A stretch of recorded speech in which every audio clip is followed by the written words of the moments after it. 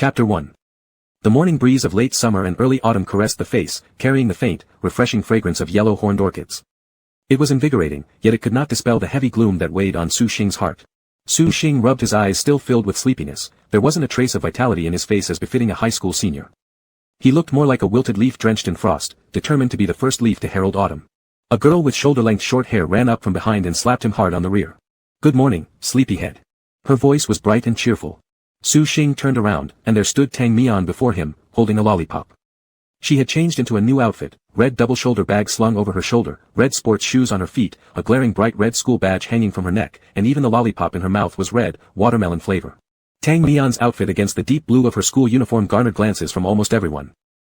Tang Mian and Su Xing had grown up together in an alleyway as childhood friends. Even though their families moved into different residential areas after junior high, Tang Mian and Su Xing always attended the same school and were in the same class. Even during the lottery draw for middle school allocation, they somehow weren't separated. Su Xing didn't comment on Tang Mian's new fashion sense, instead silently climbing the stairs with a look of complete resignation. Seeing this, Tang Mian laughed, slapping Su Xing's shoulder and asking, "What's got you so down this early in the morning?" Su Xing exhaled quietly. It wasn't just this morning he felt this way, but he'd been melancholy for 3 entire days now. This story would likely seem unbelievable to anyone. 3 days ago, when Su Xing woke up one day, he suddenly acquired a peculiar ability. He could see a red string tying lovers together. Even though Su Xing obtained such a miraculous superpower, he found no joy in it. Instead, he also discovered that he too had a red string tied to him. The string connected his left hand with something else much lower down. Su Xing. This meant that if his destiny vision was indeed a top-tier genuine skill, then he was destined to remain single for life. As a young man about to reach adulthood, full of energy and vigor, fate gifted him an adult ceremony where he was given a premonition of life's misfortune. Fate's mockery was cruel, adding 9/10 malice to its sincerity. Su Xing indulged himself in sorrow while Tang Mian pulled at Su Xing's hand and pushed a lactic milk-flavored lollipop into it, smiling brightly as she consoled, "There's no hurdle we can't cross, cheer up. Have some candy." While Tang Mian's peripheral gaze caught 2 figures turning the corner of the stairs, she missed Su Xing's anguished expression as he stared at the palm of his left hand, feeling unable to breathe. Tang Mian nudged Su Xing with her elbow, the lollipop in her mouth pointing towards a certain direction as she curiously asked, "Do you think how many couples will appear in our class this semester? I wonder who'll lead the charge." Su Xing glanced up. On the stairs above, a boy and a girl walked together happily chatting. The girl was their class biology representative, Yu Kan-chun, and the boy was her front desk partner, named Lu Zikan. Tang Mian whispered gossipingly, "Lu Zikan must be pursuing Yu Kan-chun, it's super obvious, I'm just not sure if they're already together or not."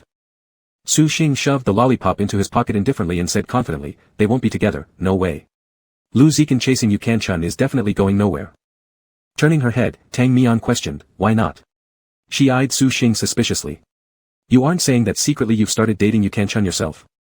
Su Xing casually responded, "Yu Kan-chun likes someone else, alright." Tang Mian became interested instantly, circling around Su Xing, persistently questioning, "Who told you that? Who does she like? Is it someone in our class?" "She." Su Xing's eyes followed ahead, noticing a vivid crimson string floating out of Lu Zikan's left chest, twisting around to entangle Yu Tsanchuan's ankle. However, the string coming from Yu Tsanchuan's heart stretched backward, extending toward Su Xing and Tang Mian. By now, Su Xing and Tang Mian had reached the 3rd floor, where his classroom for Year 3 Class 7 lay at the end of the corridor. Seeing Yu Tsanchuan's string bypass him and curve back down the stairs behind him, Su Xing couldn't help but become curious. Taking a few steps back, he peeked downward at the stairs. At that moment, someone's shadow appeared ascending the stairs and collided directly with Su Xing without warning. "Hey, be careful."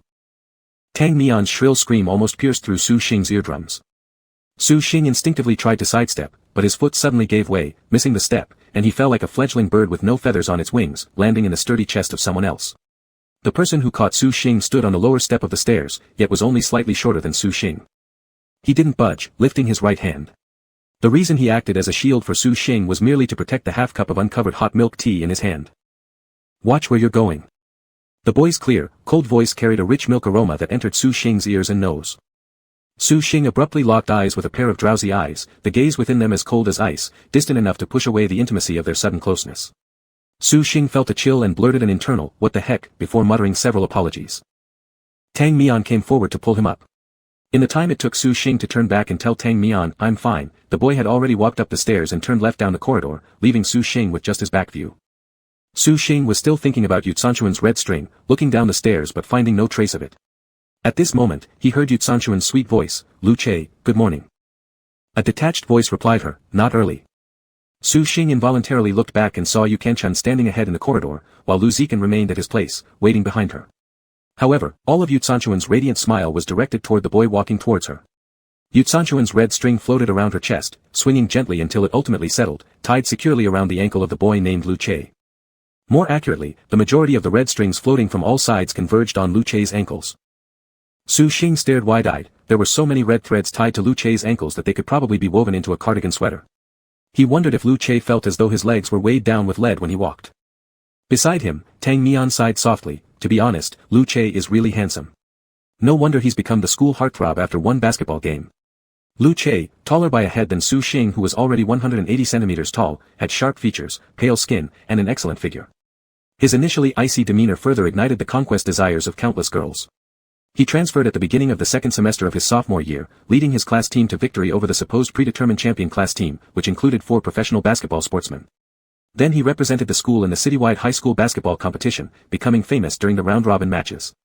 Not only did he bring home the championship cup, but he also captured the hearts of numerous boys and girls. Although Su Xing didn't want to agree with Tang Mian's praise, the multitude of red threads on Lu Che's feet proved to be compelling evidence. If each red thread represented one admirer, then the pile must represent dozens of people at least. Su Xing's keen eyes noticed a more vivid red string among the 2 bundles, heading his way, then passing through his legs. In addition to seeing the red threads, Su Xing could also feel their presence. He nudged the vibrant red string with his shoe tip, curiously looking back along the thread, but was interrupted by Tang Mian. Hey, wake up. Did you offend Yu Qianchun? Confused by Tang Mian's question, Su Xing shook his head in bewilderment. Why would I do that? Why are you asking? He barely interacted with Yu Qianchun and had no opportunity to offend her. Tang Mian shrugged, half joking and half serious. Maybe she ran for class president too. Since you got selected instead, maybe she held a grudge against you. Tang Mian wasn't sure if it was just her eyes playing tricks on her, but she thought she'd glimpsed Yu Qianchun glancing at Su Xing with what seemed like a hostile look the moment after calling out to Lu Che. Su Xing nodded affirmatively. If I unknowingly offended someone, well, I can't do much about it. Like, himself and Lu Che. Su Xing recalled 2 days ago when he had just realized he had the ability to see matrimonial red strings. He spent the whole day alone in anxiety and unrest. After much deliberation, he finally confessed this secret to his sister, hoping for her guidance and comfort.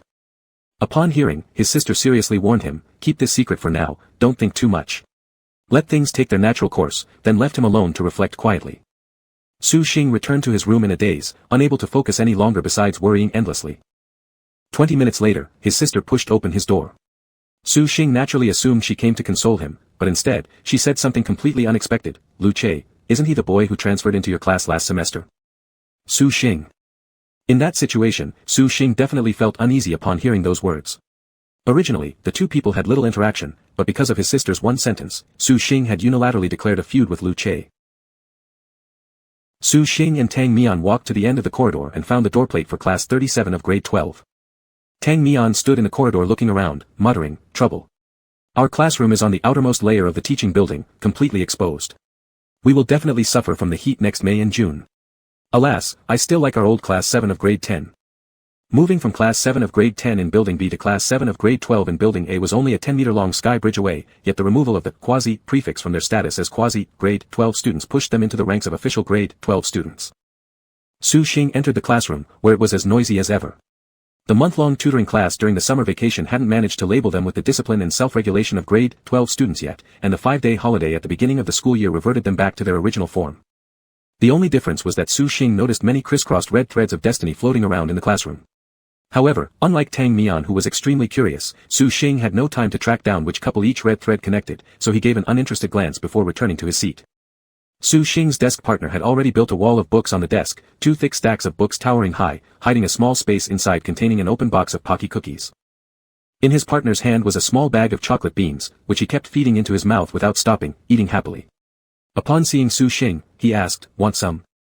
His outstretched palm was white and chubby, rolling 2 chocolate beans in his palm. His desk partner's name was Wang Zizong, a plump boy with bright smiling peach-shaped eyes, looking like a lucky charm, yet he was actually a standard short fat rich kid. His family worked in real estate. When the school was building its gymnasium, his father donated a large sum of money to the school. Su Xing fished out the whole bag of chocolate beans from the hidden compartment and confiscated them all, saying, eat, didn't you say you were dieting? Let's see if you still eat while standing on the scale. Wang Zizong's bright smile instantly faded, as he nodded pitifully, of course I'll eat. With over 200 pounds already, the base is too large. Even eating all day while standing on the scale, no slight change would be visible. Su Xing. Tang Mian took the chocolate beans from Su Xing, popping 2 into her mouth, pinching Wang Zizong's big face, and said, "Our little prince already has a girlfriend, what's there to fear?" Su Xing's wound was touched, feeling his chest tighten slightly. Not only did Wang Zizong have a girlfriend, but worse still, his girlfriend was very beautiful. She was fair-skinned, gorgeous-looking, with a shapely waist and curvaceous hips. When they stood together, it was like a pretty mother holding hands with a chubby son, it simply didn't match. However, despite being tall, sunny, and good-looking, standing at 180 centimeters, Su Xing's life companion in the future might just be 5 miss. Su Xing stared at the red thread rooted in Wang Zizong's chest, finding it more glaring by the second, and his mood dropped once again to its lowest point. Tang Mian's seat was right next to Wang Zizong's, and the two were laughing and chatting happily, leaving Su Xing in no mood to join their meaningless conversation. Melancholy, he propped his head up with one hand and absently chewed on a pocky stick in his mouth, finding it tasteless. Just as Su Xing was lost in thought, suddenly a male classmate from the front row walked over, catching Su Xing's attention. Immediately, Su Xing's eyes lit up. The elusive red thread floated into his palm, vanishing into his crotch. Su Xing almost clapped his hands in delight. Discovering that someone else was also single since birth, Su Xing instantly felt sympathy, a myriad of emotions, and a sense of camaraderie, along with a bit of joy from finding kindred spirits. Excited, Su Xing called out, "Hey, Xiao Shun." Trying to greet the classmate in a friendly way, suddenly a shout came from the back door, "Hey, Lu Che." The deep male voice drowned out Su Xing's greeting, causing both Su Xing and Xiao Shun to turn towards the door. At the back door stood a boy with an upright posture, leaning casually against the doorframe. As soon as Su Xing glanced at him, he clearly saw, a red thread was connected to the boy's crotch. The moment his gaze brushed over it, the brightness of the red thread increased significantly. Originally loose and dragging along the ground, the red thread suddenly became vibrant. Without thinking, Su Xing followed the red thread with his gaze. Just as Xiao Shun turned around after throwing away trash, the red thread connecting to the boy's crotch immediately tightened, with the other end of the red thread heading towards Xiao Shun's buttocks. And disappeared inside. Su Xing froze in expression, and the biscuit stick dangling in his mouth plopped onto the ground, breaking into several pieces. Xiao Shun's situation was truly beyond Su Xing's comprehension. He fixed his gaze on the seam of Xiao Shun's pants, as if trying to pierce through and investigate further. Xiao Shun had no interaction with the boy standing by the door, their gazes never even met. Yet after catching a glimpse of the boy, Xiao Shun quickly dropped his eyelids and silently returned to his seat. Despite appearing calm, Su Xing could tell that every move Xiao Shun made was deliberate. Su Xing's heart began racing wildly. All traces of joy he had felt just moments ago about bonding with Xiao Shun were now gone. In their place loomed dark clouds, signaling a storm of anxiety rushing towards him. As if possessed, Su Xing turned his head to look behind him, whereupon seeing the truth, his restless heartbeat froze instantly. He clearly saw, a red thread pressed under his own buttocks. Unbelieving, Su Xing opened wide eyes, then suddenly stood up, spreading his legs and bending down for a closer inspection. The red line vanished between his legs. Exactly like Xiao Shun's case. Su Xing, excuse me. His mind went blank as a flood of thoughts overwhelmed him, repeatedly confirming what he had seen. In the end, there was nothing left but acceptance. Tang Mian leaned against Wang Zizong's desk, carelessly glancing twice at the floor on Su Xing's side before asking nonchalantly, "What happened? Did you drop something?" The cookie in her mouth crunched satisfyingly. Su Xing didn't respond. With a dazed expression, he extended his hand, pulling lightly at the red thread upwards. Upon being pulled, the red rope quivered suddenly, tautening. The other surrounding threads lost 50% of their opacity, making way for Su Xing's line as if acknowledging its supremacy. Following the stretched red rope, Su Xing found its end winding around the crotch of the student sitting diagonally behind him, tied into an ostentatiously flirtatious bow. Su Xing's eyes hesitated, moving upwards, trembling involuntarily at the thought, making the red string vibrate softly, causing Lu Che, who had been staring at his phone, to instinctively glance over in Su Xing's direction. Lu Che's profile was bathed in the radiant golden morning sunlight, softening the sharp lines of his face and adding a touch of warmth. Unfortunately, it was all just a dazzling optical illusion created by the overly bright sunshine, because Lu Che was far from amiable or approachable. They locked eyes. Su Xing wore an astonished expression. Lu Che's face remained indifferent. Su Xing. Suddenly, Su Xing felt whatever he held slip out of his grasp, prompting him to instinctively reach out and grab it, but the vivid blood-red rope slipped away into a phantom shadow, eluding his grasp light as air. His fingers pierced through the red rope, leaving Su Xing clutching thin air. The red string was gone. Chapter 2. Su Xing sat dazed through an entire morning study hall, his thoughts in chaos and disarray. The image of the butterfly not swaying gently with the wind kept swirling in his mind. During this time, he even made 2 trips to the restroom. He first went with a face ashen, gripping his phone tightly, enduring the shame of taking a private photo of himself bending down. However, the photo didn't show any trace of the red string. Instead, it was the first time in his life he got a glimpse of what his butt looked like. Embarrassed and humiliated, he angrily deleted the picture immediately. Returning to the classroom, he was restless, sitting on pins and needles. Finally, after borrowing a small mirror from Tang Mian, during his second trip to the bathroom, he managed to see via the tiny mirror that his sphincter had indeed emitted a light, delicate red string, exactly as he'd suspected. However, now that the karmic eye could see but not touch, he regretted having just been shocked and frozen instead of decisively removing the string when he had the chance. Su Xing's mind went blank, he didn't dare to delve too deeply into it. But current circumstances left him no choice but to think, whether it be the unique way the string was tied or its position. Su Xing knew roughly what this string signified. Yet, this didn't stop him from clinging to a shred of hope. What did that string represent? Was it really because of this string that he turned gay today? Was Lu Che gay? Was Xiao Shan gay? And that guy who showed up at the back door, was he gay too? After a barrage of rhetorical questions bombarded his brain, Su Xing finally cleared the fog that clouded his thoughts. Whether or not Lu Che and the others were gay, Su Xing didn't know, but he was sure of one thing: like the VT graph of uniform motion, his orientation remained straight as an arrow, absolutely unswerving. Once Su Xing clarified his thoughts, he breathed a sigh of relief. Since obtaining the special ability of the karmic eye, it was the first time he so strongly wished to stay single and die alone without complaint. Even though it was the official first day back to school, since it was Friday and they would have a one-day holiday after 2 days, the students in Class 7 seemed more like they were reuniting for fun. Their playful and lazy hearts couldn't be contained. The bells signaling preparation for the first class rang, and students began returning to their seats one by one. Whispering voices filled the air among seatmates and neighboring desks without end. Just then, everyone caught sight of a tall and well-built figure stepping onto the platform. Everyone subconsciously thought the teacher had arrived, so most students fell silent in good order. A brief silence descended over the classroom until it was interrupted by a deep, magnetic voice laced with a chuckle, mingling with the sound of a blackboard eraser tapping against the desk. Ahem, I'll take up a bit of your pre-class time to say something important. The handsome young man on the podium smiled with a hint of mischief in the corners of his mouth. A familiar companion from the back row called out enthusiastically, Fu Erdai is treating the whole class to food and drinks this Sunday to celebrate our entering senior year. Everyone should come and cheer him on. The man standing on stage was named Fu Dai, the only son of a certain 5-star hotel president, truly deserving of the title, Fu Erdai. Ignoring his buddy's teasing, Fu Dai stood poised on the platform, looking down from above, his eyes fixed intently on a target. Su Xing saw it clearly, a vivid red string embedded in Fu Dai's chest. As for the other end of the string, Fu Dai smiled faintly and said, Xiong Huan, you look better with a ponytail than usual. For a moment, the entire class froze, and then amidst the whistling and table-pounding calls of an excited male student, everyone joined in the ruckus. The students in the front rows turned around to glance at the female lead, some bearing disappointed looks of those secretly harboring affection for Xiong Huan, while others carried envy and resentment from the girls.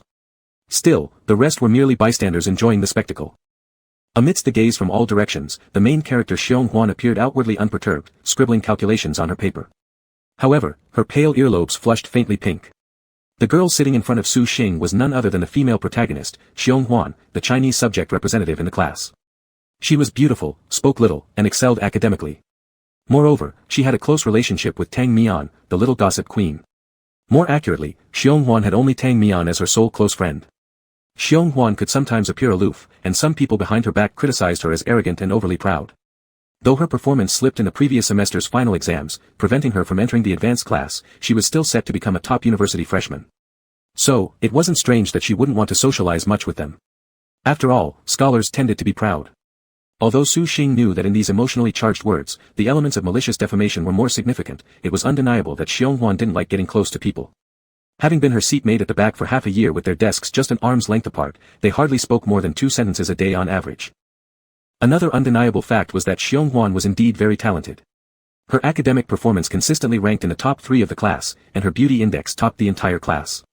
Her name frequently appeared in night talk topics among boys in the dormitories, but usually accompanied by a sigh, the class flower may be beautiful, but no one can pluck her.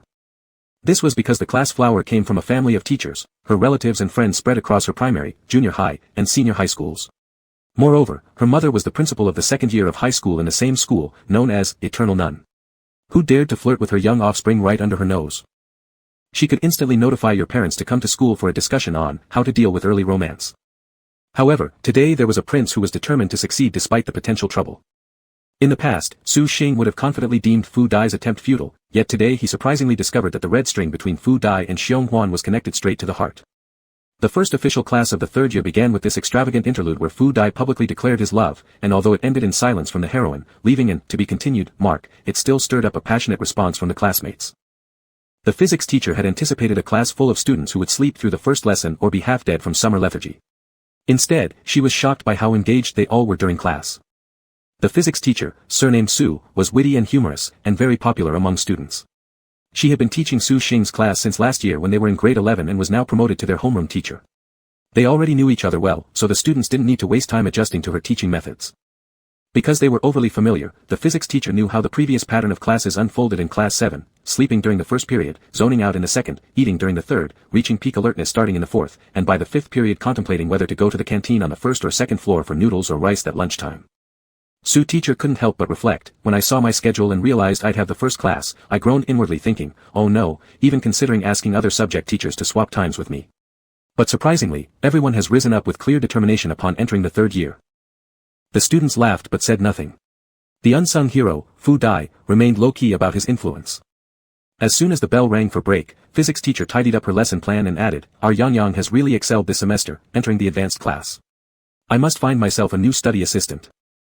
Many students were fond of approaching physics teacher, thus making the position of physics study assistant quite desirable.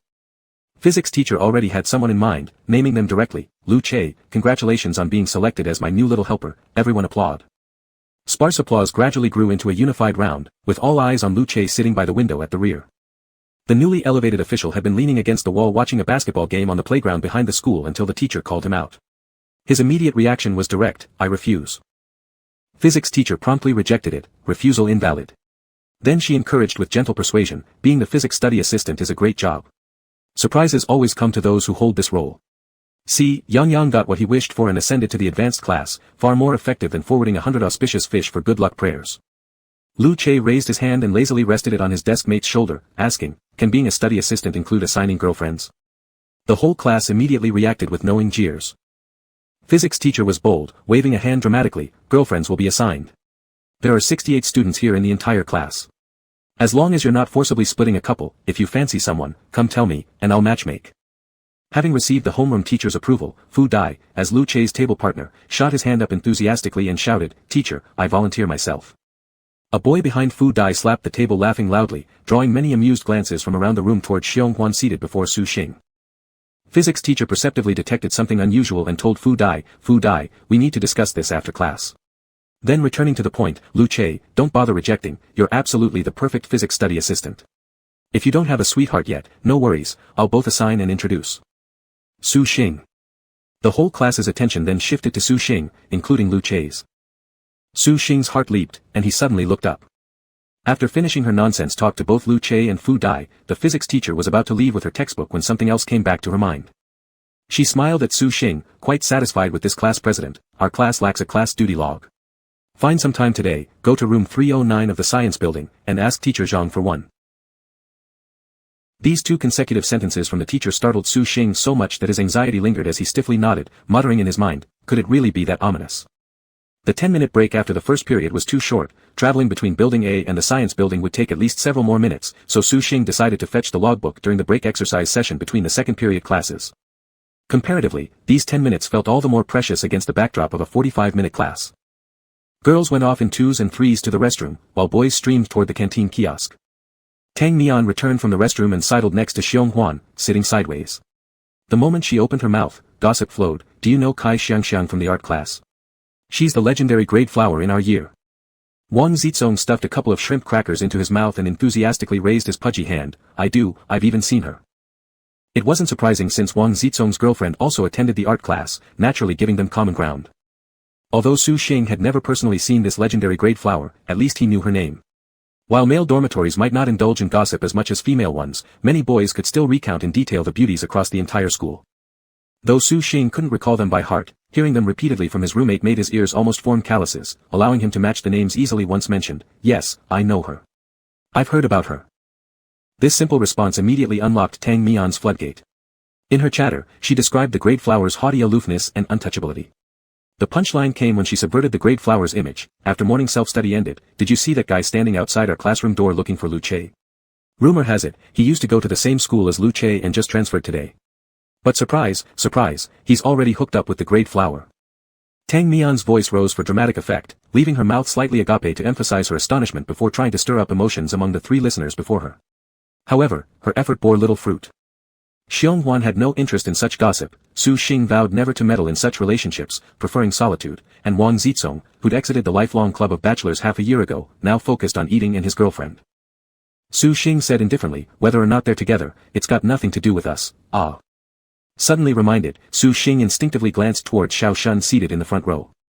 Xiao Shun's red string was connected directly through to the other guy, yet this big brother had a girlfriend now, what's going on? Su Xing found himself perplexed. He currently knew very little about the red strings, relying solely on comparisons and wild guesses. Most couples he observed registering their marriage at the Civil Affairs Bureau had their red strings tied heart to heart like his parents, leading him to believe that the red strings symbolized destined love. As for those around ankles or wrists, observation was still needed.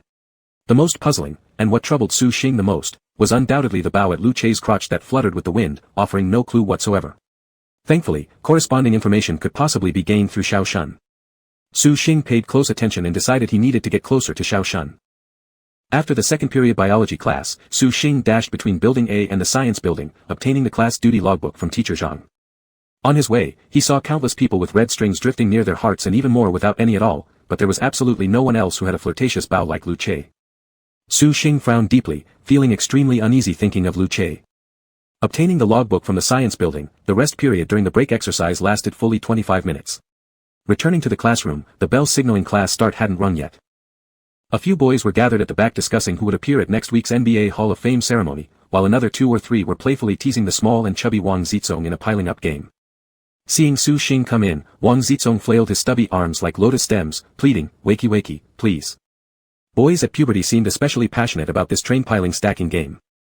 Wang Zizong was usually the one pressed at the very bottom, the reason was simple. Wang Zizong had a good temper and a round, chubby body that made for a comfortable cushion without causing any discomfort. Additionally, there was a certain ease in rubbing against the small fatty's chest. The boys stacked on the outermost layer grinned at Su Xing, "Class president, come join our 4P game, huh? Hurry up and press down on me." Su Xing was used to their games and gave a teasing remark, "You guys should take it easy." As he spoke, Su Xing intended to bypass this pile of human mountains, but then Lu Che appeared before him. Lu Che sat in Fu Dai's position near the aisle, facing away from the window with his body leaning outwards. Both arms were propped up on the tables in front and behind him as he focused intently on an extremely nostalgic handheld game console from Su Xing's childhood memories, a water ring toss machine. Lu Che attentively pressed the directional keys on the water machine, evidently nearing a thrilling climax. The boy sitting behind Lu Che was hunched over the desk humming, "Your heart, my heart," until his voice faded as he fixated on the screen of the water machine. The sole reason Su Xing noticed Lu Che longer than usual was because he saw the bow at Lu Che's crotch inexplicably shine brighter. Could it be because he got closer? Just as this thought crossed Su Xing's mind, the pyramid of boys suddenly toppled when the fat kid at the bottom burst forth with force, causing the other boys to stumble backward. Su Xing was caught off guard, losing balance and tumbling sideways. Shit! Lu Che finally managed to control the intensity of the water spray by pressing the button just right, landing the last stubborn circle precisely onto the long rod. Who knew that, out of nowhere, a figure sprang up like a circle in his water game, gaining momentum to land squarely into his arms. This sudden impact shook the rings already on the rods in Lu Che's water machine, making them quiver and wobble. Dizzy and disoriented, Su Xing realized belatedly that he was sitting on Lu Che's lap. With the red string between them likely shortened to its shortest distance. Su Xing. He could feel Lu Che's warmth through the areas where their bodies touched, his rear and back pressed together, spreading wantonly throughout Su Xing's body and climbing up his neck and cheeks. Even his earlobes flushed with a suspicious pink hue. Suddenly, Su Xing's brain shut down, leaving him only able to hear an external command coming towards him. "Don't move." The tone sounded hurried and flustered. Chapter 3. Su Xing received the instruction, "Don't move," but his body reacted before his brain could process it, springing up as swift as thunder, which clearly demonstrated his complete resistance from the bottom of his heart. "Sorry about that." Su Xing turned around to apologize, with a somewhat embarrassed smile. Lu Che's handsome face immediately became dark and stormy, making Su Xing feel an intense pressure on his shoulders. The moment Lu Che scolded Su Xing for not moving, the ring machine was undergoing its own turmoil. The rings that were strung together swayed left and right, floating and sinking, just like patients teetering on the brink of life and death, hanging on but suddenly deprived of oxygen by some evil force. Lu Che, witnessing himself losing this timed game, paused for 2 seconds to digest the fact, then looked coldly at Su Xing with frosty brows, speaking deliberately, "I fuck you." Although Lu Che didn't finish his sentence, anyone could easily guess what he left unsaid. Let you, mother, stay still. Can't you understand human language? It turned out that the cool Lu Che wasn't as indifferent as people said. Instead, he had a fiery temper. Su Xing was no stranger to dirty words like fuck you dude, or even fuck your bleep, used to vent emotions. But this time, he felt an actual sense of crisis in those words. Just then, a boy sitting in the last row snatched the ring machine from Lu Che's hand and interjected with a laugh. Actually, the class leader was assisting me here, ha ha ha, Lu Che, who would have thought. Only now did Lu Che shift his attention to Kudi with a cheeky grin, grabbing back the ring machine and saying, shut up, let's reset the timer. Lu Che focused on playing the game while looking down, pressing the left button first to send the colorful rings flying in one direction until he filled all the pegs on the right side, then switched directions and repeated the operation. Very quickly, only a few rings remained, the ones that required patience and luck. And also the most challenging. Kudi leaned forward over the desk, chuckling at Su Xing, thorough nut job. Oh. Su Xing felt complicated inside. Kudi continued, hey, class leader, why don't you join us? We're seeing who can finish the game fastest. Su Xing declined politely, no thanks, class is starting. Su Xing had zero interest in this children's toy. Instead, he was concerned about the earlier incidents of sitting on Lu Che's lap and falling into his arms that morning. Were these sudden accidents, coincidences, or perhaps destined entanglements? A knot tightened in Su Xing's chest, his spine chilled as more ominous thoughts arose, leading him to hope they were all his baseless worries spinning out of control. Before leaving, Su Xing quickly glanced at Lu Che's bow tie. Originally, he thought the red bow tie below the school idol's groin was quite comical. Now, he couldn't help laughing anymore. With restless anxiety, Su Xing managed to get through 2 classes peacefully. During the break after the 4th class, Su Xing returned from the restroom only to see Fu Dai towering over his seat. Fu Dai, the playboy pursuing female scholar Xiong Huan, spared no effort in doing so. On the very first day of school, he brought a brand new set of math exercises for the 2018 national exam, sitting behind Xiong Huan and lightly tapping her slender back with a pen, pestering her to explain the problems to him. The 4 words, diligent like hunger, humble like ignorance, aptly described Fu Dai. Still, hunger wasn't literal hunger, and ignorance wasn't true ignorance. Early in the morning, Fu Dai had indirectly made a high-profile confession. The whole class, not deaf or blind, understood the budding romance Fu Dai harbored for Xiong Huan as clear as day. Surrounding classmates were all highly interested in the interactions between them but wisely refrained from interfering. Xiong Huan maintained her aloof persona as the icy genius student, but she couldn't ignore the prying eyes of other classmates. She had resolved to ignore Fu Dai but couldn't resist his seemingly proper arguments. Just as she worried how to placate this annoying persistent suitor, Su Xing came back, prompting Xiong Huan to say to Fu Dai, I haven't solved this question either. Why don't you ask our class monitor? Her voice carried a certain ethereal chill, yet Su Xing interpreted her words differently when they reached his ears. After their brief, 2-second eye contact, Fu Dai ripped off the first page of his draft paper, crumpled it into a ball, handed it to Su Xing with a sincere smile, and said, Monitor, can you please throw this trash away for me? Su Xing, fearing a curious look from Xiong Huan turning around, instinctively accepted the paper ball from Fu Dai and turned to walk back. His steps faltered slightly when he saw Lu Che sitting in Fu Dai's seat, with his long legs stretched out into the aisle, taking up most of the space.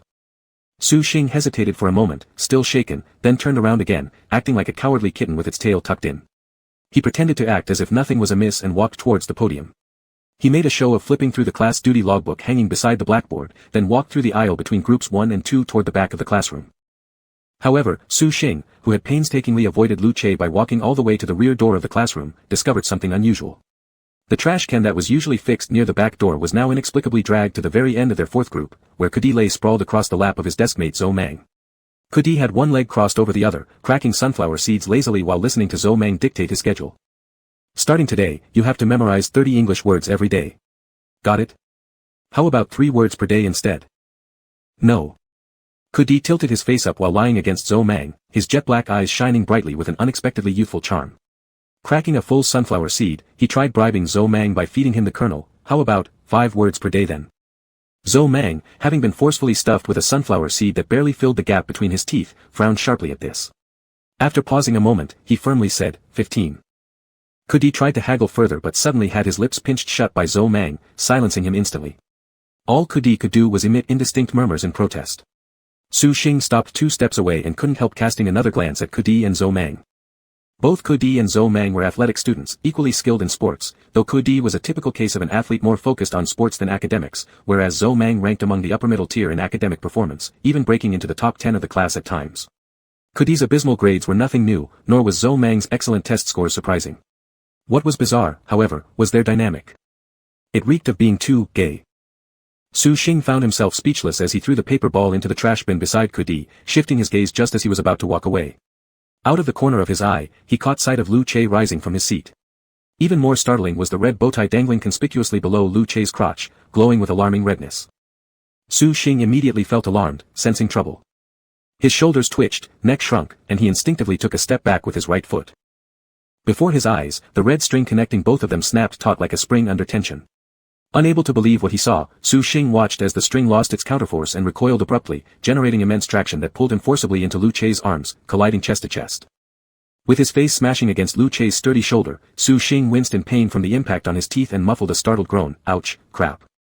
The tone dipped low before ascending sharply, suppressed only to explode outward. Their mingling breaths mixed with Lu Che's faint laundry powder scent. Damn! How could this happen? Su Xing's mental state began to crumble. Despite his subconscious defensive movements, he could not resist the mischief wrought by the red thread. Lu Che. As Su Xing calmed down and waited for his scattered soul to return, he forced himself to appear composed, avoiding Lu Che's gaze awkwardly yet sincerely apologized, "Sorry about that." Lu Che supported Su Xing, who had fallen against his chest, his thin lips uttering softly, "3 strikes, class monitor." Not even half the day had passed, yet Su Xing had already unceremoniously crashed into Lu Che's embrace 3 times. Even Su Xing felt these 3 consecutive bumps resembled some deliberate malicious scheme. Embarrassed beyond measure, Su Xing quickly backed off, tongue biting in mortification as he repeatedly stuttered, "Sorry, sorry." Just then, he heard Lu Che chuckle lightly. Fortunately, Tang Mian outside the corridor called his name at that exact moment. Seizing the opportunity, Su Xing bolted off immediately, swiftly escaping this landmine-like situation surrounding Lu Che, lest the vibrant red string continue to cause mayhem. Tang Mian stood outside the corridor enjoying the cool breeze. The geographical location of this classroom was pretty good, although there might be a risk of overheating next May or June. For now, it was quite spacious with great views facing the front playground. At this moment, freshmen and sophomores gathered under trees on benches waiting for physical education class, while senior students looked far off from their VIP perches, reviewing the younger ones with critical eyes. Still trembling from his earlier ordeal, Su Xing walked over to Tang Mian. With a pat on his shoulder, Tang Mian smiled and joked, "Looks like Fu Dai really wants to switch seats with you." Without hesitation, Su Xing refused outright, "Absolutely not." Leaning against the railing, Tang Mian chuckled, "Wow, didn't realize you cared so much about Zhongzhong." By Zhongzhong, Tang Mian meant Wang Zizong. When the freshmen were grouped into classes, they would always go through a process of getting to know each other from being complete strangers to familiar friends. Inevitably, during this process, they would give each other nicknames. It seemed that calling out someone's nickname gave the impression of an extraordinary relationship. Thus, Wang Zizong, who was chubby, started with his first nickname, Little Prince. The character, Song, in his name then evolved to imply that Wang Zizong's figure could pass for 2 people. More outrageously, when he reached sophomore year, an advanced version emerged from a classmate's joke, Wang Zizong has become Crowd Prince this semester. This was how Zhongzhong came to be. Su Xing did not comment on Tang Mian's words. Actually, the depth of Su Xing's feelings for Wang Zizong was another matter altogether. The reason why he reacted so strongly and rejected the idea at first glance was mainly because he didn't want to share a desk with Lu Che. Su Xing sighed softly, gazing afar. His attention wandered aimlessly among the younger students downstairs until Tang Mian nudged him with her elbow, drawing his attention back. She said to him, "Look at Kudi and Zhou Mang's actions. TSK, I think these 2 are definitely gay." Kudi was carefree and skilled at playing hard to get, specializing in teasing Zhou Mang, who maintained impeccable integrity. What was even more heartbreaking was that Kudi had a girlfriend. They were vivid examples of the effeminate, promiscuous flirt paired with a righteous, doting dog in real life. Several girls in the class liked this couple of athletic students and exchanged lists of similar novels from Jinjiang Literature City in their private QQ group chat. The group name often changed but remained highly poetic. It had been called, Date at Bista 2018, I'll Wait for You at the Finish Line, A Long Track, You're Great, Love on the Athletic Field, among others. Tang Mian was the group owner of this private QQ group. Following Tang Mian's gaze, Su Xing saw that Kudi was still maintaining the overly intimate pose, lying in Zhou Mang's arms. Before Su Xing could see the karmic threads, he too found their behavior suspicious. But now, seeing no trace of red strings connecting them, he could firmly state to Tang Mian, "They're just close friends. You're overthinking it." No red string appeared between them, indicating they probably hadn't met their destined one yet. Tang Mian cast a sidelong glance at Su Xing, coolly rebutting, "How do you know they're not? Straight men's eyesight and intuition are the least reliable. You wouldn't be sensitive to their homoerotic tension anyway. If you could feel it, then you're not far from being gay yourself." Su Xing retorted stubbornly, "What's wrong with my vision?" Tang Mian let out an amused sound, saying, "Let me ask you this, do you think Lu Che is handsome?" Su Xing was already irritated with this person and icily replied, not particularly. In reality, Su Xing was somewhat disingenuous here. As long as your eyes weren't blind, anyone could tell that Lu Che was exceptionally good-looking, with well-defined features and a natural air of grace. However, Su Xing had developed a grudge against Lu Che due to the influence of the red strings. His eyes might not be blind, but his mouth was defiant. Tang Mian immediately let out a soft laugh, saying, "There you have it. I'm telling you, we girls all find Lu Che incredibly handsome, and maybe gay guys do too." Oh. Su Xing was left speechless. So, praising Lu Che's looks was a privilege reserved for girls and gays, he had neither grounds to object nor rights to complain. Chapter 4. Su Xing initially felt panic and fear upon waking up with this peculiar ability. Fortunately, the red thread had no significant impact on his daily life, he could choose to indirectly ignore its existence. However, he never expected that such a great danger could be lurking beneath it. If in the future, every time he encountered Lu Che, he would be forced to fake fall and throw himself into his arms, that simply wouldn't do. Su Xing was filled with distress but felt helpless. That night, as he lay sleeplessly in his top bunk, tossing and turning, the chattering of his 8 roommates only worsened his agitation. He stared at the ceiling, thinking that from now on, he absolutely couldn't enter within 2 meters of Lu Che. Even if he fell, it would only be on flat ground, preserving the last bit of dignity for straight men.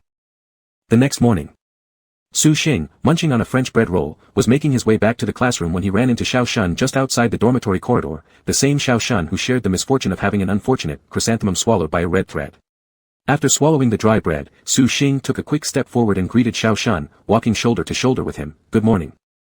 Xiao Shun turned around in surprise upon hearing the greeting, responding politely, "You're also up early." Xiao Shun wasn't tall, standing about 1.70 meters, and while speaking, he often looked downward to avoid direct eye contact. Su Xing wasn't close to him, and their interaction until now was limited to exchanging nods and saying hi when they met, unable to extend much further into other common topics, something Su Xing hadn't foreseen would start with talk about chrysanthemums and men. Xiao Shun and Su Xing each walked silently toward the teaching building.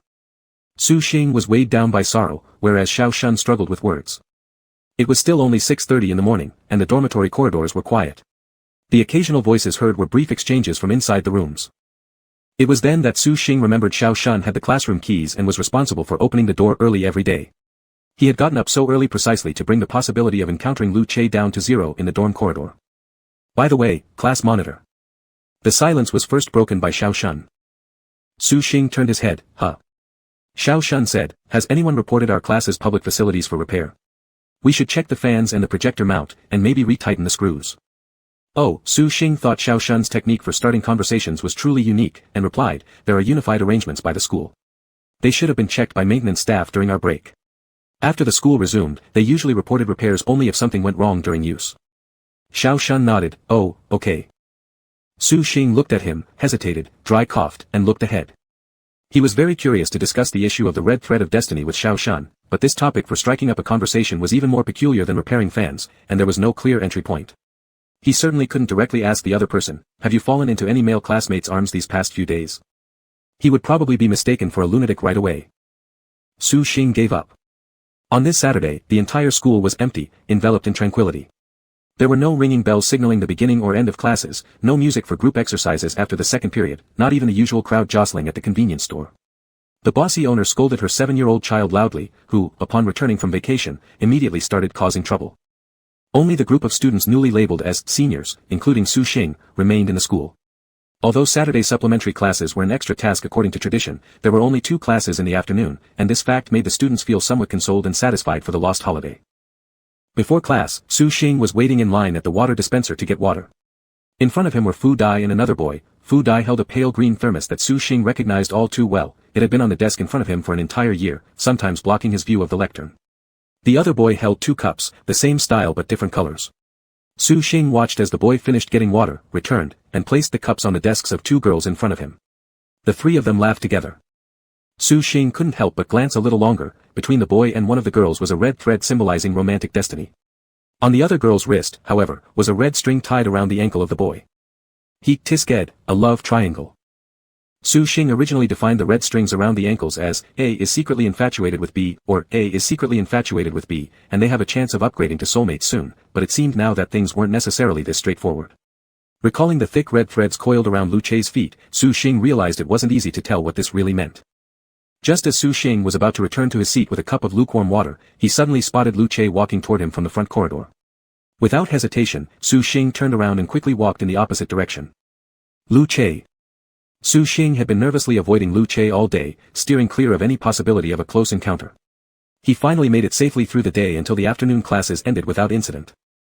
A few male classmates called out to each other and headed to the basketball court. The sound of the ball thudding against the ground echoed noisily. Someone yelled, "Don't play basketball in the classroom." Another shouted, "Pass me the ball." The cacophony filled the air with a chaotic energy. With his school bag on his back, Su Xing reached the rear door just as his phone buzzed with a notification.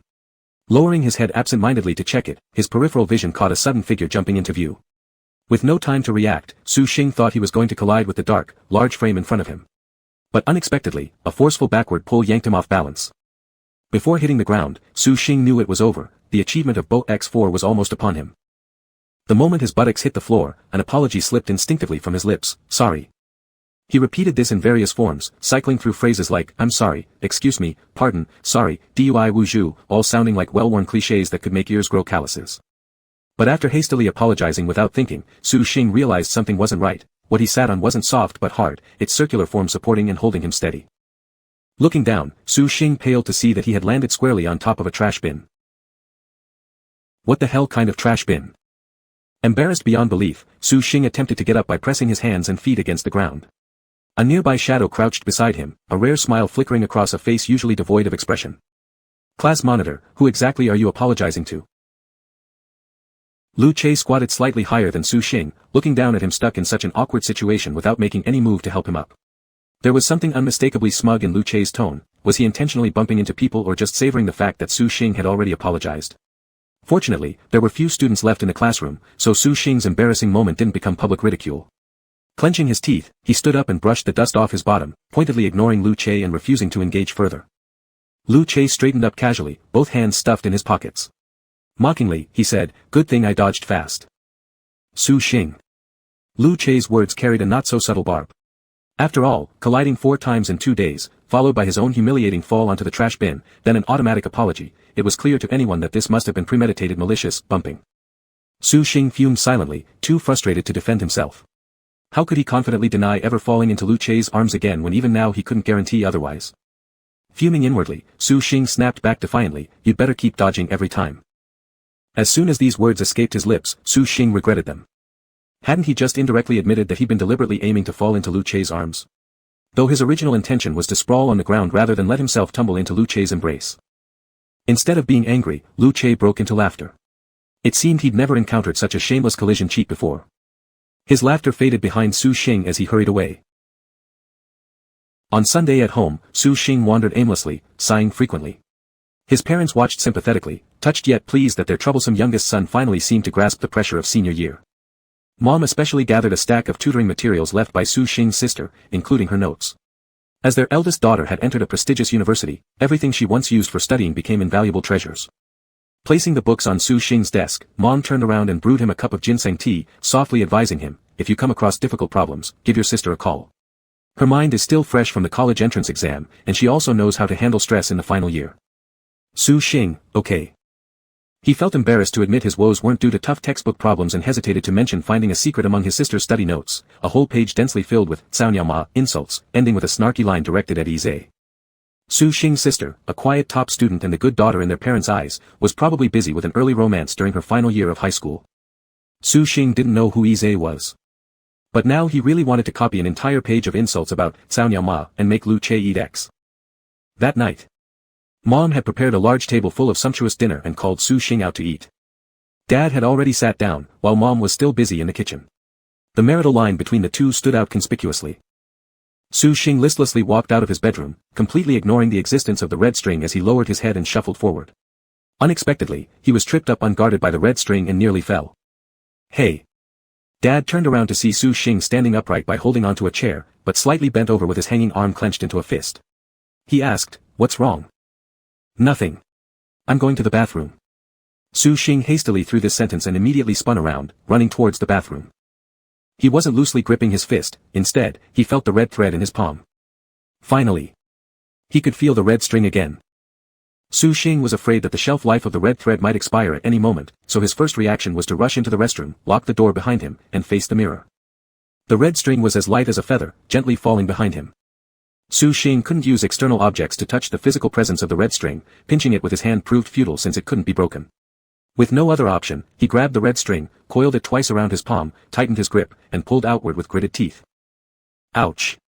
An excruciating pain instantly weakened his strength. Grimacing in pain, the sensation shot straight to his heart, akin to eating wasabi, sharp but fleeting. Without worrying about whether it was shameful or not, he yanked down his pants, only to find everything intact, and the red string undamaged between his legs. Su Xing's face scrunched up as he stared complexly at the red string extending from the closed creases. What should he do? He recalled how frequently he had fallen helplessly into Lu Che's arms these past few days, and the mocking remark Lu Che made earlier today, "Good thing I dodged fast."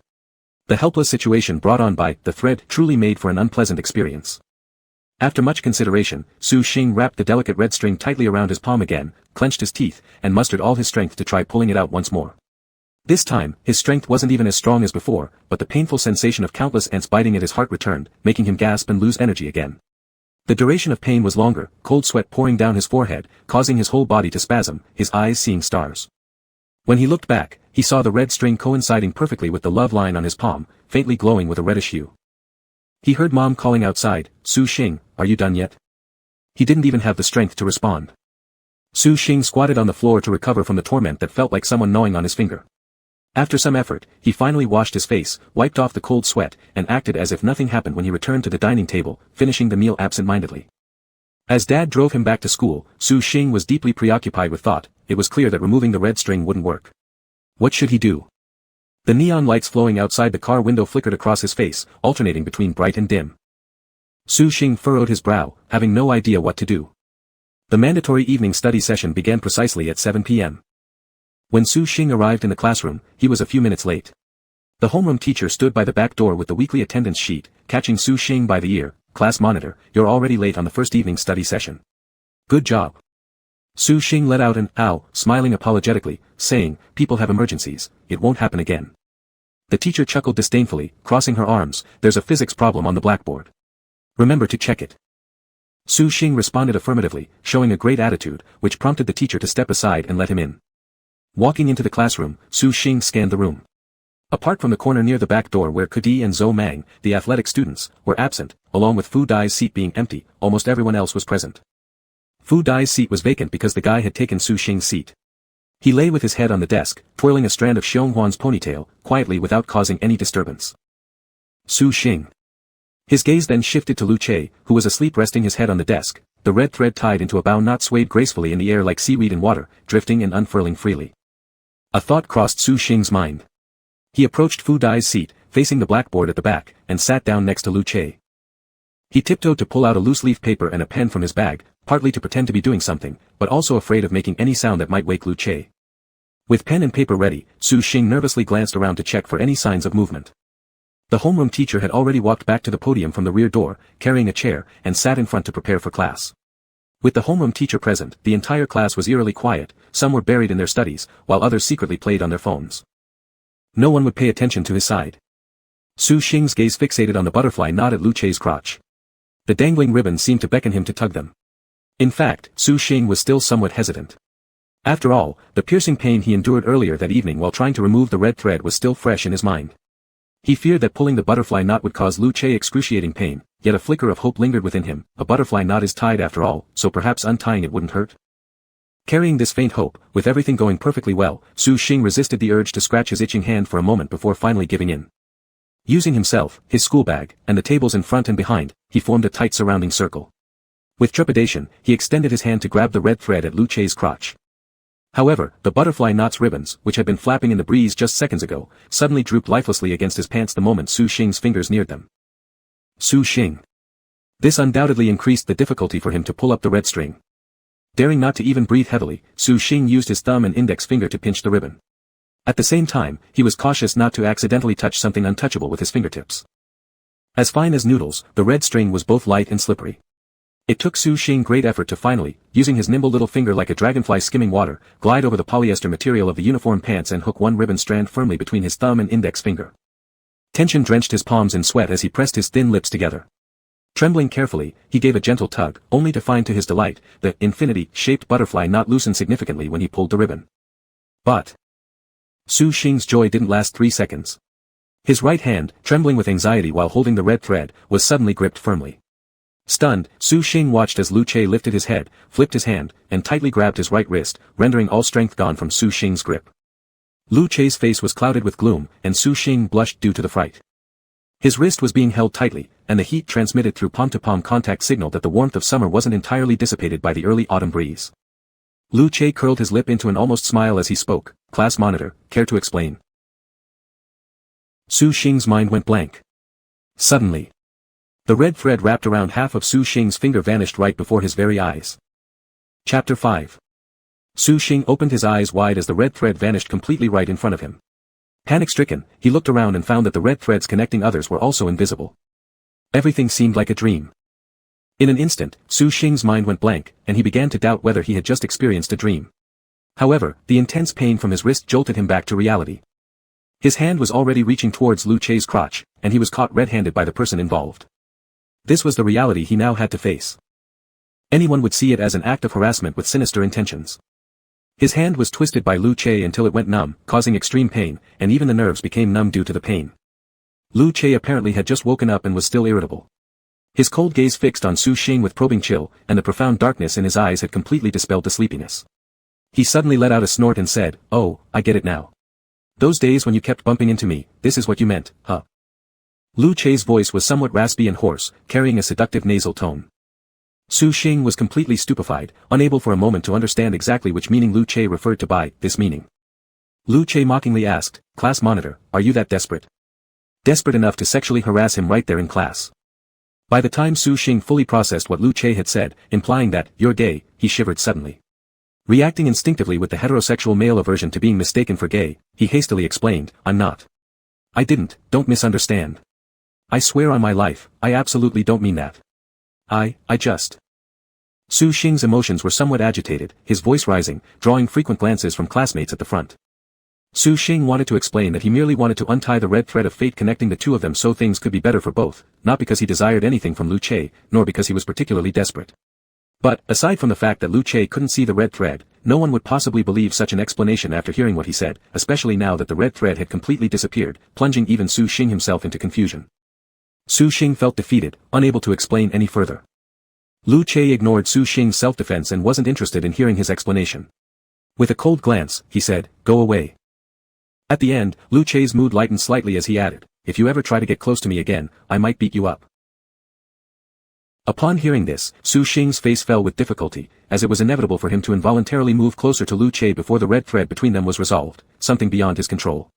Su Xing could only hope that the intangible effect pushing him to collide with Lu Che disappeared along with the red thread.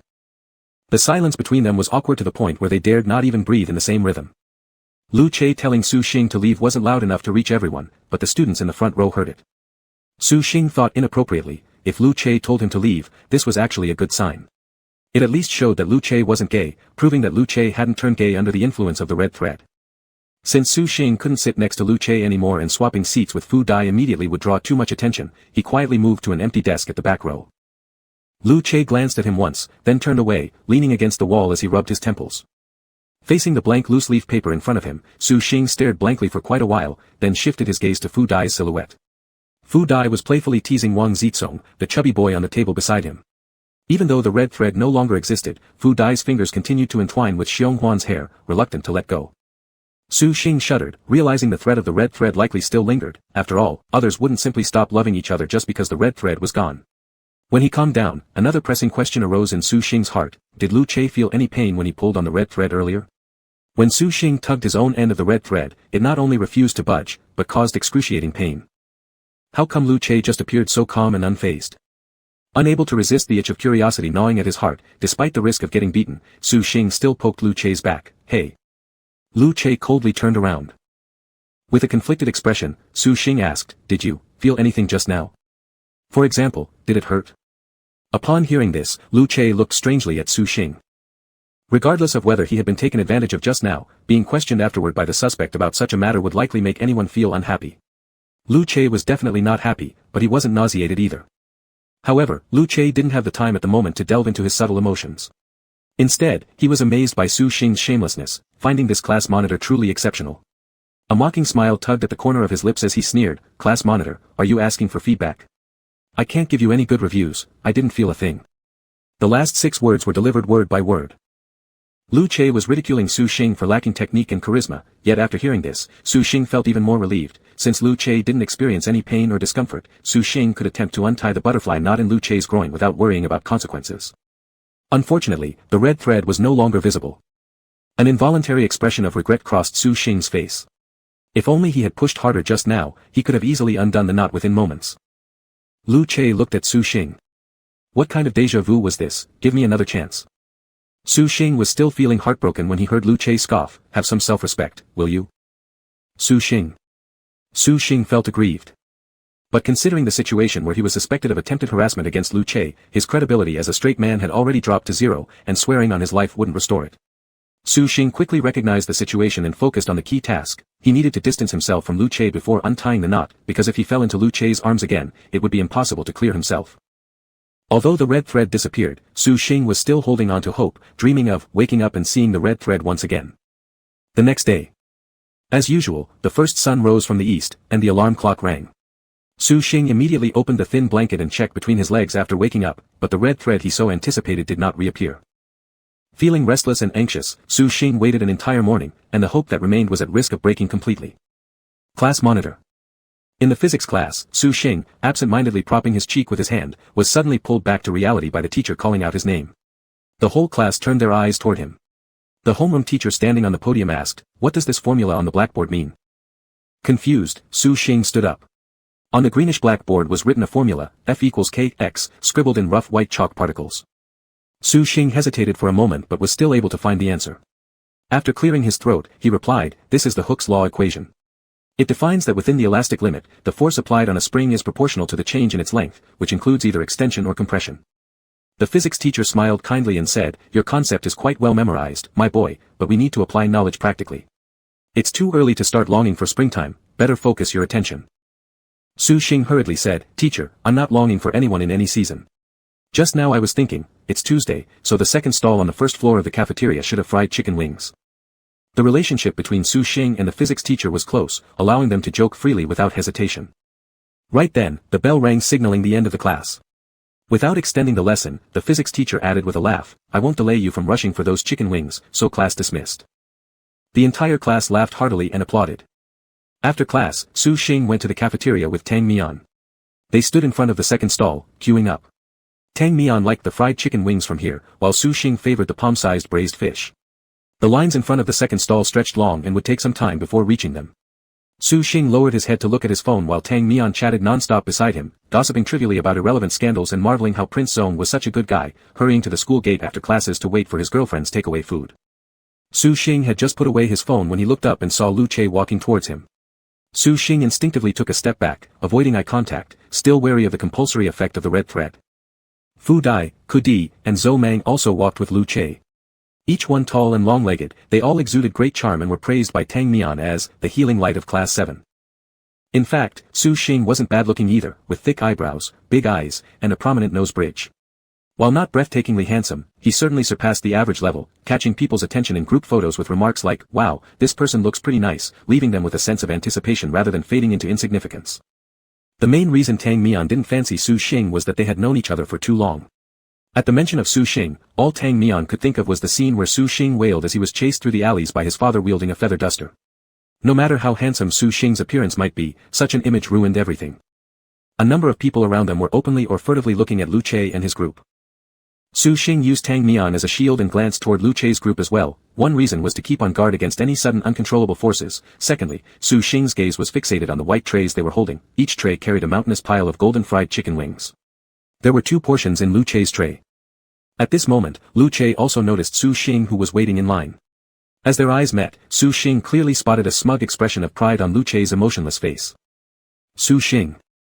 It must have been just an illusion. Lu Che walked away directly.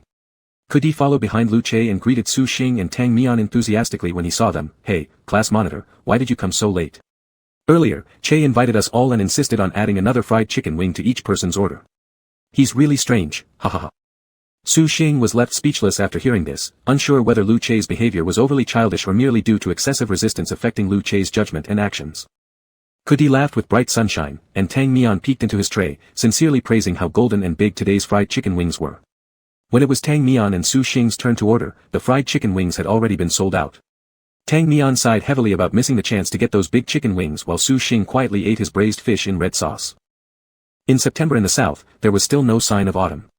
The wind blowing at noon was also hot, not like the warm and comforting breeze of autumn or winter, but the oppressive heat of summer instead. Afternoon. Su Xing stood on the corridor with Zi Tsong, watching junior students play basketball downstairs as a form of amusement. The entire morning sun didn't scorch the front playground, and past noon, the west-facing sunlight was blocked entirely by the teaching building and green shade, leaving both the front playground and the corridor relatively cool. Zi Tsong rested his whole body on the iron railing of the corridor, uncaring if it was dirty, resting his fine and smooth chin on the railing, and complained, "I envy those who can play basketball carefree, as well as those playing shuttlecock and badminton over there. But envying does no good, I love, yet I must restrain myself, it's the life of a senior 3 student."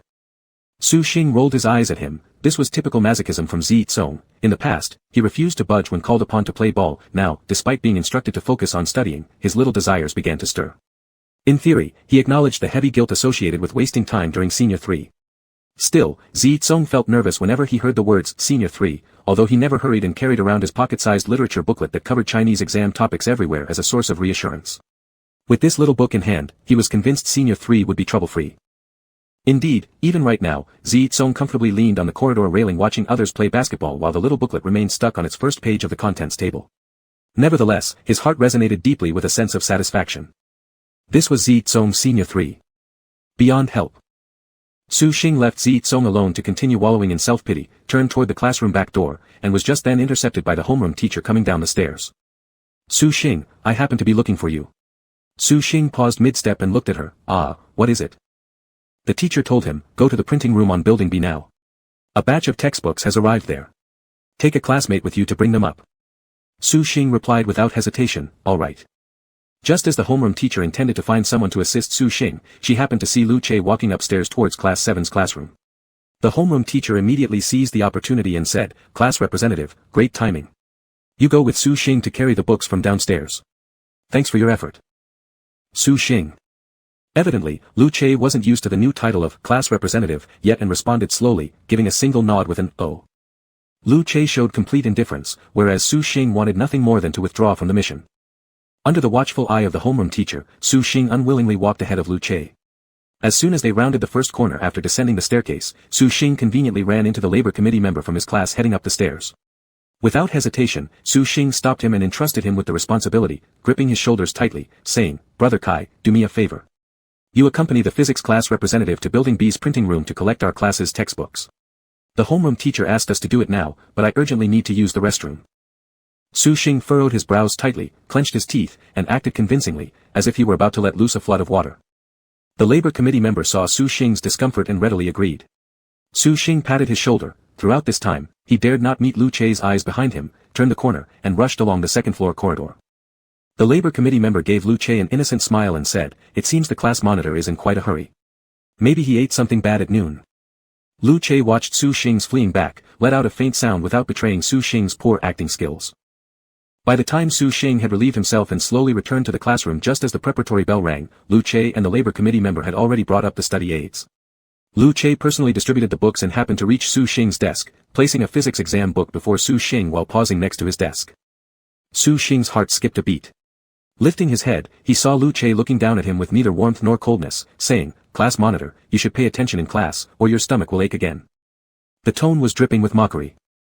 Others might not have caught the hidden meaning in those words, but to Su Xing, they instantly translated into comments like, "Stop thinking about me, alright," or "How lame can your excuse of stomachache be?" Clearly showing Lu Che was teasing him for zoning out in class and for escaping earlier. Su Xing's face flushed red, not out of shyness, purely from irritation. After Lu Che finished distributing the books and returned to his seat, Zi Tsong curiously asked Su Xing, Xing, when did you get so close with Lu Che?" Close enough that Su Xing earned the school grass's concern. Su Xing hastily rejected, "Not close. Not at all." Zi Tsong sighed regretfully, "Oh, I thought you two got along well. I was going to ask you about his situation." Su Xing questioned, "Why do you want to know?" Zi Tsong leaned forward and stuffed a crispy snack into his mouth, muttering indistinctly, "My girlfriend wants to know." Su Xing was even more confused and frowned, "Why does your girlfriend want to know about him?" Zi Tsong chewed on the crunchy snack and replied, "Don't know. Probably asking for a friend." Su Xing casually ed and thought for a moment. Indeed, he knew nothing about Lu Che. Chapter 6. Su Xing and Wang Zizong's conversation ended without resolution, as if it had come to an abrupt stop. Tang Mian, who was sitting at the table next to Wang Zizong, joined their chat at this moment. Tang Mian reached under Wang Zizong's desk, broke off a piece of crispy noodles, chewed it noisily, and asked, "What are you talking about? What happened between your girlfriend and Lu Che?" Su Xing. Rumors often arise from nothing or sometimes from half-truths. But there are also baseless lies, just like what Tang Mian is doing now, spouting out rumors. Su Xing quickly refuted the rumor and clarified, "It's my seatmate's girlfriend's friend who wants to inquire about Lu Che's information. Don't jump to conclusions after only hearing part of the story." Tang Mian said with surprise, then apologized bashfully, sorry. But I heard that Lu Che already has a girlfriend, so your girlfriend's friend shouldn't be hoping for anything with him." Wang Zizong nodded stupidly, not caring much about anything, munching while saying, "Oh, he does have a girlfriend." Su Xing immediately brightened his eyes and followed up, "Really? Is she from our school?" Tang Mian once again reached into Wang Zizong's desk, broke off another piece of crispy noodles, stuffed it into her mouth, and said, "Not really, probably from his previous school. By the way, Lu Che is super handsome. I heard that his girlfriend's phone got stolen on a bus at a very long station. His girlfriend borrowed a female companion's phone to call Lu Che, and in no time, he led a whole team in sports cars and surrounded the bus. It was absolutely incredible."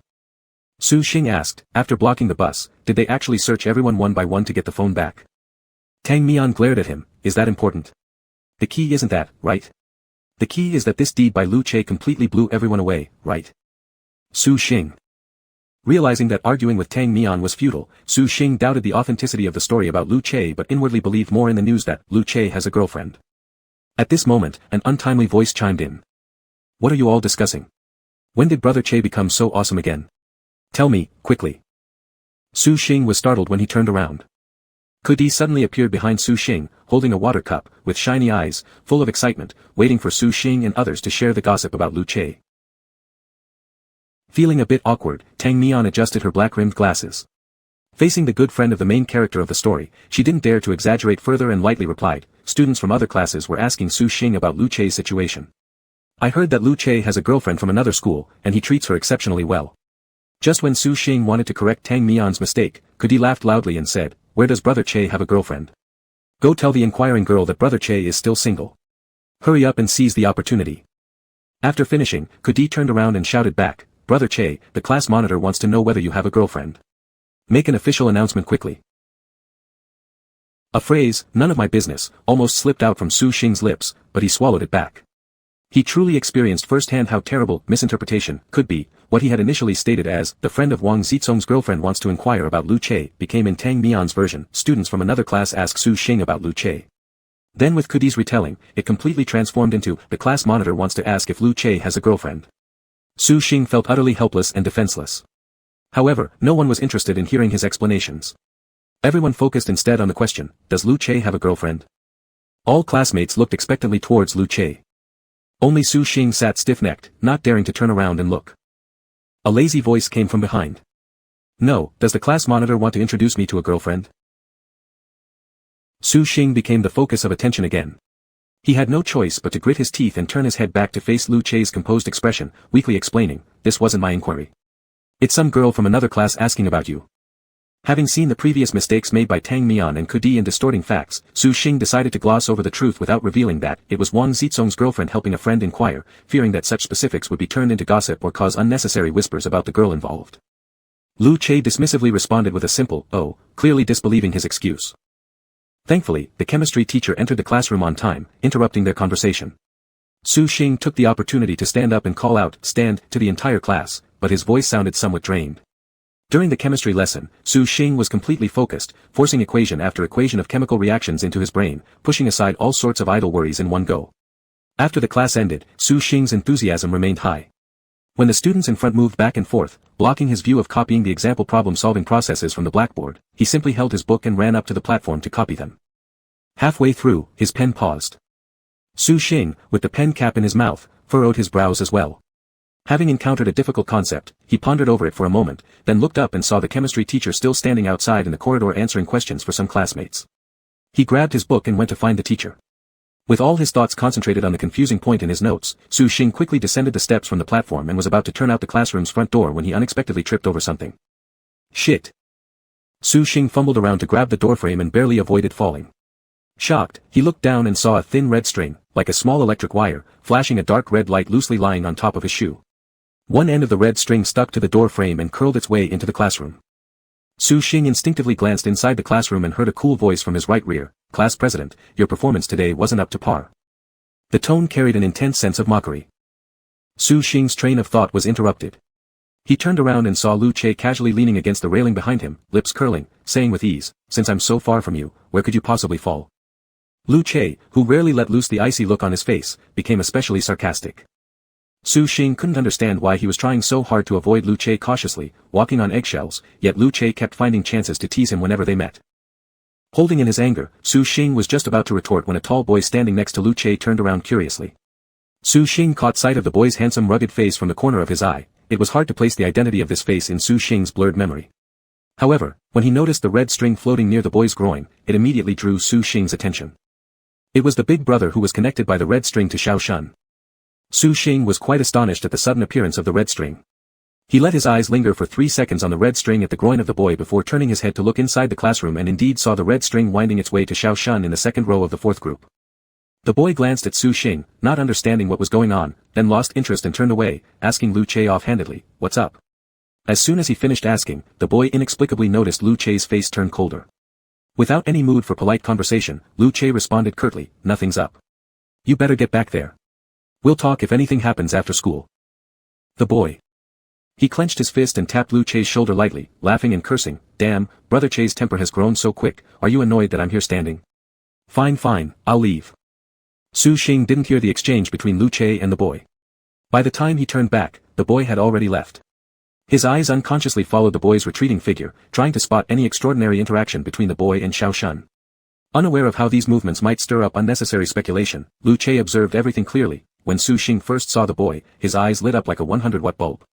Su Xing stared at the boy's groin for a long while, and now that the boy was leaving, his eyes seemed glued to him. "This is just 2______." Lu Che was troubled and couldn't find appropriate words to describe his current mood. His heart felt blocked. He found Su Xing unsatisfactory. If gay, be gay. Not admitting it is fine under certain conditions due to social environment, but being half-hearted about it really got on his nerves. Su Xing was oblivious to Lu Che's inner emotional fluctuations. The reason he cared deeply about Xiao Shun and the boy was because, after surveying his surroundings, he realized that aside from the red string connecting Xiao Shun and the boy, there wasn't another red string to be found. Including the red string between him and Lu Che, which was also invisible. Su Xing was greatly confused. Could it be that Xiao Shun and the big brother have made significant progress in a short time, accidentally triggering the conditions for summoning the red string? Just like in chemical equations, specific conditions are needed for chemical reactions to occur, which makes sense. Su Xing couldn't fully comprehend this, but one clear idea surfaced in his mind: he must become closer with Xiao Shun in order to learn more and verify the actual situation. At that moment, Lu Che's voice interrupted his thoughts, "Class president." Su Xing blankly turned his head. Lu Che smiled and said, "You sure are quick to change your focus, aren't you?" Rarely speaking in a pleasant tone, Lu Che's implication was still mocking nonetheless. Su Xing could not blame Lu Che for misunderstanding him so deeply. With a painful and helpless explanation, he said, "Dude, you've really got the wrong idea about me." Lu Che asked with amusement, "Which misunderstanding are you referring to? I think you're gay, or I think you have interest in my friend?" Stunned by the question, Su Xing replied, "Is there even a difference between the two?" Lu Che nodded as he explained, "Of course there is. The former is just literal, but the latter lies in whether you're interested in me or my friend, or maybe you're interested in every guy." With Lu Che's help clarifying his thoughts, Su Xing felt aggrieved, like a cat whose tail had been stepped on. He anxiously emphasized, "Shit. I'm straight, alright. Super straight. As straight as you." Lu Che shrugged his shoulders, walked around Su Xing into the classroom, and casually dropped a line, "Who knows?"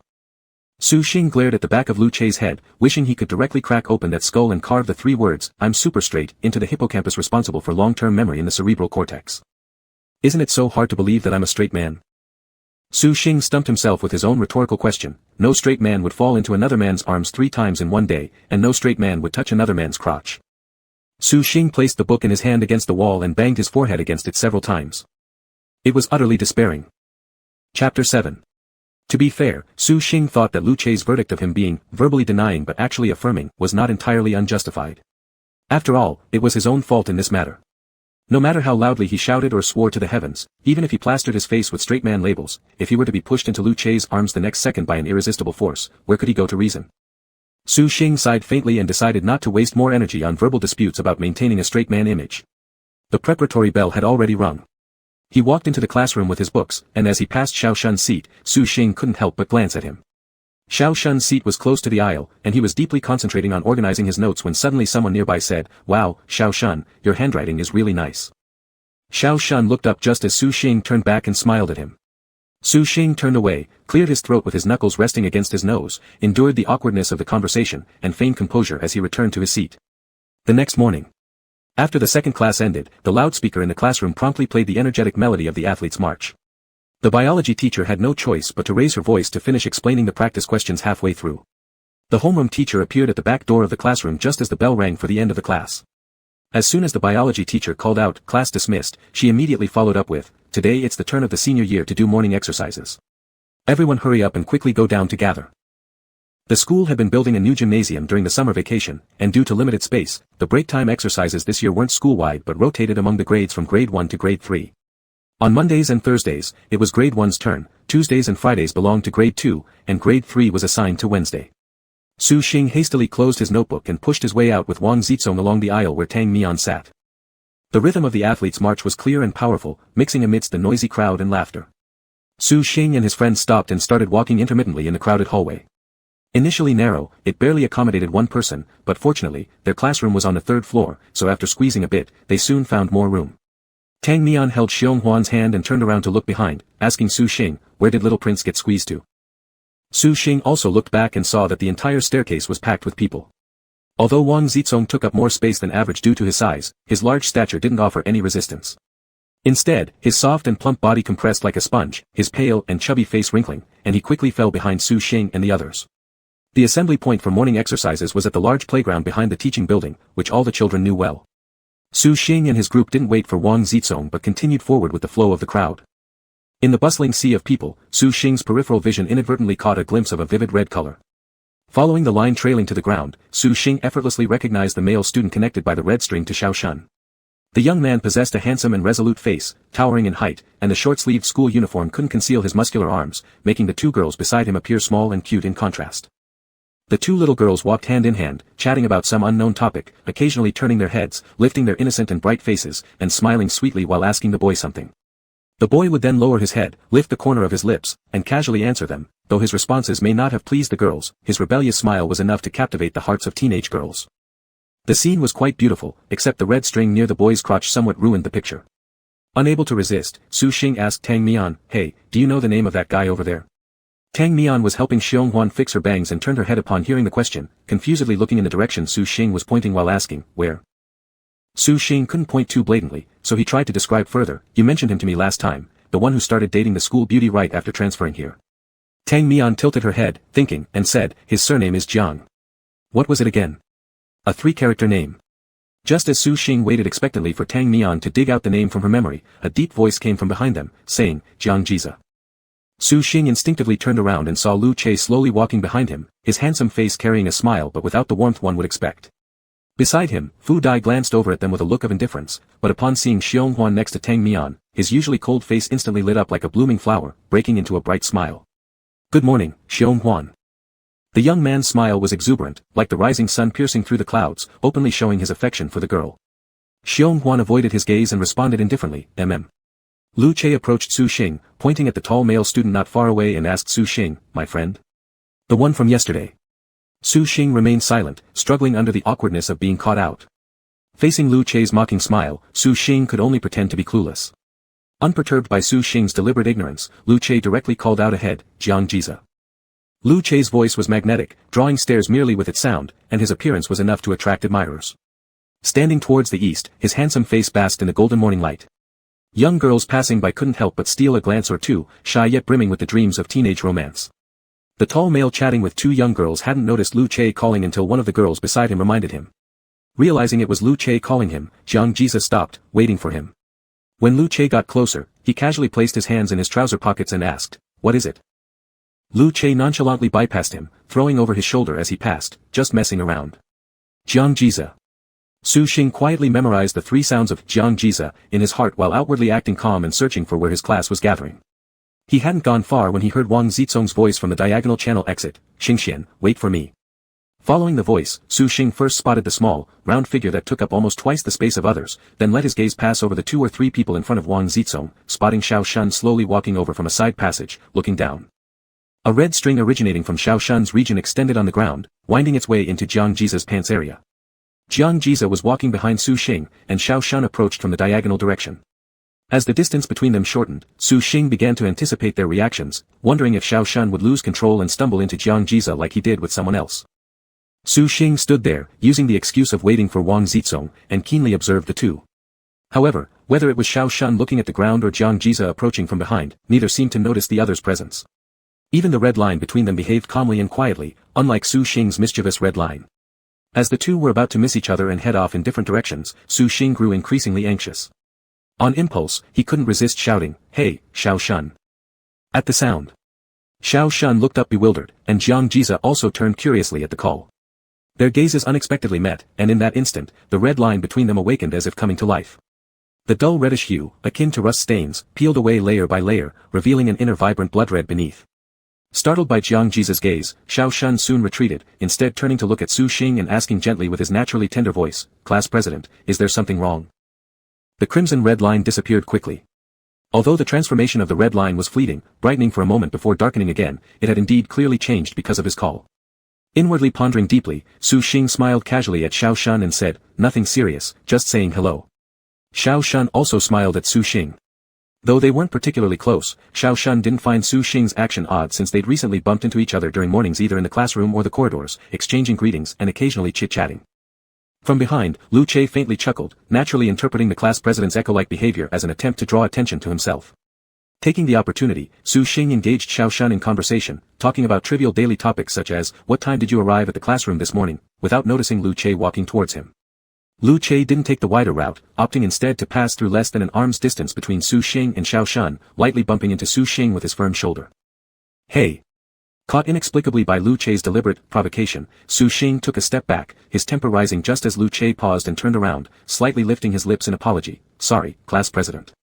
Lu Che's expression seemed innocently contrite. Though Lu Che's apology lacked sincerity, his attitude wasn't remarkable either, but after hearing the familiar phrase, Su Xing's immediate reaction was, "Is the red thread causing trouble again?"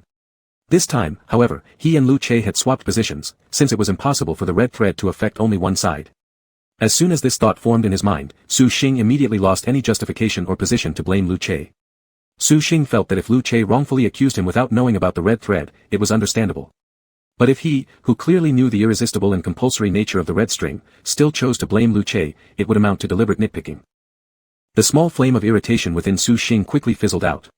He rubbed his shoulder, which had been bumped, and said generously to Lu Che, "It's fine." Lu Che, who had intentionally been picking a fight. Was it just going to end like this? Chapter 8. In the afternoon, the wind stopped and the trees stood still. The air seemed to have stopped flowing as if all the carbon dioxide exhaled by the class had settled beneath the classroom, making the oxygen in the air thin enough to cause dizziness. The 70 computers in the computer lab running simultaneously buzzed loudly, adding to the oppressive atmosphere. Not long after the English passage playing in the headphones ended, the sharp and invigorating bell signaling the end of class echoed through the classroom. Answer sheets were passed up row by row. Su Xing removed his headphones, his ears had sweated from being covered by the thick ear cushions, turning red and hot. Classes were over. All the students rushed out of the classroom, jostling each other to breathe the cool and fresh air outside. Su Xing stepped out of the classroom with flushed cheeks and burning ears just in time to see Xiao Shun walking ahead alone. Su Xing caught up in a few quick steps and smiled, "Let's go together, Xiao Shun." Xiao Shun turned around and nodded lightly, Wake up, wait for me." Wang Zizong puffed and panted as he ran up from behind, already out of breath after such a short distance. Su Xing teased him mercilessly, "You're already panting from such a short distance. Your girlfriend must be anxious watching you."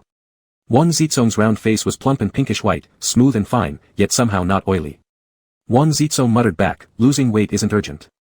You need to eat well in grade 3 to prepare for the college entrance exams. After I get into university, I'll go to the gym every day." Su Xing treated Wang Zizong's talk about losing weight as mere hot air. Xiao Shun held back a laugh and said, "Fat guys are potential stocks. Zizong has quite handsome facial features with great potential." However, Wang Zizong, who was being complimented, was now struggling even to keep his arms hanging naturally, fearing the friction under his armpits might cause prickly heat rashes during summer. His girlfriend bought him snake powder to treat and prevent rashes. Wang Zizong didn't want to bring up this sorrowful topic and instead laughed foolishly at Su Xing and Xiao Shun. I'm going to the restroom first. Wakey wake, can you take my headphones back to the classroom for me?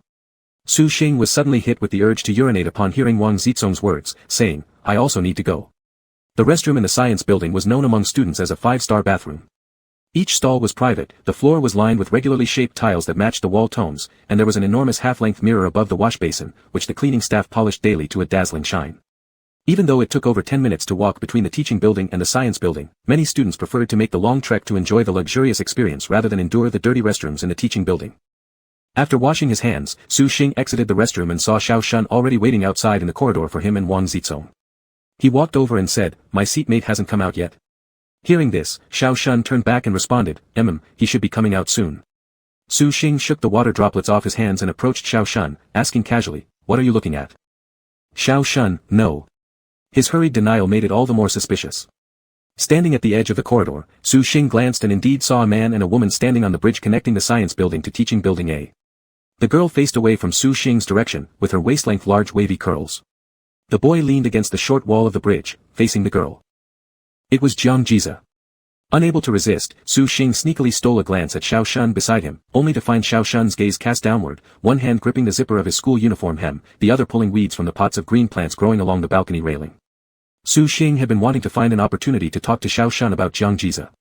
Since that morning when Jiang Jiza shouted Xiao Shun's name loud and clear on the playground, after which their eyes inadvertently met causing the red string to show a significant change, Su Xing couldn't wait to learn whether any interaction between them would result in more feedback from the red string.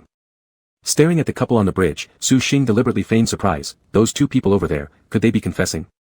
Xiao Shun murmured in response, I don't know. Su Xing continued, I've heard of that guy before. I think his last name is Jiang, something Zhe, or maybe Zhe Jiang. Su Xing racked his brain trying hard to remember but couldn't figure it out, showing a painful expression on his face. Perhaps Xiao Shun couldn't bear seeing Su Xing so troubled and quietly supplied, Jiang Jiza. Su Xing clapped his hands in delight as understanding struck, ah. That's right. Jiang Jiza, you know him. Su Xing congratulated himself silently for cleverly transitioning to the desired topic without a trace. Xiao Shun nodded slightly, his gaze briefly flickering toward Jiang Jiza's direction, and said, we were in the same middle school for junior high, and almost no teachers or students in the entire school didn't know him. Su Xing asked curiously, why? Did he do something that caused a sensation throughout the whole school? The big shots in school usually fall into two categories. One kind is those who engage in fights serious enough to be publicly criticized by name across the whole school, their deeds becoming topics of gossip during tea breaks. The other category are the top academic achievers, consistently ranked among the best in the grade, who go up on stage every semester to receive certificates and scholarships from the principal. And Jiang Jiza had the face of someone from the first type. Looking at a small bunch of weeds in his hand, Xiao Shun softly said gently, Jiang Jiza, he is actually a good person. The reason why Jiang Jiza became famous and known by everyone in junior high started with an incident in the second year when Xiao Shun was in middle school. On a crisp autumn morning, the school followed its routine for doing radio calisthenics, with two instructors on the platform, one male and one female, performing each move extremely correctly. Jiang Jiza stood in the front row of the team, still half asleep, clumsily following along until he was attracted by the excited shouts from a few boys nearby, when performing the leg-kicking movement, as the girl on the platform stepped forward into a lunge position, her school uniform pants, TSA ripped along the seam near the crotch. The boys directly facing the platform immediately whistled and hooted excitedly. Before the patrolling teachers could react, Jiang Jiza quickly took off his jacket and, with a long stride, leaped onto the platform. Jiang Jiza wrapped his jacket around the girl's waist, who was startled by his actions. Jiang Jiza made sure the crack in her pants was properly covered before explaining to her, classmate, your pants have torn. Upon hearing this, the girl's face instantly turned red.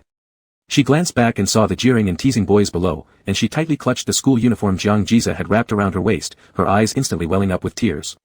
The entire playground fell into chaos because of this incident. Teachers rushed over to comfort the girl, and Jiang Jiza jumped down from the platform and fiercely kicked the boy who started the commotion, shouting curses, you motherfucker, do you even have a brain? Is this the kind of thing to laugh at? Because of that satisfying kick, and also due to the heroic act of undressing to help the girl, Jiang Jiza immediately became the ideal type admired by all the girls in the school. After listening to this story, Su Xing couldn't help but look at Jiang Jiza with new respect, exclaiming, he was just in second year, his emotional quotient is pretty high. Xiao Shun nodded then shook his head, saying, at that time, he had a girlfriend, and because of this incident, they quarreled and he broke up directly. Then, the girl on the platform became his new girlfriend. Su Xing. The plot twist left him speechless. Xiao Shun let out a helpless smile. He's the kind of person who accepts everyone. After uttering these words, Xiao Shun's gaze drifted towards the two figures on the sky bridge.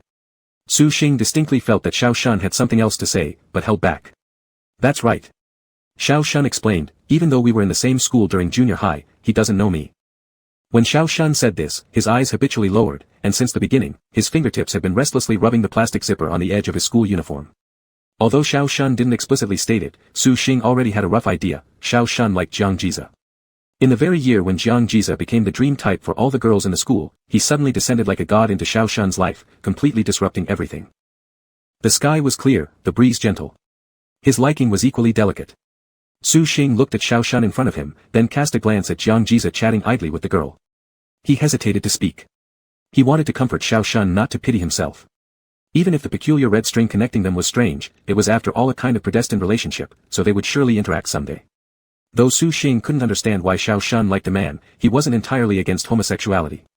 Instead, he found Xiao Shun rather pitiable. He secretly harbored love for Jiang Jize, too afraid to express it or pursue it, and whenever he encountered Jiang Jize in daily life, he feared even accidentally meeting his eyes.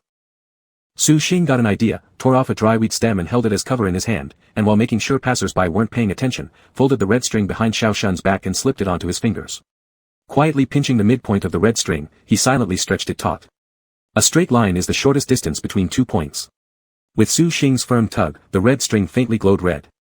Next, under the invisible pull of the red string, both Jiang Jize and Xiao Shun raised their heads involuntarily. One stood on the corridor of the 5th floor, the other leaned against the railing of the sky bridge, and the two gazed at each other from afar.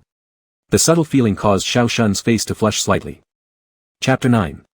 Su Xing was inspired by the red thread he had tied and, after Wang Zizong emerged from the restroom, deliberately led Xiao Shun and Wang Zizong along the red thread. They turned a corner on the overpass and found that the first classroom was Jiang Jize's class. But Su Xing didn't expect to see Lu Che standing in the corridor as soon as they made the turn. Jiang Jize's back was toward Su Xing, while Lu Che glanced in his direction the moment Su Xing appeared from around the corner. Su Xing. Though there were 3 or 4 meters between them, Su Xing reluctantly avoided eye contact with Lu Che. He stuck close to the wall of the classroom, fearing that he would fall into Lu Che's arms again. At the same time, he couldn't help criticizing Jiang Jize for his lack of initiative. Xiao Shun was nearly behind him, yet Jiang Jize still faced away from Su Xing and their group, chatting and laughing with a girl with long curly hair next to him. With regret for Jiang Jize's inability to take action, Su Xing could not help but harbor the idea of manually pulling the red thread to force some interaction between them, ideally making Xiao Shun stumble into Jiang Jize's arms so Jiang Jize might mistakenly understand Xiao Shun's feelings. Since earlier, Su Xing had been holding the red thread connecting Xiao Shun and Jiang Jize, continuously tightening it as they walked. Now, the red thread formed a straight line between them. With just a slight pull, he could create an external force to make Xiao Shun lose balance and fall into Jiang Jize's arms, just like how he clumsily fell into Lu Che's arms that day when he stood at the back of the classroom. Su Xing thought this plan was foolproof. As they got closer, he subtly moved the end of the red thread attached to Jiang Jize, just as he expected, causing Jiang Jize to involuntarily turn around. His broad chest now faced the inside of the corridor, welcoming Xiao Shun like open arms. Seizing the moment, Su Xing moved his arm like rowing, pretending to casually put both hands behind his back. At the same time, both ends of the red thread felt a pull towards the center. Unfortunately, after all these actions, Su Xing only managed to get Jiang Jize to absent-mindedly glance at Xiao Shun, who had not dared to look up since entering the corridor, missing any chance of direct eye contact with Jiang Jize. Frustrated, Su Xing tightly pulled the red thread wound around his wrist, but neither Jiang Jize nor Xiao Shun's positioning changed at all. Su Xing was confused. He tried twice in total, and the first time, the red thread emitted a faint red glow. However, later, it seemed as if the thread no longer responded to him. Su Xing's plan was completely ruined. As they passed Jiang Jize, he continued flirting with the girl next to him. Her giggles sounded like biting cold winds brushing past Xiao Shun's ears, making him lower his head even more, quickening his pace, wanting to escape as soon as possible. Feeling unfair for Xiao Shun, Su Xing's eyes suddenly flicked toward Jiang Jize behind him when something unexpected happened. A test paper rolled into a tube lightly hit Su Xing on the head. It wasn't hard, but Su Xing still frowned. Turning his head, he saw Lu Che taking a step forward, perfectly blocking Jiang Jize behind him. A carefree smile hung on Lu Che's face as his voice, rich and magnetic, caught every ear with its tone-perfect articulation. "Class monitor, did you hand in your homework?" "What homework?" asked Su Xing. "Physics," said Lu Che. Su Xing immediately became upset and said, "When did we call out student numbers? Didn't we just call number 7 2 days ago?" Their physics teacher had mentioned in class that on Mondays, Wednesdays, and Fridays, he would randomly check the assignments of certain students, including workbook exercises done after class, daily problems written on the blackboard at the back, and morning quizzes or evening practice tests. The random checks were conducted by calling out specific student numbers. For example, last Monday it was students whose number ended with 2 and 7, which included Su Xing, student number 37, and he didn't give it much thought until now. Lu Che smiled confidently. Today it will be those whose numbers end in 3 and 7. I just decided now mainly because you seem too idle, and I want to keep an eye on your studies. After finishing his English listening and speaking class in the computer lab and going to the bathroom to solve an urgent need, Su Xing prepared to return to the classroom. Which eye of Lu Che's made him think he was idle? Su Xing was angry, but powerless against Lu Che's mischief. He angrily said, "You're abusing your power." Lu Che raised his thin lips into a smile, knowingly asking, "What grudge do we have, class monitor?" Recalling the incident put Su Xing in the wrong position once again, leaving him speechless. Lu Che didn't dwell on the topic of personal grudges, saying, "Class monitor, do you think that after checking on Monday, you can slack off and not write for these few days? You can't keep doing this. I will continue to spot check you and ensure you focus on your studies." Lu Che confidently made up nonsense yet spoke words of reason, leaving Su Xing with no choice but to glare at him helplessly. Having suffered a silent defeat, he lost all interest in meddling further between Xiao Shun and Jiang Jiza. Sighing heavily, he returned to the classroom and begrudgingly caught up on his homework. Su Xing wasn't the type to avoid work. It was just that the workload across subjects was overwhelming. He could only plan things efficiently, ensuring all assignments were completed before each subject teacher reviewed them. His pen scratched aimlessly on the rough paper. Feeling irritable, Su Xing scratched his chin and glanced up to see Lu Che walking gracefully to the podium. Picking up the chalk, he swiftly inscribed a few powerful strokes on the blackboard. Physics homework check, numbers ending in 3 and 7, due by the end of school. Su Xing glared sourly at Lu Che as he descended from the podium, but the object of his hatred ignored him entirely. So Su Xing could do nothing but hunch over and diligently solve problems again. Thankfully, it was still the start of the semester with limited practice books and tests accumulated. Also, the fourth period being physical education gave him time to rush back to class and catch up on his homework. Su Xing was confident he would be able to finish everything before dismissal. As Lu Che passed by Su Xing's seat, the previously stiff expression on his handsome face finally showed some cracks. Unable to resist, he looked down at Su Xing. The west-facing curtains of the classroom weren't fully closed, allowing the afternoon sun, slanting westward through the curtain gaps, to illuminate one side of Su Xing's face with a radiant glow. Lu Che glanced once more and impulsively extended his hand, swiping lightly with his chalk-dusted fingers across Su Xing's smooth, pale face. Lightly smudging it. At Lu Che's sudden prank, Su Xing broke out in goosebumps and twisted his body away, looking up in alarm as he asked, "What are you doing?" His eyes widened significantly. Why did he suddenly touch his face? An action like this simply had to be reported. Even Lu Che was slightly stunned. The coolness and softness touched by his fingertips tickled his heart like a feather brushing against it. Lu Che loosely clenched his 5 fingers into a fist, letting it hang by his side, trying to prolong that fleeting sensation piercing straight to his heart. On the surface, though, he donned an indifferent smile and said, "Class monitor, your thoughts aren't very pure." "I'm not you. What do you think I would do?" Su Xing. Speechless, Su Xing realized, hadn't this perhaps been another act influenced by the red thread? This hypothesis seemed highly plausible to Su Xing, suspiciously glancing at Lu Che. Recently he hadn't fallen into Lu Che's arms anymore, indicating perhaps the effect of the red thread had shifted to Lu Che. Wiping his face with the back of his hand, Su Xing removed a bit of pink chalk dust. Staring at his hand, his mood became somewhat complex. He thought this was likely just another prank by Lu Che. Su Xing couldn't help but reflect, had he truly become overly sensitive lately? Hardly noticeable, Su Xing sighed in feigned disapproval, shooting Lu Che a sidelong glance with disdain. "Are you immature or what?" Compared to the initial shock when he questioned Lu Che's actions, now his voice sounded noticeably softer and more mellow. Lu Che chuckled softly, unperturbed by the accusation. With both hands in his pockets, he nonchalantly said, "Class monitor, you should complete your homework on your own. If you encounter difficulties, you can come to me, but I won't give you explanations for any questions." Su Xing felt exasperated and rummaged under his desk for a pair of headphones.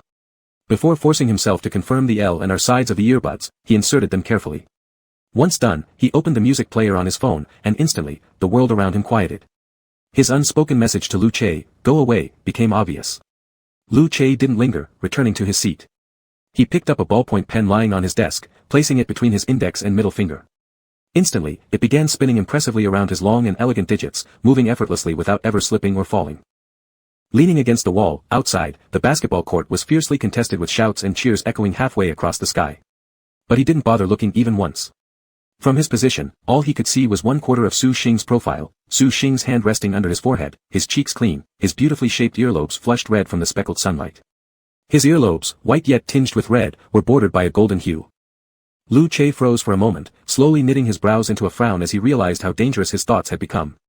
As Lu Che was lost in thought, he saw Su Xing squinting and turning his face over. Su Xing glanced at the curtain that hadn't been fully drawn, lightly furrowing his brows. Then he used the back of his hand to block the dazzling sunlight, bowing his head to continue scribbling something on the rough paper. The pen in Lu Che's hand stopped spinning, and he stretched out his leg to kick the front desk boy's chair leg. The boy sitting in front turned around, and Lu Che lowered his voice, saying, "Pull the curtain at the front properly." Chapter 10. Su Xing finished his homework before the end of the third class, then he put the notebook with daily problems, exam papers, and exercise books together. He looked back and just as Lu Che wasn't at his seat, he casually threw the homework onto Lu Che's desk and went to the back playground for PE class with Wang Zizong. At 5 o'clock in the afternoon, the slanting sun cast long, thin shadows on the plastic track for everyone. At a glance, it seemed that Wang Zizong's shadow had lost 50 pounds. When Su Xing arrived at the playground, he met Kudi leaning against the fence between the teaching building and the rear playground.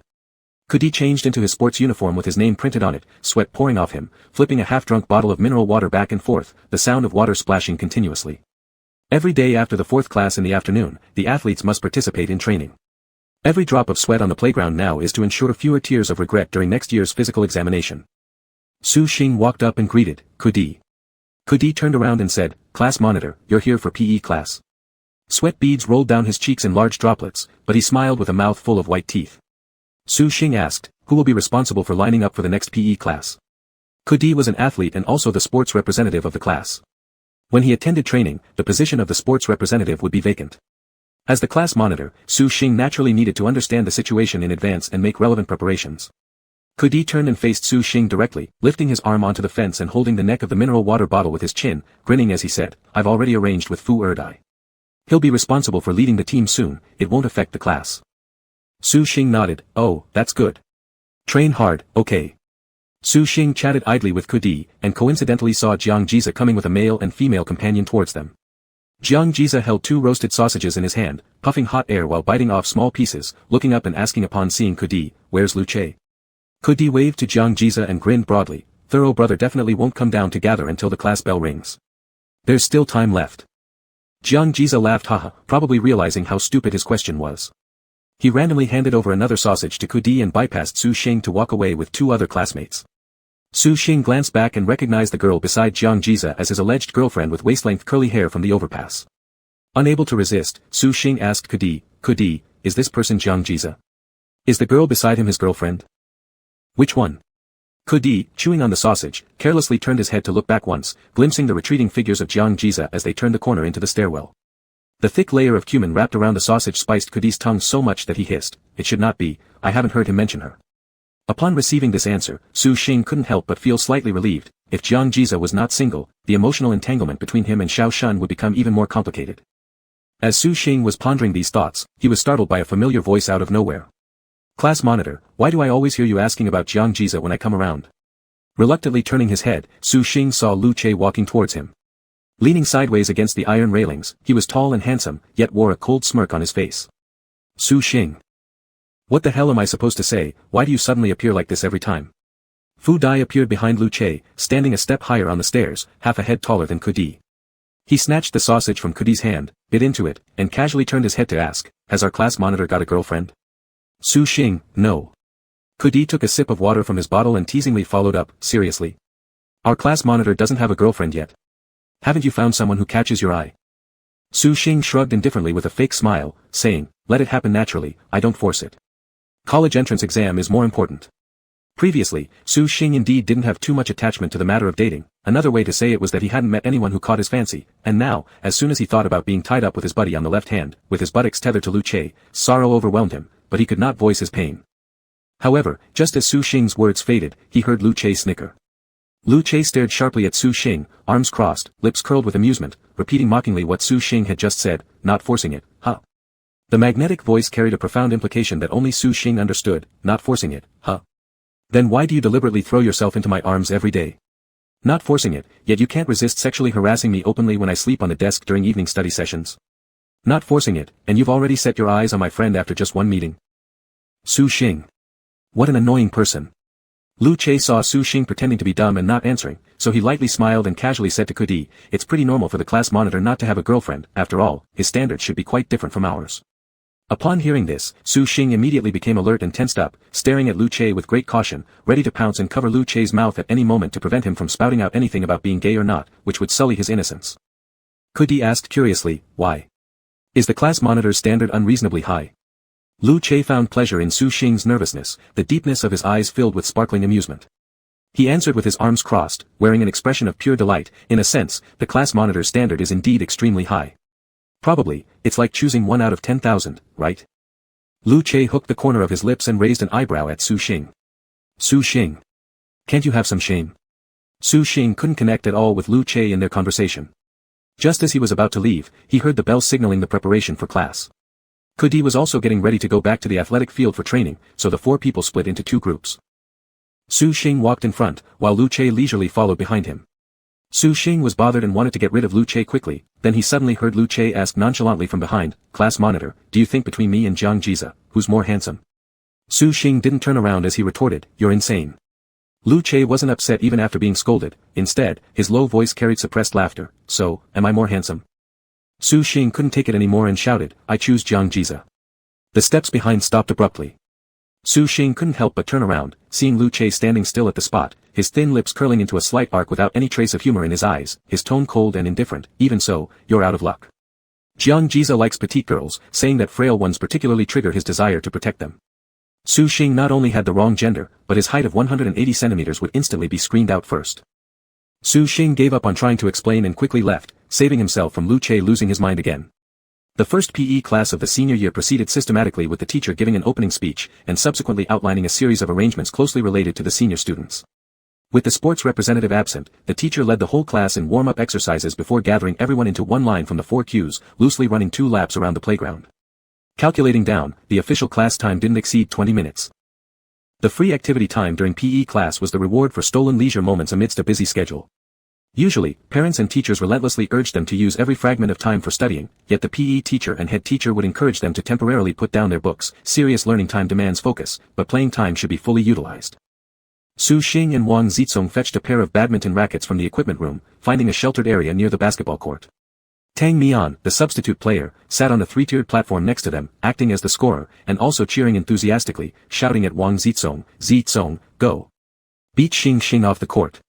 Xiong Huan plugged her earphones in and quietly sat beside her memorizing words. Wang Zizong wrinkled his face and dared not thank Tang Mian for her enthusiastic cheers. Rather, he carefully smiled at Su Xing, flatteringly saying, "Xing Xing, let's take it slow, will you help me burn some fat and lose some weight?" Su Xing stood still, swinging the racket towards Wang Zizong and said, "Serve the ball, serve the ball." As childhood sweethearts, Tang Mian naturally understood Su Xing's prowess. On that narrow alley where Uncle Su chased Su Xing with a chicken feather duster for 100 meters barefoot, Su Xing earned his fame by defeating all opponents in badminton there, somewhat restoring his lost dignity. And although Wang Zizong wasn't aware of Su Xing's brilliant childhood achievements, he knew that in the sophomore year, Su Xing was the runner-up in the school's badminton competition. The senior who won the championship that year had already graduated. Su Xing's play style was fierce, staying stationary. Once his hand rose and racket fell, it was decisive and crisp. In the first 5 serves, Wang Zizong was thoroughly annihilated. 6 wins out of 10, Wang Zizong was thoroughly beaten by the last ball. Only then did Su Xing slowly start to practice with him as a companion. The sharp-angled returns became gentle and amiable, no longer having that ruthless manner. The speed of the high clear shots was very slow. Wang Zizong chased the shuttlecock all over the court like a donkey being teased by a dangling apple, yet instead of feeling ridiculed, every time he managed to return the birdie, his joy burst forth, thinking that his skills had grown once again. This game dragged on for quite some time due to their mutual respect in slow playing. Tang Mian stomped her foot, could not help but change sides and complained, "Xing Xing. Quickly beat Zizong off the court. I've been sitting here swatting mosquitoes for ages." Sitting beside her, Xiong Huan took off one earphone, lowered her gaze and saw Tang Mian's impolite seated posture with her legs wide apart. She raised her hand and lightly patted Tang Mian, a faint smile gracing her face as she coolly said, "Sit properly." Tang Mian let out an "oh," happily brought her legs together, and obediently maintained a ladylike pose just like Xiong Huan. On the basketball court. Fu Dai had just received the ball from his teammate when he casually glanced at the stands and happened to see Xiong Huan's beautiful smiling face. He was stunned for a moment until his teammate shouted, "Pass the ball quick." Fu Dai snapped back to reality and reacted swiftly, but his fast response lacked reasonable judgment from his brain, sending the basketball flying forcefully towards the side, with an unstoppable force, directly towards Su Xing. Xiong Huan's slight smile set off a butterfly effect. Tang Mian turned around and saw the flying basketball, her face changing instantly as she yelled, "Xing Xing, watch out." Hearing the shout, Su Xing looked surprisedly toward Tang Mian's direction. Seeing her panic and the hard basketball following its predicted trajectory straight toward the back of his head, Wang Zizong loudly shouted, "Watch out behind you." After being warned by Tang Mian and Wang Zizong, Su Xing turned back and saw a black shadow flash before him. In shock, he wanted to step aside, but tripped over his own feet, staggered unsteadily, and fell down, pressing down on the person behind him. Su Xing heard a groan beneath him and immediately apologized, but heard that person still laughing while saying, "Class monitor, it seems you can't resist taking advantage of me whenever possible." The familiar voice, the familiar scene, Su Xing quickly got up and turned to see Lu Che lying semi-reclined on the ground. Lu Che had intercepted the ball in time just now, but due to momentum, he fell forward. Yet he had already instinctively avoided Su Xing, who knew not how to stand steady and fell down along with him. Though Su Xing's fall was baseless, Lu Che thought it might be somewhat justified. His teammate caught the basketball saved by Lu Che, and Fu Dai called out to Lu Che, "Che, are you alright?" Lu Che waved his hand, signaling that there was no need to come over, responding, "No problem." Lu Che propped himself up with his upper body, rubbing his right wrist, releasing a hiss indicating pain. However, after slightly frowning, he sat up and shook the little pebbles off his palms, still maintaining a mocking smile on his face while saying to Su Xing, "Class monitor, didn't you say Jiang Jiza is more handsome than me? Then why don't you go give him your affection, huh? Is it because you think I'm easy prey?" Su Xing swallowed back the words of concern for Lu Che, believing this guy was just insane. Su Xing didn't know that earlier he nearly got hit by the basketball, assuming Tang Mian and others were shouting warnings because Lu Che suddenly appeared behind him. He attributed the event to the mischief of the red thread, helplessly telling Lu Che, "Please try to keep out of my way next time. I really don't want excessive contact with you." Su Xing was already too mentally exhausted to explain further, believing expecting the red thread to restrain itself was futile compared to asking Lu Che to avoid him effectively. Moreover, didn't Lu Che say last time, "I dodged in time"?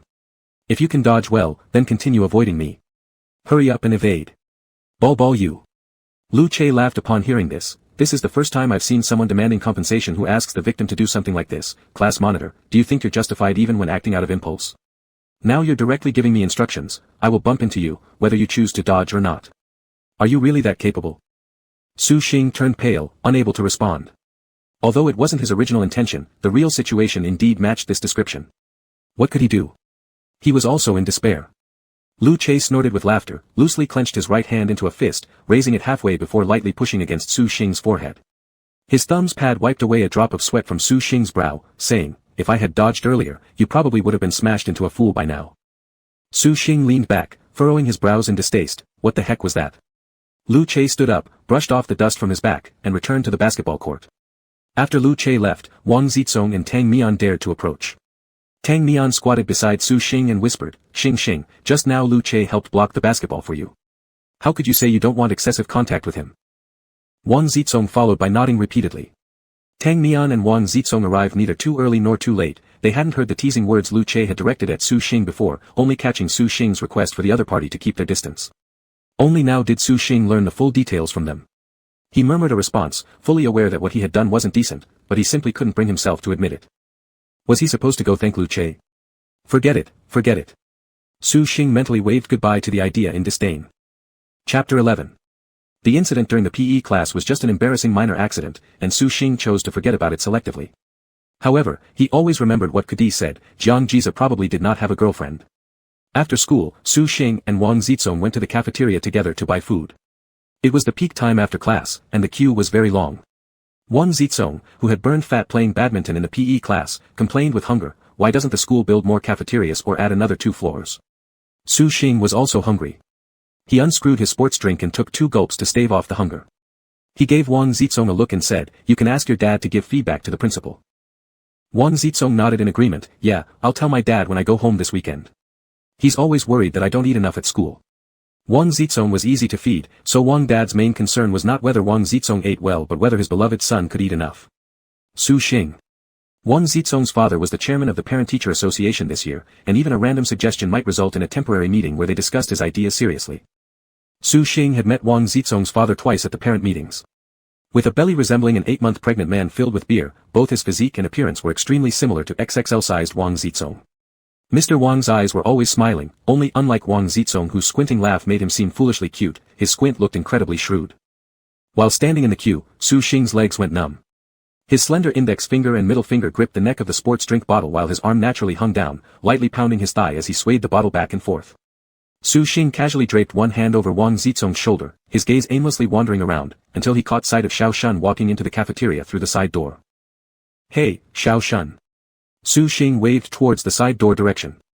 Xiao Shun turned to look upon hearing his name, smiled, and nodded at Su Xing. Then, his gaze moved toward the large signboard in front of which Su Xing was queuing, Hong Kong-style roasted flavor. Xiao Shun hesitated for a moment before approaching Su Xing and lining up behind him. Wang Zizong was looking at his phone, while Su Xing engaged in idle chatter with Xiao Shun over his head. The signature dish at the counter was honey-glazed barbecued chicken rice, but Su Xing didn't like sweet sticky barbecue. He ordered a roast duck meal with an extra honey-glazed chicken leg and then moved aside from the waiting line to pick up utensils. He selected 3 bowls of the canteen auntie's pre-served soup samples. When Wang Zizong and Xiao Shun came over, Su Xing handed each of them a bowl, saying, "Today is tea tree fungus and spare rib soup, still warm." Xiao Shun thanked Su Xing. Wang Zizong peeked into the soup, his eyes lighting up and forming crescents of joy.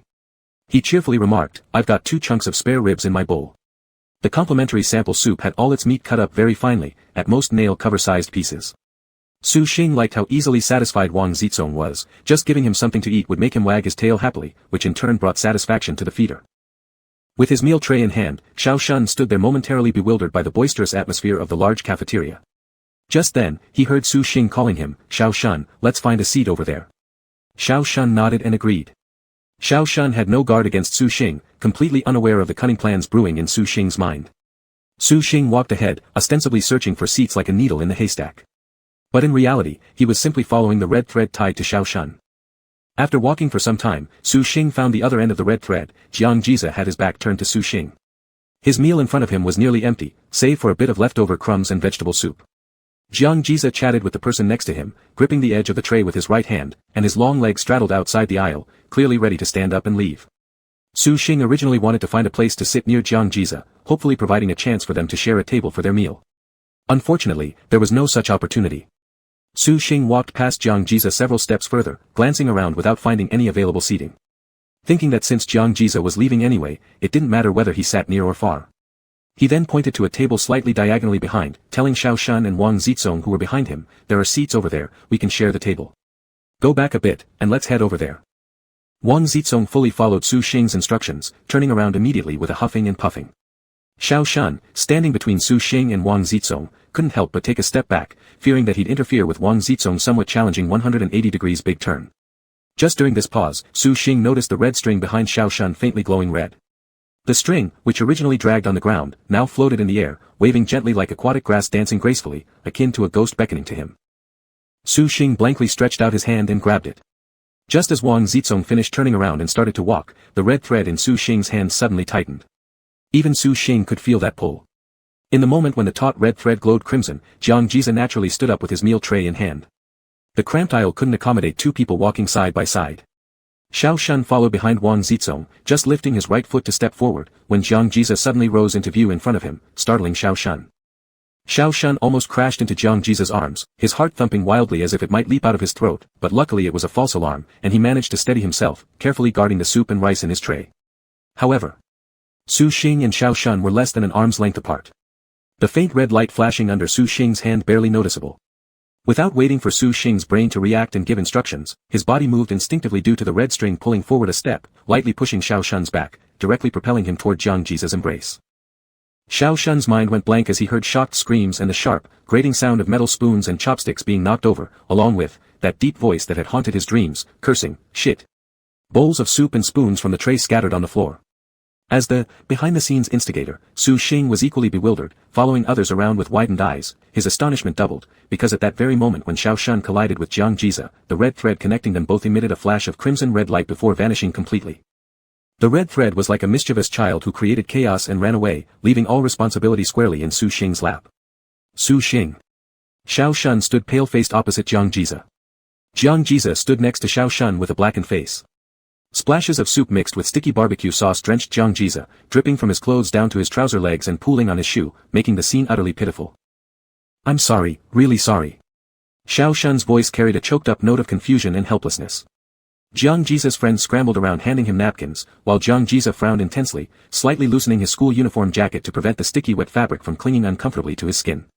He used the napkin to scrape off the gunk, constantly cursing under his breath, damn. What bad luck.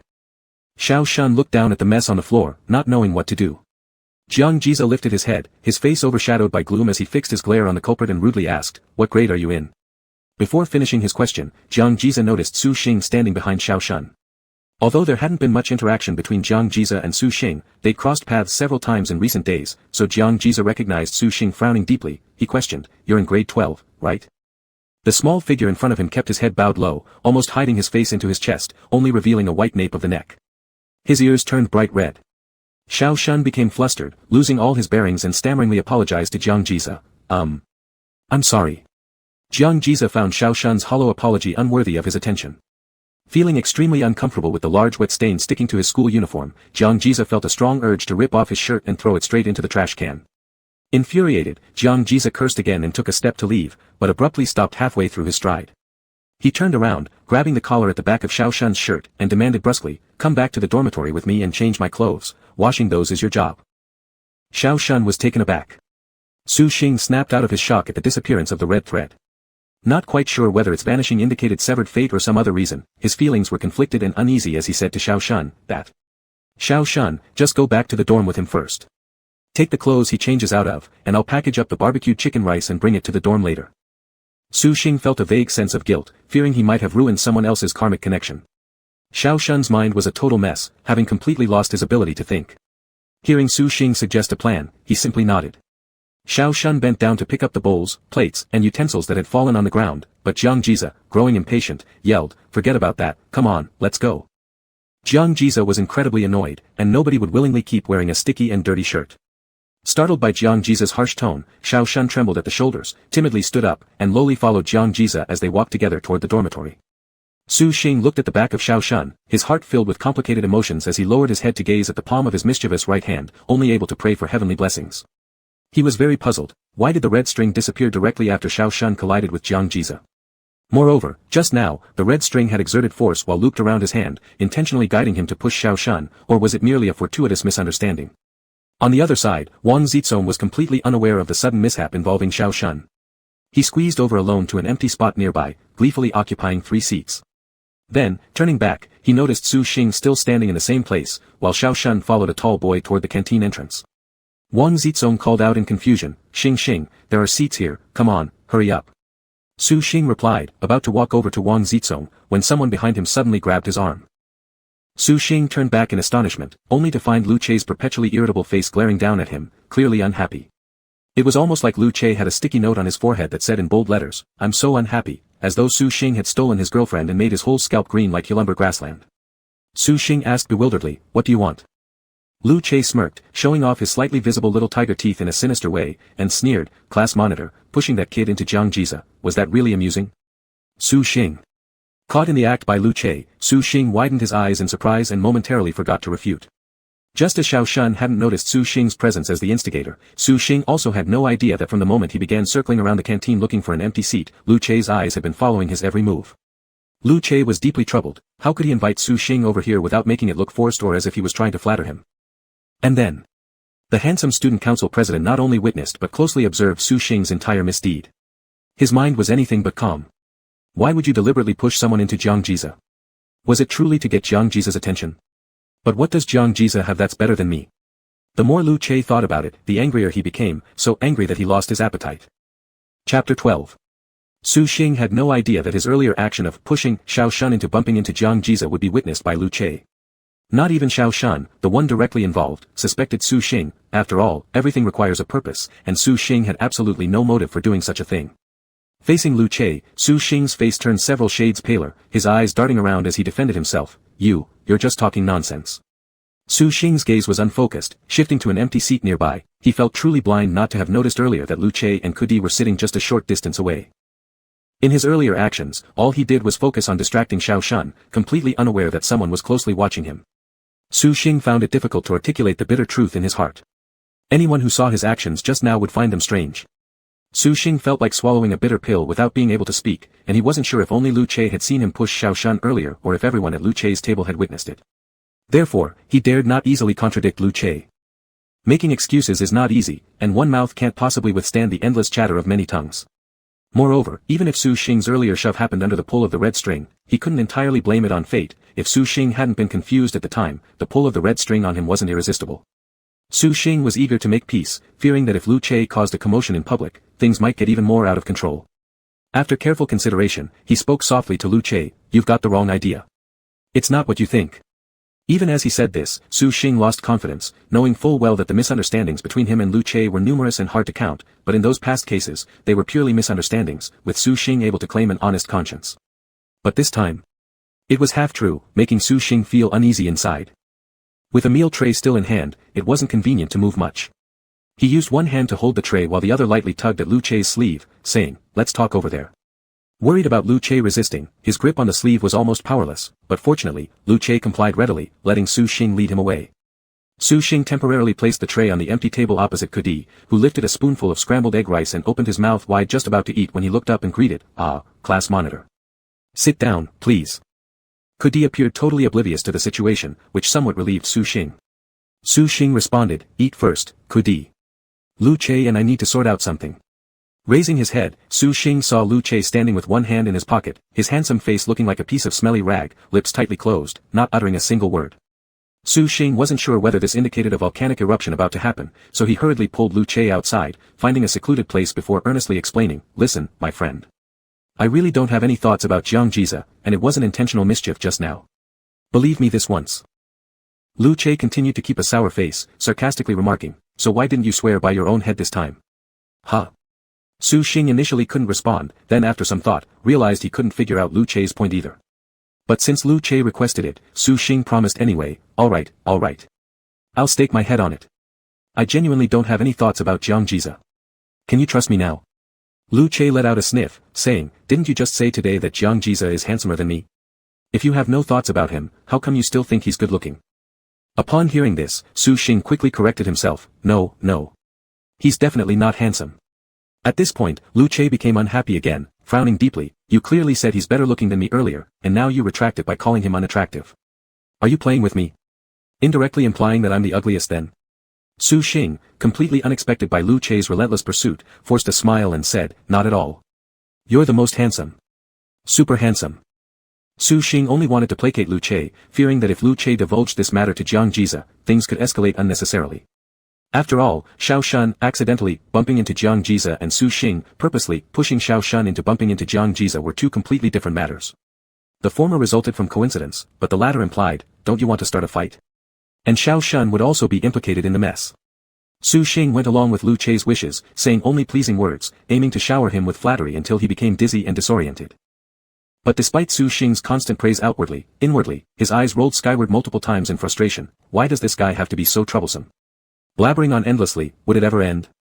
Lu Che twisted and turned the conversation around, feeling that he'd extracted Su Xing's innermost thoughts and was finally somewhat satisfied. His pressed down corner of the lip couldn't help but turn upwards. He rubbed his nose, still maintaining a sour expression as he continued, "Oh, so you say Jiang Jiza isn't handsome and you have no thoughts about him, yet you call me super handsome. Does this mean you have thoughts for me then?" There was a mischievous smile in Lu Che's eyes. Su Xing. At first glance, Lu Che's two sentences seemed perfectly reasonable and flawless. But after careful thought, Su Xing just wanted to roar in anger. What the hell kind of logic is this? Su Xing wanted to slap the head on Lu Che's shoulders a few times to see if it would make the same crisp sound as a water-filled, sweet melon. Suppressing the rising fire in his heart, Su Xing took a deep breath and said, "Brother Che, don't worry. I wouldn't dare have any thoughts about you. Let's go back to eat. I'm starving." Su Xing turned his head towards the canteen, which was an indication of how mentally exhausted he was that he didn't want to say more. In Lu Che's eyes, this appeared as Su Xing forcefully changing the topic. Lu Che sneered and graciously said, "Then let's eat first." Su Xing felt like he had been granted amnesty and followed Lu Che back into the canteen. But just as he was about to pick up his tray, he heard Lu Che speak again, "Sit here and eat." Lu Che wasn't following any common sense. Su Xing was momentarily confused and said, "No need, my tablemate is still waiting for me over there." Su Xing's request was denied once again, and instead, Lu Che pushed him down onto the seat opposite Kudi. Kudi sipped Vita milk with a straw and smiled at Su Xing across the table, asking curiously, "Class monitor, what were you and Brother Che discussing just now?" Sitting next to Su Xing, Fu Dai said, "Didn't the class monitor say he wanted to introduce a girlfriend to Ake?" Su Xing hadn't forgotten where this rumor started from. It was when he'd taken the blame for Wang Zizong's girlfriend. Wait, not Wang Zizong's girlfriend but her friend. Su Xing didn't want to get into this conversation and dodged the topic casually. Lowering his head to eat, he suddenly saw a pair of chopsticks holding a large fried chicken wing placed onto his tray. The fried chicken wing dropped into the dish with a slight thud, making Su Xing's eyelids twitch. Su Xing was completely baffled now. With a puzzled expression, he looked up and stared at Lu Che. Lu Che's tray also had a fried chicken wing, and he said nonchalantly, "You said you're hungry. I ordered too much and can't finish. Eat it." Su Xing had never learned how to refuse people's kindness before, but now that the object changed to Lu Che, he felt goosebumps all over and bluntly refused, "I don't like eating fried chicken wings." After saying this, he couldn't help adding, "But their red braised fish is actually quite good." Frowning, Lu Che asked, "Why aren't you eating it? Weren't you thinking about fried chicken wings during class?" Realizing what Lu Che was referring to, the time when the teacher called out Su Xing for daydreaming about romance in class, Su Xing explained, "No, that was just a random comment. I often order their red braised fish. It's as sought after as fried chicken wings. I was worried someone else might take it, so I mentioned the fried chicken wings." Lu Che. Listening to this, Kudi burst into laughter. "Our class monitor sure knows how to play things cleverly. If none of you are eating, could you give the chicken wing to me then?" Without hesitation or delay, Su Xing handed the fried chicken wing to Kudi. Smiling, Kudi said, "Hey, what a treat, getting to eat the chicken wing brother Che bought for his girlfriend." Su Xing. "Lu Che, shut up."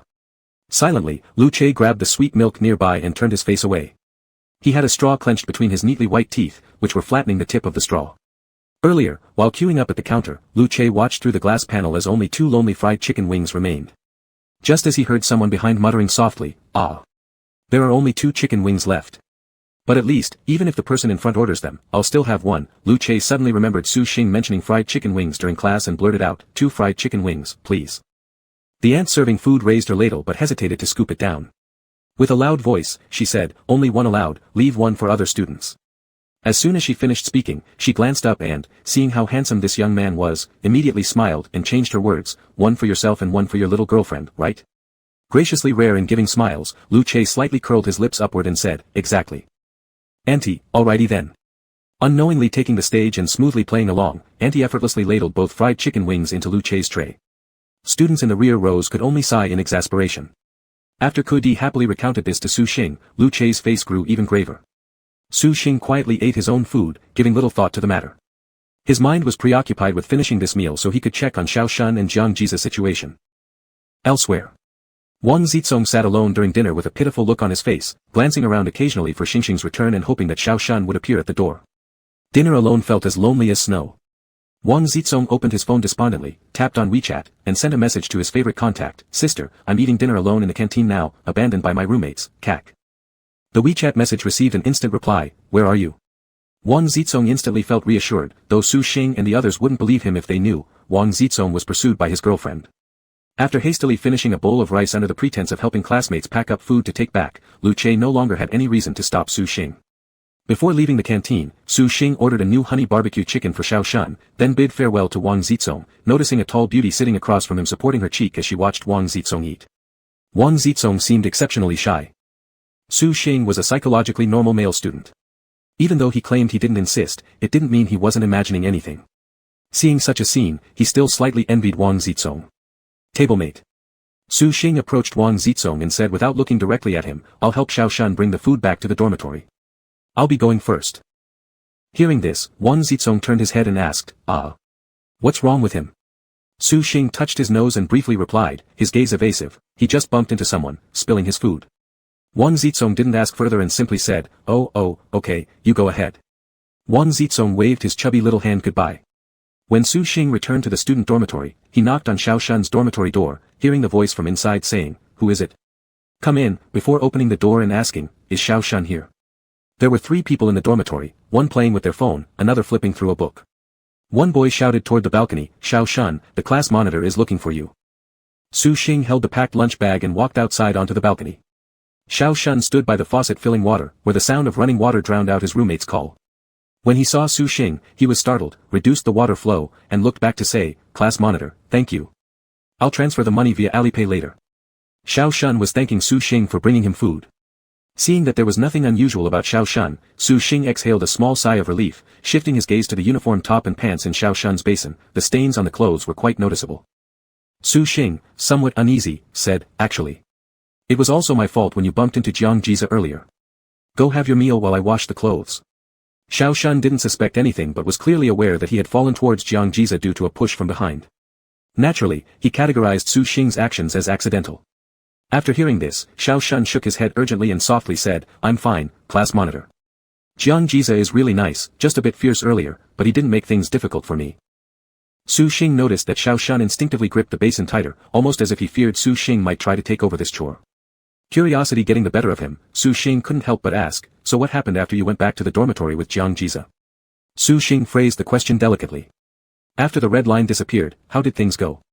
How did things progress when you were forced into interaction with Jiang Jiza? How did things turn out after returning to the dormitory together, thus bridging the gap? Su Xing felt as if Tang Mian's spirit of gossip had possessed him, wanting to inquire into every single detail. Xiao Shun's voice was gentle, picking key points to answer. He handed me his changed clothes and told me I need to wash them well and dry them tonight to return tomorrow morning. Then I came back. Su Xing responded, oh, that's good, but inwardly wondered, just like that? Su Xing didn't know what else he expected besides, just like that, thankful only that Jiang Jiza hadn't developed any aversion towards Xiao Shun because of his intervention.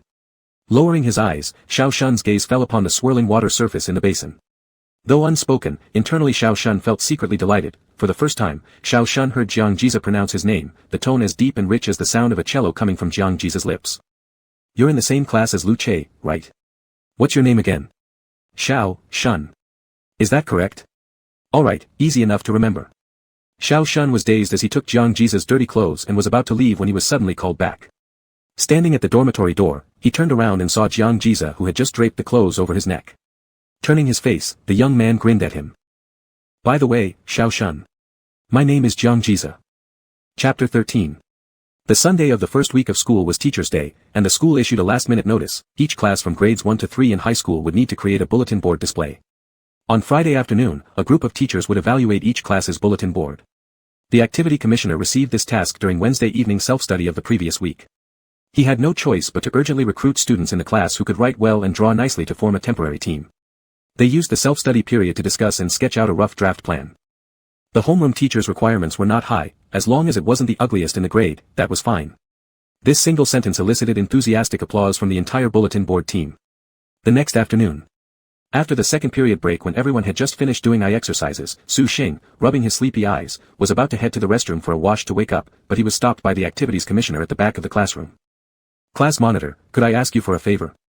In a drowsy state, Su Xing gave a response with an upward intonation, hinting at a question. The activity commissioner said, could you ask Lu Che to help make the bulletin board? His chalkboard writing is really beautiful. Several classmates recommended him to handle the writing part, but alas, I can't get him to come. Not many people knew before how skillfully Lu Che wrote on the blackboard. It was only recently, with the frequent announcement, physics homework will be spot-checked with tail numbers X and 7, all to be handed in before dismissal, that he became famous for his handwriting. Su Xing smiled politely yet awkwardly, if you couldn't get him to come, there's definitely no way I can. The activities commissioner immediately flattered him, no, it's fine. You know him well. Su Xing wanted to ask where his misconception came from. At this moment, the biology representative, who was standing on a chair drawing, turned around and interrupted, Monitor, could you please just ask him? Our bulletin board design is too simple. We can only rely on nice handwriting to boost our score. With the girl putting it like that, there was no way Su Xing could gracefully decline anymore. So, he reluctantly agreed, alright. I'll ask him.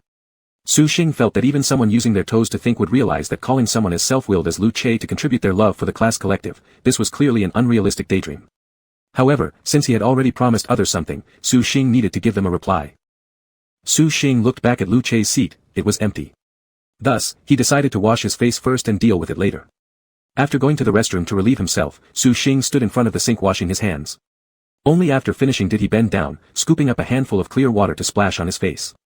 He faintly heard someone approaching, and the faucet beside him was turned on, but he didn't pay much attention.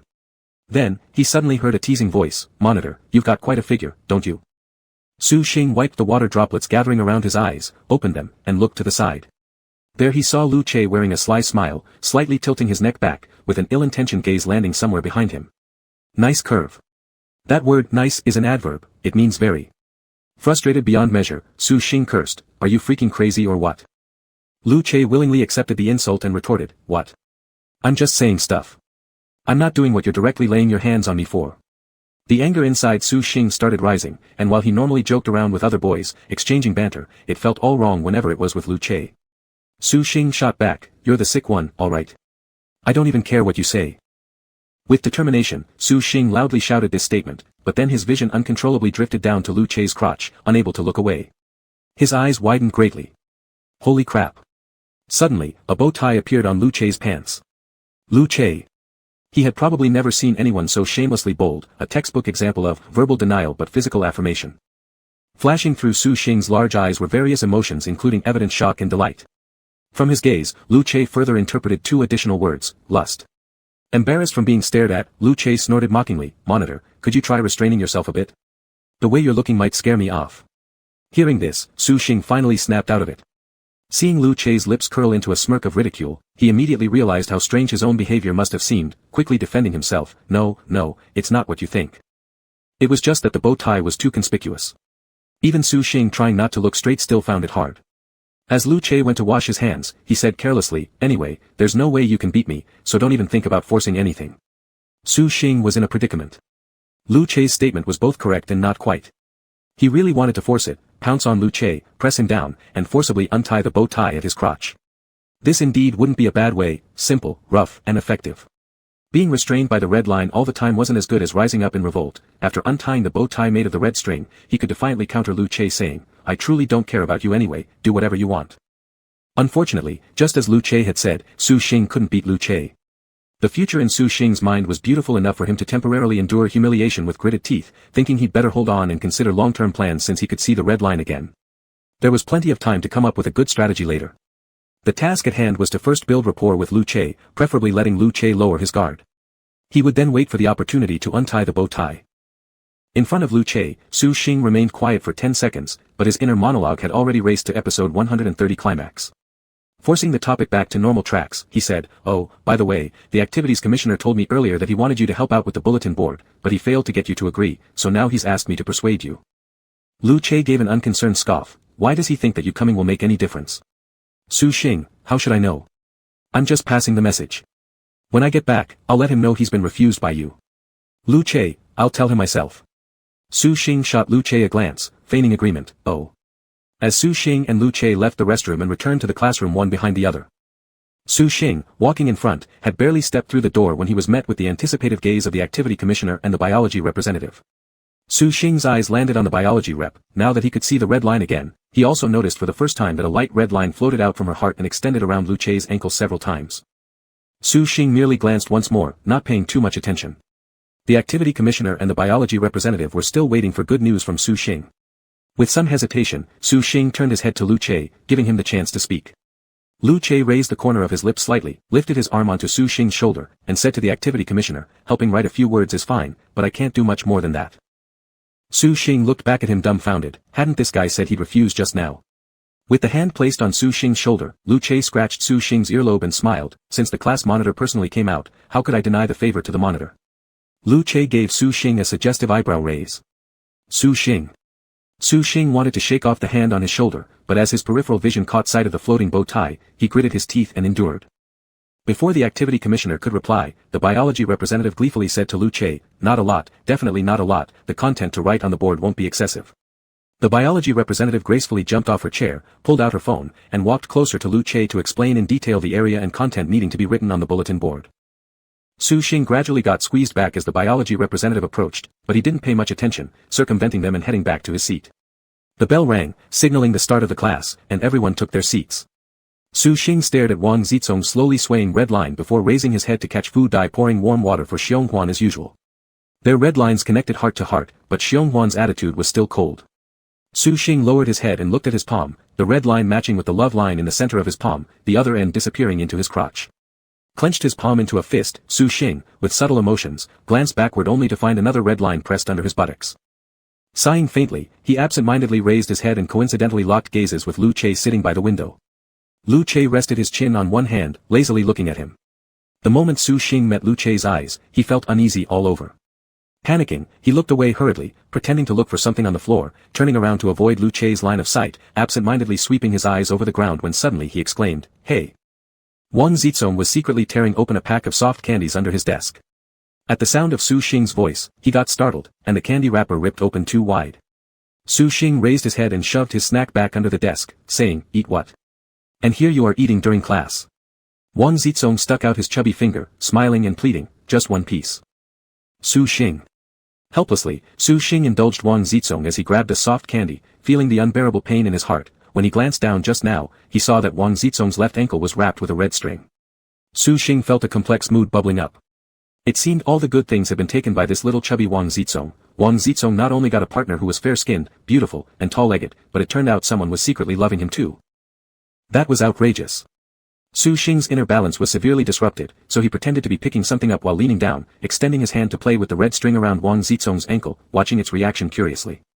However, the red string lying on the ground was as still as a chicken, showing no reaction at all. Su Xing guessed that it might be because the owner of the red string wasn't in this classroom. He sighed silently, having no more desire to envy or resent Wang Zizong. He started scribbling on draft paper, resting his chin pensively as he pondered how to untie Lu Chei's bow tie. Su Xing spent the entire class thinking about it, but to no avail. When the bell signaling the end of the class rang, he dejectedly collapsed onto his desk, resting his cheek against it, facing the window. A few slightly longer strands of hair slid along his smooth forehead following his movement and covered his eyes. Blinking uncomfortably, Su Xing instinctively raised his left hand to push away the stray hairs. His action was very natural, yet the second he pushed the hairs aside, he suddenly sat up in surprise. He held his palm in front of himself, only to unexpectedly discover that the red line in his palm had vanished once again without warning. Confused, Su Xing looked up and surveyed his surroundings. He found that every single red line in the classroom had disappeared. This included Xiao Shan, who previously had exhibited special circumstances. This time, none were spared. What happened? Su Xing couldn't figure it out, but an uneasy tension gradually rose within him. The red strings first appeared during the break of the previous class and disappeared a few minutes after the current class ended. Altogether, they were visible for only about an hour. Su Xing anxiously walked outside the classroom. Standing in the corridor, he looked around once again, confirming that he truly could no longer see any red strings. Su Xing regretfully sighed, regretting not taking immediate action when he saw Lu Chei's bow tie in the restroom earlier. This matter was urgent and could not wait. It was a top priority emergency task. Discussing long-term strategies would have been foolish. Full of regret, Su Xing hung his head low and walked back into the classroom. As he passed the back blackboard, someone patted his head. Puzzled, he looked up and saw Lu Chei standing on a chair, looking down at him and asking, "What's wrong?" Su Xing waved his hand and responded carelessly, "Nothing." Lu Chei was about to ask further when he was interrupted by other members of the bulletin board team shouting, "Teacher." After finishing her class, the homeroom teacher came over to check on the progress of the bulletin board. With the college entrance exam approaching, this period of time was crucial and stressful. Having these students use their post-class time to work on the bulletin board made her feel somewhat guilty. "Good job, everyone. Wow, Chanshu did such beautiful drawings." The biology representative's name was Yu Chanshu. "Oh my, Lu Chei, your handwriting is as stylish as you are."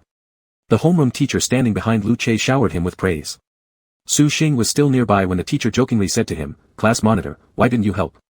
Even drawing some flowers or grass could have contributed." Hearing this, Su Xing replied, "No thanks, teacher, don't make fun of me.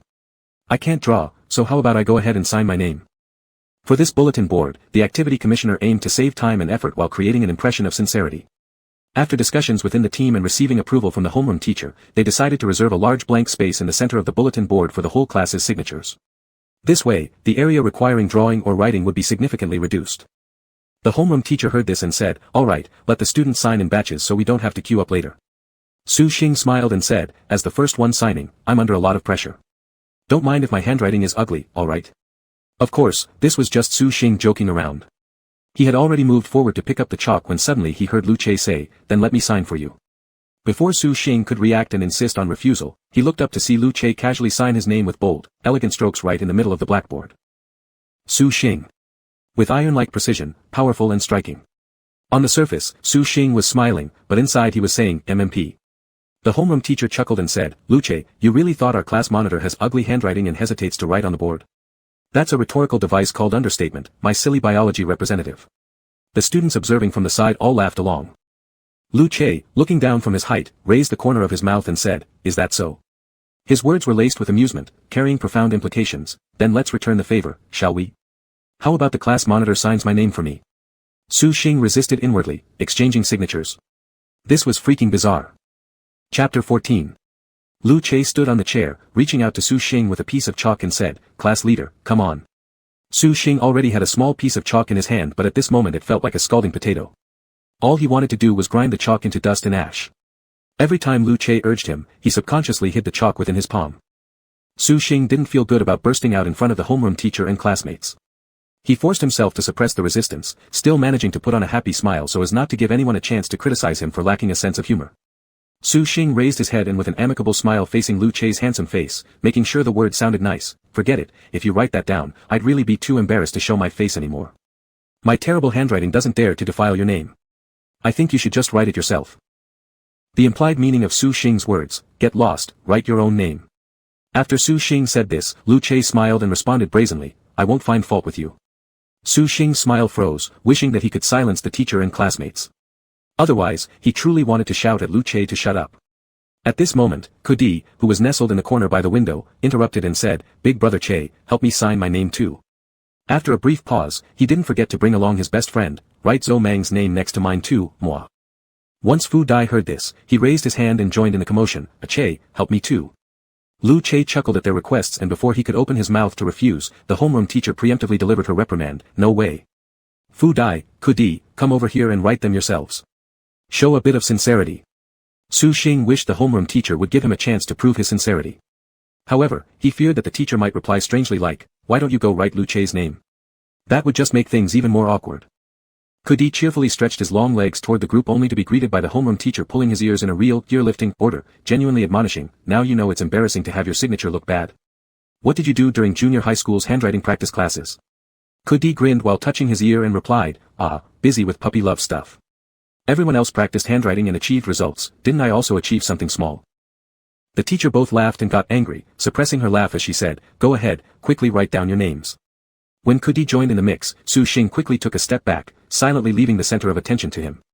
Su Xing retreated to the sidelines, his gaze lingering resentfully on the solitary name on the blackboard. Frankly speaking, Lu Chei's handwriting was indeed beautiful. However, regardless of whether it was beautiful or not, Su Xing always felt a little discomfort. It was as if there was a tiny thorn stuck between his teeth, pain-free and unobstructive when chewing, but its very existence was maddening. The bell signaling the start of class rang again, dispersing the laughing crowd. Su Xing returned to his seat without paying much attention to the signatures on the back blackboard. After 2 or 3 more classes, when the dismissal bell rang, students began pairing up to head to the cafeteria. Tang Mian went to the restroom, calling for Su Xing to join her on the way to the cafeteria. Taking his time, Su Xing tidied up his lecture notes. Once he finished, looking up, he found only a few students left behind. Sweeping remained in the classroom, while others were mostly gone. Carrying his phone, meal card, and tissues, Su Xing strolled over to the rear blackboard idly. There, the reserved blank space was now crowded with signatures. Above the 2 characters, Su Xing, the 2 additional characters, Lu Chei, had appeared. The strokes were as forceful as iron, vigorous in every mark they left. Neatly aligned, these characters captured everyone's attention. Su Xing. In contrast to the handwriting around it, Lu Chei's writing shone like the moon surrounded by stars, standing out brilliantly, giving the impression of freshness. Just like Lu Chei's appearance, even in a sea of people, he wouldn't be submerged by the crowd. Some people are born like they carry their own spotlight, drawing focus wherever they go. As Su Xing stared at it longer, his brows furrowed tightly. The more he looked, the more obstructive those 2 vertically stacked names appeared to him. It seemed like he couldn't accept this, just as if he couldn't acknowledge being gay. He continued staring for a long while, guiltily turning around to check if no one noticed. Seeing the coast clear, he quietly erased the 2 characters, Su Xing, from the blackboard, picked up a piece of chalk, and rewrote his own name. Initially, Su Xing didn't want to place his name alongside Lu Chei's, yet the designated signing area had been filled by other names. Only below Lu Chei's name remained vacant. Reluctantly, Su Xing wrote down his full name. His handwriting was obviously not as unrestrained as Lu Chei's, but it was neat and graceful, following all the rules. At first glance, it appeared unremarkable, but the more you looked at it, the more comfortable it became to read, its strength being in its tidiness and charm. After Su Xing changed his name, he could no longer remain where he was. For some reason, he felt very uneasy. Just then, Tang Mian came back from the restroom and stood by the rear door calling out to him, Xing, let's go get food. Su Xing responded with a sound, silently brushing off the chalk dust from his fingers before heading to the cafeteria with Tang Mian. Although Su Xing and Tang Mian didn't rush to the cafeteria with the crowd, when they arrived, the queue to buy food was still incredibly long. Su Xing stood behind the line, idly chatting about trivial topics with Tang Mian while waiting. Curious, Tang Mian asked him, Xing, does Lu Chei really not have a girlfriend? Su Xing looked at her, speechless. Why are you asking me? How would I know? Tang Mian laughed, well, isn't it because you 2 are close? Su Xing retorted irritably, close my ass. Tang Mian giggled, so what do you guys talk about privately? Su Xing's expression turned complicated. There was no way he could say that Lu Chei complimented his but being high. Su Xing grunted a few times as a cover-up and just happened to see Lu Che and a few others who had finished buying their meals, walking past with their trays. Subconsciously, Su Xing peered into Lu Che's tray. There were no fried chicken wings, which was within Su Xing's expectations, but neither was there any braised fish. This was unexpected. Su Xing originally thought that based on Lu Che's childish nature, he'd likely swap the chicken wings for braised fish and proudly boast about it today. But, he was mistaken. His first reaction was that maybe the canteen didn't have fish today, his second was that the braised fish might have sold out. However, just as these thoughts popped up in Su Xing's mind, two female students chatted and walked over, one of them carrying a tray with a red glossy piece of braised fish. Su Xing let out an almost imperceptible huff. Tang Mian played with her phone for a bit before casually asking, "By the way, what gift will our class give the teacher for Teacher's Day?" Su Xing didn't answer, prompting Tang Mian to look up at him, nudging him lightly with her elbow. "What are you looking at?" "Huh." Su Xing shrugged, explaining, "I'm hungry, so I can't focus." Tang Mian smirked, chasing after Su Xing's gaze, looking toward the two girls behind them. She teased, "Which elementary school girl caught your eye?" Su Xing sighed in exasperation. He truly couldn't stand Tang Mian's rumor-spreading mouth and said, "I was looking at her fish, okay." Tang Mian grinned, alright, I know you've always had a high standard anyway." This casual comment also hit a sore spot for Su Xing, who immediately countered, "I don't have high standards, thank you." The scene where Lu Che teased him about having selective eyes still stuck vividly in his mind. Whenever Su Xing thought about anything big or small related to Lu Che, his whole body felt uncomfortable. Tang Mian tisket twice. As Su Xing's childhood sweetheart and classmate for 12 years since primary school, there were no secrets between them. Back in elementary school when love letters were all the rage, during their 6th grade graduation, Tang Mian helped Su Xing collect a basketful. In junior high, shortly after Su Xing got a phone, he complained to Tang Mian, "Please don't randomly give out my phone number to others anymore, it's annoying." And as for high school, Tang Mian found this quite odd too. After entering high school, Su Xing's face hadn't gone wrong nor was he physically handicapped, yet he suddenly seemed to lack appeal. She attributed it to Su Xing being hard to pursue. When they first entered high school, many girls were asking about Su Xing, but after multiple failed attempts, they naturally gave up. After finishing their meal, Tang Mian and Su Xing didn't head back to the dormitory. Instead, they returned to the classroom to prepare for evening study sessions. The team responsible for the bulletin board was already hard at work, except for Lu Che. No one found it strange. If Lu Che had enthusiastically come back right after finishing his meal to help, that would instead have been strange. Su Xing stretched out comfortably on his desk, lowering his head to play with his phone. Wang Zizong happened to glance over as he returned to his seat and noticed the name on his WeChat chat screen. He asked, "Is your sister concerned about your studies?" Without lifting his head, Su Xing muttered, "Concern my ass, she's just trying to get free labor, wanting me to send something home for her on Sunday." A boy sitting behind Su Xing asked, "Does the class monitor have a sister?" The classmate sitting beside him laughed and said, "I'm more curious about what the class monitor's sister is named." Su Xing responded, "My sister is called Su Yin." Wang Zizong followed up, "Yin as in, because, I think it sounds very nice." Upon hearing this, the boy at the back desk chuckled, "What a good name. I reckon your parents originally intended to name you Su Kun, but later decided against it. If Su Kun matched his name, that would be a problem, so they renamed you Su Xing. If the girl is Yin, then the boy would be Kun. Add one line in between, and it becomes vividly memorable." Neither of the boys at the back table had any ill intent, their wordplay was absurd yet amusing, and they were simply enjoying themselves with laughter. Su Xing also laughed along, saying, "Get lost." Though Su Kun did not become Su Xing's name, it became Su Yin's online alias. The phone dinged as it received a new message. Su Xing lowered his head, tapping on the chat window titled, "Su Kunken." Su Yin sent him a picture. In elegant handwriting, she listed a long string of items she wanted Su Xing to mail to her school. Su Xing replied with an OK emoticon. Just as Su Xing was about to put his phone away and press the power button to lock the screen, the phone lit up again with a ding. The notification bar displayed a new message from Su Yin. Su Xing glanced at it and immediately looked puzzled. He unlocked the phone screen, switched to the WeChat chat window, and stared at the sentence his sister had sent over. "How's Lu Che doing?"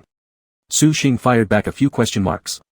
Su Yin rarely used ellipses when chatting with Su Xing, indicating she had hesitated quite a bit while typing those words and carefully considered her phrasing and tone. Just then, Su Xing heard the voice of the biology representative say, "Hey, Lu Che, you're here." The girl's voice was gentle and joyful. Su Xing instinctively looked up. Lu Che had just walked in through the back door. Yu Kan-chan greeted him with a smile, using the bulletin board work as a natural conversation starter. "There's still a little bit left where we need writing. You should be able to finish it tonight." Lu Che glanced at Yu Kan-chan, his thin lips moving slightly as he said, "Not in the mood, won't write." Yu Kan-chan paused after hearing this, then kindly responded, "No problem, you can write it tomorrow if you want. No rush." Others nearby muttered complaints. The bulletin board team had just agreed unanimously to use tonight's evening study session to ensure everything would be completed today. Although Yukan-chun was merely assisting the activity committee leader as second-in-command, she was accustomed to giving orders. Earlier, one girl who said she needed to finish her homework first was lectured by Yukan-chun. However, Lu Che was a special case, and for Yukan-chun, Lu Che was a unique individual, so she could allow him more time. Yet Lu Che stated coldly, "I only agreed to help you write a few characters. You'll have to do the rest yourselves." Lu Che's speech was icy, allowing no room for negotiation. His expressionless face always exuded an unreachable aura. As the words fell, Yukan-chun awkwardly stared at him. Lu Che indifferently returned to his seat. Their eyes accidentally met, but nothing happened. Before Su Xing turned away, Lu Che had already turned his face towards the night sky outside the window. Su Xing. The phone dinged again, breaking Su Xing's train of thought. Su Yin's message read, "Never mind, I'll go to the gathering first." Su Yin was currently participating in military training for university orientation. Su Xing typed out a long chain of ellipses in reply and demanded urgently, "Explain clearly first." Su Yin didn't respond further. Su Xing. The question Su Yin asked was inexplicable. Lu Che's attitude was also inexplicable. That night, Su Xing was extremely restless, tossing and turning, unable to sleep well.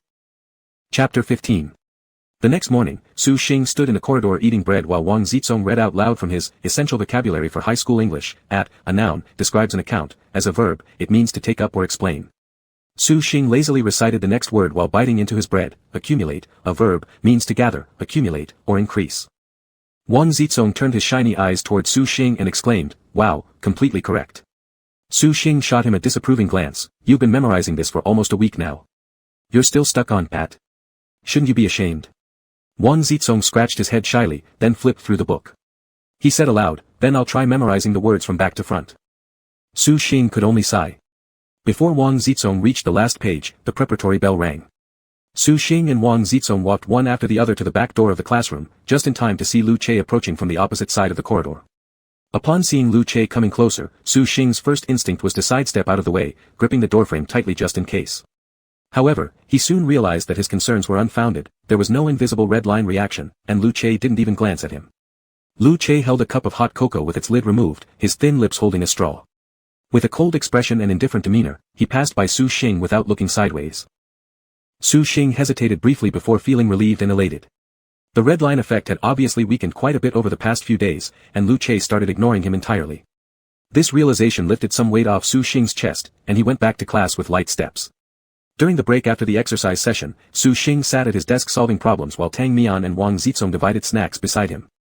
They bickered unreasonably about their food, nitpicking over every detail. They had originally been sharing a pack of strawberry-filled white chocolate bars equally, each having one piece at a time, peacefully and fairly dividing them until they discovered that the number of chocolates was odd. As Tang Mian poured the last chocolate into his palm, Wang Zizong suggested, "Hey, let's leave one for Xing." Tang Mian replied, "It's too sweet. Xing probably won't like it." But Wang Zizong kept staring at the round piece in Tang Mian's hand and persisted, "This isn't sweeter than milk chocolate." Annoyed, Su Xing fidgeted with the ballpoint pen in his hand, making crisp clicking sounds. He turned his head around and interrupted them, "Tang Mian, shove that thing in Zizong's mouth and shut your own." Tang Mian quickly obeyed, "Okay. Fine."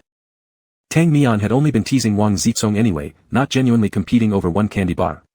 With the chocolate stuffed into his mouth, Wang Zizong chewed happily and closed his mouth sensibly. Tang Mian then casually said, "Xing, I want a chocolate candy." Without looking up, Su Xing fished 2 pieces from under the table and tossed them onto Wang Zizong's desk. Taking the candies, Tang Mian playfully added, "Xing is really good. Seats will be switched next Monday, right? Hopefully, you won't separate us." Hearing this, Su Xing paused mid-pen stroke. The speaker meant nothing by it, but the listener took it to heart. Glancing around the classroom at the 4 groups, Su Xing made a quick decision. He could switch the 4th group where Lu Che sat to the first group near the corridor and move the rest of the groups inward by 1 seat each. Just like how the random selection for homework checks was decided by Lu Che, the seating arrangement was entirely up to Su Xing, the class monitor. Su Xing thought to himself that if he moved to a seat by the window, and Lu Che would be relocated to the corridor side seat, the farthest distance possible. At that moment, someone from the second group called out, "Lu Che, which numbers will be checked today?" Lu Che did not respond. Unable to resist, Su Xing turned around to peek. Lu Che was busy playing gamoku with fu dai on scrap paper. One drew circles, and the other crosses. Kudi sat on his desk, leaning on fu dai's shoulder to watch, and said mockingly, thoroughly wiping the floor with air dye, "Thoroughness brother." Out of all these desks, only Zhou Mang remained aloof, sitting alone in a corner, earphones plugged in as he listened to music and worked on exercises. The group leader of the second group approached and asked, "Hey, Lu Che, do we need to submit our physics homework?" After placing his chess piece, Lu Che raised his head and replied without hesitation, "Pick 1 and 0. Hearing this, Kudi widened his eyes and quickly added, "Brother Che, number 1 is me and you. Lu Che is number 11, Kudi is number 51. But it wasn't Lu Che's fault that he couldn't remember his student number. Last semester, when he transferred in, he used the number 67 which was at the bottom of the list. After entering Senior 3, the previous physics representative of the class was assigned to an advanced study group, and Lu Che took over his original number, 11. Upon hearing this, Lu Che immediately changed his tune, "Then let's go with 0 and 9. Kudi, help me write that on the blackboard."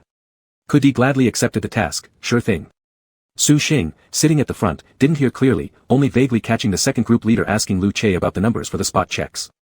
It wasn't until he saw Kudi writing a few slanted words on the board, "Physics homework checked based on tail numbers 0 and 9, that he finally understood. Su Xing rarely didn't see the number 7 and for a moment actually found it hard to believe. While Kudi went up to write the announcement, Lu Che had already won another round of Gamoku and smugly spun his pen around his fingers. At this moment, the bustling music for the radio calisthenics outside the window just ended. Kudi poked his head out to check the back playground. Once the crowd dispersed, he clapped his hands and urged everyone, "Hey, it's time to prepare for PE class." The third period was gym class.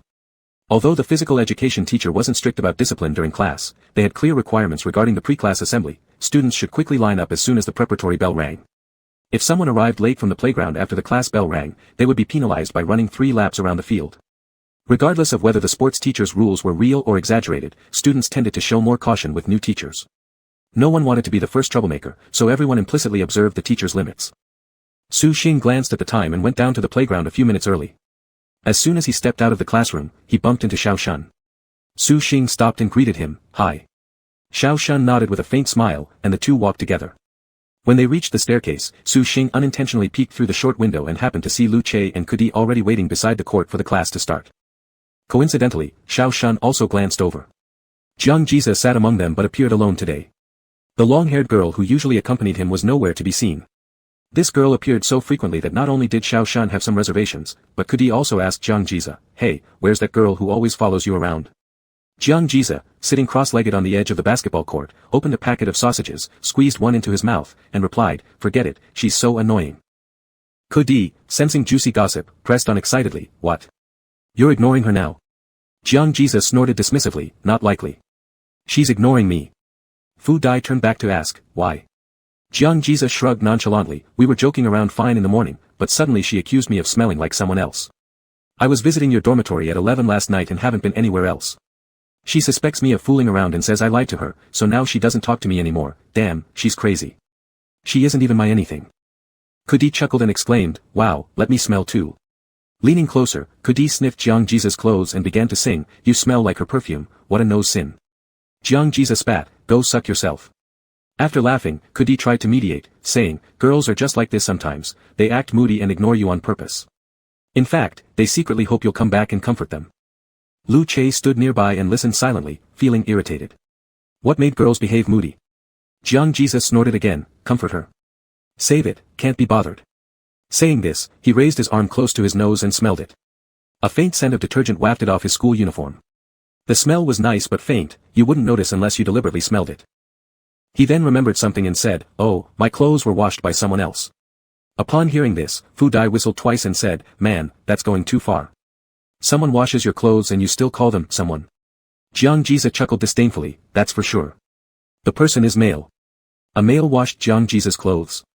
Kudi and Fu Dai exchanged glances. As guys who didn't even want to wash their own clothes, they found this news completely incomprehensible. It got wilder than before. Just then, Su Xing and Xiao Shun approached the corner. Seeing them, Jiang Jiza waved actively and greeted them, "Hey, Xiao Shun." Xiao Shun followed the sound, his gaze touching Jiang Jiza's eyes and instinctively retreated a bit, then forced himself to look at Jiang Jiza's eyes and responded, "Hi." When Su Xing also looked toward Jiang Jiza, he unintentionally caught Lu Che's eye. This time, Lu Che didn't avoid Su Xing's glance but instead stared back at him. And let out a snort. Su Xing. Su Xing thought this guy was ill and mentally alerted himself to keep distance from him. Today, the physical education teacher still reserved half a period for free activity time. Tang Mian and several girls from her dormitory, along with a few more classmates including Su Xing, gathered into a circle of 12 people to play shuttlecock. Though Su Xing was unbeatable in badminton across the whole class, when it came to playing shuttlecock, he kept losing his footing. Already annoyed after missing several kicks, Prince Tsong Wang and Tang Mian took every chance to punish him by frequently kicking the shuttlecock towards Su Xing. For the N+1 time, as Su Xing ran to pick up the shuttlecock, he was called over by the PE teacher who asked, "Are you the monitor of class 7? Raising his head, Su Xing responded, yes. The PE teacher said, "Monitor, I just saw several girls going back to the classroom. Go bring them down." The teacher had emphasized last class that during PE's free time, no one should go upstairs. After all, walking through the hallway past other classes could definitely disrupt their lessons. Without rules, there can be no order. If those girls were allowed today, even more students would disregard the rules later. Su Xing was just wondering what excuse he could find not to continue playing shuttlecock, so hearing the teacher's order made him happily respond with a "sure." He tossed the shuttlecock to Tang Mian and others and headed toward the teaching building on an errand. Climbing the stairs and passing through the corridor, Su Xing tried his best to step lightly. The classroom of class 7 was empty and quiet. Su Xing spotted 2 girls at the front row diligently studying, while only Lu Che sat alone in the back. Feeling annoyed about how Lu Che seemed omnipresent, Su Xing merely muttered his complaint as a habit. He believed all these coincidences stemmed from the red thread. As the person tasked by the teacher to check the classroom, Su Xing certainly had no right to blame Lu Che. Entering from the front door, Su Xing circled around to the 2 girls and softly said, "Hey, the PE teacher says we shouldn't return to the classroom during activity time. Let's all go down quickly." The 2 girls raised their heads, responded with a sound, and soon left with their books. Now, only Lu Che remained in the classroom. Su Xing wanted nothing more than to finish notifying the girls and leave, but doing so without checking on Lu Che felt immoral. Lu Che had earphones plugged into his ears, focusing entirely on his phone. Only when Su Xing walked over and stood beside Fu Dai's vacant desk did Lu Che slowly lift his head without surprise, because he'd already noticed Su Xing talking to the girls before. Pretending indifference was the last proud act of schoolgrass Lu Che. Su Xing pointed at his own ears, indicating Lu Che to take off the headphones. Lu Che casually pulled them off using his fingers and glanced indifferently at Su Xing, asking, "What?" As Su Xing opened his mouth to speak, suddenly, he saw a faint red line appear on his hand. In the empty classroom, a breeze swayed the curtains. Su Xing stood in front of Lu Che, hesitating to say something. The red line connecting them emitted a gentle red glow, drawing attention as if deliberately making its presence known to Su Xing.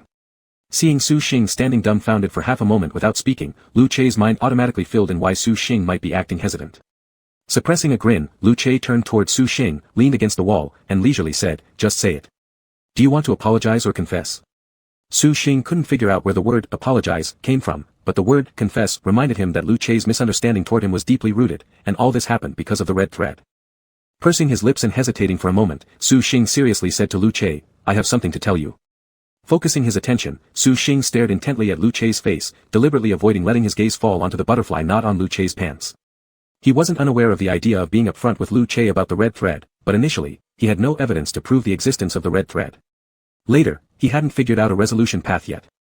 However, now neither of the first 2 issues were unsolvable, and the timing was ripe. Su Xing spoke seriously, "It's neither an apology nor a confession. But this matter is probably related to the lifelong happiness of both you and me. What I'm about to say might sound utterly absurd, but I swear by my name that not a single word of it is false." Lu Che let out a mocking laugh, feeling that even the opening lines of this confession from the monitor sounded refreshingly different. Su Xing guessed the red string wouldn't last more than an hour. He also needed to resolve this matter before physical education class ended, so he cut straight to the chase. "The situation is like this." Lu Che raised an eyebrow slightly, showing no explicit reaction. With his face set in an earnest expression, Su Xing solemnly brought up the strange topic. "There's a red thread connecting your body with mine. I have no idea why this happened, but I must untie it. Only then can both of us get freed, and I won't keep falling into your arms for no reason."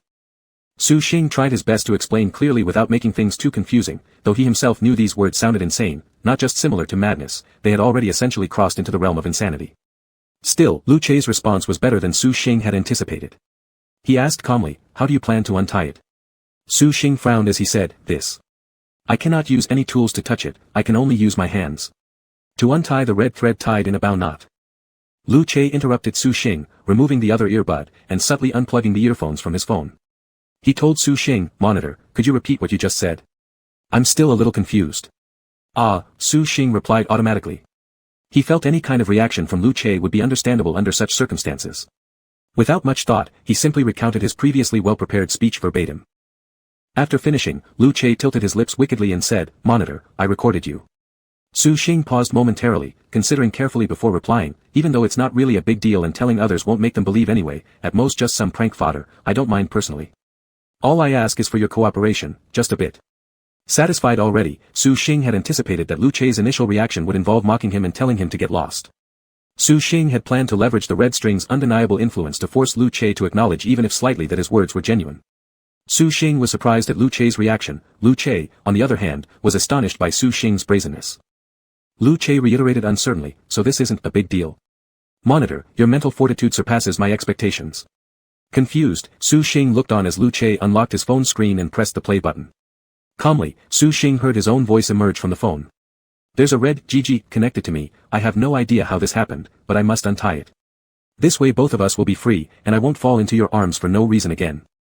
In a tranquil mood, Su Xing listened through the recording once but didn't notice anything odd yet. As the recording played again the second time, Su Xing suddenly froze, startled when he picked out the unnatural sounds. His usually serious face slowly cracked, his eyes widening in shock as he stared fearfully at Lu Chei, exclaiming, this F*** king isn't what I said.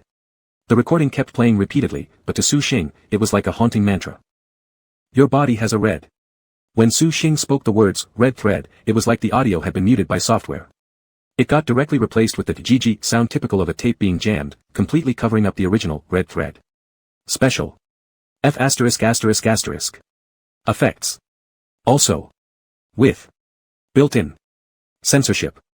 Flabbergasted and close to tears, even though Su Xing could identify this as abnormal post-production, it seemed all the more inexplicable. In Lu Chei's ears, this was raw, unfiltered, hard-to-believe material. Because Lu Chei had literally heard this line right in front of him. The schoolgrass casually pocketed the scandalous recording, which sounded outright lascivious, swaying his phone while saying lightly, Monitor, do you folks in your circles always talk around so much just to hook up?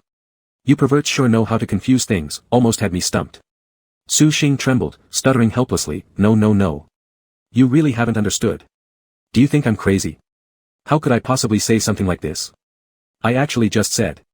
Su Xing was both shocked and baffled, his emotions a chaotic mix. His face went deathly pale as he stood there entirely unsure how to explain himself. Lu Chei shielded his phone, crossing his arms and saying offhandedly, so I think you're already crazy. Su Xing stood there with his mouth agape, speechless. He was afraid that if he spoke, it would come out all wrong, spilling madness instead of sense. Pacing anxiously, Su Xing caught sight of a draft notebook in the corner of Lu Chei's desk, one used for playing 5 in a row. To prove his innocence, he picked up a pen and prepared to write on the paper, but the tip hovered above the surface, hesitant to begin. He settled for a secondary plan, feverishly deciding to sketch about first. Starting with one stroke, he drew an infinity symbol, and then as he attempted to sketch the 2 tassels, his hand inexplicably faltered. A sudden tremor. What should have been 2 fringes ended up being drawn as a cylindrical shape. Su Xing. Lu Chei. 2 circles, 1 cylinder. They sprang vividly onto the page, lifelike. From Su Xing's perspective, this could still be interpreted as a fairy wand. But from Lu Chei's point of view, well, it resembled something entirely indescribable. Chapter 16. Su Xing stubbornly drew another bow tie, but every time he drew the tassel, it turned into a cylindrical shape. Lu Chei saw Su Xing's crazed face as he repeatedly drew an indescribable stick figure on the paper, like he was addicted to it. He couldn't help but ask quietly, what are you actually doing? Su Xing had no way to explain to Lu Chei verbally. He kept drawing 4, 5, 6, 7, 8 pictures until he got so angry that he threw away his pen and grabbed his head in agony. This is just not normal. Don't you see that each pattern is exactly the same? Every stroke resembled a copy-paste job, with each abstract stick figure identical without deviation. Su Xing then realized he had fallen into the trap of the red thread. Its cryptic implication was already thought-provoking enough, and now it wasn't appropriate for him to draw this eerie thing at all. After listening, Lu Chei carelessly replied, ah. He took a casual glance at the loose-leaf paper as if doing someone a favor before looking back at Su Xing, smiling lightly and asking, Class monitor, you're practicing this specially, right? Are you seeking praise now? Su Xing lacked even the energy to glare and roared inwardly, seeking whose sister's praise. Only a lunatic would practice this nonsense. The person who practices definitely has issues. Flustered anger clouded Su Xing's mind temporarily, causing a loss of rationality and thought. Once calmed down, Su Xing reflected upon himself, standing from Lu Chei's perspective, what could he have been seeing if not a madman? Su Xing weakly said, I just wanted to draw a bow tie. Lu Chei didn't want to crush his confidence and responded, now that you mention it, it does resemble one. Upon hearing that Lu Chei could still decipher the words, bow tie, Su Xing grew angrier, what a waste, making himself miserable by trying to sketch something so terrible. Red thread had made Su Xing feel utterly drained, his head ached, his thoughts chaotic again, unsure of how to avoid its harmonious words and explain to Lu Che. Su Xing squatted on the floor, staring intensely at the red string dangling from the chair. Amidst the chaotic thoughts in his mind, a rare clear idea surfaced, calculating the possibility of pouncing forward and forcibly untying the bow. The red string faintly glowed throughout, not glaring but extremely present. After some confrontation with the red string, Su Xing ultimately decided against it. Seeing the red string flash now felt like it was luring him into a trap, similar to how fishermen use lights to exploit the phototaxis of fish to create strong fishing lamp circles. Lu Che couldn't comprehend Su Xing's every move, seeing him dejectedly squat down, and considerately said, "Class monitor, if your legs are numb, just sit here." "Why squat?" Lu Che patted Fu Dai's chair. Su Xing looked up, gazing vacantly at Lu Che for a moment before deeply sighing. With a sense of utter despair, he stood up leaning against the desk, tearing out the loose-leaf page filled with bizarre figures, crumpling it into a ball, powerless and saying, "Let's pretend nothing happened today, forget it. From now on, let's not cross paths." Lu Che snickered and said, "Class monitor, your memory is really that bad, huh? How about I send you the recording later to help jog your memory?" Su Xing earnestly said, "Delete the recording, please." Without beating around the bush, Lu Che directly stated, "Not a chance." Frustrated feelings swirled in Su Xing's stomach, nowhere to vent, tolerating no more, Su Xing went berserk, slammed the table hard in fury, shouting, "It wasn't me who said those things, all right." With a loud thud, the dull sound of the slap drew Lu Che's attention. He stared at Su Xing's crimson right hand, sympathetically wanting to massage it for him. An eerie silence lasted for a few seconds.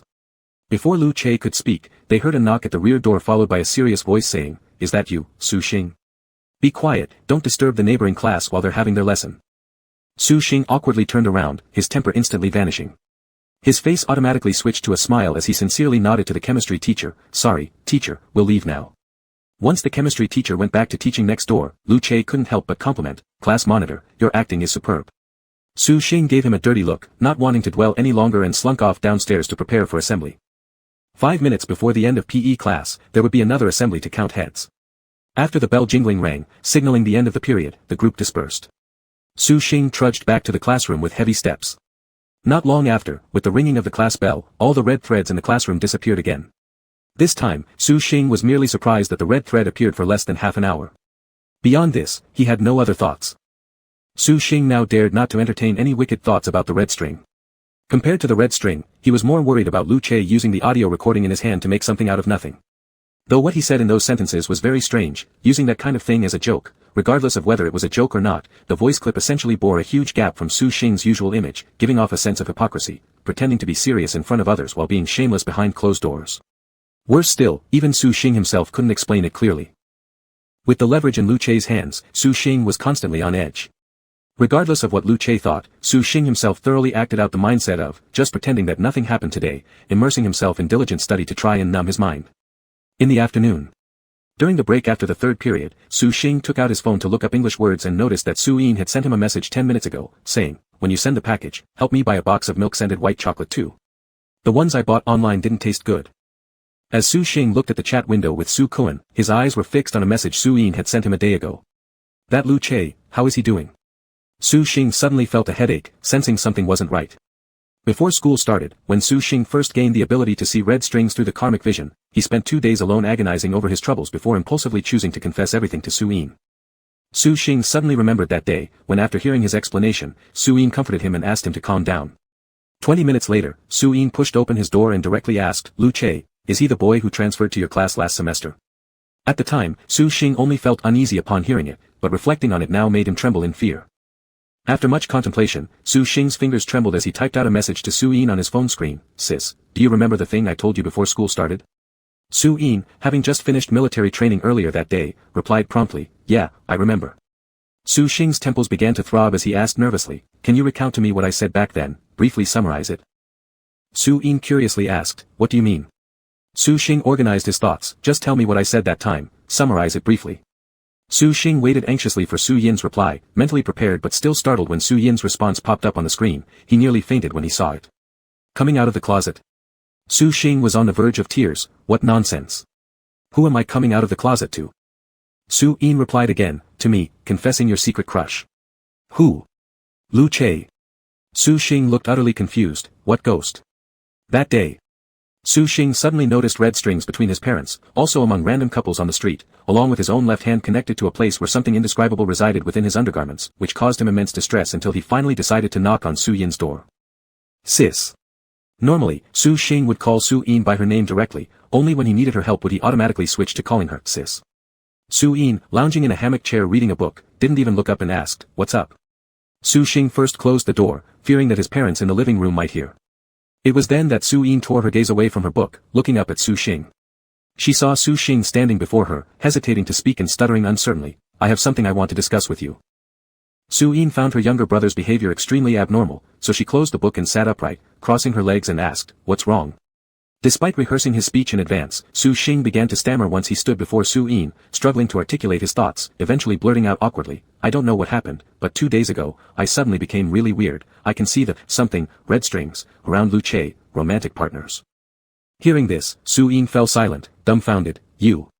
Shocked by Su Xing's inappropriate language, she originally wanted to scold him, asking him what on earth he meant by that thing, but from Su Xing's vague words, she realized a secret her brother struggled to verbalize. Su Xing was actually coming out to her. Before Su Xing could continue explaining, just like the ancient matchmakers in TV dramas binding lovers together with red strings, Su Yin interrupted, "Wait a moment." Su Xing, already agitated, obeyed Su Yin's command and promptly shut his mouth. Su Yin dissected Su Xing's words, although she found some parts puzzling, she didn't dare to probe further, fearing that she might touch on his already taut nerves. Su Yin reorganized the incoherent sentences Su Xing had mumbled and conjectured. Perhaps Su Xing accidentally saw Lu Che doing something private somewhere, like relieving himself in the toilet or changing clothes in the locker room for swim class, though she couldn't fully make sense of it either. The focal point was, after seeing it, Su Xing started to feel off about himself. With her eyebrows furrowed, Su Yin remained silent for a long while. She wanted to speak but swallowed her words time and again, wary of unintentionally hurting Su Xing's now extremely fragile and sensitive psyche. Su Xing frowned, lamenting helplessly, "Sis, I'm not normal anymore, what should I do?" Normal people don't see red strings connecting lovers, right? If he could see them, it definitely meant he wasn't normal. Looking at Su Xing's listless and helpless appearance, Su Yin felt pity for him and reframed her question, "Then, does the person involved know that you've seen that thing?" Su Xing shook his head, "No." He could see other people's red strings, but it didn't affect them in any way. Hearing this, Su Yin sighed in relief, "That's good.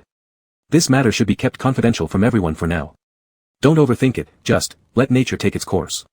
Finally, Su Yin couldn't resist speaking seriously, "This isn't your problem, you're not sick, understand? These kinds of things aren't something you can control yourself. Since it has already happened, stop ruminating on it. Calm down properly. Pretending nothing happened is of course the best approach. But if you can't manage that, we'll deal with it after the college entrance exam, okay?" Su Xing blankly nodded, dazed as he returned to his room.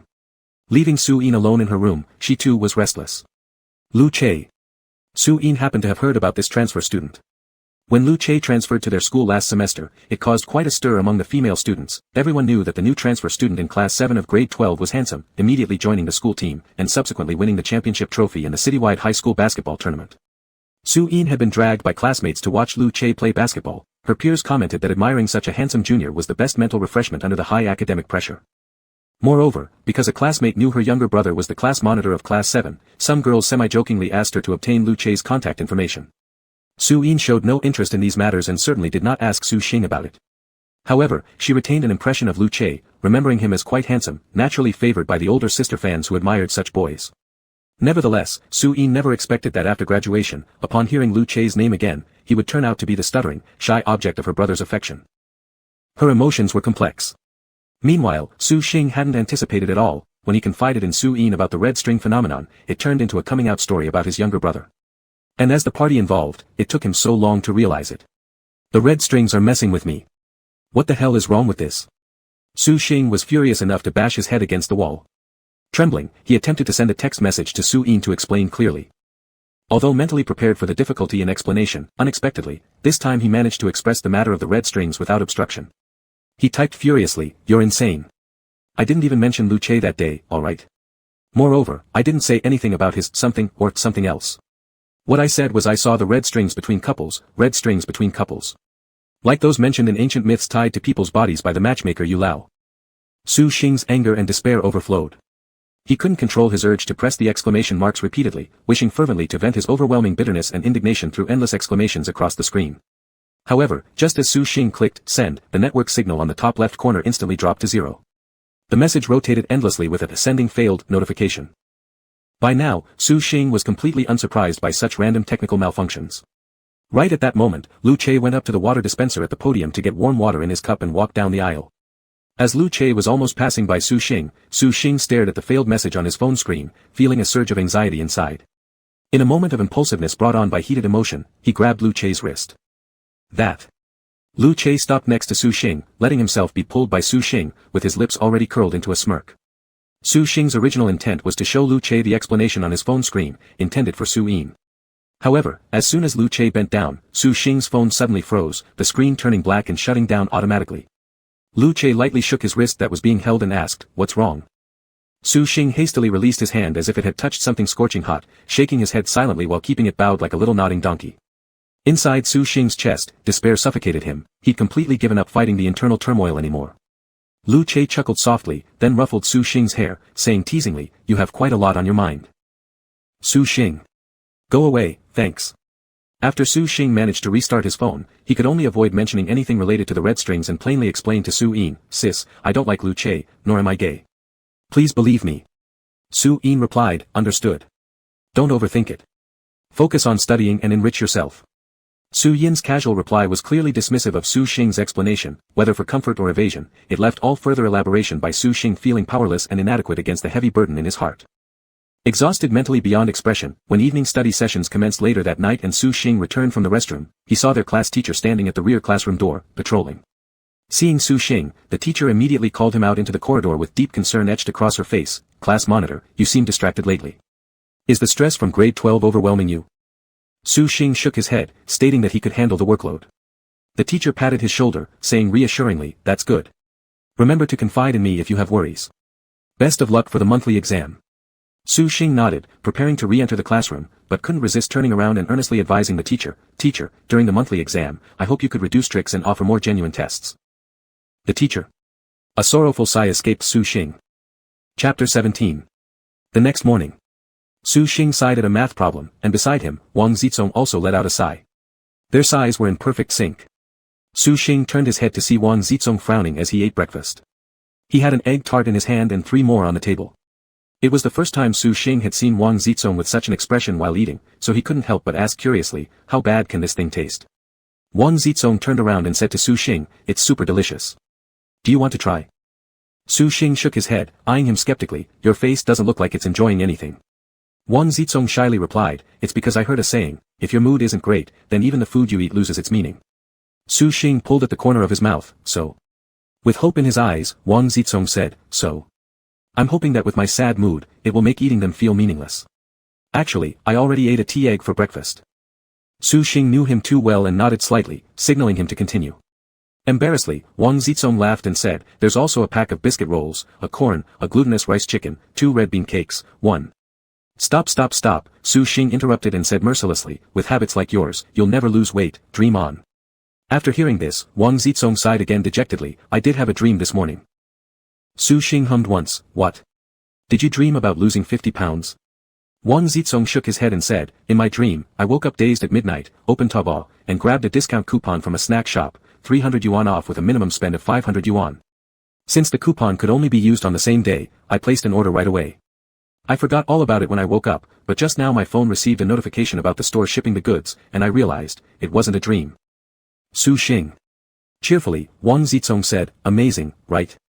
Su Xing pinched some flesh on Wang Zizong's cheeks, saying, "You should shut up, you promised not to buy any more snacks this month after finishing the leftovers." Sulking, Wang Zizong picked up his second egg tart, sticking out his tongue without daring to argue. Then he changed the subject, praising himself to Su Xing, "And I bought your favorite milk chocolate white candy." Despite himself, Su Xing chuckled and said, "Yeah right, aren't all the candies in my drawer going straight into your stomach?" Silenced, Wang Zizong stopped talking. He peeled back the aluminum foil on the egg tart, and a few thin and crispy bits of the crust fell onto the table.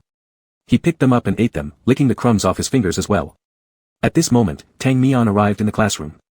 She hugged her school bag tightly, sat down, and routinely pinched Wang Zizong's cheeks affectionately, asking, "Zizong, do you want steamed egg?" Wang Zizong's eyes brightened, and he softly but sincerely asked, "Did you buy too much? Can't finish it?" Wang Zizong's way of expressing things was unique. It seemed like whenever others bought too much food, he would eat it to avoid waste, thus neutralizing his sense of guilt. Tang Mian smiled warmly and said, I've brought a steamer, and bought 6 raw eggs. The only eggs they sell here at school are tea eggs, which are so unhealthy. From now on, we'll just steam our own eggs. Wang Zizong chimed in agreement, that's true, tea eggs are indeed too unhealthy. Su Xing interjected, Tang Mian, don't go tempting him, unhealthy or not, he still ate a tea egg this morning. Tang Mian replied, no worries, we'll steam the eggs during break time. Wang Zizong hurriedly said, Tang Mian, today I bought snacks on Taobao, including your favorite dried jackfruit. Aside from being a glutton, Wang Zizong had an excellent memory, keeping meticulous mental notes of what others like to eat. Tang Mian exclaimed, pinching Wang Zizong's cheek again, our Zizong is truly the best son anyone could ask for. Su Xing sneered, best son. More like a pile of blankets. Tang Mian said to Wang Zizong, ignore him, Xing is just contrary and stubborn, but deep down, he definitely finds you warm and thoughtful. Chewing his egg tart, Wang Zizong said, no big deal, blankets are warmer anyway. Su Xing laughed. Suddenly, behind him, he heard Ku Di and Fu Dai chatting. Ku Di, where's Che? Still hasn't woken up yet. Fu Dai, isn't he right behind me? Hey, why is he walking through the front door? Su Xing turned back curiously, not because he heard Lu Che's name, but because it felt like Fu Dai and Ku Di's voices were right next to his ear. Su Xing glanced to confirm that Fu Dai and the others were sitting at their seats, which were a distance away from him. He poked his ear slightly and turned back. Just in time to see Lu Che entering from the front door. Su Xing only caught a glimpse out of the corner of his eye, and he avoided making eye contact with Lu Che before they exchanged glances, pretending to focus on his math problems calmly. Lu Che had a piece of bread in his mouth and held a cup of hot sweet milk in his hand, clearly having just bought breakfast at the school's bakery before coming here. As he passed by Su Xing, he greeted with a smile, class monitor, good morning. Since Lu Che addressed him by name, Su Xing couldn't pretend he didn't hear it, so he had no choice but to look up and respond as if everything was normal, good morning. Su Xing felt conflicted, whenever he saw Lu Che, he thought of the recording. But Lu Che looked completely relaxed, and Su Xing had to maintain his composure too. It would be better if Lu Che didn't bring it up. Su Xing hoped that Lu Che had forgotten about it. Thankfully, after greeting him, Lu Che didn't interact any further, and Su Xing spent the rest of the morning peacefully. At noon, Su Xing went to the cafeteria with Tang Mian and Wang Zizong for lunch. Su Xing and the two arrived neither too early nor too late, just in time to find 4 people leaving their table, freeing up some space. Su Xing and Tang Mian sat on the same side, while Wang Zizong sat opposite Tang Mian. At the neighboring table next to Tang Mian, there was another group of classmates. Among them were 2 boys and 2 girls, one of whom was involved in the triangular relationship Su Xing had noticed in class before. The boy was named Lin Peisang, who had the red thread connecting his heart with Huang Mengjiao's. Another girl, Lu Peiyan, was Huang Mengjiao's seatmate and her red thread was tied around Lin Peisang's ankle. As soon as they sat down, Huang Mengjiao asked Lu Peiyan, I forgot to bring my hair tie, do you have one? If not, could you lend me yours to tie up my hair? Huang Mengjiao had fair skin and spoke in a gentle tone with a slight whine. Lu Peiyan said, how could you forget again? Lin Peisang chimed in rudely, Peiyan, don't tie your hair up. It makes your face look big, like my dinner plate. Lu Peiyan glared at Lin Peisang, shut up. She hesitated briefly but then took off the elastic band from her wrist and handed it to Huang Mengjiao anyway. Lu Peiyan had long, straight hair that was thick and heavy, often sliding onto her chest when it fell over her shoulder, forcing her to keep holding it up. Tang Mian noticed this and removed the hair tie from her wrist, saying, Peiyan, I've got an elastic band here and I'm not using it, take it. Tang Mian recently cut her hair into a shoulder-length bob but still kept the habit of wearing a hair tie on her wrist during hot weather since tying her hair reduced discomfort on her neck and shoulders. Lu Peiyan took the elastic band and smiled brightly as she thanked Tang Mian. Su Xing merely glanced once and wasn't interested in this little episode. Just as he was about to put a scoop of potato into his mouth, he caught sight of someone standing in front of him out of the corner of his eye. Is anyone sitting here? A familiar voice rang out. Wang Zizong and Tang Mian both replied simultaneously, nope. Su Xing. Lu Che then took the seat in front of Su Xing without hesitation. Su Xing glanced at him sharply, wanting to ask what he was doing, but changed his words diplomatically, where are Fu Dai and the others? Meaning, go find your own buddies, why hang around me? Lu Che tilted his head toward the diagonal direction, saying, there are only 2 seats over there. Su Xing turned back to check and indeed saw Fu Dai and Ku Di facing each other. When Ku Di noticed Su Xing looking, he waved at him. Su Xing. Su Xing remained silent and ate his rice grumpily, wondering what tricks Lu Che might be playing. However, the meal surprisingly went by peacefully. Lu Che had extra food on his tray. 1 bite of rice, 1 bite of meat, followed by another bite of vegetables, clearly demonstrating signs of severe obsessive-compulsive tendencies. Su Xing poked at the braised fish in his own tray with his chopsticks and decided to stop worrying. After finishing the meal, Su Xing asked Tang Mian for tissue paper. Tang Mian usually tore a single sheet into thirds, distributing portions among Su Xing and Wang Zizong to wipe their mouths. This time, due to Lu Che being present, she generously pulled out an entire pack of tissues, giving Su Xing a whole sheet and offering another to Lu Che, saying, "Here you go." Although Tang Mian had no romantic feelings toward Lu Che, even she couldn't help feeling a bit nervous around the school idol whom she rarely interacted with. But Lu Che didn't take it. Instead, he looked up at Su Xing and said, "Class monitor, just tear half for me, don't waste paper." Su Xing rolled his eyes internally and reluctantly tore half the tissue for him.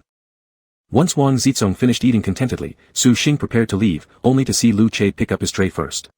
Su Xing was taken aback. "What are you doing?" "I can get it myself."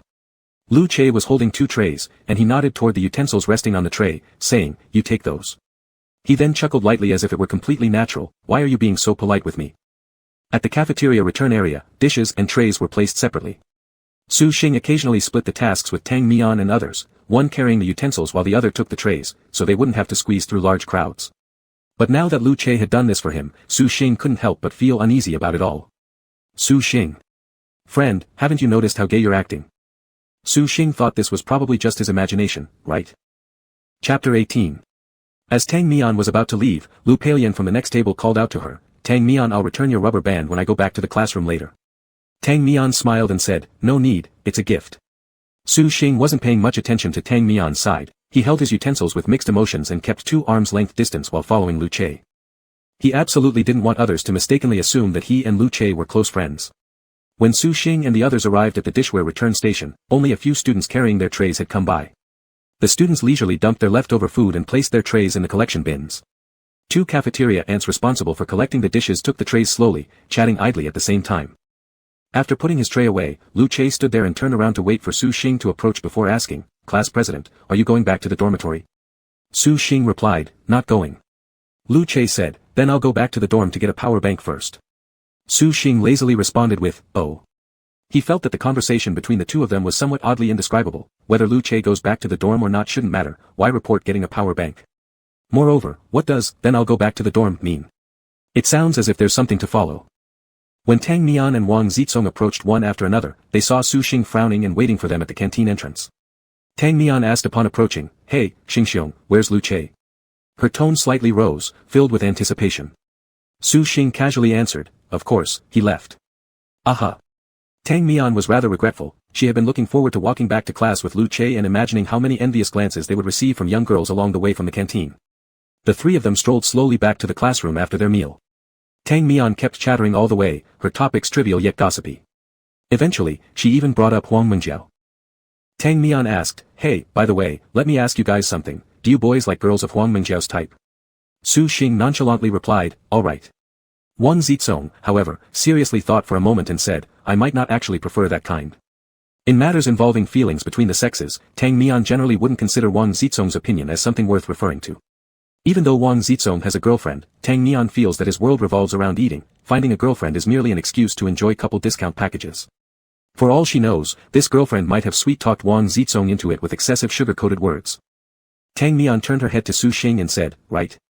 They look delicate and weak, speak softly and gently, and make you feel so sorry for them, don't they?" Hearing such a description from Tang Mian, Su Xing remained quite indifferent. He deftly avoided the heavy part and asked instead, "Why? Did she offend you?" Tang Mian shrugged her shoulders and said, "I just don't approve of her." Huang Mengjiao and Lu Peiyan live in the dormitory next to Tang Mian's. Huang Mengjiao comes from a well-off family, obviously nurtured in wealth.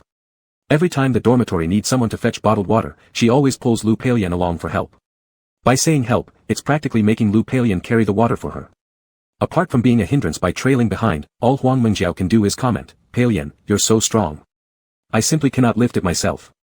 Tang Mian dislikes Huang Mengjiao because she speaks without thinking, lacking tact. Last semester, when Tang Mian went to visit Lu Peiyan's dormitory, everyone was laughing and joking around. Tang Mian mentioned she had eaten steamed buns for a whole month, saving money to buy a set of skincare products that lasted more than a year, fearing expiration and slathering it on her face desperately until the bottle was empty, feeling she had justified her purchase through such dedication. Tang Mian originally intended this story to be humorous, amusing others. But unexpectedly, Huang Mengjiao gently said, I envy you guys so much, my face is too small, it's really hard for me to use up a bottle, I haven't reached that achievement yet." Tang Mian. What kind of a small face? So your small face means using skincare is by rubbing, and other people must use giant basins to scoop their skincare products, right? Even now, Tang Mian gets annoyed thinking about this incident. She really can't stand such princess types. Neither Su Xing nor Wang Zizong could grasp the anger of being indirectly insulted as having a big face by another female. Su Xing said, "It happened so long ago, you still remember it. Instead of remembering, remember to wash your hair when you get home today." Tang Mian humphed, "Nope, it's Saturday today. I'm at home all day tomorrow. I'll wash it tomorrow evening." Su Xing rolled his eyes at her. Tang Mian used to be even worse when she had long hair. She would only wash her hair twice a week, on Sunday evenings and Wednesdays. Since there were no classes over the weekend, she'd greet the weekends with greasy hair. Fortunately, she now has shoulder-length short hair, and her frequency of washing hair has become every other day. There were only 2 classes on Saturday afternoon. As soon as the bell signaling the end of class rang, more than half of the class was busy packing their things to go home for a breather. The school allowed seniors in high school to stay overnight, so many chose to stay behind and study. Today it was Su Xing and Xiong Huan's turn at these desks to do the cleaning duty. Su Xing held 2 erasers caked with thick layers of white chalk dust and squatted by the trash can at the back of the classroom to beat off the powder. More than half of the classmates had left, leaving only a few scattered people. Fu Dai spontaneously followed behind Xiong Huan to help her move the tables and lift chairs, making it easier for her to sweep the floor. Lu Che leaned against the window edge, holding a box of Wantai sweet milk, chewing the straw with his pearly white teeth. He glanced at the usual obsequious Fu Dai and felt an urge to act, but looking at the back figure of Su Xing beating the blackboard eraser, he didn't know how to offer help. Xiong Huan told Fu Dai, "You stop following me." Her voice was cool and distant. However, only Fu Dai knew that beneath Xiong Huan's cold exterior lay an even softer heart. Fu Dai smirked and said, "I'm passionate about our class community, classmates should show friendly mutual aid." Kudi scoffed, "Dai is becoming shameless, you should let the monitor add your good deed of being helpful in the class diary." Hearing this, Su Xing turned around and glanced at Fu Dai, not overly concerned, since they were all accustomed to Fu Dai's pursuit of Xiong Huan by now. Kudi picked up his backpack with training clothes, ready to go down for the physical education students' training. Before leaving, he reminded Fu Dai and Lu Che, "Che Gu, Dai, I'll find you guys after my training ends. Let's AV8D have fun tonight." He added, "Ah, right, Che Gu, invite Jiang Jiza too." Lu Che idly nodded while biting the straw. Fu Dai followed Xiong Huan to the back row seats and responded, "All you think about is Jiang Jiza, are you still going out with your girlfriend? How come we never see you bringing her out to play?" Kudi laughed nervously, "She doesn't like such occasions. I'll bring Zhou Mang too this time." Fu Dai sneered and didn't ask further. Kudi pulled his chair open, crouched down to dig through his desk for a while, and dug out 2 packets of Panda cigarettes with yellow shells hidden well. Kudi grinned at Lu Che, "We just said last time it was hard to get them, and yesterday I scoured up 2 packs. Seeing Su Xing nearby, Kudi casually asked, "Class president, do you want a cigarette?" Su Xing looked up at Kudi, furrowing his brow slightly and said, "I don't smoke, the smell is terrible."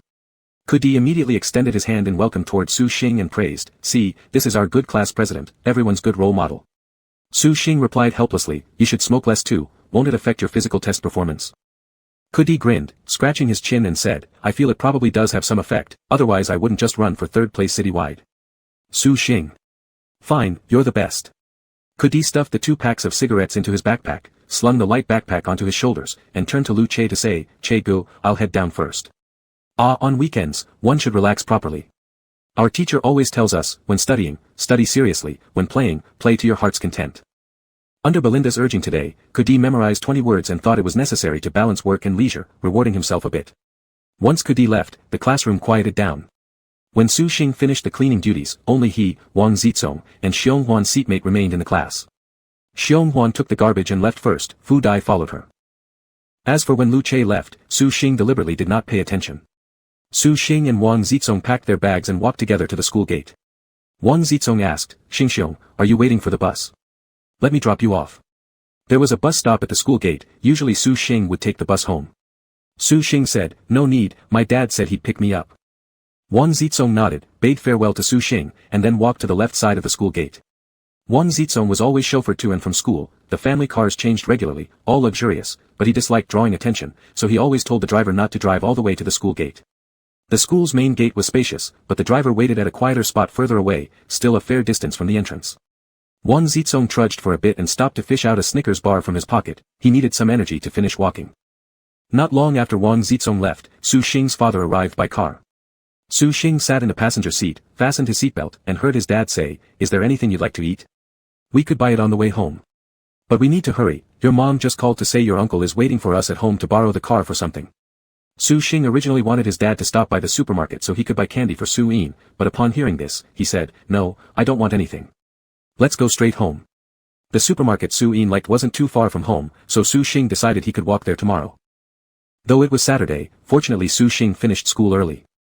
With others still enjoying their leisure time unwilling to disperse, they made their way home without much traffic. When they got home, the uncle was sitting on the couch in the living room with his legs crossed. Su Xing changed into his slippers as soon as he entered and politely greeted him, "Uncle." Su Xing's mom was busy in the kitchen and, upon hearing that Su Xing had returned, stuck her head out and asked, "Xingxiong, do you feel like having dinner or hot pot tonight?" Su Xing replied, "Hot pot." Su Xing's father walked into the living room and handed the car keys to his younger brother, saying, "Where are you rushing off to? Why not stay for dinner first?" The uncle took the keys and responded indifferently, "I'm just saying, brother, isn't Su Xing already old enough? You still have to pick him up from school every weekend?" Su dad scratched his head and replied, "Since I'm home for the 2-day weekend, I've got nothing better to do." The uncle added, "You're spoiling the kid. There's a bus stop right in front of Central City High School that goes directly here. How can you be raising a boy to be so pampered?" Su Xing was dumbfounded. Before Su dad could respond, Su mom emerged from the kitchen with a smile on her face, but her words carried a sharp edge. "It's not that the child is spoiled, it's that I'm rather particular. I care about my child, and I don't think I show enough affection. Whenever I see his father not picking him up, it bothers me." The uncle. Su mom continued, "We bought the car specifically to make it easier to pick up the 2 kids from school. Otherwise, you wouldn't even be able to borrow it now." The uncle. He thought his sister-in-law was completely unreasonable and didn't wait for his older brother to persuade him further. Grabbing the car keys, he left.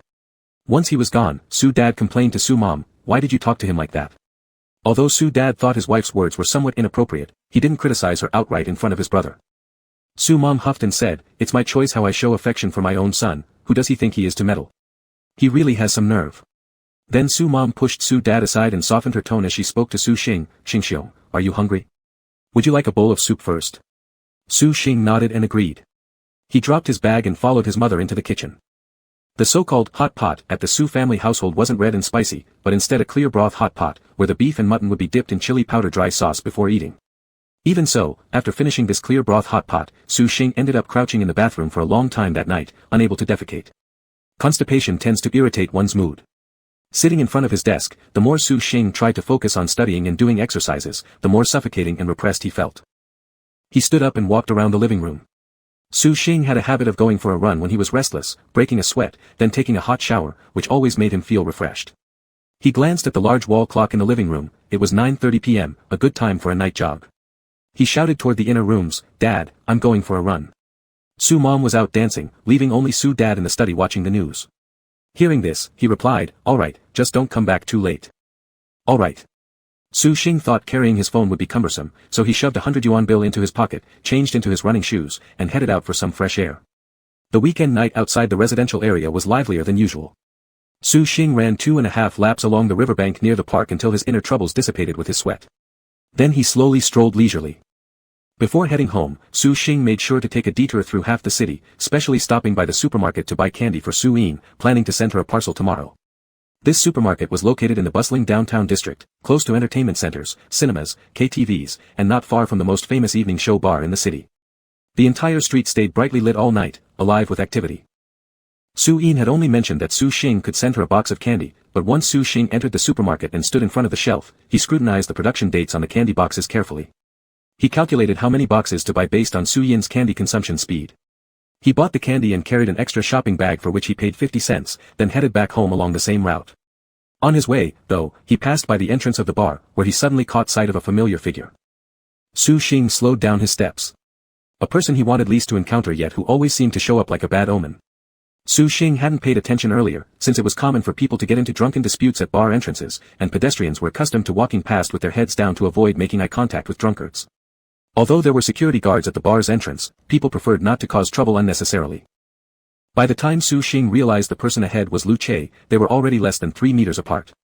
Lu Che stood under the streetlight, warm orange light falling softly onto his chestnut hair. Following the principle, just pretend nothing happened today, Su Xing tried to walk past nonchalantly, stealthily, when. Before Su Xing made his move, a voluptuous girl strode past him directly towards Lu Che. Her voice was sweet as honey as she approached with the most cliched pickup line, cooing, "Hey handsome, are you here alone?" Su Xing observed this scene and could only wonder, sister, you walked from behind me and saw only the same silhouette, why did you skip straight over me and go straight to Lu Che? And you hit on someone just by seeing their back. How could you be so certain he's handsome? Su Xing shook his head silently, quickly feeling at ease as he reasoned it was probably because he was still wearing high school uniform pants.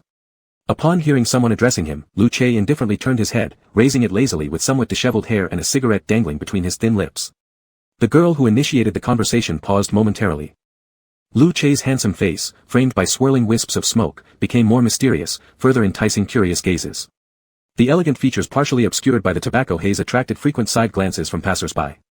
Perhaps it was due to the chill of this early autumn night, the frosty expression in his eyes distanced everyone from his icy aura even more. Lu Che's gaze swept past the girl and landed on Su Xing standing behind her. For a moment, confusion flickered across his expression. In the daze, Lu Che remembered something suddenly and hastily shoved the cigarette from his mouth behind his back. Su Xing thought internally, what is he doing? Taking his silence as permission, the girl tried stepping forward to grab Lu Che's hand, only to be startled by his abrupt icy, get lost. She froze in embarrassment before slinking away awkwardly. Due to the girl's sudden approach, Lu Che regained his composure and realized it was too late to hide the cigarette. He fumbled awkwardly, lightly pinched his own lips, and pressed out the cigarette on the nearby trash can. When Lu Che first looked at Su Xing fought the urge to turn around and flee. He reminded himself that he had no reason to run, staying put was definitely better. Lu Che's gaze shifted to the supermarket bag Su Xing held, and then greeted him with a light smile, class monitor, good evening. His demeanor and attitude completely transformed from the indifferent look of holding a cigarette earlier and also showed none of the rudeness toward the flirtatious girl. Su Xing replied absent-mindedly, good. As Su Xing started walking away, Lu Che called him back and asked, class monitor, do you live nearby? Could you let me stay over for the night? Without hesitation, Su Xing responded, no. Lu Che, instead of getting angry, continued shamelessly, just think of it as doing good deeds, let me stay the night, and I'll let you do whatever you want tonight. Deal? Hearing Lu Che's teasing, Su Xing frowned and scolded irritably, you're crazy. Su Xing attempted to sidestep Lu Che, but Lu Che stretched out his arm to stop him. Su Xing faintly wrinkled his nose and smelled a faint alcohol scent mixed with tobacco. Though Su Xing intensely disliked cigarette smoke, the alcohol aroma slightly tempered its unpleasantness. With one bump from Su Xing, Lu Che swayed slightly. Weak as he felt now, he feared if he teased too much and upset Su Xing into leaving, there'd be nothing stopping Su Xing. Lu Che cast a glance at Su Xing, his body rocking gently. After weighing the pros and cons, Lu Che said seriously, class monitor, I'm serious. I lost my phone, and I don't have money for a taxi. Besides, the school gate is locked at 10 o'clock. Without money or an ID card, there's no way to check into a hotel. He sighed earnestly, what did you think I was doing earlier? Watching cars come and go, worrying so much my hair is about to fall out. Upon hearing this, Su Xing instinctively touched his pocket and then remembered that he had forgotten his phone too. He furrowed his brow and said, you could borrow a passerby's phone and call someone to pick you up. Lu Che pitifully replied, how am I supposed to remember Cody's number? And they're all drunk, moving on to the next place anyway. Su Xing was the class monitor of class 7, and naturally knew that Lu Che didn't have the city's household registration. He transferred here for high school and only knew a few friends from the same school in the city.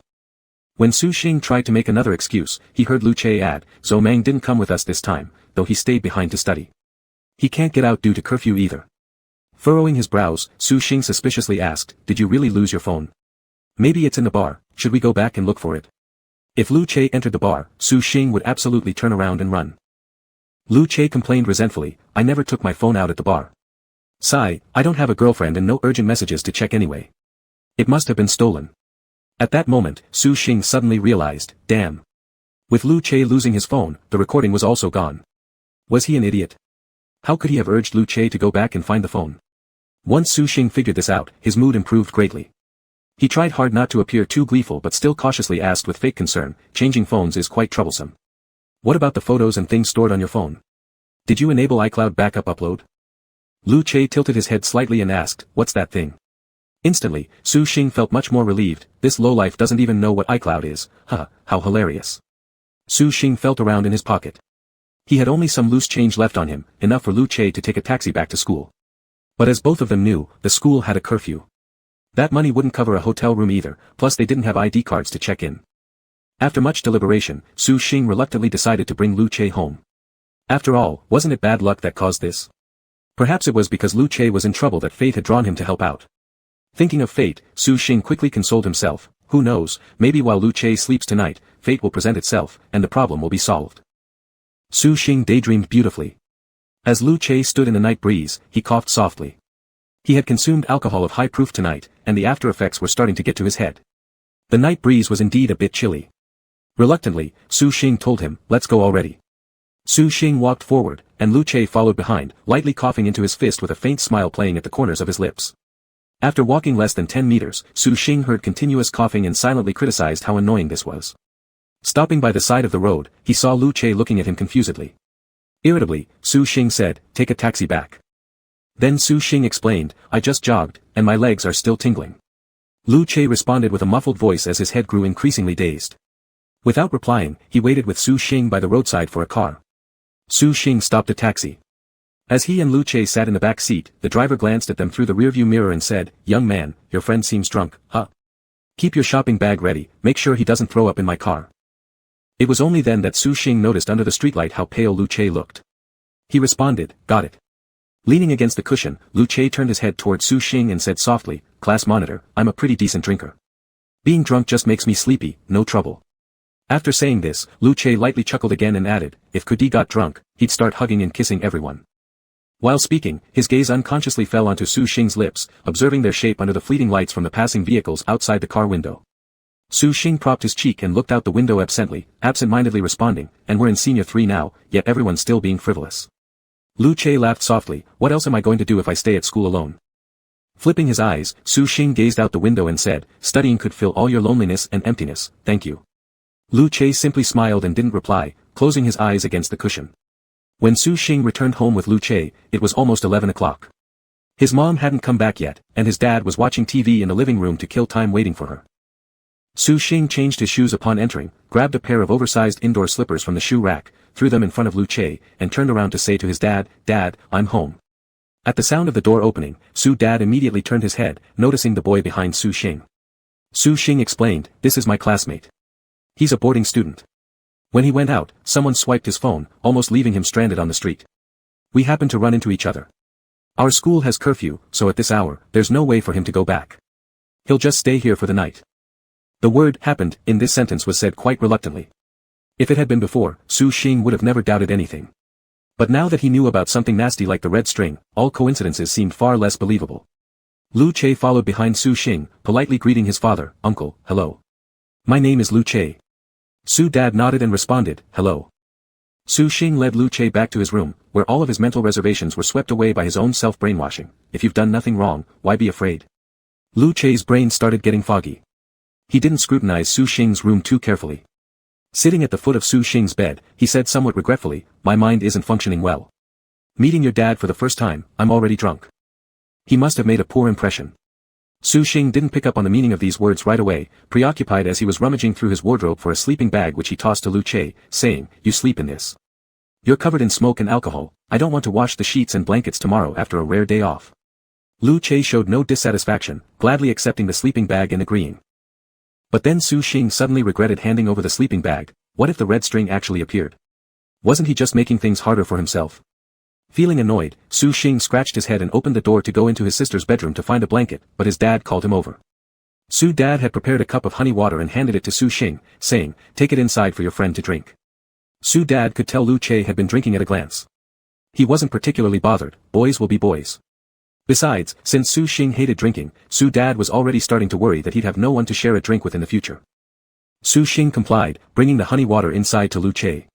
When he entered, Lu Che had already zipped himself into the sleeping bag. He was only a few centimeters taller than Su Xing, so anything Su Xing could use, he could manage as well. Su Xing placed the honey water on the bedside table, saying, "My dad prepared this for you to drink. Get up and drink it before sleeping. Tomorrow morning, once you wake up, you can go straight back to school."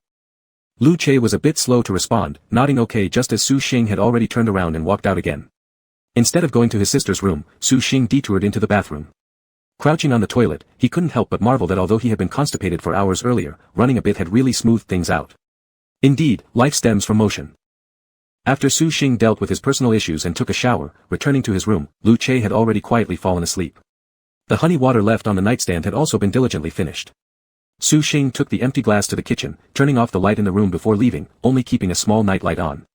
It was nearly 11:30 by now, and Mom still hadn't come home. Dad sat in the living room, endlessly flipping channels out of boredom. Seeing Su Xing come out, he said, "Go to bed early. Su Xing chuckled in acknowledgement and went back to his room. Originally, he planned to wait until both parents were asleep, then sneak into his sister's bed for the night. Although he was confident in his innocence, the thought of lying in the same bed as Lu Che just felt wrong. As for Su Yin, she had a slight case of germophobia, and explicitly forbade anyone, even when she wasn't home, from using her bed. Even family members like his dad and Su Xing were not allowed unless it was Su Mom. If Su Xing went into his sister's room while his dad was awake, he'd certainly be stopped. And his dad wouldn't understand why Su Xing refused to sleep with Lu Che. Some things became more troublesome the more they were explained. By now, Su Xing was feeling sleepy too. Quietly, he rummaged through his school bag for a small handbook of Chinese language key points, sat on the floor at the end of the bed, and rested his chin on the mattress. As he memorized ancient texts to pass the time, he listened intently to the sounds of his parents outside. The ancient text naturally had a soporific effect, and Su Xing was already yawning with sleepiness. As he memorized it, his eyelids grew heavier and heavier, and before long, he accidentally dozed off while lying on the end of the bed. Just as Su Xing closed his eyes in a daze, the alarm clock on the desk ticked over to 23:45. At that moment, the red string connecting the two boys slowly revealed itself like an unfurling flower bud. The red thread hung above the bed surface, faintly glowing red. When Mom came home, it was almost midnight.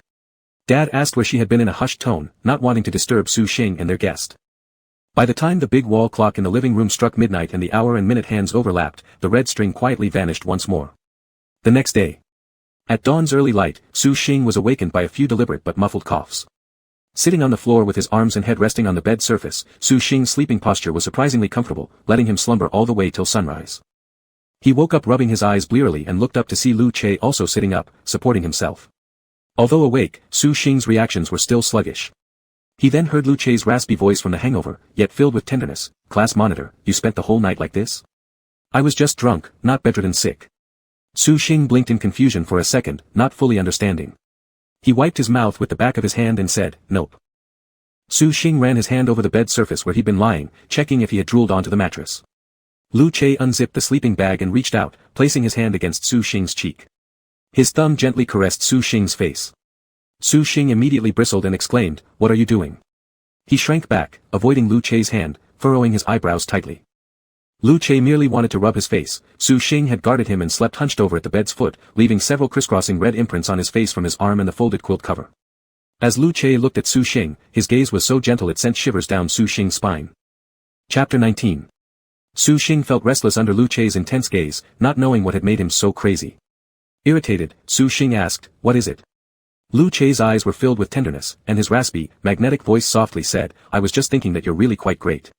Su Xing was caught off guard by this remark and said, "Are you crazy or something?" "What did I do?" "I just accidentally fell asleep while memorizing ancient texts." "Why are you saying such things?" Lu Che thought to himself that Su Xing was being stubborn as usual but didn't argue with him. Instead, he rather shamelessly smiled and said, "I don't care, I just think you're amazing no matter what you do." Although Lu Che's brain wasn't functioning well after getting drunk last night, he could still clearly remember everything that had happened. Now when he recalled the finer details, he realized that last night Su Xing had decided to take a taxi because of his cough, and deliberately emphasized that his legs were numb from running and he didn't want to walk anymore. If Su Xing hadn't emphasized this point, Lu Che might not have noticed. Su Xing remained silent, feeling conflicted. For the first time, he desperately wished someone would tell him that he wasn't very good. In anguish, Su Xing beat his thighs, unwilling to explain further to Lu Che. The window in the room only left a small crack for ventilation. The indoor temperature last night wasn't cold, so Su Xing didn't catch a cold sleeping face down. Instead, Lu Che broke out into a light sweat during sleep. There was a brief silence in the room, and the only sound heard was the dull thuds of Su Xing beating his thighs. Lu Che suddenly called out to him, "Class leader." Su Xing glanced at him, using an impatient look to urge him to hurry up and speak. Lu Che put away his teasing demeanor and seriously told Su Xing, "I truly think you're great. But, I hope you can give me some more time to carefully consider, okay?" After hearing this, Su Xing stopped pounding on his thigh. With confusion written all over his face, he questioned, "Not, what do you need to consider?" Although Lu Che didn't directly say it, the implied meaning between the lines was clear enough, and Su Xing had asked to make sure he hadn't misunderstood Lu Che's intentions. But the response from Lu Che sounded more like, "Since you find me great, why do you need to consider? It's almost a bargain for you." Rough and direct, clear and concise. Lu Che chuckled, "Precisely because you're too great, I feel unworthy and fear I cannot match up to your standards." Only then did Su Xing realize how his words could easily be misinterpreted. He directly shot back, "You're insane, I don't even like you. Why would you consider anything about me?" Listening to this, Lu Che responded, "I won't allow you to talk down to yourself." You're just bullshitting. Don't belittle yourself. Which equated to, I am indeed considering you. After sorting out the logic, Lu Che's seemingly incomprehensible words suddenly seemed extremely tender and affectionate. Su Xing. After making a joke, Lu Che adopted a serious attitude again. Class leader, seriously, let's start as friends first. No constraints, no forcing it, just let it flow naturally, okay? The meaning behind Lu Che's words was that he wanted to give both of them time to adapt. Lu Che never thought that he'd develop feelings for another man. He couldn't bring himself to treat this lightly, wanting to test it, nor did he wish to easily miss out. I don't want to miss you, yet I'm afraid of letting you down. This pretty much summarized his current mindset. However, despite Lu Che stirring his own heart with deep emotion, the implication in Su Xing's ears became the sense of being handed a friend card. Su Xing. Receiving a friend card inexplicably, Su Xing was very conflicted emotionally. Few people would receive such a card under these circumstances, and fewer would feel pleasant inside. In fact, Su Xing even started finding Lu Che more tolerable. Su Xing suddenly thought Lu Che had quite a good temperament and felt a bit sorry for him, a cold and aloof school idol type, repeatedly subjected to harassment from the same sex, and constantly troubled by secret admirers disrupting his life. Yet, Lu Che didn't react aggressively, even giving the card while considering Su Xing's feelings to avoid hurting his young heart. Su Xing also thought that although he felt wronged by being controlled by Red Thread Fate, Lu Che was indirectly the victim. If Su Xing were in Lu Che's position, he wouldn't have remained so calm. Seeing Su Xing not responding, Lu Che persuaded once again, in the future, you don't need to intentionally keep your distance from me anymore. Whether it happens uncontrollably or naturally, just let it be. Continuously dodging isn't effective, instead, the more intentional you try, the more you focus on it. You must be tired too, right? Lu Che's last 7 words resonated deeply with Su Xing. It wasn't just exhausting mentally, it was utterly despairing. Lu Che's words hit the nail on the head, and Su Xing felt a surge of indescribable emotion welling up inside him. He thought to himself that Lu Che was truly incredibly reasonable and understanding. Su Xing couldn't fathom how the red string of fate would continue to play out, and he still couldn't explain to Lu Che that it wasn't his intention. However, Lu Che's words gave him room to breathe. The biggest impact the red string had on Su Xing was Lu Che's reaction, but now that the matter had been resolved with both parties agreeing, why was he still so worried?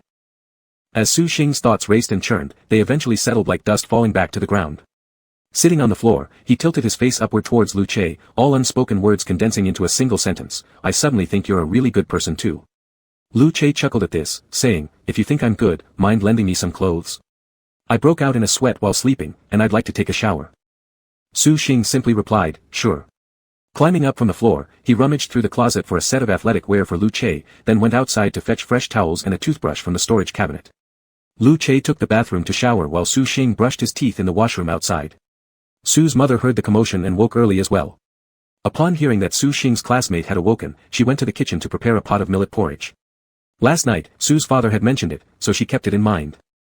After his shower, dressed in Su Xing's clothing and looking refreshingly clean, Lu Che emerged from the bathroom with a towel drying his wet hair. When Su Xing came in, he glanced at Lu Che. The shirt fit him well enough, but the pants were slightly too short. Su Xing said, come eat breakfast, my mom made millet porridge. Looking at the time, 8 a.m., Lu Che asked, did we wake up your parents? Su Xing shrugged, nope, our family usually eats breakfast around this time.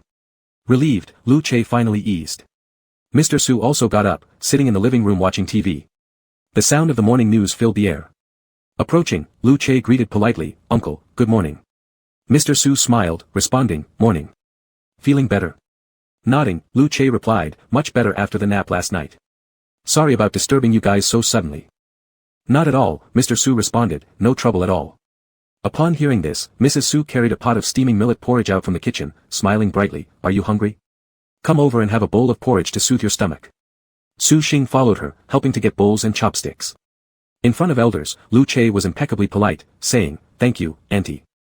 After eating breakfast, Lu Che prepared to return to school, giving the excuse that he had to go study. Walking him to the door, Su Xing snorted and said teasingly, wow, going back to study already, huh? Smiling, Lu Che responded, what can I say? Hardworking senior 3 students are always loved by everyone. Lu Che believed that even though Mr. and Mrs. Su weren't upset or resentful about his drunken state, he shouldn't take advantage of their kindness. At least, he needed to pretend to be a good student to avoid leaving a bad impression on them. Su Xing crossed his fingers behind his head, grunting slightly without answering.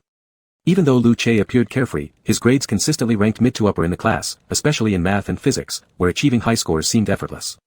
Otherwise, the homeroom teacher wouldn't have directly appointed him as the physics representative when school started. After escorting Lu Che out the door, Su Xing's mission completed, he waved his hand goodbye and closed the door, busying himself back home by helping Su Yingqing organize things and asking his mom to send her a package. Mrs. Su asked about Lu Che, saying, "Is Lu Che from City A? It must be tough for him to come here alone to study." Su Xing shrugged, "Not too bad, I guess." With modern transportation, an hour-long light rail ride could easily connect two cities, making distance no longer an issue. Perhaps Lu Che just preferred not to go back home. Su Xing didn't pay much attention to it. That evening, Mr. and Mrs. Su took Su Xing to dinner at his aunt's house, and Su Xing sent a text to the homeroom teacher excusing himself from evening self-study.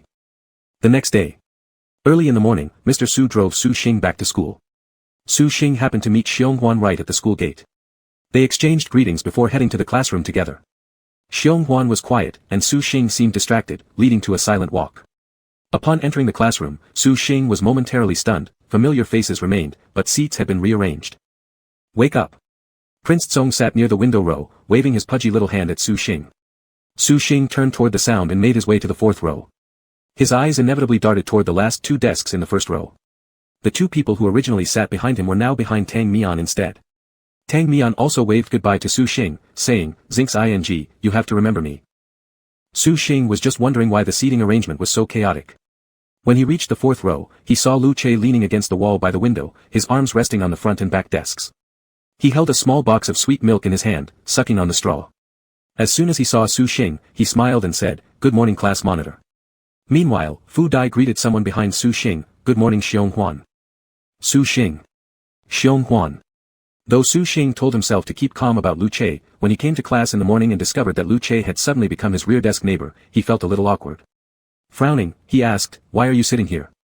Lu Che carelessly nodded toward Fu Dai and said, "Because of my desk partner." Fu Dai's gaze followed Xionghuan as she passed by, then turned back to Su Xing and said, "Class monitor, how about we switch seats?" Su Xing chuckled nervously and waved his hands, saying, "No thanks, no thanks." Su Xing didn't ask further questions. Prince Tsong stood up to let Su Xing sit inside. Sitting down, Su Xing couldn't help but feel uneasy, as if needles were pricking his back. Just after Su Xing placed his bag down, the melody of the athletes' march sounded from the loudspeakers. It was time for Monday's flag-raising ceremony, and the homeroom teacher promptly appeared at the front door urging everyone to line up on the playground. Under the teacher's encouragement, the students reluctantly went out. Su Xing and Prince Tsong waited until most of the classmates had left before slowly going downstairs. Prince Tsong explained while walking, "You missed yesterday's self-study, and it was the teacher who asked for a seat change." The first and second groups swapped places, and the third and fourth groups also switched positions. However, because Kudi's group doesn't need to move their desk, neither Lu Che nor Fu Dai changed either. So, only the last tables in the other three groups rotated. There were 66 people in Su Xing's class, with 1 to 3 groups having 8 desks per group, except for the fourth group which had an extra desk occupied by Kudi and Zhou Mang. Su Xing muttered under his breath, "This must be another of the red thread's chaos." Walking slowly with Prince Tsong, they found their place in the boys' formation at the back of the field. The sound of the athletes' march echoed throughout the large playground. Classes already assembled there whispered among themselves. At the front stood Kudi, and in front of him was Zhou Mang. Kudi hung all over Zhou Mang's back, showing a level of intimacy as he leaned onto Zhou Mang's shoulder. Su Xing. Prince Tsong's voice was soft and whiny as he complained, "Tang Mian was transferred away, and since you weren't there last night, I had no one to talk to." This directly led to Prince Tsong eating double the amount of snacks the previous evening. Su Xing said, "I went to my aunt's house with my parents last night." The melancholy look on Prince Tsong's face lasted only a few seconds before he continued, "When I went home on Saturday, my dad said I looked thinner. Do you think so too?" His tone rose slightly, revealing happiness. After his father remarked that he looked thinner, he treated Prince Tsong to a full banquet. Su Xing laughed derisively and pinched Prince Tsong's face, saying, "Do you not know yourself whether you've lost weight or not?" Prince Tsong's face was chubby, white, and smooth, with plenty of elasticity, making it very comfortable to pinch. At this moment, the broadcast of the athletes' march stopped. The principal stood on the podium holding a microphone asking everyone to remain silent and adjust the formation so that the distance between rows remained at arm's length. The classmates in front started moving backward, and Su Xing slowly stepped back as well. Suddenly, he accidentally stepped on the foot of the person behind him. Even though Su Xing did not stumble, the person behind took the chance to put an arm around his shoulders. A magnetic voice laced with laughter said, "Class monitor, you bumped into me." Su Xing. Lu Che rested his chin on Su Xing's shoulder. Su Xing shrugged his shoulder uncomfortably and said, "Friend, isn't this overacting?" Lu Che closed his eyes and said, "Let me lean on you for a moment, class monitor. I'm about to fall asleep." Su Xing irritably said, "Move off." Upon hearing this, Lu Che sighed melodramatically, saying, "Class monitor, you're doing it again. We already agreed not to deliberately avoid things, see how harmonious Kudi and Zhou Meng are. After hearing this, Su Xing felt guilty and said, it's just that I don't like being too close to others, alright. Lu Che responded with an, oh, and obediently let go of Su Xing. Before Su Xing could relax, he heard Lu Che say again, then why did you pinch Prince Zong's face earlier? Why don't you do the same to me? After finishing, Lu Che tilted his head and voluntarily offered his cheek. Su Xing disdainfully avoided him and said, get lost. My seatmate's face has meat, it feels good to pinch. What's there on your face worth pinching? Lu Che's profile was distinct with sharp lines, deep-set eye sockets, a straight nose bridge, and the curve of his lips looked quite sensual. But he ended up being bluntly rejected. Amused, Lu Che couldn't help but laugh, yet his mouth claimed he was heartbroken. Su Xing ignored him. After behaving himself for no more than 3 seconds, Lu Che leaned forward onto Su Xing's shoulder again, whispering close to Su Xing's ear, how about you pinch my butt instead? My butt has more meat than my face. To prevent Su Xing from disbelieving him, he added with assurance, really? Su Xing turned back, looking at him full of disgust, saying, are you poisoned or something? Lu Che also laughed out loud at his own words, then caught Su Xing's gaze behind him. He wanted to tease, you definitely have more meat, but swallowed those words in the end. He gently scratched his nose, shifted his gaze away, and quietly coughed out, I was just joking. Chapter 20.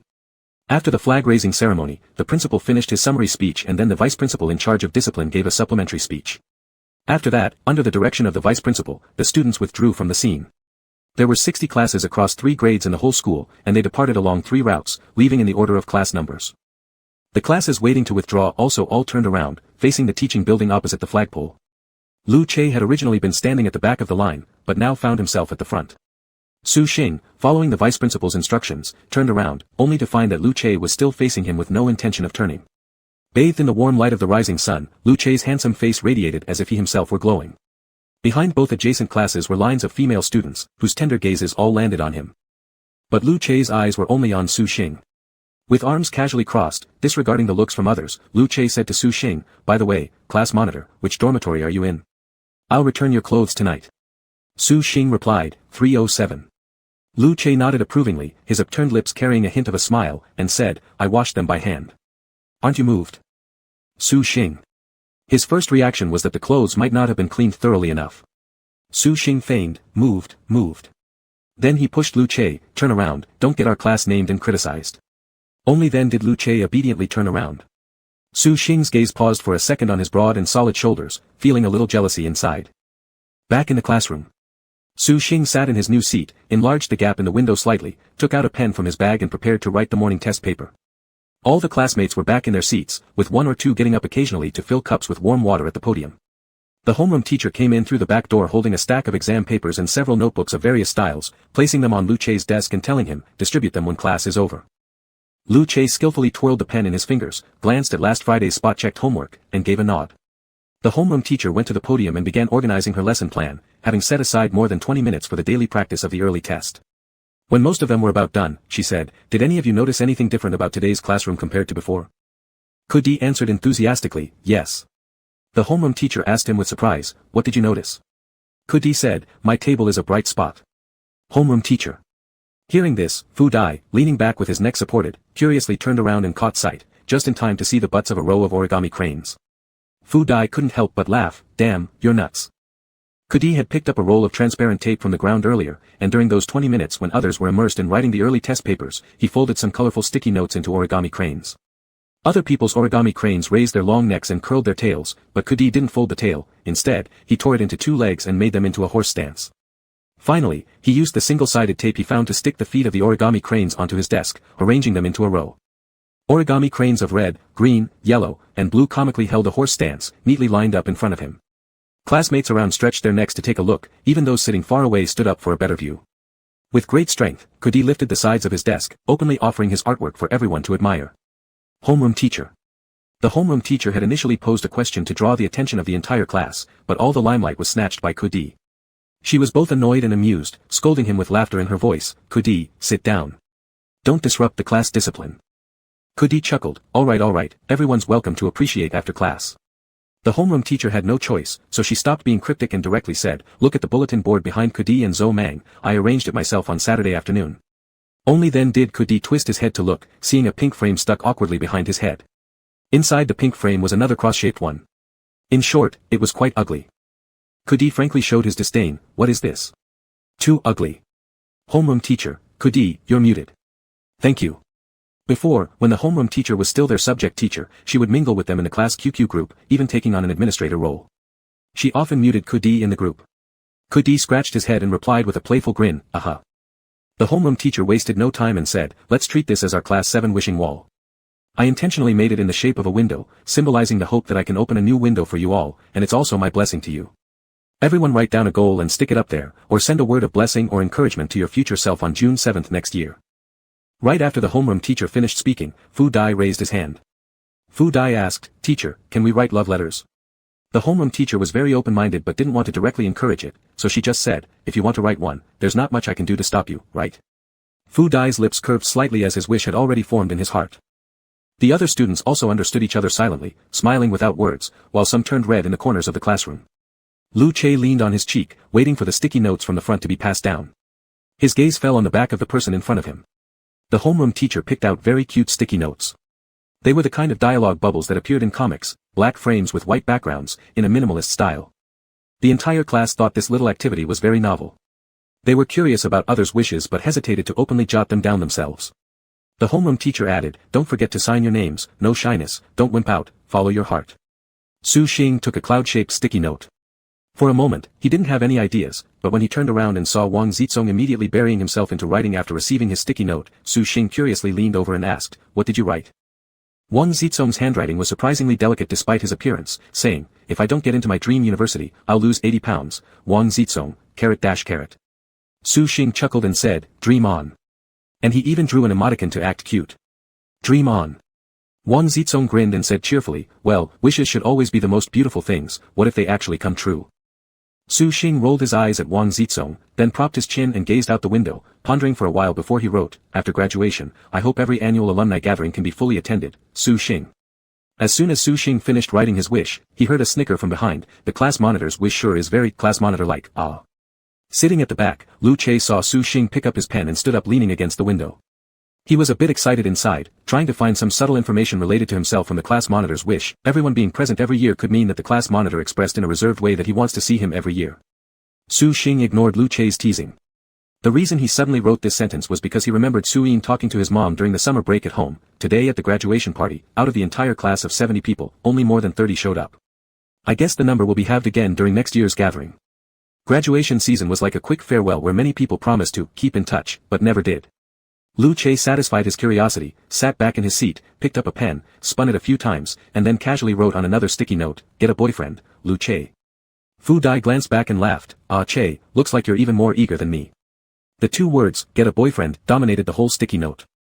Lu Che cast a glance at Fu Dai's sticky note, attend the same city's university as Xiong Huan, Fu Dai. Lu Che seemed thoughtful, looking down at his own sticky note, hesitating for a moment, then directly crumpled it into a ball. He raised his hand and asked the homeroom teacher, can I have another sticky note? While the homeroom teacher said, each person can only make one wish, she still had a student from the front row pass another sticky note to Lu Che. This time, Lu Che restrained his font size a lot. He started by leaving 2 blank spaces at the beginning, wrote, get a boyfriend, then skipped a line before signing at the bottom, Lu Che. At this point, the bell rang for the end of class. The homeroom teacher entrusted the task of sticking up everyone's wishes to Kudi. Kudi first slapped the sticky notes onto the wall, tore out 2 strips of transparent tape, fixed both top and bottom edges securely, making sure they would last until next summer. When Tang Mian handed over her sticky note, she teased Kudi alongside the 2 girls beside her, Kudi, what did you write as your wish? Kudi, sitting on his own desk and helping stick their sticky notes to the wall, said, guess. I haven't decided yet. Tang Mian incited him, you and Zhou Mang promised to go to Beidai together.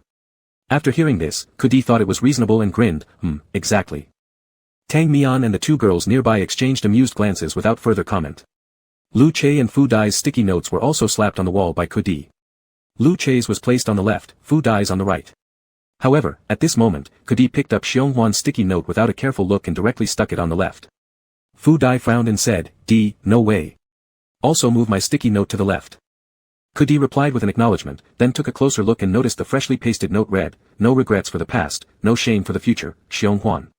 Realizing the situation inside, Kudi carefully tore down Fu Dai's sticky note and moved it to the left side, sticking it below Xiong Huan's. Kudi continued to paste other classmates' sticky notes without complaint. He had just posted Su Xing's and Wang Zizong's to the right side of the wall when he was called out again by Lu Che. "Could he, please stick mine on the right?" Could he questioned curiously, "Why?" Lu Che made up an answer casually, "I think the right side has more charm." Could he chuckled softly, "Ah, Brother Che is getting mischievous." With that, he moved Lu Che's sticky note to the right, placing it perfectly above Su Xing's. Chapter 21. After handing in the sticky note, Tang Mian walked up front to catch up with Su Xing and Wang Zizong. Tang Mian said mournfully, "Su Xing, if you hadn't asked for leave during yesterday's evening study session, we wouldn't have been separated." Su Xing was also quite touched. He hadn't expected that Lu Che would so easily become his backseat classmate. Thankfully, there had been peace lately, and the red thread had also quieted down. At this moment, the sound of something falling, pata, echoed through the room. Lu Che lightly patted Su Xing's shoulder and said, "Class monitor, can you help me pick up my pen?" The idle chat between Su Xing and Tang Mian was interrupted. Su Xing bent down to find Lu Che's dropped pen on the ground and picked it up to hand over from behind. Lu Che accepted the pen. Without even turning his head once, Su Xing continued chatting about some irrelevant topic with Tang Mian. Pata. Lu Che's pen fell to the ground again. This time, Su Xing was already somewhat impatient as he picked it up for him. After holding it for just a short while, two light sounds of spinning pens were heard from behind, and as expected. Another pata as it hit the floor. This time, before Lu Che could pat Su Xing's shoulder, Su Xing bent down first to pick up the pen, grumbling at Lu Che as he returned it, "If you can't spin the pen, why don't you just stay put?" Lu Che smiled and asked, "Can you teach me? Can you do it?" Su Xing turned around, snatched the ballpoint pen from Lu Che's hand, pinched it between his thumb and index finger, spun it once around his thumb using his middle finger, and then pushed it back with his index finger, spinning it back to its original position. The pen shaft went back and forth spinning around his thumb. After showing off his skill, Su Xing slapped the pen onto Lu Che's desk and gave him a look. Lu Che suppressed a laugh and, seeing that Su Xing had turned away, found another topic, "Class monitor, have you finished your homework? Shall we check number 7 today?" Lu Che stretched out his long legs as he said this mischievously. Su Xing looked back at him sternly, "That's enough." Lu Che leaned on his side and said to Su Xing, "Then every day I will ask you which number should be checked. You tell me which number, and that will be the one, all right?" Reacting quickly upon hearing this, Su Xing didn't hesitate and said, "Check number 1, thank you." Lu Che chuckled and said, "Monitor, you're secretly paying attention to me, huh? You know I'm number 11. Su Xing. Lu Che enjoyed being teased by Su Xing and smiled, saying, "All right, I'll follow all your instructions." Su Xing. Happily accepting this, Cody sitting behind could not handle it anymore. He had just finished sticking the sticky notes and happened to overhear the conversation between Su Xing and Lu Che about checking homework, so he widened his eyes and asked, "Che Gu, no way, are you kidding?" Lu Che replied, looking back, "I will follow all the monitor's instructions." To student number 11, Lu Che, this was just a game of love, but to student number 51, Cody, it left him completely baffled.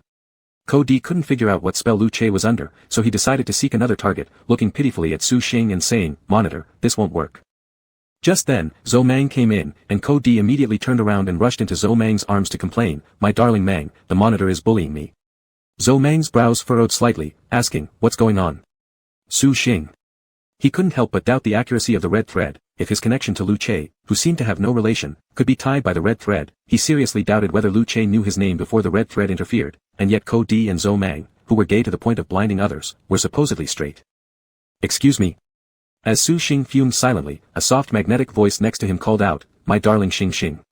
Su Xing glared at him, "Shut up. Don't get distracted, buddy." Lu Che's lips curled upwards with a smile. The second period on Monday morning was math class. The math teacher was the group leader of the mathematics department for the senior year. Knowledgeable and experienced, having taught seniors for many years, his teaching style was rather straightforward. Since his previous classes were improvement classes, his lecturing style was simpler and more brutal. Explaining fundamental questions seemed to insult his intelligence, so he focused on guiding students to solve difficult problems with the simplest and most optimal thoughts, thereby earning applause from the entire class. It was clear that the math teacher's lectures served as an advanced upgrade for middle to upper level students with a solid grasp of the basics. However, for those with weaker foundations, this lecture style, akin to listening to celestial books, was undoubtedly a severe blow. By the end of one math class, much of the class had fallen, as if struck by a typhoon, wailing everywhere. Wang Zizong, propping his head on the desk, complained to Su Xing about the math teacher. "Xing Xing, can you give the math teacher some advice and ask him to explain basic questions during class as well?" Su Xing was able to follow the math teacher's train of thought and found his lessons packed with valuable content, incredibly beneficial. However, he still responded to Wang Zizong, "All right, I'll talk to him about it today." Wang Zizong sighed, saying, "After one math class, I suddenly feel starving." It was clear that he had been studying diligently during class, which had caused a significant calorie burn from mental exertion. Su Xing unscrewed the lid of his thermos bottle, drank a sip of warm water, and looked out the window. The playground speaker announced the start of calisthenics with the sound of the march for physical exercises, signaling it was time for the juniors to do their exercises. Their classroom was on the third floor, so from the window, they could clearly see the young and vibrant faces of the freshmen below. Su Xing gazed outside absent-mindedly until the person behind him leaned on the windowsill, following his gaze toward the playful first-year students and remarked, "This year's freshmen aren't up to par." Su Xing glanced back at Lu Che. Lu Che turned around and grinned at him, saying, "None of them are as handsome as me." Su Xing was left speechless by Lu Che's shamelessness. Fu Dai laughed and said, "Che, it seems you're finally embracing your role as the school prince." Though in the past, Lu Che had dismissed this title, now he had learned to brag about himself. Su Xing paid no attention to the two behind him as Tang Mian came over to ask both him and Wang Zizong, "I'm so hungry. Let's go to the convenience store to find some snacks." Wang Zizong had been listlessly lying on the table, sighing pitifully, but upon hearing this, he immediately perked up and sat straight, "Sure." Su Xing asked Tang Mian, "You're not going to steam eggs today?" Last week, Tang Mian secretly brought a steamer and made boiled eggs for Su Xing and Wang Zizong. Beneath Wang Zizong's desk, there was even a stash of soy sauce packets from sushi takeout orders. Tang Mian replied, "I forgot to buy fresh eggs yesterday, and what's left isn't enough to share." Su Xing remembered that Tang Mian bought 6 eggs last week, cooked once, and still had 3 remaining. So how could it be insufficient? But Su Xing didn't delve into it further and fished out some loose change from his bag. "Let's go then." Su Xing had just stood up when Lu Che called him, "Class monitor, I want a box of milk." Su Xing gave an indifferent response and walked off. Su Xing didn't think there was anything unusual about what Lu Che had said. At most, he felt Lu Che was quite troublesome. But Tang Mian, as an outsider, noticed the intimacy in the words. There was a clear difference between, "I want a box of milk," and, "Could you bring me a box of milk please," which clearly defined the level of intimacy between the two. During the break exercise period, the school's convenience store had sales that could rival the total retail earnings of an entire day. Crowds filled the store, bustling and noisy. The ant at the cash register barked loudly, commanding order, "Students, please line up, we're out of tomato-flavored crisps, I know I owe you 5 yuan, the kettle is boiling, so those who want instant noodles will have to wait." Su Xing asked Tang Mian and Wang Zizong to wait outside the door while he entered. Standing taller than others, unlike Wang Zizong whose obese frame made navigating difficult, Su Xing was able to stand half a head higher amidst the crowd. As he scanned the shelves counting what he wanted to buy, he marveled at the cashier's eloquence and quick reflexes. A boy nearby extended his hand, waving a 20 yuan bill and shouted, "It should be my turn, aunt." Hearing the familiar voice, Su Xing looked over and saw Lin Peisang from his class. His gaze landed on Lin Peisang's long outstretched arm, his right wrist adorned with a spring-like black rubber band, exactly the same kind used by Tang Mian to tie her hair. Su Xing curiously glanced at it, wondering why a guy would wear such a thing, but didn't dwell on it too much. Su Xing picked up 6 black pepper sausages, 2 packs of crisps, and a box of milk and headed outside. Tang Mian and Wang Zizong were waiting eagerly at the door and quickly took the bag, each holding 2 sausages and eating them happily. They finished the sausages in a corner of the corridor before returning to the classroom. As Su Xing approached the back door of the classroom, Lin Peisang just happened to walk out. Su Xing hadn't been paying attention to those passing by, but with a glance, he sharply caught sight of the red thread tied to Lin Peisang's body. The red thread, affected by gravity, emerged from Lin Peisang's heart cavity, fell to the ground, and slowly extended towards Huang Mingjiao who was in the classroom. Around Lin Peisang's ankle, there were a few coils of vivid red thread, seemingly magnetic with its other end rooted into Lu Peilian's heart position. Su Xing hesitated for a moment, not expecting that when he saw the red threads again, they would be connecting Lin Peisang with the 2 girls sitting in front of him. Su Xing didn't quite understand the implications of the red threads, so he casually placed the milk on Lu Che's desk, his gaze lingering a bit longer on Huang Mingjiao and Lu Peilian. It was just as before, Huang Mingjiao and Lin Peisang were connected at the heart, while Lu Peilian's thread was entwined around Lin Peisang's foot. Lu Che pierced the straw into the box's opening, following Su Xing's gaze briefly. Just then, the hurried ring of the bell interrupted any questions Lu Che might have been about to voice. At noon, Su Xing and Tang Mian went to the cafeteria for lunch and coincidentally saw Lin Peisang and 3 others taking their seats at an empty table in front of them, Lin Peisang, his same-row classmate, and Huang Mingjiao along with Lu Peilian. Ever since the division of the liberal arts and sciences classes, these 4 had been seated next to each other and got along well, or perhaps their interactions were more intertwined than those with others. After settling down, Huang Mingjiao flicked her hair aside and playfully complained, "I truly have a goldfish memory, I forgot my hairband yet again." Upon hearing this, before Lu Peilian could say anything, Lin Peisang held out his right hand toward Huang Mingjiao, "Here you go." Huang Mingjiao's soft eyes lit up as she noticed the hairband around Lin Peisang's wrist. The happiness was evident in her expression, as she cheerfully remarked, "How come you have a hairband?" Lu Peilian watched this scene unfold, feeling extremely uneasy inside. Lin Peisang's same-row classmate joked aloud, "Oh wow, you're really thoughtful." With a carefree smile, Lin Peisang replied, I noticed Palian was having trouble eating because she kept holding onto her hair, so I'll help by bringing a hairband for both of you going forward. That way, Mengjiao doesn't need to take Palian's and each of you will have your own. After Lin Peisang finished speaking, Huang Mengjiao silently dropped her gaze, and Lu Palian's mood became peculiar. After experiencing feelings of disappointment, faint hope arose anew. Maybe. Perhaps. Who knows? These words filled her mind. Chapter 22. The afternoon sun was somewhat blinding, so Su Xing pulled the curtain and yawned. Su Xing did not return to the dormitory during the nap time. He completed half of a test paper in the classroom, then rested his head on the table for about 10 minutes. The broadcast box in the classroom rang with a preparatory bell, then began playing some soothing and gentle light music. The preparatory bell was sounded for the students who went back to the dormitory to rest. It's 2 o'clock, it's time to prepare for class again. Su Xing leaned against the wall with his cheek resting on his hand, holding a ballpoint pen between his slender fingers, swaying it leisurely. The classmates gradually returned, and the classroom became noisy once more. Su Xing's gaze lazily fell upon the first group, seeing Lu Palian turn around and chat happily with Lin Peisang in the seat behind him, while Huang Mengjiao quietly wrote her homework. Su Xing strained to recall the common points he had found between the appearances of red threads among Lu Palian's trio and Xiao Shan, but his mind was blank, unable to retrieve any information. He didn't know what he had missed, but the red thread appeared without any warning again. Seeing the red thread once more, Su Xing remained curious about it but this time chose only to observe. After all, things had been calm recently. Even though the red thread still existed, Su Xing was willing to coexist peacefully with it. Su Xing asked for little. As long as the red thread didn't cause trouble, he wouldn't be deceived by Lu Che's showy bow tie. How could he like Lu Che just because of this red thread? That was simply ridiculous. Su Xing sighed softly. Every time he thought about how heavy a price he had paid to learn this lesson, he treasured these recent peaceful days even more. Except that Lu Che was a bit annoying, everything else was fine. Lost in his thoughts, Su Xing heard Lu Che's voice from behind. Class president, I just picked up the clothes and wanted to return them to your dormitory, but I found you didn't go back. Su Xing turned around and said to Lu Che, no big deal. Lu Che chuckled, what do you mean, no big deal? When I saw you didn't return to the dormitory, I took the clothes back, and will bring them over tonight. Su Xing. This guy must have something wrong with him. Su Xing turned back, pulling out the textbook and notebook for the next class. Lu Che stretched both arms, slanting his head to rest on them, chestnut bangs soft and smooth on his clean forehead, his deep eye sockets revealing a pair of pupils dark as ink, yet reflecting specks of sapphire light like obsidian stones. Lu Che silently gazed at Su Xing's back. He wanted to tell Su Xing, the warm breeze at the end of summer made people drowsy, but Su Xing was the source of his motivation to wake up from his nap. In the past, Lu Che, known for his temper when woken up, would absolutely be the last one to leave the dormitory and always step into the classroom just as the preparatory bell rang, his handsome face sour as if others owed him a fortune, needing quite a while to regain his mood before speaking. Lu Che bent his right arm, supporting his cheek, his extended left hand casually hanging off the desk. His fingers were thin and elegant, very pleasant to look at.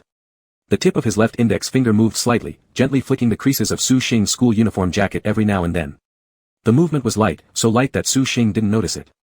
When Su Xing leaned down to grab a book from under the table and shifted backward, he finally felt something pressing against the back of his hand. Furrowing his brow, Su Xing turned around and said, take your hand back.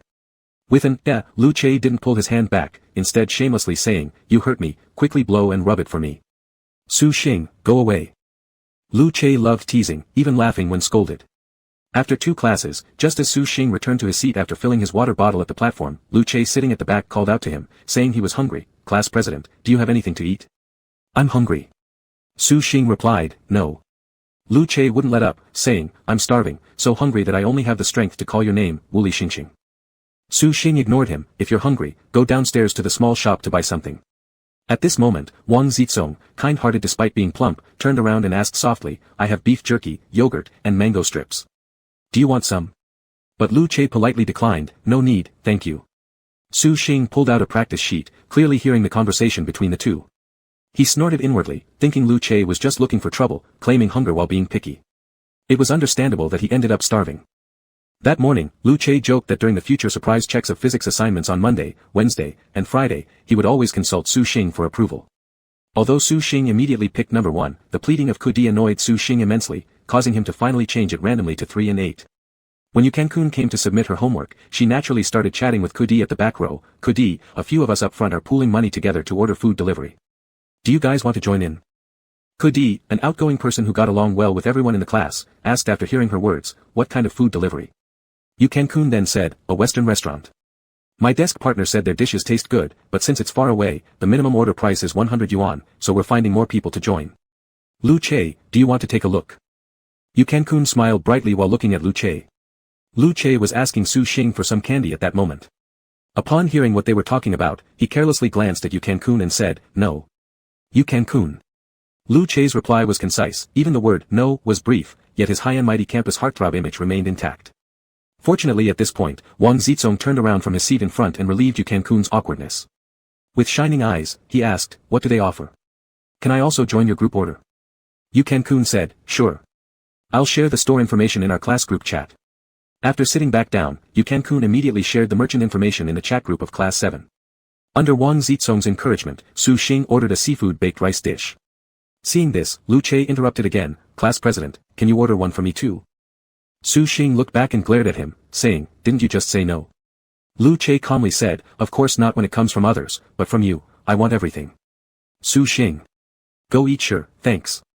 Although Yu Cancun mentioned that the minimum order amount is 100 yuan, the main meal takeaway orders within the shop start at 20 yuan, making it possible for 4 or 5 people to easily meet the minimum. In total, the whole class combined to order 18 portions. Due to the large number of people involved, Yu Cancun had everyone include their names with their orders for easier settlement later on.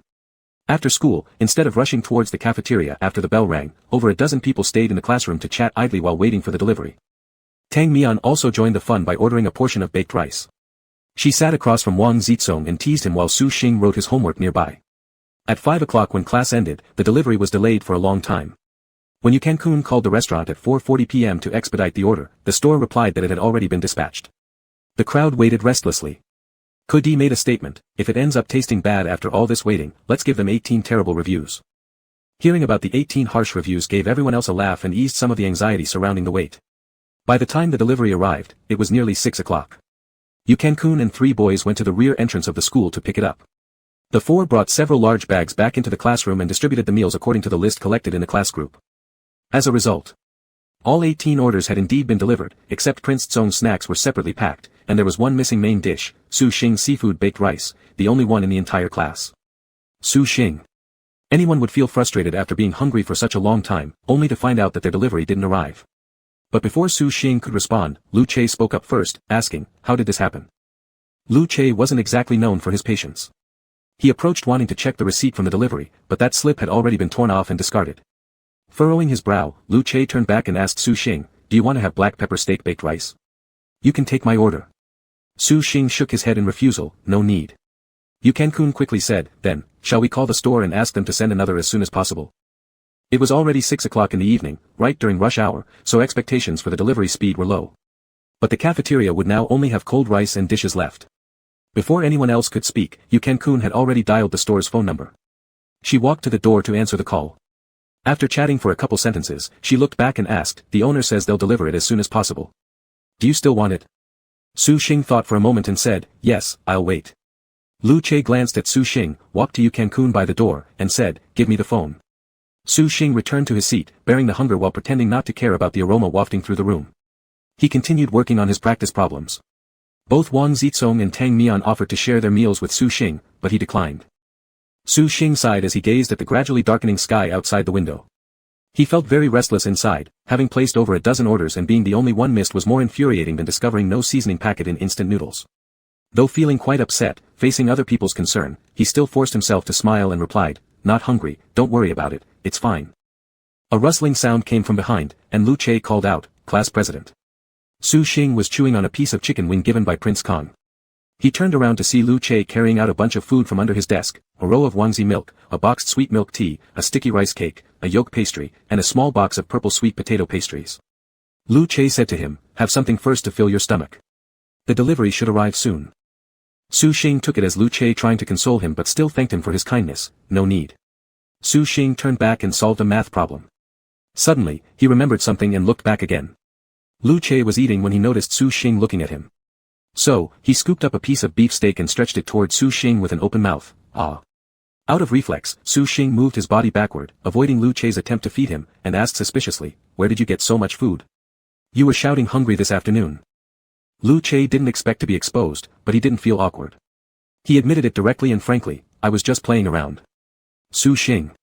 "You've hidden a row of Wangzi milk in the desk all along, and this morning you even asked me to help bring one back. This is simply intentional troublemaking."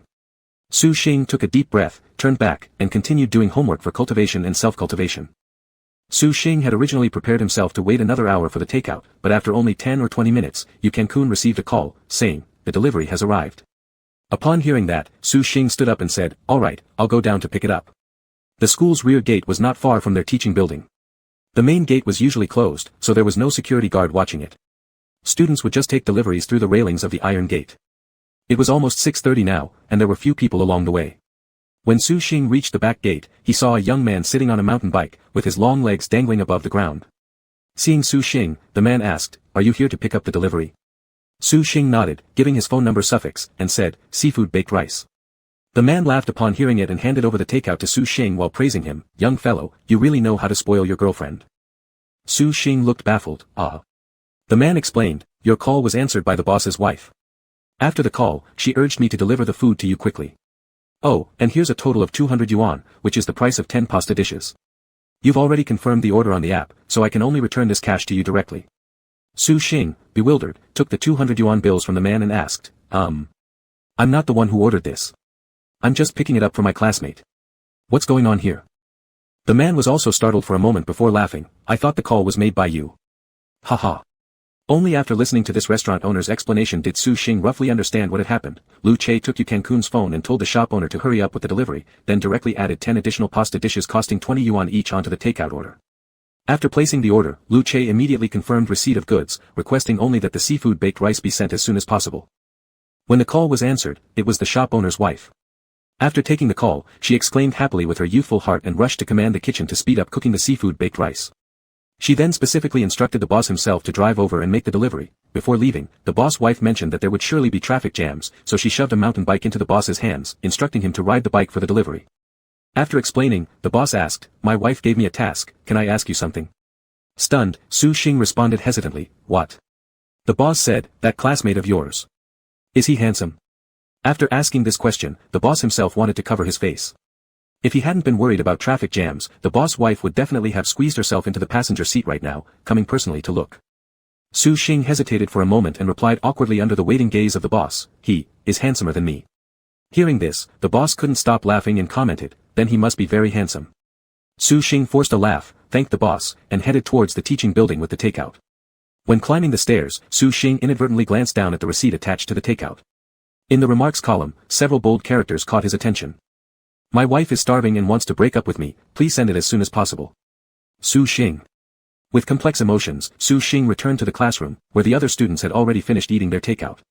A few bags of takeout containers were temporarily placed next to the trash bins.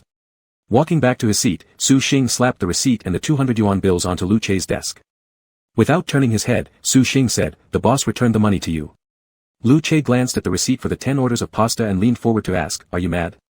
Su Xing felt awkward, but he truly wasn't angry at all. He opened his takeout and took a bite of the baked rice, it was still warm. Prince Tsong and Tang Mian went to the restroom to wash their hands. Fu Dai wasn't there. Behind him, Zhou Mang had his headphones on while doing homework, and Kudi went to the front to get some hot water, chatting and laughing with others near the classroom entrance. Su Xing hesitated for a long moment before muttering quietly, thanks. Upon hearing this, Lu Che chuckled and said, oh, so you're not mad then? Su Xing gave a perfunctory, Then, a deep, resonant voice came from behind, laced with laughter. Wife. At the sound of this, Su Xing's face immediately darkened. He turned around and slapped his hand on Lu Che's desk, saying, do you want me to punch you? Lu Che stifled a laugh, softening his voice, then you should eat quickly. You'll need strength after finishing your food to hit me. Su Xing. Go away, thanks. Chapter 23. After Su Xing finished eating the takeout, he cleaned up the desk and also took along several bags of leftover food that others had left behind at the back of the classroom. Tang Mian followed him and took 2 bags from Su Xing's hands, saying, Xing, let me go with you. 2 boys sitting in the back row turned around and smiled, thank you, class president and Tang Mian. Tang Mian and Su Xing walked down together. It was already evening, and the yellow lights on the campus pathway illuminated a faint glow, drawing the moths to swirl romantically around the glowing light bulbs. Tang Mian could never hide her concerns well. After walking for a few steps, she couldn't help but say, hey, Xing. Su Xing turned his head to look at her as they walked side by side upon hearing her voice. Tang Mian said tactfully, about just now, among those many orders of takeout, only yours was missing. I wonder if it was someone deliberately playing a trick on you. Upon hearing this, corresponding to the ambiguous term, someone, the first person that came to Su Xing's mind was Yu Cancun. Su Xing slightly frowned and said, don't talk nonsense, who would play tricks on me? What grudges or conflicts do I have with anyone else? Tang Mian shrugged and stuck out her tongue. Su Xing's lips were speaking of not blaming people wrongfully, but in his heart, because of Tang Mian's words, a fissure formed, a small bump appeared. He originally wanted to counter-question Tang Mian, who had the motive to trick him. But before this thought fully emerged in his mind, a voice within answered him, because you've provoked Lu Che. Su Xing still remembered, the red string tied to Yu Sanchuan's hand extended right onto Lu Che's ankle. Su Xing momentarily felt perplexed, then quickly consoled himself not to overthink it. He dryly coughed, threw away the garbage, and went back to the classroom with Tang Mian. As soon as they reached the rear door, they were stopped by Lu Che who stood in the corridor. Lu Che and Ku Di leaned against the outside corridor enjoying the breeze. Lu Che, once seeing Su Xing return, grinned and asked, "Class president, where did you just go?" Lu Che had just returned with Ku Di from the restroom and noticed Su Xing wasn't at his seat. As Su Xing was about to reply. Just then, Yu Kanchan walked in from the rear door of the classroom, cutting them off with a smiling face. "Class president, your seafood baked rice costs 24 renminbi. My desk mate helped cover the cost for you, okay? Lu Che and Ku Di, just directly send WeChat red packets privately to pay me back." Ku Di looked back and replied, "Sure, mine is 26 renminbi, right?" Lu Che turned around and said, "Ku Di, add my 26 renminbi, pay her all at once." Ku Di took out his phone and responded without hesitation. He opened the calculator and muttered under his breath, "All right, then adding up makes it 52 renminbi. Yu Kanchan." Her mood wasn't so pleasant. She originally intended to use this opportunity to add Lu Che as a WeChat friend, but she should have known better than to allow Ku Di to pay his own tablemate. After night classes concluded. As soon as Su Xing returned to the dormitory, he quickly rushed to shower first. By the time he finished bathing, with a towel hung around his neck, holding clothes to be changed in the basin from the bathroom, he noticed one more person in the dormitory. Lu Che held up the neatly folded sportswear in his hands and said, "Class president, I've come to return your clothes." Su Xing tilted his chin and said, "Just throw them on my bed." Lu Che lightly laughed and said, "Then can I throw myself onto your bed too?" Su Xing gave him a scornful glance, "Go away."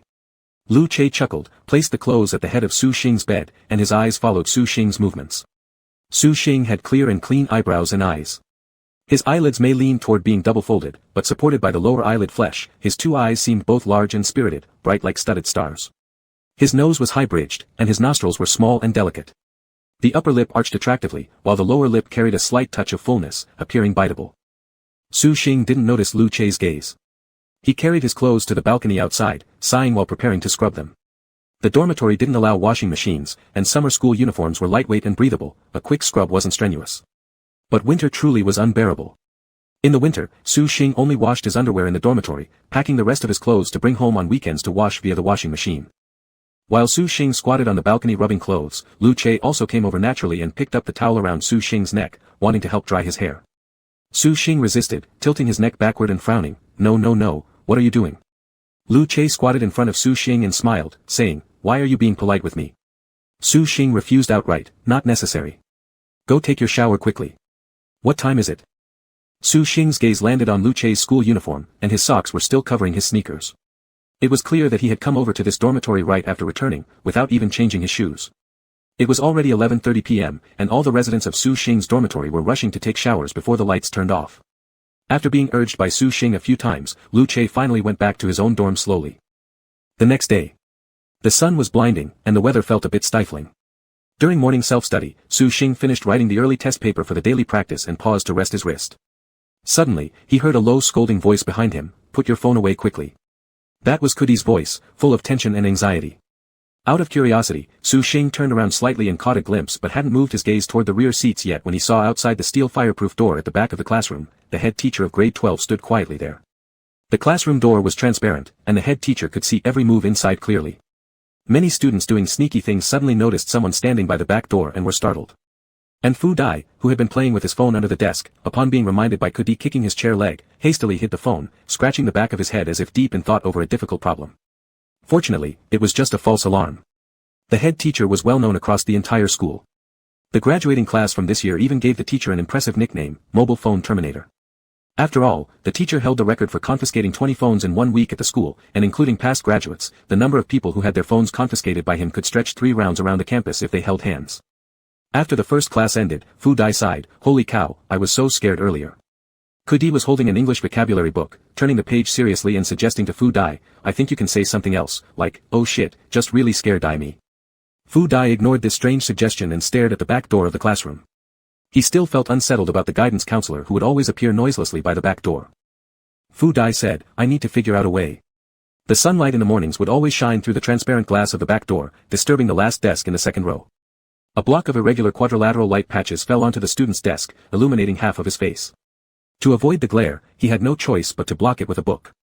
Fu Dai thought about it all morning. In the afternoon, he asked Kudi for some transparent single-sided tape from last time he stuck sticky notes, then dug out 2 A3 draft papers issued during exams from beneath his desk.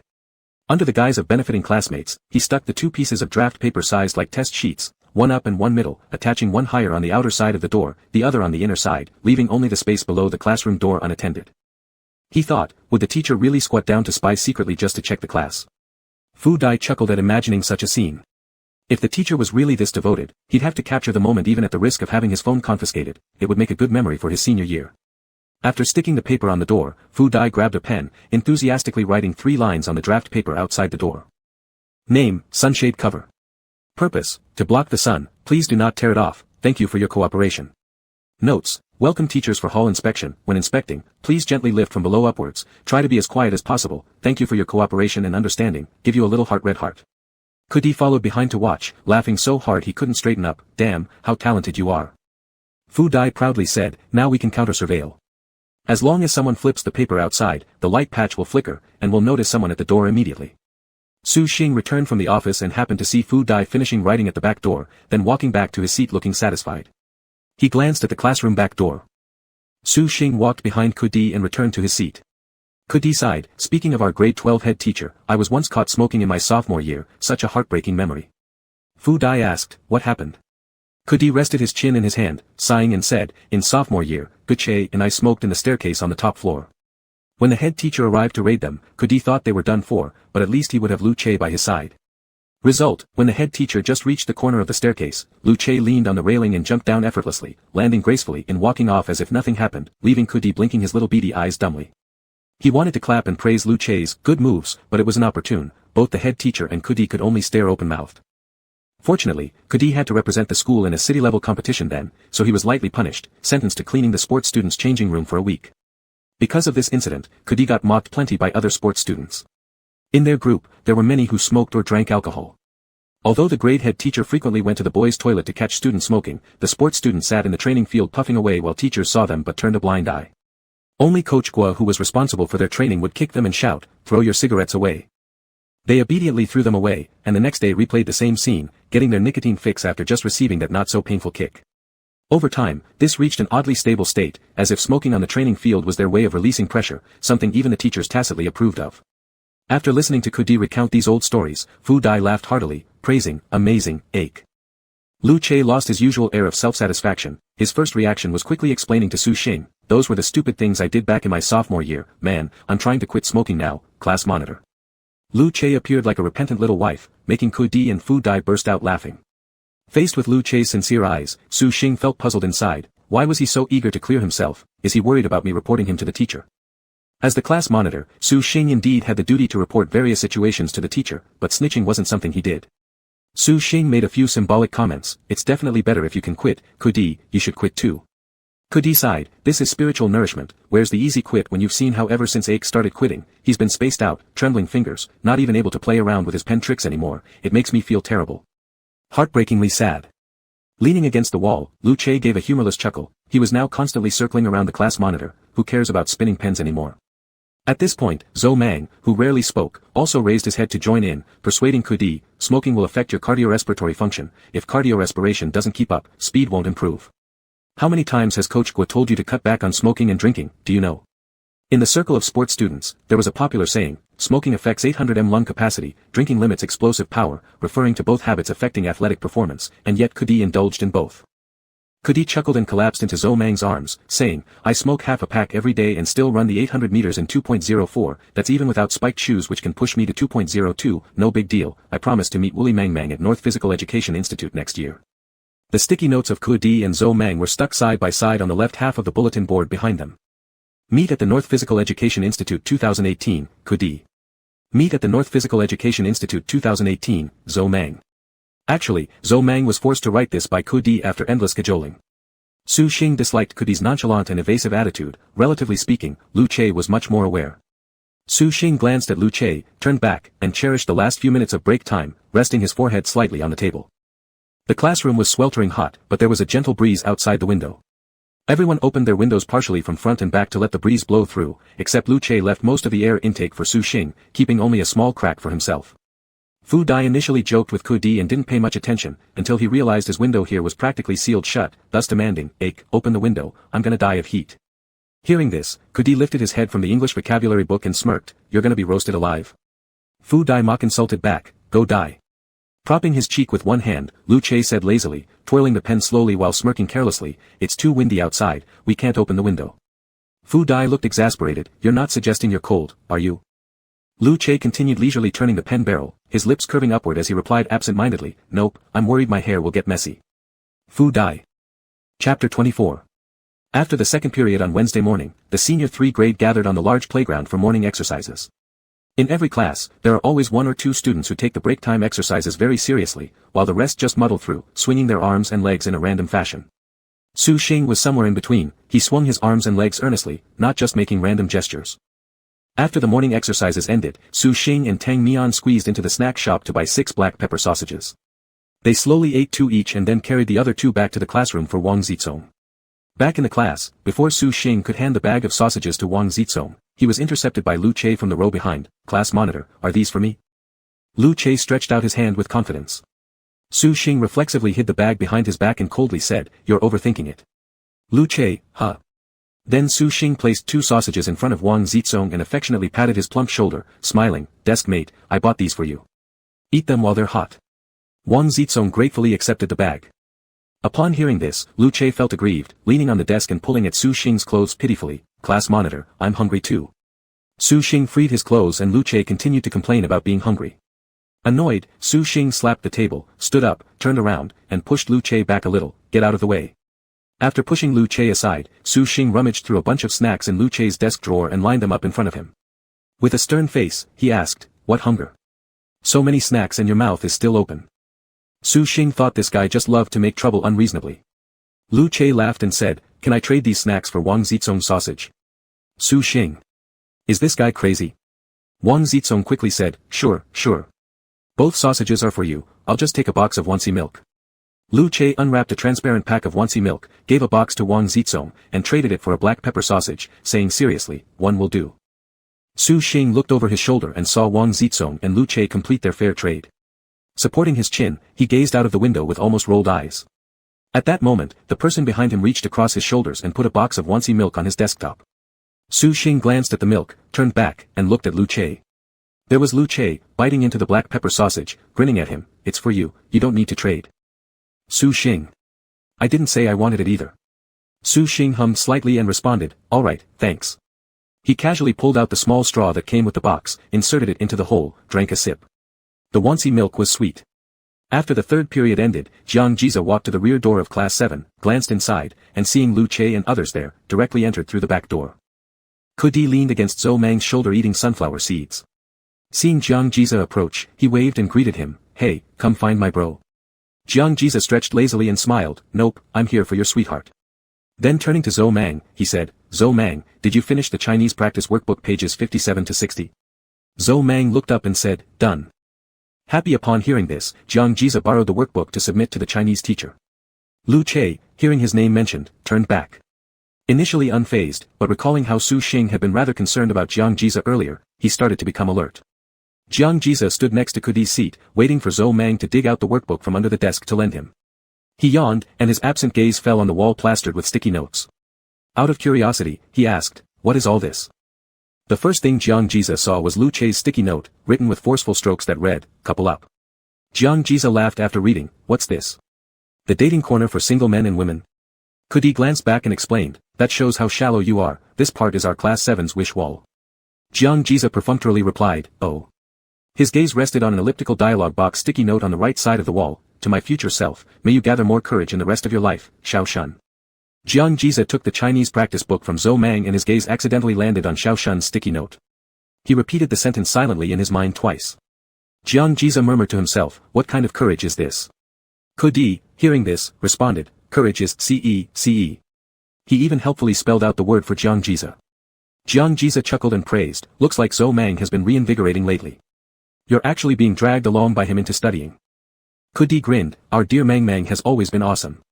After joking with Kudi for a while, Jiang Jiza went back first. Su Xing was quietly doing his homework when he suddenly saw a hand stretching over from behind, placing another box of Wangzi milk on his desktop. Su Xing turned around and asked, what's this for? Lu Che smiled with a raised corner of his mouth, a reward for you. While Jiang Jiza continued talking and laughing in the background, Su Xing completely ignored him, giving Lu Che a great sense of accomplishment, as if it were a personal victory. Su Xing. Mysteriously accepting Lu Che's prize, he tossed it under his desk. In the afternoon, 2 classes were held. After doing eye exercises, half of the class fell asleep. Su Xing stood up, gazing into the distance outside the window to rest his eyes. Upon hearing some commotion nearby, he turned around. He noticed Lu Che and Fu Dai playing Gamoku on scrap paper. The grid lines weren't neat, dotted sparsely with circles and crosses. Fu Dai occasionally pinched his earlobe, frowning slightly. Lu Che appeared relaxed, casually marking circles. Su Xing glanced at the board where the pieces were barely halfway placed down, yet the outcome was already decided. Kudi sat on his own desk watching the game and exclaimed, Thorough Brothers Gamoku is unbeatable. As long as you play against him, you'll end up in a desperate situation, sooner or later. So, the best solution. Don't play Gamoku with Thorough Brother, aha. Kudi took a sip of water from his cup, deeply nodding as he affirmed the experience gained from personal struggle. Lu Che idly twirled his pen and looked up at Su Xing, saying, Class monitor, would you like to have a round with me?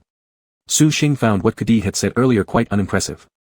He believed that playing Gamoku merely gave the first player an advantage, and there was no such thing as being undefeated, just all talk. Su Xing pulled his chair over and sat opposite Lu Che, saying, alright, after you finish your game. As soon as these words left his lips, Lu Che stopped twirling the pen between his fingers. After adding 3 more pieces, Fu Dai immediately found himself trapped without any way out. Fu Dai. Lu Che flipped a page, then rummaged under his desk to find a ruler and drew a beautiful chessboard. Su Xing frowned, saying, just draw one quickly. Lu Che didn't respond, swiftly finishing the board with the ruler's help. He handed a black neutral pen to Su Xing and picked up a red one himself. Su Xing marked XS, while Lu Che marked OS. Su Xing went first, carefully placing the first X on the clean and neat chessboard. Instantly, he became cautious and solemn. However, Lu Che kept the same calm expression, casually placing OS following the XS. Kudi and Fu Dai watched from the side. Kudi bit on the edge of his cup, grinning as he said, right now, class monitor must be feeling the same way I did the first time I played with Thorough Brother, defiant disbelief. Fu Dai hummed, keeping silent, although he had been thoroughly trounced by Lu Che, still refusing to accept defeat. It's often said that a well-placed strategy in just 3 moves can enliven the entire game. From the beginning, Su Xing lightly frowned but gradually relaxed. Although he was skeptical about Kudi's admiration initially, he approached the game with extreme seriousness. After about 10 moves, he already had a firm grip on the victory. Despite Lu Che having gone through the trouble of drawing the board, it wasn't wasted altogether. The two of them almost filled the board entirely, until finally Su Xing created a 4-in-a-line pattern that offered multiple finishing moves. Su Xing set down his pen, trying not to show any traces of satisfaction in his heart, calmly stating, no need to continue, right? Lu Che curved his lips upward, showing no signs of irritability or regret upon losing, lightly replying, of course we'll continue. Lu Che then placed the tip of the red pen on an empty spot right in the middle of the chessboard. Su Xing indifferently turned around to get his thermos cup, drank some water, and when he turned back, he saw Lu Che had painted a solid red heart in the center of the chessboard.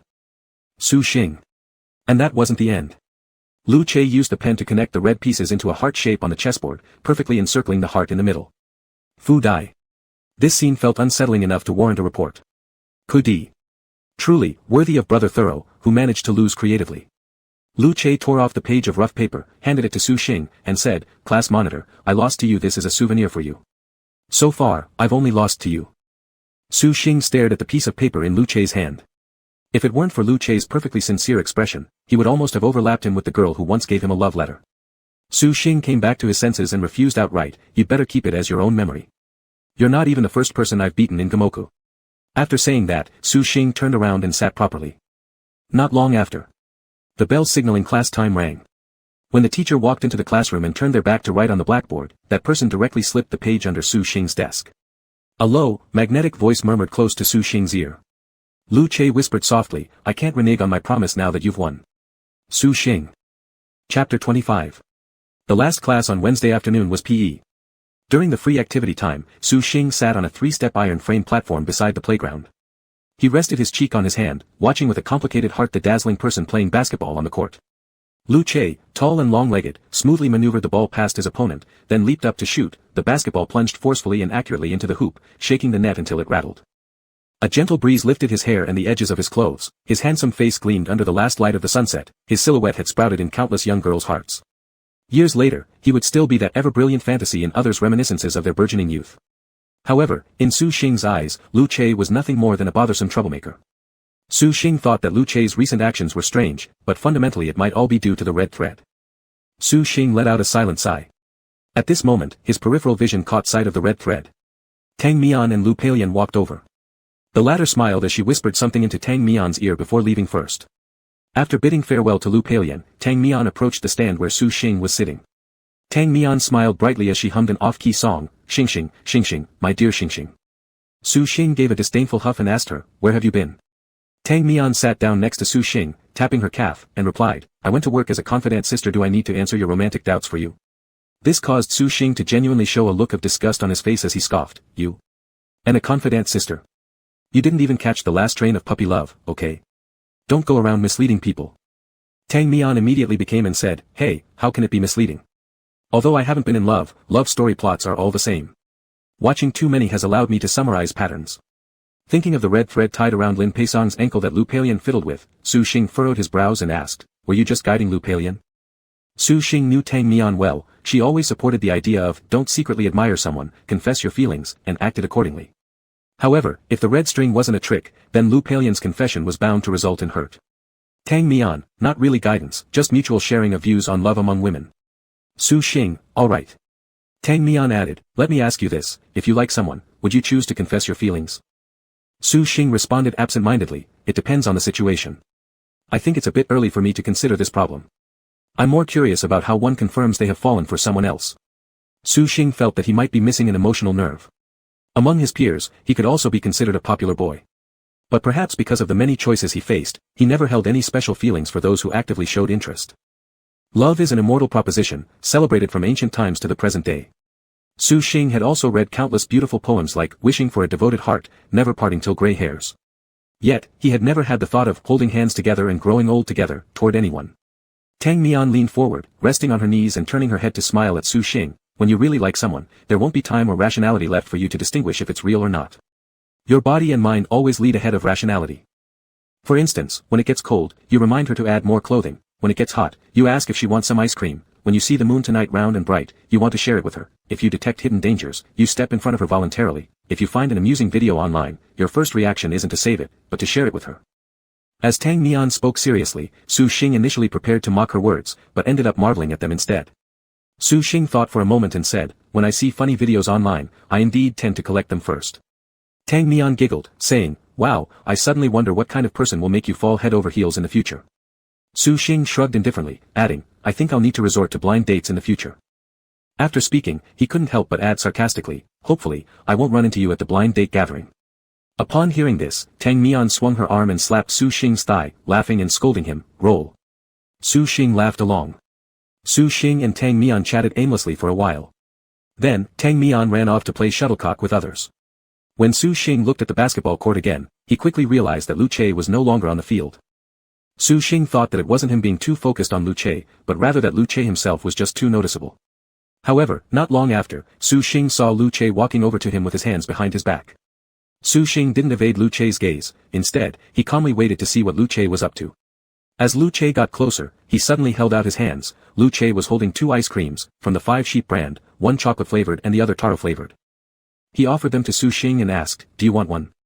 Tang Mian's words from earlier were still echoing in Su Xing's ears, when it gets hot, you ask her if she wants some ice cream. Feeling very awkward, Su Xing quickly shook his head and refused, no, you go ahead. With a sigh of regret, Lu Che said, and sat down on the step below Su Xing. As soon as he did so, Su Xing stood up and walked toward Tang Mian's group, shouting, I'm joining in. Hearing Su Xing volunteer to play shuttlecock, Tang Mian was surprised and asked, are you possessed by a demon or something? In bad temper, Su Xing shot her an unimpressed look, you're the one who talks too much. Tang Mian giggled and tossed the shuttlecock over to Su Xing. Su Xing. Lu Che sat alone on the platform of the steps, resting his cheek on his hand. He absent-mindedly took a bite of the crisp shell of the chocolate ice cream while following the person's figure with his eyes. That evening. After Su Xing and Tang Mian had dinner together at the cafeteria and strolled aimlessly, the first lights began to glow. They returned to the classroom to wait for the evening study session. There was still half an hour until evening self-study, and a small portion of the class was already there. Some were studying, others resting, mutually undisturbed. The classmates chatting naturally lowered their voices, maintaining relative quietness in the classroom. Su Xing stood beside the podium, registering full attendance in the class and casually filled out the class conditions from Monday to Wednesday. Yu Kanchun stood before the podium cleaning the desk and blackboard. Not even a greeting passed between her and Su Xing, both quietly went about their own tasks. At this moment, Su Xing heard someone approach him from behind, their voice laced with laughter. "Class monitor, can you record my good deed?" Su Xing knew exactly whose voice it was without turning around. Su Xing perfunctorily asked, "What kind of good deed did you do?" Lu Che didn't answer but started watering a little potted plant on the podium with the cup in his hand, then bragged, "Look, I care for the class's plants and trees." Su Xing grumbled unhappily, "Go sit somewhere else." Lu Che chuckled and stopped teasing Su Xing. He turned to get warm water from the water dispenser next to him. After Su Xing finished filling out the daily log, he stretched his arm to place it back on top of the stack of files in the center of the podium. A basin of tap water used by Yu Kanchun to wash the cloth was placed beside the podium. Just as Su Xing stretched his arm across the basin, someone accidentally bumped into it. The rim of the basin hit Su Xing's side directly, spilling its contents all over. The splash of water startled everyone in the classroom. Shit! Lu Che, standing behind Su Xing, had just received the warm water. Quick on the draw, he spun around and caught the basin, preventing most of the water inside from spilling. Though this saved Su Xing from being drenched in dirty water, Lu Che himself was splashed with warm water because the cup in his hand lacked a sealed lid. His reflexes were quick and his movements agile, but he ended up soaked halfway anyway.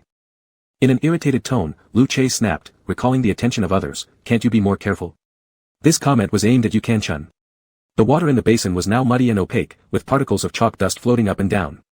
Yu Kanchun had also not anticipated this situation. Her face went pale as she stammered an apology, I am sorry." Though Su Xing harbored suspicions about Yu Sanchuan's recurring accidents, there was seemingly nothing intentional about this incident. It appeared to be a genuine accident involving unforeseen consequences. Looking down at his own drenched half-body, he could even hear the squishing sound from the puddle of water accumulating in his left shoe. Su Xing told Yu Kanchun, "It's fine, I'll just go home and change clothes," and instructed Tang Mian, who rushed over concernedly, "Tang Mian, go get a mop from the back and clean this area up." Turning around, Su Xing noticed the large water stain on Lu Che's clothing and suggested, "You should go back to the dorm and change too." With autumn settling in, the cool night breeze carried a chill. Lu Che was led away by Su Xing. Su Xing, after changing clothes in his dormitory, frowned slightly.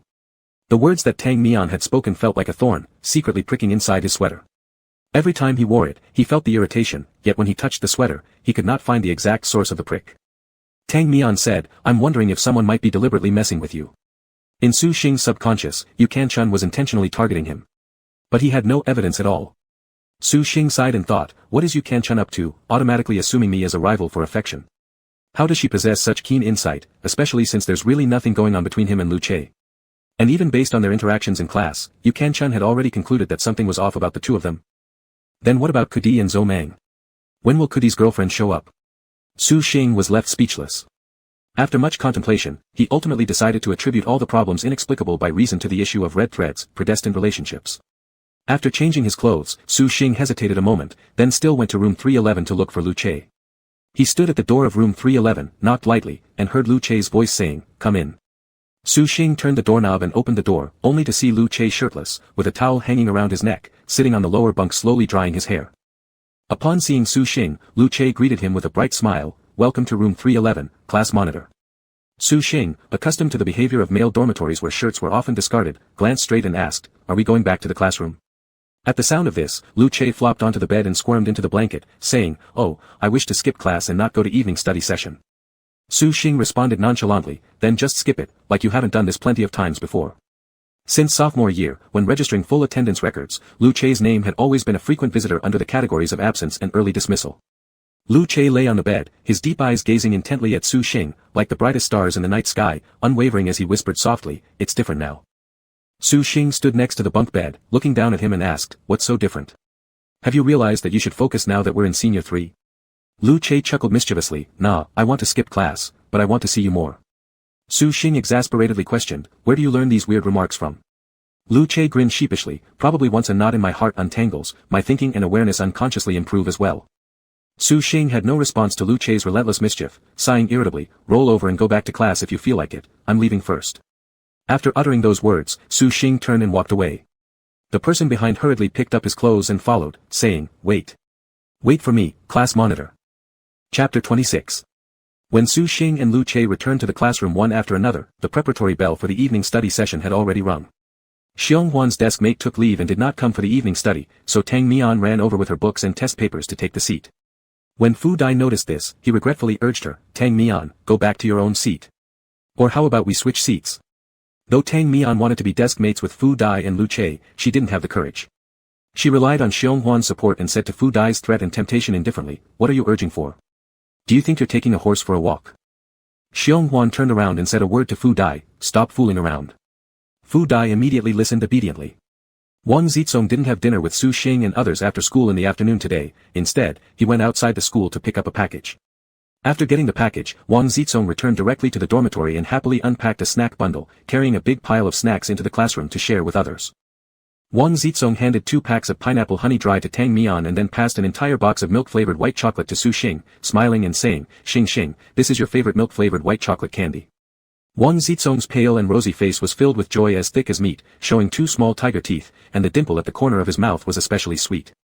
Su Xing took the entire box of chocolates from Wang Zizong's hands, teasing him, "You're giving me the whole box. Are you really willing?" Wang Zizong nodded.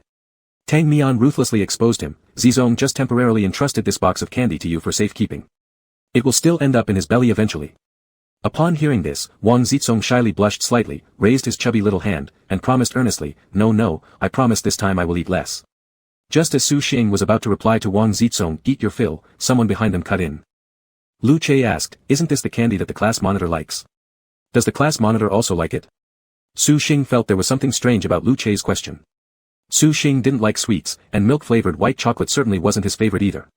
But he didn't want to disappoint Wang Zizong's sincerity, so he vaguely responded, "This candy is very sweet, my family often buys it." Lu Che laughed and said, "I think the class monitor is more like milk-flavored dark chocolate, the outside tastes bitter but the filling inside is sweet." Su Xing. Tang Mian picked up the conversation, "The small convenience store used to sell this kind of chocolate too. I wonder from when it disappeared. By the way, I remember Sister Su Yin particularly liked eating it." Su Xing chuckled, "Yeah, my sister got addicted to this candy." Tang Mian often followed Su Yin around when she was young, so when Su Yin was mentioned, they chatted endlessly. Tang Mian asked if Su Yin would return home for National Day, whether she adapted well to university life, and whether she tanned after military training ended. Not until the chemistry teacher responsible for overseeing the evening study session walked into the classroom did Tang Mian stick out her tongue, turn around, and quietly open her workbook. That night, after the lights were turned off in the dormitory, Su Xing moved a foldable bed table to sit on the bed and do homework. He brought back a few exercise books. When he opened one of them, a draft paper suddenly fell out. It was the 5-in-a-row game draft paper Lu Che gave him during class.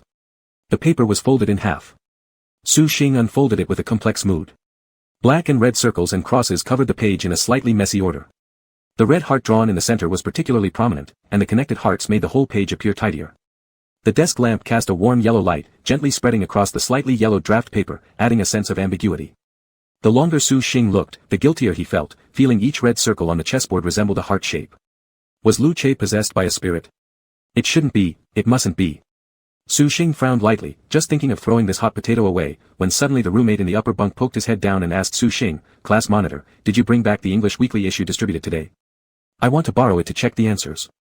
His roommate's unexpected appearance scared Su Xing, who quickly stuffed the draft paper with the 5-in-a-row game under the pillow and replied, "I did, wait a moment." Other roommates muttered, "Class monitor, you two should go to sleep soon. I'm not hinting at anything indirectly about how your lights bother me. It's just that when I see you two still diligently working under the desk lamp, I feel extremely guilty about sleeping, sigh." The roommate turned over and glanced down at Su Xing's bed, seeing in the dim light from Su Xing's side that Wang Zizong was sleeping soundly with a smile on his face. His lips moved slightly, as if he was enjoying a big feast in his dreams. Su Xing chuckled and said, "All right then, I'm going to turn off the lights and go to sleep."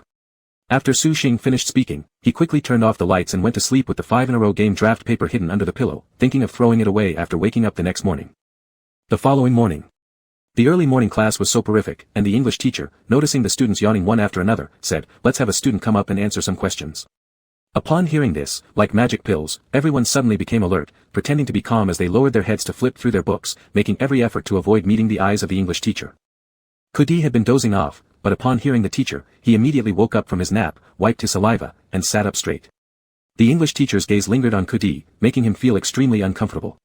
Frightened, Kudi hastily pulled out a tissue from underneath his desk and pretended to vigorously blow his nose.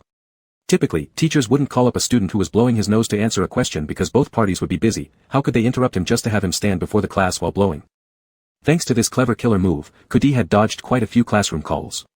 English teacher, Fu Dai, come up and write the answers for the closed test. Shit.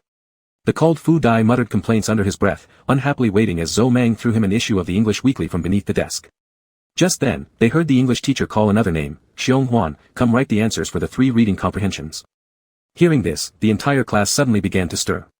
One of the most delightful little pleasures during school days was when the affectionate boys and girls of the class were called to the podium by the teacher to write or solve questions together. The female students below would become inexplicably bashful, while the male students would cheerfully wish they could play them a wedding march. The melancholy on Fu Dai's face instantly disappeared as he eagerly walked to the podium, treating the classroom aisle with the grandeur of a red carpet. Sitting below, Kudi crossed his legs and mercilessly mocked him, it's all over. Our Dottie is truly lost now, grinning like an idiot. Anyone unaware would think he hit the jackpot, not realizing he's just being asked to write answers on the board by the teacher. Fu Dai climbed to the podium ahead of Xiong Huan, panting and wiping a spot clear for her to write, and even helped her grab a piece of chalk. Lu Che stretched out his long legs, spinning a pen between his fingers with nonchalance, saying, isn't it normal to care for your wife? Kudi chuckled mischievously, seems like Brother Che also has quite a story himself. Lu Che merely hooked the corner of his lips without responding to Kudi, his gaze instead falling on the figure ahead. He sincerely invited Su Xing to become part of his story. At noon, Su Xing and Tang Mian went to the cafeteria for lunch. They'd just taken 2 steps with their food trays when they saw Lu Che standing conspicuously at the counter waving to them. Lu Che, class monitor, I've saved you a seat here. It was precisely the peak hour for the cafeteria, filled with students crammed together. Glancing around, it was hard to find a single empty table, and Su Xing had no reason to refuse Lu Che's kindness. Su Xing and Tang Mian carried their food trays over. At the same table were Lu Che, Kudi, Fu Dai, and Zhou Mang, with 2 empty seats available. Kudi, holding his spoon sideways, turned back and greeted Su Xing enthusiastically, class monitor and Tang Mian, come sit here. Tang Mian smiled in agreement, rounding the table to sit beside Kudi first, leaving Su Xing with no choice but to sit opposite her, directly next to Lu Che. Just sitting at the same table to share a meal was no reason for Su Xing to create awkwardness for himself, so he joined them gracefully. Su Xing usually talked less at the dinner table. He also noticed that Lu Che wasn't eating like last time, alternating bites of rice and vegetables, then rice and meat. In just a few days, Lu Che seemed to have overcome his severe obsessive-compulsive tendencies, which was indeed quite surprising. Kudi ate more casually, reaching halfway into his meal to extend his chopsticks and rummage through the spicy chicken chunks on Lu Che's plate, fishing out a piece of chicken for himself. This was originally nothing out of the ordinary, but Su Xing didn't expect Lu Che to suddenly scowl and explode. Shit, how many times have I told you not to use your chopsticks to pick food from my plate? Don't you see there's a clean spoon set aside for you right next to you? Lu Che's profile lines were sharp, his eyebrows furrowed tightly. Su Xing. He felt that Lu Che really was someone who made issues out of everything. How big of a deal was this, and why did it provoke anger? But watching Lu Che get angry also surprised him. Recently, Lu Che either coaxed or cajoled in front of him, almost making him forget that Lu Che had such a volatile temper. Kudi bit his spoon and blinked innocently, then shamelessly apologized to Lu Che, oh man, Brother Che, sorry about that. I'm just used to picking food from Zhou Mang's plate. Then, he quickly grabbed the clean spoon that Lu Che had placed on the edge of the plate and scooped all the red and green peppers that his chopsticks had touched onto his own plate. While doing so, he attempted to explain for Lu Che, class monitor and Tang Mian, don't let Brother Che scare you, he's just a little bit of a germaphobe. He thinks other people's chopsticks touching his food will leave saliva on it. Huh, I actually worry for Brother Che, what's he gonna do when kissing, huh? Kudi laughed loudly, then raised his hand to cover his mouth as he leaned over and whispered something utterly inappropriate to Tang Mian in a way that everyone else could still hear. Tang Mian, did you catch the main point? It's because of his cleanliness obsession that Brother Che is still waiting for his first kiss. Ha ha ha. Tang Mian stifled her giggles but couldn't hold back a small burst of laughter, though she was careful not to laugh too loudly in front of Lu Che. Lu Che glared icily and remarked coldly, it's not the same at all. The thought of having an indirect kiss with you makes me want to kill myself. Hearing this, Kudi looked aggrieved, pouted at Zhou Mang beside him, and mumbled, Brother Che is being way too cruel. I need Woolly Mang Mang's comfort. Zhou Mang turned Kudi's face back towards his food in a familiar motion and calmly asked, how do you translate, eat quietly, into English? Kudi pondered for a moment and said, eat quietly. Zhou Mang spoke succinctly, yes. Chapter 27. Friday morning. The music of the athletes' march played loudly outside in the noisy playground as students from grade 10 jostled to gather on the field. Su Xing stood by the water dispenser filling up his cup, while Tang Mian came over with a small steamer and asked, I'll steam eggs for you and Zhongzhong, one each. Su Xing glanced at the egg steamer in Tang Mian's hands. Through the transparent lid, he could clearly see 4 eggs neatly placed on the rack. Su Xing nodded and casually asked, "Why are you steaming 1 extra egg today?" Tang Mian shrugged and said, "My seatmate behind me said he wants one." Su Xing replied with an "oh," then stepped aside to let Tang Mian hide the steamer in a discreet corner next to the water dispenser, plugging it in to steam the eggs. Su Xing idly asked, "How long will it take?" Tang Mian looked down and replied, 10 minutes. Su Xing hadn't eaten much for breakfast, just a box of milk and 2 slices of whole wheat bread, so he was a bit hungry now. He thought about the upcoming PE class and how 1 egg wouldn't be enough to keep him energized. He told Tang Mian, "Let's go buy sausages from the convenience store downstairs while we're waiting for the eggs." The steamer would turn off automatically, so there was no need for Tang Mian to stay by it. She agreed, "Sure, let's go." Su Xing returned his thermos to his desk. Wang Zizong was resting with his head on the table, while Kudi and Fu Dai were gathered around the window watching some girls. Kudi excitedly said, "Look at that girl in the neon pink sneakers. She's the flower of our grade in grade 10. Wow, did she put on makeup? She's so fair." Kudi whistled flirtatiously at the girl outside, who looked up. He felt pretty good about himself, saying, "Thoroughbred Chowga here. We've got what it takes, don't worry." Lu Che nonchalantly glanced out the window but caught sight of Su Xing coming back with his water. He quickly turned around, looking upright as he leaned against the windowsill. As soon as Su Xing sat down, Lu Che leaned forward onto the desk, reducing the distance between them. His voice carried a smile, "Class monitor, do you have time now? Can you come play Go with me?" Without even turning around, Su Xing refused, "No time." Ignoring Su Xing, Lu Che reached into his bag for loose change before leaving with Tang Mian for the convenience store downstairs. During the break exercise period, the convenience store was predictably crowded, though except for a few stragglers, all students from grade 10 had gathered on the field for exercises. Therefore, even though the store was crowded, it wasn't as bad as the peak hours where people brushed shoulders. Su Xing squeezed his way to the front of the checkout counter and watched the black pepper ham sausages turning in the grill. For the past 2 years, he consistently bought 6 sausages without fail, but today he hesitated for a moment. Licking his dry lips, he first asked for 8 sausages. While the ant was packing them, he hesitated briefly before hastily changing his order to 10. He split the 10 sausages into 2 bags, one with 6 and the other with 4. Holding the 2 bags of sausages, Su Xing's mood was already somewhat complicated when Tang Mian curiously asked, "Are you that hungry today? Eating 6 sausages alone?" Su Xing mumbled vaguely, "It's for someone else." "Oh." Tang Mian took the black pepper ham sausage from Su Xing's hand, took a bite, and started enjoying it without another word. Su Xing stood by the railing in the corner of the corridor, nibbling on his sausage anxiously, wondering why he'd purchased those extra 4 sausages. To avoid Lu Che taking Wang Zizong's sausage. A firm voice inside answered him. Su Xing convinced himself. After eating the sausages with Tang Mian, he went back to the classroom with the other 2 bags. He handed the bag with 2 sausages to Wang Zizong and tossed the bag with 4 sausages directly onto Lu Che's desk. Lu Che was playing a game with rings when he heard the sound. Just as he looked up, Kudi swiftly snatched it and said, "Thank you, oh great class monitor, for your generous feed." Kudi divided the 4 sausages evenly among 4 people. Su Xing turned around, smiled, and said, "You're welcome." He didn't look at Lu Che's expression but walked over to the front of the podium with Tang Mian to check on the steamer. The pre-class bell rang shortly after. When Su Xing returned to his seat, Lu Che, sitting behind him, stretched his hand forward and asked for candy. "Class monitor, I want to eat some milk-flavored white chocolate candies." Su Xing disdainfully glanced at him and said, "Can't you get it yourself? There's a whole box under your desk." Upon hearing this, Lu Che grinned and said, "But I haven't gotten your permission yet, so I don't dare to take it myself." Su Xing was momentarily confused by the reply. He had grown accustomed to his interaction style with Wang Zizong and Tang Mian, and somehow Lu Che had also been automatically grouped into the category of people he didn't need to be particular about. This wasn't quite right. Though Su Xing couldn't quite pinpoint what was wrong, he silently brooded for a moment. Suddenly, he felt the person behind him stretch out an arm and encircle him in an embrace-like pose.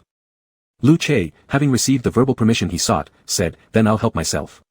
These words were practically whispered near Su Xing's ear, his deep voice lowered slightly with a teasing lilt.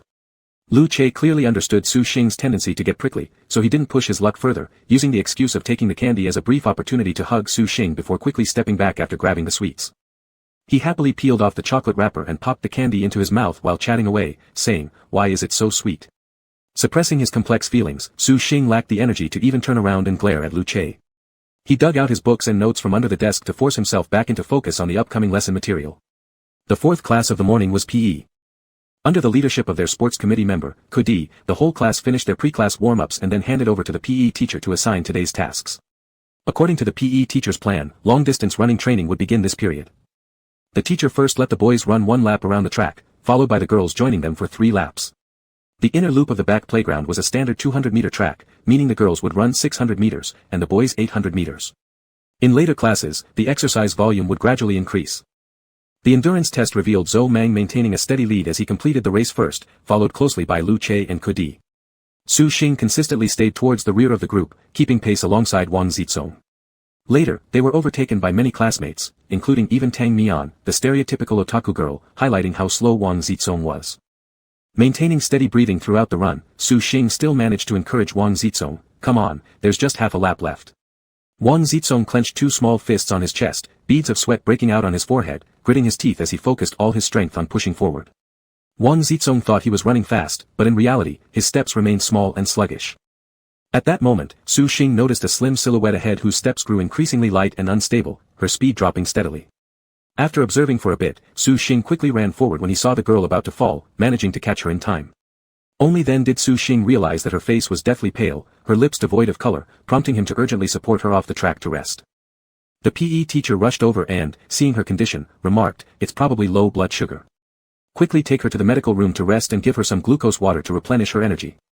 Although the girl hadn't lost consciousness, her weak voice replied, "I'm fine, I'll just recover here for a moment." Concerned classmates like Tang Mian rushed over. Seeing she insisted on resting outside, the PE teacher instructed some female classmates to fetch a cup of glucose water from the school infirmary. Her name was Ho Ranmei, her demeanor looking lethargic as she clung to the railings between the playground and the teaching building, her complexion still poor. The surrounding young girls lacked experience in caregiving and could do little more than ask nervously, "Are you all right, Ranmei?" while awkwardly fidgeting their fingers without much else to offer. Su Xing stood beside the girl, unsure of whether to simply walk away. After hesitating briefly, he reached into his pocket and pulled out a trinket, handing it to the girl and saying, "Here, this is for you." Ho Ranmei looked up upon hearing his voice. Though her face was pale, her delicate features were undeniable. Lowering her gaze at the object in her hand, her furrowed brows relaxed into relief. Sitting in Su Xing's palm was a milk-scented white chocolate candy. Ho Ranmei carefully took the candy from Su Xing's hand, a faint smile gracing her pale face as she said softly, "Thank you, class monitor." Su Xing gently reminded her, "Next time before PE, make sure you eat properly beforehand. Also, always carry a piece of candy, it can come in handy unexpectedly." She nodded slowly. Just then, Tang Mian returned with a cup of glucose water, allowing Su Xing to finally step away. Su Xing didn't dwell too much on this minor episode during PE class. After PE ended and they returned to the classroom, Su Xing propped his cheek in one hand and teased Wang Zizong, "Classmate, I'm curious, what special meal are you planning to add for lunch today?" Wang Zizong, a person who usually considers walking an extra 200 meters as a valid reason to reward himself, had now completed 800 meters. He might even call home to report the achievement. Still out of breath from the earlier long-distance run, Wang Zizong recalled the metallic taste in his throat during the race and felt nauseous. Frowning, he said, "I haven't decided yet." Seeing Wang Zizong's worried expression, Su Xing inwardly sighed. It seemed that Wang Zizong was destined to remain a lifelong potential star. He pinched Wang Zizong's face, but was suddenly interrupted. "Class monitor." Su Xing looked up to see the girl who had suffered from low blood sugar during class standing in front of him. Ho Ranmei had fully recovered, her fair and delicate face graced with the blush of March peach blossoms. Seeing her, Su Xing asked concernedly, "Feeling better?" Ho Ranmei nodded, softly saying, "Thanks for your concern." The girl's lips revealed a smile against her white teeth, her voice gentle. With a downward glance of her clear eyes, she finally gathered the courage to extend the hand hidden behind her back and said, "This is for you, as a thank you." Su Xing lowered his head to see Ho Ranmei placing a bottle of AD calcium milk on his desk. Su Xing didn't refuse her gesture in front of her but politely responded, "Thank you." The girl spoke little and was shy, quickly turning back to her seat. Su Xing just wanted to ask Wang Zizong if he wanted to drink the AD calcium milk when, unexpectedly, someone behind him stretched out their hand and directly snatched the yogurt away. Turning around, Su Xing saw Lu Che unhesitatingly pierce the straw into the bottle, doing so with quite some force. Lu Che bit on the straw and grinned at Su Xing, mimicking the girl's tone and saying, "Thank you, class monitor." Seeing Lu Che's insincere smile, Su Xing thought this guy was about to act weird again. He gave a perfunctory response and quickly turned away. While drinking the yogurt, Lu Che frowned, squinting his eyes at the back of the long-haired girl. Suddenly, Su Xing heard Lu Che ask from behind, "Class monitor, do you think AD calcium yogurt or milk tastes better?" Su Xing originally wanted to say AD calcium milk since he wasn't much of a sweet tooth, but halfway through, his reply became a tone of impatience, saying, "I think neither tastes good." Chapter 28. On the evening of that day, Su Xing, Tang Mian, and Wang Zizong had dinner together. The afterglow of the sunset was like molten gold scattered across the school playground, and the shadows of the lush trees and upright street lamps were all stretched out. Tang Mian said she needed to go back to the dormitory, so the three split into two groups midway, with Su Xing and Wang Zizong heading back to the classroom first. The repetitive life of the final year in high school, some people were drowned in an ocean of problems, no longer having time to spare a glance at the red clouds and clear breeze outside the window. Others managed to snatch a moment to breathe, putting down stacks of test papers, standing outside the corridor to embrace the late wind, daydreaming about the holidays that would come after June next year. Su Xing sat in the classroom, leaning against the wall. He looked back at the daily question written on the blackboard at the back, reciting it silently in his heart before copying it down in his notebook. Today's physics daily question was rather long, almost taking up a third of the blackboard. The densely packed white chalk writing was right next to the class signature in the center of the blackboard. Lu Che leaned his head against the window, idly playing with the pen in his hand. His gaze fell gently and warmly on the face of the person ahead, carefully tracing the features.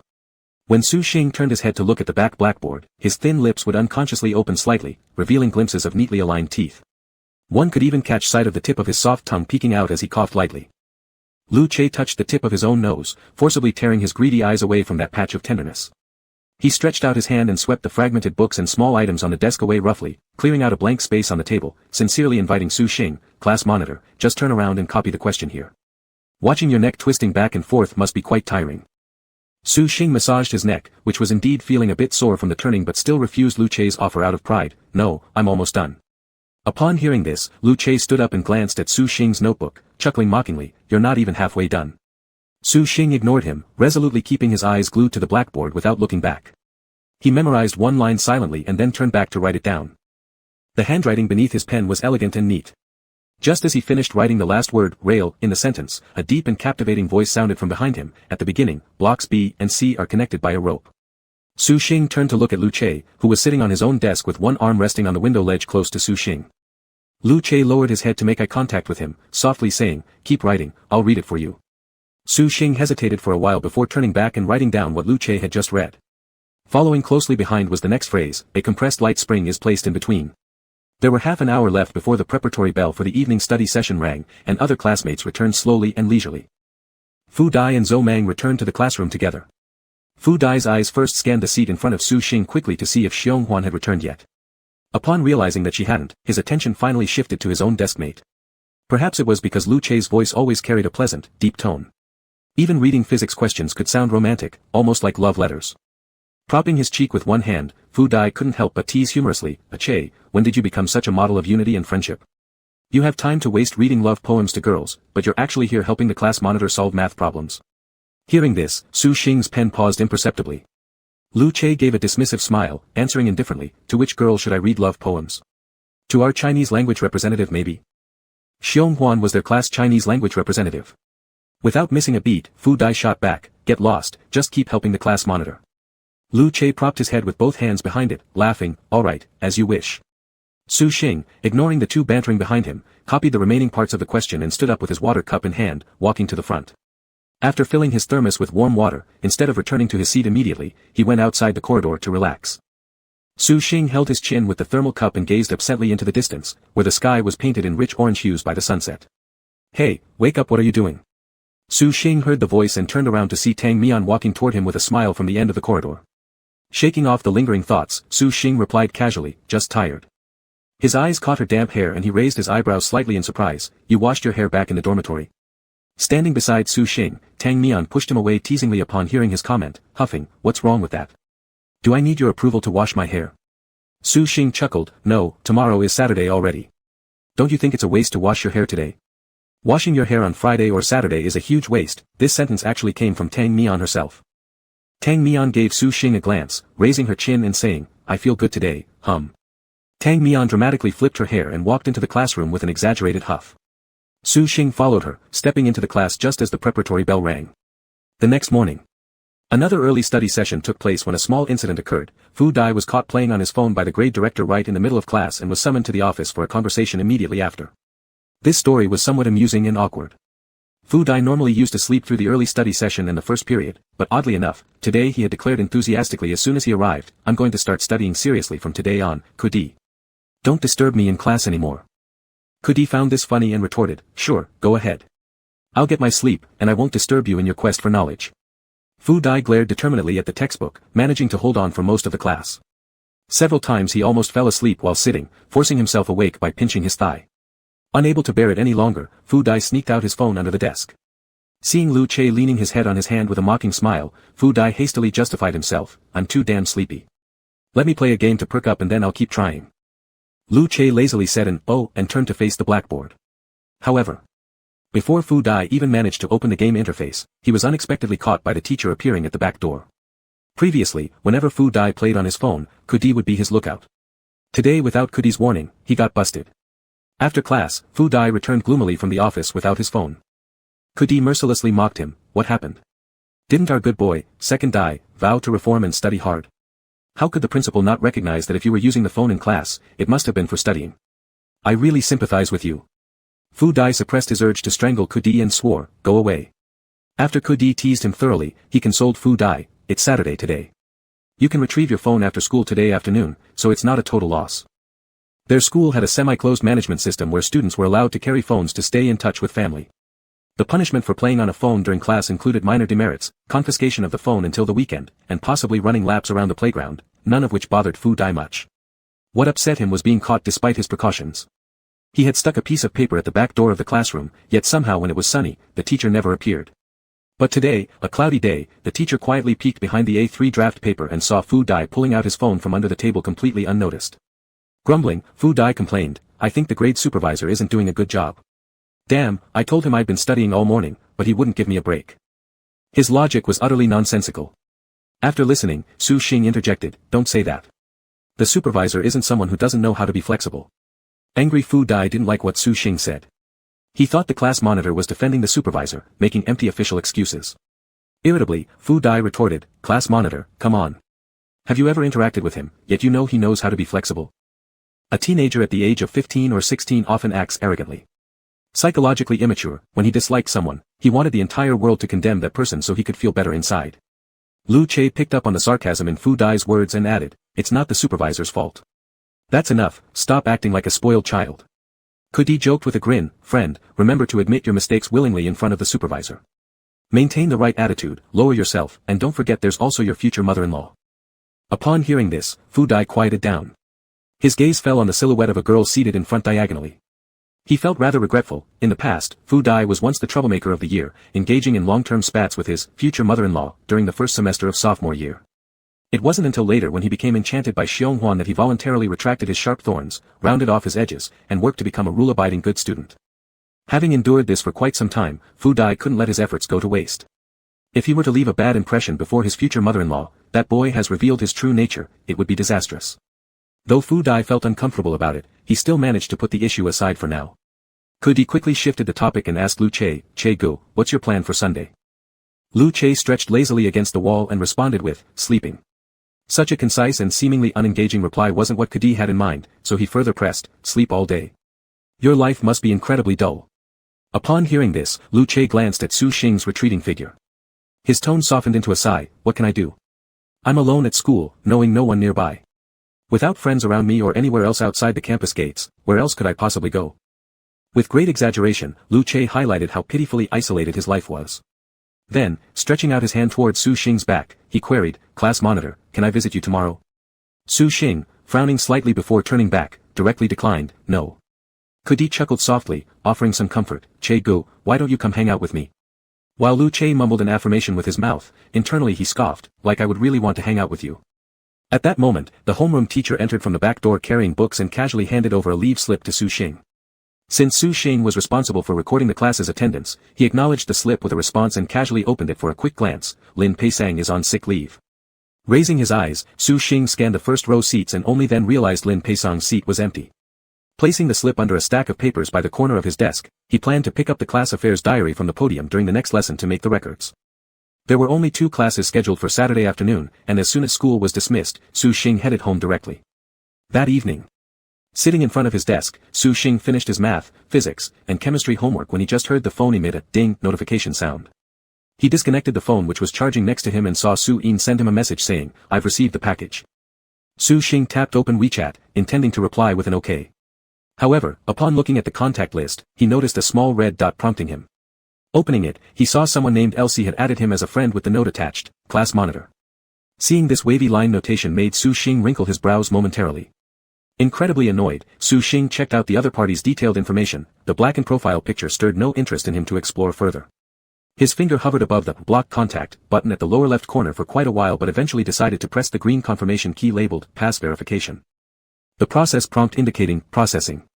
And verification passed, almost instantaneously completed. Almost immediately, he received messages from LC. Lu Che bombarded him with dozens of photos sent non-stop. After all the photos were transmitted, Lu Che then followed up with a text message asking, "Class monitor, could you help me pick one for my profile picture?" Su Xing. Su Xing felt utterly exasperated, yet every single photo featured Lu Che himself. Judging by the background, they were obviously taken during the municipal basketball competition Lu Che participated in. The photographer seemed skilled, capturing the vibrant youth and confidence of the boy in these snapshots, a stark contrast to the flirtatious, clingy character often seen through their WeChat exchanges. The difference between the two was incomparable. Plus, these days, boys who ask others to choose their profile picture are evidently unusual. Feeling speechless, Su Xing started typing on the keypad. "Su Xing, are you toxic?" "Lu Che, you know me, I'm shy. I only found this reason to send you pictures after a lot of thought."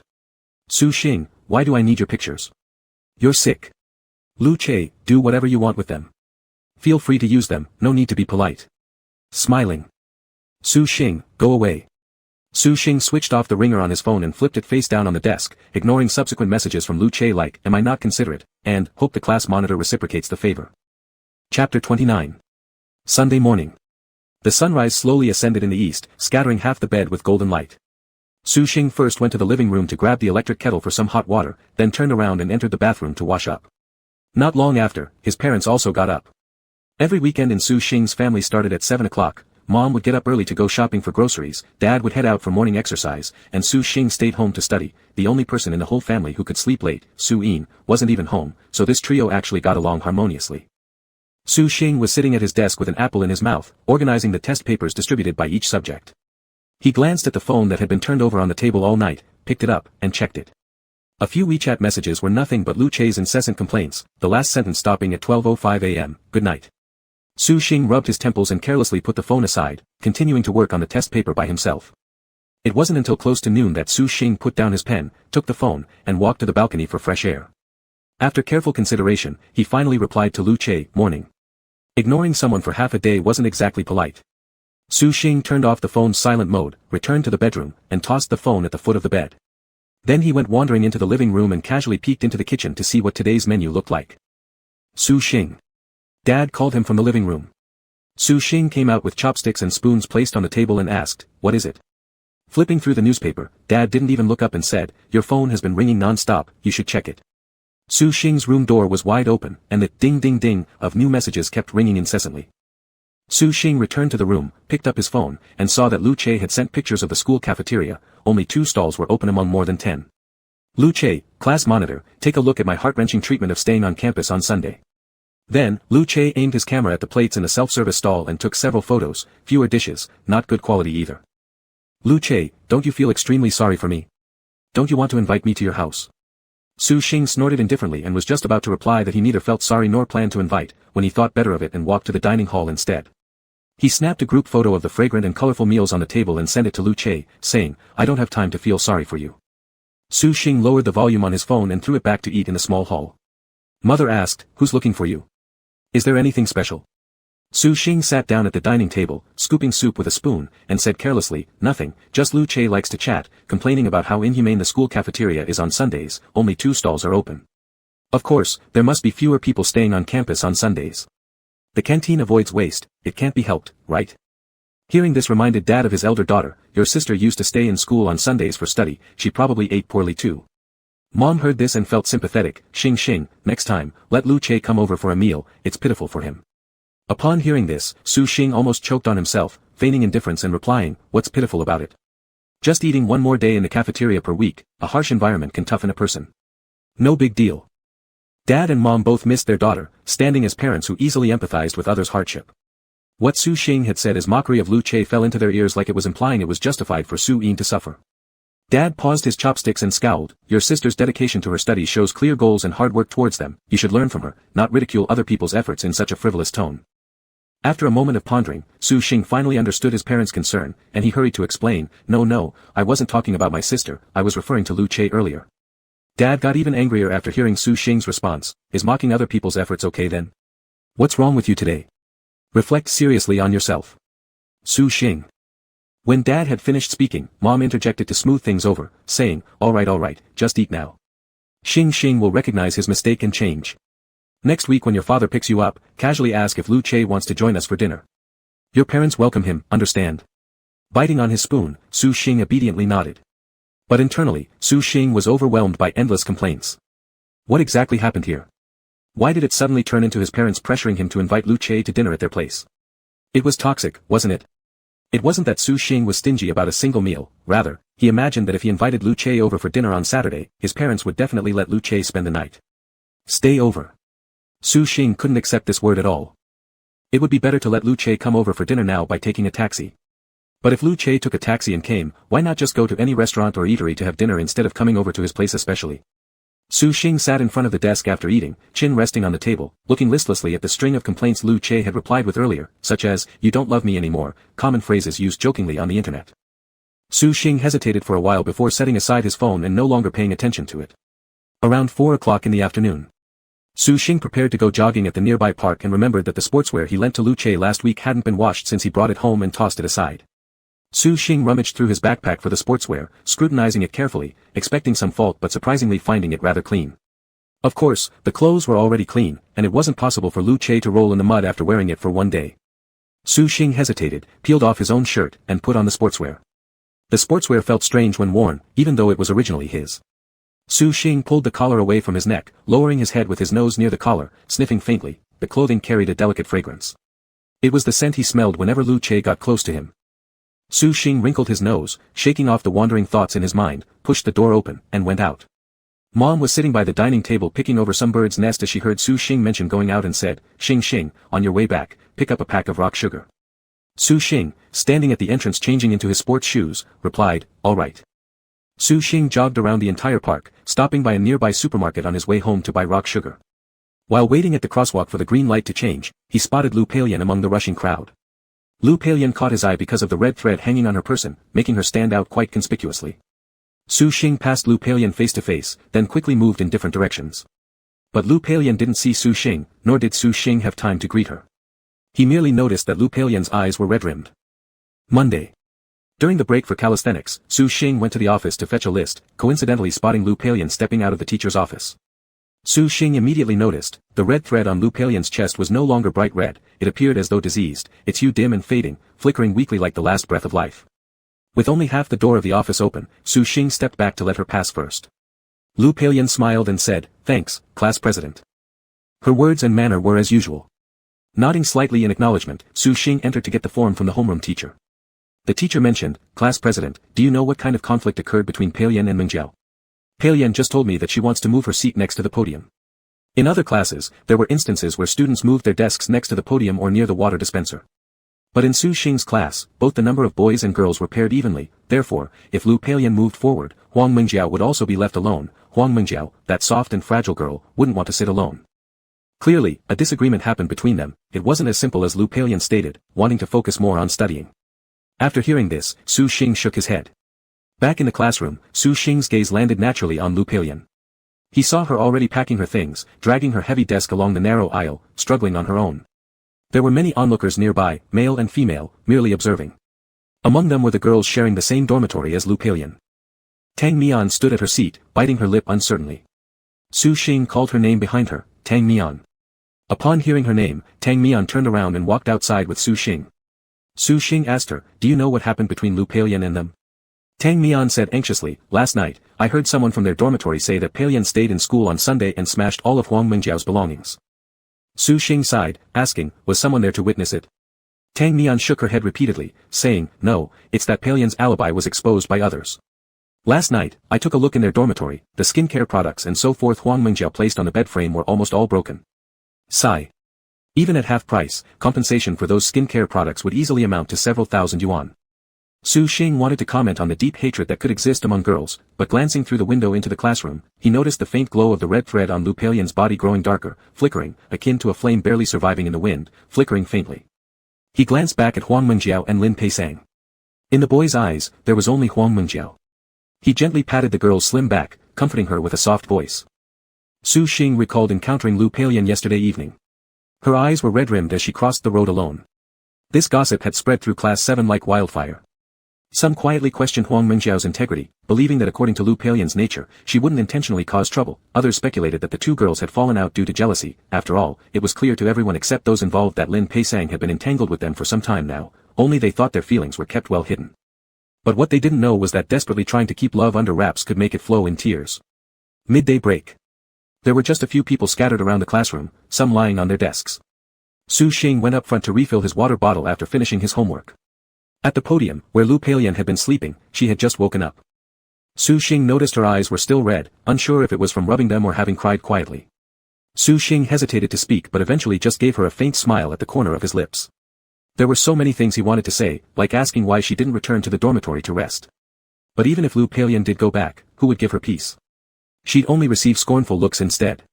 Lu Peilian smiled back at Su Xing, yet she looked utterly listless, as though forcing her lips upward required great effort. It looked more heart-wrenchingly sorrowful than joyful. Just then, someone came in through the front door. Su Xing turned and saw Lin Peisang. Lin Peisang walked straight to the podium and said, "Peilian, can I have a talk with you?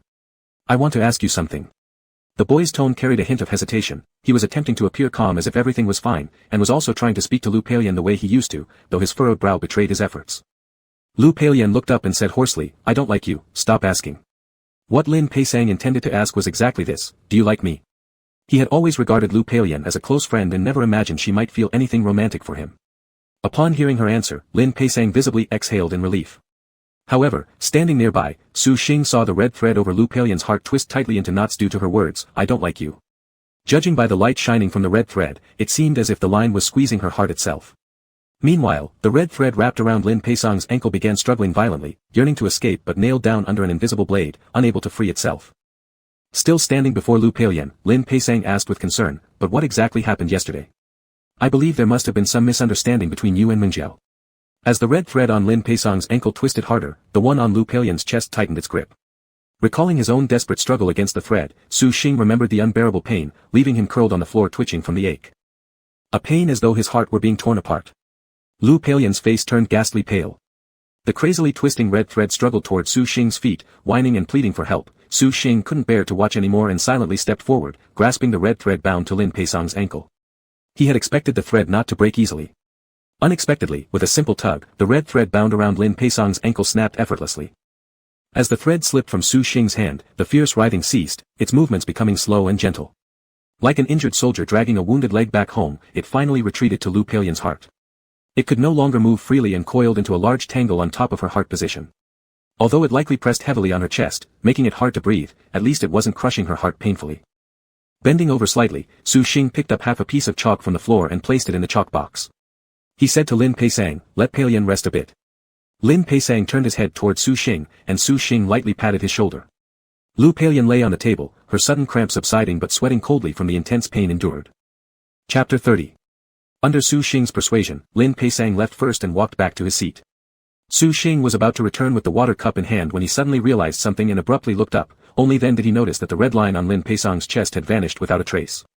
Su Xing was momentarily confused and instinctively looked down at Lu Peilian, who was resting her head on the table, but unfortunately, the table blocked his view. However, seeing the cold sweat on the back of Lu Peilian's neck, Su Xing slightly frowned. Given propriety between genders, he descended from the podium and said to the two girls behind, "Lu Peilian seems unwell. Could you take her to the school medical room?" A flicker of reluctance crossed the faces of the girls as they responded, "Oh, all right." Seeing the two girls passively shuffling off their responsibilities, Su Xing's brow furrowed even more deeply. Just then, Tang Mian entered from the back door. He walked over to her and said, "Tang Mian, go check on Lu Peilian. She seems uncomfortable." Tang Mian let out before tossing the book onto the table and rushing to the front. The two girls stood silently beside Tang Mian as she attended to Lu Peilian, secretly hoping to be overlooked. Tang Mian supported Lu Peilian to the school medical room while Su Xing remained standing by the rear classroom door. As Tang Mian turned around, she mouthed silently, "pain." Su Xing couldn't decipher what Tang Mian mouthed, yet he noticed that the red line over Lu Peilian's heart had also disappeared. Returning to his seat, Su Xing recalled how last time Xiao Shun's red line disappeared after colliding with Jiang Jiza, and it seemed likely that Lu Peilian and Lin Peisang's red lines vanished because they had untied the red strings from their ankles. Both these times, whether actively or passively, Su Xing himself played a role in assisting. By connecting these two coincidental instances and identifying patterns, a faint notion bubbled up in Su Xing's mind. Could it be possible that he was once again able to see everyone's red lines? At least following the previous incident involving Xiao Shun, for the next 2 days, there were brief periods during which he was able to glimpse the red threads. As Su Xing was lost in thought, someone behind him asked, "Class monitor, what are you thinking about?" Lu Che strode into his seat with long legs, holding a cup of sweet milk tea in his hand. With a straw in his mouth, he unscrewed the cap of the milk tea. Immediately, a rich and creamy fragrance wafted through the air, inviting and sugary sweet. Lu Che extended the cup of milk tea toward Su Xing, asking, "Do you want some?" Su Xing instinctively rejected anything overly sweet. He glanced at the rich milk tea in the cup, hesitated for a moment, and then unexpectedly said, "Didn't you have a germ phobia? If I took a sip, wouldn't you end up dumping the whole thing?" Lu Che smiled at this, his deep, glossy eyes fixed on him. "Try it out. Let's see if I can still drink it." Su Xing looked at Lu Che, finding in those dark, bright eyes nothing more than his own reflection. Any deeper emotion lay unreadable.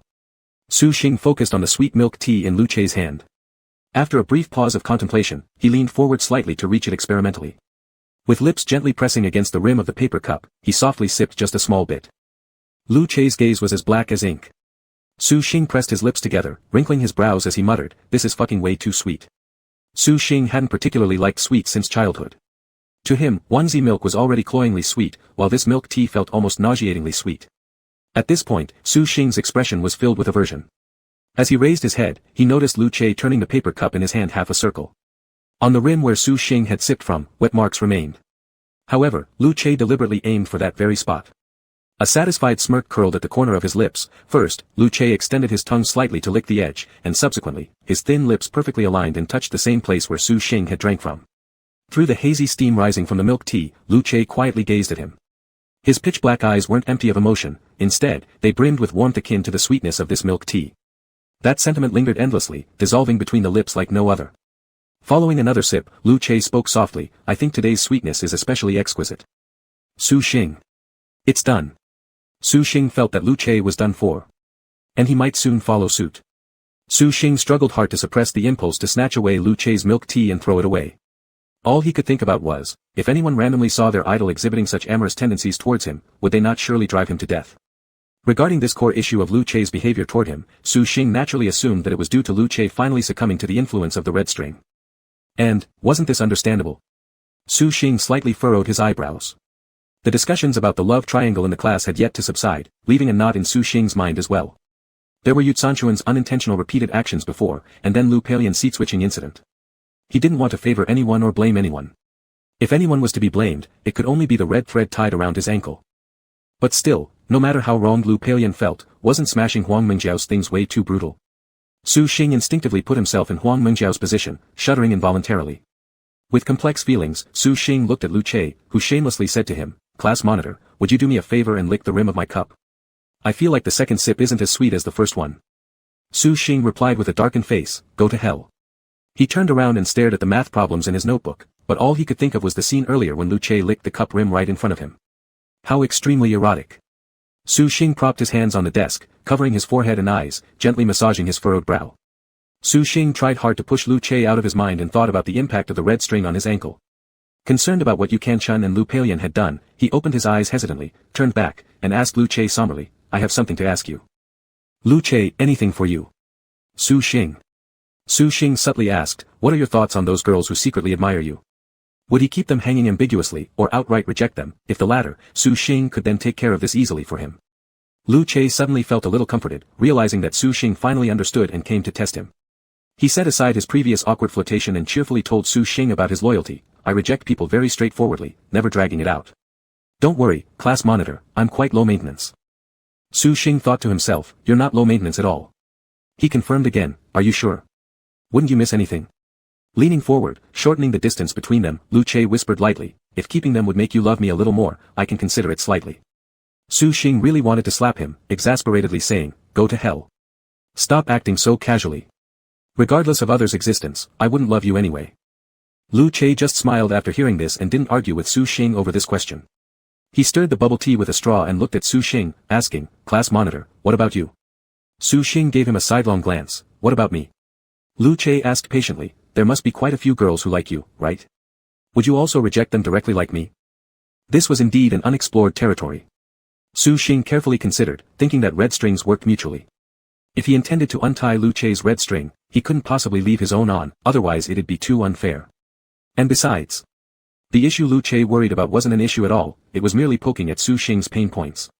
Compared to Lu Chei, who drew admiration like a honeycomb attracting bees, there wasn't even a trace of a red string attached to Su Xing's ankles. In a sense, Su Xing had already gained some advantages here. Unwilling to dwell on this fact, Su Xing grumbled softly, "Of course, I will reject them straightforwardly." Lu Chei looked at Su Xing and smiled, "Class monitor, you're really amusing." On the surface, he might be telling him to go away, but deep down, he's laying down rules, isn't it just a way of declaring ownership? His class monitor was still being so insincere with him, making him feel utterly powerless. Su Xing, chilled by Lu Chei's stare, maintained a stiff expression, "We've agreed to be friends, don't overstep the boundary." Unable to hold back his laughter, Lu Chei responded, "All right, as a friend, could you taste my bubble tea one more time? Isn't it worth checking if it's still sweet?" Fuming, Su Xing responded, "Go to hell." Reflexively rejecting, he felt his attitude was overly deliberate, so he explained, "It's too sweet, I dislike sweet things." Lu Chei replied, "Then it's a coincidence because I could help eat all sweet stuff for you." Su Xing. Su Xing ignored Lu Chei, turning around and taking a sip of water from the thermos on the desk, trying to rinse the leftover sweetness of milk tea out of his mouth. At exactly 2 p.m., the school bell dragged out its long ringing sound, followed by music slowly played through the loudspeakers. Wan Zizong's chubby figure appeared at the back door while Kudi and Fu Dai returned laughing and playing together, ready to start class. Kudi sat down in the last row, feeling quite cheerful as he hummed along with the song playing on the radio. After humming one line, "You love me too, there's no reason we can't have a happy ending," he couldn't help but kick Fu Dai's chair and grinned mischievously, saying, "Hey, buddy, doesn't this song perfectly express how you feel?" As far as he knew, Fu Dai had been trying to win Xiong Huan's affection since last semester and still hadn't succeeded. Fu Dai snorted and replied sarcastically, "Shut up. You don't know anything." His gaze fell on the back of the girl sitting in front of him, catching the gleam of her neck exposed under her neatly tied-up hair, her black shiny long hair now braided into a ponytail that looked even more spirited. No one else had paid much attention to it, but Fu Dai knew very well, Xiong Huan rarely used to wear her hair in a ponytail. Since the day school started when he complimented her for tying her hair like that, a ponytail became her most common hairstyle this semester. On the first day of school, the whole class had teased them. A boy standing on the podium smiled as he said, "Xiong Huan, you look better with your hair tied in a ponytail than usual." Xiong Huan pretended to remain calm while reading her book, but redness spread from her white neck all the way up to her cheeks and earlobes. Chapter 31. In the mid to late September of the southern region, the summer heat gradually faded, and there was a slight chill in the morning and evening. The monthly exam was approaching. After extensive discussions among them, the roommates in Su Xing's dormitory decided to meet up every day early in the morning to go to the study island to memorize half an hour of English. Within the campus lies an artificial lake, crescent-shaped with clear shallow water. The so-called study island is a flat piece of land next to this artificial lake. Su Xing did not join them. After washing up, he left his room with a tiger skin cake in his mouth. The morning campus was tranquil and peaceful, the teaching building was empty and very quiet. Su Xing was used to seeing only Xiao Shun in the classroom early in the morning, but today he surprisingly saw 2 people. Lu Peilian was also in the classroom. Inside the classroom was serene silence. Su Xing unconsciously lowered his voice, not wanting to disturb the 2 who were studying. Su Xing quietly put down his bag, then pulled out the warm milk given by Lu Chei, perfectly pairing it with the tiger skin cake as breakfast. Su Xing, being bored, went to the back of the classroom, nibbling on the tiger skin roll while looking at the wall filled halfway with wish sticky notes, passing the breakfast time this way.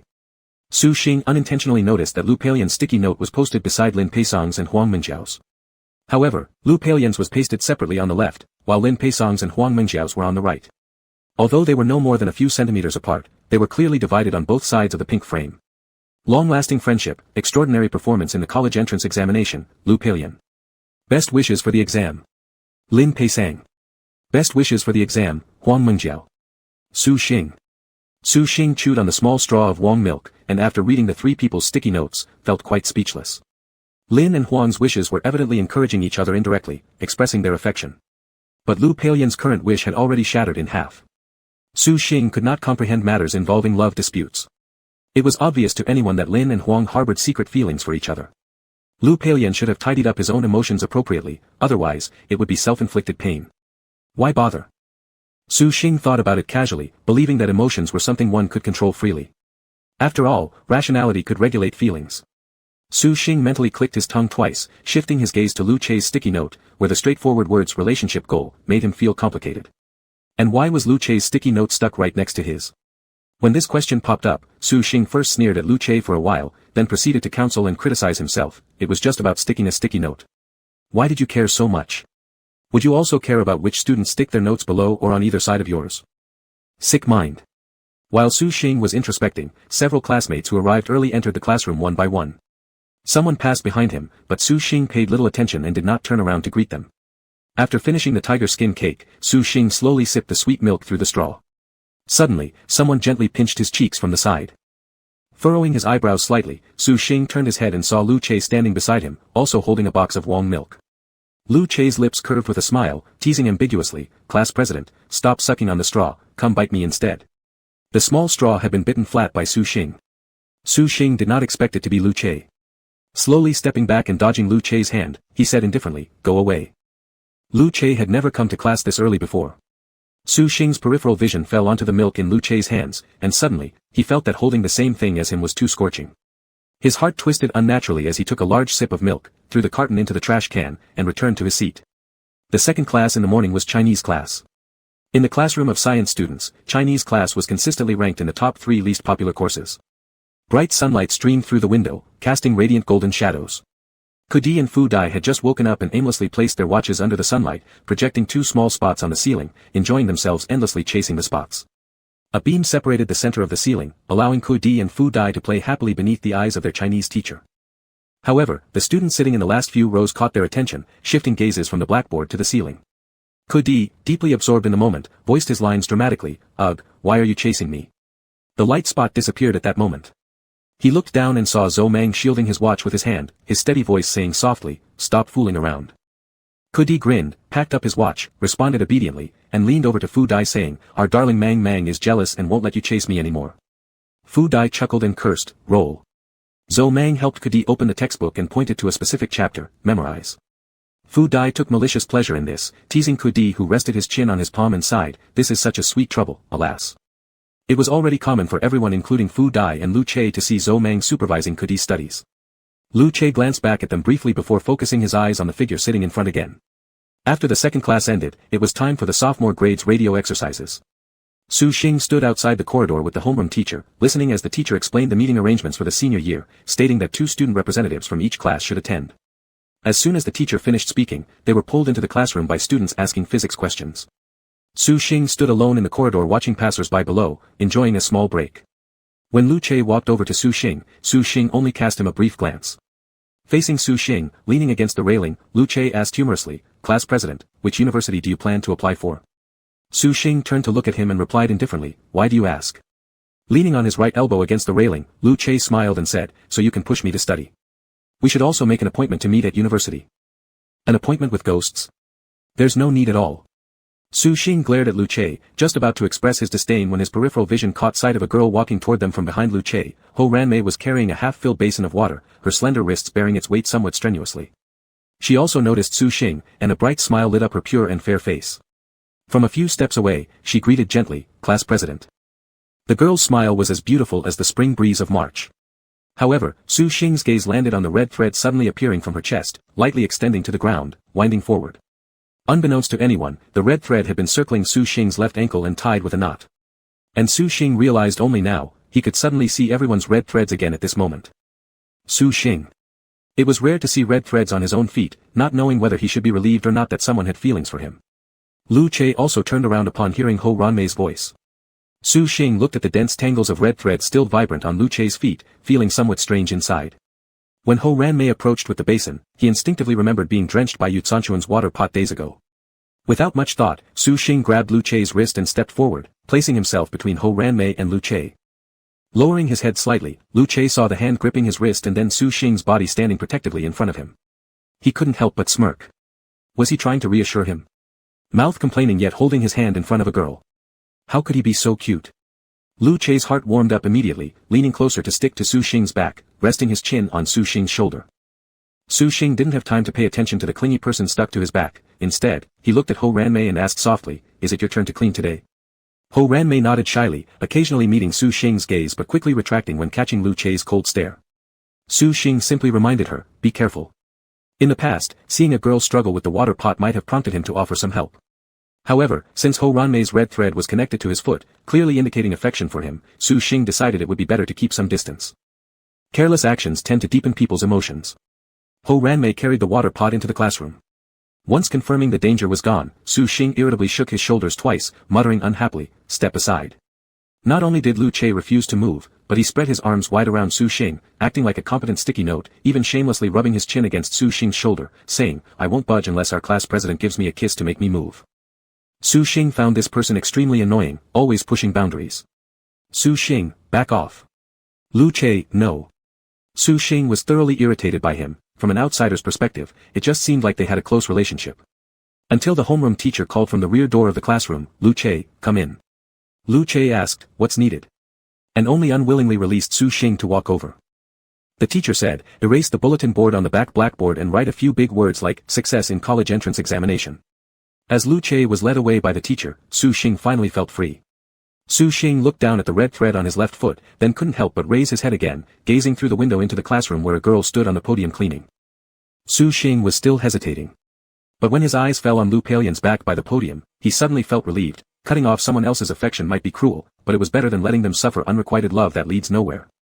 This morning when Su Xing went to fetch water, he deliberately glanced at Lu Palian more carefully and noticed her complexion and mood were much better today than yesterday. As he had predicted, once the red thread was severed, the wasted emotions could also dissipate along with it. Lin Peisang caused Lu Palian pain simply because she still liked him. Once her feelings were fully detached, what fear or anxiety would there be? Having thought this through, Su Xing squatted down as though tying his shoelaces, reaching out to pull on the red thread. However, Su Xing's fingers grabbed nothing but air. The red thread around his ankle turned out to be merely an illusion, visible but intangible. Su Xing paused, slightly startled. He instinctively gripped his left hand, the red thread growing from his left palm was still palpable.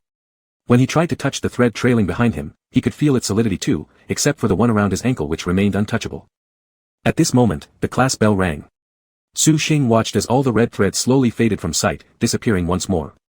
The red threads appeared for no more than 5 minutes. Su Xing rose to his feet with a complicated expression, entering the classroom. He heard the homeroom teacher smile at him, "Class president, come take a look at what Lu Che has written."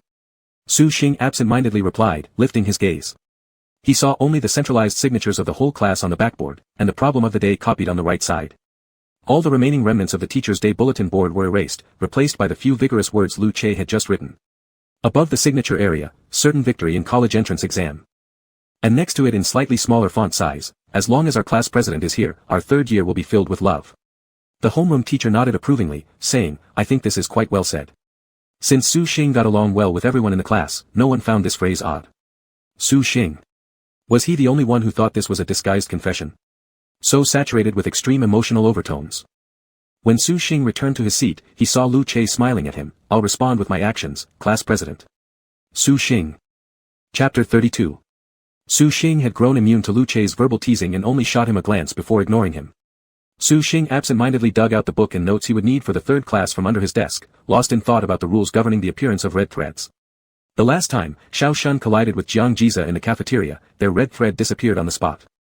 Starting the next day, Su Xing began to see the red threads intermittently. The first day it appeared for about an hour, the second day only for the duration of half a class. Shortly after, Lu Palian and Lin Huang's 3 red threads appeared. This time, since Su Xing helped untie Lu Palian's red thread from Lin Peisang's ankle, the 3 threads temporarily vanished.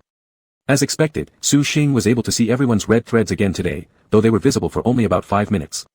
Su Xing scribbled randomly on the paper with his pen, noting that the time gap between when Xiao Shun and Lu Palian's red thread separately appeared was about a week. And each time the threads changed, after their threads disappeared, Su Xing could briefly see all the red threads. Su Xing considered that the first time he was pulled by Xiao Shun's thread and pushed him, while the second time he actively helped Lu Palian untangle the thread around Lin Peisang's ankle, whether active or passive, there was always his external force involved. Supporting his chin, Su Xing swayed the pen in his hand and frowned lightly at the numbers and circles on the draft paper. Perhaps he could interpret it like this: every separately appearing red thread is a task. Once he completes the task, he can briefly gain the ability to see red threads for 1 or 2 days afterward. Pursing his lips, Su Xing felt that this train of thought made sense for now. Those first few days when he saw the red threads can be understood as them giving him a taste to get him hooked, just like supermarkets have free trials for new products lasting 3 days. He wondered how the intermittent appearances of the threads were allocated. Today, they only lasted for 5 minutes, it was too frustrating. After voicing his frustration, Su Xing couldn't help but consider another issue. Was it that he just couldn't touch the red thread who ran tied around his foot, or did he not necessarily touch all the red threads he could see? Su Xing leaned more towards the latter hypothesis. At first glance, seeing red threads didn't seem to have much practical use.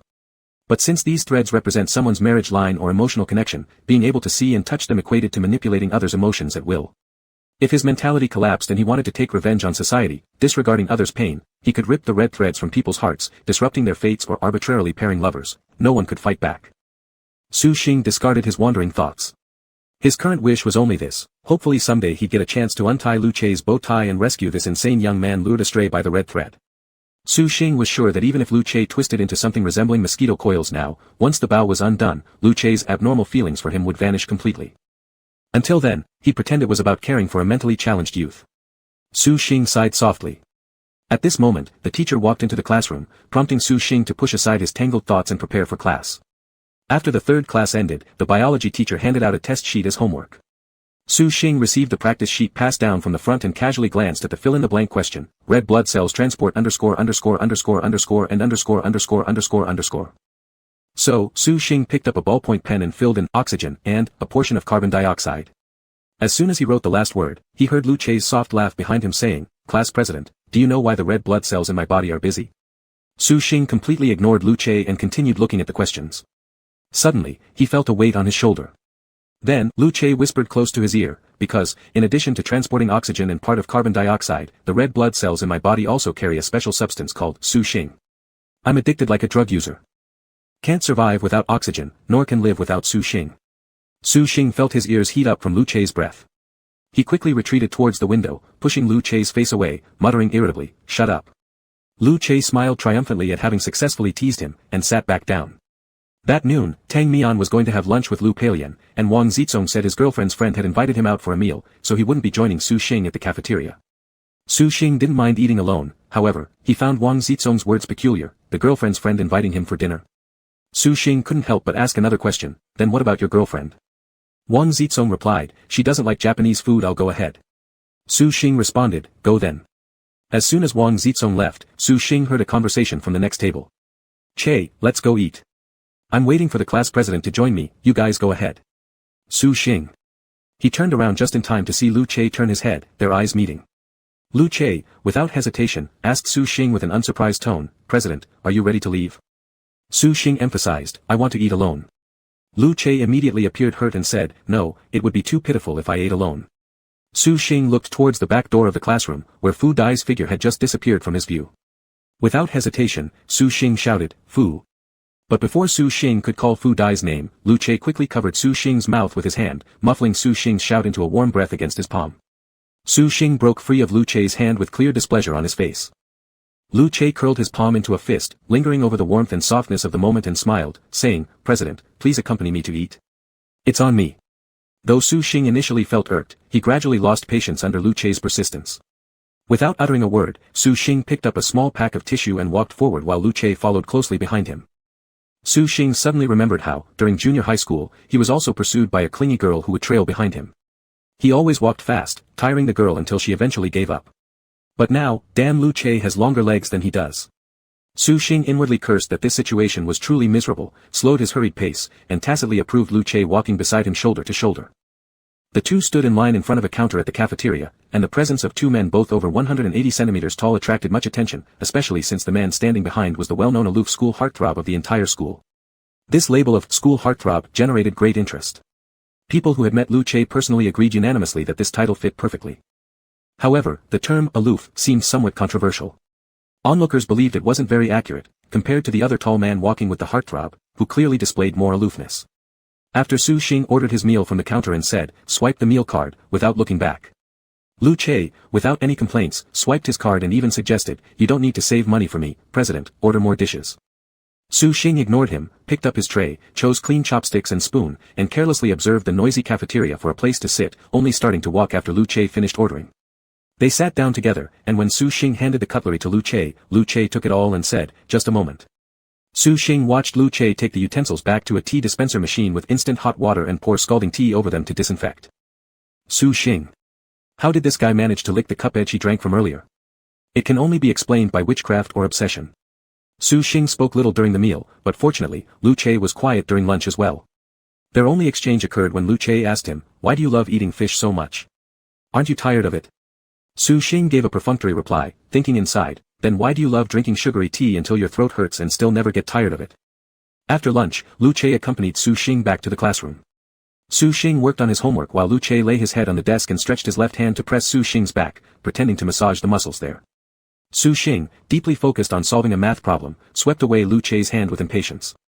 As Su Xing spent nearly 15 minutes carefully working out the last major question on the test paper, putting his pen down to stretch, he belatedly realized. His left hand remained behind his back, held by Lu Che. Su Xing. Had he been so absorbed that his brain stopped functioning? Su Xing wanted to forcefully shake off his hand, but upon turning around and seeing Lu Che sleeping with headphones plugged in and propped on his arms, he could not help suppressing the anger bubbling in his chest.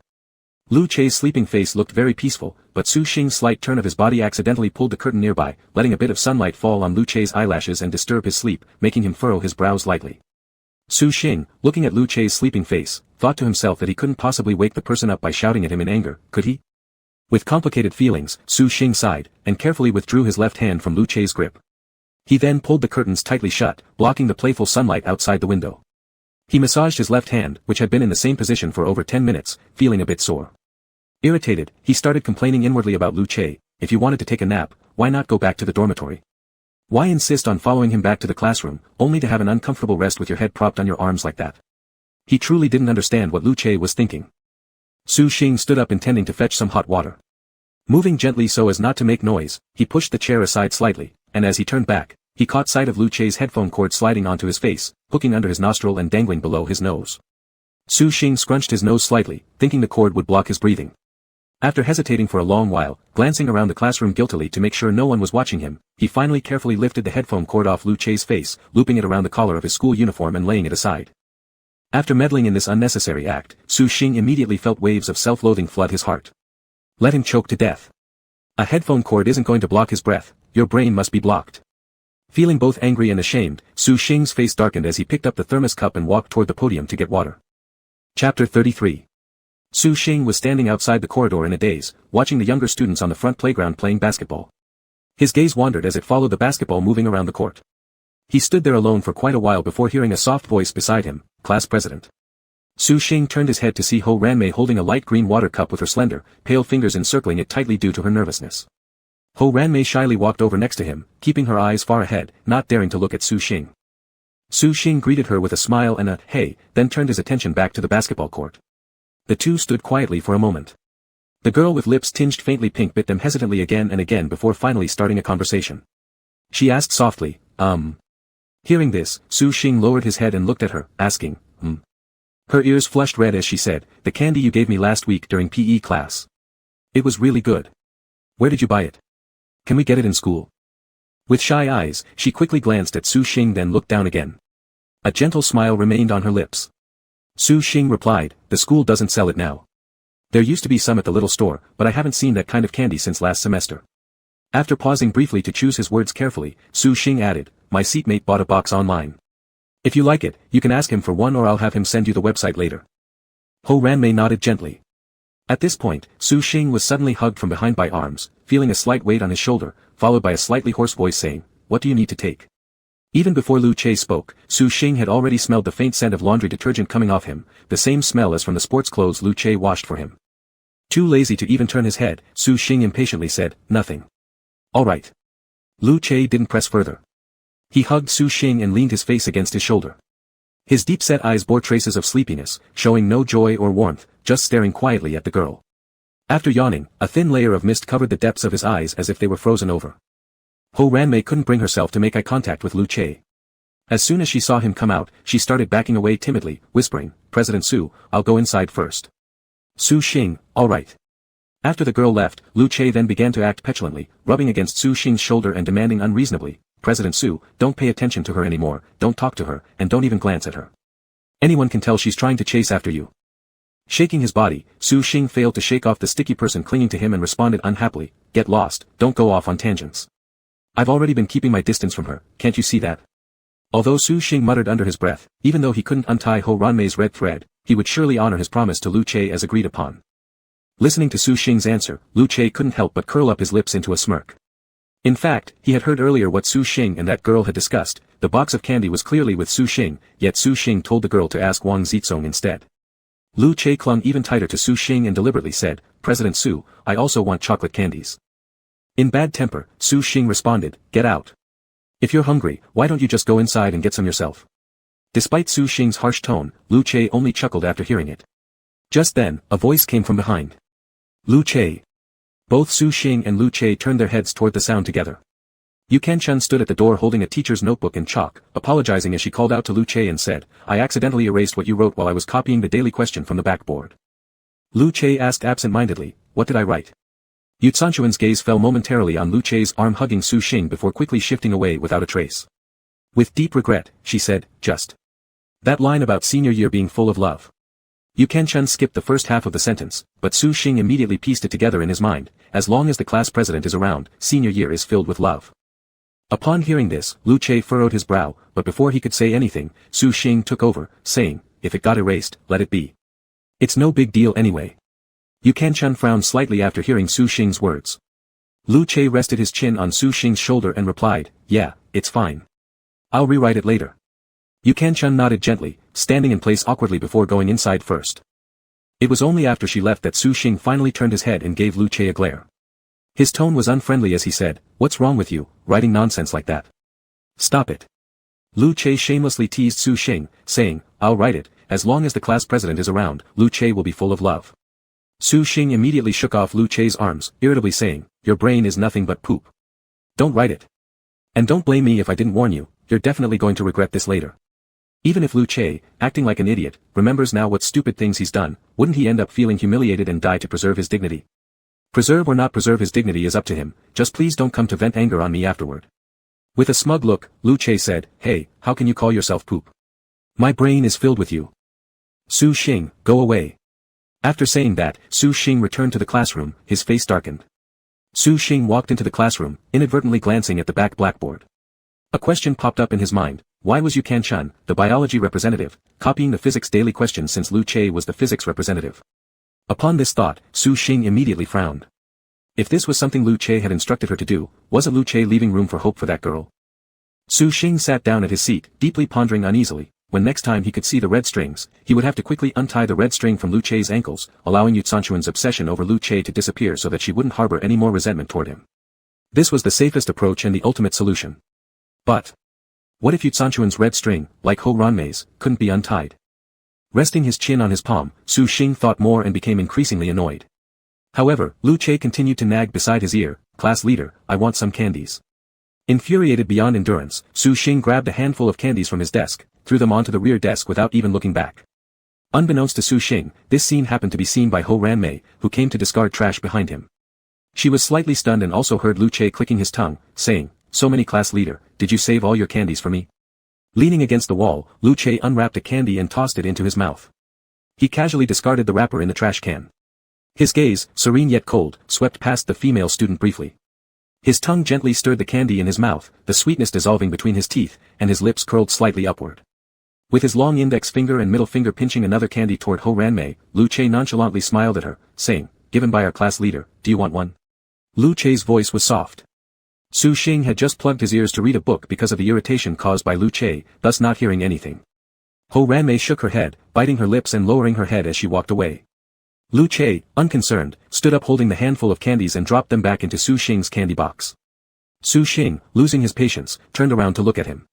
Lu Che beamed brightly at Su Xing, saying, one is enough for me. If you give me all your candies, I'll lose one excuse to chat with you. Su Xing said irritably, get lost, I won't give you any next time. Lu Che laughed, don't.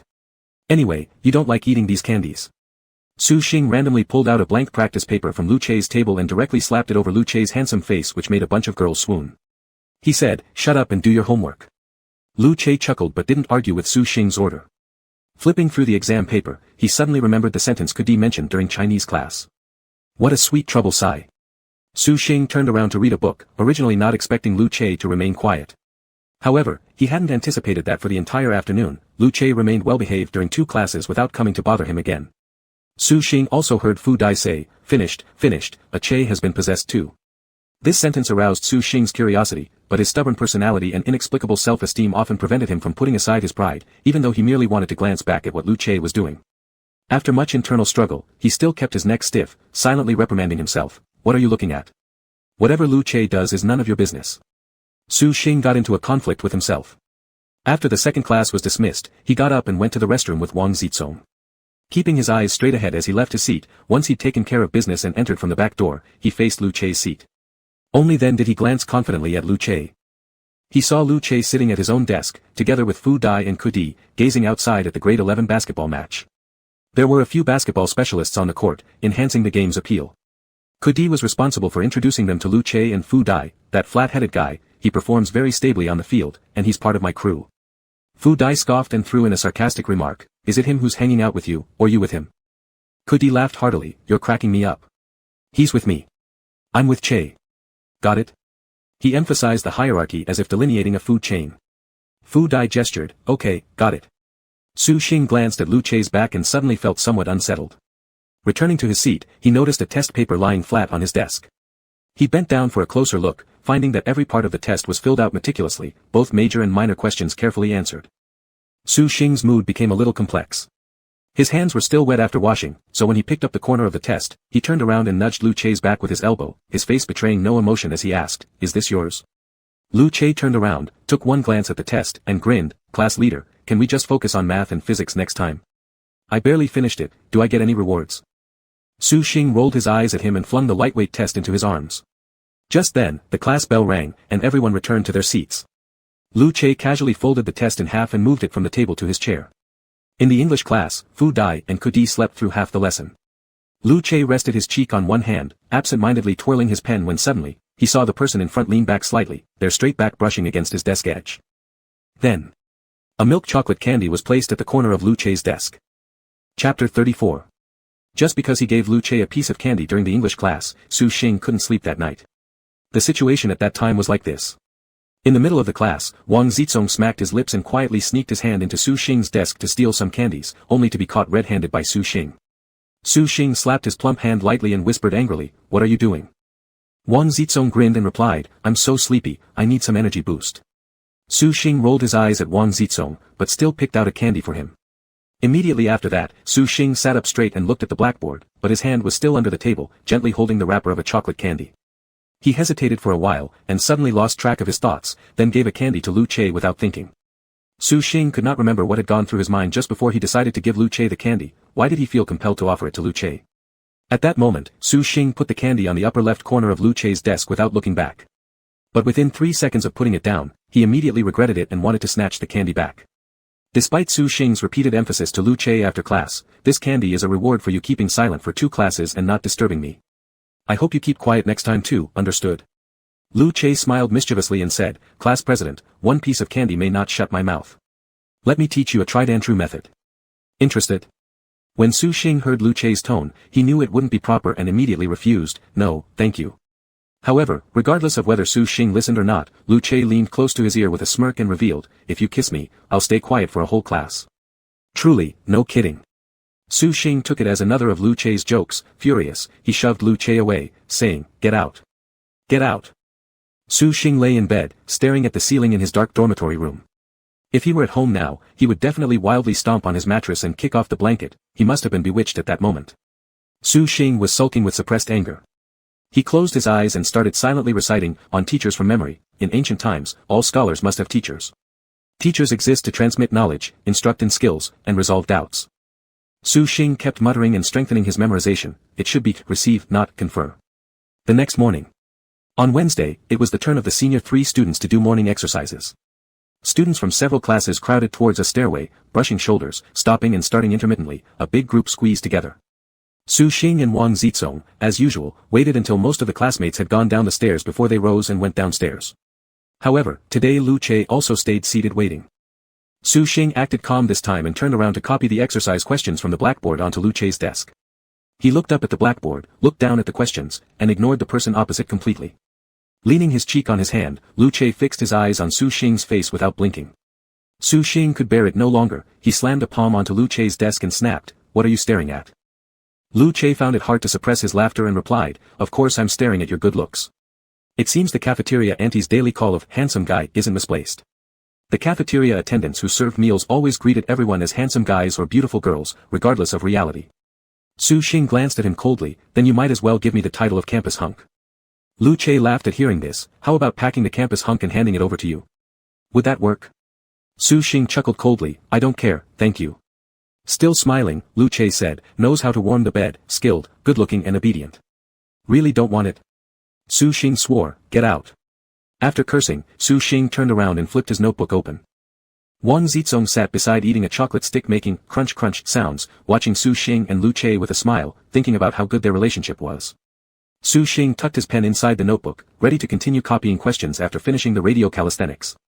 Su Xing walked down the stairs side by side with Wang Zizong, while Lu Che followed leisurely beside them. One hand was casually placed on Su Xing's shoulder, occasionally pinching Su Xing's ears, and inadvertently stroking his face. Su Xing initially became impatient and swatted Lu Che's annoying advances, but only symbolically pushing twice, quickly succumbing again in frustration. Lu Che's mood was excellent, he arched his lips upward contentedly, having already figured out the pattern of interacting with Su Xing. While Su Xing, somewhat slow to realize, noticed later, Lu Che had recently become more and more clingy. Even at lunchtime, he insisted on following Su Xing around to swipe his meal card, insisting on choosing a particular seat, even rudely shoving Wang Zizong aside like a child demanding to sit across from Su Xing. Of course, Lu Che still carried the burden of being a campus hunk in front of others, and his reason for changing seats was quite reasonable. Wang Zizong, you sit here. Girls might feel uncomfortable eating next to me. The seats Su Xing had chosen were 3 empty spots in the middle of a long table. Wang Zizong had originally been sitting opposite Su Xing, with an empty seat on one side and a male classmate on the other. And next to that empty seat sat a girl. Wang Zizong, who had a soft character and didn't care much where he sat as long as it didn't interfere with his meal, just moved his tray over quietly after giving a couple of affirming, oh, responses. Lu Che took out a set of hot-washed utensils, replacing the chopsticks and spoon in Su Xing's hand, saying, Class President, in the future, I'll just get the utensils for you when you're sitting. Su Xing. He wanted to say something like, who has anything to do with you in the future, but before the words came out, he'd already taken the utensils handed to him by Lu Che. The metal utensils transferred heat well, and even holding the spoon handle let him feel the residual warmth. It was the temperature of Lu Che's palm. Su Xing suddenly got choked up and changed his mouthful to, go back to the dormitory after you finish eating, don't disturb me in the classroom. Su Xing kept his head down, continuing to scoop his rice without further conversation. But hearing this, Lu Che chuckled and said, Class President, worried about me not sleeping well in the classroom? Su Xing froze momentarily with his spoon, glared at him irritably, then ignored him altogether without saying another word. After the meal, Lu Che didn't follow Su Xing back to the classroom but obediently went back to the dorm alone to take a nap. The classroom was very quiet during lunch break. Outside, the sun shone warmly, while inside, the students were all lazy. Su Xing turned around and copied the last questions from the board onto Lu Che's desk. He absently spun his pen between his fingers, his eyes landing on the practice exam paper Lu Che had placed under his arm. Picking it up casually for a look, Lu Che's handwriting was impeccable, neat and pleasing to the eye, good enough that Chinese teachers would willingly give 2 extra points when grading essays. After taking a glance, Su Xing put the exam paper back in its original place. At that moment, Tang Mian approached and asked, Xing, have you copied today's daily physics question? Let me borrow your notebook. My turn to submit homework has come up today. Su Xing responded affirmatively and handed over his notebook. Tang Mian, grudgingly said, could you ask Lu Che privately to stop calling on number 5 next time? Wang Zizong joined in, me too, please include me. Su Xing retorted with ill grace, you're thinking too much. Do you think he will listen just because I say so? Tang Mian nodded repeatedly, exactly. Feels like he'll definitely listen to you, isn't your relationship really close? Like hell. Su Xing furrowed his brow, clearly displeased, and waved her off, go back to your seat and catch up on your homework already. You're a textbook case of procrastination, if we don't check your work, whose should we? Tang Mian stomped her foot, reluctant to return to her seat and start working. Even though Tang Mian left, her words continued to echo in Su Xing's mind. Su Xing felt unsettled, but he couldn't figure out exactly what he cared about. After pondering carefully, he decided to attribute this unease to a sense of crisis. Even bystanders like Tang Mian and Wang Zizong could tell that Lu Che and him had grown closer, how much more closely observed must they be by Lu Che's countless admirers. With a weary sigh, Su Xing thought to himself, though he and Lu Che weren't actually in any kind of romantic relationship, he still ended up feeling jealous and resentful as if in some official position. This was frustrating. Su Xing turned away, looking at the sticky note inserted in the first inner page of the error book, which simply summarized the pattern of appearance of the unlucky red line. Red line of doom, come out already. Su Xing had a premonition that the red line would appear again today. However, the uneventful afternoon passed under Lu Che's daily verbal harassment, along with the gradually sinking sunset outside the window. The glow stretched the shadow of everyone longer, and the rubber track retained the midday heat, releasing a rubbery smell. The last period was physical education class. Su Xing played badminton twice with Tang Mian and Wang Zizong during free play. Since Lu Peiyan also joined Tang Mian, 4 people took turns switching, considering there were outsiders involved, Su Xing decided not to monopolize the court and rested voluntarily. Su Xing sat on the steps beside the stand, hearing the cheers and applause of people watching basketball games, naturally shifting his gaze toward the court, only to see Lu Che landing after making a jump shot, slapping palms with Fu Dai when passing each other, then walking off the field earlier. Su Xing. In a rush, Su Xing shifted his gaze to Tang Mian and Wang Zizong playing, scrutinizing them slightly disapprovingly. Su Xing thought to himself, the inevitable was always unavoidable, and soon enough, Lu Che walked towards him, blocking his view of Tang Mian and Wang Zizong. Su Xing raised his head very impatiently and looked up at Lu Che, who was towering over him, and said, "What is it?" Lu Che squatted down in front of Su Xing. His handsome face was outlined by the orange sunset, and he looked up at Su Xing with his usual smile on his face as he said, "Class president, can you teach me how to play badminton?" Su Xing scoffed at Lu Che's attempts at small talk and dismissed him without hesitation, "I'm too lazy to teach you. You wouldn't be able to learn anyway. Go back to showing off on the basketball court and stop embarrassing yourself here." Lu Che responded with an, "Oh," and a deeper smile, "You're indirectly praising my basketball skills, right? Then I'll go back to the court and continue playing for you to watch." Su Xing. Nonsense. Which part praised his basketball? After saying that, Lu Che got up and turned back to the basketball court. Just then, the red string reappeared in Su Xing's line of sight. Su Xing. Lu Che had only walked a few steps when he heard his name called from behind, "Lu Che." Lu Che stopped where he was and turned back. As soon as Su Xing saw the red string, he shouted out without hesitation to stop Lu Che, but hadn't yet found an excuse to keep him there. He looked somewhat awkward as he fiddled with his ear, avoided eye contact, and even subconsciously bit his lip. Lu Che felt as if he were ill, because hearing his own name escape Su Xing's lips set his heart racing. After all, Su Xing usually spoke only one word to him, "Go away." Su Xing gave a slight cough, and under Lu Che's gaze, forced himself to appear calm as he said, "Come here." Lu Che didn't ask any questions and walked straight back. Su Xing tilted his chin toward the side, speaking disdainfully, "Sit here. Your game on the basketball court isn't impressive, save your energy and don't bother showing off anymore." Lu Che couldn't help laughing as he sat beside Su Xing. Meanwhile, Su Xing's eyes were fixed tightly on the large tangle of red strings around Lu Che's feet, unaware that the color of the red string around his own feet had already faded significantly. For a moment, silence reigned between them. Su Xing still hadn't figured out what to do next, but knowing the duration of the red string's appearance was uncertain, he decided to just go all in. Both he and Lu Che were sitting on the third step, so Su Xing moved down one step, positioning Lu Che's sneakers right above him on the second step. Lu Che wasn't quite sure about Su Xing's action, but then Su Xing directly reached out and pulled his shoelace. Lu Che slightly arched an eyebrow. Su Xing didn't feel like explaining much either. Using the pretense of fiddling with the shoelaces, he quietly started untying the big clump of red strings around Lu Che's feet. The situation was better than Su Xing had anticipated. Most of the red strings broke apart easily when touched, leaving only a few strands visible but hard to grasp. Actually, those untied red strings more accurately behaved like mimosa leaves retracting when touched by Su Xing's fingers. As for where they went after retreating, Su Xing guessed they probably returned to their owner's heart. After smoothly untangling the red strings from Lu Che's right foot without bothering to tie the shoelaces again, Su Xing directly stretched out his hand toward the red strings around the other foot. At this moment, Lu Che, sitting diagonally behind Su Xing, shifted slightly. He bent his right leg and maneuvered around Su Xing from behind. Lu Che then sat behind Su Xing, placing his feet on either side of him. He leaned forward, wrapping his arms around Su Xing, and rested his chin atop Su Xing's head. Su Xing. Su Xing thought this pose was way too intimate. If the classmates on the playground turned around, they would definitely see them. Feeling reluctant, Su Xing tried to wriggle free and frowned deeply as he asked, "What are you doing?" "Get off me." Lu Che teased, "No." Annoyed, Su Xing replied, "No. Move, will you? Can you stop clinging to me all the time?" Su Xing vented his frustration as he always did, never giving it a second thought since he knew whatever words he hurled at Lu Che would just result in the latter's cheerful counterattack. However, after those words left his mouth, the person behind him suddenly fell silent. Su Xing couldn't see Lu Che's expression from behind, but holding his lips tight together, he followed with silence as well. A while later, Su Xing heard a deep voice above him, low and restrained. It said, "I'm almost unable to control myself anymore. Getting close to you has become my instinct, and even now hugging you this way still doesn't satisfy me enough." Su Xing. "Brother, please cool down." With his back pressed tightly against Lu Che's chest, Su Xing felt the tension rise as his entire body stiffened uncomfortably. Inside, he struggled to respond, "Calm down first, how could you lose control?" Lu Che buried his face into the crook of Su Xing's neck, repeatedly rubbing it there, muttering with a touch of indignation, "It's really hard to endure." Su Xing was speechless, thinking to himself, "It's over.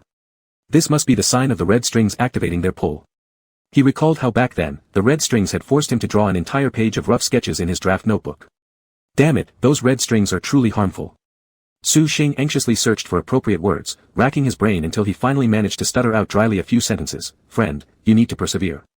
You know what I mean, you can't cross the line, or else, you'll definitely regret it. Lu Che responded in a low voice, President, are you scared of pain? Su Xing almost yelled in frustration at hearing this, but quickly shut his mouth and took a deep breath to calm himself down so as not to lose focus on the main issue. Lu Che took Su Xing's silence as acceptance and continued, I'm actually a very pure person, I haven't thought too much about anything, but isn't it okay if I just give you a hug? Or even a kiss? I think that could be fine too. Su Xing tried to keep his cool while listening to Lu Che's words but couldn't hold back his anger any longer and shouted, Go away. Not even half a kiss is acceptable. Lu Che sighed mournfully and said, Then let me just hug you, alright? Su Xing. Once again, silence fell between them. Without answering Lu Che, Su Xing struggled furiously to free himself from Lu Che's arms under the oppressive aura surrounding him. However, instead of walking away immediately, he vented all his pent-up frustrations by pulling on the shoelaces, and the other bunch of red strings, of Lu Che's left foot with great force. As soon as Su Xing saw that all the red strings within his reach had scattered and disappeared from view once more, he got up and walked off, leaving Lu Che alone on the podium. Although Lu Che's shoelaces were now completely loose after being yanked apart by Su Xing, far from being angry, Lu Che gleefully tied them back up with a smirk curling at the corner of his lips. Lu Che wasn't entirely clueless, he knew that Su Xing's silence equated to compromise, which amounted to an indirect answer to his earlier question. Let me just hug you, alright? Alright.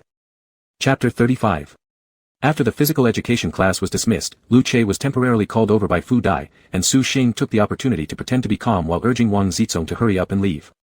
During dinner time, Su Xing was sitting in the canteen eating voraciously. Because Tang Mian and Lu Peilian were also dining with them at the same table, Su Xing fled in a hurry after finishing his meal without waiting for Wang Zizong. He was afraid of encountering Lu Che. Or rather, he wasn't yet mentally prepared to see Lu Che. The words that Lu Che had said to him during the sports class in the evening were stuck in Su Xing's mind, refusing to dissipate. The twilight still carried a warm afterglow, and Su Xing recalled the scene from earlier, which made him feel irritated and restless. The classroom was empty, all the students had gone to the canteen for dinner and hadn't returned yet. Su Xing sat alone at his desk, listlessly resting his head on the table, pressing his cool thermos against his face. Su Xing's mind was very chaotic. Lu Che had asked for nothing more than just a hug. Su Xing should have firmly refused, this request was certainly abnormal. But Su Xing then thought again, considering that Lu Che making such an irregular request was not his original intention, but merely due to the frustrating interference of the red thread.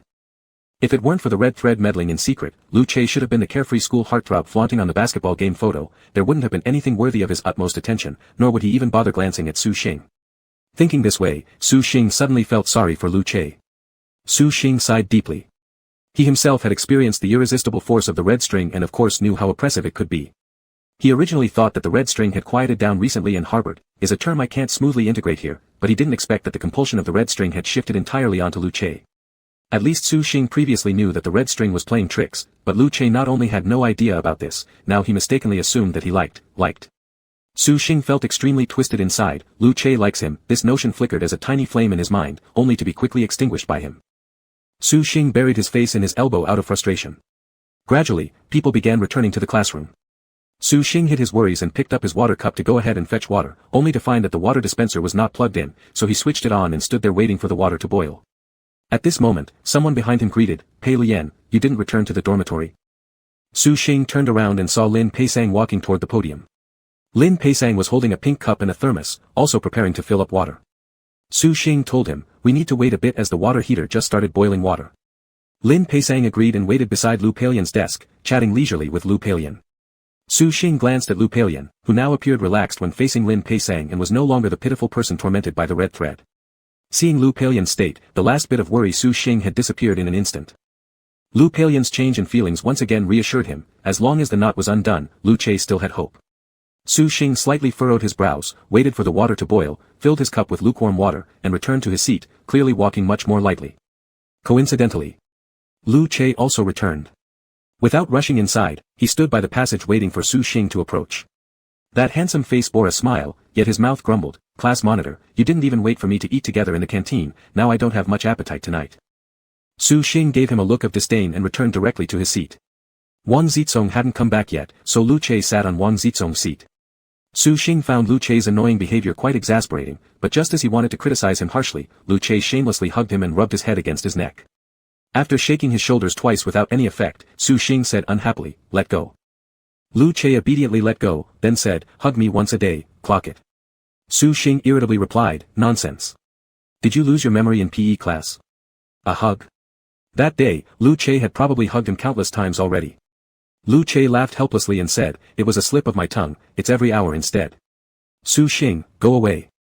Su Xing didn't want to deal with Lu Che anymore. Just as he had flipped out a workbook from his stack of books, he heard a girl's voice from behind saying, Lu Che, the teacher asked me to deliver this to you. Lu Che replied, put it down. Unable to help himself, Su Xing turned back to see, and saw Yu Kanchun placing a pile of homework on Fu Dai's desk. After placing the homework on Fu Dai's desk, Yu Kanchun left without exchanging a single glance with Su Xing. It was only then that Su Xing remembered something. While he had managed to untie most of the red threads around Lu Che's ankles during PE class, a few remained out of reach. He wasn't sure whether the thread corresponding to Yu Kanchun had been undone or not. Lu Che skimmed through the homework book. Since he still couldn't remember all the names of his classmates, he decided to put aside the work until Fu Dai arrived to distribute it later. He turned his head and noticed Su Xing looking at him. With a smile, Lu Che asked, what's up? Su Xing regarded him curiously, asking, isn't copying the questions onto the back blackboard after class usually the physics representative's job? Why did you let the girl help? Lu Che chuckled mischievously in response, the teacher really did ask me to write them down, but I refused because it was too much trouble. That girl was in the office at the time asking questions and she volunteered to do it for the teacher. It has nothing to do with me. Su Xing. That was called flattery. Absolutely nothing to do with him indeed. Lu Che blinked innocently, asking, are you upset? Su Xing turned back to face his study guide, saying, nonsense, I was just asking randomly. The amusement deepened in the corner of Lu Che's lips. He leaned closer, resting his chin on Su Xing's elbow and teased, if you don't want her to copy for me, would you like to do it for me instead? Su Xing lifted his arm to shove him away irritably, go away, can't you do it yourself? Seeing Su Xing get jealous made Lu Che happy. He laughed and said, alright, I'll go write them tomorrow myself. Su Xing. Su Xing didn't expect Lu Che to agree so readily, which forced him to seriously consider, if Lu Che started going to the backboard himself from tomorrow on, would Yu Kanchun mistakenly think that Lu Che was being considerate toward her? And if this unnecessary move led to the red threads reigniting, that would be even worse. With a furrowed brow, Su Xing said, never mind, just don't go. Lu Che smirked as he replied, you're already showing concern for me so quickly. Su Xing shot him an unimpressed look, then saw Wang Zizong appear at the back door holding a bulging backpack. Walking over a few steps, Su Xing said to Wang Zizong, classmate, starting tomorrow you'll help Lu Che write the daily problem on the blackboard. In return, he won't check your homework. What do you say? Wang Zizong blinked thoughtfully before replying enthusiastically, sure. Having solved the matter in a few words, Su Xing shifted his gaze from Wang Zizong to Lu Che's face. To his chagrin, the latter immediately closed in to hug him again. Although Lu Che's habit of cuddling and hugging was common, Su Xing felt especially awkward doing so in front of Wang Zizong, so he wrestled to push him away, what are you playing at now? Lu Che grabbed Su Xing's wrist and whispered softly by his ear, let me hug you, otherwise I might lose control. As Lu Che's breath touched his neck, his magnetic voice tickled him in an unsettling way. Su Xing, however, wasn't charmed, he was intimidated. Su Xing desperately wanted to understand what exactly triggered Lu Che's loss of control, yet feared testing it on himself. Frowning unhappily, Su Xing let Lu Che hold him for a moment. Luckily, Lu Che didn't take things further, soon releasing him and returning to his seat. Rubbing his wrist where Lu Che had grasped it, Su Xing realized he'd unknowingly resisted with force. Unfortunately, he wasn't as strong as Lu Che. Feeling quite conflicted inside, Su Xing carefully contemplated after evening tutoring that evening that he needed to join a gym and lift weights once the college entrance exam was over. A little voice inside said quietly, it might be too late by then. But Su Xing chose to ignore it. The next morning. The third period was physics class. The homeroom teacher was explaining the results of the recent quiz, highlighting one particular giveaway question. I mentioned this in the last class, the spellings of interference and diffraction with sheet are different, right? Is it un or yund? Classmate Kudi loves to write dry interference, and I've already punished him by making him copy it 100 times. Hopefully there won't be a second person making the same mistake. Ha. Fu Dai sighed below, Kudi is truly a teddy bear, tisk tisk. Kudi shamelessly complained, copying 100 times is absolutely terrible. I nearly forgot how to write the character shoot correctly after writing it so many times. It hurts.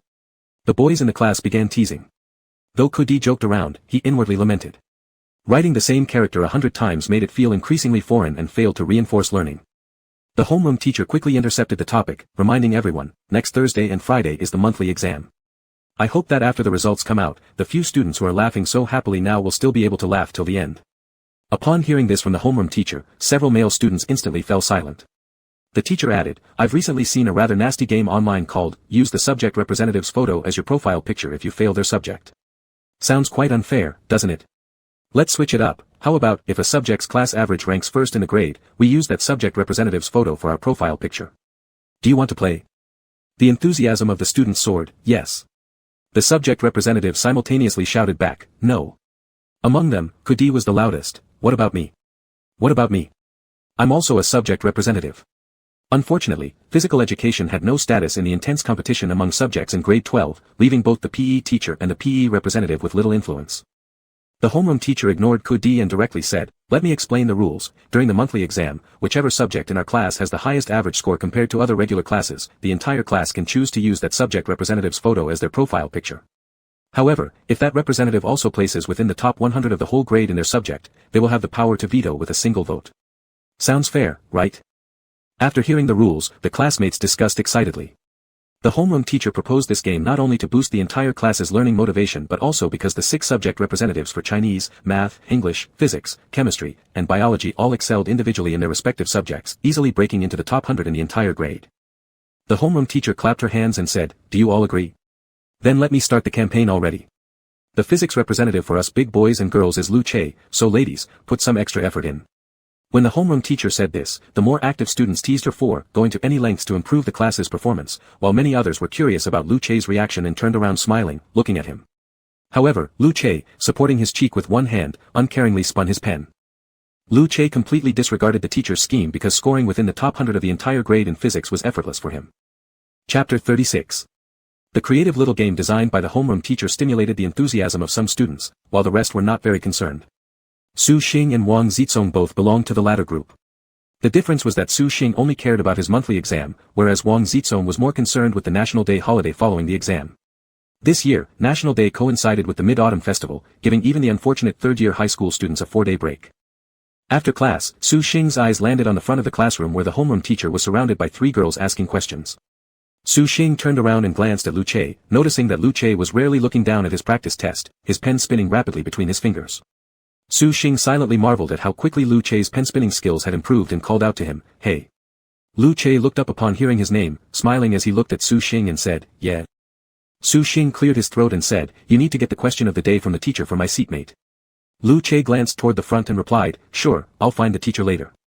With the matter resolved, Su Xing turned back around and sat upright. He casually flipped through his error notebook, pinching the corners of the pages with his left hand. As the pages turned, an unexpected red line suddenly appeared in the palm of his spread-out left hand. Su Xing paused mid-motion. His gaze swept around, and once again, he saw the red lines present among the classmates.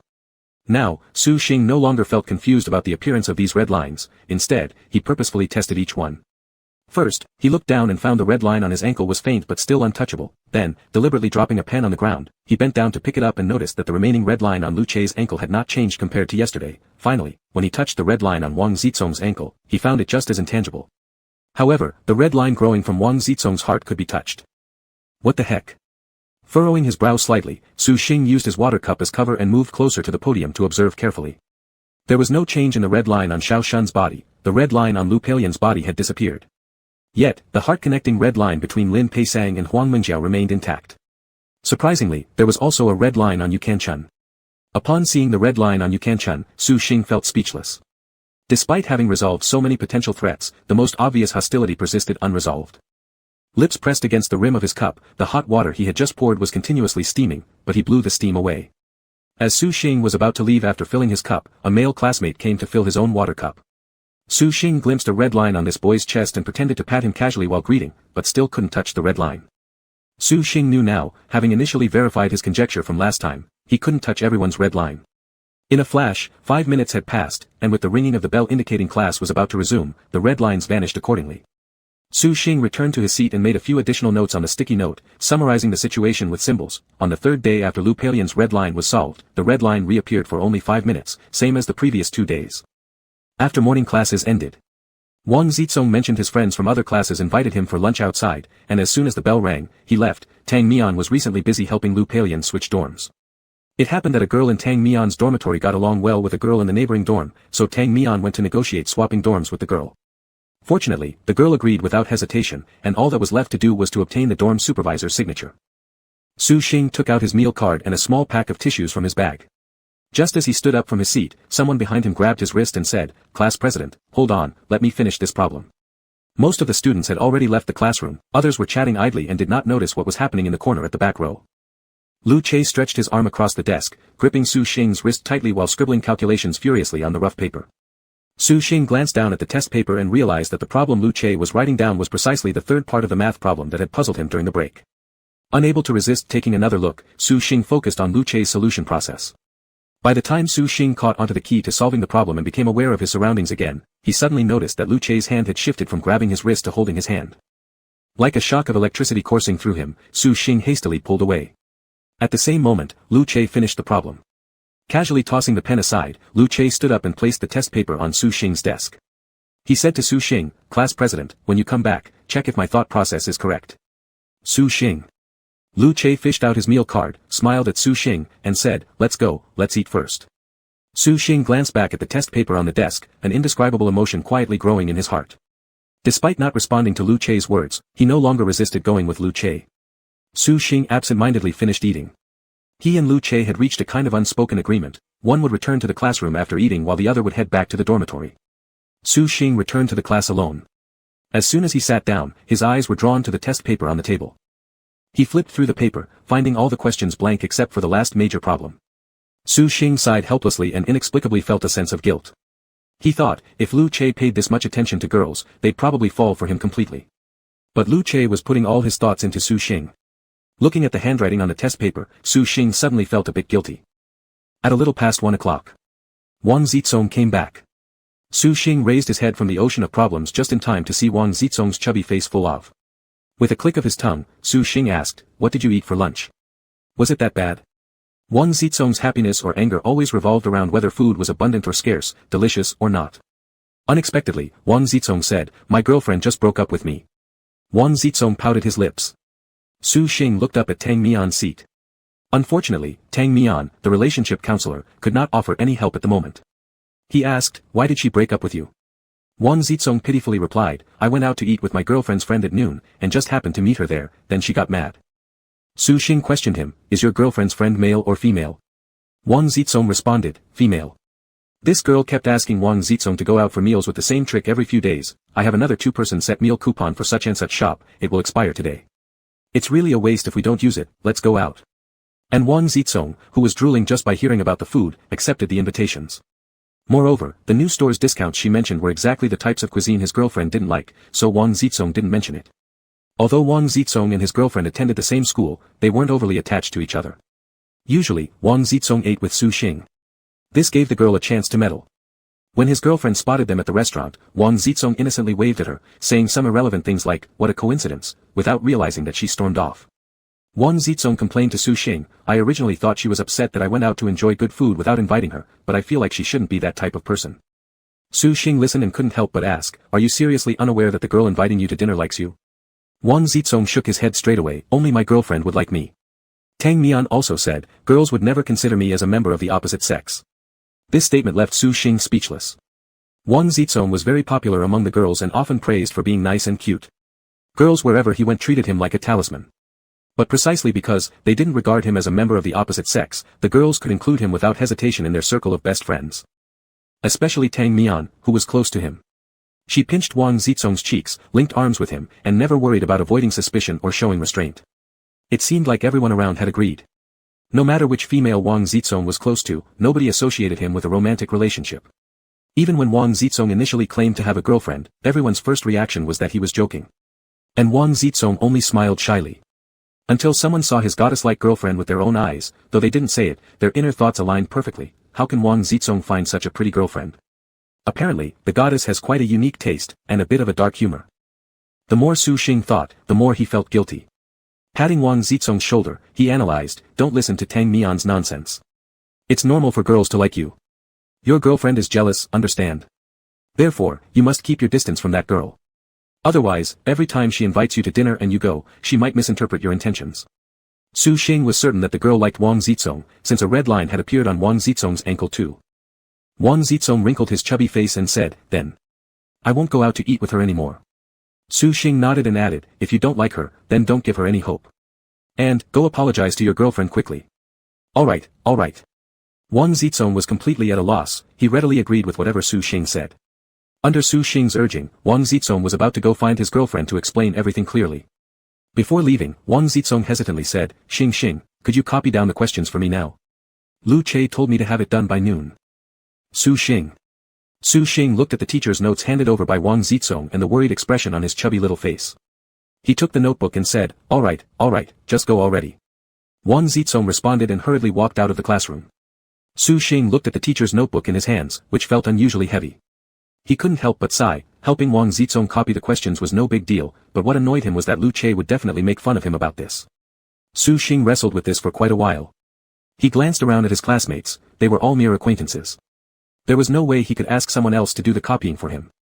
As the clock ticked towards 1:30, it seemed as if the classroom clock was urging him. Su Xing finally got up to copy the questions onto the back blackboard.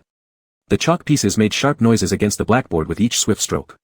Su Xing was writing so forcefully that he even broke the chalk piece, and the resulting high-pitched squeak made goosebumps drop everywhere. Su Xing stopped, realizing there were no more chalk pieces left on the back blackboard. He had to walk to the front podium to get some more chalk. Unexpectedly, his eyes accidentally met those of Yu Kanchun sitting in the first row. Yu Kanchun turned away indifferently. Su Xing. This is really too damn tormenting. With a complex mood, Su Xing returned to the back of the classroom and continued scribbling furiously. The problem was lengthy, taking up 1/3 of the blackboard. When Su Xing finished writing the final question mark, he let out a sigh of relief, placing the piece of chalk on the edge of the blackboard. Just as he was about to turn and return to his seat, someone hugged him from behind. A low, husky voice purred seductively into his ear, "Class monitor, I knew it." Su Xing. What do you know? Just as Su Xing was about to break free from the person behind him, he suddenly felt an unusual sensation on his earlobe. Lu Che gently nibbled on Su Xing's earlobe with his teeth, even extending his tongue for a flick. Since Su Xing didn't see what Lu Che did, he guessed based purely on feeling, conjuring images even more sexual than the actual situation. Su Xing immediately lost his temper. Get off. Su Xing shoved Lu Che hard, only to see the guy grin shamelessly. I just wanted a hug. Su Xing shot him an irritated glare, pushed Lu Che aside roughly, and stormed back to his seat angrily. Chapter 37. Su Xing was very angry at Lu Che, angry at himself, but most of all, angry at Hong Xian. He had originally made up his mind to ignore Lu Che, but he also felt that sulking alone wouldn't solve the problem. So, while those around them hadn't returned from break yet, with a grimace, Su Xing turned around and sternly told Lu Che, if you do it again next time, don't touch me ever again, not even hugging. Su Xing thought this statement was forceful, but in reality, it only carried a bit of a threatening tone. After all, when Hong Xian lost control, it was like trying to rein in a wild dog, impossible to stop or hold back. Su Xing knew this deep down. The smile at the corner of Lu Che's lips grew more evident as he leaned closer, narrowing the distance between him and Su Xing. His eyes were profound, and the black brilliance in them seemed to sparkle like stars, overflowing with gentleness. Yet his words were filled with nonsense and mischief. Class monitor, what did I do just now? It was really just a hug. Lu Che blinked innocently, pretending to be helpless. Su Xing wanted to fight Lu Che out of anger, but there was nothing he could do about Lu Che's thick-skinned attitude. He had a thin skin himself, and even objectively recounting Lu Che's shameless actions made him unable to bring them to mouth. Su Xing took a deep breath and said fiercely, just scram. If I catch you a second time, you're done. Having spoken, Su Xing turned around. Lu Che made an exclamation sound, savoring Su Xing's words. He then couldn't help laughing slightly. Did that mean as long as no one found out, class monitor was letting him do anything he wanted? Lu Che convinced himself of this joyfully, full of indulgence and affection. The class monitor definitely had a hard mouth but a soft heart. On the other side, Su Xing decided to give Lu Che the cold shoulder for a few days so that this foolish boy would realize that Su Xing doesn't just calm down easily, thus indicating how seriously he took this matter. However, since Su Xing didn't usually show good colors to Lu Che, his current intentional indifference towards Lu Che wasn't much different from his usual rough behavior. Still being clingy and grinning cheekily, Lu Che soon wore Su Xing out completely. Feeling frustrated, Su Xing reflected seriously on himself. Maybe, occasionally, he should give Lu Che a little sweetness. Parents need to have one person playing the bad cop and another playing the good cop when educating children. When taming small animals, rewards must also be given every once in a while. Su Xing felt tired and found these examples extremely poisonous. Although many people say that senior 3 might be the most knowledgeable period of a person's life, why should he already be studying child-rearing philosophy? Damn! At noon the next day, Su Xing went to the canteen with Wang Zizong, and Lu Che closely followed them. There were more than 10 counters in the canteen. Wang Zizong queued up at other counters to buy lunch, while Su Xing insisted on choosing the food from the second counter. Once he became fond of something, he would easily develop a strong reliance on it. Lu Che stood behind Su Xing, resting his chin on Su Xing's shoulder and glancing at the dishes inside the glass panel of the counter, finding something to talk about. There's your favorite braised fish. Su Xing didn't bother replying. When the students in front finished ordering and swiping their meal cards before leaving aside, the aunt standing at the counter holding the tray refilled a new meal and asked Su Xing, "Young man, what would you like?" Following his usual habits, Su Xing ordered 1 vegetable, 1 meat dish, and 1 fish. Just as the cafeteria aunt pressed 2 digits on the card reader, Lu Che took the opportunity to embrace Su Xing lightly, pressing Su Xing's hand and swiping the meal card on his behalf. Su Xing. Su Xing quietly stepped aside and didn't rush to leave with his tray today. Instead, he lingered nearby, hearing the cafeteria aunt asking Lu Che, "Young man, why haven't you been ordering fried chicken wings lately?" People came and went in the cafeteria, with foot traffic reaching into the hundreds or even thousands at the counter, but the reason Lu Che was still remembered by the cafeteria aunt, besides ordering fried chicken wings several times during his meals, was still due to his good looks. Rarely showing a smile to strangers, Lu Che said, "Because my girlfriend stopped eating them." As he spoke these words, he also turned his head and looked at Su Xing meaningfully. Su Xing. After hearing this, Su Xing wanted to hit someone, suppressing the increasing fury, patiently waiting by the side until Lu Che finished ordering. Su Xing had recently been eating with Lu Che quite often and had figured out Lu Che's eating habits. Watching Lu Che order potato beef, mapo tofu, sweet and sour pork ribs, and cumin chicken, Su Xing started to criticize in his mind. Lu Che's dietary habits were particularly unhealthy.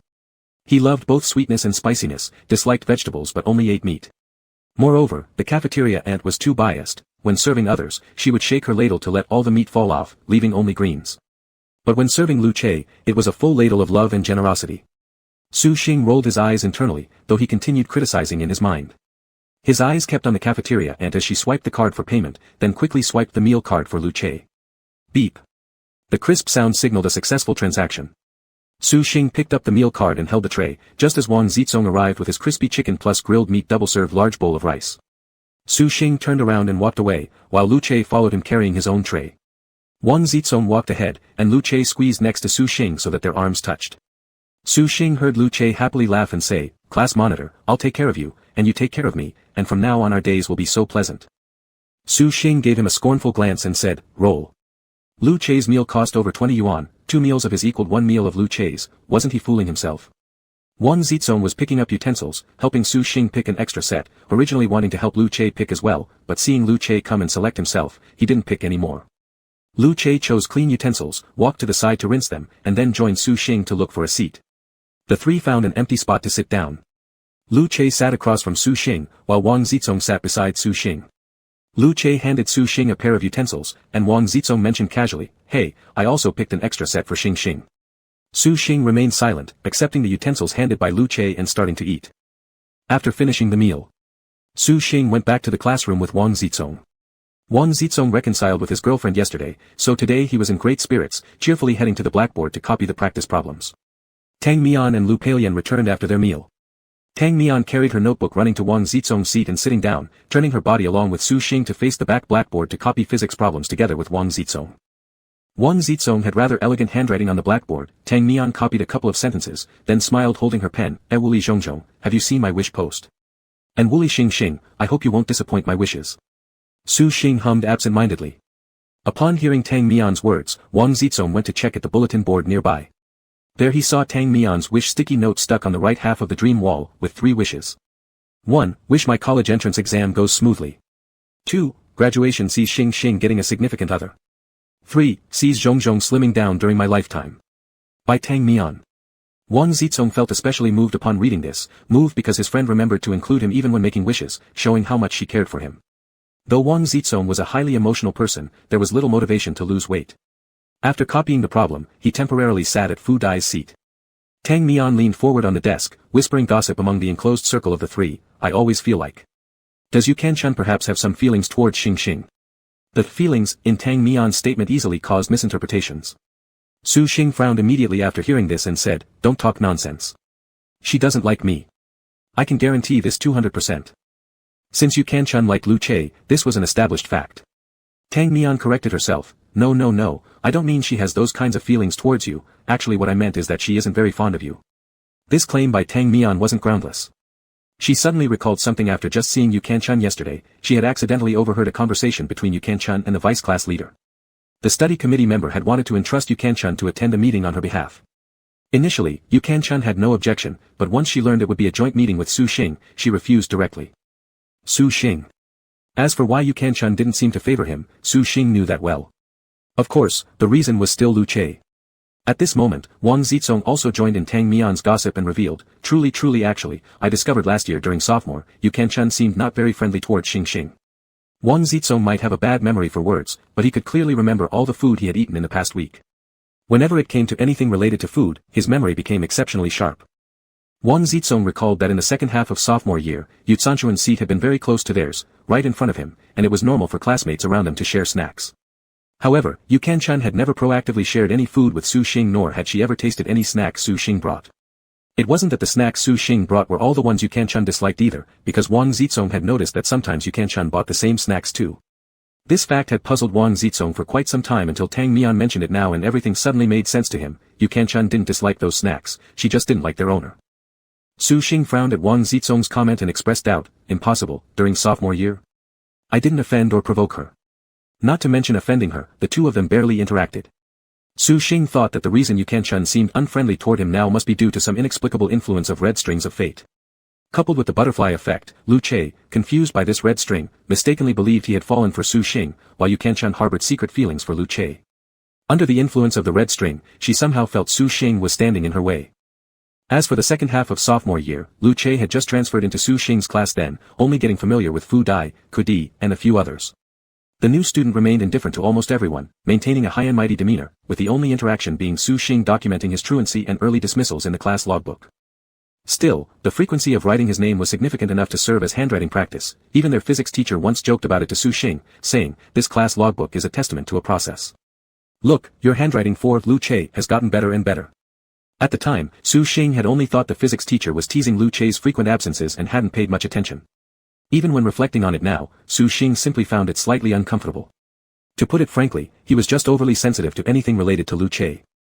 Su Xing had to reflect on whether he had truly offended Yu Qianshan, as sophomore year had yet to see the appearance of any red strings, so attributing blame to them and Lu Che wasn't exactly moral. But Su Xing forgot that the physics teacher had also added another sentence afterward, speaking of which, this transfer student skipped class with pretty regular patterns, huh? Like, every other day. The physics teacher flipped through several pages of the class logbook and found that every alternate day under special circumstances, Lu Che's name appeared. The physics teacher examined it closely because she had already planned to take over the class for the next semester, intending to get an early understanding of a few unruly students. Back then, Su Xing alternated with the vice class president to maintain the class logbook. And every other day, Lu Che would skip class or leave early without warning, coincidentally happening right when it was Su Xing's turn to handle the logbook. Chapter 38. The temporary gossip team of Tang Mian and Wang Zizong soon announced its disbandment. Tang Mian unintentionally turned her head and saw Lu Che walk in from the back door. It was overcast today with no sunlight, but the moment Lu Che appeared at the back door, the patch of overcast sky framed by the doorway seemed to brighten up. In Tang Mian's memory, Lu Che in the second year of high school was cold to the bone. He rarely smiled or talked, showing indifference towards anyone and anything. Even though they were in the same class, he never got close to anyone and didn't give anyone the opportunity to get close to him. Even so, Lu Che didn't need to be gentle or learn sweet talk, yet a large number of girls still liked him one after another. Beautiful girls vying for his attention, average girls harboring secret crushes on him, none of them had ever seen Lu Che respond. It was unclear whether he pretended not to know or simply ignored all those admirers. Tang Mian had no thoughts about Lu Che. Although she also indulged in foolishly sweet romance dramas, she was well aware that she wasn't destined to be the protagonist. At least, the boundary between her and the heroine was clear. The heroine woke up fresh-faced to exchange a good morning kiss with the male lead, while she woke up looking greasy. Wang Zizong sitting posture faced away from the back door. Tang Mian tapped his arm, signaling him to hurry up and give up his seat. Wang Zizong looked back, quickly stood up, and moved to an empty seat in the front. The circle of gossips had been disbanded. Sensibly, Tang Mian turned around. When Su Xing turned, he glanced at Lu Che, but today Lu Che did not smile in response. Su Xing felt a little strange. What was wrong? Actually, nothing was wrong. It was just that Lu Che's bad temper after waking up hadn't worn off yet. During lunchtime, when he was taking a nap in the dormitory, Kudi Lang woke him up with a shout, and upon waking up, his whole body exuded low pressure. Kudi was scared enough to rush out of the door, slicking grease underfoot and making a swift escape. Just as this tiny knot of unease sprouted in Su Xing's mind, he heard the sound of chair legs scraping against the floor behind him. Then, his shoulder sank, his upper body encircled by two arms. At the same time, his shoulders sank, but his heart became lighter. Su Xing didn't realize this subtle change, frowning as he said, "Let go, don't disturb me from studying." Lu Che didn't let go. Instead, he buried his face into Su Xing's shoulder, then restlessly rubbed against it. Seeing Wang Zizong and Tang Mian both looking at the two of them through his peripheral vision, Su Xing suddenly felt even more awkward. Irritably pushing Lu Che away, he said, "What are you doing?" Lu Che mumbled, "I'm sleepy. Sleepy and restless." Su Xing pushed Lu Che away, turned back and gave a glance at Lu Che's annoyed face, stubbornly saying, "If you're sleepy, go wash your face in the restroom to wake up. Don't bother me." Lu Che's hair was slightly messy. He casually messed with the bangs in front of his forehead, lowering his eyes. With no light in his eyes anymore, Lu Che's pressed lips flattened, his eyebrows and eyes cold, the entire person exuding coldness. Lu Che stood up and walked away. Su Xing. Watching Lu Che's retreating figure, Su Xing's lips unconsciously twitched. That name twisted and turned on his tongue tip thousands of times, ultimately failing to break free and call out. Su Xing lightly pursed his lips, turning his head to look at the questions on the notebook. His gaze landed on the blue ballpoint pen writing, yet not a single word entered his brain. His thoughts were already filled to the brim inside his brain, no room left for any other matters. Cough cough. Tang Mian and Wang Zizong exchanged glances, carefully clearing their throats before laughing cheerfully and changing the topic. "Oh yeah, let me see what good stuff Wuli Zhongzhong has hidden." Tang Mian rummaged through Wang Zizong's desk area but merely put on a show. Wang Zizong said, "There are only 2 boxes of Pocky left, milk flavor and matcha flavor." Wang Zizong was fully aware of his own reserves. After buying a can of Planet Cup, the first thing wasn't eating but counting the total quantity. Even if he stayed at school, Daddy Wang wouldn't be able to stealthily eat his son's snacks without being noticed. Tang Mian clicked her tongue and sighed, "You are literally a human-shaped snack grinder." Buying a pile of snacks online, within just a few days, they're all gone. Wang Zizong bashfully smiled. Tang Mian then tilted her head, peeking beneath Su Xing's table, asking, "Does Xing Xing have chocolate candy left? Give me one." Upon hearing this, Su Xing took a few candies and placed them on the desktop. Tang Mian and Wang Zizong each picked one up, leaving 3 on the table. As Tang Mian peeled the wrapper and bit into the candy, her eyes couldn't help but be drawn to the 3 candies. Unable to resist, she asked again, "Why aren't you eating them?" Tang Mian suddenly remembered Lu Che once saying, "Isn't this the type of candy the class monitor likes? Does the class monitor like them?" At the time, Tang Mian just assumed that Lu Che didn't know much about Su Xing. After all, she and Su Xing had grown up together since childhood, and when visiting his house occasionally, she had seen this type of candy there as well. Moreover, starting from a certain period in their sophomore year, Su Xing would almost always carry these candies with him, so Tang Mian naturally assumed he had developed an addiction to them. However, if she paid attention, she would notice that although Su Xing often carried the candies with him, he hardly ate any himself. Most of the chocolate candies eventually ended up in Wang Zizong's stomach. Su Xing was pointing at the ballpoint pen writing on the paper with the pen, forcing each word into his brain, and upon hearing Tang Mian's words, he looked up, his gaze landing on the 3 candies on the desk. He hesitated slightly for a moment before reaching out to take one. The chocolate in Tang Mian's mouth slowly melted, the white chocolate blending with milk aroma spreading between her teeth.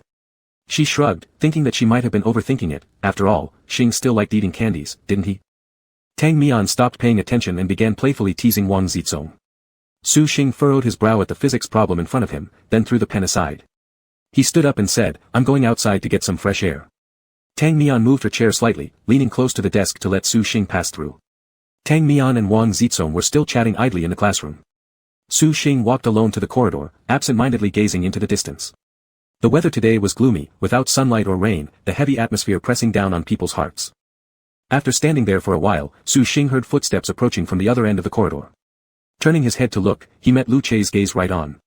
Unlike usual, Su Xing did not quickly avert his gaze but quietly looked back at Lu Che until he passed by the classroom's back door and came to stand in front of Su Xing. Su Xing unconsciously sighed in relief. When Lu Che approached the back door of room 7, Su Xing suddenly felt a little worried that Lu Che might directly walk into the classroom. Lu Che's face and hair strands were still dotted with small water droplets, clearly showing that he had indeed gone to the restroom to wash his face. His earlier irritable mood was swept away, and now he leaned against Su Xing's side, smiling and being playful. He said, "Monitor, my attitude wasn't good just now. Don't be mad at me, alright?" Su Xing hadn't expected Lu Che to apologize right away. Those 4 light-hearted words, "don't be mad," weighed heavily on his heart. Su Xing set aside the chaotic thoughts in his mind and asked, "What's wrong?" Lu Che made a sound of realization and, supporting his cheek, softly replied, "Nothing serious. I just have a bit of morning grumpiness sometimes, and someone woke me up during my nap at lunchtime. It put me in a bad mood after waking up." Su Xing asked, "How about now?" Lu Che looked at Su Xing somewhat confused, then curled his lips upward and responded, "Now I feel a little better. If you could give me a hug, my mood might improve a lot more." Su Xing gave him a sidelong glance, his resistance and distaste clear. Lu Che remained undeterred, shamelessly wrapping his arms around Su Xing from behind, clasping his hands in front of him, and smiling mischievously, "Alright, I'll just hug myself, same thing." As Lu Che rested his head on Su Xing's shoulder, he heard Su Xing sigh deeply. Lu Che dared not overstep any further boundaries, behaving properly while hugging Su Xing from behind. Still, the hands clasped in front of Su Xing were pulled apart by him. Although Lu Che often acted spoiled, he also constantly worried, fearing Su Xing might find him too annoying. When Su Xing loosened Lu Che's hands, Lu Che pretended to be nonchalant and said, "All right, we hugged for a bit earlier. I'll come again in an hour to mark the occasion." But after Su Xing released his hands, instead of pushing him away outright, he held onto Lu Che's left hand, spread open his palm, and placed a chocolate candy into it. Su Xing turned to look at him, his voice very soft, "How about now?" Seeing the chocolate lying in his palm, Lu Che's eyes were almost brimming with joy, his lips curling high upward, his magnetic voice gentle yet passionate as he softly whispered, "My mood has become exceptionally great now. Even if Kudi shouts at me again, I wouldn't punch him." Hearing this, Su Xing pushed the head that had been rubbing against his shoulder away, mercilessly saying, "Then go away and stop disturbing my study." Su Xing shoved Lu Che off, walking back into the classroom without looking back. Standing in place, Lu Che watched Su Xing's retreating figure and felt perfectly contented in his heart. He peeled the wrapper open, noticing that the edges of the chocolate candy had started to melt. Lu Che's smile widened. He had left the classroom silently earlier, and when Su Xing waited for him in the corridor, was he gripping this chocolate candy tightly in his hand, feeling anxious and uneasy. The urgent feeling was transmitted through the temperature of his palm to the chocolate candy in his hand. Su Xing walked into the classroom with a serious face and returned to his seat. When he picked up the pen with his right hand, he realized that there was already a thin layer of sweat in his palm. Su Xing pinched his own palm as his brows furrowed. That afternoon, Su Xing held the class log to record attendance. Kudi was absent. Su Xing stood up speechlessly, his eyes glancing past Lu Che and Fu Dai to directly ask the last row's Zhou Mang, "Why isn't Kudi here?" Zhou Mang removed his headphones and replied, "I don't know, he didn't answer the phone." Fu Dai lazily propped up his cheek, laughing, "Haha, Kudi is such an idiot, he's probably too scared of getting beaten by Lu Che, so he's hiding somewhere to avoid it." Lu Che didn't care as he made a dismissive sound, turning back to Zhou Mang and saying, "If he calls you back, just tell him that as long as the monitor is here, I won't beat him." Fu Dai curiously asked, "Wait, what does this have to do with the monitor?" Leaning against the wall, Lu Che slowly twirled his pen, smirking as he said, "Because I can't beat the monitor.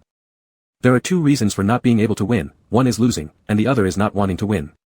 Upon hearing this, Fu Dai looked surprised. "Wow, then the monitor must be really powerful." Su Xing. He glanced coldly at Lu Che, who continued to smile handsomely. His bright smile made even the gloomy gray day outside seem to clear up. Chapter 39. On Friday afternoon, the freshmen and sophomores were on holiday for the weekend.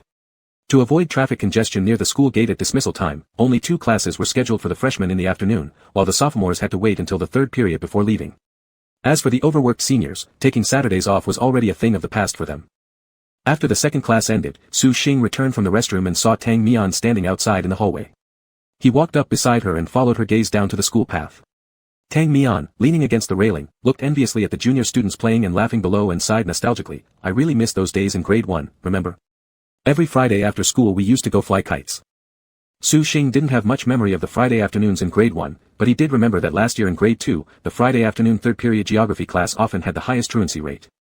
The teacher's lenient classroom discipline was only part of the reason, mainly because grade 1 students left early, and habitual truants from grade 2 would easily mix into the big group of first-year students. Su Xing and Tang Mian stood outside the hallway for a while, then went back inside the classroom when the preparatory bell rang. Su Xing's eyes immediately landed on the corner in the back row, his eyebrows slightly furrowing. Lu Che's and Zhou Mang's desks were both unoccupied. The final 2 periods on Friday afternoons were consecutive self-study sessions, usually consisting of selected questions from previous year's college entrance exams, compiled into a comprehensive test for the students to complete in class. The homeroom teacher came in with a stack of practice tests to distribute, handing 4 sets to the front row students to pass backwards. As she walked to the back of the classroom, she asked Su Xing, "Where did Lu Che and Fu Dai go? Did they not come to class this afternoon?" Hearing this, Xiong Huan, who was sitting in front of Su Xing, paused her writing and couldn't help but turn around to look back. Su Xing replied, "They were both here for the first 2 classes."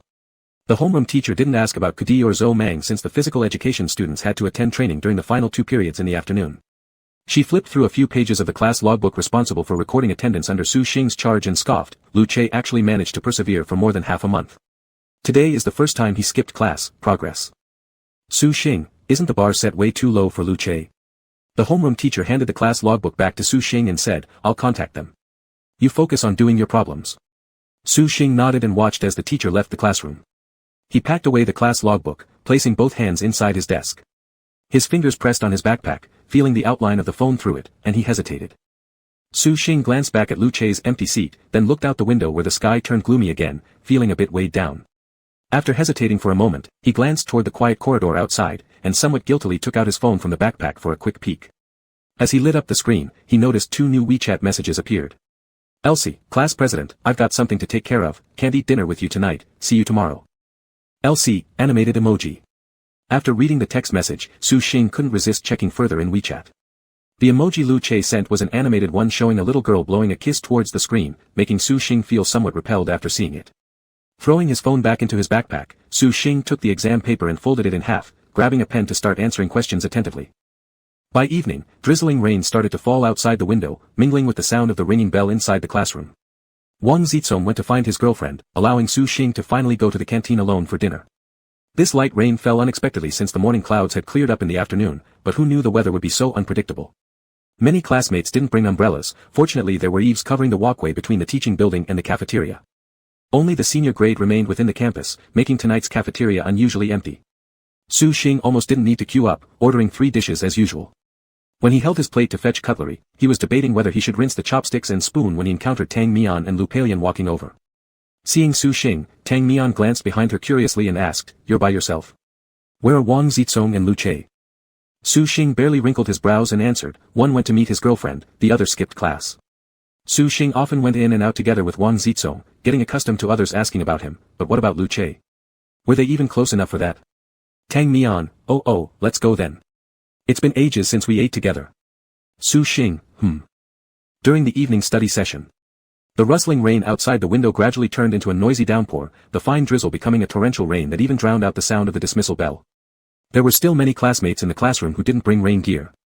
Even though the rain outside the window gradually became lighter, it failed to console them as they gazed at the not-so-sparse and not-so-dense curtain of rain with melancholy. Su Xing had just finished packing up his school bag when he heard someone asking by the back door, "Where do Xionghuan and Su Xing sit in your class?" A classmate pointed towards the 4th group. Hearing this, Su Xing turned around to see a tall, stocky boy walking over.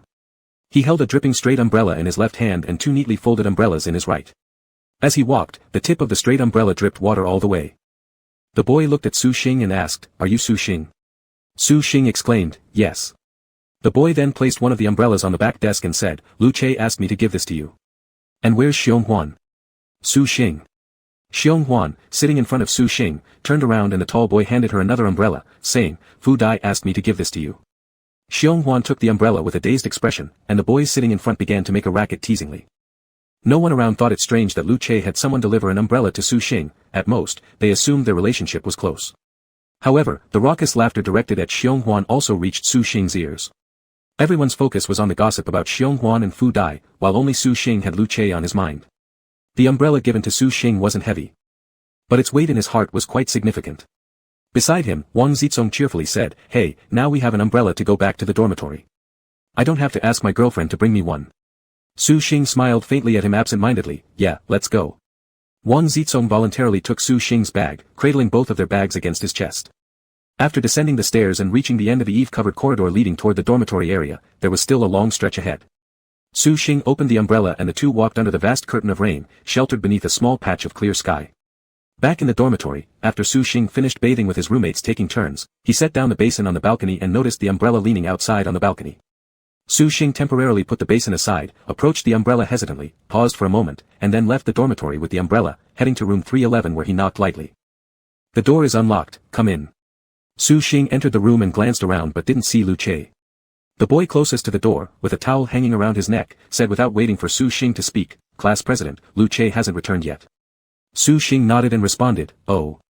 Subconsciously hiding the umbrella behind his back, feeling somewhat guilty and awkward, he asked, "Where did he go?"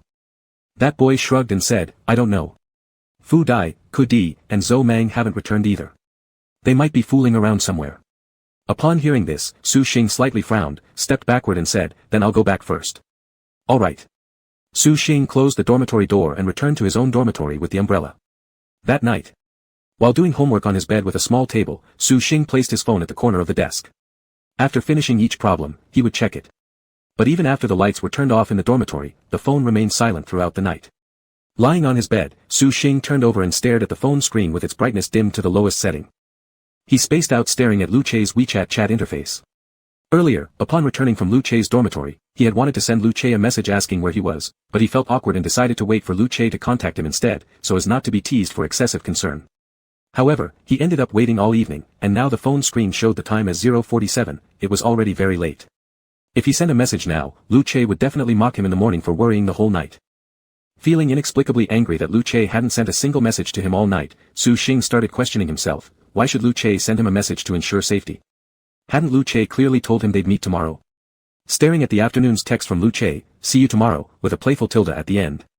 Su Xing irritably put the phone aside on his bedside table and closed his eyes, stubbornly convincing himself, he wasn't worried about Lu Che. Not one bit.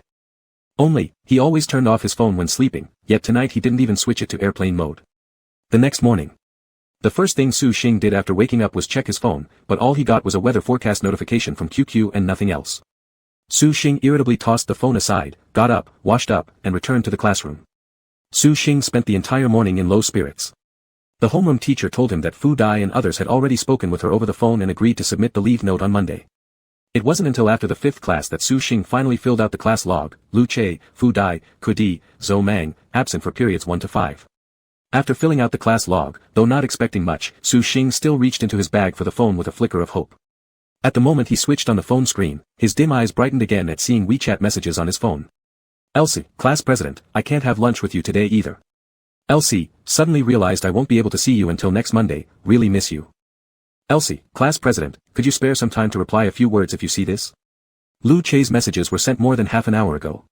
When Su Xing scrolled through the chat history, he found that the screen was almost completely filled with Lu Che's monologues. Su Xing didn't respond to Lu Che's messages from last week or yesterday. As of now, the most recent message displayed in the interface was still sent by Lu Che. Su Xing had agonized over this issue for a whole night, which probably left Lu Che feeling only apathy. Just as Su Xing started typing on his phone screen, another message popped up at the bottom of the screen. LC, or you could just send back an emoji. Su Xing's fingers froze above the screen, his gaze shifting between the two sentences. Spare some time to reply a few words. Or you could just send back an emoji. Suddenly, Su Xing felt a strong urge to know what kind of witchcraft Hong Xian had put on Lu Che. What did Lu Che think of him?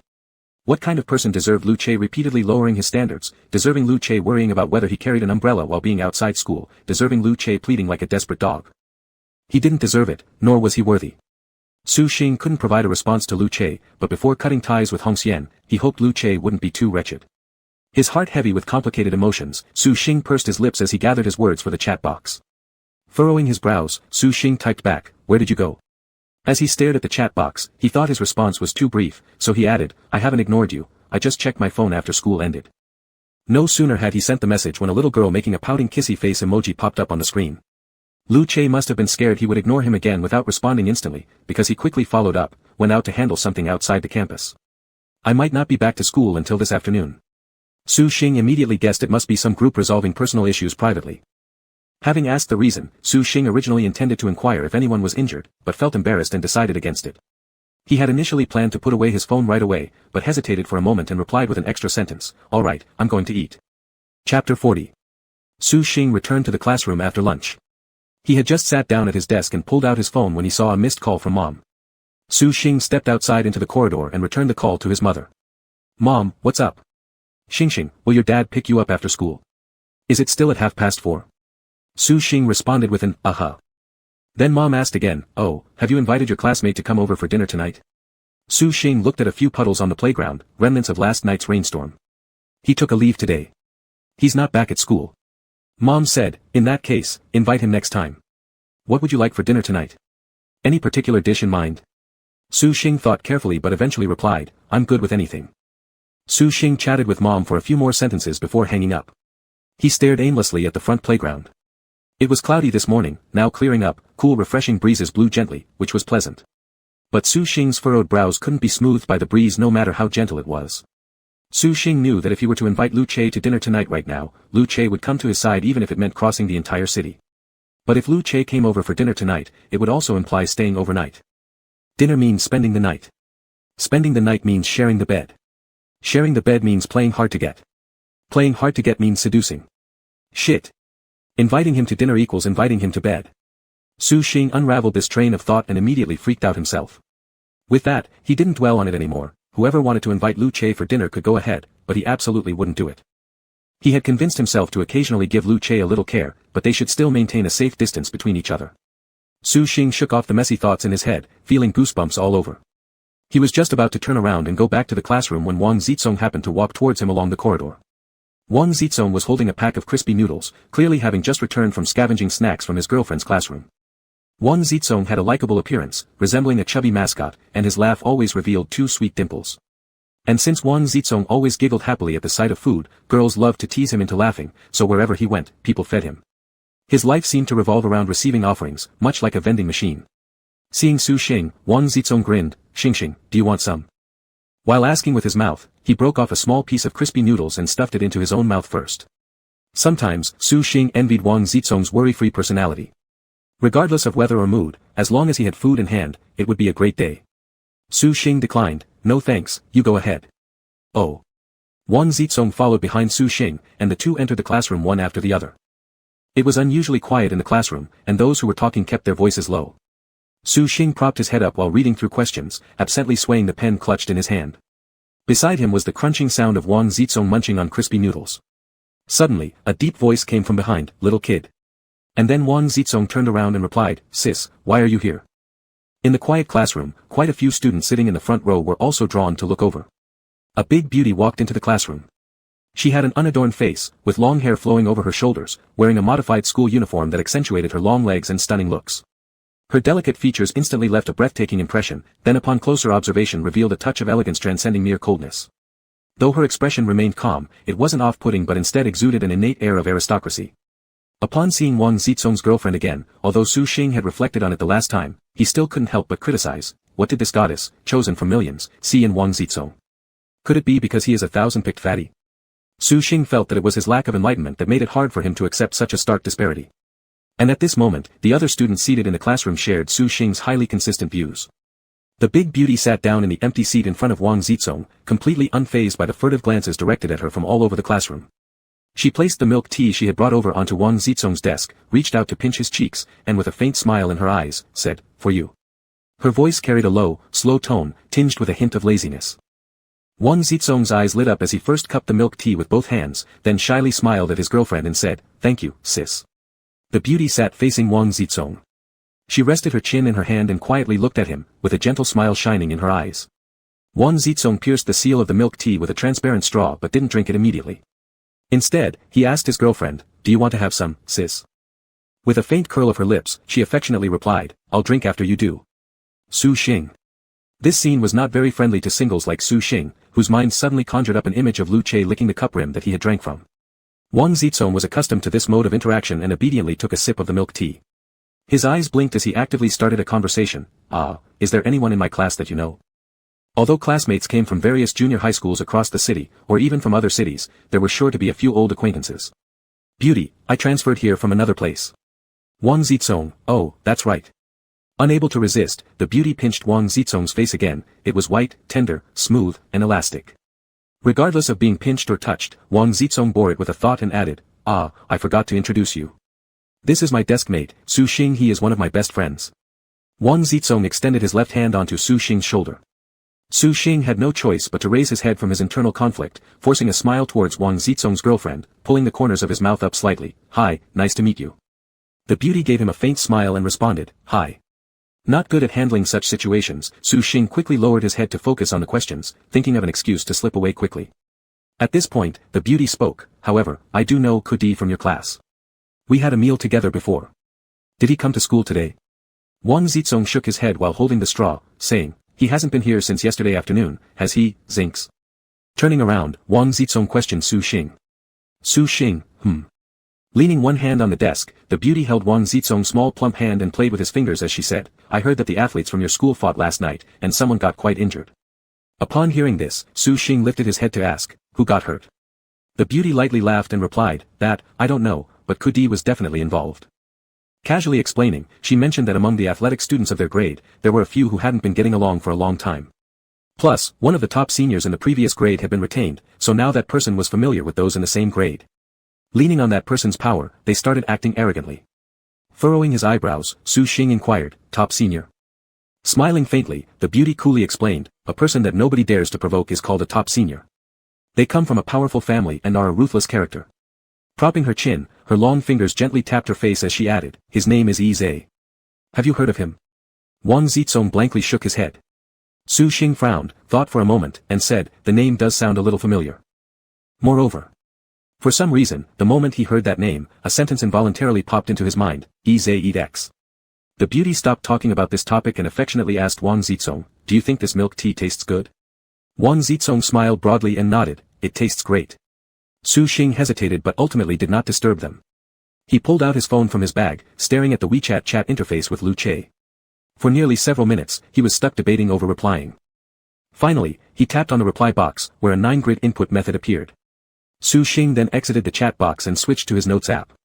He deleted repeatedly and eventually typed a message, what time will you be back this afternoon?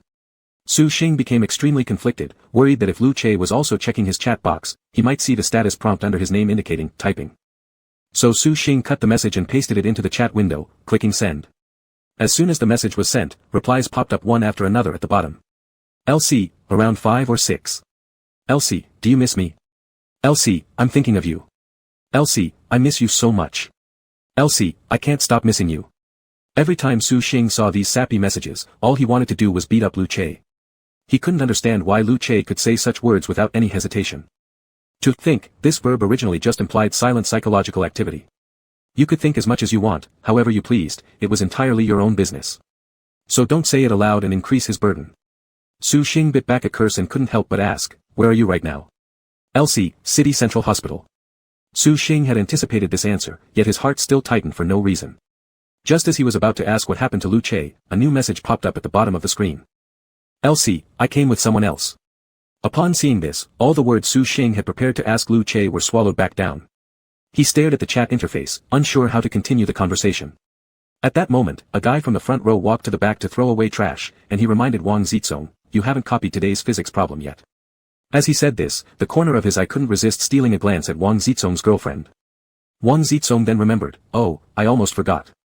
Su Xing lifted his head and said, give me your notebook, I'll copy it for you. Wang Zizong turned to look at him, quite grateful, sure. Su Xing lowered his head, finally having a proper excuse to end his chat with Lu Che, I have to go copy the problems.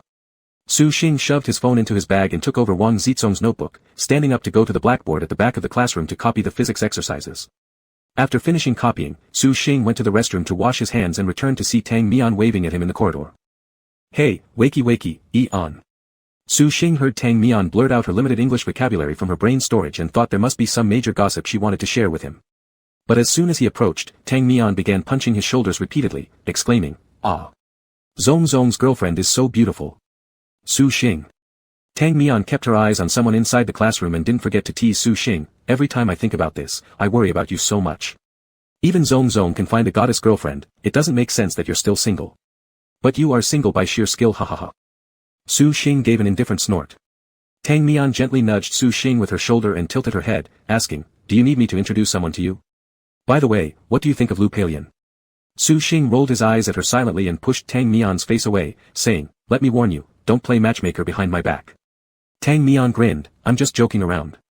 Su Xing changed the subject, how about the dorm change? Is everything settled? Tang Mian leaned both arms on the corridor railing, leaning backward and straightening her arms, saying, it's done, sigh. Su Xing, huh?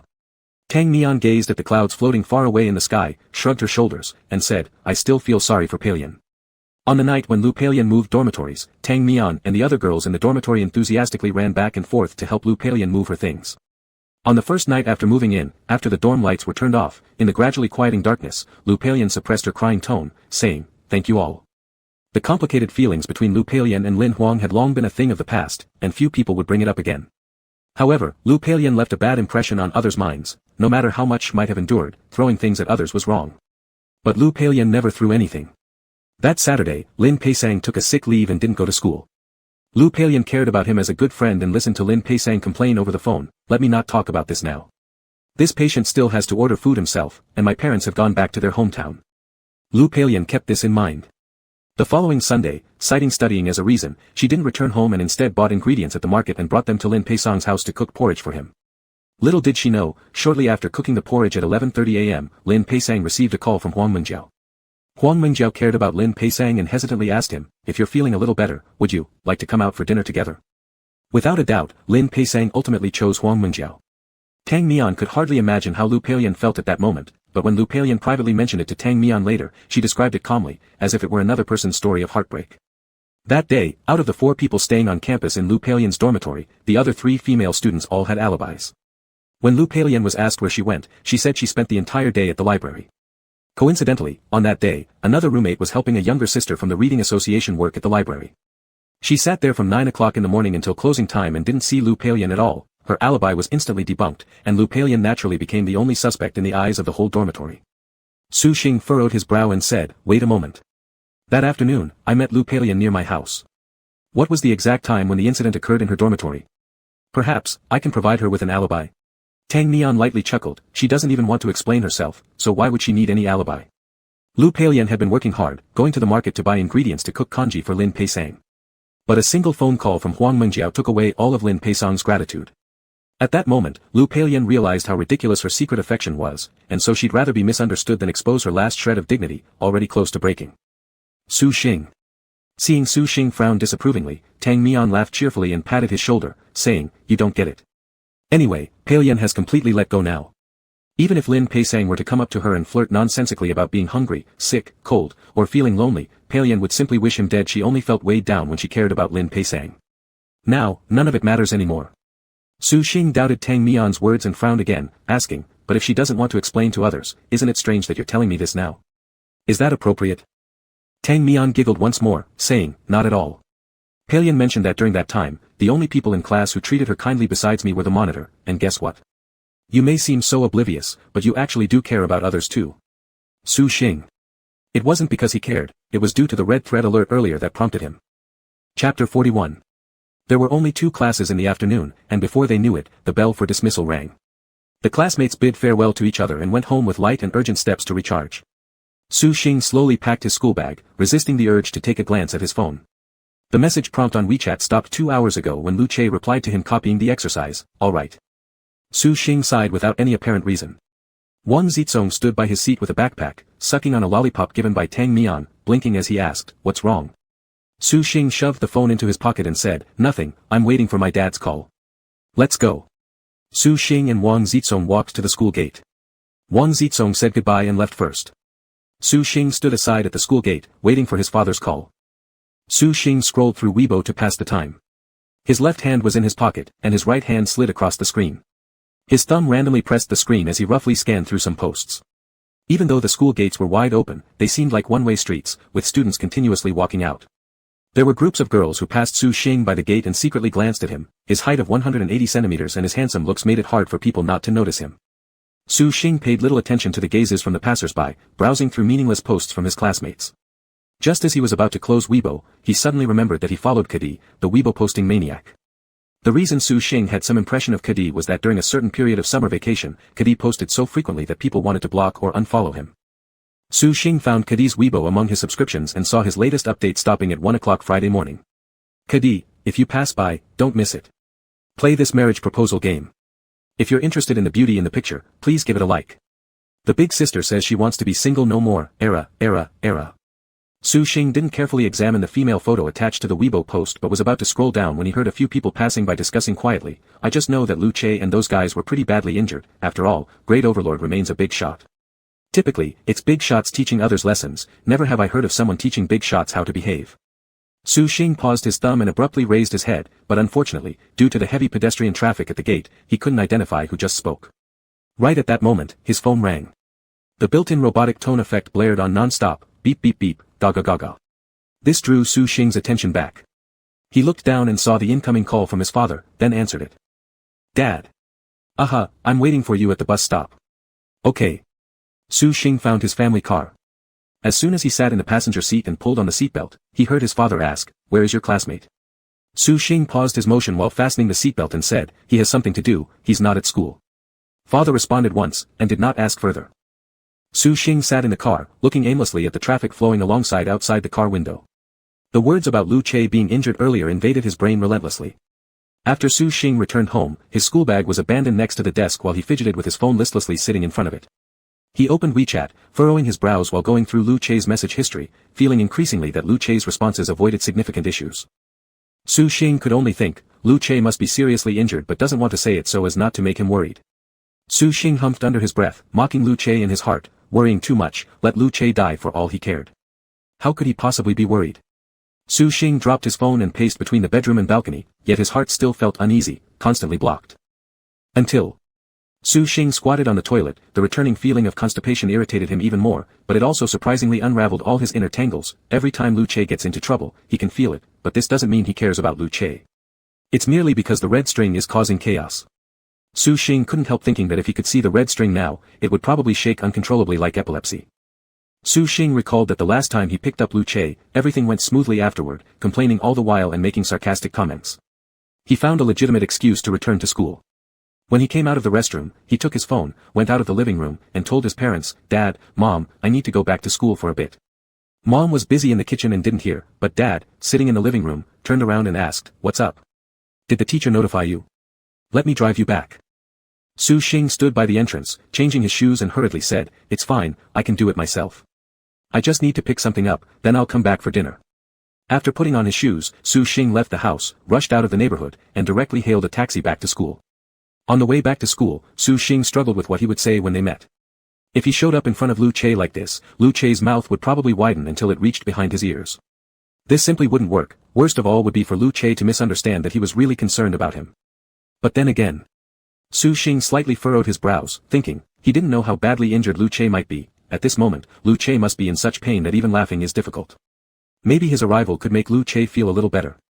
Su Xing kept overthinking things. By the time he returned to school, it was already after 5 o'clock. The campus was completely empty, and the gatekeeper uncle had only left the small side door open for students to enter and exit. From the school gate to the dormitory building, and from the first floor climbing up to the third floor, Su Xing's steps gradually slowed down. He went to the dormitory first. Out of 3 roommates who stayed there, one looked surprised upon seeing Su Xing and asked, "Class president, why haven't you gone home yet?" Su Xing let out an "ah" sound and calmly pretended to rummage through his bed for something, responding, "I'm here to get something, then I'll go." After flipping around for a while, Su Xing found a small notebook containing a summary of biology knowledge. Holding it in his hand, he hesitated for a moment, then also took an umbrella from the balcony before heading towards room 311 fully prepared. Today, the sky had been covered with clouds all day long, and the sun, hiding behind the clouds, finally revealed itself. The tangerine yellow sunlight pierced through the floating clouds across thousands of miles. The entire floor was quiet except for room 311, which resonated with noisy chatter. Lu Che sat on the edge of his lower bunk, leaning against the stairs connecting the upper and lower bunks. In his hand was a clean apple, but his mind wasn't focused as he watched a few others arguing on the opposite bed. He bit into the apple once. Just then, 2 knocks came from outside the door. Fu Dai was sitting on the neighboring bed playing with his phone. Hearing the knock, he didn't bother to look up as he shouted, "Who is it? Come in." The door wasn't locked and opened from the outside. Lu Che glanced toward the door carelessly. As Su Xing opened the door, he emerged alongside the dazzling sunset light, carrying with him the glow of molten gold. The sunlight wasn't blinding, but the people inside still couldn't help squinting slightly. Lu Che's expression froze for a second. His teeth left a shallow and neat mark on the apple, but he had forgotten to bite into it. Fu Dai glanced up, puzzled, and asked, "Class president, is there anything?" The moment Fu Dai finished speaking, he suddenly saw someone throw something his way. Reflexively catching it, Fu Dai realized it was an apple. As he looked up, Lu Che was already walking towards the door. Fu Dai took a bite of the apple, feeling somewhat bewildered, but since he was chatting with Xiong Huan, he didn't give much thought to the situation. The moment Su Xing pushed the door open, his eyes immediately locked onto Lu Che, sitting on the bed in the middle of the left side. Within those brief 2 seconds, his gaze quickly scanned Lu Che from top to bottom, confirming that aside from a bandage on his left hand, Lu Che appeared perfectly fine and was casually munching on the apple, not resembling a severely wounded patient at all. With this confirmation, Su Xing exhaled a breath of relief. When Su Xing snapped back to reality, Lu Che was already standing right in front of him. The handsome face illuminated by the warm rays of the setting sun was extraordinarily striking, his laughter barely concealed in his eyes. Just as Su Xing had anticipated, upon seeing him, Lu Che couldn't help but grin widely and softly asked, "Class president, why haven't you gone home yet?" As Lu Che drew closer, Su Xing quickly extended his hand and shoved the umbrella into his arms, successfully blocking the other person's impending embrace. Su Xing replied indifferently, "I've come to return your umbrella." His tone remained expressionless, cold, even a little aloof. Lu Che chuckled softly as he took the umbrella, then watched Su Xing curtly leave a parting remark, "I'm going home," before turning around and leaving. Lu Che tossed the umbrella aside by the door and followed Su Xing out, grabbing him and laughing, "Don't go yet, class president. Can I hug you before you leave?" Su Xing had just been grabbed when the person behind him decisively wrapped their arms around him from behind. Looking down at the hands hugging him from the front, Su Xing thought silently, he didn't push Lu Che away because he was afraid of injuring Lu Che's wounded left hand. While holding Su Xing tightly, Lu Che sighed dramatically, saying, I haven't seen you for 25 whole hours. With his back facing Lu Che, Su Xing coldly asked, did you get into a fight? The moment Lu Che heard this, he hurriedly explained, Kadi got into a fight, I was just trying to stop it. Su Xing, that's enough, let go already. Lu Che detected Su Xing's impatience in his tone, muttering while letting go unwillingly, I haven't hugged you long enough yet. Lu Che felt somewhat guilty about the fight and also realized that standing in the dormitory corridor, Su Xing, being a little awkward, might worry about being seen by others. After Lu Che released him, Su Xing didn't leave immediately but instead turned to glance at the white bandage on Lu Che's hand, huffed and said, and you say you were just trying to mediate. Being only slightly injured like this is your luck. Su Xing's words were stiff and unyielding, yet hearing them, Lu Che couldn't help laughing. He reached for Su Xing's hand and countered, were you worried about me, that's why you waited for me at school? Without hesitation, Su Xing shook off Lu Che's hand and snapped back irritably, why would I waste my energy worrying about you? Lu Che understood Su Xing's tough-talk soft-heart personality well, the smile on his face grew even stronger. Looking deep into Su Xing's eyes with a gentle voice, he said, you don't need to worry about me. No one can hurt me at the moment. Su Xing was about to sneer when she heard Lu Che rephrase himself, oh, wait, there is someone who can hurt me. Hearing this, Su Xing immediately thought of the name of the grade leader. Looking up, however, all he saw was Lu Che smiling sweetly at him as honeyed words flowed from his mouth, only you can hurt me. It's so easy for you to do so. Su Xing could not stand this sticky sweetness and blurted out involuntarily, go away, keep your distance from me, then I won't be able to hurt you. Lu Che chuckled, I've tried, but I just can't stay away from you. As Lu Che continued to act affectionately, Su Xing shot him a glare and said, go away. Lu Che stood beside Su Xing, resting his chin on Su Xing's shoulder, saying softly, no way, I want you to love me well, I'm very afraid of pain. Su Xing scowled and responded, if you're afraid of pain, why pick fights? With twisted logic, Lu Che replied, because I'm afraid of pain, I rarely get injured during fights, this is what I meant. At this moment, someone in room 311 called out to Lu Che, prompting him to pull away slightly from Su Xing. Fu Dai walked out of the dormitory followed by 3 other people. Su Xing realized these were unfamiliar faces, obviously students from other classes at the same grade. Seeing Lu Che, Fu Dai said, Ache, let's go. Kadi and Zhou Mang are out alive, inviting us for dinner. Kadi and Zhou Mang voluntarily went to apologize to Coach Guo who supervised the sports team. Fu Dai and the others had been waiting for them in the dormitory. Lu Che, however, refused, saying, no thanks. Startled, Fu Dai questioned, huh? Su Xing also frowned and looked at him upon hearing this. Lu Che gave a very proper reply, I am going to focus on studying tonight, catching up on the lessons I've missed over the past few days. You guys go ahead. It's perfect since no one will disturb me in the dorm. Su Xing. Fu Dai. What an idiot. Fu Dai massaged his forehead and told the others, forget it, let's go. The few people behind laughed and bowed to Lu Che, brother Che, good job. After they left, Lu Che turned around and shamelessly began whining to Su Xing, class president, don't go home, stay for dinner with me. And tutor me tonight too. Su Xing shot him another glare, saying, humph, you wish. Lu Che instantly turned pitiful, I feel so sorry for myself having to eat alone in the cafeteria. Disgusted, Su Xing said to Lu Che, get lost, I'm going home. Coincidentally, Su Xing's phone rang at that moment, interrupting their conversation. Su Xing pulled his phone out of his pocket, showing that it was Mom calling. He answered the call, Mom. Su Xing gazed downward, lips slightly parted. Suddenly, he felt Lu Che lean toward him until there was only half the length of a mobile screen between them. Su Xing instinctively held his breath, feeling so close that it seemed like he could sense every breath Lu Che took. Lu Che's lips curved upwards with a faint smile, almost brushing against the edge of Su Xing's palm. He leaned close to the bottom microphone of the phone, his shiny black eyes reflecting Su Xing's silhouette as he softly spoke. Auntie, hello. Su Xing abruptly pulled backward, creating some distance between them. His left hand gripping the phone felt like it had been scorched by Lu Che's lips. Chapter 42. Su Xing took a step back, glaring at Lu Che with ill humor. Then he heard Aunt Su ask on the phone, is that Lu Che? Su Xing responded gruffly, Aunt Su said, that's perfect, Xing, invite Lu Che over for dinner. Are you done with your work? Su Xing grunted, His eyes reluctantly looked at Lu Che, who was leaning against the corridor wall and flashed him a smile upon their gaze meeting. Su Xing hung up the phone and struggled to speak, my mom says, does she want you to come over for dinner? He quickly emphasized, it's my mom asking, I don't welcome you at all. Lu Che's amusement almost overflowed from his eyes, and without hesitation, he said, sure. Lu Che also went back to the dormitory to find a never-used bag, carrying it out of the door. Su Xing gave him a disapproving glance and asked, "Why are you carrying the school bag?" Lu Che laughed and said, "My first impression on your parents last time wasn't good enough. I hope pretending to be a diligent and hardworking student now can still work." Su Xing's first reaction was to think that Lu Che had packed some extra clothes by himself. But seeing the deflated bag obviously containing only 2 books, he became too lazy to even talk to him. They got a taxi outside the school gate, the whole journey silent. The only conversation was when Su Xing accidentally bumped into Lu Che's injured left hand. He casually apologized, hearing Lu Che laughing softly, "It's just a minor wound. It was dealt with in the hospital anyway. Nurses tied the bandage like my hand was holding a knife, tisk."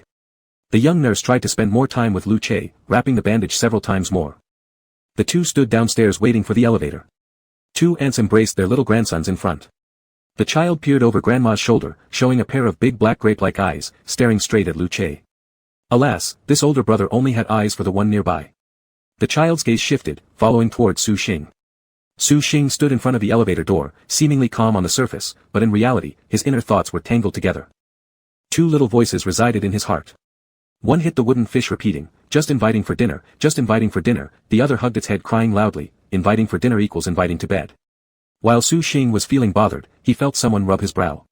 He turned to look, only to see Lu Che's dark bright eyes, smiling and asking, "What are you thinking about? Your eyebrows are scrunched together." Su Xing shook his head, saying nothing. Just then, the elevator doors opened. They walked behind the aunties, entering the elevator sequentially. Arriving home. Upon stepping through the door, Lu Che greeted politely, "Uncle, Auntie." Aunt Su came out with a dish, saying, "Ah, Lu Che has arrived. Come sit quick, we're getting ready to eat." Uncle Su put down the tablet in his hands and said, "Come on, let's eat." Lu Che followed Su Xing to wash his hands first. After sitting down at the table, Aunt Su served him a bowl of rice, and Uncle Su had already placed a piece of fried fish in his bowl. Uncle Su enthusiastically said, "Taste Auntie's cooking skills. Her crispy fried fish truly has some tricks to it." Su Xing bit his chopsticks, his eyes involuntarily landing on Lu Che.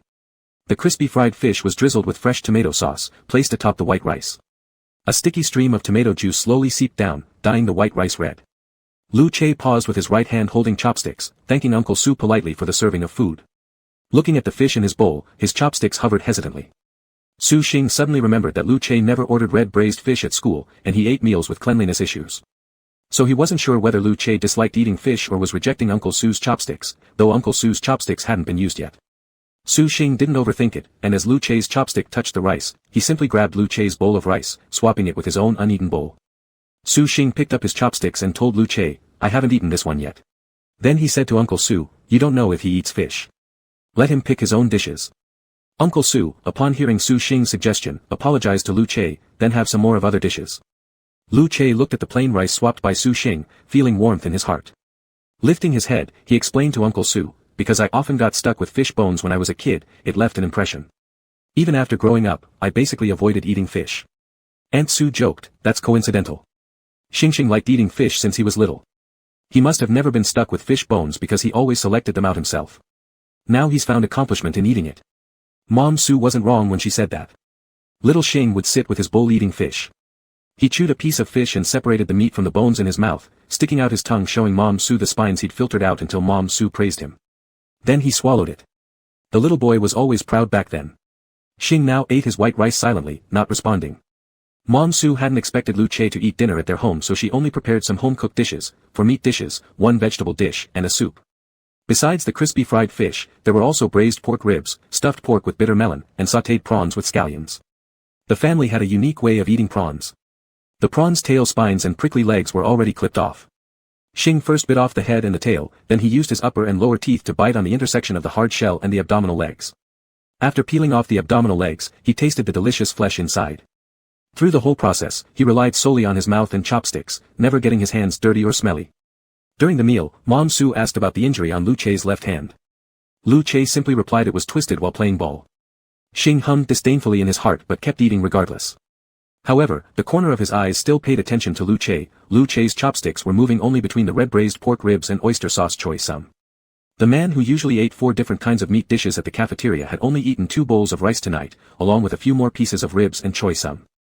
After Xing and Lu Che finished their meals, Dad Su, like usual, poured himself a small glass of alcohol and joked, "Do you drink baijiu, Chinese liquor? Would you like a small cup?" Lu Che smiled with a hint of anticipation, "I'm not good at drinking baijiu, but I can take a little." Xing immediately interrupted, Dad, he's still a senior 3 student, why is he drinking alcohol? Inwardly, Xing thought that even if it was just a surface wound on Lu Chei's hand, drinking baijiu wouldn't help with recovery. Mom Su laughed and told Lu Chei, when Xing was newly born, his dad joked with friends that in the future, he'll have a son accompanying him to drink alcohol at home. But unexpectedly, Xing has always insisted on not touching alcohol. Dad Su then said, old people say that those who don't know how to drink cannot get married. Moreover, once you start working, how can you avoid social gatherings involving alcohol? This baseless nonsense from Dad Su hit a nerve for Xing as he snapped, when I get married, we'll drink jiadobo, a cooling herbal drink. Lu Chei found this amusing and told Dad Su, Uncle, the class monitor doesn't let me drink. Let me come after my college entrance exam and have a drink with you then. Dad Su chuckled and responded, all right. At their house, fewer words during meals and chatting after meals has always been a habit. They chatted idly about trivial things, and before they knew it, it was close to 8 o'clock. As Xing was about to leave the dining table, he suddenly heard Mom Su ask, Xing, why did you rush back to school just now? Xing's hand paused while pulling the chair. Lu Chei had just risen following Xing, and upon hearing this, his movements also paused momentarily. Subsequently, with a smile on his lips, he looked toward Xing. Pretending to be calm, Xing pushed back the chair and replied indifferently, nothing important. I forgot something. After saying this, Xing returned to his room, and Lu Chei followed with a smile on his face, entering the room together. As soon as Xing sat down at his desk, Lu Chei leaned over beside him, resting one hand on the backrest of the chair. Leaning slightly forward with a mischievous smile, he asked, Class monitor, what important thing did you forget to go all the way back to school to fetch? Xing thought Lu Chei really deserved a beating. He shoved away the face that was getting too close and pulled out a small notebook of biology key points, slamming it on the table confidently and declaring, this. Lu Chei's eyes sparkled with amusement as he picked up the little notebook casually and opened it, then commented lightly, oh, it's this thing, huh? Hearing Lu Chei's tone, Xing got irritated instantly and directly gave him an expulsion order, now that we've finished eating, roll back to school.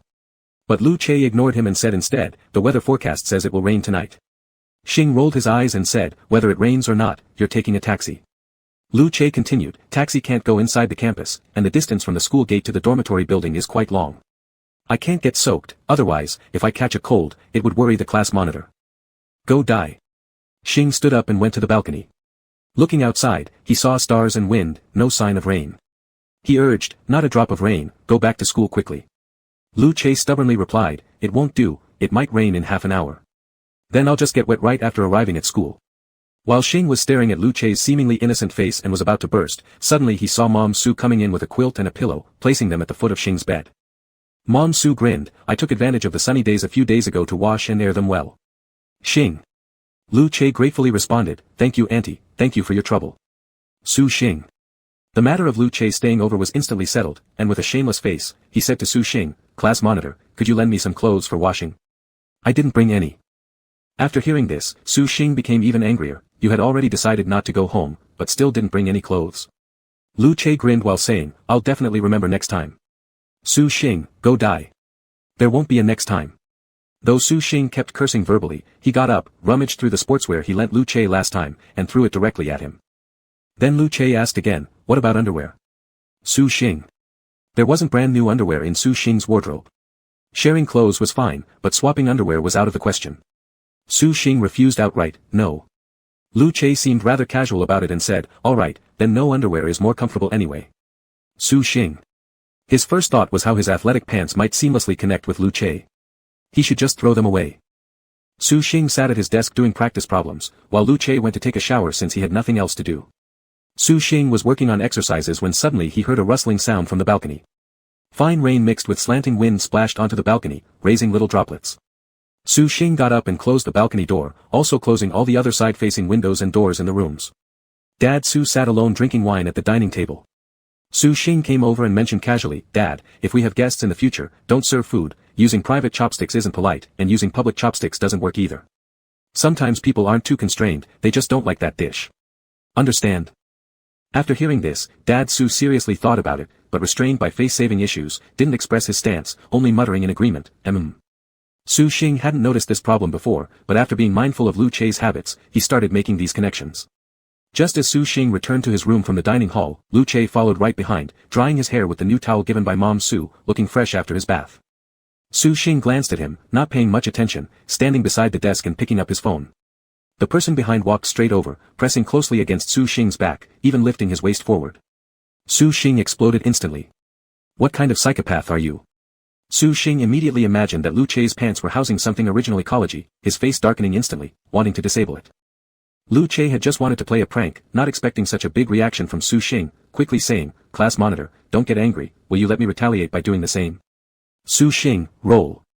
Since Lu Chei's softening didn't work, he pulled down his pants in front of Su Xing, revealing the waistline of his inner shorts under half-lifted sportswear, showcasing his chiseled abs lines. Su Xing cast him a glance, and most of the anger in his heart subsided. Lu Chei wore underwear, which meant it was double layers earlier, sport pants plus underwear, much better than just isolated by sport pants.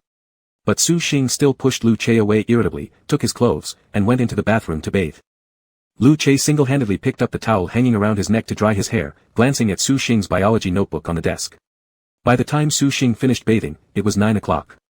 Sitting cross-legged at his desk doing homework, Su Xing found Lu Chei quietly lying on the bed flipping through his old test papers. The night rain continued for over 2 hours.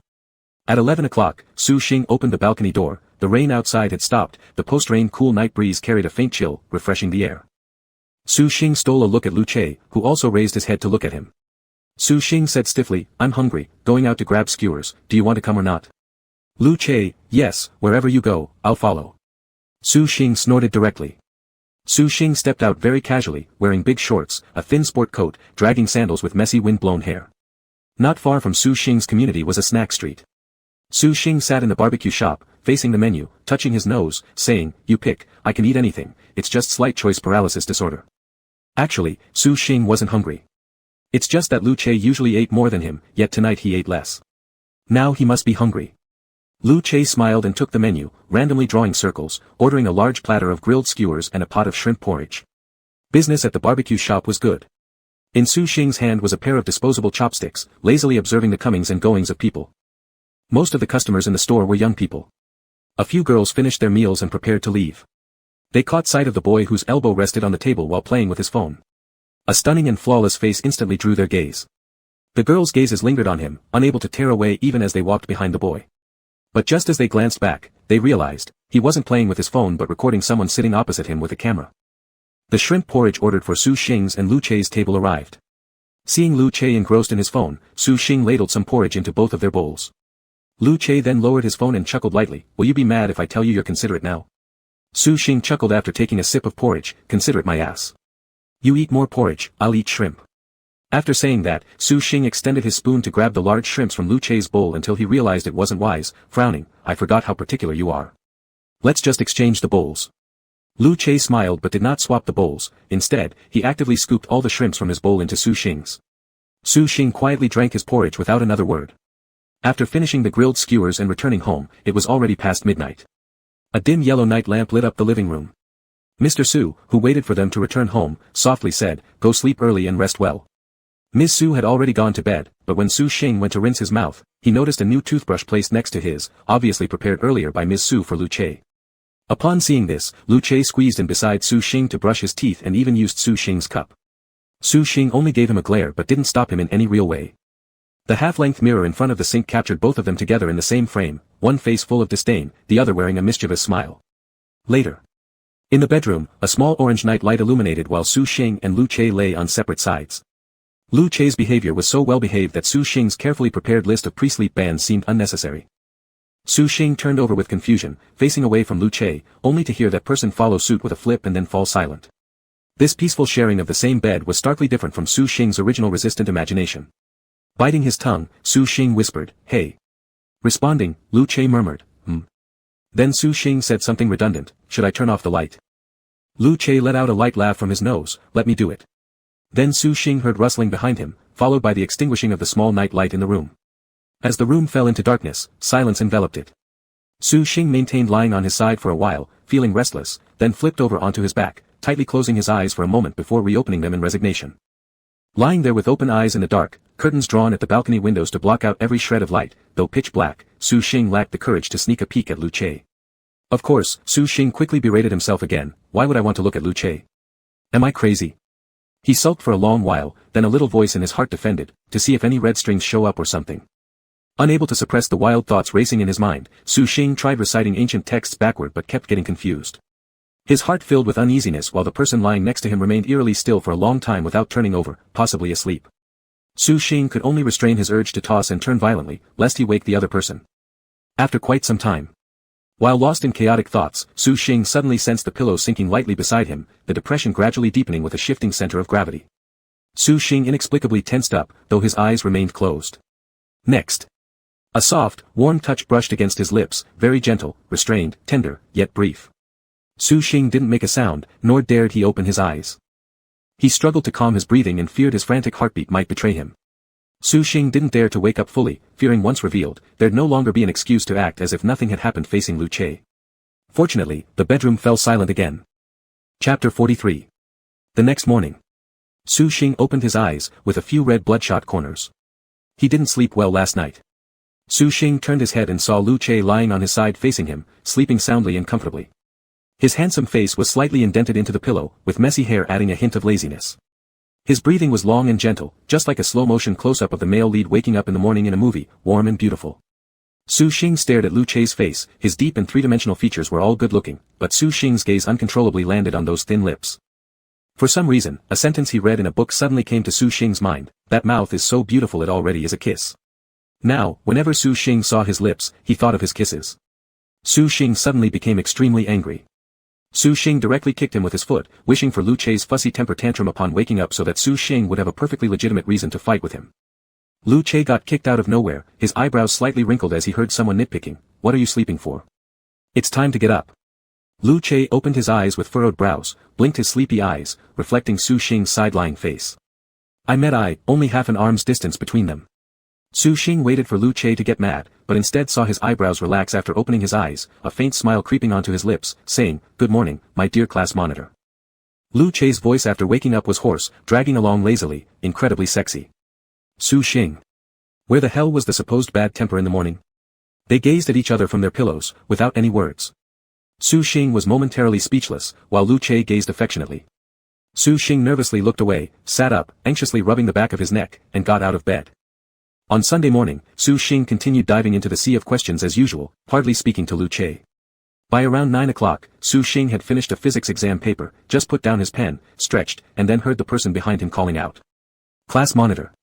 Su Xing turned around impatiently, "What?" Lu Che took a bag to pack last night's dirty clothes, stuffed it into his school bag, and looked up at Su Xing, "I'm going back to school first." Su Xing leaned his left arm on the back of the chair, looking at Lu Che sideways, not knowing what to say, muttering in agreement, "Oh." Lu Che lifted his light backpack, his handsome face accompanied by a slight smile, walked up to Su Xing, tilted over, hugged him, whispered near Su Xing's ear, "Your important thing has gone, don't you want to keep me here?" Su Xing glared at him, "Get lost quickly." Lu Che chuckled softly, lightly embraced Su Xing once, and soon let go. Su Xing followed him to the living room together. Once Mr. and Mrs. Su saw that Lu Che was leaving, they repeatedly urged him to stay for lunch before letting Mr. Su send the two back to school. However, Lu Che politely declined, claiming a classmate urgently needed him.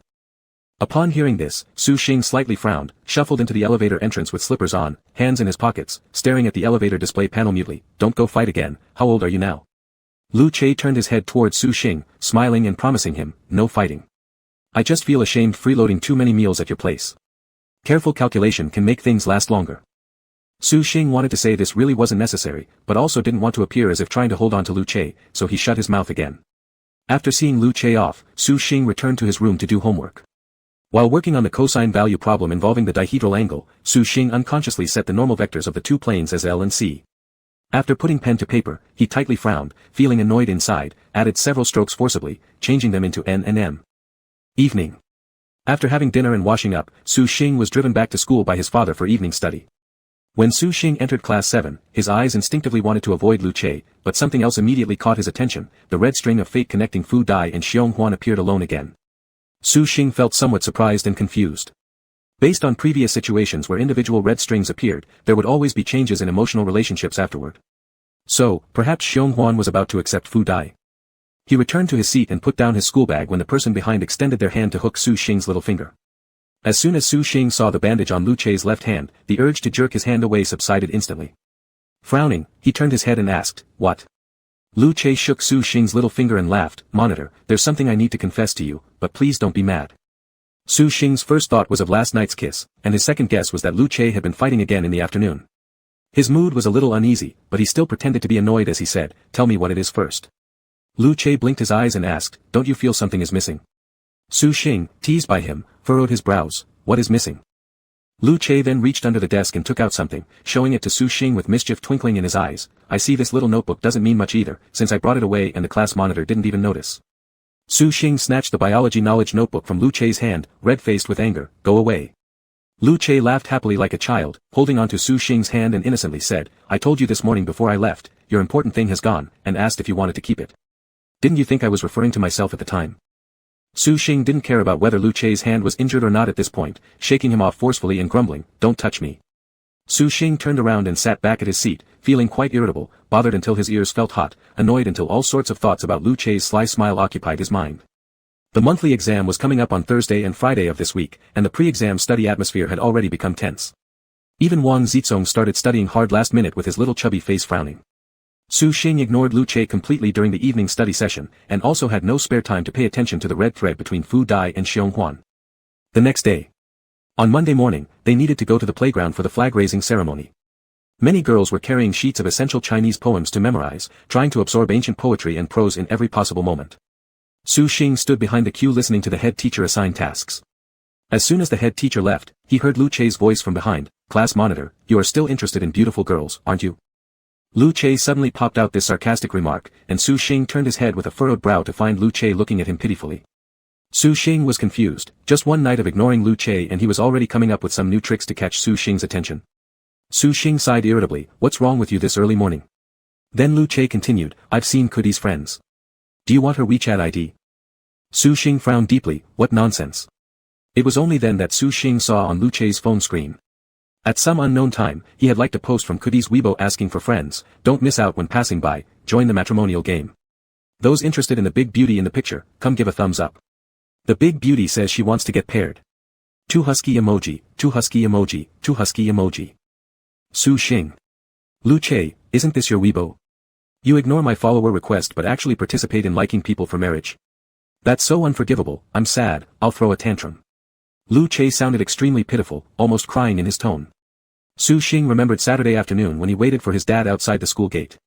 He had just happened to scroll through Kudi's post then, hearing passers-by talk about Lu Che getting hurt, maybe at that very moment he accidentally tapped the like button. Su Xing explained with great exasperation, mind your own business, I just touched it by mistake, I didn't even open the picture. Lu Che wouldn't let it go, I checked Kudi's phone last night, he posted a picture on Thursday evening, how could you see it on Saturday afternoon? And why did you randomly hit like? Wasn't that deliberate? Su Xing, at that moment. He was thinking about the idiot in front of him. Worried about whether he had serious injuries. Su Xing closed his mouth. The thoughts popping up in his mind were merely factual statements of what had happened at that time. He naturally thought about Lu Che when someone mentioned his name, especially hearing that Lu Che and others had been hurt, making him curious about the extent of Lu Che's injuries. But why did it feel so awkward putting it into words? Su Xing gave up explaining, go away, I don't like her. Believe it or not. Lu Che leaned closer and asked, all right then, who do you like if not her? Lu Che placed his chin on Su Xing's shoulder and whispered softly, tell me quietly, I will definitely keep it a secret for you. Lu Che's attitude instantly switched from doubt to his usual sweet manner. Su Xing, get lost. Lu Che, oh why did you pick a pet name for me so easily? Su Xing. Lu Che, okay, as long as it makes you happy, call me whatever you like. Seeing there was no way out with Lu Che's stubborn persistence, Su Xing shrugged off his shoulders and declared, don't bother me during exam week, I have test anxiety. Once I'm annoyed, I really feel like hitting someone. Lu Che agreed happily and hugged Su Xing from behind with a playful smile, whispering softly, all right then, I'll just hug you and not bother you. Su Xing rolled his eyes, didn't respond verbally, and didn't push him away either. For the next 2 days, Lu Che indeed didn't bother Su Xing again. Sometimes when Su Xing returned to the classroom after fetching water or using the restroom, he would glance over and see Lu Che with his head down, seriously working on practice problems. The preparation time for exam week passed quickly. The monthly exams across the entire school proceeded in full swing. In the testing room, some students scratched their heads anxiously, others looked around, and still others buried their heads to sleep, while there were those who tackled the tests confidently.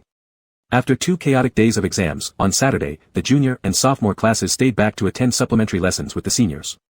After today, the whole school would enjoy a long holiday for National Day and the Mid-Autumn Festival.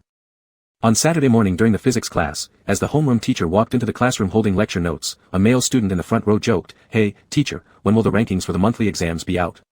I'm looking forward to pretending to have a heartfelt online romance during the long holiday using Lu Che's avatar. This shameless statement earned the boy some boos and laughter from others. Kudi mockingly laughed at the boy, saying, ha. Too naive. If one changed to Lu Che's avatar, probably their current girlfriend would also want to change boyfriends. Smiley face. The homeroom teacher chuckled and interrupted them, saying, "The papers are only half graded so far, but I can share some good news with all of you. Our class's physics representative got a perfect score this time." Chapter 44. A boy in the front row whispered on the spot, "What kind of good news is this?" "My online romance. My love. No chance to defile Che's avatar anymore." Sigh. The sorrowful rant was drowned out by laughter. Lu Che leaned against the wall, his lips curling with nonchalance as he idly twirled his pen. Oh, a perfect score. The girls in the class looked at him secretly, their shining eyes filled with admiration and joy.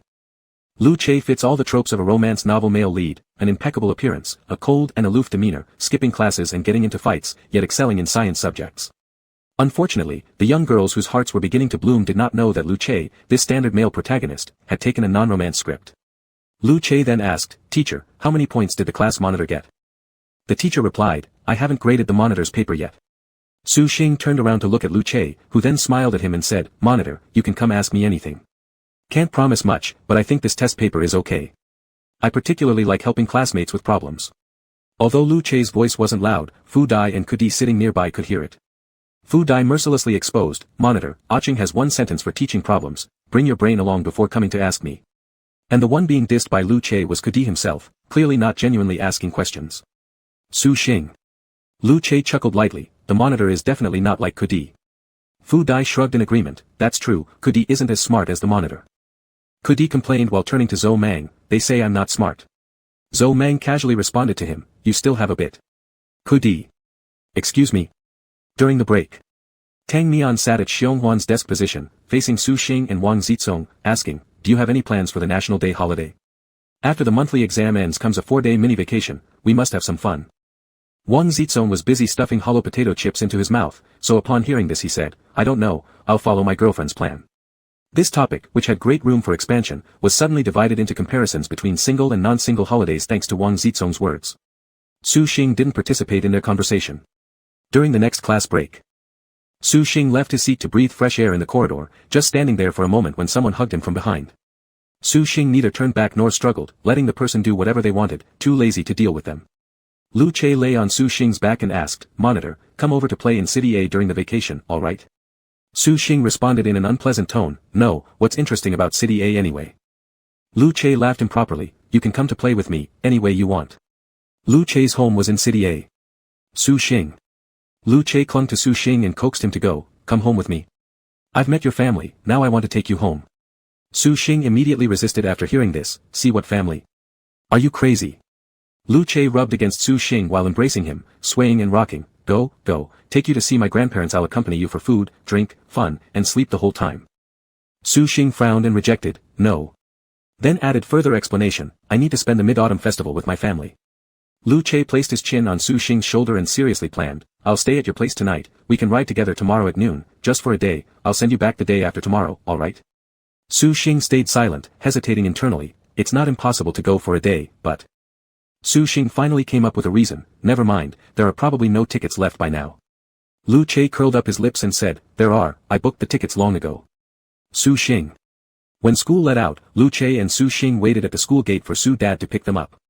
Su Xing stood silently with both hands in his trouser pockets, still wrestling internally over whether or not to go to City A with Lu Che, whether he should or shouldn't, if it's possible or not. By the time Su Dad came to pick them up, Su Xing still hadn't resolved his dilemma and went home with Lu Che in a daze. That night, as soon as Lu Che sat down at the dinner table, his eyebrows relaxed and he began smiling. Even though Su Xing had been silent the entire afternoon without giving a definitive answer, the dishes prepared by Su Mom were all to Lu Che's liking. Clearly, Su Xing had already reported the situation at home. Mrs. Su mentioned offhandedly, "Your sister said a few days ago that she couldn't get tickets and wouldn't be coming back." Sigh, train tickets are the hardest to buy during holidays. Su Xing heard this but made no response, casually eating his dinner as if nothing had happened. After the dinner, Su Xing and Lu Che entered the room one after another. As soon as Su Xing sat down at the desk, he couldn't help but ask, "When did you buy your ticket?" Upon hearing this, Lu Che softly chuckled, "My ticket home isn't hard to get, since the distance is relatively short and there are many schedules available." Su Xing frowned, "So, when exactly?" Lu Che replied, "A little over a week ago." Su Xing didn't answer. There was a brief silence. Lu Che wasn't particularly concerned either, and he lowered his head to rummage through his bag for clothes. Then Su Xing asked him, "What time tomorrow?" Lu Che paused in his actions, looked at Su Xing's back silhouette, and smiled as his lips curved upward. How about the 10 a.m. bus? Or 10:30? Su Xing's frown was barely noticeable, then he directly turned around to look at Lu Che, holding out his hand and saying, "Show me the tickets you booked." Hearing this, Lu Che let out an "ah" sound, hesitating slightly with the phone in his hand, but still opened the booking interface and handed it to Su Xing. Su Xing originally thought Lu Che had bought long-distance bus tickets or something similar, but discovered it wasn't the case. When he saw the name of the ticket purchaser on the page, his eyebrows furrowed, suppressing the peculiar feelings within. He looked up and asked Lu Che, "Why do you know my ID number?" Lu Che touched his nose, sheepishly responding, "I saw it on the class list last time when we were verifying names."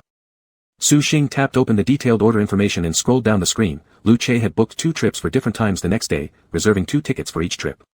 The detailed user information displayed revealed the names as Lu Che and Su Xing respectively. When Lu Che felt embarrassed, he tried covering it by smiling awkwardly, and hugging Su Xing while saying, "I wasn't sure when you'd have time, so I needed to ensure there would always be available seats." Su Xing muttered gruffly, "Couldn't you have asked me first?" Lu Che grinned instead, "If I asked you, you'd definitely say no, right?" Su Xing was speechless. Lu Che knew him better than he knew himself. In silence, Su Xing cancelled all buses other than the one at 10 o'clock that day, hesitated again, and then cancelled all return tickets for the next day, leaving only the last bus on that evening. Several handling fees were deducted during the cancellation process. Su Xing shoved the phone back into Lu Che's hands, got up to take clothes to shower. As night fell, the lights in the bedroom were turned off, and as soon as Su Xing lay down, he propped his arm under his pillow and turned his back to Lu Che. Even in the dark, Su Xing couldn't help breaking the silence, calling out, "Hey." Lu Che flipped over onto his side facing Su Xing and murmured, "Hmm." With excellent night vision, he could still make out Su Xing's silhouette in the darkness. Su Xing, facing away from him, asked, "Don't you think there's something wrong with you?" Lu Che, puzzled, replied, "Eh." Then he continued, "Normal people can't stand me. You're not normal." So, it was probably because of some red thread connection between them. Lu Che softly laughed, lazily dragging his tone as he responded, "Is this a roundabout way of praising how much I love you?" Su Xing. Go to hell. Su Xing squeezed his eyes shut tightly, unilaterally declaring the topic closed. But silence persisted only briefly before Lu Che's deep voice came from behind, "Let's be honest, your personality keeps people miles away, sometimes even hurts them. Especially for those who want to get close to you, it feels like they're forcing intimacy against cold indifference." Su Xing. Lu Che continued cheerfully, "But anyway." Lu Che's voice carried a laugh, "I know that even if you worry about others to the point of crying, you won't express it with words. You really aren't good at expressing yourself, or rather, the way you express yourself is exhausting, both for you and for others." After Lu Che suddenly said these things, Su Xing felt uncomfortable upon hearing them and hurriedly rebutted, "Go to hell. You're the one who cries." Lu Che found this amusing and consoled him, all right, you didn't cry, I'm just rambling nonsense." Their bedtime conversation ended with Su Xing's strong dissatisfaction. Lying down awkwardly with his head tilted, Su Xing closed his eyes and attempted self-hypnosis. However, after more than half an hour, Su Xing remained fully conscious, also feeling the person beside him shift slowly closer amidst the silence, bracing himself on an elbow to approach. Su Xing's right hand rested outwardly, fingers subtly clutching the bedsheet beneath. Without a doubt, his lips received another kiss. Warm, soft lips gently parted and tenderly kissed his lips, slow and lingering, suckling with delicate sweetness. Compared to their first kiss last Saturday, Lu Che was no longer satisfied with mere light pecks.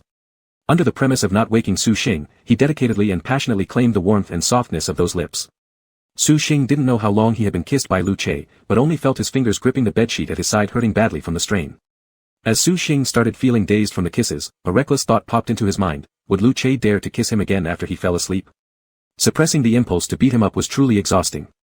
The next morning, Su Xing got up at around 6 o'clock. Since he hadn't suffered insomnia until the wee hours of the night, his mental state was fairly good, so he didn't kick Lu Che immediately upon getting up. Su Xing went to wash up, drank a glass of lukewarm water, and while Lu Che was still sleeping, quietly packed the clothes he needed for their outing. Su Xing had roughly mentioned to his parents the day before that he would go back to City A with Lu Che. At the time, he wasn't sure about the exact timing, but early in the morning, the specific time was finalized, allowing Su Dad to stay home and drive them to the station after 9 o'clock. With over half an hour before departure, Lu Che took both their ID cards to collect the tickets. Not long after sitting in the waiting hall, they were called to check in for the ride. Once on board, Su Xing picked a window seat. Without hesitation, Lu Che leaned his head against Su Xing's shoulder. Feeling awkward, Su Xing said, "I've been to City A few times, and I have never liked it much." Lu Che responded arrogantly with a light laugh, "That's because I haven't appeared in front of you yet. You're just waiting for a reason. How does that phrase go? One person, one city in love." Su Xing, humph. Lu Che, when I first arrived in City C, I felt so restricted, always thinking that City A was better. In City C, weekends lacked fun places to hang out, but now, having you in City C makes it more than enough. Su Xing, resting his chin on his hand, scoffed, other than smoking, drinking, and fighting, what else do you know? The head resting on his shoulder suddenly turned its face towards him.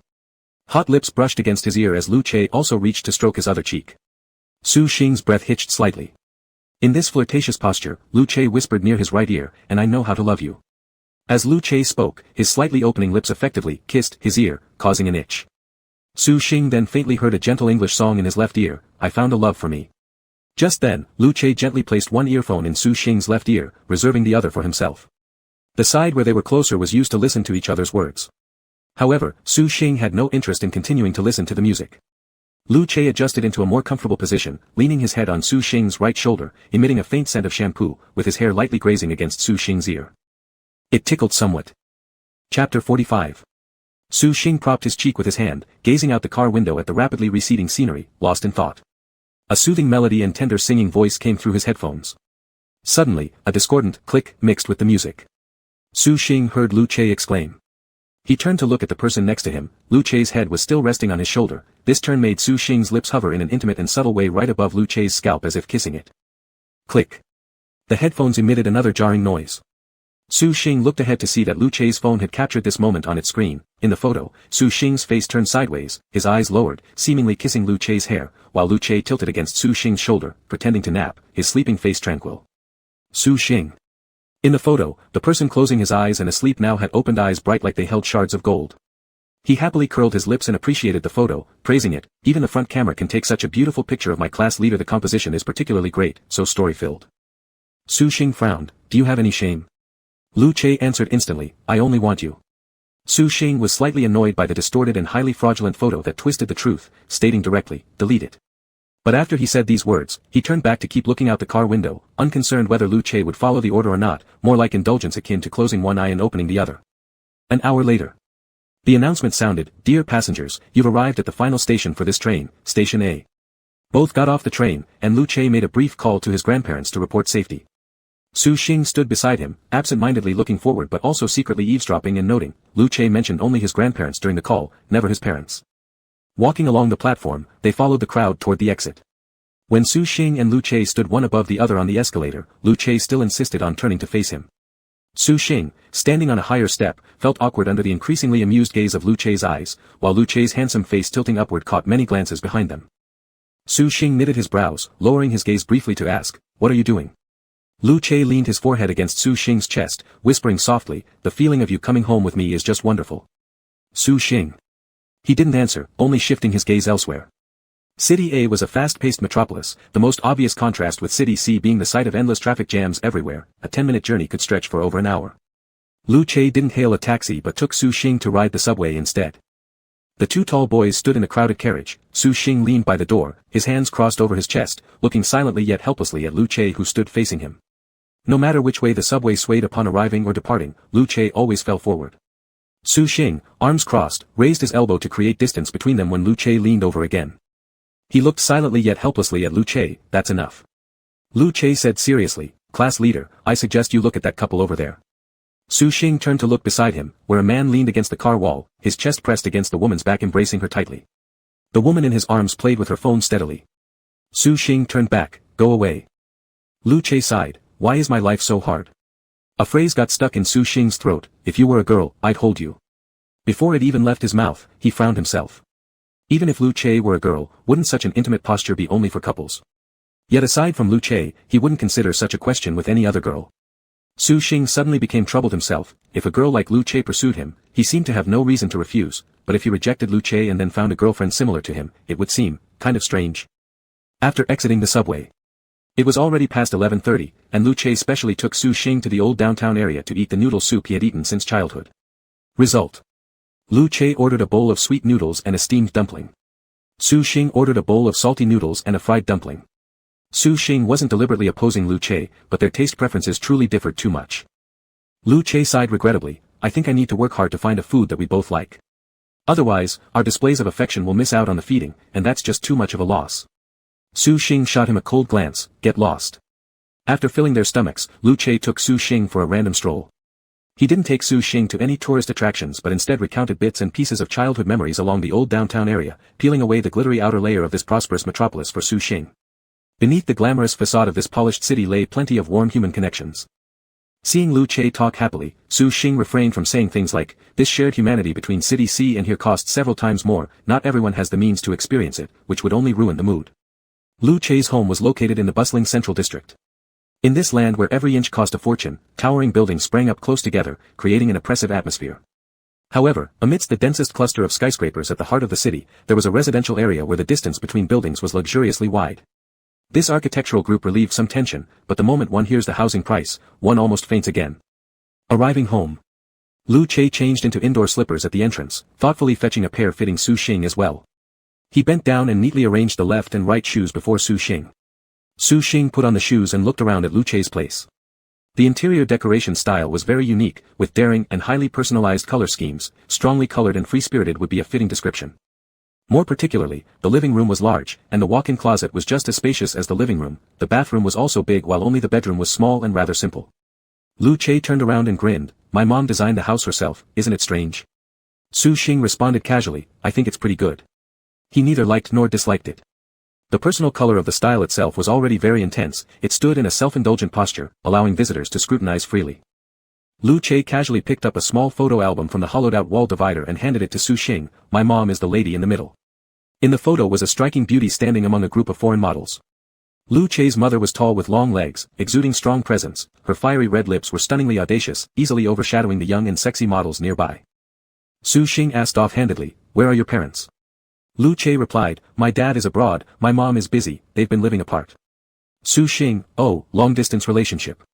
Lu Che, literal meaning, they each do their own thing. Su Xing. Lu Che carried Su Xing's schoolbag into the bedroom to store it away. On his way back, he noticed Su Xing looking hesitantly at the door and smiled. Walking up to Su Xing, he leaned one hand on the door frame, flicked Su Xing's hair and teased, "Class leader, did you suddenly realize that I'm a pitiable child lacking family warmth and decided from now on to love me even more?" Su Xing gave him a disapproving look and said, "Thinking too much. With such imagination alone, you can't possibly lack affection." Lu Che smiled at Su Xing, "My mom indeed doesn't interfere much with me, but I don't feel a lack of affection, only freedom. As long as I haven't done anything illegal or hurtful, she lets me make my own decisions." Upon hearing this, Su Xing felt quite ambivalent.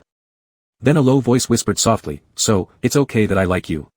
The heartfelt confession seemed to have temperature, reaching his ears. It reddened his earlobes. And warmed his heart. Lu Che and Su Xing faced each other on either side of the doorway, Lu Che's eyes reflecting the image of Su Xing averting his gaze. The atmosphere was perfect. Lu Che gently brushed Su Xing's forehead hair and slowly inclined forward. Until the second before his thin lips were about to touch Su Xing's forehead, Su Xing suddenly pushed him away. The reason Su Xing pushed him this time wasn't, "Get lost," but, "I'm going to the restroom." Lu Che hadn't reacted yet. Su Xing had already fled in disarray. Hidden in the restroom, Su Xing's irregular heartbeat tightened his defenses. Su Xing clutched the left side of his chest, feeling strange emotions bubbling up within, making him ponder aimlessly. Perhaps the red thread had already rooted itself deep inside his heart, now beginning to manipulate his emotional fluctuations. When realizing this connection, Su Xing's worry was accompanied by relief. His lack of disgust or repulsion towards Lu Che's kiss wasn't due to his own problem but the effect of the red thread.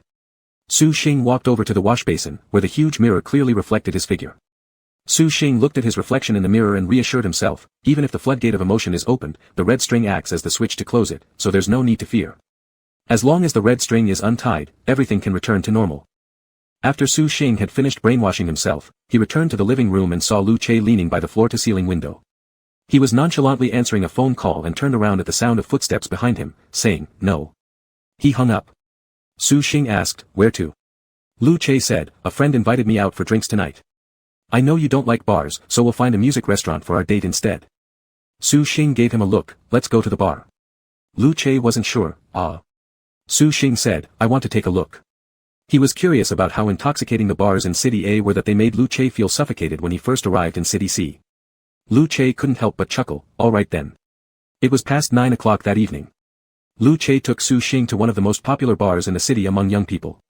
The frantic, heart-pounding music and the sultry performances on stage didn't stir up Su Xing's supposed youthful and restless heart at all.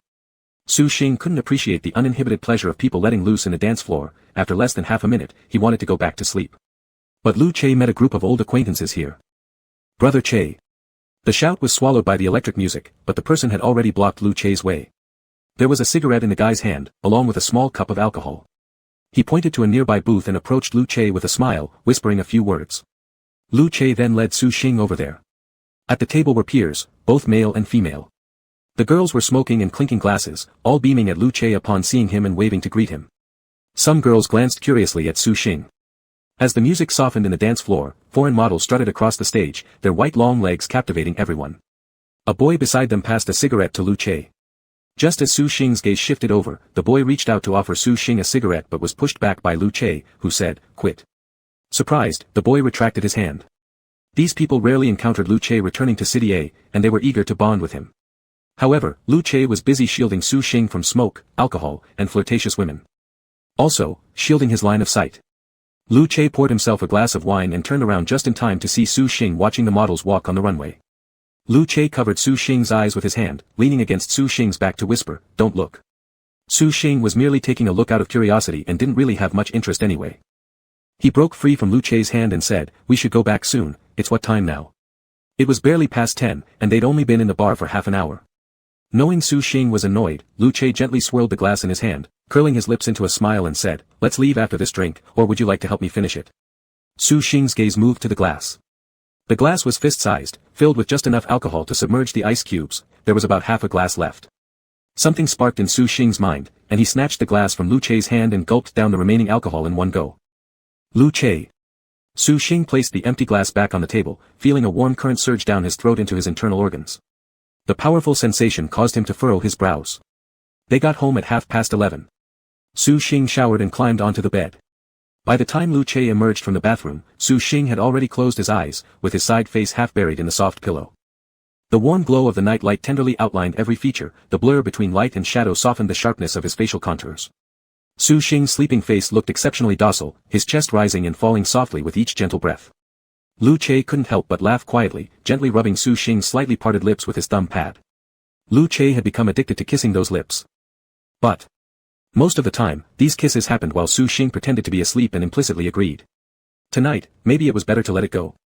Lu Che hesitated sensibly, about to get up, when suddenly, at that moment, the tip of his thumb was enveloped by Su Xing's warm lips, lightly sucking it. Lu Che. Screw rationality. In the next second, Lu Che envied his own fingertip, leaned down, and captured those lips in a kiss. Initially light and shallow, the kiss quickly became unsatisfying. Lu Che began to suck on those lips. Su Xing's lower lip had a little bit of fleshiness, soft and supple. Lu Che had always wanted to nibble on it but feared being kicked off the bed. This time, without restraint, he bit down directly. Lu Che kissed devoutly with a mixture of apprehension and excitement. His teeth gently nibbled on the soft lips, his tongue caressing their tenderness. Meanwhile, Lu Che felt Su Xing's teeth slightly part and then bite back on his lip. Stunned for a moment, Lu Che experienced for the first time the taste of being reciprocated. His desire flared up at once, and he kept kissing until Su Xing let out a low hum of unconscious resistance. Only then did he stop. Feeling deeply satisfied, Lu Che turned off the night light and quietly left the bedroom to head back into the bathroom. The bedroom was dimly lit. Su Xing still had his eyes closed, with half of his face nestled in a soft and comfortable pillow. However, the fingers of his left hand hanging by the pillow suddenly twitched. The fingertips lightly pinched his own lips. Chapter 46. The next morning. Su Xing woke up naturally at 6 o'clock but lay in bed until past 7 before finally getting up. Su Xing sat on the bed, rubbing his face, while the person sleeping beside him turned over. A hoarse and raspy voice then muttered, "Class leader, good morning." Su Xing turned his head to look at the alarm clock on the bedside table and said, "It's not early, it's past 7 already." Lu Che stretched out an arm, pulling Su Xing close by wrapping around his waist and abdomen. He then stroked his stomach with a smile, saying, "You really can't hold your liquor, huh? You went down after just half a cup." In annoyance, Su Xing shook off the hand around his waist, threw back the quilt, got up from bed, shuffled into indoor slippers, and pushed open the bedroom door to go through the living room. He suddenly saw a woman sitting elegantly in a rattan chair near the round table where flowers were arranged. In her hand was a magazine, and next to her was a steaming cup of coffee. Still drowsy from having just woken up, Su Xing had a somewhat bewildered expression as he slowly remembered that this woman was Lu Che's mother whom he saw yesterday in a photo frame. Realizing who she was, Su Xing became a bit flustered and immediately combed his disheveled hair. Before Lu Che's mom looked up at him, he stood properly and greeted her formally, "Auntie, good morning. I'm Lu Che's classmate in C City, I'm disturbing you." His greeting was unusually formalized. Lu Che's mother supported her cheek with one hand and lightly narrowed her slightly elongated eyes, smiling as she replied, "Hello." After greeting her, Su Xing felt awkward and stood stiffly with an uncomfortable smirk. Then, like escaping, he quickly retreated into the bathroom. Lu Che's mother had already flipped her magazine to the last page. She casually set it aside on the table, stood up, and walked to the door of Lu Che's bedroom. With her arms crossed, leaning against the doorframe, she curled her lips into a slight smile and asked, "Your cleanliness obsession has been cured?" Not only did Lu Che have a cleanliness obsession when eating, but his bed was also absolutely private territory. Even though he used to bring classmates or friends home to play, he never let anyone stay overnight on his bed. Forget about sleeping all night, lying down for a moment wasn't allowed either. "Ah." From under the covers, Lu Che only moved his lips. "Why did you come back?" Lu Che's mother grinned and responded, "I could leave right now too, or, would you want me to stay and entertain your little classmate?" Lu Che kicked his foot out from under the covers. "Go ahead, leave already." Lu Che's mother chuckled with a hum. "Oh, still wearing pants, so I guess I'll feel temporarily relieved." Turning to leave, Lu Che's mother heard Lu Che snip at her from behind. "They'll be off eventually, stop being blindly reassured." Su Xing had brought his own toothbrush and towel, leaving them temporarily in the bathroom last night after bathing. After meticulously brushing his teeth and washing his face, preparing everything perfectly in his mind, he stepped out of the bathroom. However, Lu Che's mother was no longer reading in the side hall. Su Xing returned to the bedroom to see Lu Che repeatedly trying and failing to get up. Lu Che turned over, landing face down on the bed, creating a small mountain ridge out of his buttocks beneath the sheets, muttering words of self-encouragement. "I need to get up. To take class leader out for breakfast, I need to get up." Su Xing. After struggling for more than half an hour, by the time Lu Che finished brushing his teeth and washing his face, it was already past 9. Su Xing usually goes to bed and wakes up early, eating 3 meals regularly, and at this point, he was genuinely hungry. Sitting cross-legged at the end of the bed waiting for Lu Che to mess with his hair, Su Xing couldn't help but ask, "Will your mom join us for breakfast?" Lu Che responded, "She's already gone. She's too busy to eat with me." After finishing his sentence, he smiled lightly and turned back to say, "But if you change your tone now and call her mom, she will definitely come back even if she's super busy and eat breakfast with you." Su Xing gave him a glare, "Shut up." To which Lu Che actually obediently closed his mouth. By the time Lu Che and Su Xing went outside, it was already 10 o'clock. The two went to a tea house for dim sum and ate breakfast and lunch together, continuing their meal until midday. After eating, they sat for a while before Lu Che took Su Xing to explore nearby places. Turning from the main road into a small alleyway and walking to quieter spots, Lu Che loved holding Su Xing's hand. Despite always being shaken off harshly by Su Xing, he persisted tirelessly and continuously reached out to hold Su Xing's hand again. Unable to endure any longer, Su Xing complained, "What's wrong with you?" Lu Che laughed shamelessly, "Just because I love you too much." "Su Xing, go away." Even though cursed, Lu Che kept laughing, and when he pulled Su Xing's hand again, he did so seriously and with force, saying, "You're leaving tonight, and it feels so sad thinking about being separated from you for 2 days. I also wanted to watch the moon with you during the Mid-Autumn Festival." Su Xing, showing no romantic sentiment, said, "You're sick. Whether it's here or somewhere else, isn't it the same moon?" Lu Che, "It's not the same. My meaning of watching the moon with you is that you look at the moon while I look at you." Su Xing. In response to this, Su Xing replied impatiently, "Then just take a good look now." After hearing this, Lu Che laughed, "Really?" Having said that, Su Xing immediately regretted it. Nope. Su Xing left Lu Che behind and walked ahead directly. By 3 in the afternoon, Lu Che and Su Xing took a taxi together to visit their grandparents in the suburbs. Su Xing felt quite awkward and spent the entire ride sitting with one hand propping his chin up, looking out the window. At noon, Lu Che had tried to hold Su Xing's hand, but he failed all along the way to do so. At this moment, Lu Che attempted once again to touch Su Xing's hand. Su Xing pulled away slightly only to place it back after. When Lu Che reached for his hand again, Su Xing seemed too tired to move further, letting Lu Che play with his hand. Lu Che smirked slightly, feeling somewhat smug. Through multiple attempts, Lu Che summarized, Su Xing disapproved of holding hands on the road, but it was merely the location being off-limits. Holding hands itself was still within Su Xing's acceptable range. However, even when permitted, Su Xing would still make a show of resistance before finally accepting it reluctantly as if fed up. It could be said that his aloofness reached its peak. Lu Che pretended to sigh. How could the class leader be so unforthcoming? Lu Che's grandparents lived in a small villa in the suburbs, with a front yard where they could grow flowers and vegetables. When Lu Che and Su Xing arrived, it was already close to 4 o'clock. Grandma was sitting in the yard shelling green beans while Grandpa was pulling weeds. The two seniors were delighted upon seeing Lu Che.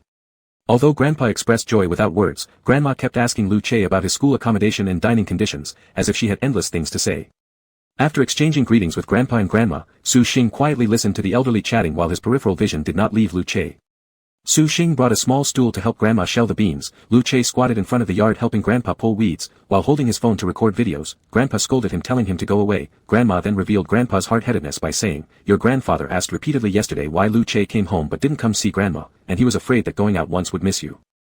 Upon hearing these words, Grandpa became embarrassed and quickly changed the subject, criticizing Grandma for peeling the beans too slowly. Lu Che recorded the daily quarrel between his grandparents, turning the camera toward Su Xing while signaling silently with an "shoo" not to tell. If Grandpa found out he was recording a video, he would surely flare up his mustache and glare, demanding Lu Che turn it off. Lu Che moved closer to Su Xing. Due to the lack of another stool, he shamelessly asked Su Xing, "Class leader, can I sit on your knee to rest a bit?" Su Xing.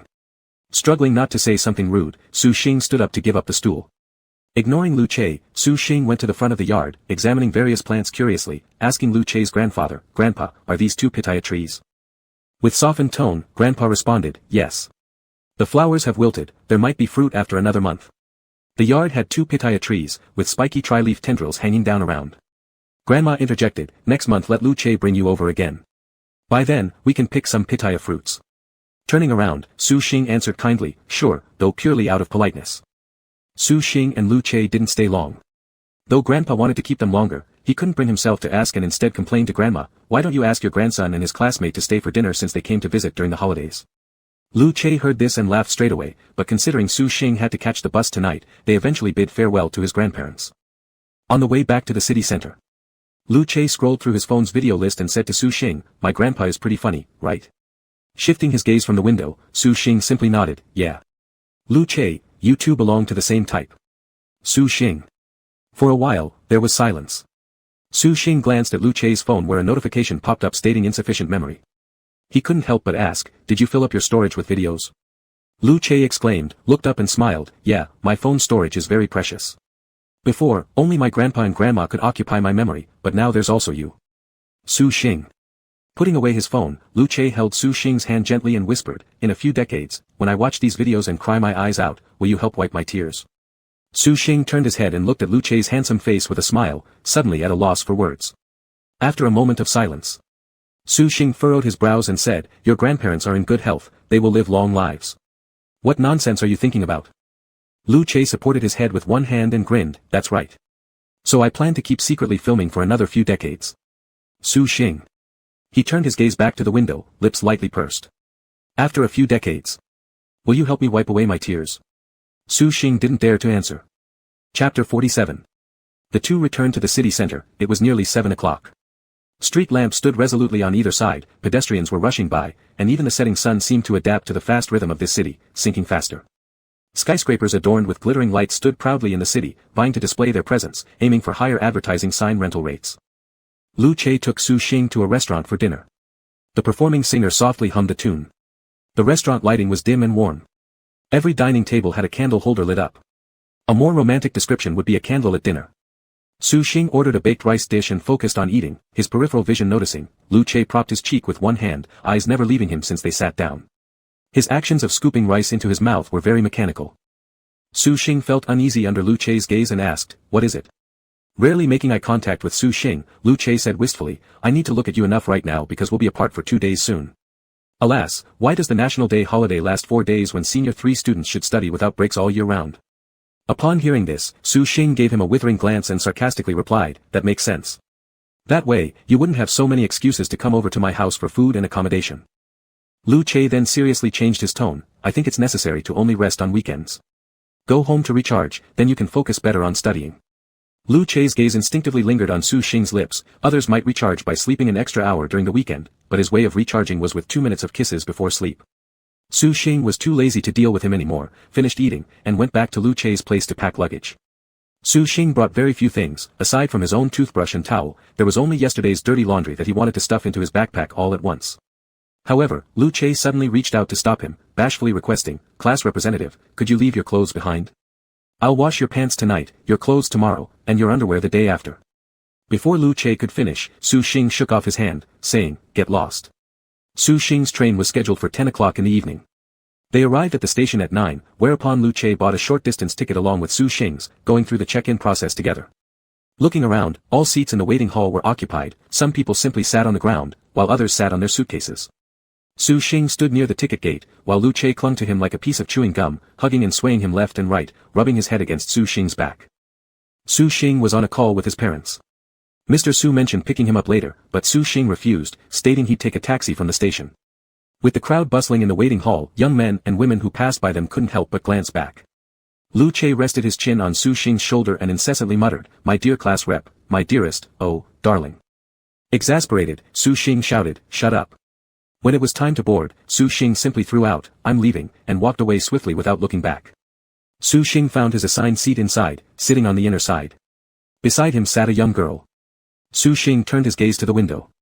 The girl openly glanced at Su Xing once and, while taking out a roll of yogurt from her bag and accidentally touching Su Xing's arm, asked smilingly, "Do you want one?"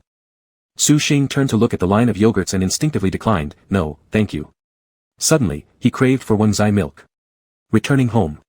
Su Xing opened the door, swapped shoes at the entrance, and shouted towards the house, "I'm back." It was 11:30. Mr. Su was reading a book in the living room, responding with a sound of acknowledgement. Mrs. Su came out from the kitchen carrying a pot of porridge, smilingly saying, "A pot of porridge just brewed, 1 bowl each." Su Xing unstrapped his schoolbag and approached the dining table where 4 bowls were placed. He remarked, "Why cook porridge tonight? There's 1 extra bowl." Mrs. Su responded that there wasn't, and then called toward the inner room, "Su Yin, come out for porridge." Su Xing appeared puzzled. "Didn't she say she wouldn't return?" Mrs. Su said, "Your sister didn't get a ticket home but managed to snatch a return ticket for the 7th. She traveled home by bus all day." Mr. Su added, "She returned at 7 last night." As soon as Su Xing sat down, he saw Su Yin coming out from the inner room. Su Yin was dressed very casually at home, wearing a loose short-sleeved top and high school uniform pants. Her long hair was loosely pinned up at the back of her head with a clip. Su Xing looked at Su Yin, who faintly glanced at him and said while pulling a chair, "Was a city fun?" Su Xing lowered his head to drink the porridge, nervously responding, "It was okay." Su Yin's words carried a hidden meaning. Su Xing then recalled that Su Yin still had deep misconceptions about his relationship with Lu Che. After finishing the porridge, Su Xing took his clothes to go shower in the bathroom. Su Yin was brushing her teeth inside. Upon meeting face to face, Su Yin gave Su Xing a look, spat out some toothpaste foam, and asked, "What's going on with you?" Su Yin's gaze drifted toward the 5th toothbrush added to the bathroom. She had only casually asked yesterday, but hearing Mum mention Lu Che's name suddenly made her feelings complex. Bringing people home casually during long holidays and then running to his city, were these two directly skipping ahead to dating mode? Su Xing's eyes darted around as he denied it by touching his neck, "Don't misunderstand me. Lu Che and I are really just ordinary friends." Su Yin. How much time had passed? That person who would flare up upon merely mentioning Lu Che on WeChat now seemed so coy and evasive in her speech. Su Yin worried that once her younger brother went down this irreversible path, he'd encounter more obstacles. She also feared this stubborn younger brother would get his heart broken. Teenagers in their teens, ignorant and uninhibited. Flirting with you, giving you passionate kisses, without discussing eternal love. Su Yin looked at Su Xing, her eyes deeply serious, "You must have a clear understanding in your heart. He may respond to you on one hand but always be thinking about withdrawing on the other. Don't end up too disheveled." Su Xing fell silent all at once. In the end, Su Xing ended the conversation with Su Yin with, "You're overthinking it," but that night, lying in bed, he couldn't sleep soundly. Su Yin's words echoed in his ears. The person who kept lowering their flirtation threshold on one hand and yet was constantly thinking about withdrawing on the other wasn't Lu Che, it was him. The next day. Su Mom sighed, "Having kids at home is lively." Early in the morning, Su Yin and Su Xing had an argument over breakfast drinking milk because Su Yin refused to drink milk or eat bread, asking Mom to cook her sweet water-boiled eggs instead. Su Xing couldn't stand it, and shot back, "You're lazy, picky, and bad-tempered." Su Yin glared at Su Xing. The brother and sister tacitly pressed last night's secrets deep into their hearts, neither bringing it up. Su Mom also laughed, "Su Yin, you should learn to be gentler." Su Xing concurred, "With such a bad temper, how will you ever get married?" Su Yin chuckled, "There are plenty of people chasing after me, I'm just picky." Su Xing snorted. But it wasn't out of disdain. Instead, he couldn't comprehend. From childhood until now, Su Yin had always enjoyed great relationships with members of the opposite sex and extremely high popularity, which even helped Su Xing have a very comfortable primary education experience. Since Su Xing started first grade, he often met boys from Su Yin's class on the way to and from school giving him snacks, and some even vied to offer him rides home just to extract information about Su Yin's birthday, what snacks she liked and disliked, through him. At the time, Su Xing innocently thought that those boys wanted to copy Su Yin's homework under her pressure or fear, so they tried to curry favor with him. But reflecting on it now, it was nothing more than young love burgeoning. Sending Su Xing home was merely for an excuse to see Su Yin one more time. On the Mid-Autumn Festival evening. There were no special traditions in Su Xing's family, they just gathered to admire the moon and eat mooncakes. Around 10 o'clock, when Su Xing went to the living room to get water, he happened to bump into Su Yin coming out of her bedroom with a cloyingly sweet perfume scent. Su Xing turned around and cast a surprised glance at Su Yin, astonished to find her in a dress, her long hair curled with wave-like curves, and two spring-like strands dangling in front of her forehead. Her lips were bright red. Still used to seeing Su Yin looking messy, Su Xing furrowed his brow and asked, "Are you heading out right now?" Su Yin dismissively replied, "Ah."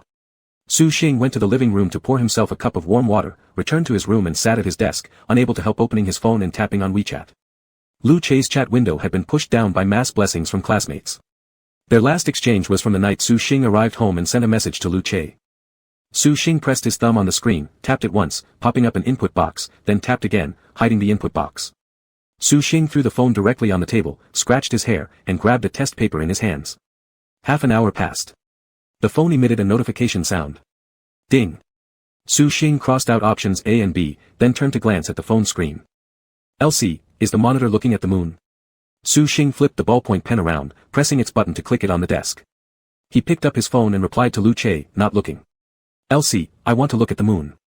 Su Xing went to the balcony and took a peek. The stars were sparse with the bright moon hanging right in the middle of the sky. Su Xing wanted to reply to Lu Che telling him not to bother, and if he wanted to see the moon, just open the window and look up. Lu Che sent another message. "LC, I'm waiting downstairs under your house, but unfortunately, the moon hasn't come out yet." Su Xing. Su Xing hesitated for a moment, stuffing the phone into his pocket, and walked out of his room, telling his parents before slouching down the stairs in his slippers. Su Xing kept both hands in his pockets as he exited the elevator. Underneath the residential building's lampposts, moths danced around the lights. Lu Che was crouched by the flower bed, holding his phone with its glowing screen. Hearing the sound of footsteps, he looked up, his indifferent eyes lighting up with warmth and fondness. "Lu Che, hey, my moon has come out." Su Xing. Su Xing approached Lu Che, noticing he only had his phone in hand, nothing else. He frowned and asked, "How did you come out now?" It was already past the school's curfew time. Lu Che raised his hand and tried to reach for Su Xing's hand tucked in his pocket. Su Xing stepped back, hearing Lu Che sound slightly pitiful, "My hands are a little cold, touch them." Su Xing sneered, "So what?" According to Lu Che's usual tactic, it would be just about clinging on. But today Lu Che was playing the emotional card, "I miss you so much. Although I'll see you tomorrow, ever since I returned to City C, all I could think about is you." Su Xing gave him a disdainful look, "Now that you've seen me, go back where you came from." Lu Che spread his arms wide and bartered, "Let me hug you once and then I'll leave." Su Xing stood still, unmoving. Lu Che got up, opening his arms without moving any further. Su Xing waited for Lu Che to take the initiative to embrace him like usual, but Lu Che clearly wanted Su Xing to willingly step into his arms first. Su Xing. He wasn't insane yet. Lu Che's handsome face wore a smile. Tonight's stars were scattered sparsely across the sky, as if they were all hiding within his deep-set eyes. He chuckled lightly, "Monitor, are you refusing to hug me because you don't want me to go?" Upon hearing this, Su Xing stepped forward, tilting towards Lu Che for a quick lean in his embrace, grumpily saying, "Go away quickly." Lu Che immediately tightened his hold, their warm chests pressed together. His lips curled upwards, a smug smile spreading across his face. Chapter 48. Su Xing was held in Lu Che's arms, his chin resting on Lu's shoulder. The air around his nose was filled with Lu Che's scent. Lu Che's hair tickled Su Xing's cheeks and ears, an itch that only made him crave more. Su Xing gently closed his eyes and said, "Let go." Although Su Xing wanted to savor the moment of warmth, he was also filled with anxiety and unnamed fear. Considering they were under the building of Su Xing's neighborhood, Lu Che let go after indulging a bit longer. Su Xing glanced at Lu Che, his gaze wandering uncertainly. He looked at the ground, wanting to say something but hesitating. Lu Che, with a smile in his eyes, said, "Then I'll leave first." Hearing this, Su Xing naturally asked, "Where are you going now?" Lu Che, "I booked a room at the hotel. After all, just after returning from a long vacation, school starts tomorrow. Him coming over to spend the night at Su Xing's place would be too obvious. Though Su Xing's parents might not voice it out loud, they would surely find it strange." Su Xing nodded, sighing in relief. Given that Su Yin was at home, even if Lu Che begged shamelessly for a stay, Su Xing wouldn't dare agree. Su Xing turned his face, looking at the streetlights and said, "It's late, better go soon." Lu Che agreed with it, good, turning to leave, but when he saw Su Xing still standing there, not heading upstairs, he paused again and made a request, "Class monitor, will you see me off to outside?" Lu Che's statement undoubtedly earned him a glare from Su Xing. However, while Su Xing cursed at being fussy, his steps were already moving towards Lu Che. Lu Che's lips curled upward. With his hands in his pockets, Su Xing, somewhat impatiently wearing his flip-flops, accompanied Lu Che to the gate of the community. Su Xing descended the stairs and stood by the road. Suddenly, he heard beside him, "What exactly are you thinking? Do you want to drive me crazy? Roll away, stop following me." The girl's voice was irate, exasperated, her tone even familiar. Su Xing and Lu Che turned their heads, and in the distance under the street lamp, they saw a young couple quarreling. Lu Che merely glanced casually. Su Xing stared far ahead and squinted to discern that the girl in the dress was none other than Su Yin. Su Xing's eyelid twitched. At this point, the car Lu Che needed to get back to his hotel arrived. Su Xing had no patience to indulge in any bargaining tricks with Lu Che, so he shoved Lu Che into the car, told him, "We'll keep in touch through WeChat," and hurried the driver to start driving. Su Xing originally intended to take advantage of the fact Su Yin hadn't seen him yet and pretend nothing happened as he went straight home. But seeing Su Yin and that boy obviously arguing, Su Xing couldn't put his mind at ease. The boy who followed behind Su Yin was tall. Su Xing couldn't make out his facial features clearly. He didn't respond, silently letting Su Yin walk and scold while keeping her close to the inner side of the sidewalk. Su Xing shouted, "Su Yin." The two people under the dim yellow streetlight looked over, Su Yin's cursing cut short. Su Yin softly said, "Go back quickly, don't let my brother see you." After saying that, she turned toward Su Xing, leaving that male stationary under the towering lamppost. His gaze followed Su Yin's figure until it gradually faded away. Su Yin approached Su Xing. Their gazes met, each hiding a flicker of unease within their eyes. Su Yin spoke first, "What are you doing here?" Su Xing kept both hands in his pants pockets, "Just went out for a walk." Su Yin half-heartedly responded with an, "Oh." She walked ahead while Su Xing slowly trailed behind. Su Xing casually asked, "You've fallen in love?" Su Yin turned around glaring at him, "Just broke up." Su Xing doubted the veracity of Su Yin's words. Indeed, Su Yin was arguing earlier, but why would one spray perfume to break up? What does that mean? My allure, you're unworthy. Su Xing. When the two returned home, Mother Su cooked some plain rice porridge for Su Yin. She invited Su Xing to have a bowl as well, which he declined. Su Xing directly entered the room and picked up his phone to see Lu Che's WeChat message awaiting him. "Elsie, class monitor." Su Xing explained to him, "Saw my sister just now." "Elsie?" Lu Che was first puzzled then wildly guessed, "Does your sister know about our relationship?" Su Xing corrected his wording, "No, precisely speaking, my sister has misconstrued our relationship." "Elsie, sister against us." "Elsie, I can understand. Monitor, do not worry. I will try my best to win sister's approval. Elsie, have faith in me." Recalling what Su Yin had said to him, Su Xing felt less like Su Yin opposed their relationship but rather worried excessively. Su Xing's feelings for Lu Che need not be doubted, especially with the red thread of fate binding them together. Despite Lu Che's seemingly inexplicable affection toward Su Xing, it was clear that he had become deeply lost in his emotions. The next day, high school seniors returned to school, signaling the end of a short vacation. The upcoming monthly exam results awaited everyone like an impending storm.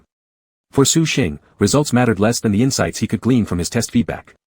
He managed to stay calm mainly because his scores were satisfactory. Staying composed might seem easy, but staying worry-free was far more challenging.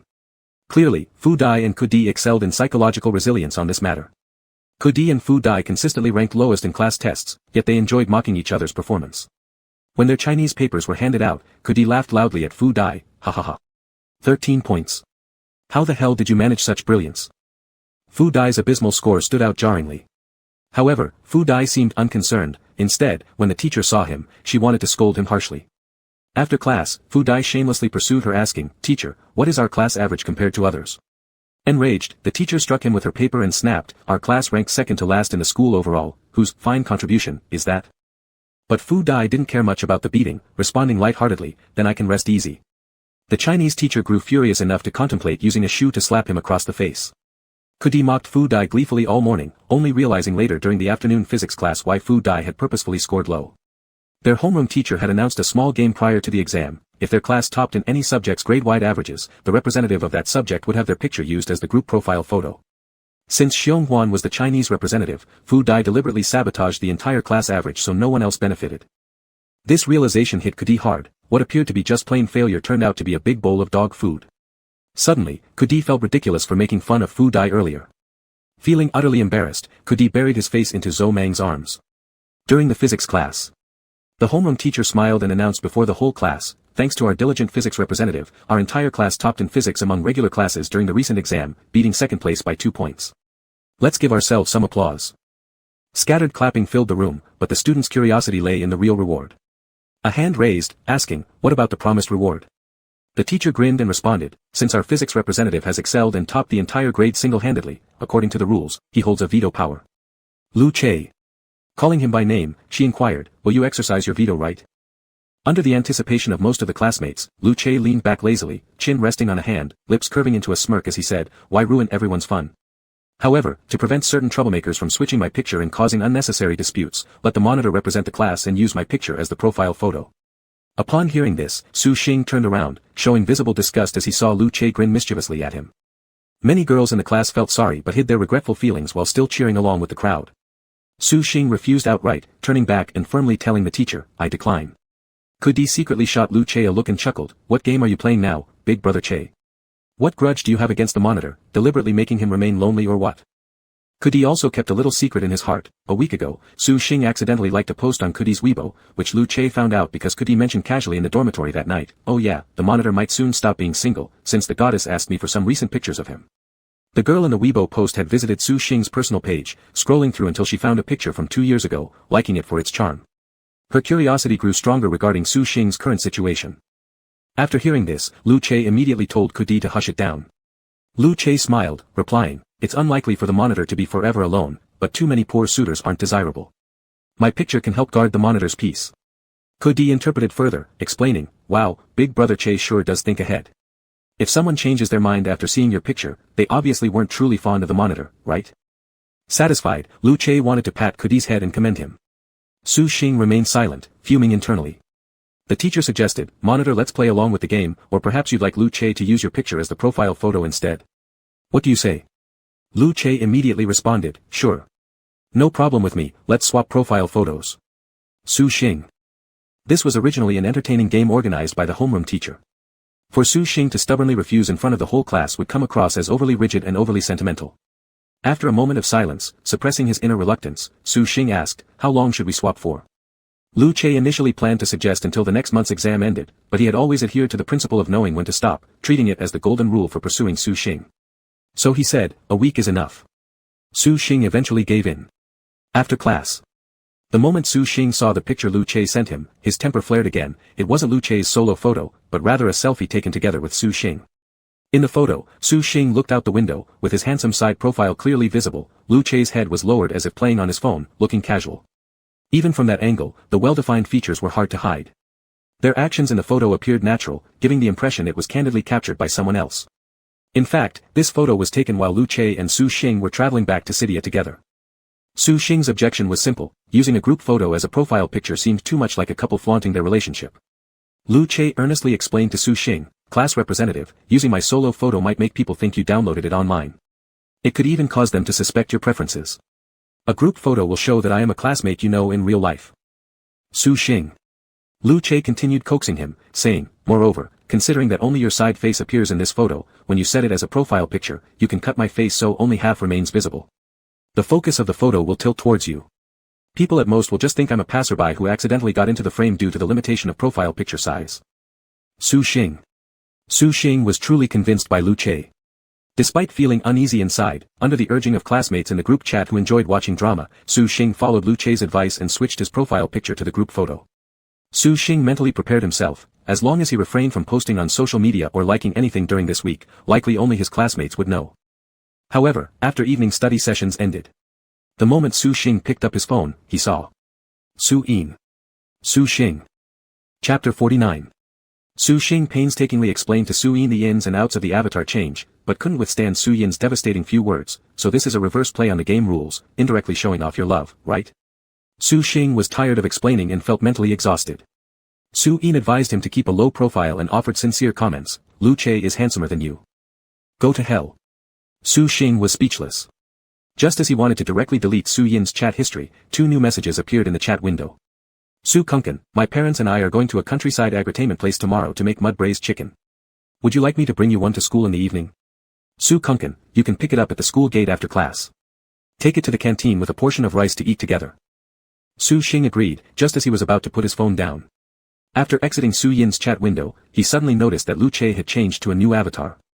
The same photo was used, but Lu Che's avatar only showed his own face, without even a single strand of Su Xing's hair visible. Su Xing couldn't help frowning, feeling quite subtle. He knew that Lu Che was intentionally trying to match their couple avatars. Su Xing looked at the phone screen, and two words came to mind, childish. Su Xing's thumb rested on Lu Che's chat window, swiped left lightly, and hit delete. After deleting Lu Che's chat record, he pretended not to see Lu Che's avatar anymore and decided to let it be. The next morning, during the free time of physical education class, after playing several rounds of badminton, Su Xing stepped off the court to rest. Lu Peilian took over and played against Wang Zizong while Su Xing walked to Tang Mian's side, sat down on the tiered platform, and Xiong Huan also sat beside them. Su Xing unscrewed a bottle of water and drank a few sips, hearing Tang Mian and Xiong Huan quietly chatting nearby. Apparently, Tang Mian's emotional world was open again. Tang Mian said, "I think Fu Dai is great." This month's exam, Fu Dai deliberately scored lower to reduce the class average in Chinese. This act, labeled as romantic, spread through the girls' dormitory overnight. Fu Dai was good-looking, wealthy, and most importantly, deeply devoted to Xiong Huan. He has been pursuing her since sophomore year, but despite her not saying yes, he holds no resentment. Sitting properly with her legs closed, Xiong Huan lowered her cold eyes, staring silently at her white sneakers and hesitating, said, "I don't know." Tang Mian then said, "You lack a sense of crisis. You're used to having him revolve around you." Tang Mian could see through Xiong Huan's worries. She likes Fu Dai but dares not go against her parents' wishes because early romance isn't allowed, so she wavers. Moreover, Fu Dai submits himself completely to Xiong Huan's whims without any principle, leaving Xiong Huan never worrying that Fu Dai might leave her due to excessive hesitation. Xiong Huan listened to Tang Mian's words, keeping silent with her thin lips pursed. Su Xing turned his head and glanced at the red thread on Xiong Huan. It sprouted from the position of the left chest heart, falling onto the ground, winding its way toward the youth on the basketball court. The red thread linking the hearts of Xiong Huan and Fu Dai had appeared for nearly a week, yet their feelings hadn't changed. Su Xing originally thought there would be no obstacles between Fu Dai and Xiong Huan, but by the afternoon of the same day, Fu Dai had already caused trouble again.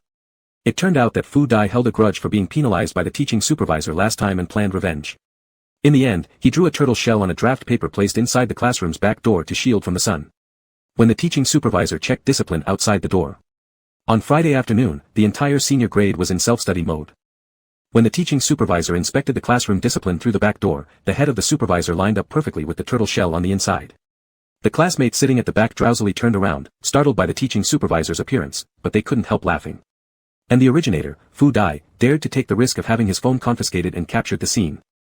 Although Fu Dai wasn't caught on the spot and quickly destroyed the draft paper as evidence, he uploaded the insulting picture to the school forum, instantly sparking a wave of replies. Originally posted anonymously, as the post gained more heat, it drew the school authorities' attention when the picture had already been saved countless times. Following that, the picture exposed the location information of Class 7. Things escalated to this stage in less than 2 hours. At the time, Su Xing and the others were working on comprehensive science practice exercises during a self-study class when they suddenly heard the intercom come on.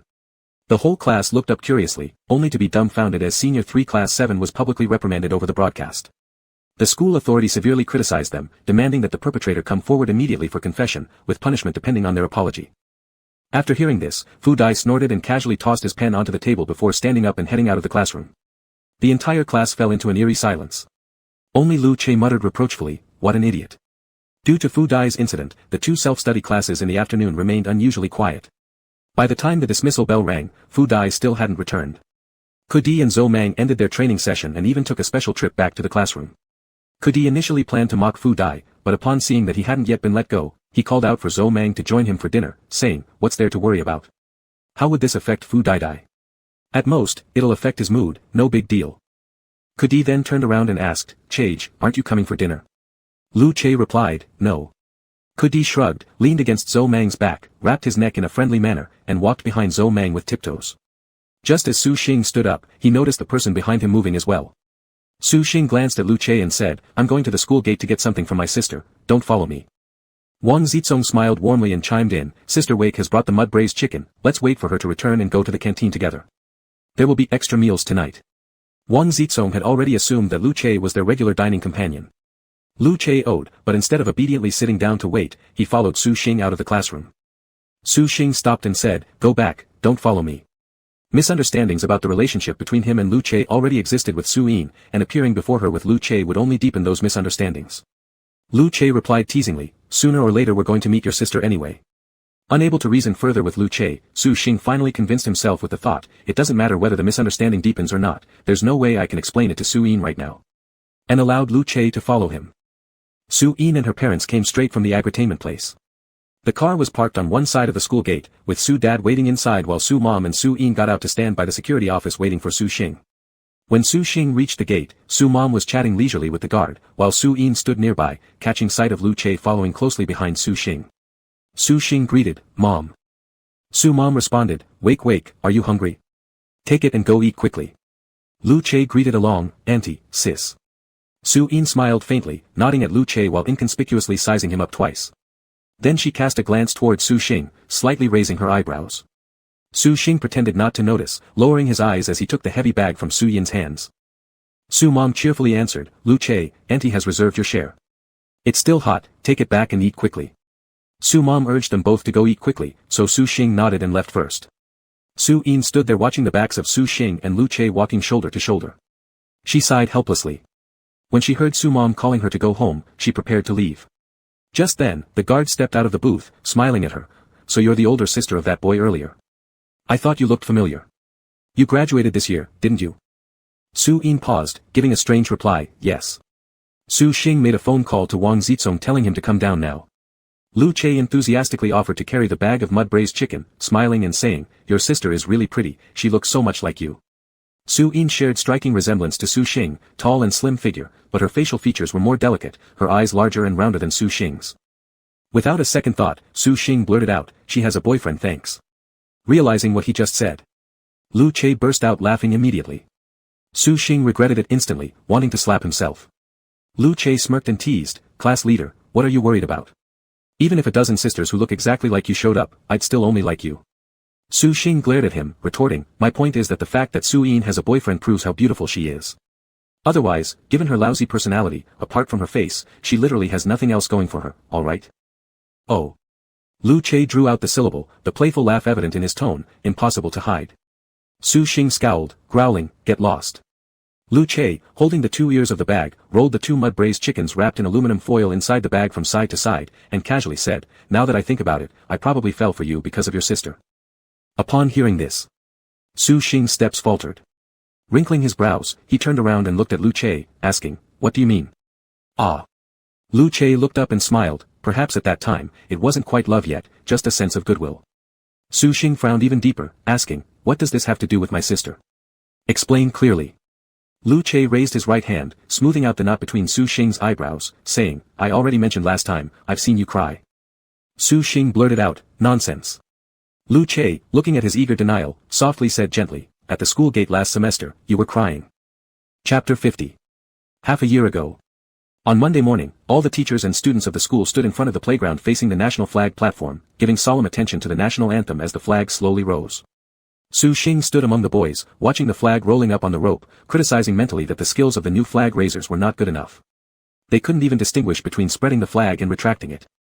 While Su Xing was lost in some useless thoughts, Wang Zizong beside him asked suddenly, "We will have a dictation of Unit 2 words in the second English class. Are you ready, Xing?"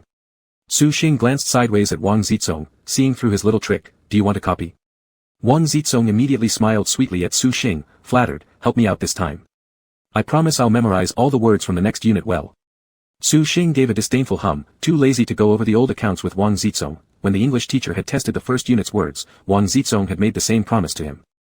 Just after Su Xing and Wang Zizong had reached an implicit agreement, Su Xing saw a girl running hurriedly from behind their class's lineup. Su Xing recognized her, she was a classmate of Su Yin's.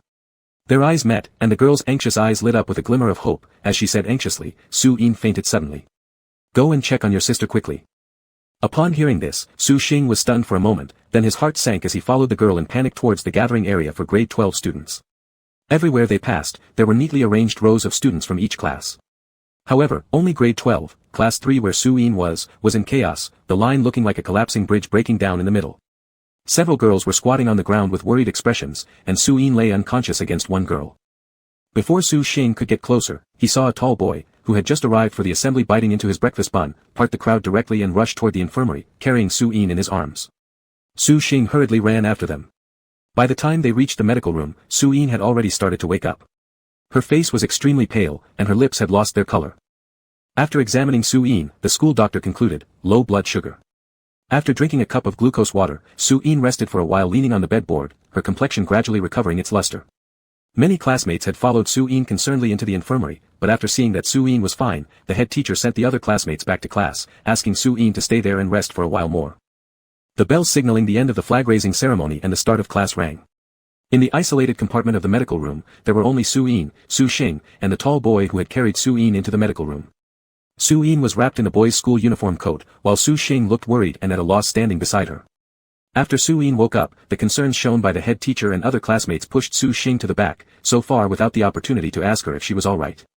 And from before until now, Su-in had already responded with too many, "I'm fine, thank you for your concern," comments. Su-shing had never seen Su-in have low blood sugar before, and even the doctor's explanation failed to alleviate his worry. Looking at Su-shing, Su-in suddenly said, "Su-shing, I want to eat white chocolate candy. Can you buy some for me?"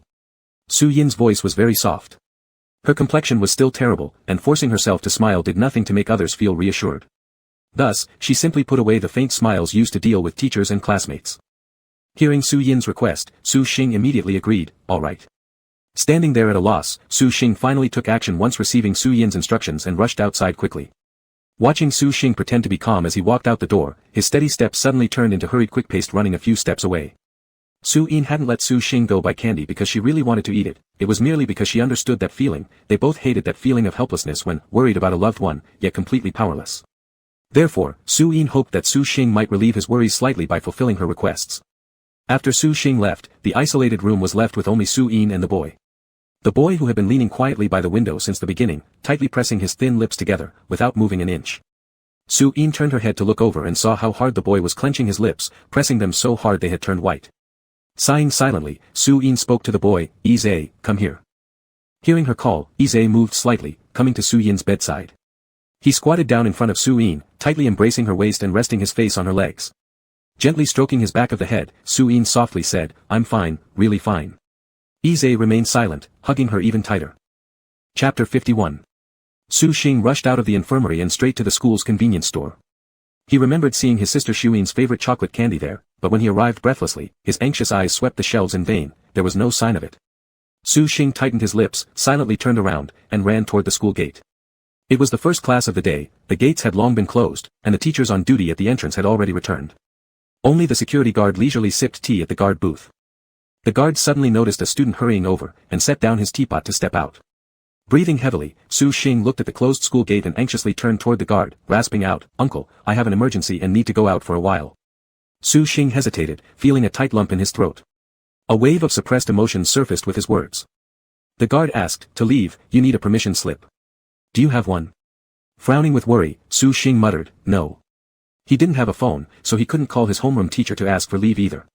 The guard, looking at the troubled yet restless student in front of him, said helplessly, "I can't let you go without a note. What's your urgent matter anyway?" Su-shing bit his lip, shook his head. His mind was full of the image of Shu-yin earlier, her tightly shut eyes and ghostly pale face. Running both to the convenience store and now to the school gate had already taken over 10 minutes. Fearful and anxious, he was just about to run back to ask his teacher for a slip when he saw the principal of the senior 3 grade approaching. "What's wrong?" Seeing the principal come over, the guard explained, "This student says he needs to go outside, but he doesn't have a permission slip." With that, the guard stepped back, leaving communication between the student and the principal. Just then, the guard noticed another student in school uniform slowly walking toward the school gates. He opened the side door to let this student in, asking for the student ID card and requiring them to sign their name and class on the late arrival log. The guard glanced at the log. The first look at the signature caught his attention. It was stunning, elegant strokes with a bold flourish, "Lu Che, class 207. Lu Che wrote down his name casually, but his peripheral vision was drawn to the conversation happening outside the security booth. Lu Che recognized the person, a senior 2 class 7 monitor who helped distribute uniforms during orientation. However, beyond knowing that he was from class 7, Lu Che hadn't paid much attention and even didn't know his name. But now, as the boy spoke in a voice tinged with slight choked emotion, explaining to the director, "My sister fainted because of low blood sugar, she sent me to buy her some candy, but there isn't any at the convenience store." Having shown his student ID, Lu Che exited the guard booth and glanced curiously at him. That nearly tearful expression made Lu Che raise an eyebrow slightly. Though Lu Che had a strong personality and cared greatly about saving face, the other's vulnerable demeanor struck him as rather awkward. Hearing this, the principal furrowed his brows and asked, "Wasn't that the senior 3 student who fainted during the flag-raising ceremony just now?" The monitor nodded repeatedly. Seeing all of this, Lu Che didn't linger further, but as he took only a few steps, he heard the director say, "Let's go together to a supermarket nearby and see if we can find some." In his heart, Lu Che thought this reputed Senior 3 mobile device terminator wasn't such a bad person after all. Without giving it too much thought, he directly returned to class 7. It was the Monday morning class meeting period, typically beginning with a few words from the homeroom teacher about discipline, followed by self-study time for catching up on homework. Lu Che called out a report and entered the classroom, which the homeroom teacher was used to by now. Sitting at his seat by the window, Lu Che immediately heard Kudi snicker and say, "Thorough brother, today you've arrived 2 classes earlier than usual." Lu Che lived in City A and went home every weekend. He claimed City C suffocated him, so he would often come to school nonchalantly only by the early Monday mornings. Leaning against Zhou Meng's desk behind him, Lu Che replied, "Yeah, woke up early today." Even on normal days, the earliest he'd wake up was around 8, but this morning he miraculously awoke naturally at 7. After answering, Lu Che fell silent, pulling out a box of milk from under his desk. With a little straw in his mouth, he leaned against the wall and gazed out the window. As the second class was about to end, a voice sounded at the rear classroom door, "Report." Lu Che unconsciously glanced back as the monitor returned, catching sight of him. Having received the teacher's nod of approval, the monitor calmly walked back to his seat with a composed expression. Lu Che's gaze involuntarily lingered on him. He sat down and remained still for half a minute as though frozen in place. Then, he reached into his pocket and pulled out a candy wrapped in green and white paper. With both hands resting on his backpack, he gently held the edges of the candy wrapper. Just as Lu Che wondered how long the monitor would stare at it, the chubby student sitting next to him grinned and took the candy, peeled off the wrapper, and stealthily placed it into their mouth. Lu Che felt a little regretful. During the break after the second class, Lu Che went to the front desk to pour some hot water, holding the cup as his eyes fell on the monitor. At that moment, he overheard a female classmate asking him, "Is your sister all right? I almost got scared to death when I heard about it." Looking over, the monitor maintained a calm expression and replied indifferently, "It's nothing serious, she just has low blood sugar. She doesn't exercise regularly so her health naturally worsens." The girl furrowed her brow and said, "You're too calm. If I saw my brother fainting outside, I'd definitely be scared to tears." The monitor let out a scornful tisk, dismissing her comment and casually flipped through an early morning test paper without giving much attention. With the rim of the cup touching his lips, Lu Che hid the subtle upward curve at the corner of his mouth. Lu Che smirked, Afterward, Lu Che found himself increasingly intrigued by the monitor, not necessarily having any particular thoughts but simply finding him amusing. This was enough to make him feel the urge to get to know this person better for the first time. This novel sense of interest also made him remember vividly the look of near tears the monitor had at the school gate. He suddenly became very curious to see the monitor cry. The next day, during the early test period, it was grade 2 class 7's turn to clean the large playground. Upon arrival, Lu Che and Fu Dai lazily swept up the fallen leaves, lingering in one area. Lu Che continued to glance at the monitor standing not far away. Just then, he overheard Kudi shouting nearby, "Hey, monitor, could we borrow your dustpan for a sec?" Being only a few steps away, the monitor handed over the dustpan upon hearing Kudi's request. Lu Che, nibbling on the small straw in his mouth, watched the monitor a bit more closely. Once the monitor turned and left, Lu Che casually asked, "What's his name?" Kudi looked up confused, "Who?" "Oh, you mean the monitor?" Lu Che nodded slightly. Fu Dai interjected, "Su Xing, wake up already." Lu Che responded, "Oh." In reality, Lu Che had taken the opportunity during lunchtime the previous day when everyone had gone to eat and no one was around in the classroom. He'd checked the seating chart on the podium and learned the monitor's name. Today, asking this question deliberately was merely to avoid any possible awkward situation where one day, if he accidentally blurted out Su Xing's name, Kudi might questioningly exclaim, "Brother Che, did you actually know the monitor's name?" Lu Che wanted to get closer to Su Xing, but he didn't want to take the initiative due to pride issues. And these pride issues were compounded 2 days later when Lu Che inadvertently overheard Su Xing asking a girl beside him, "What's the name of that transfer student again? I can't seem to recall it right now." Made them even harder to set aside. Lu Che became unhappy. During the break, while heading to the podium to refill his water bottle, as he tilted his head to sip a little water to check the temperature, he happened to see Su Xing hang the class logbook beside the blackboard. Su Xing was quickly called away after hanging it, never once meeting Lu Che's piercing gaze. Feeling somewhat aggrieved, Lu Che swallowed back his words. He idly flipped through the logbook and on the current day's date, under special circumstances, noticed a name written with a note indicating personal leave. The signature in the corner belonged to Su Xing. Flipping back further, Lu Che saw that yesterday's record of his tardiness was documented by another duty officer instead of Su Xing. After flipping several pages, Lu Che quickly figured out that the class duty log was managed on rotation between Su Xing and someone else. Lu Che silently stewed in his frustration, thinking, "So you don't remember my name, huh? Even a bad pencil is better than a good memory. Let me help you remember it firmly." 2 days later, Lu Che began frequently skipping classes, leaving early, and arriving late. His homeroom teacher had privately talked to him once but dropped it after that. Ever since accepting Lu Che as a transfer student, the teacher had assumed him to be an incompetent heir with rumors of being involved in numerous conflicts, which was why he was transferred suddenly from City A. However, Lu Che wasn't always skipping classes or coming late. At least half of the week, he stayed in the classroom quietly. The number of days he acted out that week depended on how many days Su Xing was on duty. Lu Che had also started to sleep less in class recently. When bored, he observed Su Xing. Their seats were located along the shortest diagonal line between them. He noticed that Su Xing had a good relationship with the girl sitting next to him. Lu Che frowned slightly, holding this little thought in his mind. Seizing the moment when Kudi teased Fu Dai about the Chinese class representative, he casually asked, "Do you all like resolving things internally? Are the class president and the girl sitting next to him dating?" Kudi, a master of gossip, answered, "I don't think so, they've known each other since childhood." Lu Che responded nonchalantly, "Oh." His mood was quite complex. Another week passed quickly. Lu Che's initial fleeting interest in Su Xing from catching sight of him at the school gate gradually evolved into an unconscious habit of keeping track of Su Xing's movements. Over time, Su Xing's back became the focal point of Lu Che's gaze whenever he looked up. Yet neither the actual distance nor the emotional distance between Lu Che and Su Xing changed one bit. Lu Che's life had always been incredibly smooth sailing.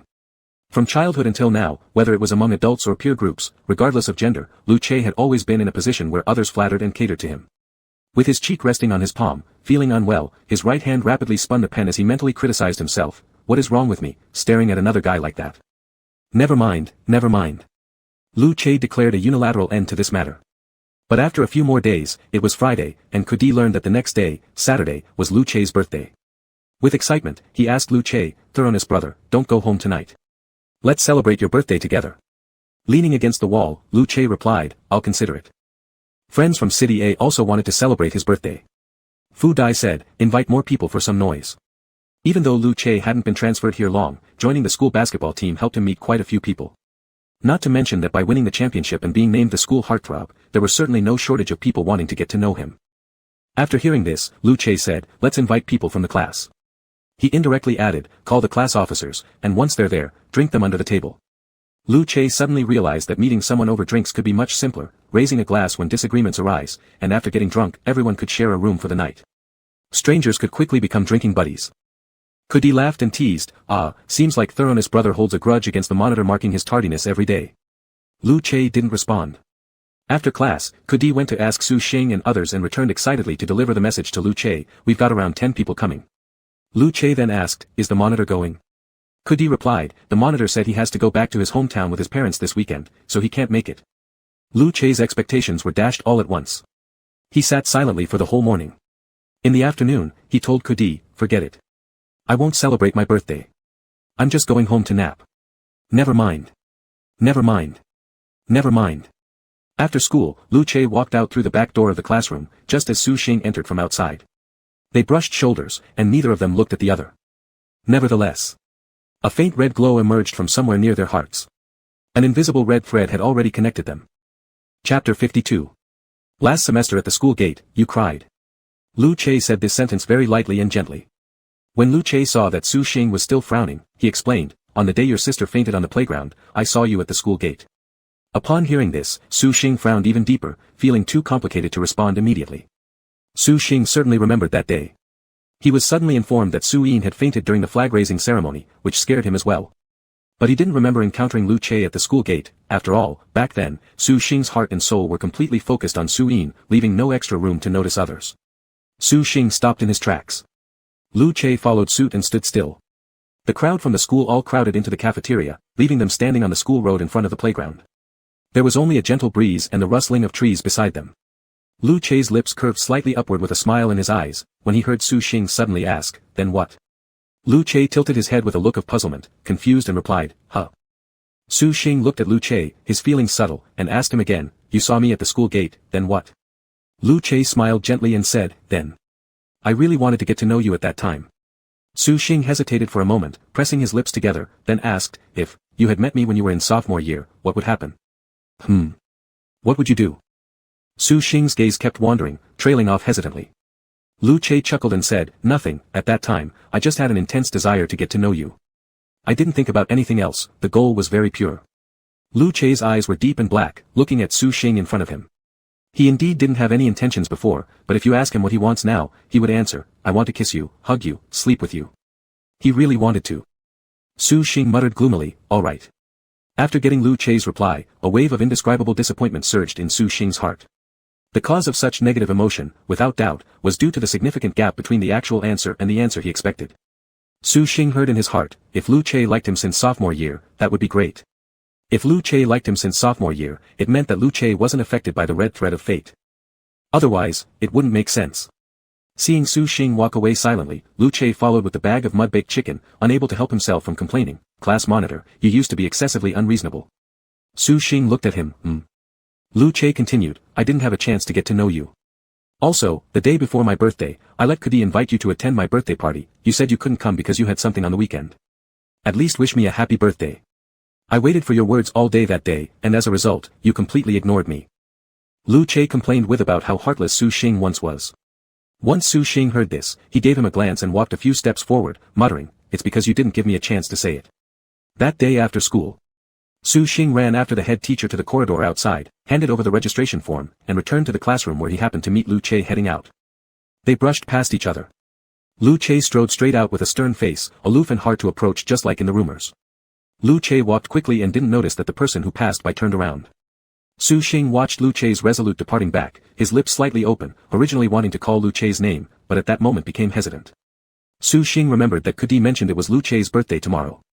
A happy birthday in advance was blocked by Lu Che's cold aloofness.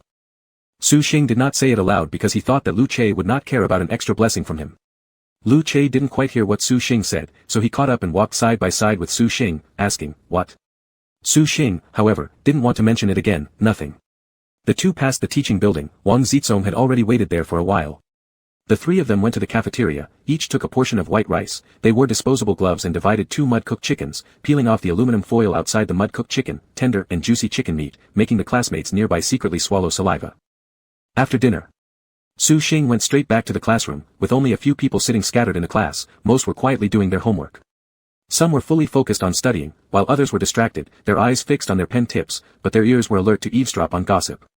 Fu Dai was also in the classroom, sitting at Xiong Huan's seatmate's place, with a worried expression, apologizing humbly, I'm sorry, don't ignore me, okay? Xiong Huan was seated properly in her seat, copying down sentences from an exemplary English essay while completely ignoring Fu Dai. Su Xing and Wang Zizong returned to their seats, feeling awkward as they sat behind Fu Dai and Xiong Huan. Fu Dai had earlier been caught and summoned to the school administration office for a stern lecture this afternoon because he posted a derogatory photo on the school forum. His recalcitrant attitude infuriated the teacher further. But now in front of Xiong Huan, Fu Dai was no longer the domineering second-generation rich kid, he apologized repeatedly with his head bowed, fearful that Xiong Huan might truly ignore him forever. Wang Zizong cleverly turned around and sat backwards. Upon seeing this, Su Xing took out a physics notebook and turned around to place it on Lu Che's desk to copy questions from the blackboard at the back. Lu Che, propping his chin in his hand, gleefully watched Fu Dai's pitiful attempts at apology and remarked to Su Xing, if I were apologizing, I'd just repeat 2 things, sorry and I love you. At least then he wouldn't be ignored the entire time, he'd probably get a reply like, shut up. Su Xing gave him a disapproving look. As more classmates arrived, Kudi and Zhou Mang also came early. When they arrived, Fu Dai was still apologizing profusely. Seeing Xiong Huan finally relent a little, Fu Dai assured her, don't be mad at me. I'll write a 1,000-word reflection tonight.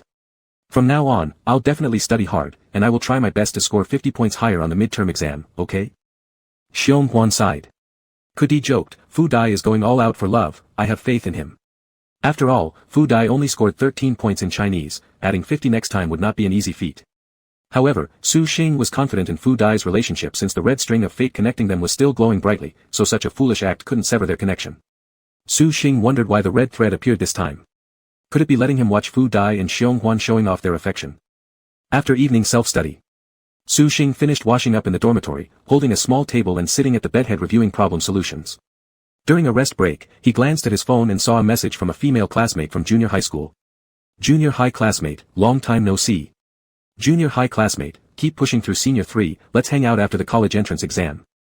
Junior high classmate, speaking of which, isn't the guy in your profile picture the heartthrob of your school? Aren't you good friends with him? Junior high classmate, he came to our school last semester for a basketball match, and all the girls rushed to the gym. It was super dramatic. Su Xing rolled his eyes and flicked through unread messages. This girl used to be very active in their junior high school class and organized the reunion after graduation. She occasionally kept in touch with Su Xing unlike others who were merely acquaintances.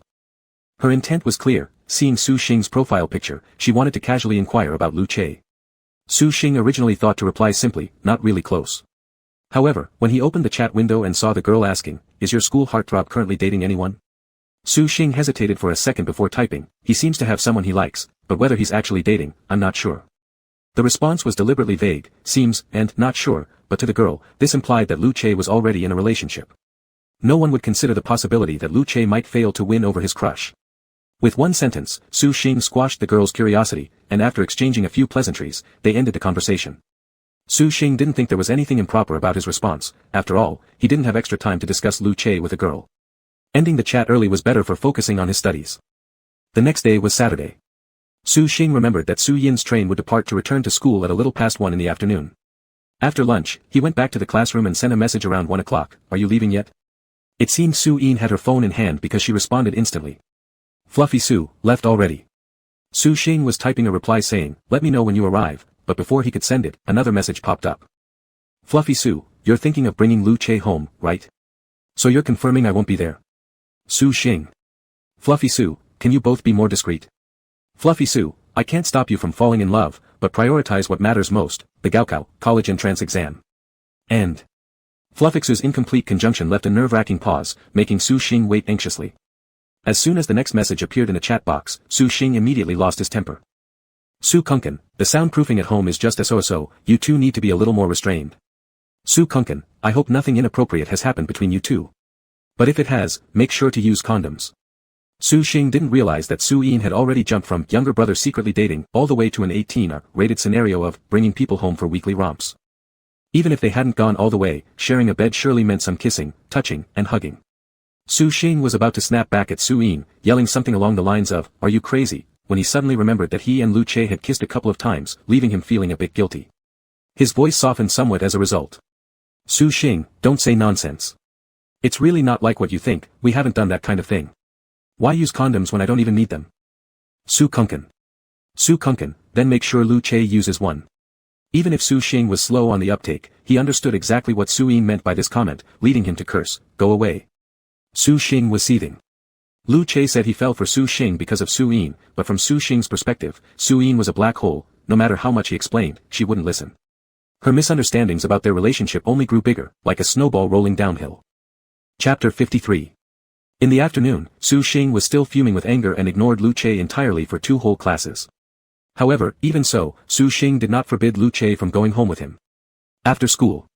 The two waited for Mr. Su at the school gate. Su Xing bluntly told Lu Che, you'd better not provoke me today. I'm in a very bad mood right now. Although you haven't done anything wrong, I will likely take my frustration out on you. This statement was completely unreasonable. Lu Che blinked innocently and obediently replied, all right.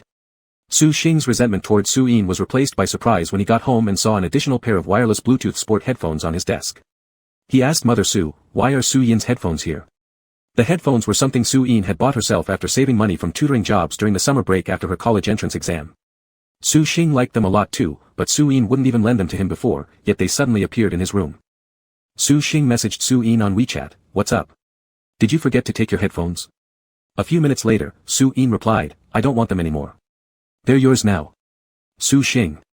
All of Su Xing's resentment disappeared instantly, and he suddenly felt that having an older sister could have its perks. However, Su Yin wasn't really discarding the headphones. Instead, comparing the two, a younger brother who rushed to a convenience store and then off campus just because she said, I want some white chocolate candy, clearly held more importance. Su Yin remembered that day when Su Xing spent an entire class period running errands and came back saying, I went after finishing my early morning test. When Su Xing returned with the candies, it was already time for a break, so Su Yin didn't ask further. Su Xing happily wore the headphones and tested their sound quality, forgetting to lift the ban on Lu Che. Lu Che demonstrated the weight of his single word, okay, by avoiding Su Xing from after school until 11:30 p.m., when he climbed into bed to sleep without looking for any trouble. As soon as the night light by the bed was turned off, the whole bedroom was swallowed by darkness. Pitch black, quiet. Su Xing lay flat in bed with his eyes closed, motionless. After lying there for a long while without hearing any sound from beside him, he began to suspect that Lu Che had fallen asleep. But Lu Che hadn't kissed him tonight. Su Xing couldn't help furrowing his brow slightly, feeling agitated and extremely conflicted, will Lu Che kiss or not? This suspense is making him unable to fall asleep.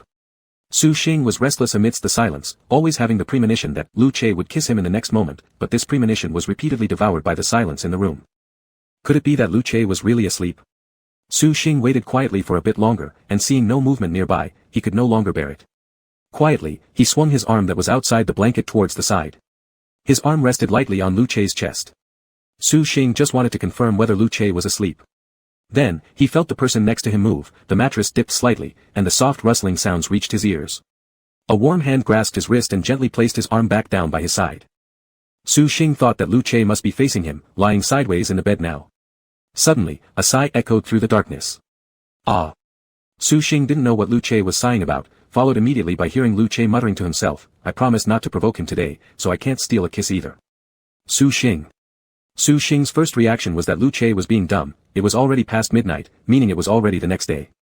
After a while, Su Xing turned over towards Lu Che's side.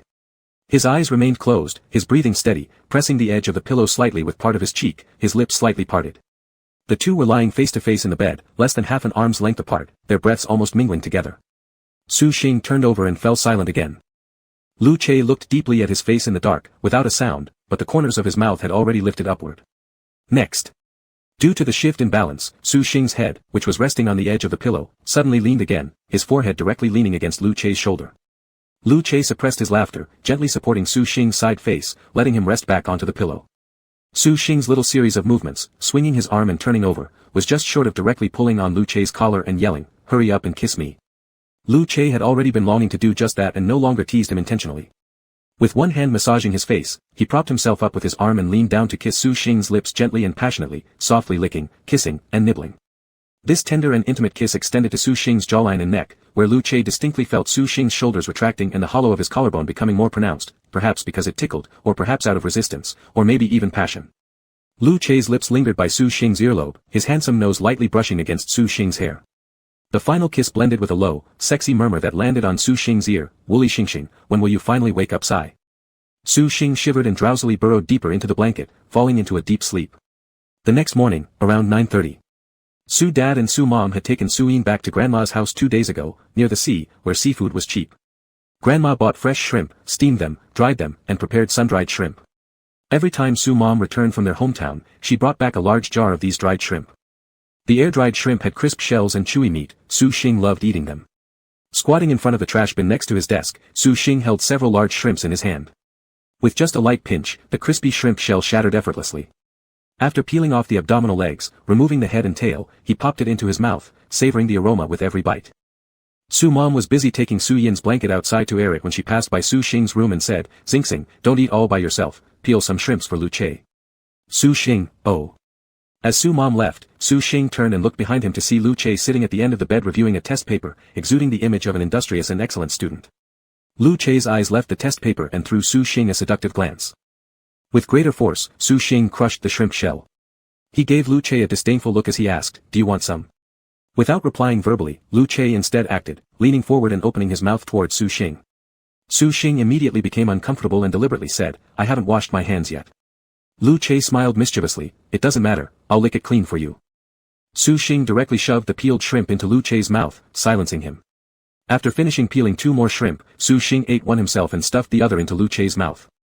After wiping his hands, Su Xing wanted to go wash them, but Lu Che continued demanding more. Su Xing rolled his eyes at him, do you have no hands?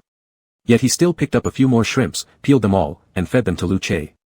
When Su Xing went to wash his hands, he heard his parents arguing on the balcony and went out to investigate. Su Mom was airing the blankets while Su Dad fiddled with the plants, and he could hear Su Mom grumbling, your aunt's relatives really irritate me, I can't stand them encouraging Su Yin to find a wealthy boyfriend in university. And they're saying girls don't need too much education and shouldn't take postgraduate exams, that after graduation they should get married. Su Dad, and you also shouldn't bring up the topic of her daughter-in-law wanting separate living arrangements. This comment was overly sarcastic and harsh. Su Mom, she started criticizing Su Yin for wearing makeup and lipstick, meddlesome about everything. If she has time, she'd better go home and resolve the conflicts between mother-in-law and daughter-in-law herself. Su Xing. When Su Yin first learned makeup during the summer break, Su Mom would lecture her right in front of her, don't wear too much makeup, showing your natural face looks much more spirited. Su Mom, though warm-hearted and hospitable, had an absolute bottom line, she couldn't bear anyone criticizing her children. Seeing Su Xing, Su Mom added, managing mother-in-law and daughter-in-law relationships is hard mainly because mothers-in-law like flaunting their authority. In the future, if our son gets married, I will only praise and never criticize his wife. Su Xing, ha. Su Dad, I'll remember this remark for you. Su Xing. Su Xing didn't interfere in the discussion between the couple and turned back to the bedroom, giving a glance at Lu Che sitting at the foot of the bed, who raised his head and grinned at him. Class monitor, I've discovered we match really well. Look at the geometry proofs, our thinking always aligns perfectly. Bored, Lu Che had been flipping through Su Xing's test papers all morning and accidentally found this similarity between them. Su Xing. So bored. After having lunch at home, Lu Che was leaving at 4 in the afternoon. Su Xing said, wait, let's go together. Lu Che was quite surprised. Su Dad had gone to play table tennis and hadn't returned yet. Su Xing told Su Mom he would return to school early, packed his bag, and set off with Lu Che. It was still early, so they waited for the bus to return to school. The bus route from Su Xing's home to school also served as a connection between a suburban university and the downtown area. It was a weekend, and many college students were heading out, so the bus was crowded. Su Xing and Lu Che stood in the standing-only area on the right side by the window. Leaning against the window, Lu Che stood with Su Xing in front of him, holding on to the overhead handle. Lu Che pointed to the horizontal handrail behind him and teased Su Xing, class monitor, why not hold this side? Let me experience the thrill of being cornered by you with a racing heart. Su Xing, go to hell. Lu Che, sigh. At that moment, the bus took a sharp turn, and all the standing passengers leaned to the left. Su Xing swayed backward, and Lu Che also tilted forward along with everyone else, reaching up to grab the horizontal bar of the hanging rings. As Su Xing regained his balance, he accidentally fell directly into Lu Che's arms. Their heights were almost identical, though Su Xing was slightly shorter. Chests pressed together, their cheeks brushing close, Lu Che whispered by his ear, class monitor, are you blushing and heart racing yet? Su Xing furiously shoved him away, releasing both hands from the hanging rings. Unexpectedly, this bus driver must have been addicted to stunts, for another abrupt sharp turn followed. Unprepared, Su Xing was pushed from behind by tilting passengers and toppled straight into Lu Che's embrace again. Panicking, Su Xing stretched out his hands to stabilize himself, gripping the horizontal bar behind Lu Che. Trapping Lu Che snugly in the crook of his arms.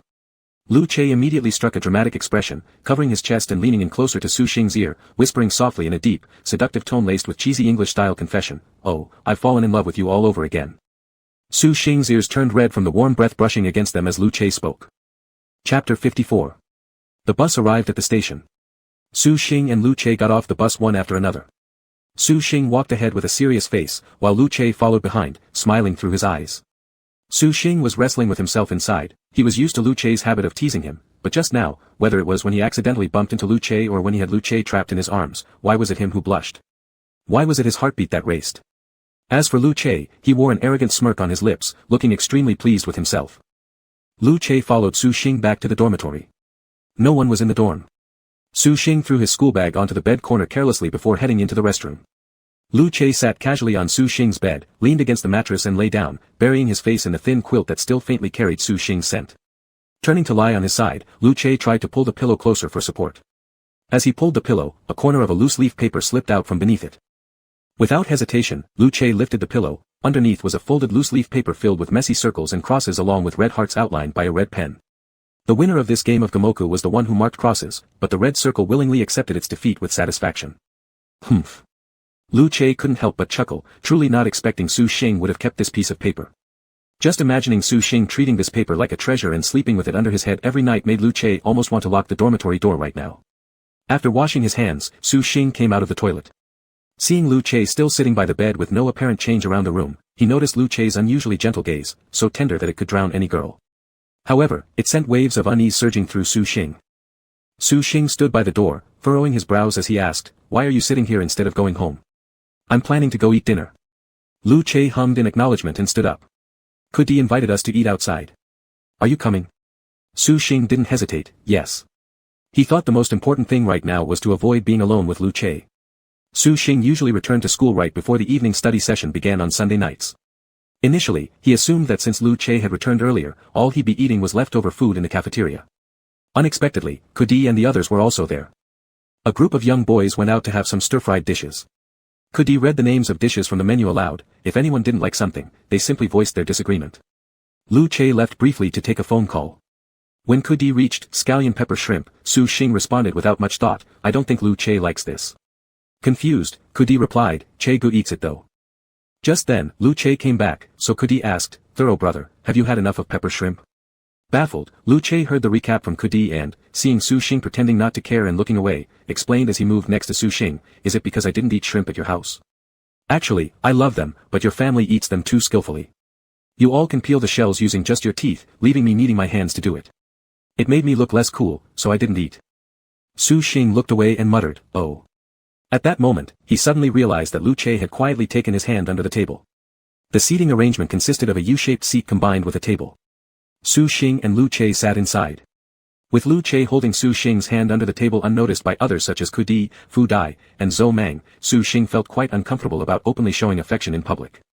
Su Xing silently exerted force, attempting to break free as he glared at Lu Che sideways. However, he dared not struggle too vigorously for fear of making too much noise, drawing attention. With his left hand, Lu Che held Su Xing, while his right hand played with a mobile phone propped up on the table. Using his thumb over the keyboard, he typed a message and handed the phone beside him to let Su Xing see it. Class monitor, you probably have no idea how gentle you really are.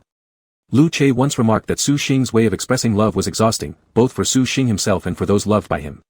But he was awkward, he was tsundere, his words often repelling people from far away, yet he paid careful attention to every detail of yours, without Su Xing asking or Lu Che telling. He knew within just a few meals that Lu Che liked sweets and spicy food but disliked fish. Including the first time Lu Che came over to Su Xing's place for dinner. The food on the table wasn't to Lu Che's taste, but Su Xing remained silent and took him to get some night snacks afterward. From then on, every meal of the week became full of things Lu Che adored. It was only later that Lu Che realized Su Xing never had a habit of eating late-night snacks. Deep emotions surged within Lu Che's heart, but what Su Xing saw in his eyes seemed inexplicably passionate. Su Xing didn't understand the real meaning behind Lu Che's words, perceiving it as unnecessary sighing. Instead, his focus was on the nickname Lu Che had given him. It was the first time he'd seen such a long one. Xing Xing today will wake up, hasn't yet. Su Xing. Suddenly, Kudi interjected beside them, hey, Che Gu, what are you and the class monitor looking at? Upon hearing this, Lu Che immediately turned off his phone screen and responded with a smug smile on his lips, let me introduce the one I love to the class monitor. Lu Che's voice carried amusement as he spoke to Su Xing, did you see that? Su Xing wanted to say how could he possibly see when Lu Che's phone was already blacked out. But then, suddenly it dawned on him, through the mirrored black screen of the phone, he clearly saw his own face. Speechless for a moment, Su Xing didn't know how to respond. However, Kudi and Fu Dai were deeply intrigued, trying to grab Lu Che's phone to find out the truth while Zhou Mang quietly sipped his tea. Kudi widened his eyes, you're joking right? Che Gu, you're in a relationship. Fu Dai couldn't believe it either, impossible, you're faster than me. Lu Che pocketed his phone, raising an eyebrow, isn't it obvious that I'm faster than you? After all, Fu Dai had been chasing Xiong Huan since sophomore year, known by everyone in the grade but still without success. Unhappy for not seeing the photo, Kudi grumbled, why won't you let me see your sister-in-law, Che Gu? Lu Che nonchalantly replied, what about you? I haven't even seen your girlfriend yet. Hearing this, Kudi fell silent. Nearby, Zhou Mang kept drinking his water. Unable to suppress his curiosity, Fu Dai asked Su Xing, class monitor, who's in the picture? Do we know her?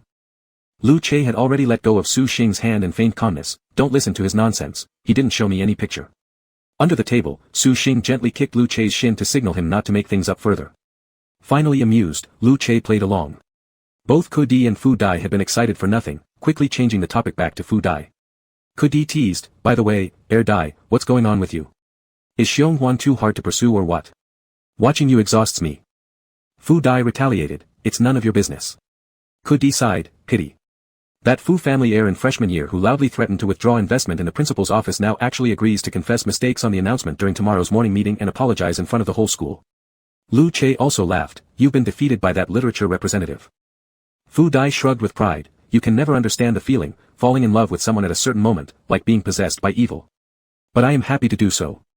Su Xing looked up and noticed the red string dangling from Fu Dai's chest, strikingly bright. Fu Dai recalled the beginning.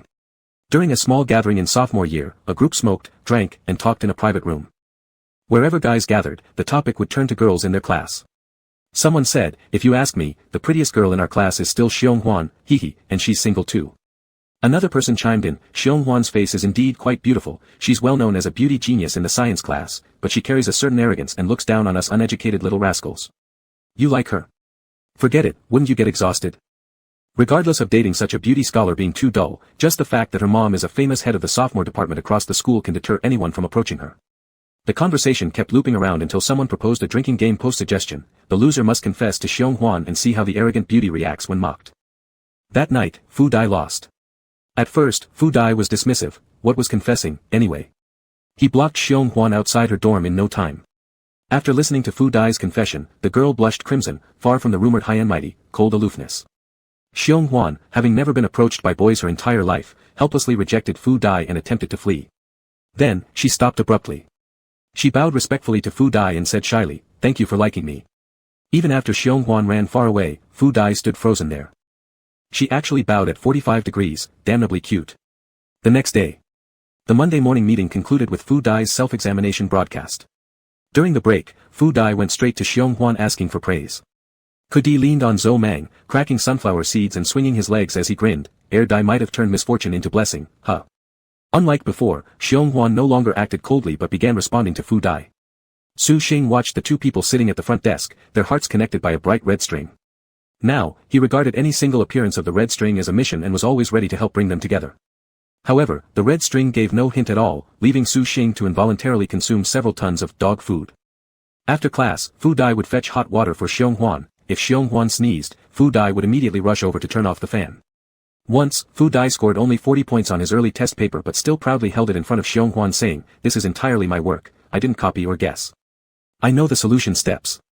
Xiong Huan stayed silent for a while, then extended her jade-white, delicate hand to pat Fu Dai's head. A faint, elegant orchid fragrance wafted from her. In stark contrast to Fu Dai's behavior, Su Xing had many grievances against Lu Che. "Lu Che, class monitor, I want chocolate." Su Xing. Su Xing grabbed 2 candies and threw them onto Lu Che's desk. "Lu Che, class monitor, could you peel the wrapper for me?" Su Xing. "Lu Che, class monitor, while you're at it, could you feed me?" Su Xing. Unable to endure any longer, Su Xing turned around, confiscated the 2 candies, and shot Lu Che a one-word reply, "Scram." Chapter 55. After Su Xing confiscated the candy, he ignored Lu Che no matter how hard Lu Che tried to act cute and beg. Lu Che felt extremely wronged. During the break in the next class, Su Xing stood up and looked out the window. The person behind him stretched his arms and pulled Su Xing into an embrace. Due to the pull, Su Xing sat lightly on the edge of the desk behind him, his back tightly pressed against Lu Che's chest. Lu Che buried his face in Su Xing's neck, his voice tinged with a slight nasal tone as he perfectly coaxed, "Class monitor, are you annoyed with me? Please don't ignore me, alright?" Su Xing's neck was tickled by Lu Che's actions. Instead of thin lips' hot kisses, it was just random rubbing at his neck. Su Xing had an insulated cup in his hand but didn't open it. He had also reflected on himself. Lu Che hadn't done anything overly inappropriate, so why was he so angry? Lu Che was just like usual, playful teasing, asking for help unwrapping candy and being fed. These were all part of Lu Che's ways to seek attention. Realizing this, Su Xing mentally understood but still remained stubborn. "Let go, I want to get some lukewarm water." Hearing this, Lu Che released him, tactfully saying, "Alright, then let me hug you again when you come back." Just then, Fu Dai also got up with his own cup, walking ahead while taking Xiong Huan's insulated cup as well. Seeing this scene, Su Xing's unexplained anger suddenly flared up again, snapping irritably, "Get lost, don't touch me." Su Xing was feeling uncomfortable. Despite being tied by the same red thread, Fu Dai went above and beyond caring for Xiong Huan, whereas apart from clinging to him and endlessly seeking hugs and kisses, Lu Che did nothing else. Tang Mian happened to return a workbook to Su Xing and, seeing Fu Dai filling Xiong Huan's cup with hot water, chuckled teasingly, "Oh wow, other people's boyfriends, take note, wake up, Su Xing, try to learn from them and become coupled soon." Su Xing shot Tang Mian a glare, staying silent. Once Tang Mian left, Lu Che said, "Hey, class monitor, I wish others could see this too." Annoyed, Su Xing asked, "See what?" Lu Che extended his arms, pulling Su Xing closer by the shoulders, whispering into his ear softly, "I also want others to be envious, after all, I have an incredible boyfriend too." Su Xing. Lu Che was so close that his words carried a flirtatious tone, and his breath was warm like a soft breeze. Su Xing's ears and heart both tingled. Feeling awkward, he pushed Lu Che away, and the word, "get lost," meant to mask his inner fluster, got stuck in his throat. He told Lu Che to get lost every day with a grim face, rarely showing him any good face. However, Lu Che felt that Su Xing was just like Fu Dai, a figure envied by others. Su Xing's mood became subtle and complex. He wasn't good at all. And just moments ago, he silently criticized Lu Che for not being as thoughtful as Fu Dai. But Xiong Huan was merely cold-tempered and had never shown disdain towards Fu Dai. Su Xing sighed softly. Lu Che encircled one arm around him, resting his chin on Su Xing's shoulder. When Su Xing turned his face to look at him, the distance between them was so close that their eyes locked completely onto each other. Gazing into each other's eyes, Su Xing found Lu Che's pupils pitch black, yet sparkling like glass beads. Su Xing blinked as if dazzled by the brightness in Lu Che's eyes. But only when Lu Che looked at him did his eyes light up. Su Xing lowered his eyes, his eyelashes fluttering slightly, as he slowly closed his eyes and leaned closer to Lu Che. Foreheads touching, gently, they tapped together once. Lu Che held his breath, not daring to move, only his lashes following with a gentle tremble. The classroom was noisy with talking and laughing voices, but Lu Che couldn't hear a thing. Su Xing quickly backed off, also pushing away the arm Lu Che had around his chest, looking down and muttering, "I am not. You are." These 3 words were spoken softly, without much sound, yet they resonated powerfully in Lu Che's heart. Su Xing then left his seat with the insulated cup. Standing there, Lu Che blankly touched his chest, as Su Xing not only failed to refute him but responded in actions and words. "After all, I also have a very great boyfriend." "I am not. You are." Fu Dai returned to his seat after getting water and saw Lu Che standing absent-mindedly by his seat, finding it strange. "Che, what are you doing?" Coming to his senses, Lu Che turned and looked at Fu Dai seriously, saying unexpectedly earnestly, "You won't understand that feeling either, where you originally thought you'd already fallen entirely in love with someone, yet continue to be smitten with them during your time together. It's almost like being bewitched, loving him until utterly hopeless." Fu Dai. Fu Dai couldn't help but reflect if his own words during yesterday's meal had been too boastful, leading Lu Che to come up with this serious thought to suppress him. Lu Che took a deep breath, leaning sideways against the window as his right hand fiddled with his slightly red earlobe. His gaze followed that person, watching him go to the water dispenser, turn his face and chat for a moment with others, then see him turn back, walking through the front row passageway back to his seat. Su Xing's eyes roamed around the room but avoided meeting Lu Che's gaze entirely. He returned to his seat, turning his back toward Lu Che. The bell signaling the start of class rang soon after. In the physics class, the homeroom teacher took the basin from the podium and inverted it over the blackboard, tracing its edge to draw 2 circles. The students in the class were cheering and joking, wanting to secretly record the process of the teacher drawing the circle and upload it online to make her the latest popular physics teacher on the internet. Kudi and Fu Dai joined in the commotion. No one noticed the strange atmosphere between Lu Che and Su Xing, both of their ears were red. Su Xing kept his head down flipping through his book, while Lu Che sat holding his earlobes, coughed once, and looked out the window. The awkward shyness between Su Xing and Lu Che continued even at the lunch table when Su Xing couldn't withstand the tenderly sweet stares coming from across, scolding, "What are you looking at? Stop staring and eat your food." This eased the indescribable awkwardness. Their relationship quickly reverted back to normal, one person clingy and seeking hugs while the other feigns disgust but never truly refuses. Except. Now, whenever Lu Che embraced Su Xing, he would persistently ask one question, "Class monitor, when can I kiss you?" Su Xing silently thought, "Haven't you kissed me enough already?" It was obvious Lu Che would continue kissing regardless of any permission given or not.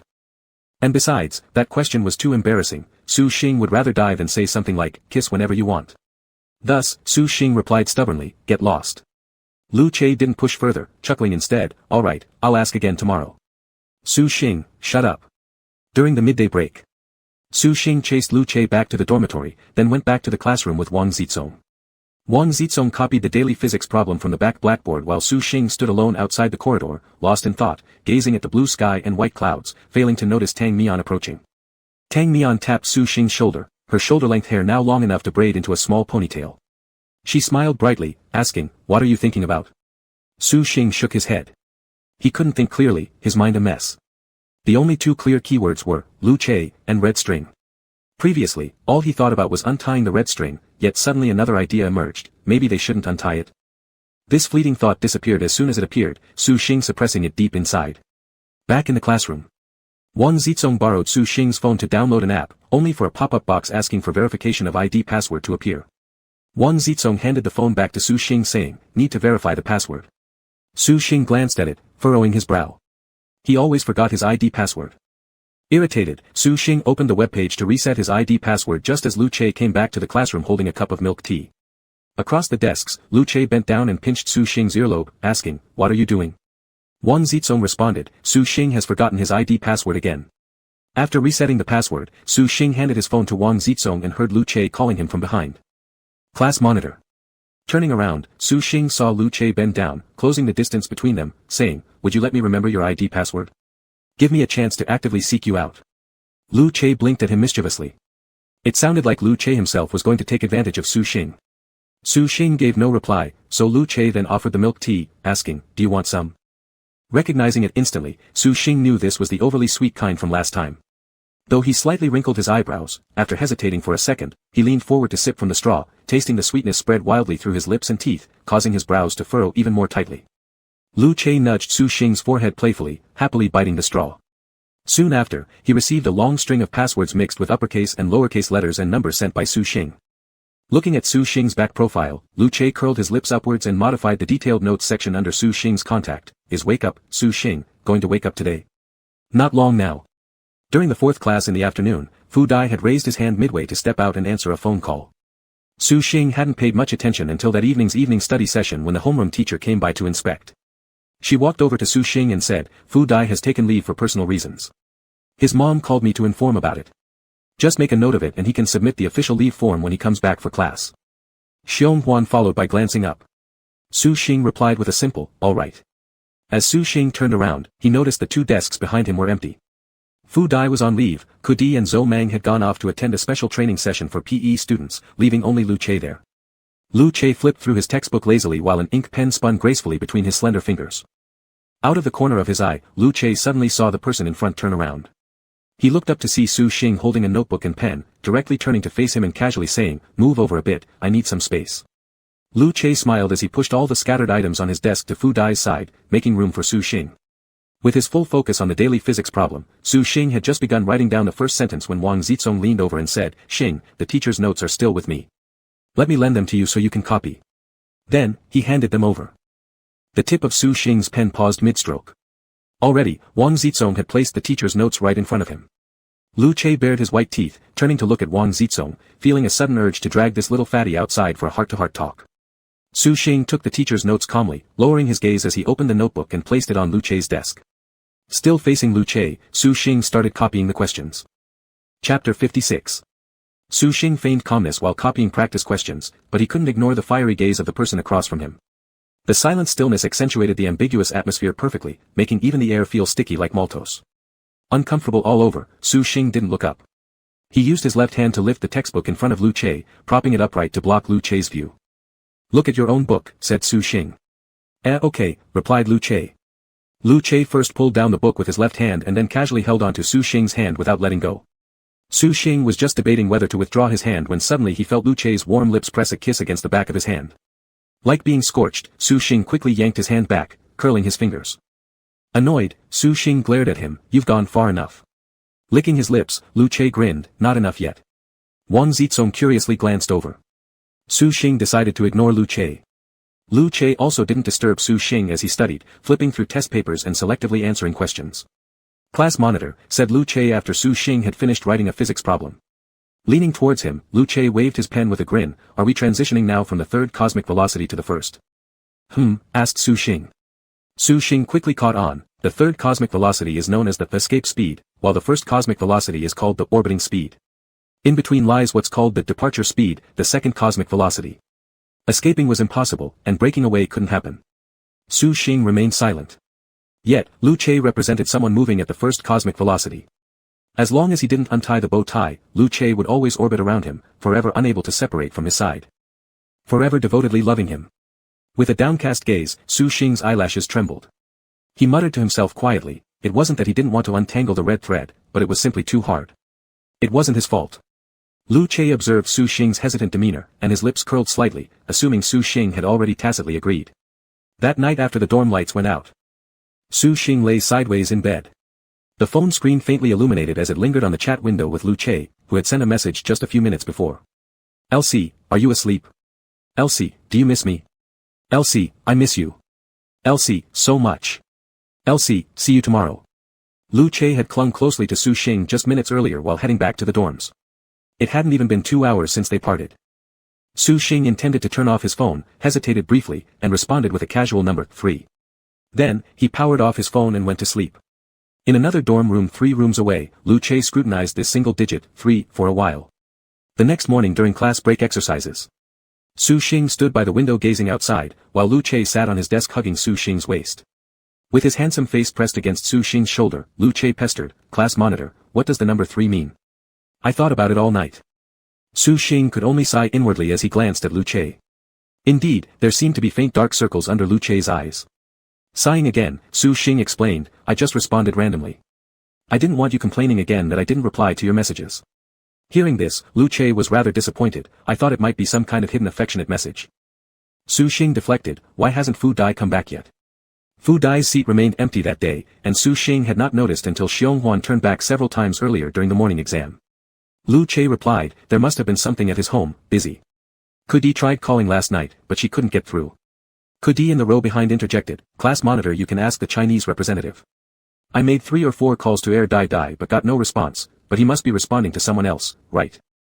Su Xing looked at the desk ahead, judging by Xionghuan's distracted behavior during the morning exam, clearly Fu Dai hadn't messaged her either. Su Xing's eyes landed on the red string dangling beside Xionghuan, thankfully showing no changes. Wake up. Tang Mian approached Wang Zizong's desk, and this single call drew Lu Che's attention too.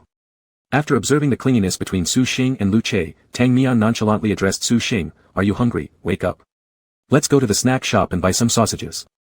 Wang Zizong was chewing beef jerky nearby. Upon hearing this, enthusiastically raised his hand, "Me too." Tang Mian smiled and pinched Wang Zizong's cheeks.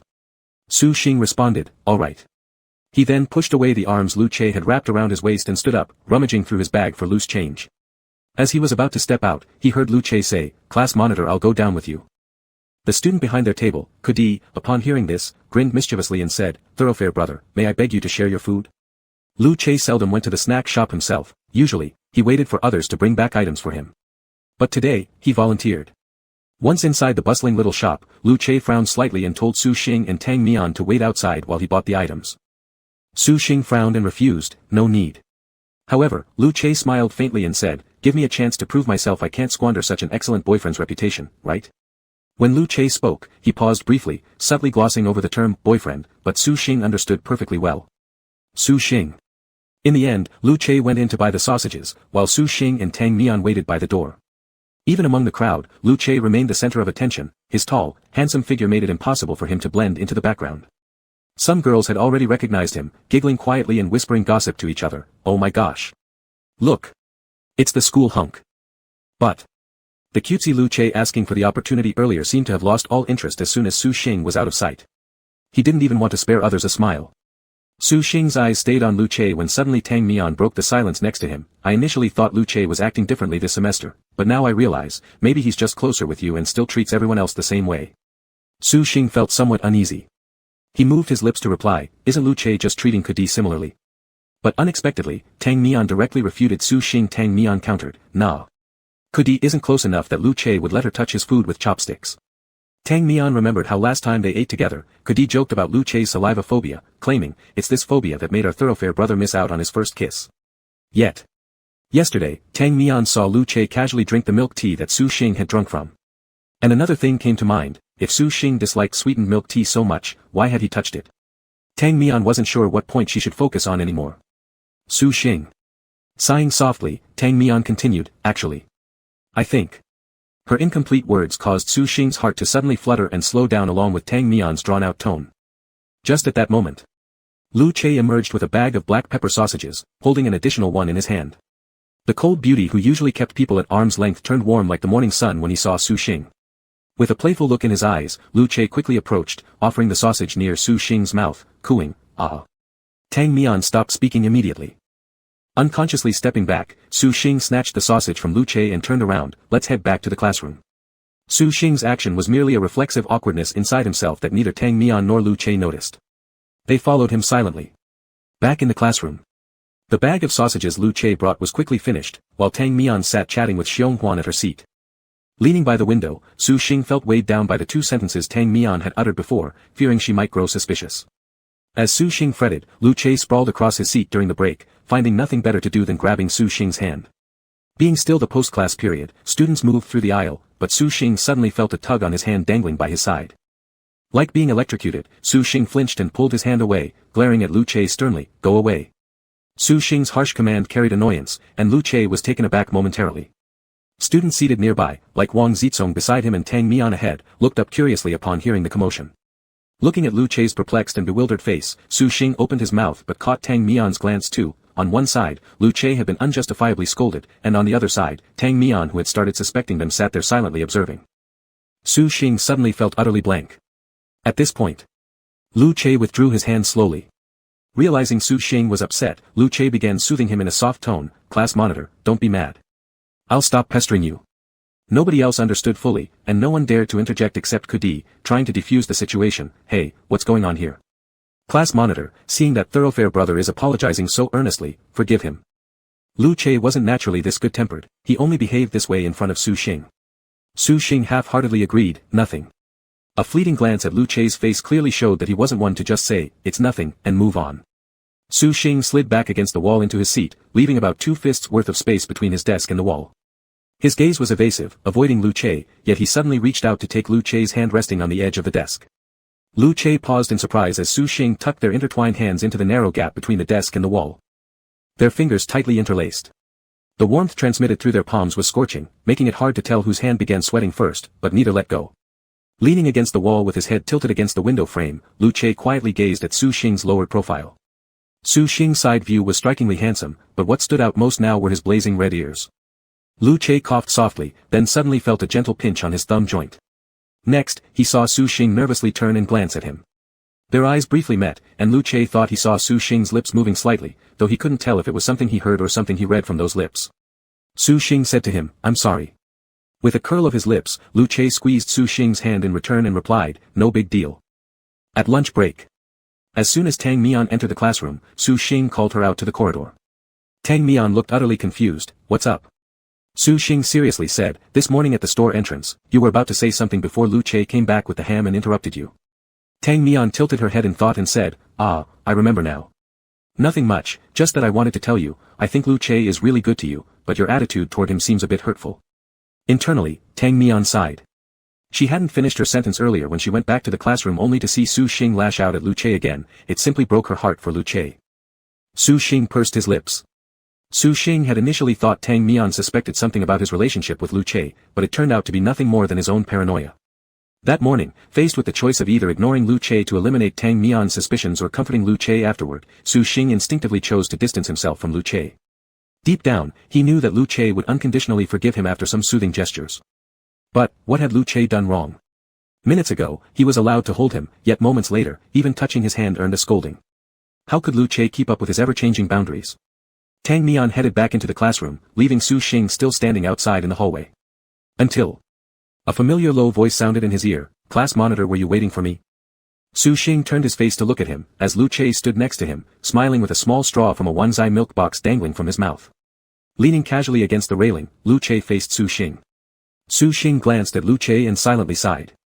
Then, right before Lu Che's surprised eyes, Su Xing leaned into his embrace, his chin resting on Lu Che's shoulder, murmuring, "Aha." The soft hum of his breath tickled Lu Che's neck. Chapter 57. The weather was clear, with light clouds and gentle winds. Clouds lingered, and the wind was affectionate. "Are you waiting for me?" Su Xing's soft hum could make Lu Che's heart race forever. Lu Che's breath caught in his throat. In front of Su Xing, Lu Che had no choice but to bow down and submit. All his bottom lines crumbled in Su Xing's presence. A mere word from Su Xing could make him lose his mind and leave him utterly defenseless.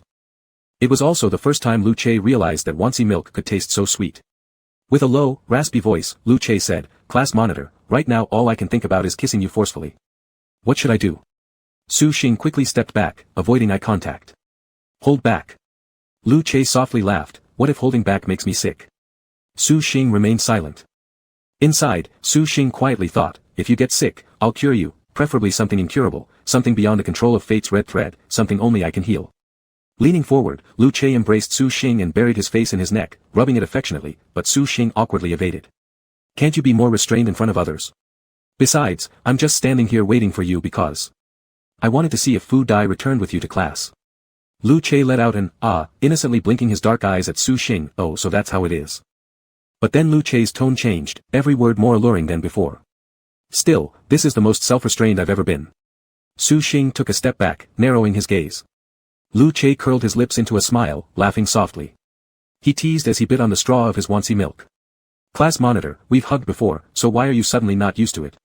Lu Che thought Su Xing's reaction was truly amusing, becoming shy after being honest. Leaning against the railing of the corridor, Lu Che nodded toward the classroom and said to Su Xing, "There's no need to deliberately avoid suspicion. Look at Kudi and Zhou Mang over there, they're always all over each other. They couldn't possibly have that kind of relationship, could they?" Su Xing looked where Lu Che's eyes went, seeing Kudi and Zhou Mang already back. Zhou Mang leaned against the wall, his left hand scrolling through his phone while Kudi completely slumped into Zhou Mang's arms, hugging his right arm close to his chest and non-stop chattering, though it wasn't clear what nonsense he was muttering. Su Xing. The interaction between these two was undeniably gay, yet their innocence was unmistakable, there wasn't even any red thread of destiny between them. Lu Che coaxed again, "Class monitor, from now on, let's use Kudi and the others as our benchmark. For anything we can or can't do, we'll just compare it to them." Su Xing. Su Xing thought Lu Chei's suggestion was unacceptable. However, starting from that afternoon, Su Xing began observing the way other male classmates interacted. The more he watched, the weirder it seemed. Copying lecture notes by the podium, Su Xing heard a playful shout of pain. Following the sound, he noticed two boys at the front desk discussing questions, one casually caressing the other's thigh, while the other enthusiastically responded with a series of moans. Afterwards, they even reviewed their discussion, asking, "Was my moan earlier too suggestive?" Su Xing. Standing with Tang Mian in the corridor, Su Xing saw two males standing close together, one simulating a piling game, even inviting a nearby friend to join for a multiplayer session. Su Xing. Back in the classroom, as soon as Su Xing entered, he saw Kudi swaying his legs, cracking sunflower seeds with a napkin catching the kernels.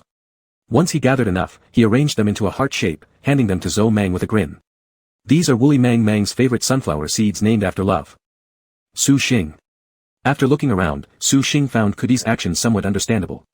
This was likely why no one found it odd when Lu Che was often hugging him. On the contrary, Xiao Shan, who had secretly favored someone for a long time, always kept a safe distance from his male classmates. This might be because straight men were uninhibited when they acted flirtatious, while gay individuals tended to hold back due to excessive considerations.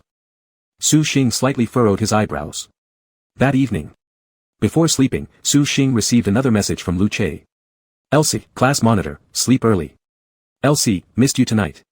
Elsie, remember to dream of me. Elsie, good night." Looking at the phone screen, Su Xing pressed a number, 2, and sent it out. Su Xing lay in the darkness, the dormitory falling silent after the lights were turned off.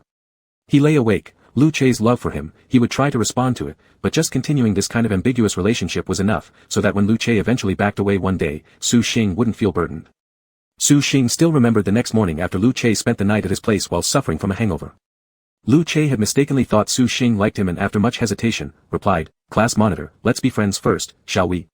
Not bound, not forced, let's go with the flow, alright. Whether it's losing control or letting things develop naturally, either way, it's fine." Su Xing repeated in his heart, "Whether it's losing control or letting things develop naturally, either way, it's fine." Lu Che probably said these words because he didn't want Su Xing to feel disappointed, yet he also worried about the added weight on himself. Su Xing deceived himself into thinking as long as he and Lu Che hadn't defined their relationship, whether hugging or kissing passionately, they could remain unspoken allies, leaving an escape route for each other. The next day. As soon as Lu Che saw Su Xing in the morning, he approached closely with a smile on his lips and asked, "Class monitor, after counting down from 321, will there be a reward?" Su Xing remained stubbornly retorting, "You're imagining things." Su Xing pushed Lu Che away, glancing at the empty seat beside Lu Che, frowning slightly. After the third period class ended, Su Xing went to the office to pick up some materials from the homeroom teacher and unintentionally overheard a conversation between the English teacher and the homeroom teacher. "What's going on with your class's Fu Dai? He's planning to take a leave right at this critical time in the senior year." Su Xing's movements of counting documents also paused for a moment. However, the homeroom teacher did not provide a clear answer, only saying that she had no news about Fu Dai recently. Su Xing returned to the classroom, his gaze naturally landing on Fu Dai's empty seat, looking up just in time to catch Xiong Huan pretending to glance back unintentionally. Kudi, slumped on the desk, sighed deeply. Dai even said he'd score 30 points higher on the midterm exam, but now he's been absent for 2 days. Could it be that he hired a private tutor and is cramming lessons at home? Su Xing bit his lips. It was his turn to handle the cleaning duty today. As he filled Fu Dai's name in the daily class logbook and flipped back a page, he noticed that Fu Dai had been registered continuously for 3 days. Kudi idly reached under the table to grab his phone, but as Su Xing passed by him, he suddenly changed the topic, asking, "Hey, class monitor, today is the last day you use Brother Che's photo as your profile picture, are you happy?" Su Xing glanced at Lu Che and saw his expression harden as he stood up and grabbed Kudi's neck, dragging him out, saying, "Dad's gonna teach you the bottom line of being a person." Kudi screamed in fear and hugged the leg of the table, seeking help from Zhou Mang. Zhou Mang indifferently raised his head and might have spoken out simply because he found Kudi too noisy, thus saying on behalf of Kudi, "I'll deal with him later." Lu Che grunted once and stopped. Su Xing didn't join in their antics but during the noon break couldn't resist checking WeChat once more. He looked at his own profile picture and then Lu Che's. That evening. Lu Che opened the chat window with Su Xing as usual. He carefully noticed the change. Originally, Su Xing's profile picture included both his own side face and half of Lu Che's face. The difference now was that there was only Su Xing's side face gazing out the window remaining in the profile picture. But for the whole week, the profile picture Lu Che used featured only his face but came from the same photo Su Xing used.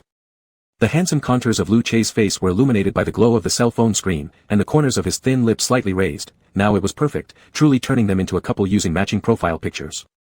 Lu Che swiped through the chat box, and his deep eyes reflected a warm hue from the screen in night mode.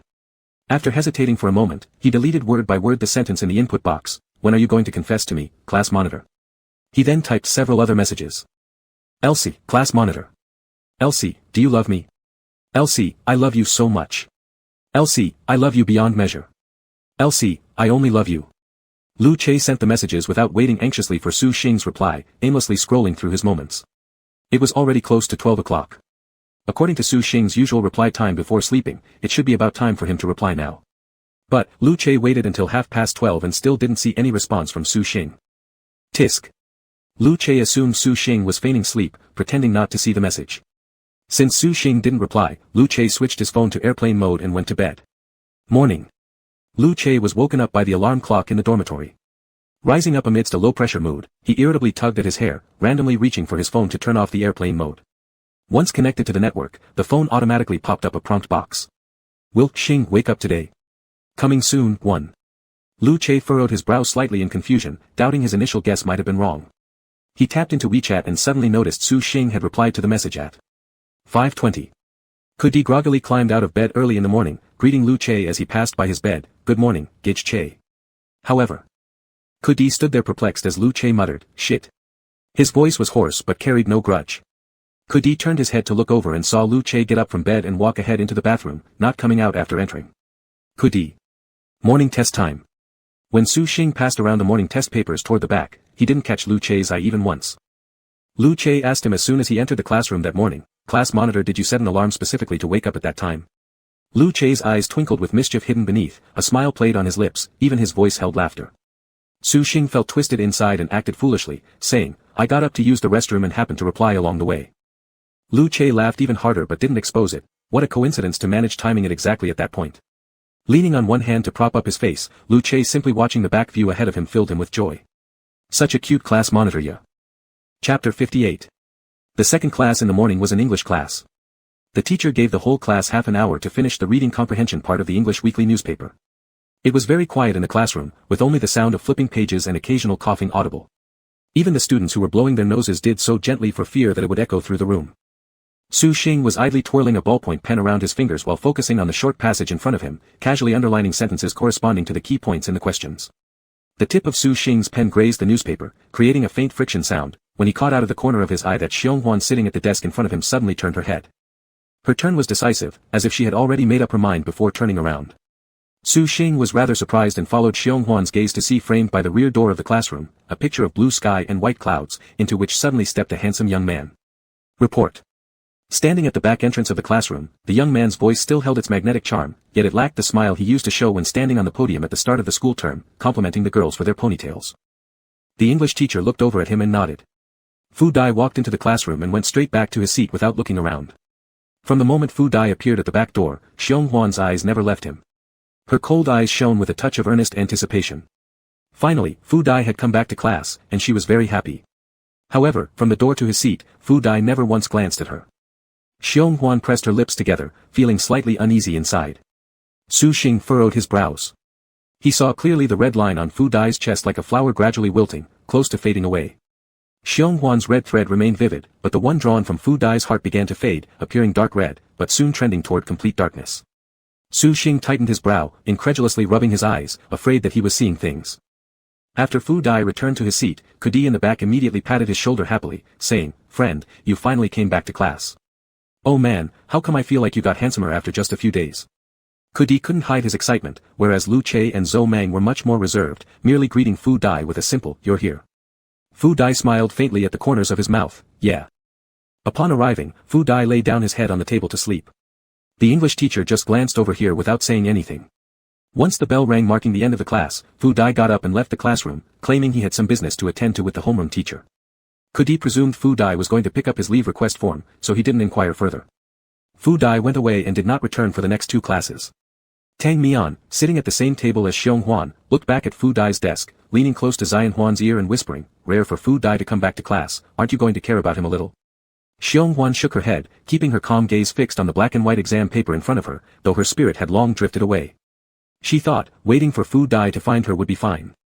Xionghuan was accustomed to being passive, accepting all of Fu Dai's love unquestioningly, subconsciously assuming that accepting his affection meant reciprocating it. During the break between the fourth period class, Su Xing was heading to the office with some forms, catching Fu Dai sitting by the homeroom teacher's desk, ready to get up and leave. Su Xing handed the forms over to the teacher, walking behind Fu Dai, and could not help asking, Fu Dai, is there anything wrong with you? Fu Dai turned his head, pulling at the corner of his mouth, no problem. Su Xing's gaze fell upon the red line on his chest, which had turned black. How could there be no problem? Su Xing hurriedly caught up to walk alongside him and said, you are planning to take a break from school, right? Su Xing noticed Fu Dai's expression of surprise, then continued, I happened to hear the English teacher asking the homeroom teacher about it. Fu Dai let out a small, pretending to sound relaxed, I'm moving abroad, but I've asked my homeroom teacher to keep it confidential for now. Su Xing frowned. Fu Dai, my dad said I should go back and pack up my stuff, focus on rushing to catch up on other courses is more important. Immigration was too sudden a decision for Fu Dai, but this immigration matter was long within Fu Dad's plans, not a last-minute move. Fu Dad didn't leave any room for negotiation. He just informed Fu Dai, whose opinion didn't matter, all that mattered was execution. However, Fu Dad said, tidy up your things casually and don't bother coming back to school anymore, in a nonchalant way, but Fu Dai's heart was bleeding. Not bothering with the stuff at school would be fine, but there were his friends there, and a girl whom he had fancied for an entire year. How could he, casually, put these feelings aside? Su Xing looked at him, hesitating to speak. The red line growing from Fu Dai's chest had already lost its dark red hue. Apparently, Fu Dai's inner feelings were not as calm as his surface suggested. At this moment, the bell signaling class time rang out, the prolonged ding-ling-ling, echoing through the corridor, cutting off their conversation. In the end, Su Xing didn't get to ask. You're going abroad, so what about Xionghuan? Actually, even without asking, one could know that the budding emotions of youth paled in comparison to family decisions. They returned to the classroom, one before the other. Fu Dai stared at the back view of the girl ahead with her ponytail, his heart bitter. He had been well prepared at home, but when he returned to school and saw Xionghuan, he panicked. He didn't know how to face her. Noon. Fu Dai treated everyone to a meal outside, where at the table he announced to his close friends that he would soon be studying abroad. Ku Di, Zhou Mang, and Lu Che were his best buddies during high school. Su Xing was also present, though he was brought along by Lu Che. For a moment, silence fell over the table. Ku Di was the first to exclaim, shit, so this is a farewell dinner. I don't care about the 5-star hotel banquet being skipped, but you actually bring us to a small restaurant near the school. Fu Dai chuckled disdainfully, this place holds 3 years of our beautiful high school memories. Upon hearing these words, no one responded. There weren't 3 years. The final year's memories wouldn't involve Fu Dai. Ku Di criticized again, as a rich second generation, how can our memories be so cheap? You should reflect on yourself. Ku Di's complaints eased the melancholy. Lu Che, stay in touch. Zhou Mang, when are you leaving? Fu Dai, I'll prepare after school today, go home tonight, and tomorrow morning I'll head to Sidia first. Ku Di, have you told Xionghuan about this matter? The atmosphere suddenly became freezing cold.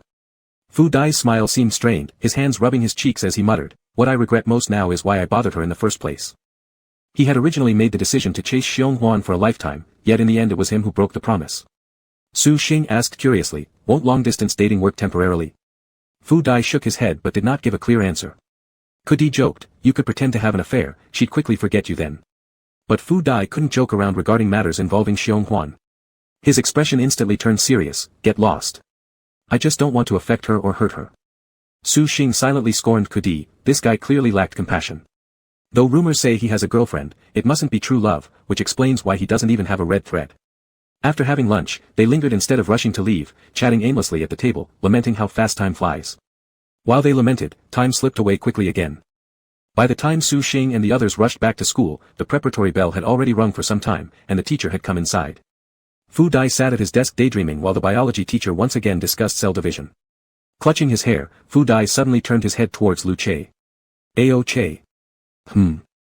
Lu Che leaned on his side, looking at him. Fu Dai, let me win a game of 5 in a row. Lu Che. Fu Dai played several more rounds of 5 in a row with Lu Che, flipping through pages after pages of loose-leaf paper, but still failed to beat Lu Che even once. Each time Lu Che won, he would tell him, I'll let you win the next round. Until the bell rang signaling the end of class, Fu Dai threw down his pen, forget it, I'm done playing. Lu Che idly twirled his pen, saying indifferently, then we'll play again next time when you return. Next time when you return. I'll let you win the next round. Suddenly, Fu Dai understood what Lu Che meant, completely ridding himself of the frustration of losing repeatedly. Neither Fu Dai nor Lu Che were the type to spout brotherhood or sentimentality, so he scratched his head and changed the subject, but speaking of which, can you show me who you fancy now? Last time at the restaurant, Lu Che teased them all. Though Su Xing, the only person in the whole venue who had seen Lu Che's supposed phone photo, said Lu Che was fooling them as there wasn't any picture, Fu Dai kept mulling over this. Lu Che exclaimed and said, when I win her over, I'll send you a photo. Upon hearing this, Fu Dai was more surprised. You haven't won her over yet? Lu Che nonchalantly said, isn't that the same for you? Fu Dai. Fu Dai didn't respond anymore. There were only 3 classes left. Fu Dai and Ku Di, who were usually active participants, were quiet all afternoon today. Fu Dai used to count down the bell with his watch, feeling proud if he managed to synchronize it with the actual sound. Now, however, he wished class would never end. The wall clock on the top right corner of the blackboard ticked away. 17:50. The dismissal bell rang right on time. Xiong Huan went to the cafeteria as usual with her seatmate. She simply tidied up her desk, took out her meal card and a small pack of tissues from her school bag, and as she got up, her peripheral vision involuntarily glanced at the back row. Fu Dai was still sitting in his seat. Xiong Huan lowered her eyes and walked out of her seat, approaching Fu Dai along the aisle step by step. Suddenly, someone blocked her way. Xiong Huan felt delighted because the person blocking her was Fu Dai. You. Xiong Huan tilted her head to look at Fu Dai's face, and the next second, she was tightly embraced in a warm, sturdy embrace. Their classmates around them were shocked by this sudden hug. Amidst the shock, several boys started shouting and teasing, while the girls quietly laughed and whispered among themselves. The students rushing to the cafeteria slowed their steps and stopped to watch this unexpected scene. Xiong Huan's pale cheeks flushed red with embarrassment. She struggled to push Fu Dai away, but Fu Dai's strength was too great, making her struggle seem like a playful pout. Xiong Huan became anxious, saying angrily, "Let go of me. Let go quickly. Fu Dai. If you don't let go soon, I will never speak to you again." The last sentence, which was clearly a threat, made Xiong Huan feel Fu Dai's body stiffen slightly, but even so, he didn't release her. Xiong Huan's eyes carried traces of anger, her tears welling up with a mix of shame and annoyance. Fu Dai hugged her for a little longer, disheveling her neatly tied ponytail, indulgently savoring her scent. This hug brought them closer than they'd been in nearly a year of Fu Dai pursuing Xiong Huan. Fu Dai leaned his lips close to Xiong Huan's ear, touching her burning earlobe, and whispered softly, "Oops, it looks like you'll never talk to me again." A moment later, Fu Dai added, "But actually, this might be better." Xiong Huan didn't understand what Fu Dai meant. Then, the arms tightly circling her suddenly loosened. After Fu Dai let her go, he immediately turned around and walked away. Xiong Huan stood there stunned. The classmates who had stopped to watch hadn't dispersed yet. Su Xing, the only one in the entire room whose eyebrows were furrowed watching Fu Dai and Xiong Huan's embrace from beginning to end, also hurriedly followed after Fu Dai. Just now, when Fu Dai was silent for half a day before standing up and blocking Xiong Huan's path, the red line in his heart trembled violently as if it had received a huge shock. After Fu Dai released Xiong Huan, the faded red line appeared to have wrapped itself around his heart, much like how Lu Palian's red thread had once choked her until she couldn't breathe. Su Xing caught up with Fu Dai after chasing him for not too long. It was clear to Su Xing that Fu Dai was walking with difficulty because the red thread dragging behind him was pulling him backward. The red thread, which usually hung limply near the ground, was now floating mid-air, wriggling toward Su Xing, or more accurately, signaling for help. Fu Dai. Fu Dai stopped in his tracks, composed himself, and then turned around. In the very next instant Su Xing saw Fu Dai, his own heart began to ache. Su Xing vaguely noticed that the chest of Fu Dai revealed a faint red glow symbolizing his heart, while the now darkened red thread tightly bound his heart, piercing into it as it viciously tore it apart. The part of the red thread extending outside Fu Dai's chest glowed weakly in red, twisting and pleading for Su Xing's help, just like a drowning person thrashing about at the water's surface.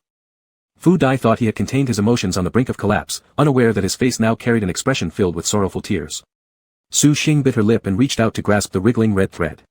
The thread automatically coiled around Su Xing's wrist and pulled using the force applied on the red thread binding Fu Dai's heart. Su Xing jumped in surprise and wanted to pull her hand back. However, the red thread around her wrist also tugged backward, just this tug calmed down the wildly wriggling thread. The red thread that bound Fu Dai's heart gradually regained its vivid red hue, curling into a heart-shaped bundle. However, what followed? The bright red heart-shaped form resembled a glass vessel with A at the bottom, and as the water level dropped, the red thread shaped into a heart continuously spilled out. Until the red thread snapped off from his body. Su Xing's face was full of shock as she watched Fu Dai involuntarily shed tears right in front of her. Tears streamed down his cheeks uncontrollably. Fu Dai belatedly wiped his face, looking bewildered. "Hey, why am I suddenly crying?" Chapter 59. Are you alright? I'm fine. Fu Dai wiped away his tears, but they continued to flow uncontrollably. He cursed half laughing and half scolding, "Shit, am I possessed or something?" Su Xing had a myriad of emotions in his heart but couldn't find the right words to console him. Fu Dai looked utterly lost, he didn't know why he was crying. Leaving school and saying goodbye to friends was certainly sad, but it wasn't enough to make him this emotional, let alone burst into tears in front of Su Xing. Fu Dai hastily wiped his tears and bid farewell to Su Xing, rushing toward the end of the school path. Suddenly, he was startled by the crackling sound of firecrackers from the side, with flower petals and confetti falling all around, scattering onto his head and shoulders. Kudi suddenly popped up, grinning and congratulating, "Congratulations to our Fu Erdai on graduating early." Behind him were 6 or 7 other boys who got along well with Fu Dai. Although Su Xing was still several meters away, he could clearly hear Kudi exclaiming again, "Shit. Erdai, don't tell me you're crying out of happiness. Don't cry, man, I can't handle seeing people cry, come for a hug." Su Xing stood there, not moving forward, as someone came up behind him and stopped alongside him. Watching the noisy scene where Kudi and Fu Dai were hugging and pushing each other playfully, Su Xing couldn't help but ask the person next to him, "I don't understand, why can't Fu Dai choose long-distance love?" At lunchtime that day, Su Xing had also asked Fu Dai this question. Fu Dai simply shook his head firmly without offering any explanation. Lu Che turned his head over, noticing the furrowed brows on Su Xing's face. Gently smoothing the crease with his fingertip, Lu Che softly responded, "Because Fu Dai truly likes that girl. The way Fu Dai likes her is always about doing everything possible to be good to her. It's not that Fu Dai doesn't want a long-distance relationship, he just cannot bear it, the challenges brought by distance and time difference would be too tormenting. Loving her means entering a difficult mode automatically." With a smile lingering in his eyes, Lu Che pinched Su Xing's earlobe gently and whispered directly into his eyes, "If it were me, I would probably choose to let go too." Su Xing suddenly became a bit nervous, a flash of panic appearing on his face, blurting out involuntarily, "But she can hold on." Lu Che chuckled inwardly, his pitch-black eyes filled with warmth as he answered, "Not unwilling, but unable to bear." "Not unwilling. Unable to bear. That's Fu Dai." Fu Dai left, and the red thread tying him and Xiong Huan disappeared. During the evening study session on that same day, their teacher announced this news to the entire class. In the dead silence, many people instinctively glanced at Xiong Huan's reaction. However, Xiong Huan only looked up briefly, her face tinged with confusion, before quietly continuing her homework. There were no more visible ripples of emotion from her side. After evening study ended, Su Xing packed his things to return to the dormitory. Passing Kudi's empty seat, he accidentally saw a sticky note fall from the wall to the floor. Bending down to pick it up, Su Xing's heart swelled with melancholy as he read the message, "Entering university in the same city as Xiong Huan, Fu Dai." Sighing silently, Su Xing took a piece of tape nearby and stuck the note back onto its original position. To ensure it stayed firm, he used multiple pieces of tape to secure Fu Dai's note beneath Xiong Huan's. On Xiong Huan's note, "No regrets for the past, no shame in facing the future. But today has become the past, do you really have no regrets?" The broken red thread had decisively drawn a period to this departure, one that perhaps no one would even remember. As Su Xing was about to leave after placing the tape down, he suddenly paused. His eyes lingered on the right side of the wish wall, where the 2 characters for "getting a partner," written by Lu Che were directly above Su Xing's wishes. Su Xing hesitated, glancing around to make sure no one was watching, then added several layers of reinforcement tape to Lu Che's sticky note, securing every edge meticulously. The next day, Fu Dai's departure didn't seem to affect anyone else in the class except for Kudi, who sighed repeatedly. Why does it feel like Fu Dai has been gone forever? I've already forgotten if he said he wanted to score 30 or 50 points higher on the midterm exam. Neither Lu Che nor Zhou Meng responded. Regardless of how many points, Fu Dai wouldn't achieve them now. Radio gymnastics time. Su Xing was standing outside the corridor taking a breath when Tang Mian and another girl returned from the restroom, arm in arm. Seeing Su Xing, Tang Mian approached cheerfully without any decorum, slapping him lightly on the butt while laughing, "Hey, what's Xing doing?" Su Xing glanced back at Tang Mian, not particularly bothered by her open behavior, merely responding indifferently, "A bit sleepy." Tang Mian laughed, "Always drowsy, wake up already." Su Xing just gave a perfunctory response. Tang Mian stood next to Su Xing, wanting to expand on the topic. But out of the corner of her eye, she noticed Lu Che approaching, and immediately tightened her lips, being cautious with her words. Lu Che was holding a box of Wangzi milk, sucking on the straw, his indifferent eyes concealing a hint of displeasure. He walked over, squeezed into the small space between Tang Mian and Su Xing, forcefully separating them.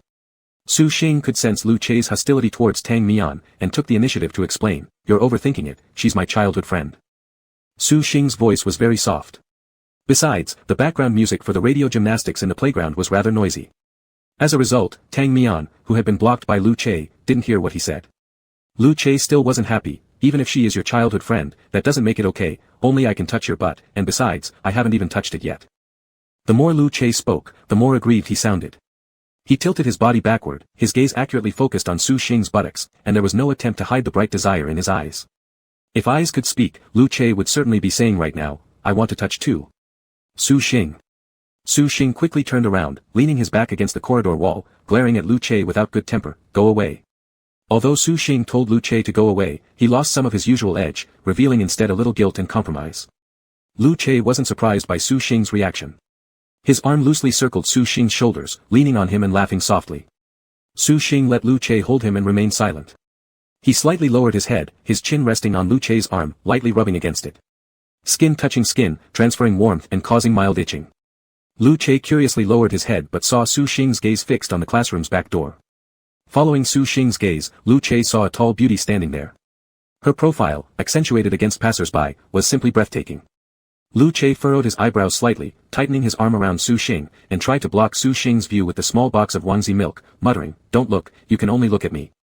Su Xing pushed his hand away, speechless as he explained, "That's the girlfriend of my seatmate."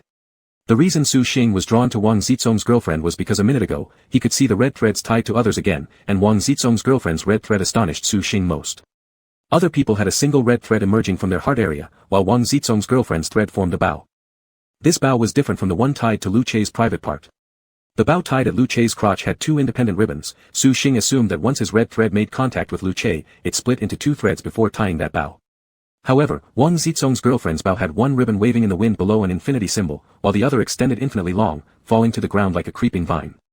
When Wang Zizong grinned and came out to greet his girlfriend, Su Xing saw the origin of that red thread was also from Wang Zizong's heart area. "Sister." Wang Zizong's voice and smile were sweet. After all, he still had a lollipop in his mouth, making his left cheek puff up a bit. Wang Zizong's girlfriend lightly curled her lips upward, her naturally elongated peach eyes blinking at Wang Zizong. She pinched his cheek gently, her voice slow and lazy but filled with tenderness. "We will go out for sketching in a bit, returning by evening. I just came to check on you." After seeing this scene, the male passers-by envied Wang Zizong. What's worse, despite receiving such sweet words from such a beautiful lady, Wang Zizong ungraciously replied, "Ah, then you should bring more food. I have chocolate pies and mango millefeuilles, I'll get them for you." Seeing Wang Zizong turn around to fetch them, his girlfriend stopped him. At the same time, Su Xing's view was once again blocked. Su Xing pulled away from Lu Che's hand, gripping his wrist firmly. Turning his head, Su Xing looked at Lu Che, frowning and said, "Enough already." Lu Che hugged Su Xing's shoulder, whispering into his ear, "This woman isn't ordinary." Su Xing was surprised after hearing this and asked, "What do you mean?" Lu Che complained pitifully, "Because she caught your attention, and I've become nothing but a background character." Su Xing shoved Lu Che away, unwilling to pay him any more attention. Su Xing kept his eyes on Wang Zizong and his girlfriend, pondering the meaning behind the butterfly knot on Wang Zizong's girlfriend, and its possible connection to the butterfly knot on Lu Che. The bell signaling the start of class rang. The students in the corridor slowly made their way back to the classroom. Lu Che went in first to throw away the milk box, leaving Su Xing and Tang Mian standing by the back door of the classroom, waiting for others to go in ahead. Su Xing suddenly asked, "Tang Mian, do you know what a bow represents?" Tang Mian asked curiously, "What? A bow? Like a Hello Kitty bow?" Su Xing shook his head and explained vaguely, "No, it's about, something tied with a bow on, a certain thing." Tang Mian tilted her head and said, "A bow tied on something? Isn't that just a gift?" Su Xing. Tang Mian continued, "Untying the bow is like unwrapping a gift, isn't it?" Su Xing. He had no response to counter her argument. But if untying the bow on Lu Che was like unwrapping a gift, then would the gift box contain Lu Che's, well, you know. Su Xing suddenly pictured a scene in his mind, making him instantly furious, so he countered Tang Mian's statement solemnly, "Stop talking nonsense." Tang Mian. Chapter 60. Su Xing had spent the entire day in deep thought, but still couldn't figure out what the bow represented. After all his irresponsible guesses were impossible to verify. This time, the red string appeared for about 10 minutes. Su Xing marked 2 notes in his notebook and stared blankly at the blue ballpoint pen words on the white paper. Su Xing suddenly fell into confusion. At first, after Xiao Shun's red string appeared alone, Su Xing was determined to untie Lu Che's bow, wanting to cut off any possible karmic bond between the two. However, due to frequent encounters with irresistible factors while trying to untie the bow, Su Xing temporarily gave up on the idea of untying it. Later, regarding the tangled red strings of Lu Peiyan and Lin Peisang, Su Xing subjectively assumed that the red strings tied around their ankles were equivalent to bad relationships, and that the red strings coiled around Lu Che's ankle would all be hostile to him. Thus, Su Xing chose to sever them. Now, the red string connecting Fu Dai and Xionghuan had also broken, and Su Xing had regained the ability to see all the red strings, yet he suddenly didn't know what he should do. Untie Lu Che's bow? This question had once been his ultimate goal, something he could affirm without hesitation. But now, doubt started to set in. Su Xing's gaze landed on the back view of a girl ahead. She had long hair hanging over her shoulders, no longer tying it up in a ponytail. Su Xing had once heard Tang Mian complain about how painful it was to tie her hair in a ponytail, so she didn't particularly like doing it. Maybe Xionghuan was the same as Tang Mian, not really liking to tie her hair up, but did so because Fu Dai praised it. But with Fu Dai gone and the red string severed, Xionghuan probably forgot why she used to tie her hair up in a ponytail. Su Xing couldn't help but admit that Fu Dai and Xiong Huan's reaction left him feeling a pang of loss. Emotions that were paid were not irretrievable either, reverting instead at the moment the red string was severed, like time rewinding and neatly resealing spilt feelings without losing a drop. Su Xing could not definitively say whether such an outcome was good or bad for the parties involved, but this did not stop him from feeling disappointed, regretful, and choked with sorrow. Saturday. After school, Su Xing and Lu Che stood by the school gate waiting for Su Dad. Su Xing absent-mindedly looked toward the diagonal front, while Lu Che leaned beside him playing with his phone. Su Xing's eyes inadvertently swept over a girl ahead. She was wearing a school uniform from another school, making her stand out noticeably amidst the crowd at the school gate.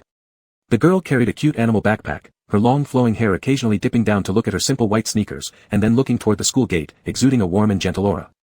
Just 1 minute ago, Su Xing had regained the ability to see the red strings, and his gaze immediately settled on the body of the girl ahead. This girl had 3 red strings, one grew from her heart, one wrapped around her ankle, and another was tied around her wrist. Moreover, the colors of those 3 red strings were different. The one growing from her heart was the brightest, followed by the one tied around her wrist, while the one wrapping around her foot was much paler, almost translucent. It was the first time Su Xing had seen a red string tied around the wrist, so naturally he took notice. When the girl raised her head again to look at the school gate, her delicate and fair face suddenly lit up with a smile. The girl's smile was soft and gentle, as if she were surrounded by a magical aura, even the light breeze passing her softened its steps, fearful of disturbing her gentleness. Su Xing wondered what kind of person the girl was waiting for, following her gaze until he saw her target. His face instantly revealed surprise. Kudi and Zhou Meng walked out from the school gate. Su Xing and they stood beside the guardhouse at the school gate. Kudi and Zhou Meng directly approached the girl without noticing Su Xing and Lu Che. Su Xing had never before seen red strings on Kudi and Zhou Meng, neither yesterday nor today, yet now he could see Zhou Meng's red string growing from his chest tied around the girl's ankle, only its color was nearly translucent, while Kudi's red string from his chest was tied around the girl's wrist, and the girl's red string extending from her heart was tied around his wrist. Su Xing watched with utter confusion. According to his previous conjecture, the vibrant state of the red string's hue represented the depth of feelings. In the current situation, it meant that Kudi and the girl liked each other, but Kudi's affection towards her had lost some heat, whereas Zhou Meng secretly admired the girl, but this hidden admiration had reached its end. Class president. Su Xing turned around to find Lu Che had noticed Kudi's side as well. Lu Che, seeing Kudi and Zhou Meng walking toward the girl, narrowed his eyes slightly and spoke with evident bewilderment. That girl should be Zhou Meng's childhood friend. Is she actually Kudi's girlfriend? As Kudi and Zhou Meng approached the girl, she casually linked her arm with Kudi's in an affectionate manner that left no doubt about their relationship as boyfriend and girlfriend. Su Xing looked at them curiously and said, childhood sweethearts. Lu Che shrugged. Fu Dai used to say that Kudi's girlfriend was probably shy, so he didn't bring her along to gatherings. But if his girlfriend is Zhou Meng's childhood friend, surely Zhou Meng could keep her company during gatherings, right? There shouldn't be any awkwardness after Kudi leaves. Su Xing furrowed his eyebrows, a new thought forming. Perhaps, it was because Kudi didn't want Zhou Meng to feel embarrassed. At this moment, his mobile phone rang, interrupting Su Xing's train of thought. He answered his father's call, learning that his father had parked right in front of Kudi's group. Because Su Xing could see the red strings connecting Kudi's group, he felt a little uneasy inside. Lu Che, however, confidently walked over toward Kudi's side without hesitation. Kudi's hand was held by his girlfriend as his gaze still wandered around. When he noticed Lu Che and Su Xing approaching, he became more flustered but still greeted them naturally. Hey thorough, class president, where are you two heading? Zhou Meng and the girl turned their heads. Zhou Meng wore an unperturbed expression, calm and composed. Su Xing replied curtly, going home. Lu Che responded, back to the class president's place. Kudi's eyes widened. Kudi suddenly reflected on how, at some point, Lu Che and the class president became inseparable companions. Kudi didn't dwell too much on it and instead shifted the topic. Let me introduce you. This is my girlfriend, Jiang Lian. These are our school's heartthrob and our class president, Lu Che, and Su Xing. Kudi's girlfriend smiled softly, and Su Xing returned the smile. Since Mr. Su was already waiting ahead, Su Xing and Lu Che didn't linger further and bade their farewells before leaving. On the way back, Lu Che and Mr. Su engaged in a lively conversation while Su Xing sat quietly in the passenger seat, leaning against the window. His face faintly reflected on the glass, his gaze lowering as he stared at the palm of his left hand. The red line there merged seamlessly with the marriage line, bright red, yet strangely this particular red line seemed connected to something private near his groin. Su Xing clenched his hand into a fist, catching sight of another red string pressing under his buttocks out of the corner of his eye, extending along the edge of the car seat to someone sitting in the back. Casually reaching back, Su Xing lightly flicked the red string, feeling not pain but rather an itch deep within him. He glanced up and met Lu Che's gaze through the rearview mirror. Just moments ago, Lu Che had been looking down at his phone to pass time. The moment their gazes met was strange yet fascinating. Su Xing gave a small cough, pretending to remain composed as he lowered his gaze and averted his eyes. Back home. Mrs. Su had already prepared an abundant dinner, catering to Lu Che's preferences first before aligning with the family's tastes. Mrs. Su and Mr. Su had already considered Lu Che a regular guest, assuming he would come over for dinner every Saturday evening. After the meal, Su Xing retreated alone into his bedroom to do homework, not paying attention to Lu Che. Su Xing had become accustomed to Lu Che's ways. Even though Lu Che was clingy in daily life, he wouldn't disturb Su Xing while studying. Lu Che left the room, stepping into the living room where he saw Mr. Su drinking alone at the dining table. It was the same bottle of liquor, but its taste varied depending on the mood of the person drinking it. Drinking alone in silence often meant one was trying to drown their sorrows, yet wanting to get drunk made getting drunk all the harder. Lu Che moved closer, pulled out a chair, and sat down, smiling towards Mr. Su. "Uncle, do you still have some wine?" When Su Xing finally put down his pen after finishing a test paper, he realized Lu Che wasn't around anymore. Slipping into his indoor slippers, he carried his cup to fetch warm water in the living room. To his surprise, Lu Che was already seated at the dining table, chatting fervently with Mr. Su. Su Xing entered the dining room, frowning disapprovingly. "Dad, what are you doing?" Looking into Lu Che's eyes, Su Xing wondered how much he'd drunk. Though Lu Che's pitch-black pupils were still calm like still water, his behavior seemed subtly more obedient, hiding beneath a serene demeanor and inner turbulence. Su Xing could tell just by seeing Lu Che's current state that he was drunk. His dad always had the flaw of drinking as much as he spoke when hitting it off with others. Su Xing issued an order to Lu Che, "Don't drink anymore or you'll sleep on the floor tonight." Upon hearing this, Lu Che immediately set down his glass, blinking innocently with heavy-lidded eyes, responding obediently, "Okay." Su Xing turned away with disdain, grabbing clothes to head to the bathroom for a shower. Once Su Xing disappeared into the bathroom, Mr. Su picked up his glass, supporting his forehead and laughing, "Let's finish this one. Truly, we should stop drinking now." Lu Che raised his glass to clink it with Mr. Su's and smiled, "Good." Mr. Su took a sip, the fiery liquor burning his throat, and then scratched his forehead, starting another random conversation with an implicit self-praise. "I wonder if one's alcohol tolerance can be genetic."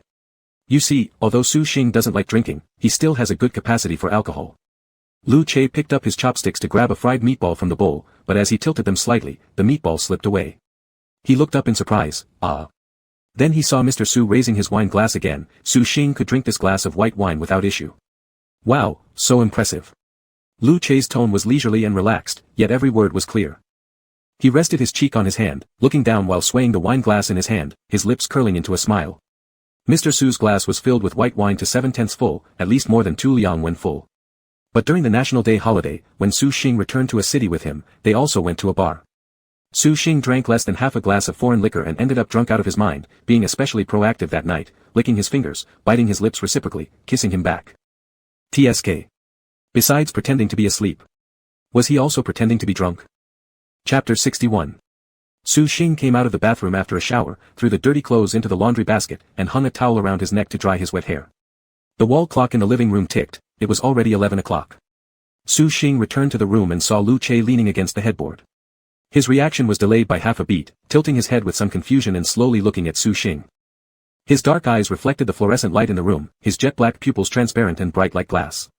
Lu Che's thin lips were pressed into a straight line, without any curve at the corners, but there was a faint smile and deep tenderness lurking in his gaze. "I'm going to wash up." Lu Che's voice dragged lazily, every syllable clear, yet Su Xing detected a hint of drunkenness in his tone, relaxed and carefree, laced with a charming alcohol scent. Fu Dai once said that Lu Che's voice shouldn't be wasted reading physics questions to Su Xing, instead, it should be used for reciting love poems to girls, surely making them swoon with enchantment.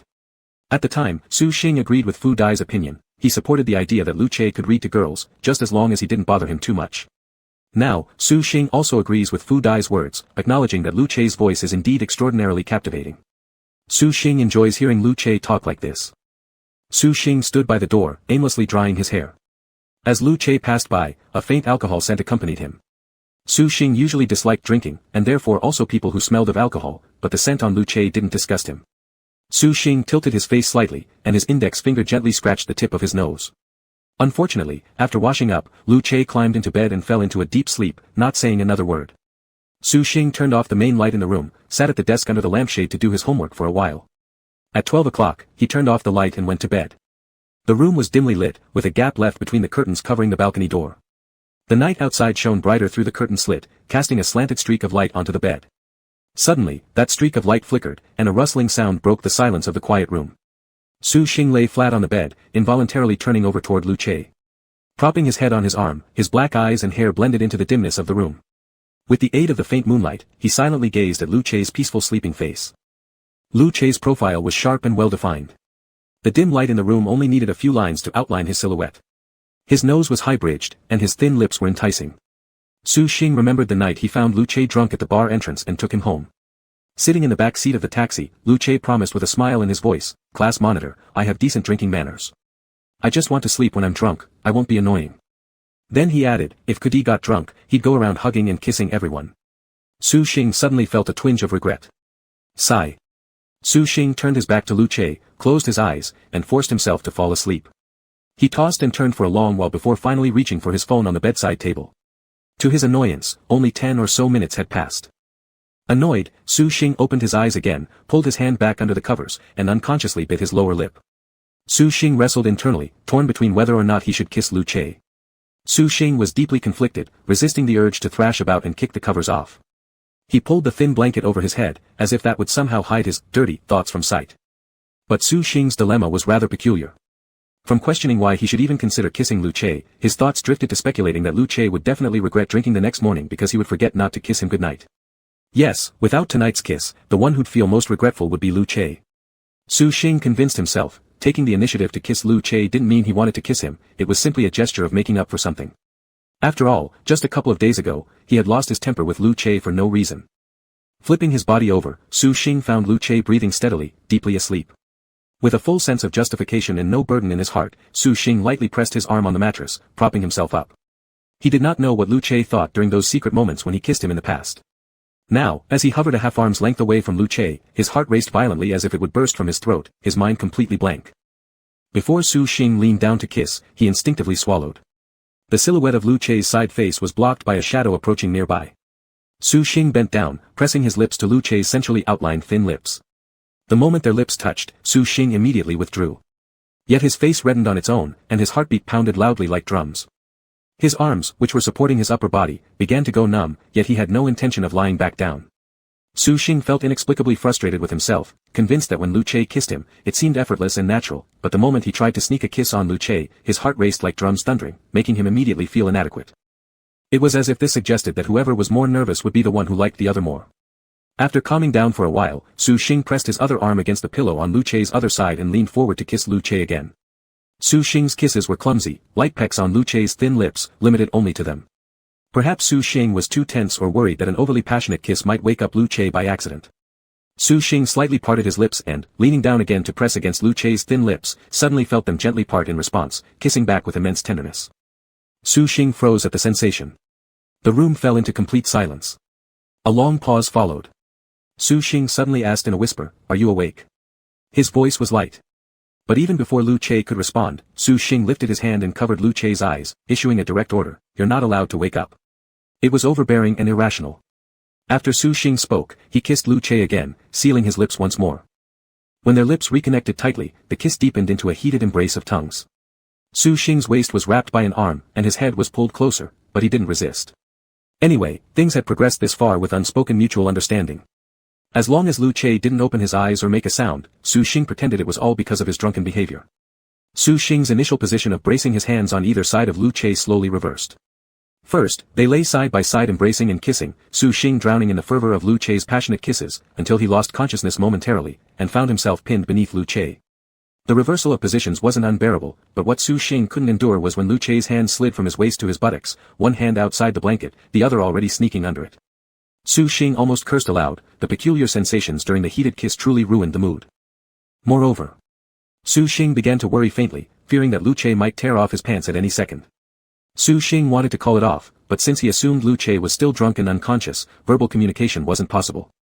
So, taking advantage of an unsuspecting moment, Su Xing bit Lu Che sharply. The latter let out a hiss, and as their lips parted, Su Xing shoved Lu Che away.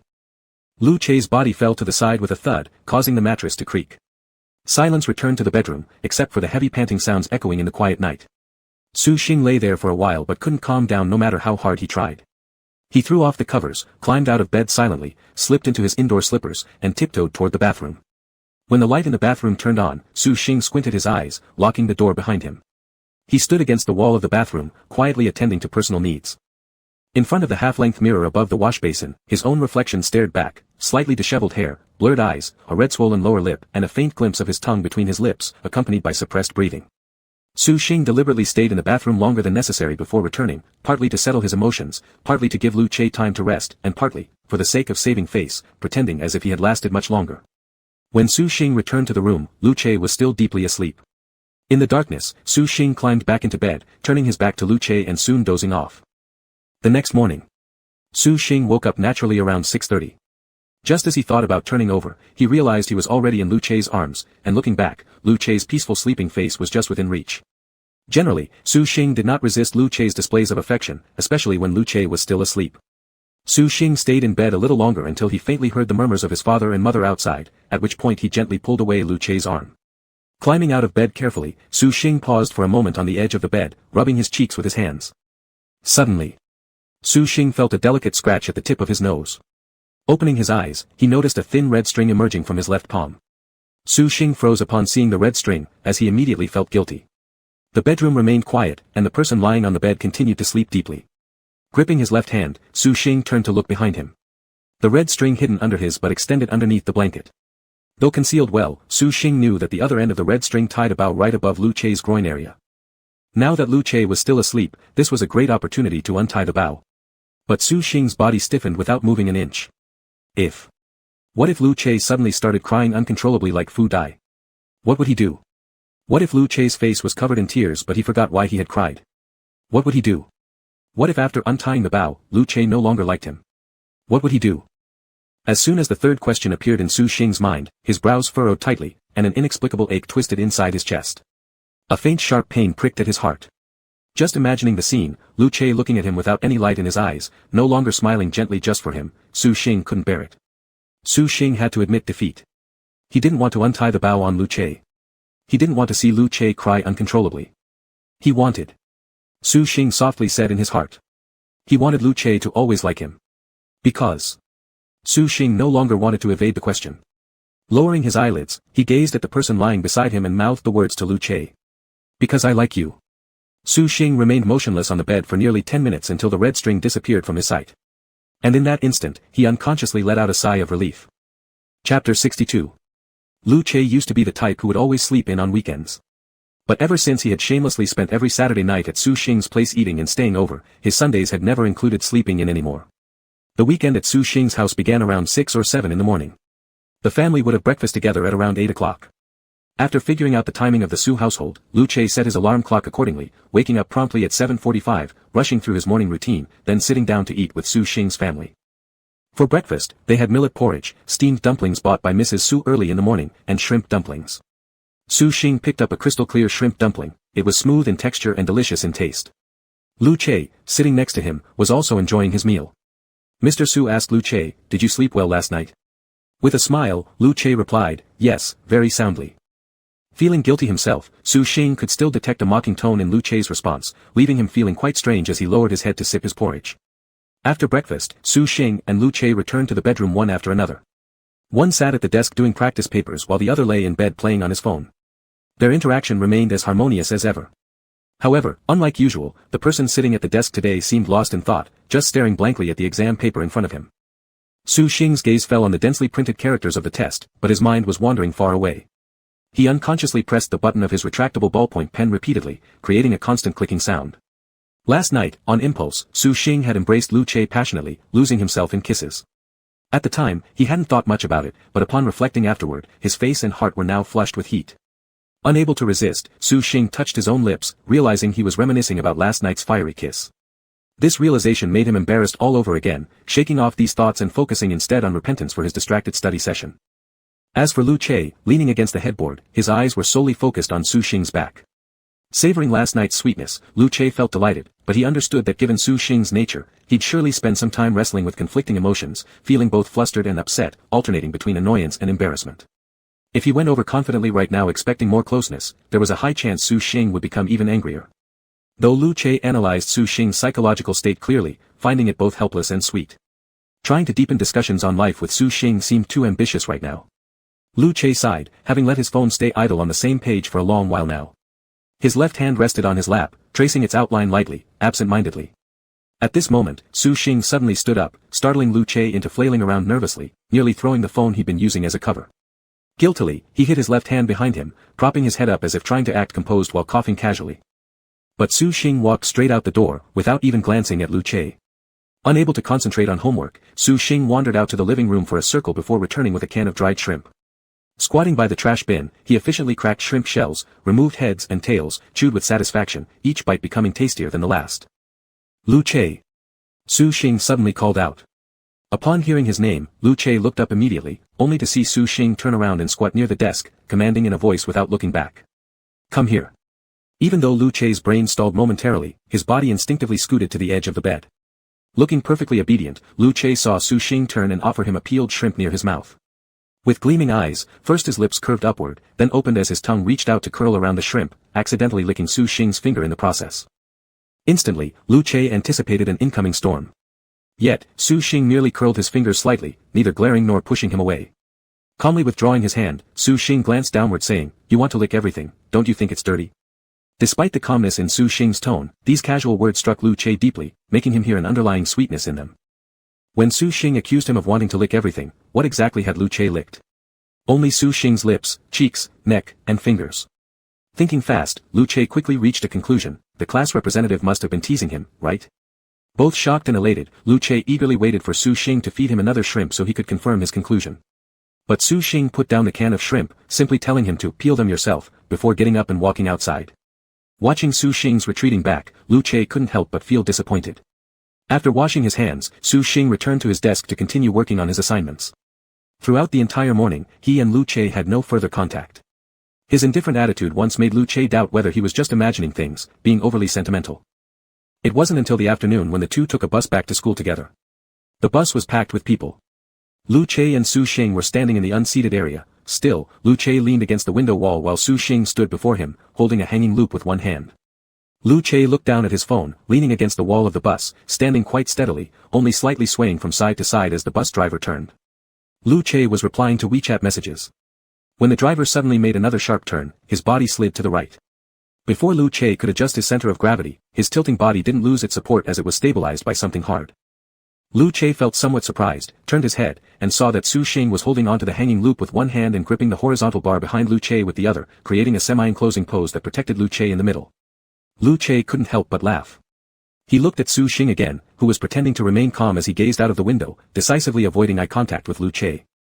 Lu Che sighed softly, why does our class representative treat me so well? As he said this, Lu Che simply turned around and leaned his back against Su Xing's arm, which in the eyes of others essentially meant that Su Xing was hugging Lu Che. Su Xing. Lu Che smirked at Su Xing and said, "There's limited space, I can't fully stretch, I originally wanted to lean on your shoulder like a bird cuddling up to someone." With Lu Che being 187 centimeters tall, under the condition that the passengers ahead did not move, if he wanted to act cute, he would have to squat halfway, which was far too tiring. So Lu Che just indulged himself verbally and stopped there after saying it. Su Xing. He thought Lu Che was truly beyond comprehension. Su Xing made no effort to hide his disdain for Lu Che on his face, even though he resisted the urge to pull back his hand and tell Lu Che to leave. Inside he began questioning himself, do you really like him? Are you sure you're not bewitched? Perhaps the red thread of fate cast some sort of illusion over you, making you fall for Lu Che. But the questions remained unanswered. Sighing, Su Xing still remembered the agreement he made with himself earlier in the morning when he decided not to untie Lu Che's bow tie. If you don't want to untie Lu Che's bow tie, then you must take responsibility for Lu Che and try your best to be kinder to him. Su Xing accidentally noticed Lu Che's WeChat homepage information. He saw their chat box had been set as top priority, clearly distinguishing it with its light gray frame from others, indicating that he was unique in Lu Che's heart. Su Xing's heart softened all at once, and he no longer disdained Lu Che. His attention was now fixed on the nickname Lu Che had given him on WeChat. Xing Xing says, "You're not allowed to wake up." Su Xing's mood became complicated, coughing lightly as his gaze shifted to the window outside. The bus was somewhat bumpy. Su Xing tightened his grip on the hand encircling Lu Che's backside more firmly, afraid that the person preoccupied with looking at his phone would suddenly lose his support. Lu Che smirked, opening Fu Dai's chat box and selecting the icon for a photo they used as their profile picture, sending it to Fu Dai. Even though far away in a northern city within China, Fu Dai replied instantly, "Why are you sending me this picture all of a sudden? Elsie, don't you want to see it?" Fu. Lu Che once again clicked on the photo icon, selected another photo, and sent it over. This photo was also a double portrait where Lu Che tilted his head, resting it on Su Xing's shoulder, scrolling through his phone, while Su Xing turned his face to lightly kiss Lu Che's hair, emanating a gentle and ambiguous atmosphere. Anyone with eyes could sense an unusual romantic vibe. The silence in the chat didn't last long. Fu Dai's shock could only be conveyed through a full screen of question marks. What the hell? LC, Shu. Fu. In the autumn of the north, Fu Dai was utterly bewildered. What's going on? Why did this big news break as soon as I left? No warning. No reason. Fu Dai clutched his chest, trying hard to calm himself down, and with trembling fingers opened the enlarged image of the photo. The more he looked, the stranger he found it, pondering for a long time before finally realizing the problem. In the photo, Lu Che abandoned his usual arrogant and cold demeanor, snuggling on Su Xing's shoulder, allowing him to sense some rare coy and obedient vibes. Trembling, Fu Dai typed into the input box. Clunk. Lu Che unlocked his phone, pulled down the top screen, and saw another message Fu Dai had sent. Fu, so, who's on top and who's on bottom? Lu Che's lips curled upward, and his fingers slowly tapped on the keyboard. Elsie, I follow his lead, I can be either on top or bottom, what difference does it make? Fu. From a heterosexual man's perspective, the anus represents the final boundary of dignity for someone like Fu Dai. With this in mind, he could only sigh that Lu Che must truly love Su Xing to act this way. Fu Dai's feelings could not settle down for a long time, and he suddenly recalled the past banter with Lu Che, when he teasingly poked fun at Lu Che. You still haven't gotten a guy. Lu Che scoffed, and aren't you the same? And aren't you the same? Fu Dai couldn't help but frown slightly. The bus arrived at the station, and Su Xing and Lu Che got off the bus together. The two handsome boys walked side by side on the campus path, naturally forming a beautiful landscape that frequently attracted glances from girls. When they climbed to the third floor of the dormitory, Su Xing and Lu Che temporarily parted ways because Lu Che still had dirty clothes in his backpack, which he had to bring back to his own dorm to handle, preventing him from following Su Xing directly back to his room.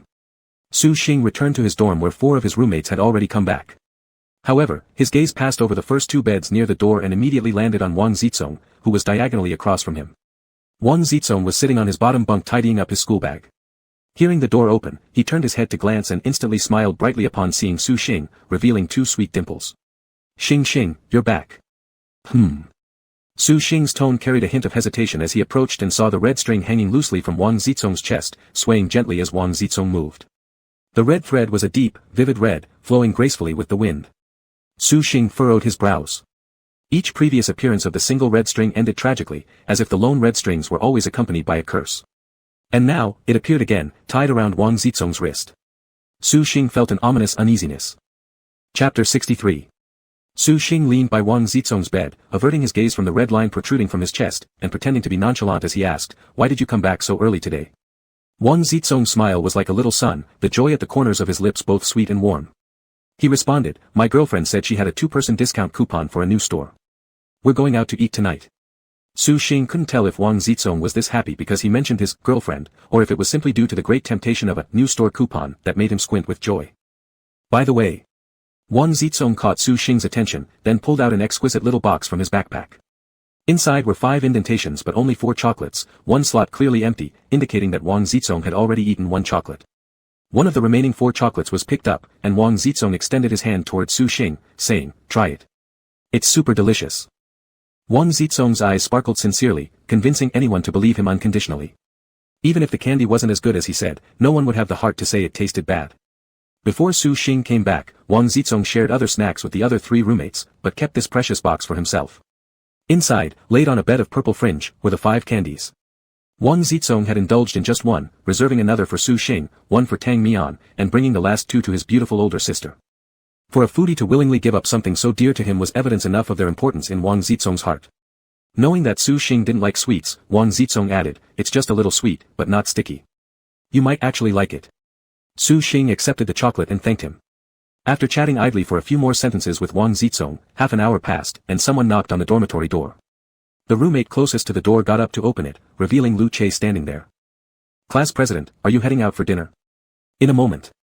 Lu Che walked past everyone else, heading straight to Su Xing's bunk. Su Xing faced the bunk, bending over to tidy up the blanket on the bed. Lu Che's gaze immediately fell on Su Xing's round and well-shaped posterior, its firm texture being Lu Che's objective review from last night's first experience. Leaning against the bed, Lu Che waited for Su Xing to pack his things while mentally mapping out the best position. As soon as Su Xing turned around, Lu Che lowered his head, touching his nose absent-mindedly, avoiding eye contact as he said, "Kudi and Zhou Mang are waiting for me. I'll send them a WeChat message to let them know to wait." Su Xing responded with an "oh," holding back words that wanted to invite Lu Che to dine alone, unable to voice them in the end.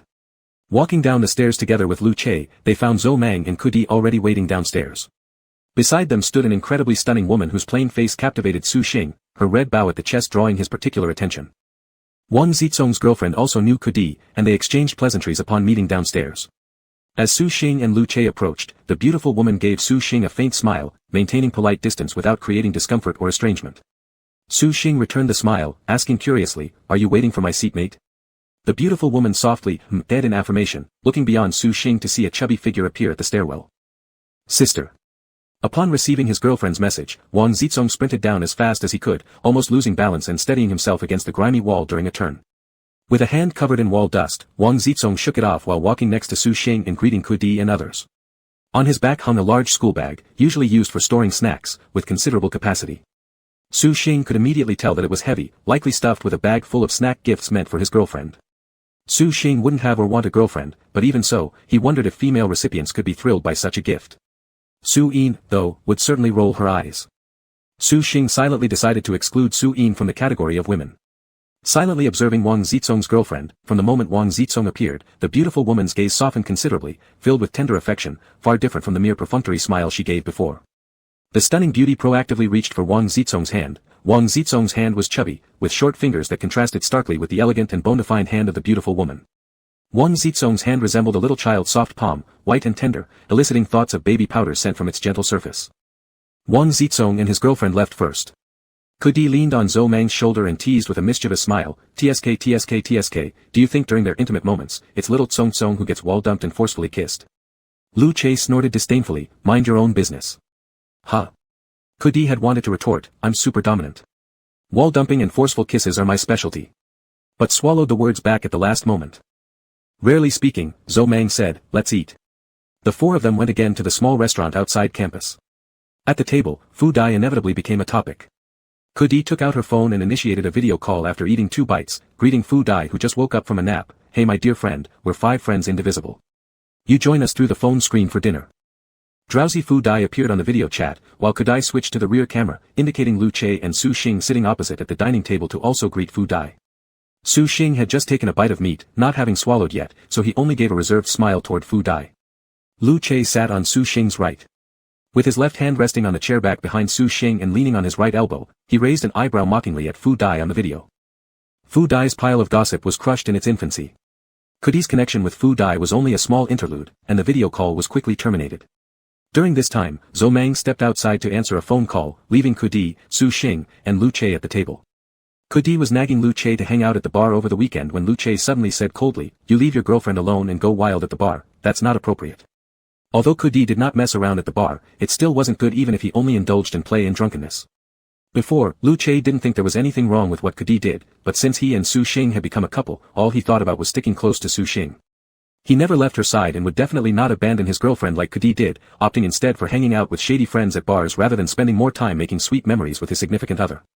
Su Xing quietly observed Kudi's reaction. Sure enough, as soon as the topic of girlfriends came up, Kudi seemed uneasy.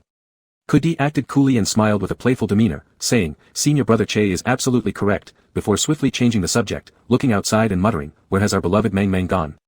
It's been so long." However, Kudi's line, "Senior brother Che is absolutely correct," was not perfunctory, it was a sincere response. Kudi actually liked his girlfriend very much. One might say it was love at first sight. The gentle and pure aura Jiang Lian possessed fascinated him to no end. Like being under a spell, after seeing Jiang Lian once at Zhou Mang's birthday gathering, he began pining for her. Later, Kudi shamelessly begged Zhou Mang to help set him up, but Zhou Mang ignored him. At that time, Zhou Mang's reason was, "You're not suitable for her." Kudi didn't take it seriously, thinking Zhou Mang was worried about his frequent changes of girlfriends, which might harm his childhood friend. Kudi also considered giving up to avoid the complications of dating someone just to worry later about breaking up, where he might lose his friendship with Zhou Mang too. But this idea crumbled into dust the second time he saw Jiang Lian. Later, Kudi successfully pursued Jiang Lian. Zhou Mang merely told him, "Be good to her." Later, Kudi accidentally found out that Jiang Lian was the unattainable, white moonlight, in Zhou Mang's reclusive heart. At that moment, Kudi could only think one thing, this is trouble. What made Kudi feel most guilty was that because Jiang Lian and Kudi weren't at the same school, she privately visited Zhou Mang often regarding matters concerning Kudi. She asked Zhou Mang to encourage Kudi's studies, to dissuade him from smoking and drinking, and to remind him to add clothing when it got cold or maintain regular eating habits. What should have been a romance between two people ended up becoming a burden for a third party. Kudi felt he was a terrible person. If pursuing Jiang Lian was a case of snatching her away from Zhou Mang, then his name becoming the sole topic whenever Jiang Lian sought out Zhou Mang was akin to repeatedly stabbing a knife into Zhou Mang's heart. Kudi liked Jiang Lian, but simultaneously, his guilt towards Zhou Mang accumulated day by day. Caught in such a vicious circle, Kudi tried to find a balance point but struggled in vain. After dinner, the four returned to campus. Zhou Mang and Kudi walked ahead, while Su Xing and Lu Che trailed behind, separated by a distance of 3 or 4 meters. This gap was deliberately created by Su Xing to carve out private space for herself and Lu Che. Lu Che didn't notice anything unusual. He matched his steps with Su Xing, walking side by side until they reached a secluded corner. Suddenly, he felt someone grasp his left hand. Shocked more than surprised, Lu Che turned his head to see what was going on. To describe it more aptly, Su Xing had taken the initiative to hold his hand in order to slip him a chocolate. Of course, Lu Che preferred to interpret this as Su Xing merely finding a justifiable reason to hold his hand, a move very consistent with her proud yet affectionate nature. Their hands quickly parted ways. Su Xing shoved both hands into her trouser pockets, coughed lightly, and without averting her gaze from the path ahead, said, "My desk mate gave it to me. I don't like sweet things anyway, so you eat it." At some point in the past, Su Xing had said, "I don't like sweet things." Lu Che grinned, saying, "Well then, let me take care of all your sweet stuff." Lu Che's lips instinctively curled up, impossible to flatten no matter how hard he tried. They arrived at the dormitory building. Lu Che peeled off the candy wrapper and casually tossed it into the bin in front of the stairwell. The chocolate melted instantly upon entering his mouth, rich but not greasy, leaving a smooth and creamy aftertaste. Su Xing asked casually, "Is it tasty?" After all, that candy was Wang Zizong's favorite. Su Xing's offhand question was solely to provide Wang Zizong an answer later. As they climbed up to the 3rd floor of the staircase, Kudi and Zhou Mang were already out of sight. Su Xing had spoken but received no reply. She stopped mid-staircase and turned back curiously to look at Lu Che, when, her arms suddenly ached as she was abruptly pushed backward forcefully and pinned against the wall in the stairwell. A figure loomed over her and before she knew it, warm lips descended on hers. Instinctively parting her lips, she let the other person conquer her effortlessly. Tongues intertwined, lost in passion. Lu Che soon released Su Xing. His fingertips caressed her lips tenderly as he stared into her eyes with deepened shadows and murmured hoarsely, "Is it tasty?" Su Xing shoved Lu Che away. Her gaze dropped, her left hand moving to brush imaginary white dust off her shoulder, throat bobbing as she swallowed saliva infused with his taste. Licking her lips, she said quietly, "It's sweet." Chapter 64. Su Xing's voice was soft, his lips moist from being licked, revealing a faint sheen. He glanced up at Lu Che and noticed this person staring intently at him, eager to go further, showing no signs of restraint. Su Xing avoided Lu Che's burning gaze, coughed lightly, and gave Lu Che's calf a playful kick, pretending to be fierce but not causing any pain. He tried to look threatening and said, "Never again." After speaking, he turned and left, leaving Lu Che standing there. Lu Che's eyes and brows held a smile, one hand in his trouser pocket, lightly biting his tongue, feeling elated. Lu Che had already prepared himself for a beating before he kissed Su Xing, but the result was that Su Xing neither resisted nor returned the kiss, only feigning anger and giving him a kick that felt more like tickling, making Lu Che actually find it interesting. The 4 words, "never again," were truly thought-provoking. Lu Che silently considered if he pinned Su Xing down and slept with him 3 or 4 or 5 or 6 or 7 or 8 times, would Su Xing still give him a light kick and tell him, "never again"? Lu Che's mind raced too quickly, starting to imagine what posture Su Xing would take when kicking him, standing or lying down, naked or under the covers, whether there would be scattered kiss marks all over. Lu Che suddenly found himself very much looking forward to being kicked by Su Xing. After Su Xing allowed Lu Che's kiss in the stairwell, he returned to the dormitory feeling increasingly embarrassed. So, he grabbed his books and went to the classroom alone, not waiting for Lu Che as usual. It was still early, and the bell signaling the start of evening study hadn't rung yet. Tang Mian sat opposite Wang Zizong whispering secrets. As Su Xing approached, he heard Tang Mian exclaim in surprise, "What? They haven't even kissed yet." Su Xing was intrigued by Tang Mian's dramatic tone. Su Xing asked, "What are you talking about?" Tang Mian beckoned Su Xing closer and whispered the gossip. Song said that after 6 months of dating his girlfriend, they have only held hands, this guy's first kiss is still intact. Wang Zizong looked slightly embarrassed, twisting his fingers, saying, "Is this weird?" "I think it's fine." Tang Mian hesitated, her expression strange, then turned around and asked Su Xing quietly, "Do you think this is normal?" Su Xing felt a bit guilty. In his case, it was definitely abnormal, liking to hug Lu Che and liking to kiss Lu Che, it was like an instinctive bodily reaction. Under certain emotions, he would want to do some more intimate things with the other party. This so-called emotion could be understood as mutual understanding or as the red string guiding them privately.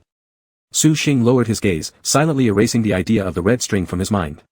Tang Mian coughed dryly and gave Wang Zizong an idea, "Anyway, you two are in a legitimate boyfriend-girlfriend relationship. Next time on a date, you should take the initiative to kiss her." Wang Zizong blushed deeply, twisting his fingers and said, I don't dare. Tang Mian sighed helplessly, maybe your girlfriend is just waiting for you to make the first move. Don't be a coward, just go for it. Wang Zizong couldn't commit, fidgeting for a while before quietly replying, it's good like this now. I don't want to put her under pressure. Tang Mian frowned and said, pressure? What kind of nonsense is that? As Su Xing was flipping through a book while looking down, he seemed to catch out of the corner of his eye that the red thread of fate on Wang Zizong flickered uncertainly once. But when he turned to look, the red thread had returned to normal, as vibrant as ever, and Wang Zizong shook his head as if nothing had happened. Tang Mian sighed inwardly and changed the subject, by the way, did you really buy that limited edition set of 48 lipsticks for your girlfriend? Wang Zizong nodded. Tang Mian envied and pursued curiously, so, how did she react? During the National Day holiday, Wang Zizong suddenly consulted Tang Mian about what gift to give his girlfriend. At that time, Tang Mian was browsing a celebrity's Weibo and simply sent a screenshot to Wang Zizong saying, limited edition set of 48 star lipsticks. Dominant. No girl can resist the temptation of lipstick. When Tang Mian asked him, Wang Zizong suddenly blushed and stuttered, she, probably liked it. Tang Mian didn't pay too much attention to Wang Zizong's suspicious blush, just humming, of course, people always say girls can't resist the temptation of lipstick. Wang Zizong nodded absent-mindedly. When Wang Zizong handed over the heavy lipstick gift box to his girlfriend today, her reaction was not what he expected. Instead of joy, she looked surprised and asked, why are you suddenly giving me this? Wang Zizong mumbled, his face turning red as he tried to explain, I heard that all girls like lipsticks, so I thought I'd buy it for you. His girlfriend couldn't help but laugh, resting her chin on one hand and nonchalantly opened the box, saying with a chuckle, even if we like lipsticks, there's no need to buy so many. One big box is more than enough, even for you. Wang Zizong said in confusion, ah. This isn't edible. Her lips curled into a smile, looking at him warmly as she said gently, if I wear it on my lips and you kiss me, won't it be you who eats it eventually? Wang Zizong blinked, realizing the implication and blushed deeply. Tang Mian kept chatting with Wang Zizong until the bell rang. She stood up to return to her seat, then remembered something important and turned back to Su Xing, saying, by the way, Xing, Xiong Huan called in sick tonight. She probably talked to the homeroom teacher. Su Xing's response was delayed, asking worriedly, what happened to her? Tang Mian replied, she has a fever. The weather is getting colder these days, so all of you should remember to put on more clothes. Tang Mian pinched Wang Zizong's ear and, seeing the homeroom teacher walking in holding a stack of exam papers, hurriedly returned to her seat. The sound of the school bell echoed throughout the classroom. Su Xing sat up straight, waiting for the test papers to be passed down from the students in front. Suddenly, he heard the sound of a chair being dragged against the floor behind him, creating an unpleasant screeching noise. Su Xing found it unbearable, but amidst all the rustling sounds of passing papers, no one else seemed to notice except him. Class President. The deep voice from behind made Su Xing's ears soften involuntarily. Trying to remain calm, Su Xing accepted the test paper passed by Xiong Huan's deskmate. He handed one to Wang Zizong and kept one for himself, before turning around with the remaining papers. Inevitably, his eyes met Lu Che's gaze. Lu Che took the paper, casually tossing it onto the empty desk beside him, then looked earnestly at Su Xing and said, Class President, come sit with me. Ever since Fu Dai left, Lu Che's seatmate position had been vacant. Also, since Ku Di and Zhou Mang had extra foundation training sessions, the back row was left solely with Lu Che, making him seem truly pitiful indeed. Su Xing curtly responded, no. He immediately turned away, ignoring Lu Che's resentful looks and sighs. Su Xing wasn't yet comfortable interacting with Lu Che as a couple. Partly due to embarrassment, partly because he felt awkward, and mostly, because Su Xing was entirely inexperienced in relationships. If he wasn't careful, Lu Che would grow too bold and push the boundaries without limits. During evening self-study, the homeroom teacher walked to Wang Zizong's seat and spoke through him to Su Xing sitting further inside, Class President, shouldn't we change seats soon? When was the last time we changed them? Hearing this, Su Xing responded, I've forgotten, let's do it after class. Su Xing and the teacher were referring to switching the orders of the four groups only. Leaning against the wall, Lu Che slowly spun his pen while listening. After the teacher finished speaking with Su Xing, he interjected, Teacher, when will you arrange a new deskmate for me? It's so lonely sitting alone, it's severely affecting my enthusiasm for learning. As soon as Lu Che spoke, Su Xing felt his right eyelid twitch uncontrollably. The teacher turned to look at Lu Che sitting at the back, crossing her arms and joking with him in good spirits, oh, when have you ever shown any kind of learning enthusiasm? Lu Che lifted the corner of his mouth slightly, and the gender-neutral pen spinning around his bony finger suddenly stopped. Leaning on his chin, he looked up at the teacher and said, actually, at the beginning of the semester, you tricked me into becoming the physics representative and mentioned something about having control over partner assignments, didn't you? That day, in front of the whole class, the teacher half-jokingly guaranteed to Lu Che, all 68 students are here, unless we force couples apart, anyone you fancy, just tell me and I'll make sure to set you up. Su Xing felt his eyelids twitching even more. The teacher had a good memory, and Lu Che bringing up the old matter piqued her curiosity. She laughed and said, "Sure thing, I remember that. Just tell me who your crush is, and I'll take care of the pairing for you, or if you don't have a crush, I'll introduce someone. So, who do you fancy?" The homeroom teacher liked to fool around privately with her students, and she was also very interested in their romantic issues. Of course, this mainly satisfied her own curiosity. Lu Che's eyes sparkled with amusement, and even his tone began to waver. "I've set my eyes on the class." Homeroom teacher. On purpose, Lu Che dragged out the word class with a flirtatious undertone, stopping abruptly when he saw Su Xing hastily cut him off. The homeroom teacher shifted her attention to Su Xing, who was holding the physics practice test that had just been handed out. With a peculiar expression, he asked her, "I think there is something wrong with the final problem about magnetic field strength." The teacher immediately took the test paper, focusing on the question while asking, "Let me see, what's the issue?" Su Xing awkwardly said, "I believe it's unreasonable for this question to be the last one. It feels a bit." He barely managed to squeeze out 4 words, "too simple." Putting down the physics paper, the teacher looked at Su Xing with affection and said, "Class president, you're getting naughty." Interrupted by Su Xing, Lu Che also became playful and said, "Even if I tell you about the feelings among the classmates." Smiling sweetly, the teacher looked at both Su Xing and Lu Che and said, "I hope your midterm physics scores don't fail, otherwise, I will make you 2 miserable lovers." Su Xing. Wang Zizong couldn't help but correct her, "Homeroom teacher, that idiom isn't used like this." Laughing, the teacher patted Wang Zizong's head and said, "Write your exam quietly, behave." The teacher returned to the podium to prepare lessons. Su Xing glanced angrily at Lu Che, then turned around and started doing homework facing Lu Che. This time, Lu Che finally felt satisfied, his gaze alternating between Su Xing's face and his test paper.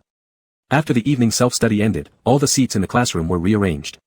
The 4th group moved to the first group's position, and groups 1 through 3 just needed to shift over 1 place. Su Xing moved the desks along with everyone else, kicked Lu Che's desk lightly, and nonchalantly said, "Time to switch seats." Lu Che blinked his eyes and feigned ignorance, "Do I have to move too?" Lu Che, together with Kudi, monopolized these 4 desks near the window of Group 4 since sophomore year's end-of-term exams. No one could do anything about it. Su Xing glanced at Lu Che again, then looked away. He pursed his lips, knowing fully well that Lu Che was deliberately teasing him and would follow obediently. But Su Xing still asked, "Do you prefer sitting by the window or do you like?" Pausing slightly, his wandering gaze ultimately settled on Lu Che's face as he slowly uttered the last word. "Me." With a scraping noise, the chair suddenly slid backward. Lu Che stood up, leaned forward, and whispered into Su Xing's ear with clear enunciation, "I don't like sitting by the window. I like being with you more." The pronunciation of the second-to-last word was particularly provocative. Fuming, Su Xing cursed, "Get lost." Chapter 65. Lu Che didn't roll his eyes but instead transformed his surprise into strength, stuffing everything messy on his desk into the space beneath it. He flipped his chair over and placed it atop the desk, then easily lifted the desk, carrying it to the first row near the corridor while urging 2 confused classmates to switch seats quickly. After moving his own desk and chair, Lu Che turned back, wanting to be attentive to Su Xing, but was assigned a new task by Su Xing, move Xiong Huan and Fu Dai's desks and chairs as well. "All right." Lu Che happily obliged with no complaints as he picked up Fu Dai's desk. Though Fu Dai wasn't present, there were various blank practice sheets neatly lined up under the desk, including a few test papers from the monthly exam. Lu Che scoffed, "These 2 are truly lovebirds in misery." Initially, Lu Che intended to help tidy Fu Dai's desk but suddenly furrowed his brows when he noticed all the test papers for other subjects from the monthly exam were still there except for the Chinese test paper, which scored 13 points, and it had disappeared without a trace. After arranging Xiong Huan's seat properly, Lu Che instinctively began searching for Su Xing's figure. He saw Su Xing step outside the corridor and, in the cold breeze, Su Xing involuntarily shrunk his neck. Lu Che stealthily approached from behind, encircling Su Xing's neck with his arms. Su Xing had long become accustomed to Lu Che's occasional hugs and only quietly said, "Let's go." The evening was a bit cold, the self-study period bell had already fallen silent. Students returning to their dormitories together gave the deep, dimly lit corridor a touch of warmth. Walking side by side, Su Xing crushed the patches of light cast by streetlights beneath his feet. The shadow lying flat on the ground moved rhythmically with its owner. The 2 shadows stuck ambiguously together, being squashed and stretched by the glow from the lamplights. Lu Che walked with both hands in his pants pockets, turning around to face Su Xing and walking backward. Though the corridor was smooth, there were pillars at intervals and trash bins placed here and there. With just 1 step remaining before Lu Che reached a trash bin, Su Xing couldn't help but pull his arm gently, frowning as he said, "Walk properly." With a mischievous curve on his lips, Lu Che shamelessly stared at Su Xing's face, filled with greed and naked desire, utterly unreserved about his inner thoughts. A smile brimming with arrogance hung on the edge of Lu Che's mouth as he openly said, "I want to kiss you." Su Xing subtly avoided his deep gaze, responding vaguely, "We're in school, can you try to control yourself a little?" Lu Che licked his thin lips, reminiscing deeply, having kisses only once a week is too agonizing. I still have 6 days left to wait, I can't hold back. Su Xing had initially rejected him lightly verbally.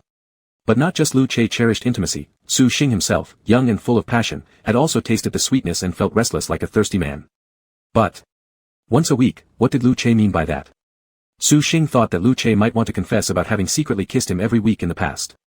So Su Xing said, if you managed last week, why can't you this week?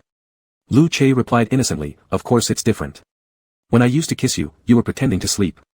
Now I've finally graduated from covert affairs in the basement to the main house. My feelings have changed, and so have my desires. Su Xing's expression froze, catching only one crucial point in the sentence. Pretending to sleep. Lu Che shared sweet memories from his perspective. In fact, I'm quite an upright person. Without your implicit consent, I definitely wouldn't dare to steal kisses. Lu Che believed that the matter needed to be clarified at the right time. He wasn't someone who forced himself upon others against their will. Although he loved Su Xing, unless Su Xing implicitly allowed his kisses, even if Su Xing slept naked next to him, he would only endure silently. Of course, this reasoning applied hypothetically since Su Xing had never actually slept naked next to him. Once the assumed situation arose, various uncontrollable factors would still need comprehensive consideration. Lu Che asked shyly with a hopeful look on his face, class monitor, after our 6th kiss, when we collect 7 kisses, could we maybe take it a little further? Lu Che had already mapped out strategies for the long haul. What he currently envisioned as taking it further meant simply letting Su Xing allow some kissing and touching under the small night light. If they could take off their clothes, that would be great, but if not, that was fine too. That was Lu Che's current level of achievement. Su Xing responded sharply and directly refused, get lost. Lu Che gladly accepted this answer. Originally, he didn't expect Su Xing to agree to his question, he simply wanted to give Su Xing a heads up. But Su Xing's inner awkwardness at this moment reached a peak. On the surface, he feigned calm, but inside, he was so embarrassed that he wanted to stuff Lu Che into a sack and beat him up outside. Lu Che had known all along that Su Xing was pretending to sleep, and not a single kiss was missed. This memory deeply embedded in Lu Che's mind was undeniably sweet yet utterly mortifying for Su Xing, it left him feeling humiliated enough to die of shame. That night, Su Xing didn't reply to Lu Che's cloying bedtime messages. Instead, he resolved to be colder toward Lu Che for the next 2 or 3 days, hoping to maintain his own dignity while also hinting for Lu Che to rein in his whimsical urges. In the morning, all the teachers and students gathered on the main playground for the flag-raising ceremony. Su Xing was icier than usual today. Standing over 180 centimeters tall, he stood as a sturdy figure near the end of the line for Class 7, having already set himself to remain unaffected no matter what. But Lu Che had no time to bother him. Kudi dragged Zhou Meng forward to switch positions with Su Xing, then dramatically asked Lu Che, "Thorough brother, what happened? Why did you change seats? Who forced you to do it? Who?" Kudi poured his full heart into the small group of 4 people in the corner of the classroom of Class 7. He had thought they could all stick together until graduation, but now Fu Dai was gone, and Lu Che had changed seats. So, Kudi buried his face in Zhou Meng's chest and wept bitterly. Lu Che lazily circled his arms around Su Xing's slim waist, chin resting on Su Xing's shoulder, replying, "No one made me do anything. It's just that I have more important things to do than sitting by the window." Hearing this, Su Xing suddenly felt that the pose of them sticking together front and back was letting Lu Che take a huge advantage. However, before Su Xing pushed Lu Che away, he imagined how the scene would look if their roles were swapped, him standing behind Lu Che, hugging his waist and leaning his chin on Lu Che's shoulder, and immediately found it too weird. Su Xing suddenly felt maintaining the current status quo was much more harmonious. Just as the rainstorm in Su Xing's heart subsided, he saw Kudi shaking his head listlessly, criticizing Lu Che's response, "Brother Thorough, are you possessed?" This comment froze Su Xing. He felt like their secrets had been glimpsed, as using "possessed" was an apt description of how love could manipulate hearts. Lu Che grinned nonchalantly, saying, "Possessed? Fine, I'm happy to be possessed." Kudi tried in vain to bring Lu Che back to his senses. When the homeroom teacher came down to inspect the lines, Kudi turned around reluctantly under the teacher's stern gaze, straightening his posture ostentatiously. Lu Che ignored the homeroom teacher's warning and kept hugging Su Xing, lowering his voice and whispering softly, "Class monitor, even if I am possessed, I don't care. Don't worry about it." Hearing Kudi's words earlier, Su Xing stiffened, clearly uneasy. Behind him, Lu Che obviously sensed it but assumed Su Xing was concerned about the challenges they might face in the future. Su Xing pursed his lips and lowered his head, silently consoling himself in his mind. Not untying the red ribbon could actually benefit Lu Che, undoing it would undoubtedly cause immense pain. Fu Dai had cried her eyes out after it was removed. He really couldn't bear seeing Lu Che cry. As the 5-star red flag rose slowly during the national anthem, Su Xing gazed steadily at the wind-waving flag. With apparent indifference, he lifted his right hand to gently touch Lu Che's ear. The morning breeze was chilly, cooling Lu Chei's ears which were quickly warmed by Su Xing's hand.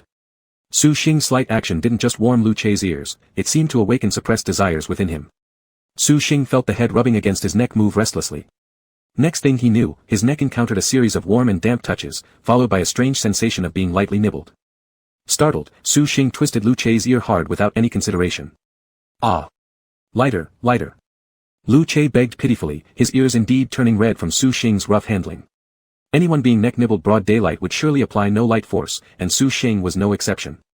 He took a deep breath after the deed, knowing his grip mustn't have been gentle. Under such intimate public attention, a shiver ran through Su Xing when bitten. In retaliation, he harshly pinched Lu Chei's ear, earning a pained hiss from the latter. Ouch! Lighter. Lu Chei's pleading was filled with complaints as his ears indeed turned red. Chapter 66. Su Xing has been quite troubled lately. Ever since that layer of glass paper between the two, which had been tacitly understood, was licked away by Lu Chei's kiss in the staircase, Lu Chei has transitioned from a growing phase into an estrus phase. If the growth phase Lu Chei was just clingy, then the estrus phase Lu Chei has become somewhat annoying. The difference between being clingy and annoying is that clinginess doesn't bother people, but annoyance isn't well liked. Su Xing isn't exactly annoyed with Lu Chei, but the way Lu Chei expresses his unfulfilled desires at inappropriate times, without any self-awareness, bothers him. It's 3 parts casual and 4 parts natural, so it seems perfectly reasonable to others. However, as one of the parties involved, Su Xing feels very guilty. In the past, limited by the red thread constraint on Lu Chei, Su Xing tacitly allowed the intimate touches of hugging and cuddling, mainly because he thought there was nothing wrong with him personally. But now, they're both deviating from straight paths like the sine and cosine function graphs. Su Xing's worries have grown as much as the peaks of those graphs. Su Xing has thought a lot and finally decided to find an opportunity to lay things out openly with Lu Chei. Wednesday afternoon. Su Xing sat on the metal steps beside the playground, arms resting on his knees, absent-mindedly flipping the badminton racket in his hand back and forth. Wang Zizong and Tang Mian were playing badminton on the open ground ahead. The ball hit from Tang Mian's side veered toward Su Xing's direction, and he casually raised his racket to direct the off-course shuttlecock back toward Wang Zizong's side, saving them the trouble of retrieving it. This was the free activity period for physical education class. There were 3 or 4 classes throughout the school having their PE lessons, and small groups of junior students walked hand-in-hand past the viewing stand. Girls would sneak glances at Su Xing. Sitting casually, Su Xing had his long legs spread across the first step. His face was handsome, carrying a refreshing aura. He was visually pleasing but didn't exude the same unreachable charisma as Lu Chei did. If described according to Tang Mian's perspective, Su Xing was the winter sunshine, while Lu Chei was the flower on the high ridge.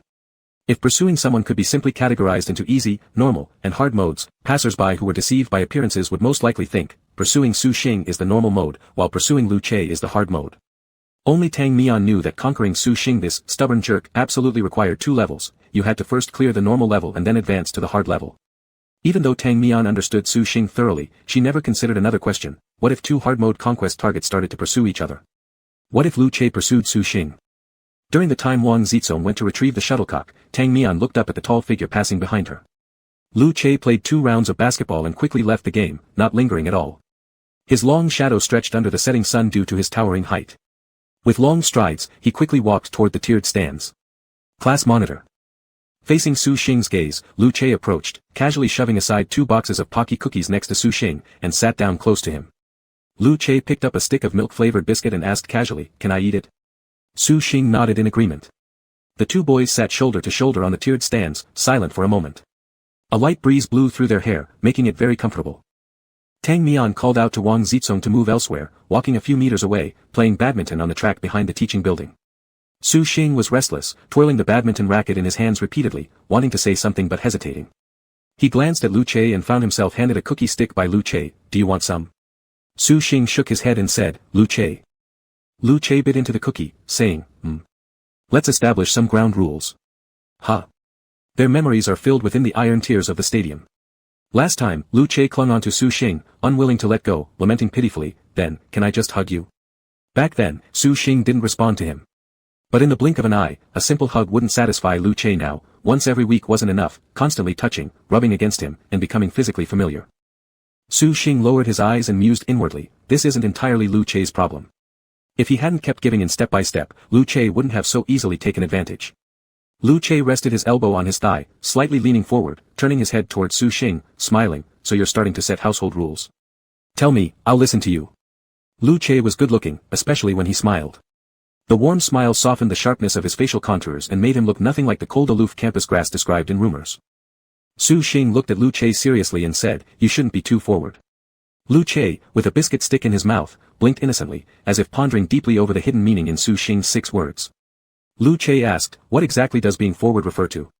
Lu Che was a little confused, on the bed or off the bed. Did it refer to attitude or position? Su Xing said, "At school, you shouldn't keep asking for this and that, or whatever else."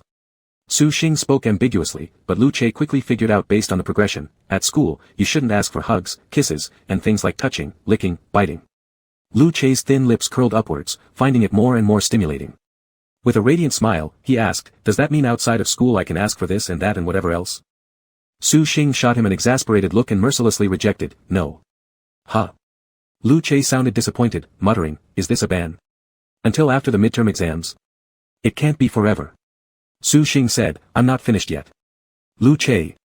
Lu Che closed his mouth, chewing on the biscuit stick and dared not interrupt again. Su Xing coughed dryly, looking down at the racket in his hands and said, "But." He paused again after the keyword of reversal, pressed his lips together before continuing, "But, in return, I will try to take the initiative as well." Lu Che's eyes shone brightly, unable to contain his eagerness as he pursued further, "What kind of taking initiative are we talking about here?" Su Xing. Su Xing looked at Lu Che, seeing that Lu Che still had a pocky stick in his mouth, eyes full of expectation and happiness with a slight curl of his lips. Su Xing lowered his eyes, leaned towards Lu Che, and slightly opened his lips, reaching for the end of the pocky stick in Lu Che's mouth. Taking a deep breath, he stopped 4 or 5 centimeters away from Lu Che's thin lips and with a light crack, gently bit off the end of the biscuit. Su Xing quickly pulled back, leaving only 2 words, his voice somewhat hoarse, "Like this." Lu Che held his chest, dumbfounded, trying to calm himself down. Su Xing's move lasted no more than 2 or 3 seconds, fleeting, but to Lu Che, it felt like an infinite slow-motion replay.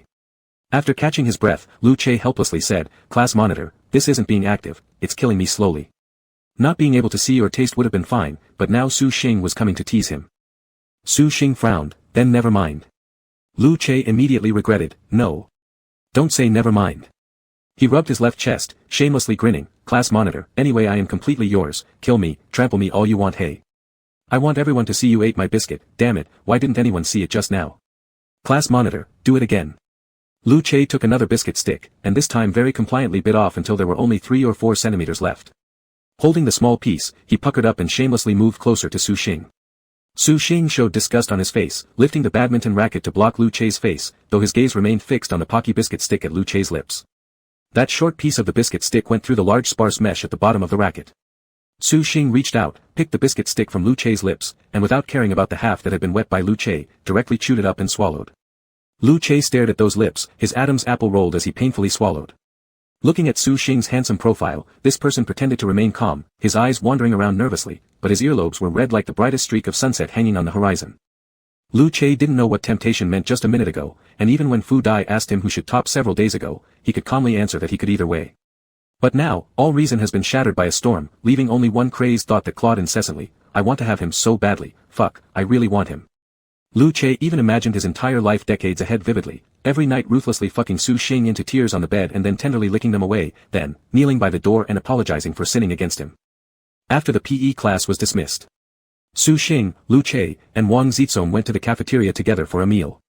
Su Xing had long since stopped fussing about distinguishing his belongings from Lu Che's. He directly confiscated Lu Che's meal card, deciding that each week they would only use one person's card and alternate turns swiping it. Lu Che raised no objections to this arrangement, even finding a touch of sweetness in it. When acquaintances like Kudi called out to him for dinner, he would deliberately feign difficulty, saying, "My meal card has been confiscated, I have to ask the class monitor first." It sounded as if he were a married man whose salary had been seized by his wife, a bittersweet predicament that Kudi could not comprehend. Lu Che and Wang Zizong stood in front of the utensil boxes selecting cutlery while Su Xing sat at an empty table several meters away, already reserving 3 seats. Waiting for Lu Che to fetch his utensils, Su Xing glanced back lazily. At that moment, a boy pushed by the crowd to near Su Xing's table teased his companion, "That guy over there getting utensils, he's the boyfriend of the girl from Saturday's party house." Glancing over, the companion's eyes flashed with envy mixed with jealousy, though the envy predominated. Frowning slightly, he said, "Isn't that someone? Isn't that Lu Che?" The boy, sure that his buddy would mistakenly think of Lu Che first, chuckled mischievously, "Not the campus grass, but that little chubby guy next to him." Holy shit. All the envy in the companion's eyes was instantly overwhelmed by jealousy, which turned into sarcasm. "Shit, does this fatso come from a rich family?" The boy grinned, exactly, even our school's new gymnasium is sponsored by his father. Tisk. Chapter 67. The two boys spoke sarcastically, filled with mockery. Su Xing's lips were pressed into a thin line as he suddenly stood up, blocking the two boys in front of him, and said sternly, "Please be mindful of your words." The two boys looked confused. Both were slightly shorter than Su Xing and lacked his intensity, but they had the advantage of numbers. Caught off guard by Su Xing's bold move, one of them frowned after being momentarily stunned and asked impatiently, "Who are you?" Before the boy could finish speaking, Wang Zizong had already grabbed his utensils and walked behind Su Xing. He glanced bewilderedly at Su Xing, then turned around to look at the two strangers beside him. His timid gaze met the intimidating look from the other boy, making him shrink back in the next moment. Xing. Wang Zizong hadn't fully grasped the situation yet, but this scene made him worry about Su Xing instead. Upon seeing Wang Zizong, the two boys immediately understood what was going on. One of them let out a cold laugh while the other pulled his companion and walked away, thus ending the matter without further ado. Lu Che, who had taken his time sanitizing his utensils again, came back late. After seating himself in front of Su Xing and handing over the utensils, he perceptively noticed something unusual about Su Xing's expression and asked curiously, "What's wrong?" Su Xing shook his head indifferently as if nothing had happened. "Let's eat." Wang Zizong hesitated, keeping silent for fear of saying anything inappropriate. Although Su Xing decided to close the book on the small incident in the cafeteria, Lu Che later learned from Wang Zizong, Xing just had a conflict with two guys earlier, but I don't know why exactly. Lu Che raised an eyebrow, feeling a bit curious but not overly concerned. After all, he and Su Xing were always together. Anybody who dared touch Su Xing would hear about it from Lu Che's whole family. The next day, during the lunch break. Today, Lu Che didn't return to the dormitory for a nap. After finishing lunch, he went back to the classroom with Su Xing and the others. It had been 3 days since the seats in Group 4 were swapped with those adjacent to the corridor in Group 1, yet Lu Che still wasn't used to it, especially since his seat was now the last row, with no desk behind him to lean on. Lu Che rested his head on the table, his eyes blinking as he stared at the person in front of him.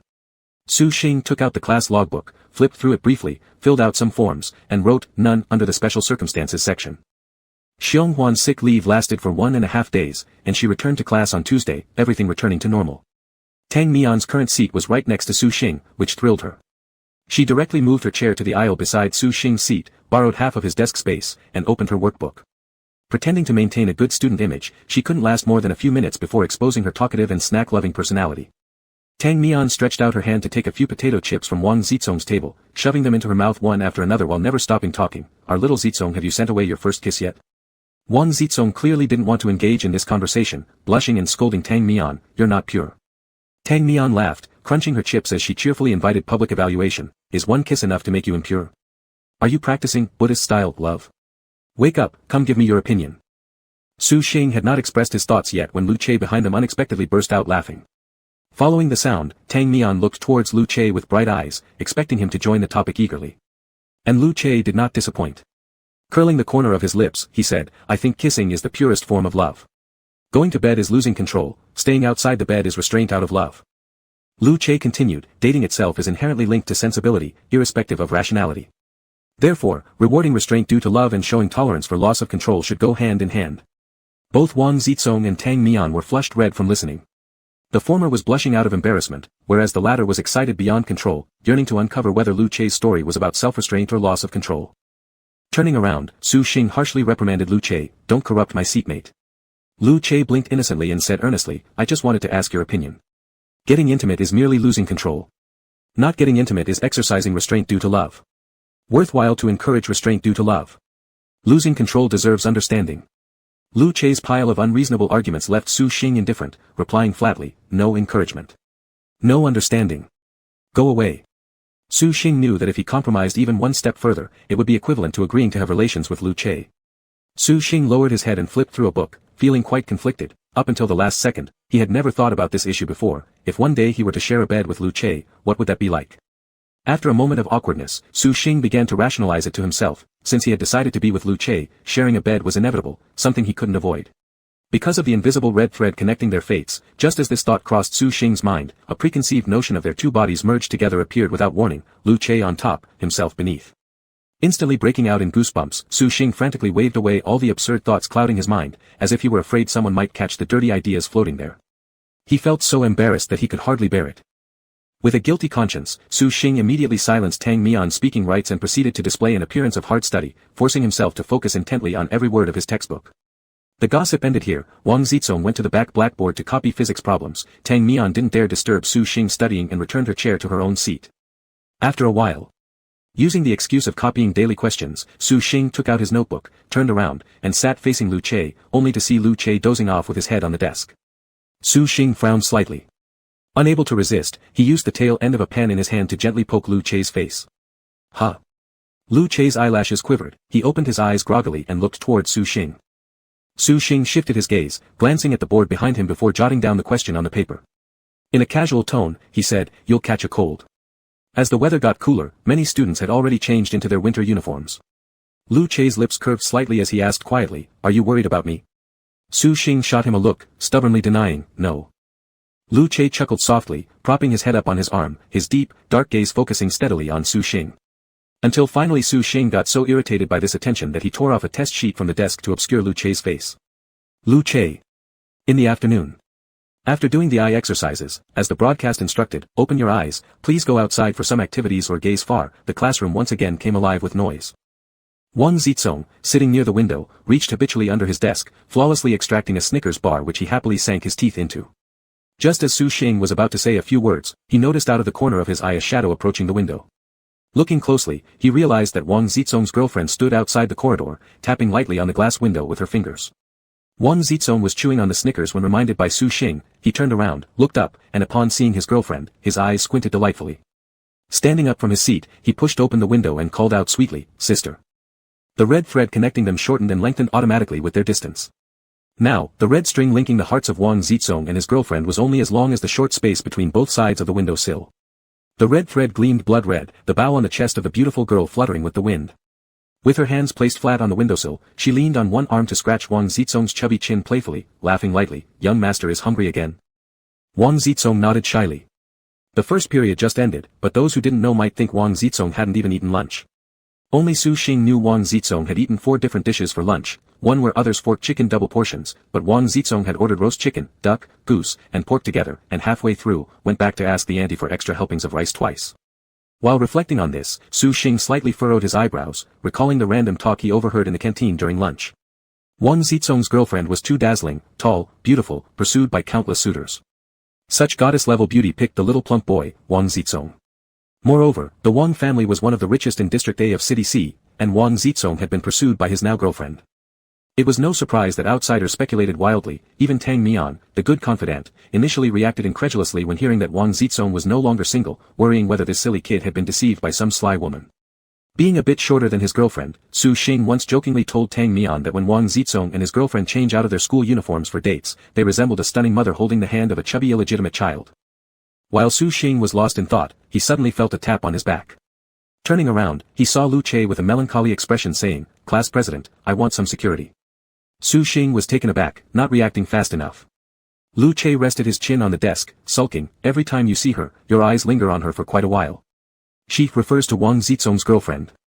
Su Xing was momentarily at a loss for words. Lu Che's trust in Su Xing was based on the premise that Su Xing liked men. Within the circle of male preferences, Lu Che had absolute confidence in himself. But if Su Xing were bisexual, Lu Che suddenly felt somewhat at a loss, as if pitted against the woman outside the window, he would be utterly crushed and eliminated in a second. Su Xing turned around, sitting face to face with Lu Che, and asked, "How long did I look at her?" Lu Che meekly replied, 12 seconds. Su Xing wasn't sure if Lu Che had made up the number off the cuff or had actually counted from start to finish. But each time he saw Wang Zizong's girlfriend, his gaze was inevitably drawn by the red string, leading to a slightly longer linger on her figure. Even though Su Xing hadn't done it intentionally, he still felt somewhat guilty toward Lu Che. He thought about it, if today the roles were reversed, and Lu Che's eyes kept lingering on some girl, how would he feel? Perhaps in anger, he'd untie the ribbon and even purposefully tug at the red thread until Lu Che squealed in discomfort. Su Xing looked at Lu Che and then lowered his head again. Lu Che had said he wanted security, but mere verbal reassurances would hold no meaning. Su Xing took off the watch from his wrist and handed it to Lu Che, saying, "Here, take it." Lu Che, Su Xing, you keep track of the time. Lu Che. Su Xing didn't reply further, only gazed steadily at him. Su Xing had never seriously and meticulously studied Lu Che before, except during rare moments like early mornings after waking up when he stayed quietly in bed a little longer, sneaking a few glances at Lu Che. But those looks always came with a sense of guilt, fleeting peaks quickly retracted, far different from now as he directly locked eyes with Lu Che. Su Xing blinked, feeling uncomfortable several times, wanting to back out, yet forcing himself not to look away. Lu Che exuded an aura of charm with his sharp features and prominent nose, his thin lips curled up mischievously, wearing a smug smile filled with satisfaction. Yet every bit of his self-confidence stemmed solely from Su Xing allowing himself one more glance at him. Lu Che leaned forward, lip curved upward, greedily locking eyes with Su Xing. In each other's eyes, there was nothing but the other. Su Xing softly asked, "Has it been 2 minutes yet?" Lu Che glanced down briefly, replying, 2 minutes and 5 seconds. Su Xing lowered his gaze and retrieved his watch from Lu Che, saying, "Make it 10 times that." Chapter 68. Tenfold. You say I watched her for 12 seconds, and that you need a sense of security. Then I will look at you for 2 minutes, 120 seconds, giving you 10 times the security. Su Xing is not good at sweet talk. He only thinks about proving his sincerity to Lu Che. After staring earnestly at Lu Che for 2 minutes, he turns around, pretending to be calm while flipping through a book, but his cheeks suddenly turn red. Su Xing feels so awkward that his fingers curl up. He clenches his fist, pressing it against the tip of his nose as he coughs awkwardly. Su Xing believes his previous action makes him look like an idiot in Lu Che's eyes. However, Lu Che at this moment looks more like a fool. He rests his head on the table, his arms curled up to block half his face, only exposing a pair of bright, black eyes. His eyes flicker gently, though the stray hair in front of his forehead hides the shyness in his eyes, but cannot conceal his reddened earlobes. While looking into each other's eyes just now, Lu Che was musing over how to bewitch Su Xing with his gaze. He treats the eye contact as a competition, the victory of which would be making the other infatuated with him. Lu Che did not back down during their stare-off but was instantly defeated by Su Xing's casual, tenfold. Lu Che suddenly feels somewhat embarrassed. Su Xing's level of romantic words clearly surpasses his by several levels. Lu Che buries his face in his arms, angry and flustered, thinking, if he can't win in the realm of love words, he can do more physical work. One who talks more, one who does more. Lu Che thinks this division is really very reasonable. The next day, Friday. After lunch, Su Xing wanted to send Lu Che back to the dormitory for a nap, but Lu Che sticks closely to him. There's no way Su Xing can deal with this person's stubbornness not wanting to be apart from him for a single moment, so he lets it be. Back in the class, Su Xing quietly wrote homework for a while, turned around, and saw this person dozing off on the desk again. He took a coat from under the desk and threw it behind. Lu Che had just laid down and hadn't fallen asleep yet. Grabbing the coat in confusion, he then smiles softly at Su Xing and asks, "Did you bring it specially for me?" Su Xing's mouth stiffens as he shoots him a glare in response, saying, "Don't think too much. I'm just worried about a sudden drop in temperature." Lu Che smiles, draping Su Xing's coat over himself without arguing further with this little tsundere. Inside, he marvels, this hard-mouthed, soft-hearted, tsundere but considerate class president, he really likes him. Lu Che sleeps during the midday break in the classroom. After Su Xing finishes half of a test paper, he stands up to take a breath of fresh air in the corridor outside, just in time to see Tang Mian walking towards him with an unhappy expression. Su Xing casually asks, "What, did your lunch explode or something?" Tang Mian stands next to Su Xing, peeks inside the classroom, and asks, "Where did Zhongzhong go?" Su Xing says, "He went to find his girlfriend." Upon hearing this, Tang Mian sighs and immediately pushes Su Xing to a corner of the corridor, looking serious and saying, "Frankly, I don't think Zhongzhong's girlfriend is reliable." Su Xing raises an eyebrow, "Didn't you say last time that you liked her?" Tang Mian frowns, "This is different. I fully admit to being impressed by her looks and figure. So, you see, why would such a beauty who drives men wild and women infatuated choose Zhongzhong, the short, rich, and fat guy?" It's not that Tang Mian is disrespectful to Wang Zizong, but Wang Zizong has nothing redeeming except for being rich. Su Xing frowns, "What rumors have you heard?" With a troubled look, Tang Mian says, "I heard others say that Zhongzhong's girlfriend leads a chaotic private life, frequently hanging out in nightclubs and bars, and knows many socialites." Su Xing doesn't know how to react, but with a furrowed brow says, "Rumors are hard to verify. Don't speculate blindly." Tang Mian leans on the railing and sighs heavily, asking anxiously, "Do you think I should give Zhongzhong a heads up?" Hearing this, Su Xing hesitates, reluctant to give hasty advice. Many things seem clear to outsiders, but in reality, the parties involved may not be as clueless as assumed. Even if they're clueless, there are differences between true and false. Some matters, if you know and fail to mention, could be seen as disloyal. But some matters are better left unsaid even when understood by the parties involved. Interference from outsiders might only become burdensome. Before Su Xing could respond, Tang Mian greets, "Wuli Zhongzhong's back, on." Su Xing turns his head to see Wang Zizong holding a cup of bubble tea, grinning as he walks towards them. Wang Zizong holds the cup with both hands in front of his chest, sipping through a straw, lips curved into two sweet dimples, appearing very obedient and cute. "What were you guys talking about?" When Su Xing and Tang Mian first met Wang Zizong, he was already the Tsong whose one body size could equal two people. Since then, his weight has only fluctuated between the XXL and XXXL sizes labeled Song and Zhongzhong. Wang Zizong may be fat, but he has a face that stirs expectation. What does this mean? Despite being chubby, each of his features is quite delicate upon closer inspection. It's just the plump cheeks diluting the three-dimensionality of his facial structure. Moreover, his mother is an elegant beauty who has aged gracefully, so he is undeniably a high-potential stock. Unfortunately, this high-potential stock has always been complacent with mediocrity. As Wang Zizong approached, Tang Mian grabbed his arm and pulled him over. Tang Mian grinned and asked him, "The weekend's coming up, are you already planning a Sunday date with your girlfriend?" Wang Zizong nodded and said, "Yeah, I found a really good restaurant, and I'm going to take her there." Tang Mian was almost furious at Wang Zizong's lack of insight. She subtly probed, "Have you ever been to a bar?" Tang Mian had planned on beating around the bush, trying to bring out the topic tactfully, but she didn't expect Wang Zizong to throw her off immediately. Wang Zizong blinked innocently and replied, "I've been once." This temporarily threw Tang Mian off. "Ah." Wang Zizong continued, "My girlfriend took me there." Tang Mian.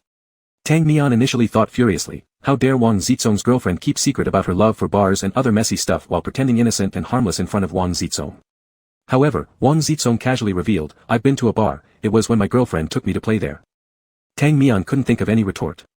Su Xing, seeing Tang Mian's bewildered expression, wanted to laugh. He picked up the conversation by asking, "Is the bar fun?" Wang Zizong shook his head, subtly lowering his eyelids as he responded, "It doesn't have good food there." Su Xing and Tang Mian thought this answer was perfectly standard, so they did not notice anything unusual about Wang Zizong. Wang Zizong knew that his girlfriend liked hanging out at bars, electronic music festivals, and a lot of things that felt completely alien to him. And yet, he often wondered why she would like him at all. That summer holiday during sophomore year. After Wang Zizong returned from traveling abroad with his mom, the vacation was halfway over. The "miss you" message his girlfriend sent on WeChat got delayed due to time zone differences, and by the time Wang Zizong saw the message, an entire day had passed. Back in the day, Wang Zizong accepted his girlfriend's confession since he didn't know how to say no. The chubby boy's face flushed red, and somewhat confusedly agreed to pursue her. Thus, suddenly he had a goddess-level girlfriend. Because of jet lag, Wang Zizong was a little disoriented. Lying on a large bed, he carefully typed back on his phone, "Sis, I'm back from my trip, I just saw your message, so my reply is late. Extremely sorry." He sent the text message along with a cute emoticon. From the very beginning of their acquaintance, his girlfriend liked calling him a kid. Wang Zizong had seriously corrected her, saying, "I'm not a kid, I'm a big kid." Wang Zizong thought that neither his age nor his body size had anything to do with being small. But his girlfriend explained that she entered elementary school at an older age, making her older than her classmates, so naturally Wang Zizong would always be the kid in front of her. Believing this, Wang Zizong shyly asked, "Then should I call you sis?" At that moment, the girl had softly smiled and said, "Sure." A soft ding sounded as Wang Zizong stifled a yawn, rubbing his eyes to check the message. "Beautiful sister, tired?" Wang Zizong, "Not tired anymore, I slept all day." "Beautiful sister, can you come out tomorrow night?" Wang Zizong, "Of course." "Beautiful sister, tomorrow is my birthday. My friends are throwing a celebration for me at a bar. Would you come over?" Wang Zizong hesitated briefly, weighing the importance of going to a bar against attending Sis's birthday. There was really no comparison, and his inner scale quickly tilted toward the latter. This would be Wang Zizong's first time going to a bar, also his first time introduced to her friends by his girlfriend, and simultaneously the first time he heard sneers directed at him from others' mouths. "I admire her patience. How can she put up with that fat guy at all?" "You shouldn't say that. People have different preferences, and the little fatty's family is rich, right? Why wouldn't she want him?" "Ah, we don't have her talent. On the surface, she pretends to be gentle and caring towards the little fatty, but deep down, she must feel sick inside. Hey, didn't someone say the little fatty is from some ultra-rich family? Yet his birthday gift was just 2 big bags of snacks. Oh my gosh, I almost couldn't stop laughing. So tacky. Hee hee." Wang Zizong stood behind a partition wall at that moment, head hanging low, fingers nervously intertwined, trying hard to hold back tears. He had come out of the toilet intending to wash his hands at the communal sink, but when he saw the 2 female classmates there, his shyness made him avoid going out, so as not to face the awkwardness of greeting them. Hiding his feelings, Wang Zizong returned to the party as though nothing happened. His girlfriend, upon seeing him sit down, instinctively reached for his hand. But while she held his hand, Wang Zizong did not dare to reciprocate and squeeze back. When Wang Zizong got home from the bar that night, he immediately asked his cousin, who was still vacationing abroad, to buy a set of luxury gifts for girls. He spoke earnestly and impersonally referred to himself as my classmate, but his cousin understood everything perfectly well. She agreed without any hesitation, taking care of the whole thing herself. On the day school resumed, Wang Zizong claimed he was belatedly giving his girlfriend her birthday present. The necklace inside the box lay quietly, with gold and white diamonds paired with black diamonds, exquisite, extravagant, luxurious, and dazzling, but it was placed aside and left neglected. His girlfriend only glanced indifferently at the gift box before her gaze fell back on Wang Zizong's face, as if his face was far more appealing than that necklace. Yet Wang Zizong continued to lower his head, eating desserts while avoiding his girlfriend's eyes. Chapter 69. Tang Mian felt that since her boyfriend Wang Zizong's habit of visiting bars was no secret, there was nothing more to say, and she was the one being overly dramatic. Although she still felt a bit awkward inside, without any solid basis for her claims, she believed Wang Zizong himself must know what he's doing. Tang Mian laughed it off, and the conversation quickly turned to asking Su Xing and Wang Zizong what they planned to buy for Singles Day. Tomorrow was Saturday, also known as Singles Day, a nationwide shopping spree. The third-year high school students who were still in school also harbored great enthusiasm for online shopping. However, neither Su Xing nor Wang Zizong were interested, leaving Tang Mian speechless. The preparatory bell rang promptly at 2 o'clock, and the radio station played soft, soothing music. Su Xing knew Lu Che should be waking up. Walking into the classroom from the front door, he immediately saw Lu Che already sitting upright, while Kudi sat in the empty seat beside him, saying something to Lu Che. As Su Xing approached, he heard Kudi pleading with a grin, "Come on." Lu Che leaned his forehead on his hands propped up on the desk. When the person in front of him sat down, he lifted his head. Su Xing turned around and asked, "Where to?" Kudi cheerfully invited Su Xing, "My birthday is next week, so we'll celebrate early Saturday night at the bar. Join us, class president." Kudi chose Saturday night primarily because everyone could play to their heart's content and even get drunk without worrying, as Sunday was available for recuperation. However, the reason Lu Che hesitated was because Saturday night held special significance for him. He still cherished last week's spontaneous kiss initiated by the class president and had been looking forward to this evening for days, unwilling to easily miss it. Upon hearing Kudi questioning Su Xing, Lu Che chimed in, "If the class president goes, then I'll go too." Su Xing glanced at Lu Che, who gave him a smile. Originally an incidental invitee, Su Xing suddenly became the primary target of Kudi's warm invitation due to those words. Kudi said, "Class president, come join the fun. Mang Mang will also be there, all our friends." Su Xing responded cautiously, "What time does it end?"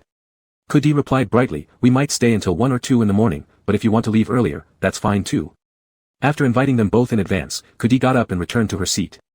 Lu Che leaned closer, his eyes sparkling mischievously as he asked, "Class president, I'll follow your lead, are we going?"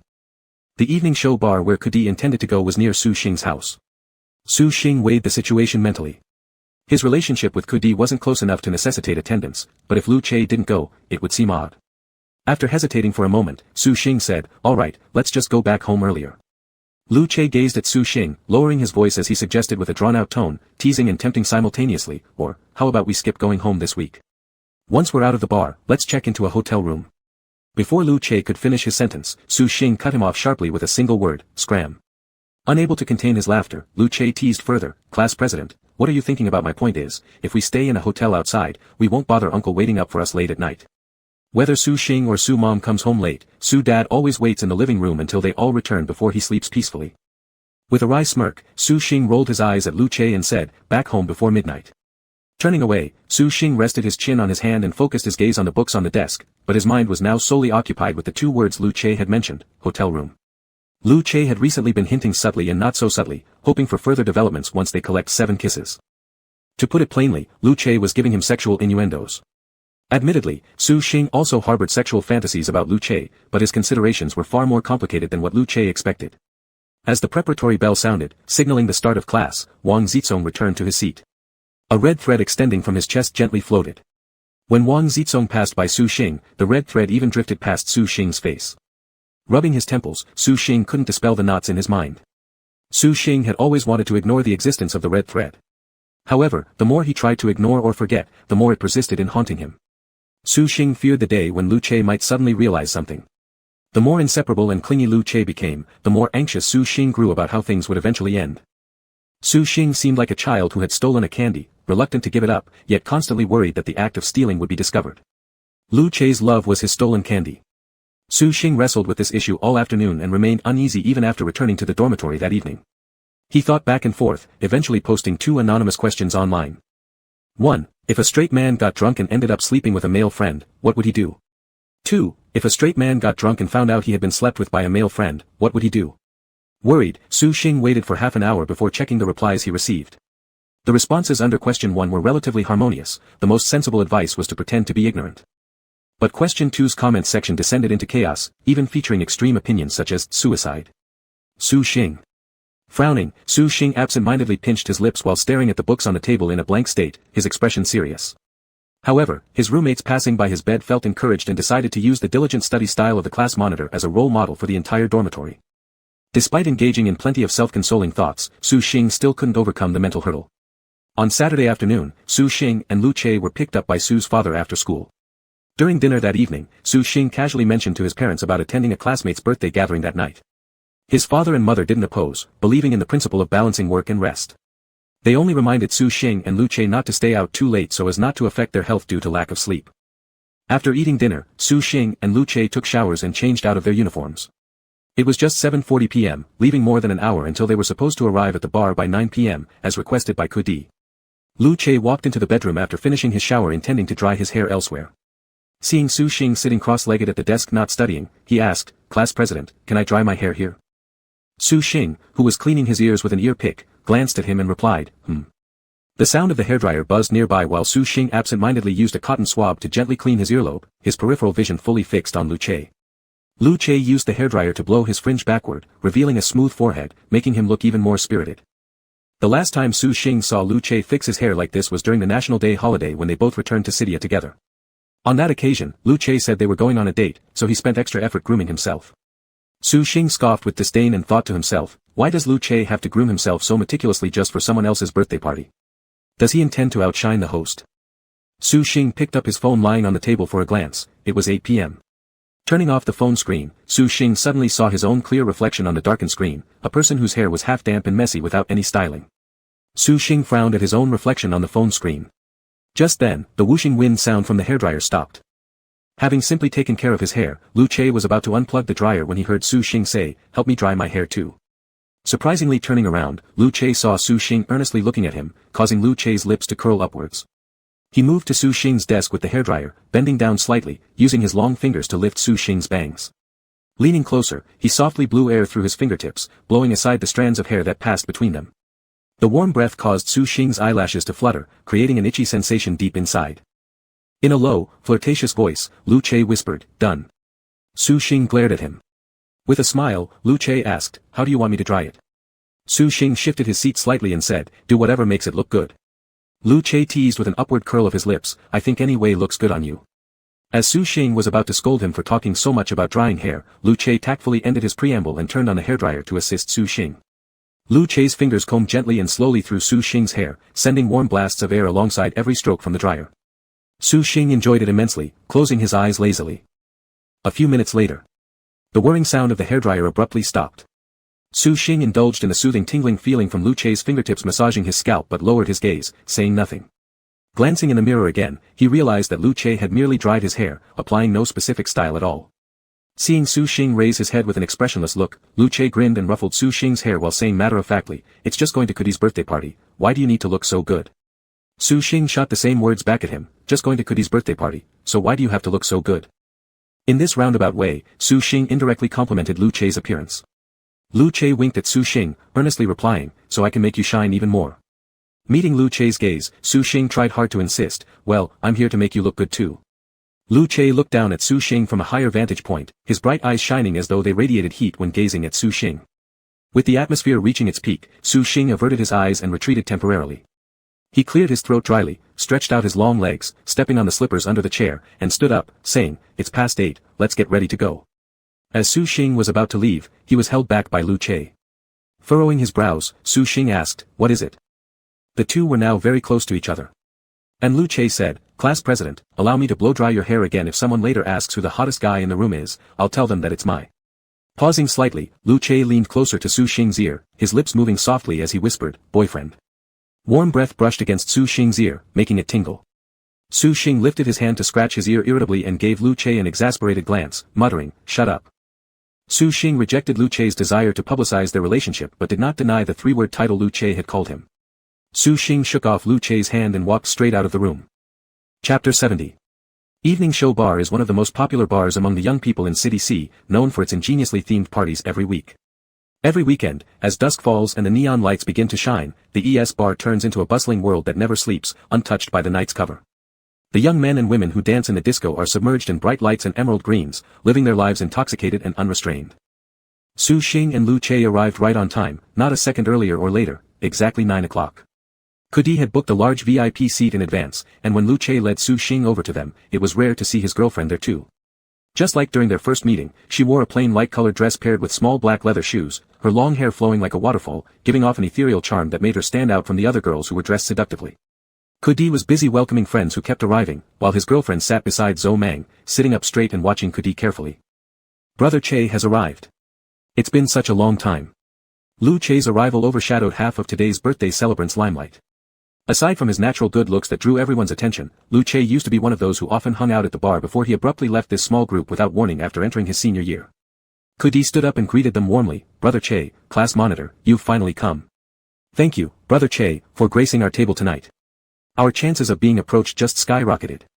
Of course, most importantly, I'm grateful the class monitor could make it here, enabling us to bring Brother Che along. Lu Che put his arm around Su Xing, leaning close to whisper lowly in Su Xing's ear, what Cudi said is spot on, all decisions were handed over to Su Xing a long time ago. Su Xing, devoid of emotional fluctuations, stated blandly, frequently being approached. No issues. Su Xing had become accustomed to Lu Che's daily, pestering, manner. Occasionally, he would unintentionally forget that Lu Che was still a godlike figure held dear in many young women's hearts and dreams. And then, perhaps, there might be a few boys secretly infatuated with Lu Che. Su Xing coughed lightly, shaking off Lu Che's hand resting on his shoulder, taking his seat among the spots Cudi had reserved for them. However, Lu Che was pleased. A single glance of Su Xing's cool demeanor ignited a small flame inside him, his class monitor actually felt jealous. Inwardly content, Lu Che cheerfully sat close to Su Xing, whispering something into Su Xing's ear. Su Xing looked down, remaining silent. Lu Che whispered softly near Su Xing's ear, I am your accessory, no problem with that. Lu Che willingly became Su Xing's accessory. A boy nearby poured 2 glasses of alcohol for Lu Che, but Lu Che only took one, ordering Su Xing a different beverage instead. When Lu Che turned back, he noticed Su Xing earnestly staring at him, his eyes deep and mysterious.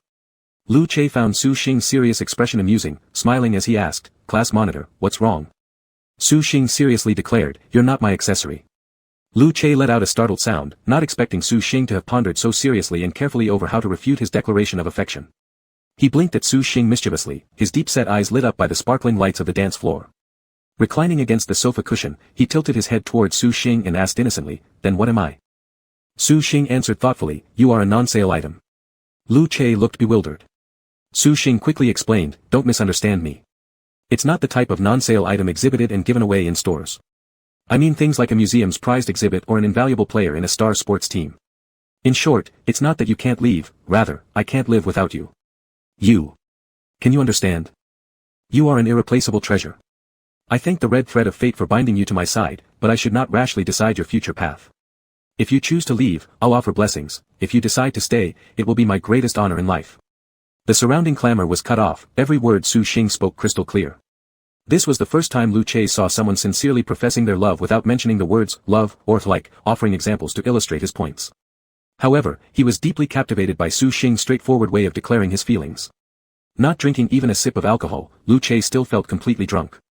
Lu Che could face Su Xing and confidently say 100 times, I like you, or, I love you, yet he couldn't resist hearing Su Xing's, I can't live without you. From Su Xing's perspective, it wasn't that you must stay, but rather that I cannot exist without you. From Lu Che's perspective, it wasn't that you were indispensable, but rather he was irreplaceable and determined to stay. Lu Che leaned his fist against the tip of his nose and lightly coughed. He leaned forward, burying his face in Su Xing's back, remaining silent for a long time. Su Xing took a sip of his drink, swayed his body slightly, and looked back at him, asking, what's wrong? Lu Che rested on Su Xing's back, without raising his head, only muttering softly, I'm shy. Su Xing almost choked on his drink. Cough. Su Xing's lips touched the glass, reaching behind with his hand to pat Lu Che's lower back. The 2 boys had just returned from the dance floor, and curious gazes lingered on Su Xing and the person leaning on his back. One of them learned from his companion that it was Lu Che, which aroused even more curiosity. Smiling mischievously, he asked, Brother Che, what are you doing? Su Xing sipped his drink, raised his head to glance at the boy, and said, he's afraid showing his face will steal Cudi's spotlight, so he hides with self-awareness. The boy chuckled, saying, it's really hard to communicate with good-looking people. Su Xing forced a smile. At this moment, the lights flashing in rhythm with the music inside the dance pool suddenly turned into a long-lasting warm orange glow. The explosive rock music also transformed into slow and soothing beats. Su Xing felt the view brightened up significantly, casually observing around. Zhou Mang was sitting about 2 seats away from Su Xing, keeping an eye on Cudi's girlfriend. Zhou Meng drank silently, while Kudi's girlfriend's eyes kept following Kudi. Su Xing rarely saw any exchange between the two, guessing the girl might be used to the taciturnity of her childhood friend. Sipping his drink, Su Xing's gaze accidentally fell on a corner of the booth. When he first arrived, the lighting effects were dark and unclear, oscillating left and right, and it was only now that Su Xing noticed Wang Zizong's girlfriend was here too, a stunning beauty whose red string tied in a butterfly knot hung prominently near her chest. However, because she sat far away from Wang Zizong, the string hung down inconspicuously, not as noticeable as when they appeared together. The stunning beauty wore street-style clothing in black, white, and gray, with a wide hood covering half her face. Just at this moment, she raised her hand to tuck her hair behind her ear, exposing a side profile that still stunned the entire room, completely unmade up, no cosmetics applied, with light-colored lips, holding a cigarette in her mouth, where the small flame slowly licked the rolled tobacco, burning into a wisp of floating white smoke. The gentle warm orange light of the dance pool shone on her face, accentuating an aura of noble aloofness, distinctly different from how she usually appeared in front of Wang Zizong. Su Xing. Su Xing frowned, feeling there was something difficult to express. Wang Zizong's girlfriend sat alone in the corner, paying little attention to the few friends beside her. As those around her stood up to go watch the performance at the front, she remained by herself, sipping drinks alone. Su Xing's gaze was suddenly drawn to the man approaching from behind the big beauty's seat. In this chilly weather, the man had taken off his jacket, leaving only a vest underneath, seemingly flaunting his semi-armed tattoo. The man, bulky in build with a toothpick in his mouth and an obscene grin, leaned on the sofa back beside the beautiful woman and directly began to chat her up. The big beauty lazily glanced at him once, losing interest immediately, but when the man caught sight of her front face, he was already drooling profusely, stretching out his hand to touch her cheek. Seeing this made Su Xing feel anxious. Those sitting at the same table as him, including Zhou Meng, also noticed it, but it seemed like everyone else was unfazed, some even looking forward to the drama. Su Xing suddenly stood up. Lu Che, who had been leaning on his back, lost his support, stumbling momentarily before regaining balance. Su Xing didn't have time to care about Lu Che, but he stood up and saw everything clearly. The man who attempted to make a move suddenly changed expression, his extended right hand failed to reach the big beauty's face but was instead flipped over and pressed onto the sofa's armrest. The big beauty turned her head, taking the lit cigarette out of her mouth and pressing it against the base where the man's index finger and middle finger connected. Su Xing. The man gasped sharply, stepping back one step, his hand hurting badly, and he felt both humiliated and furious. Before he could lash out, the bar's security quickly intervened and stopped him. The troublemaker was dragged away by the security guards. For the big beauty, this little incident seemed to have caused no effect. She picked up another cigarette, put it in her mouth, and couldn't find a lighter on the table. Lifting her head, she was just about to ask someone else for a lighter when she happened to see Su Xing standing on the other side. The stunning beauty didn't show much expression upon seeing Su Xing, at most, her cold and aloof facial expression softened slightly. She slowly took the unlit cigarette out of her mouth, nodded at Su Xing, and showed no embarrassment at all about being caught by her boyfriend's good friend. Su Xing, on his own, felt a bit awkward as he nodded back. He sat down again, with Lu Che leaning on Su Xing's shoulder and letting out a light snort, cool. Su Xing turned around, pinching Lu Che's cheek, saying in an even tone, shut up. Lu Che.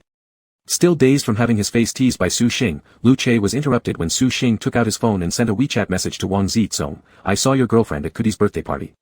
Wang Zizong replied instantly. Zizong, we broke up tonight. Zizong, forced smile.jpg. These 7 simple words left Su Xing momentarily confused. Su Xing. Su Xing, who brought up breaking up? How did it happen so fast? Yesterday, Wang Zizong had said he found a great restaurant to take his girlfriend to after school today. It had been just a few hours since school ended, so how could they have broken up so suddenly? Zizong, it was me who said we should break up. Zizong, embarrassed. Su Xing, embarrassed. Wang Zizong didn't elaborate on the reason for the breakup, and Su Xing had no grounds to press for details. When Su Xing looked up at the stunning beauty again, he finally found a word to describe the strange feeling she gave him tonight. Lonely. Sipping drinks alone, holding a cigarette between her lips, the stunning beauty never once displayed the gentle smile that curved her lips when she was with Wang Zizong on normal days. Chapter 71. Wang Zizong sat cross-legged on the bed, his chubby little hands hesitating over the tablet before finally resisting the urge to ask Su Xing about topics related to his previous girlfriend. Wang Zizong placed the tablet on the bedside table and lazily leaned back onto the soft bed, his eyes somewhat vacant. After school in the afternoon, Wang Zizong took his girlfriend to a sweet shop that he deeply favored. Since it was the weekend, there were many young couples meeting up inside. Both Wang Zizong and his girlfriend were wearing school uniforms, making them appear like they were in matching outfits at first glance. Wang Zizong stood in front of the counter looking at the menu, sliding his finger down the entire row, then turned to his girlfriend and said, I've tasted all the small cakes and pancakes on the left side. I'll recommend this one without mango for you. His girlfriend was allergic to mangoes, something Wang Zizong had accidentally heard from a friend once and remembered ever since. His girlfriend gave Wang Zizong a faint smile, agreeing nonchalantly as she looked at the LED board on the left side of the counter. By now, Singles Day had transformed from a special festival for single individuals into a day for merchant promotions and couple bashing. The LED board featured cute handwriting that read, "Couples/bromance who kiss on-site get half price for everything, long live true love, regardless of gender."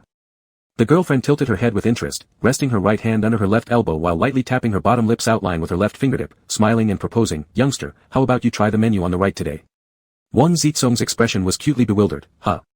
The girlfriend leaned closer slightly, her long, white index finger sliding across Wang Zizong's chin, saying, "Half price for the whole store, no loss." The female cashier standing by the counter smirked and seized the opportunity to promote the shop's discount.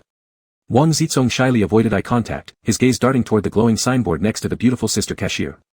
His white, tender face flushed red, and his line of sight recoiled quickly as if scorched. After retreating, Wang Zizong soon gathered his courage again. With a very serious look, he said matter-of-factly, "It's fine. I'm rich." The cashier. The girlfriend chuckled. The girlfriend didn't notice anything unusual about Wang Zizong, instead amused by his reaction. She said, "I know you're rich. But I rarely have a good excuse to kiss you, are you sure you want to refuse me?" Her eyes held a playful smile in her words. Wang Zizong took a step back, his downcast eyes restless, and softly responded, "No need to kiss." Wang Zizong's voice was very low, but what reached the girlfriend's ears became, "Don't need to kiss." The girlfriend thought Wang Zizong was too shy and paid no attention. She didn't force him into kissing for half price, choosing instead to casually order a few highly recommended desserts from the owner and pay directly. They found seats in a corner, Wang Zizong inserting the weight card into the locator. Then he waited patiently for the waiter to deliver their food. The girlfriend propped her chin up, keeping her gaze fixed on Wang Zizong. A playful smile rippled in her eyes. The more she watched, the cuter Wang Zizong seemed, and the more she liked him. She couldn't help but reach out to grab Wang Zizong's hand, pinching the soft meat in his palm and teasing him, "Are you shy?" Wang Zizong turned his head, "Huh." With gentle eyes, the girlfriend softly coaxed, "If you're afraid to kiss in front of others, then, we can kiss in private." The girlfriend said this semi-jokingly and seriously. She originally thought this would make Wang Zizong blush furiously and stammer. But Wang Zizong subtly pulled his hand away from hers. He looked down sometimes and glanced at her occasionally, hesitantly saying, "No, need to do that." The girlfriend blinked, suppressing her laughter and asked, "What don't you want to do?"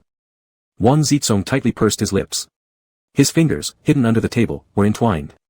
In a soft voice, he replied, "No need to kiss. This is already good." The girlfriend was almost laughing and crying, asking again, "How is this good? If you're so shy about even kissing, what will we do when we sleep together later?" Wang Zizong's face blushed bright red, and he anxiously fiddled with his fingers, whispering, "We won't do anything." The girlfriend's smile faded slightly as she began to realize something was off with Wang Zizong. From start to finish, Wang Zizong's responses were always, "Not necessary," not, "Don't want." She moved her seat closer, sitting next to Wang Zizong and gripping both his hands, asking gently, "Didn't you just say at the counter earlier that you didn't need to kiss? Why did you say that?" Wang Zizong stammered, "Other people might laugh at you." The girlfriend was momentarily speechless. She had always been the one taking the initiative in their relationship, and deep down, she thought that Wang Zizong's cute, soft, food-loving appearance was endearing. But it was precisely because of his carefree foodie image that she unintentionally overlooked his sensitive thoughts. The girlfriend asked gently, "What's so funny about it?" Wang Zizong didn't want to elaborate and turned to look at the counter, trying to change the subject. "Hey, how come it's not our turn yet?" The girlfriend wasn't going to let him off the hook and pointed out, "Do you think we haven't kissed even though we've been dating for so long because I'm worried about what others might say? So, I deliberately avoided it." Wang Zizong lowered his eyes, shaking his head silently without saying a word. Suddenly realizing something, the girlfriend questioned, "Or do you think I'm with you just because you're rich? Is that why you keep giving me gifts every now and then?" She had been puzzled earlier why Wang Zizong began frequently sending her gifts since the start of the semester. After much contemplation, she concluded that Wang Zizong cared so much for her because he liked her. It seemed like a good omen, but things weren't as straightforward as they appeared. The girlfriend tightened her grip on Wang Zizong's hand and explained softly, "Do you know how hard it is for me to keep my distance from you? Because I knew you agreed to date me initially only because you couldn't say no to me, not because you actually liked me. So, I wanted to give you more time until you started liking me. Of course, I also have my own selfish motives." The girlfriend hesitated. Wang Zizong gently pulled back his hand and turned to tell his girlfriend softly, "I really think everything is fine right now. It's alright with me, you don't need to change anything." The girlfriend felt an emptiness in her palm and bit her lips silently. By the time they finished a few desserts, it was exactly 5 p.m. Wang Zizong wasn't satisfied with this appetizer-like phase and unintentionally strained the atmosphere between them, feeling quite guilty. Following behind his girlfriend, Wang Zizong casually asked her, "Sister, shall we go eat directly next?" The girlfriend countered, "Are you hungry?" Wang Zizong shook his head, "Not very." The girlfriend said then let's eat you first. Wang Zizong looked completely confused, "Huh?" The girlfriend turned back with a smile, "Don't be afraid." Wang Zizong was accustomed to his girlfriend's gentle demeanor, but seeing her suddenly tease him with a playful wink and smirk made his face instantly flush red. In a daze, Wang Zizong followed his girlfriend into the hotel elevator. When they reached, he refused to step inside. The girlfriend smiled mischievously, teasing, "If you don't go upstairs, I'll kiss you right here." Frightened, Wang Zizong shrank back and obediently allowed himself to be led by his girlfriend to the hotel room. As soon as they entered the room, the girlfriend closed the door and leaned against the wall. Seeing Wang Zizong nervously fidgeting with his backpack strap while sticking tightly to the wall beside the door, looking like he was ready to run away any second, she couldn't help but find him adorable beyond words. The girlfriend grinned irresistibly, "If you run, I will definitely kiss you when I see you at school later. Be a good boy." Wang Zizong, with his neck retracted, asked awkwardly, why are you acting like this?" The girlfriend pinched his chin and smiled faintly, "All along, I've been waiting for you to accept me. It's still the same now, but I don't want to wait any longer." Though the girlfriend spoke softly, it somehow made Wang Zizong feel a pressure building up as he nervously swallowed saliva and resisted under her advancing kiss. "You, stop doing this." Wang Zizong pushed his girlfriend away and shrank into the corner of the wall, for the first time appreciating the advantages of his body size as the girlfriend struggled to pull him forward. The girlfriend, noticing the tender red marks on Wang Zizong's chubby jawline, both felt heartache and desire to cry over his innocent nature. She knelt down to match his level and coaxed gently but not so gently, "Will you take off your clothes yourself, or should I help you? Be a good boy, can you undress yourself?" Wang Zizong. With red-rimmed eyes, Wang Zizong clutched the zipper of his collar, biting his lips tightly and shaking his head.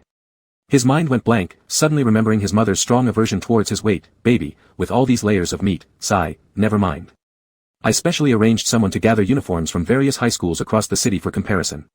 The A high school uniform looks more concealing for bulkier figures. You should attend a high." Thus, the 3 years of high school were decided rather rashly based on a single factor, uniforms. Wang Zizong didn't dare to take off his clothes, fearing that his girlfriend would dislike him inside, yet forced himself to act indifferent.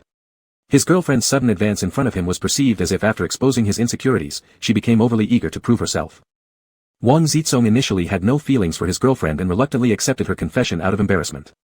However, after spending half a year with him, she accompanied him through daily moments that he treasured in his heart. Her enduring presence and tender care gradually made him fall for her without realizing it. Wang Zizong didn't know what love was, but he knew that when he was hungry and willingly gave the last chocolate bar to his girlfriend, it meant he truly liked her very much. He liked her so much that even if he thought she was with him for his money, it didn't matter, because he was genuinely wealthy and could provide her with everything she wanted. Wang Zizong's expectations weren't high. He wouldn't fantasize about having more from his girlfriend, all he wanted was for her to keep being by his side. Wang Zizong couldn't quite remember what went through his mind at the time, but he clearly recalled saying one sentence to his girlfriend, let's break up. His speech was hesitant, and he didn't know if he cried or not, but proposing a breakup wasn't cool at all. Wang Zizong sighed deeply, burying his face into the blanket as he sprawled face down on the bed, creating a small hill-like shape with the covers. Frowning, he moved to the head of the bed, picked up his tablet and deliberately skipped over reasons like, because my girlfriend wanted to sleep with me, so we broke up, which might have been misinterpreted as something else entirely. He also avoided letting Su Xing be biased toward him, which could make the girlfriend seem worse than she was. So, he sent another message to Su Xing on WeChat, "She's really good, but I don't want her to feel pressured, so I suggested breaking up. Wang Zizong, there will be someone better suited for her. I don't want to hold her back. Wang Zizong, sending you a little flower.jpg. Chapter 72. There will be someone more suitable for her than me, and I don't want to hold her back." Su Xing looked at this sentence in the chat box with a subtle feeling. Class monitor. Lu Che leaned on Su Xing's shoulder, blowing into his ear and said, "It's almost 11 o'clock. We should go back, right?" The warm breeze carried a trace of alcohol, tickling lightly around Su Xing's earlobes, reaching straight to the tip of his heart.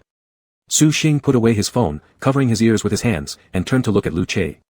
The warm yellow light was like a soft and light gauze curtain, draping down, outlining an almost imperceptible contour of light around Lu Che. The lighting in the dance pool was originally dim, but despite being against the light, there still danced a silver light in Lu Che's deep eyes. Su Xing faintly glanced at him once, then shifted his gaze away, tilting his head to nuzzle against Lu Che's head gently, much like a noble and cold cat who rarely pampers itself in front of its master. Lu Che felt his heart bloom at the contact, cautiously holding Su Xing tighter, not even having time to utter sweet nothings to fuel the rolling desires within, when he was interrupted by a high call from the neighboring table. "Hey, I heard that at midnight tonight, there'll be a kiss time event. Single men and women wandering through the bar, each with their own flirtations, kiss time is simply the entire venue going dark, allowing attracted couples to engage in unrestrained embraces and kisses. The lights go out just as you firmly grasp the hand of the person beside you, kissing passionately in the darkness. This event is extremely simple but has been greatly favored since its launch because, whether it's a night of debauchery or a passionate romance, experiencing the moment's happiness is enough. Lu Che's eyes lit up. A second ago, he still wanted to take Su Xing home to sleep, but now he changed his words. Why don't we sit for a little longer before heading back? Lu Che wasn't encountering this activity for the first time, but his current state of mind was entirely different. In the past, he had guarded against being forcibly kissed by others, but now he wished nothing more than to consume the person next to him. Even in the dim light, Su Xing could clearly see Lu Che's eyes gleaming with excitement, ready to act. Unable to withstand the fiery gaze in Lu Che's eyes, Su Xing coughed lightly and turned his face aside, unintentionally seeing the girl in the light-colored dress squeeze between Zhou Mang and Kudi's seats. Zhou Mang was drinking, while Kudi awkwardly touched his nose. Su Xing only glanced at Kudi once, and his sight quickly returned to blocking the glass cup. Lu Che handed him the half-consumed drink in front of him with a hint of laughter in his voice, saying, "Class monitor, this half cup is just right, and getting drunk doesn't matter." Su Xing. Su Xing knew that Lu Che was teasing him about the time when he passed out after drinking just half a cup during their last trip to City A. Su Xing, with complex feelings, pushed away Lu Che's glass and said, "It's fine not to get drunk either, let's go home." Lu Che looked surprised for a moment. Fine not to get drunk. While Lu Che was pondering over the underlying meaning of Su Xing's words, Su Xing already got up to say goodbye to Kudi. Lu Che also wanted to leave but was tangled up and dragged by others, who were persuading him to stay for a few more rounds. Su Xing stood not far away waiting for Lu Che. Two girls passed by him, one pointing in Lu Che's direction, telling her female companion. "Quick, look at that guy over there." "Which one?" "The handsomest guy at that table." Oh. Su Xing heard the girl cover her mouth and smile, asking, "Who is that person?" "I'd love to get to know him." 2 steps away from the girl, upon hearing this, Su Xing responded, "That's my." One of the girls turned her head to glance at Su Xing. Su Xing softly said, "Boyfriend." His voice was drowned out by the sudden blast of electrifying music across the floor. Lu Che shook off his friend's entanglement, said goodbye to Kudi, and walked toward Su Xing. "Let's go." Leaving the bar, Su Xing and Lu Che slowly walked home. The night wind swept over, slightly cold. Lu Che coughed and shamelessly shoved his hand into Su Xing's pocket. Su Xing lowered his head and glanced at the heavy pocket, saying, "You have your own pockets too." Lu Che unreasonably argued, "Your pocket is warmer than mine." Su Xing rolled his eyes at Lu Che but didn't shake off his hand. Lu Che, his eyes sparkling, asked, "Class monitor, did you mean what I understood by, fine not to get drunk?" Su Xing didn't answer. 2 tall figures walked side by side, their close shadows stretched and pulled by the light cast from the lampposts. Lu Che, unable to endure the silence, added, "We missed the kiss time again, so unfortunate." Upon hearing this, Su Xing finally spoke up, "Again?" Chu Che's lips curled upward as he grinned and said, "Before, I didn't have a partner to experience it with me. Now, I do have one but we haven't experienced it together." Su Xing retracted his questioning gaze and responded with an "Oh." A brief silence ensued. Chu Che thought that was all Su Xing had to say. After walking a few more steps, he suddenly heard Su Xing seemingly casually saying, "We can do the same at home." Chu Che stood still in his spot, his hand inside Su Xing's pocket also pulling Su Xing to a stop. Su Xing turned around and looked at him, "You don't want to go back?" Chu Che was overjoyed, "Go back. Let's take a taxi back." Seeing Chu Che's eager demeanor, Su Xing suddenly felt a pleasant mood stir within him. He raised his hand to scratch his nose, turning away and blocking the corner of his mouth curling upward. It wasn't that he was afraid Chu Che would lose himself in happiness, it was that he feared Chu Che would grow too bold, and even more so, he worried that he might unconditionally take step after step back. Chu Che hailed a taxi, and on their way back, he used the flickering stream of light outside the car window to observe Su Xing's side face. Su Xing supported his chin and gazed out the window, and this scene was exactly the same as one night a month ago. At that time, Chu Che was fixated on Su Xing's lips, having some thoughts but being mostly indecisive. By now, staring at Su Xing's lips no longer held him back from expressing his desires. He wanted to kiss him, to bite his lips fiercely, and wanted to embrace him, not the usual banter kind of embrace, but another kind that signified losing themselves in each other. Suddenly, Su Xing turned around, his eyes meeting Chu Che's unwavering gaze. Chu Che's sparkling eyes made no attempt to hide his desire for Su Xing, yet Su Xing was unfazed by it. Calmly turning his head again, the hand propping his chin now softly pinched his own lips. When Su Xing and Chu Che arrived home, it was only 11:30 p.m., quite early. As expected, Father Su was still sitting in the living room waiting for them. Seeing both sons return, Father Su reminded them to get rest early, locked the doors and windows, turned off the lights, and went to sleep. Su Xing and Chu Che both went to the bathroom to brush their teeth. On the wash basin, there were 5 cups for rinsing mouths. Chu Che took one which was actually bought by Mother Su. Su Xing glanced at Chu Che in the mirror, whereupon Chu Che winked at him. Su Xing, about to say something, hesitated. All he noticed was that Chu Che was brushing his teeth much more vigorously tonight than usual. Initially intending to spit out the toothpaste foam, seeing this, Su Xing quietly decided to brush a little longer. After turning off the bathroom light, Su Xing and Chu Che returned to the bedroom. As soon as the light was switched on, Chu Che's eyes shone brightly. Originally, Su Xing and Chu Che each had their own thin blankets. Due to the weather beginning to cool down, Mother Su had moved another thicker blanket over today and swapped out those 2 thin ones. Though it felt a bit awkward inside Su Xing, he tried his best to appear composed as he locked the door and switched on the small night lamp. He then saw Chu Che acting obediently, kneeling correctly on the bed, hands properly placed on his thighs. Su Xing. He paused in his place, contemplating retreating before deciding otherwise and eventually moved forward while tightly pressing his lips. The gleeful eyes of Chu Che followed every movement Su Xing made. Once Su Xing reached the other side of the bed, taking off the indoor slippers, he sat facing Chu Che. Chu Che blinked his eyes repeatedly, whereas Su Xing kept a fixed stare without blinking. This bizarre silence couldn't last for 2 seconds before Su Xing broke the stillness directly. Are you determined to keep glaring at me until morning? Chu Che's bright eyes sparkled immediately as he leaned forward towards Su Xing, spreading his hands initially resting neatly on his knees next to Su Xing's sides. Without shrinking back, Su Xing saw Chu Che's handsome face just an inch away, close enough to trace with the tips of fingers starting from palm roots to middle finger pads. Despite swallowing audibly, Chu Che still maintained gentlemanly manners. May I kiss you? His voice was deep and magnetic, deliberately kept very soft. Su Xing did not bother to answer, shifting his focus straight to Chu Che's thin lips instead. Dropping his gaze lower, Su Xing tilted forward, lips slightly apart, gently biting down on Chu Che's lower lip. Since they were already so close, their breaths intermingling, warmth spread between them. Su Xing replied with a kiss, which heated Chu Che's mind. His tender, warm lips transformed into a passionate embrace of kisses. In the bedroom, only a yellowish-amber bedside lamp provided dim illumination. The room seemed tranquil, but upon listening closely, heavier breathing sounds mixed with sucking noises intertwined. Chu Che acted purely on instinct, the fiery kiss gradually extended from the corners of lips to the earlobes. He originally thought Su Xing would reject it, but then he felt himself bitten gently on the neck. It was light, not painful, yet highly stimulating. Su Xing's lips stuck to his ear, heavy breathing accompanied by a hoarse tone of voice, "We can only kiss." These 4 words sounded like a prohibition, yet Chu Che felt a wave of relaxation surge through his ears, leaving his whole body content. Lu Che originally hadn't planned to do anything to Su Xing, being able to kiss him with the lights on was already a dream come true. Lu Che had already prepared himself for a long-term pursuit, from only being able to kiss Su Xing in the dark when he pretended to be asleep at first, enduring until now when Su Xing openly responded to his passionate kisses. For this, Lu Che was deeply grateful, considering it a significant victory.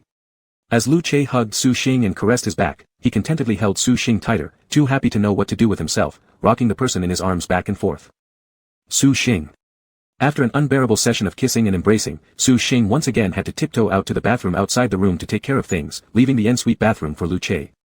The 2 young men, full of energy and adept at making things difficult for themselves, finally resolved their issues individually and climbed into bed around 1 a.m. Having shared the same pillow for so many days, now sleeping under one blanket as mutual affection blossomed filled Lu Che with joy. With the lights off, the room seemed enveloped in darkness, but under the covers, Lu Che was still busy fidgeting. First, he cautiously moved close behind Su Xing and reached out to embrace him while sleeping. After a few seconds of calmness and seeing no reaction from Su Xing, he then raised one long leg to rub against Su Xing's calf. An unpleased Su Xing grunted softly, "That's enough." Upon hearing this, Lu Che immediately retracted his foot, coquettishly saying, "Class president, I'll keep your bed warm for you when it gets cold later." Su Xing, eyes closed, just gave a soft snort from his nose, Chapter 73.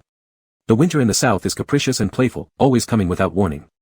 Kudi had just laughed over the weekend, saying, "This year, winter has failed to arrive again," but was instantly frozen stiff by a sudden drop in temperature, returning to school with a runny nose.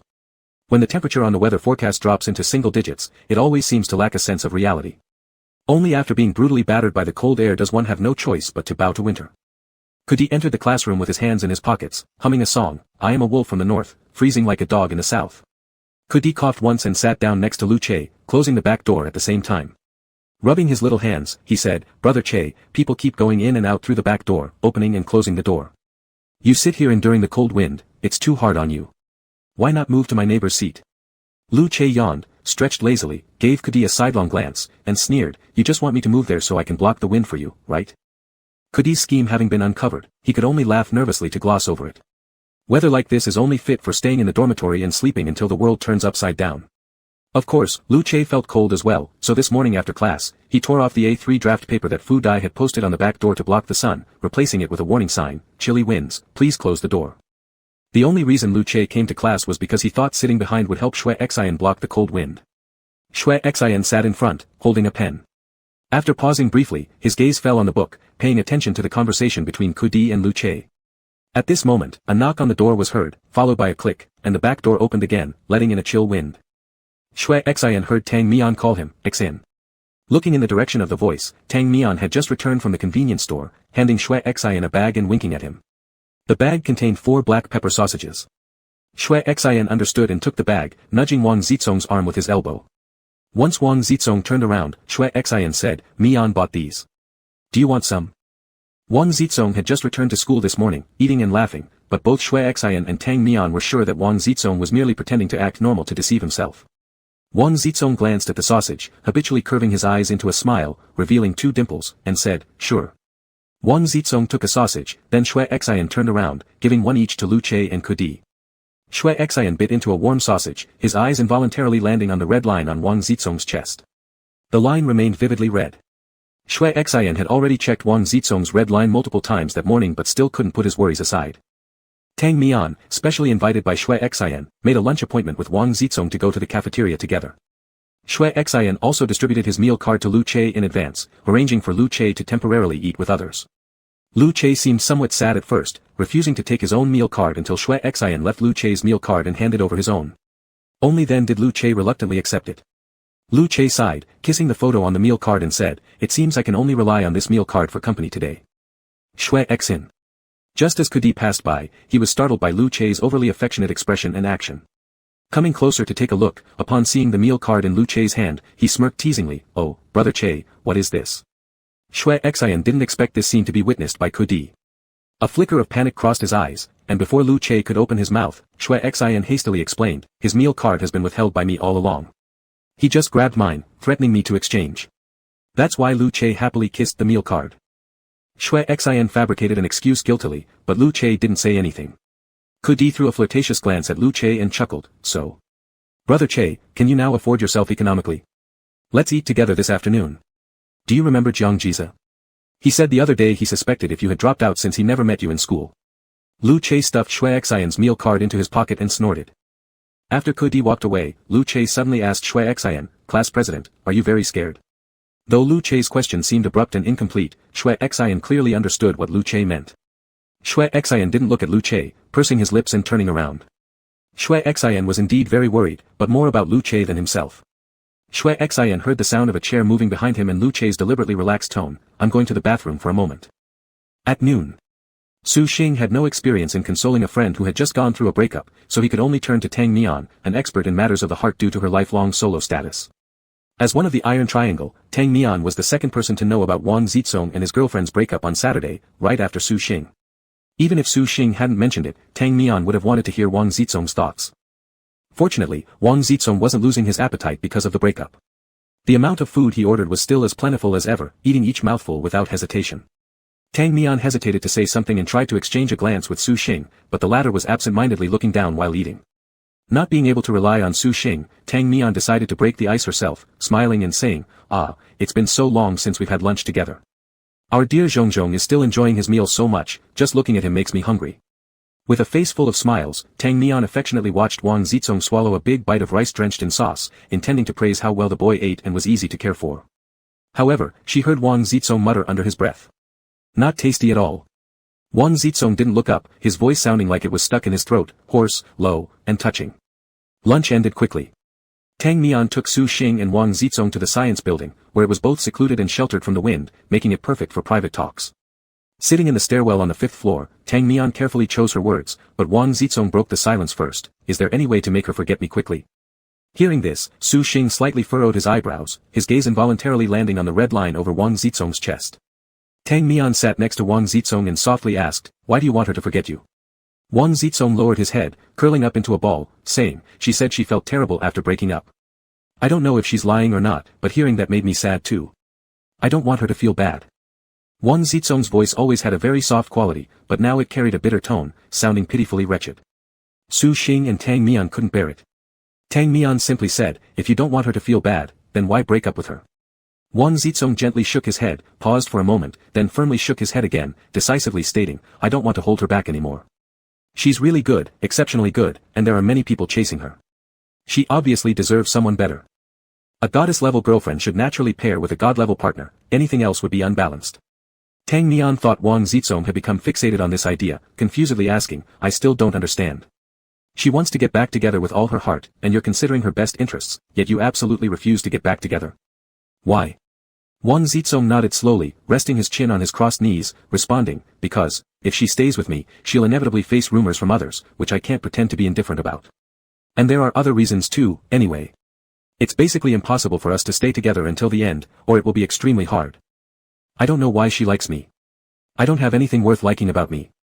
Don't say she likes me for my money, it's too hurtful, so I'll assume she was just temporarily confused. Wang Zizong gave a powerless laugh. Because I like her, I've always been pretending to be foolish, thinking that if I try harder to be good to her, I can keep her by my side guilt-free. But I think I'm too selfish. While she hasn't realized she's bewitched, I am the one who's awake. Wasting her time. I'm too bad. Upon hearing those last 4 words, Su Xing's lips tightened even more. Wang Zizong spoke very slowly, but shared a lot, treating Su Xing and Tang Mian as his closest friends, thus fully opening up about his innermost thoughts without reservation. Tang Mian was thoroughly confused, blinking her eyes and uncertainly saying, I still don't get it. Before she could finish her sentence, she was interrupted by Su Xing, who had remained silent beside her. Su Xing said, I understand. Perplexed, Tang Mian turned her head toward Su Xing, seeing that his expression didn't seem fake or joking. Putting aside her identity as an expert on emotions, Tang Mian sincerely asked, what did you understand? Su Xing's lips were pursed, his gaze dropping to the ground, his eyelashes quivering as he softly said, even though it's clear there won't be a good ending, and despite the fact that we can still escape unscathed, let go of him, he's worth better. Tang Mian. Wang Zizong tilted his head, bypassing Tang Mian in the middle, and smiled at Su Xing, softly saying, you really understood me. That's exactly what I mean. Wang Zizong felt that being understood was truly a great feeling. Tang Mian felt like she was the only one confused here, which was incredibly frustrating. Su Xing's mood became heavy.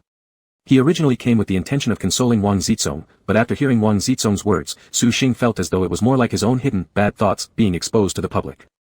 Compared to Wang Zizong, Su Xing and Lu Chei's relationship faced even more interference, gossip, rumors, pressures from all sides. Moreover, compared to Wang Zizong's helplessness, Su Xing could see the red thread connecting him and Lu Chei. Though he had the ability to guide Lu Chei back onto the broad sunlit path, out of selfishness, he bound Lu Chei to this small unstable boat rocking in the stormy weather. He was too despicable. The care for Wang Zizong post-breakup consolation meeting ended without any clear resolution. Feeling discouraged inside, Tang Mian told Su Xing to wait for her in place before she left to use the restroom with an upset mood. Su Xing and Wang Zizong sat on the stair steps. A moment of silence was broken when Su Xing spoke up. Desk mate. Do you want her to forget you? Yes. Very much. Su Xing, looking down, said, I can help you. Su Xing's voice was very soft, so soft that it almost dissipated with the wind. Wang Zizong thought he might be hearing things and turned his head to look at Su Xing. Su Xing shook his head. Chapter 74. Tang Mian returned from the restroom and called Su Xing and Wang Zizong back to the classroom. It was already past 1 o'clock. Su Xing and Wang Zizong each hid their own worries. Wang Zizong walked ahead with Tang Mian holding his arm, while Su Xing, burdened by a heavy heart, followed behind them. Passing through the sky bridge connecting the science building and the teaching building, the classroom for class 7 was at the end of the corridor on the 3rd floor. From afar, a tall figure could be seen standing in the corridor outside the classroom of class 7. The wind started picking up, bringing a touch of cold. The stunning beauty casually flicked her hair that had been disheveled by the cold wind behind her ears. Unintentionally turning her head, she happened to catch sight of Wang Zizong walking towards her from the other end of the corridor. The beautiful woman stopped in her tracks, her face slightly pale and her lips less rosy. After seeing Wang Zizong, her thin lips curled into a faint, yet breathtaking smile, leaving an impression even without makeup. As Wang Zizong drew near, she softly asked, Where did you go? She said, I've waited for you for so long. Her voice was extremely soft. Su Xing, walking behind Wang Zizong, couldn't see Wang Zizong's expression at this moment but saw how humble the beautiful woman looked as she lowered her posture. Her smile was slight, her voice soft, and every word and action were filled with caution, as she attempted to reconcile with Wang Zizong from a humble position. The bow tied at her chest was like her frozen, colorless lips fluttering helplessly in the cold wind. But Wang Zizong said, You should not come find me anymore. Wang Zizong's voice was still tender and lacked a sense of oppressiveness, even when speaking harsh words, as if he left some leeway. However, After Wang Zizong's words fell silent, the bow at the beautiful woman's chest that had been struggling in the wind, finally unraveled with the sudden gust. The once neatly tied wings of the butterfly had now been untied, only a loose knot barely hanging from her chest. Su Xing observed clearly. Tang Mian also noticed the unusual atmosphere immediately. She subtly released Wang Zizong's hand which she was holding and awkwardly stepped back a bit further, attempting to reduce her presence in the situation as she prepared to retreat quickly. The stunning beauty said softly, "I wanted to see you, so I came." Wang Zizong replied her, "But I don't want to see you." Tang Mian shivered, unable to discern whether it was due to being chilled by the cold wind or affected by the icy aura suddenly emanating from Wang Zizong. Tang Mian discreetly nudged Su Xing, signaling him to hurry and enter the classroom to escape this chilly breeze. However, before Su Xing moved, Wang Zizong who stood ahead began moving first. Wang Zizong abandoned his girlfriend and turned to walk toward the back door of the classroom. The red thread linking them tightened as Wang Zizong moved. The beautiful woman suddenly called out to him, "Little kid." A title that usually ended in a rising tone now became a plea spoken humbly. Wang Zizong halted at the door. The red thread between them was now stretched taut. The bow tied on the woman's chest was left hanging precariously, damaged by the cold winds moments earlier. It tenaciously held on to its last hope until the wind finally settled. Then she said, "Don't leave, okay?" With his back facing her, Wang Zizong tightly pursed his lips, tears welling up in his eyes, but still resolutely pushed open the rear door of the classroom. Wang Zizong did not pause for her, the loosened knot broke apart as he continued walking. Ring. At exactly 2 o'clock, the bell rang throughout the entire teaching building, echoing down the corridor. Su Xing spent the whole afternoon in low spirits. After the red string between Wang Zizong and his girlfriend snapped, she turned around and gazed at the grayish sky, calmly muttering, "It's raining." Sparse raindrops were carried by the wind into the corridor, drizzling persistently all afternoon, evolving into a gentle shower accompanied by chilling winds. The temperature dropped significantly. Winter truly arrived. Su Xing watched the continuous rain outside the corridor. Wang Zizong sat at his window seat munching snacks non-stop. He carelessly turned his head and upon noticing Su Xing looking at him, extended a bag of beef jerky in front of Su Xing, revealing 2 sweet dimples, asking, "Do you want some?" Wang Zizong was once again his carefree foodie self, while Su Xing hesitated to speak. Wang Zizong's red thread was the only one that had broken on its own up to this point, or rather, the red thread that Wang Zizong decided to sever himself. Maybe because of the bow, unlike Fu Dai whose red thread grew from her chest, Wang Zizong's girlfriend did not feel any pain when the red thread was untied. So, untying a bow doesn't hurt. Su Xing cast his eyes downward. The last excuse that allowed him to continue deceiving himself and acting selfishly no longer made sense. Su Xing held a meal card in his hand. It was given to him by Lu Che who returned in the afternoon. Lu Che had said solemnly at the time, "I don't deserve economic independence, class president please confiscate my meal card for life." Su Xing didn't respond, but he accepted Lu Che's meal card. During the 10-minute break, Su Xing couldn't help turning back to look at Lu Che. Kudi ran up with a draft book, saying it had been too long since they played Go together, and he missed being trounced by Lu Che immensely. When Su Xing turned around to watch the game, Kudi had already lost 2 rounds. Seeing Su Xing turn to spectate, Kudi pleaded with Su Xing, the only audience member, "Class president, only you can beat Thorough brother, come and take revenge for me." Su Xing casually replied, "I'm more familiar with Lu Che." Revenge? He would always be on Lu Che's side without condition. Lu Che twirled a gel pen in his hand, smiling pleasantly as he looked toward Su Xing along with Kudi. Su Xing glanced at Lu Che, "How about a game?" Lu Che couldn't help but laugh, saying, "Let mercy reign." Su Xing lowered his gaze, "I'll draw circles," then he picked out a red gel pen from the desk. Lu Che's eyes lit up as he said, "Then I'll draw filled-in circles." After speaking, Lu Che dropped his own pen and snatched away the red pen from Kudi's hand. Kudi was just puzzled, until after watching Su Xing once again shatter Lu Che's undefeated myth in 5 stones chess. Besides marveling that Su Xing was a hurdle Lu Che couldn't get over, he also noticed that nearly an entire page was covered in red hearts drawn by the two. Kudi. After school in the afternoon, Su Xing felt cold even while eating in the cafeteria. After finishing his meal, he went back to the dormitory with Lu Che and Wang Zizong to fetch clothes. Su Xing wore multiple layers of outerwear, coinciding with his mother calling him, asking, "Zinx Xing, it's so cold tonight. Should your dad bring you a thick quilt? Is your dormitory quilt too thin?" Su Xing casually lifted the quilt and said, "There's no need to bother." Su Xing paused briefly before continuing, "Mom, I'll call you back later." Su Xing hung up the phone and headed to dorm 311 to knock on the door. Lu Che wasn't there, but Su Xing immediately frowned upon seeing Lu Che's quilt. Just as Lu Che came out from the restroom, he caught Su Xing sitting at the edge of his bed, with Kudi jumping in front of Su Xing exclaiming, "Oh no. Class president, please get up quickly, Thorough brother has a severe case of OCD." Never touch Lu Che's bed, this was the ironclad rule memorized by everyone in dorm 311. Su Xing was pulled up by Kudi. "Su Xing. Lu Che." As Su Xing and Lu Che walked out of the dormitory one after another, Lu Che caught up, leaning close to Su Xing's ear and whispering, "Class president, my OCD is just against strangers. I particularly welcome you to sleep on my bed, preferably every night." This kind of suggestive flirting was usually done by Lu Che for self-entertainment, as he generally didn't expect Su Xing to respond. But today, Su Xing said, "If you still welcome me next time, I'll say it." Upon hearing this, Lu Che's lips curled upward. He thought Su Xing was resisting yet inviting, as there was no possibility of negation in the class president's words. The two returned to the class, with about 20 minutes left until evening study sessions began. Su Xing followed behind Lu Che into the classroom. Instead of heading straight to his seat, he sat down at the empty spot next to Lu Che. Lu Che was quite surprised, raising his eyebrows at Su Xing with a smile. Su Xing shifted the topic, asking, "Do you have any headphones? Can I borrow them?" Lu Che agreed, fishing out a pair of original headphones from beneath the table and handing them to Su Xing. As Su Xing was about to take them, Lu Che suddenly pulled his hand back. Su Xing thought Lu Che was being childish, but then he saw Lu Che hold both earphones in his palm, smiling as he said, "It's too cold." The earphone tips were metal and icy cold, sticking them in one's ears would certainly make them shiver. Su Xing remained silent, merely watching Lu Che attentively as he breathed warm air onto the earphone tips in his palm, warming them up until he confirmed the correct sides for the left and right ears, then inserting them into Su Xing's ears. Su Xing kept his eyes unwaveringly focused on Lu Che, waiting for this person to carefully and tenderly place the headphones in his ears.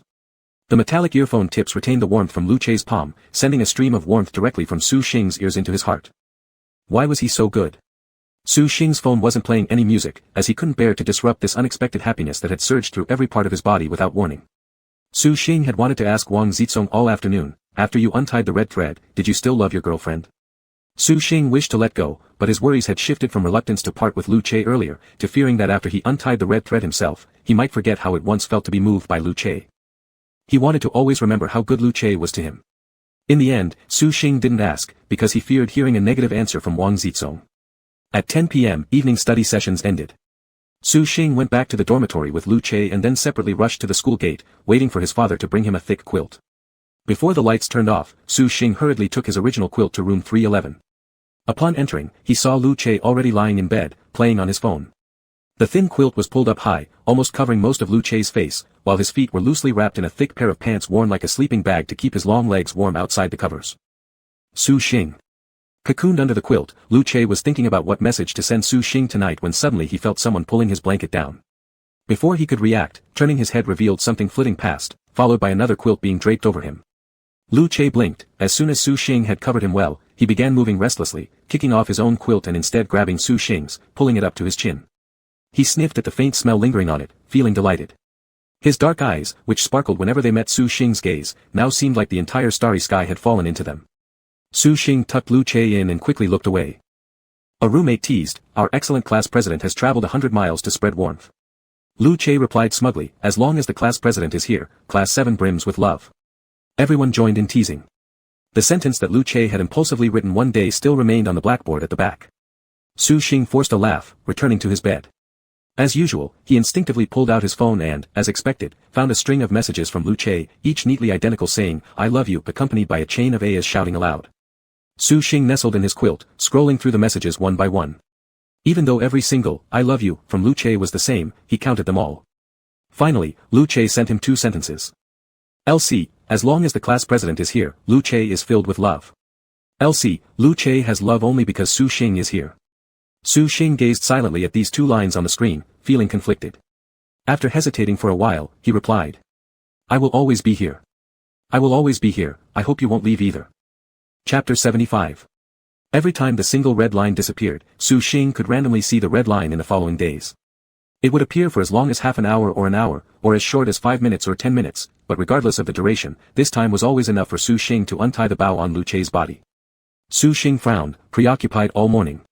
He was waiting for the red line to appear, but at the same time, he feared its appearance, caught in a paradox that he struggled to escape. The homeroom teacher stood by the podium emphasizing that there would be a midterm exam next week. Her gaze swept across the 60-plus faces in the class and finally stopped on Su Xing, who had obviously been distracted, clearly lost in thought. The teacher called out directly, "Class president, winter is here, isn't spring far behind?" Su Xing looked up blankly at the podium, Lu Che, seated behind him, responded on his behalf, "Our class president is always like it spring year-round." The teacher ignored Lu Che's teasing, mainly because she felt that Su Xing had clear goals and was disciplined. Whatever he decided to do, he would fight for it wholeheartedly. There was no need to worry about Su Xing, and even if you worried about Lu Che, it wouldn't help. Today was Kudi's birthday. Although he had already celebrated early on Saturday, tonight he still invited the entire dormitory to skip evening study and go out for dinner together. When Kudi mentioned this matter to Lu Che, Su Xing was also nearby.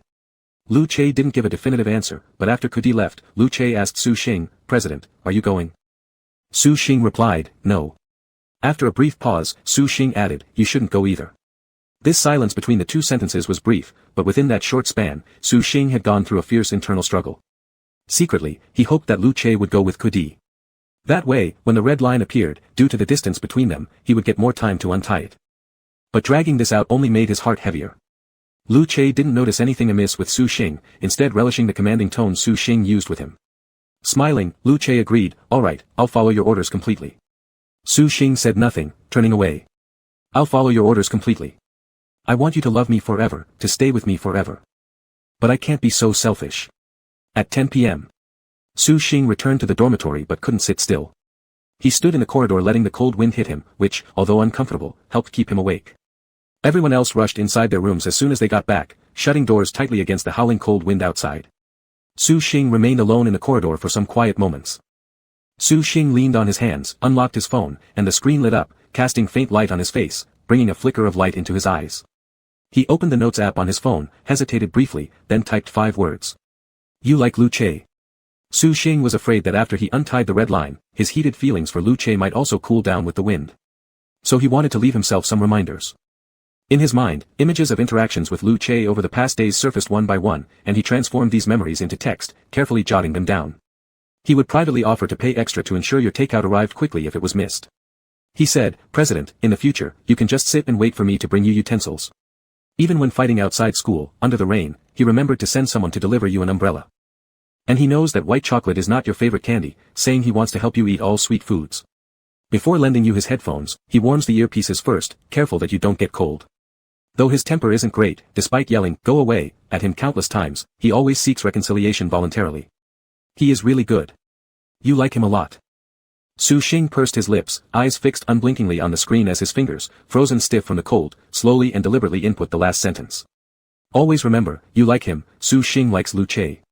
As his thumb pressed the period gently, a pale red glow rose from his palm, the red thread hanging along the crease in his hand representing fate, falling softly downward.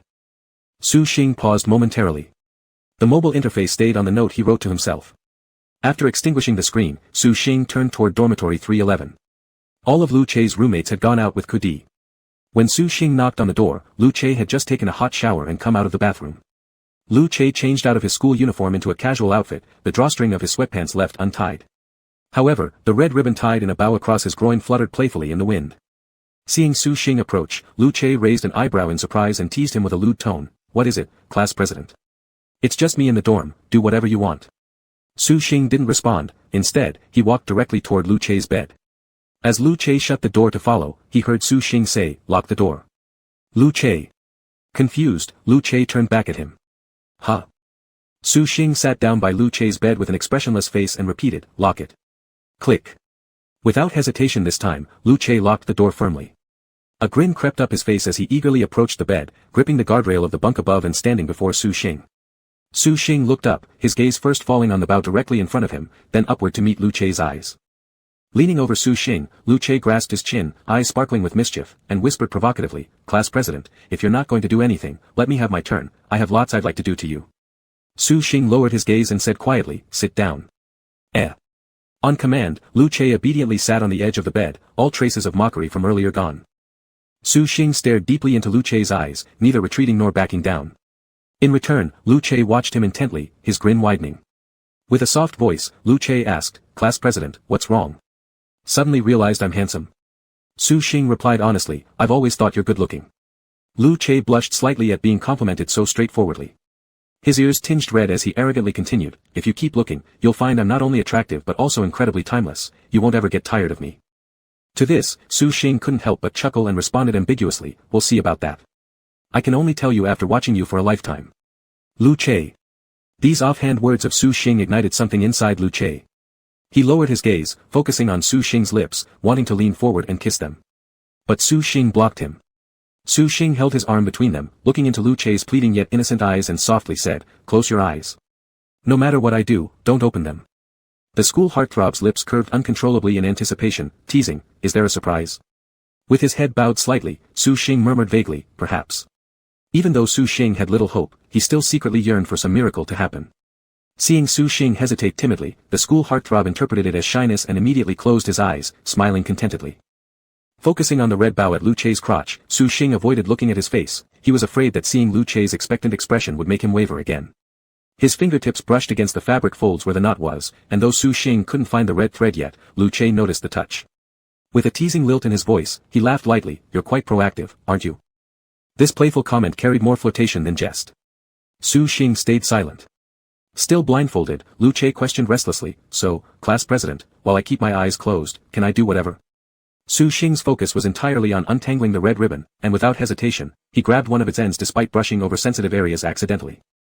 Feeling increasingly solemn, Su Xing gripped the thin string of the bow, lips pressed tightly together, wavering indecisively even at this final moment. At this point, since Su Xing didn't answer Lu Che's question, Lu Che took it as implied consent.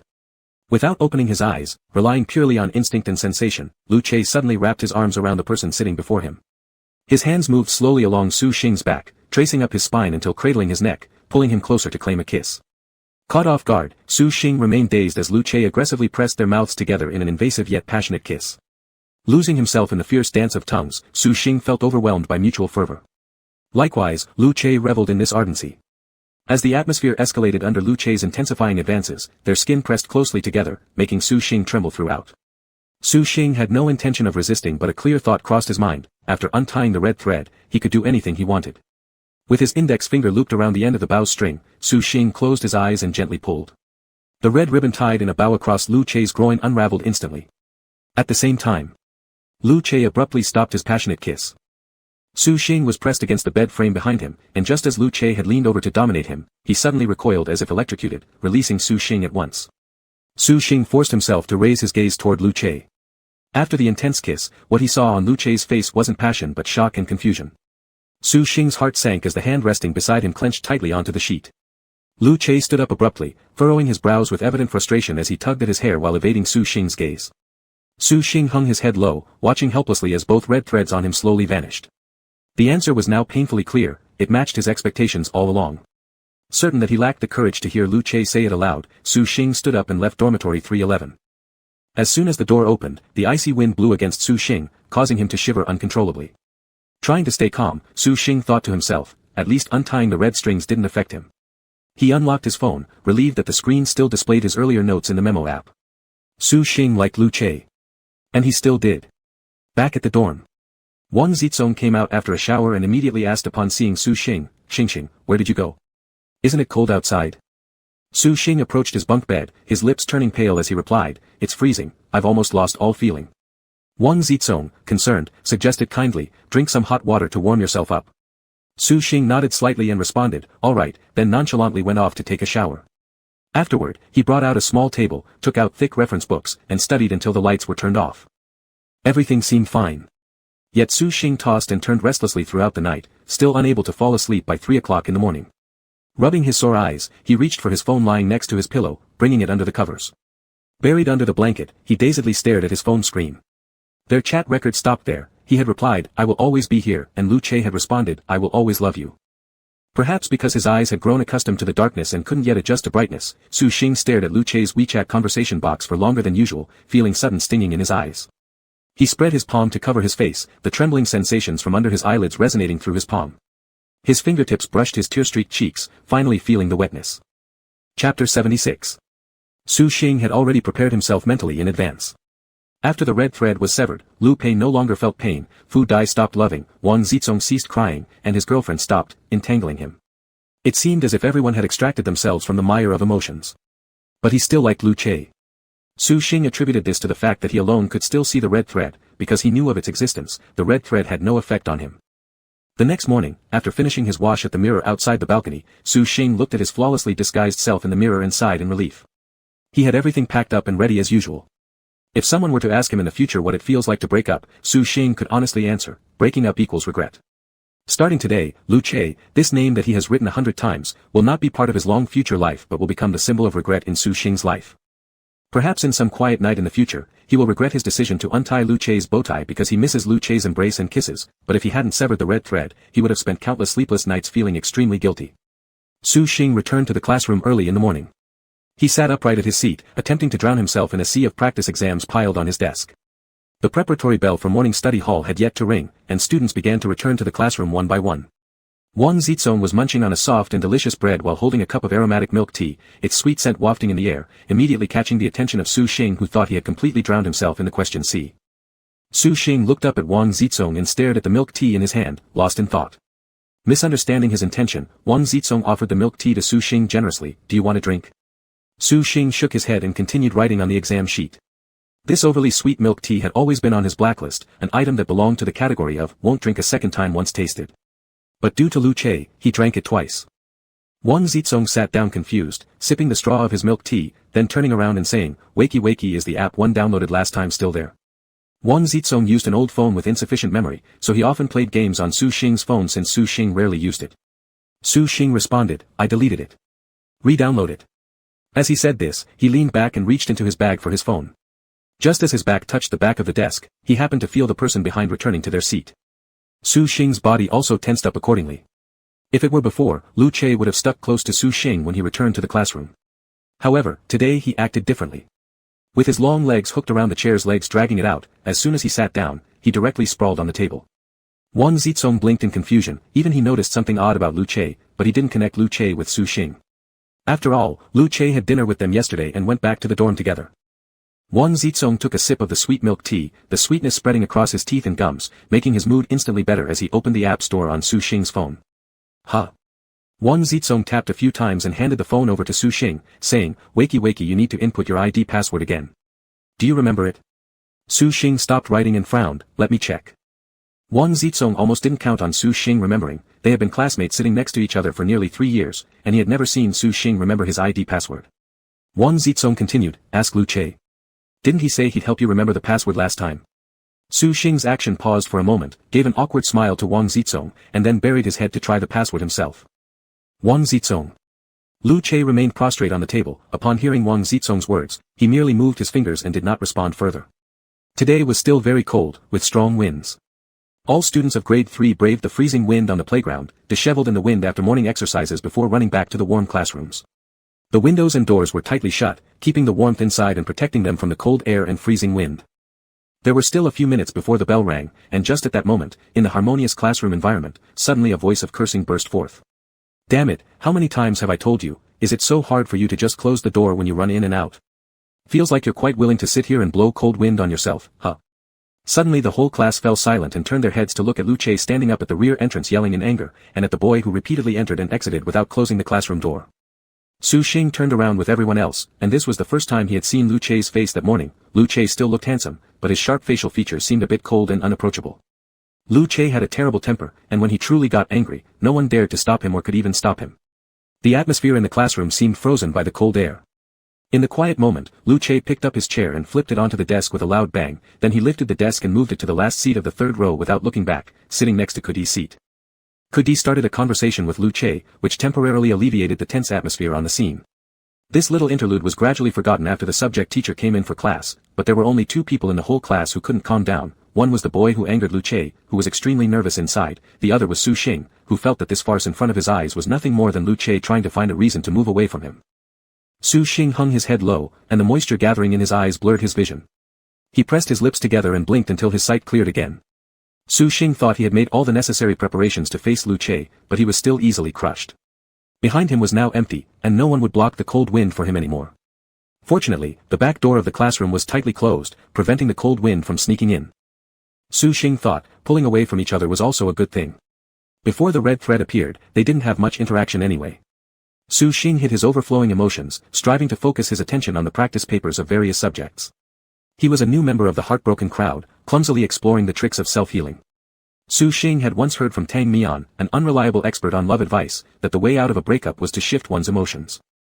Treat the new lover as the first love, and let the old love gather dust. Su Xing had no new lover, so he dived straight into the sea of questions. Until after school. When Su Xing found 2 meal cards in his bag, he was momentarily confused and looked back abruptly, but both Lu Che's and Kudi's seats were already empty. Su Xing pursed his lips, cautiously pulled out a meal card, and sighed secretly upon seeing that it was his own. He was now doing his best to avoid any information about Lu Che. Su Xing stood up and absent-mindedly said to Wang Zizong, "Let's go eat." Wang Zizong asked strangely, "Hey, shouldn't we wait for Lu Che?" Su Xing gently shook his head. Su Xing and Wang Zizong went to the cafeteria, where Wang Zizong, with varying tastes, ran off to another stall, leaving Su Xing standing alone in line at the second stall waiting to order. Just then, Tang Mian and Lu Pei passed by carrying their food trays. As soon as Tang Mian saw Su Xing, he greeted him enthusiastically, "Hey, our dear Xingxing, why are you here alone? Where's Lu Che?" Exhausted by explanations and unsure how to explain, Su Xing shifted the topic vaguely. After Tang Mian left, Su Xing heard someone greeting him again, "High Class President, what a coincidence." Su Xing turned his head and saw Kudi standing in the line next to him, waiting at the same counter. The first thing Su Xing did upon seeing Kudi was instinctively look around half a circle to ensure Lu Che wasn't nearby. Then he started worrying that Kudi would ask, "Where's Gu Che? Why didn't he come with you?" Thankfully, Kudi didn't. Kudi was a chatterbox and kept finding topics to awkwardly chat with Su Xing throughout. The two lines moved forward simultaneously, and Kudi's cue was slightly faster. When it was his turn to order, he said to the auntie, "2 to-go orders, please add an extra bowl of white rice." Su Xing asked casually, "Not eating in the cafeteria?" Kudi replied while turning around, "Gu Che let me pack his dinner and take it back to the dorm. I'll just go back to the dorm and eat with him." Su Xing, oh. Su Xing lowered his gaze, feeling somewhat at a loss, and raised his head again when he heard Kudi reel off a series of dish names. Kudi first ordered the first set, choosing the best dishes the counter sold, like fried chicken wings, and braised fish. Su Xing frowned slightly until Kudi added, "Auntie, give me another identical set, please." Unable to help himself, Su Xing interrupted Kudi and asked, "Didn't Lu Che tell you what dishes to order?" Kudi turned to look at Su Xing and said, "No, Gu Che said whatever." By the time the cafeteria aunt had packed both sets, it was Su Xing's turn to order. He stopped Kudi, took one of the boxed meals, and said to the cafeteria aunt, "Pack me another one." Su Xing could recite Lu Che's fixed menu with his eyes closed. He ordered braised beef with potatoes, sweet and sour pork ribs, cumin chicken, and an extra serving of mapo tofu. When the cafeteria aunt packed them all in a bag, Su Xing handed it to Kudi, saying, "Here." Kudi took it over with a grin, "Oh wow, these are Brother Che's favorites." "Thanks, class president, I'll be going now." Su Xing nodded, and just as Kudi turned around, Su Xing suddenly called out, "Kudi." Kudi turned back, "Yes. Don't tell Lu Che that I was the one who ordered this." "Why not?" "Because, let it be a surprise, and give him a chance to praise you." "Ah, got it." Because Su Xing was worried that once Lu Che knew he had ordered the meal, he might lose his appetite completely.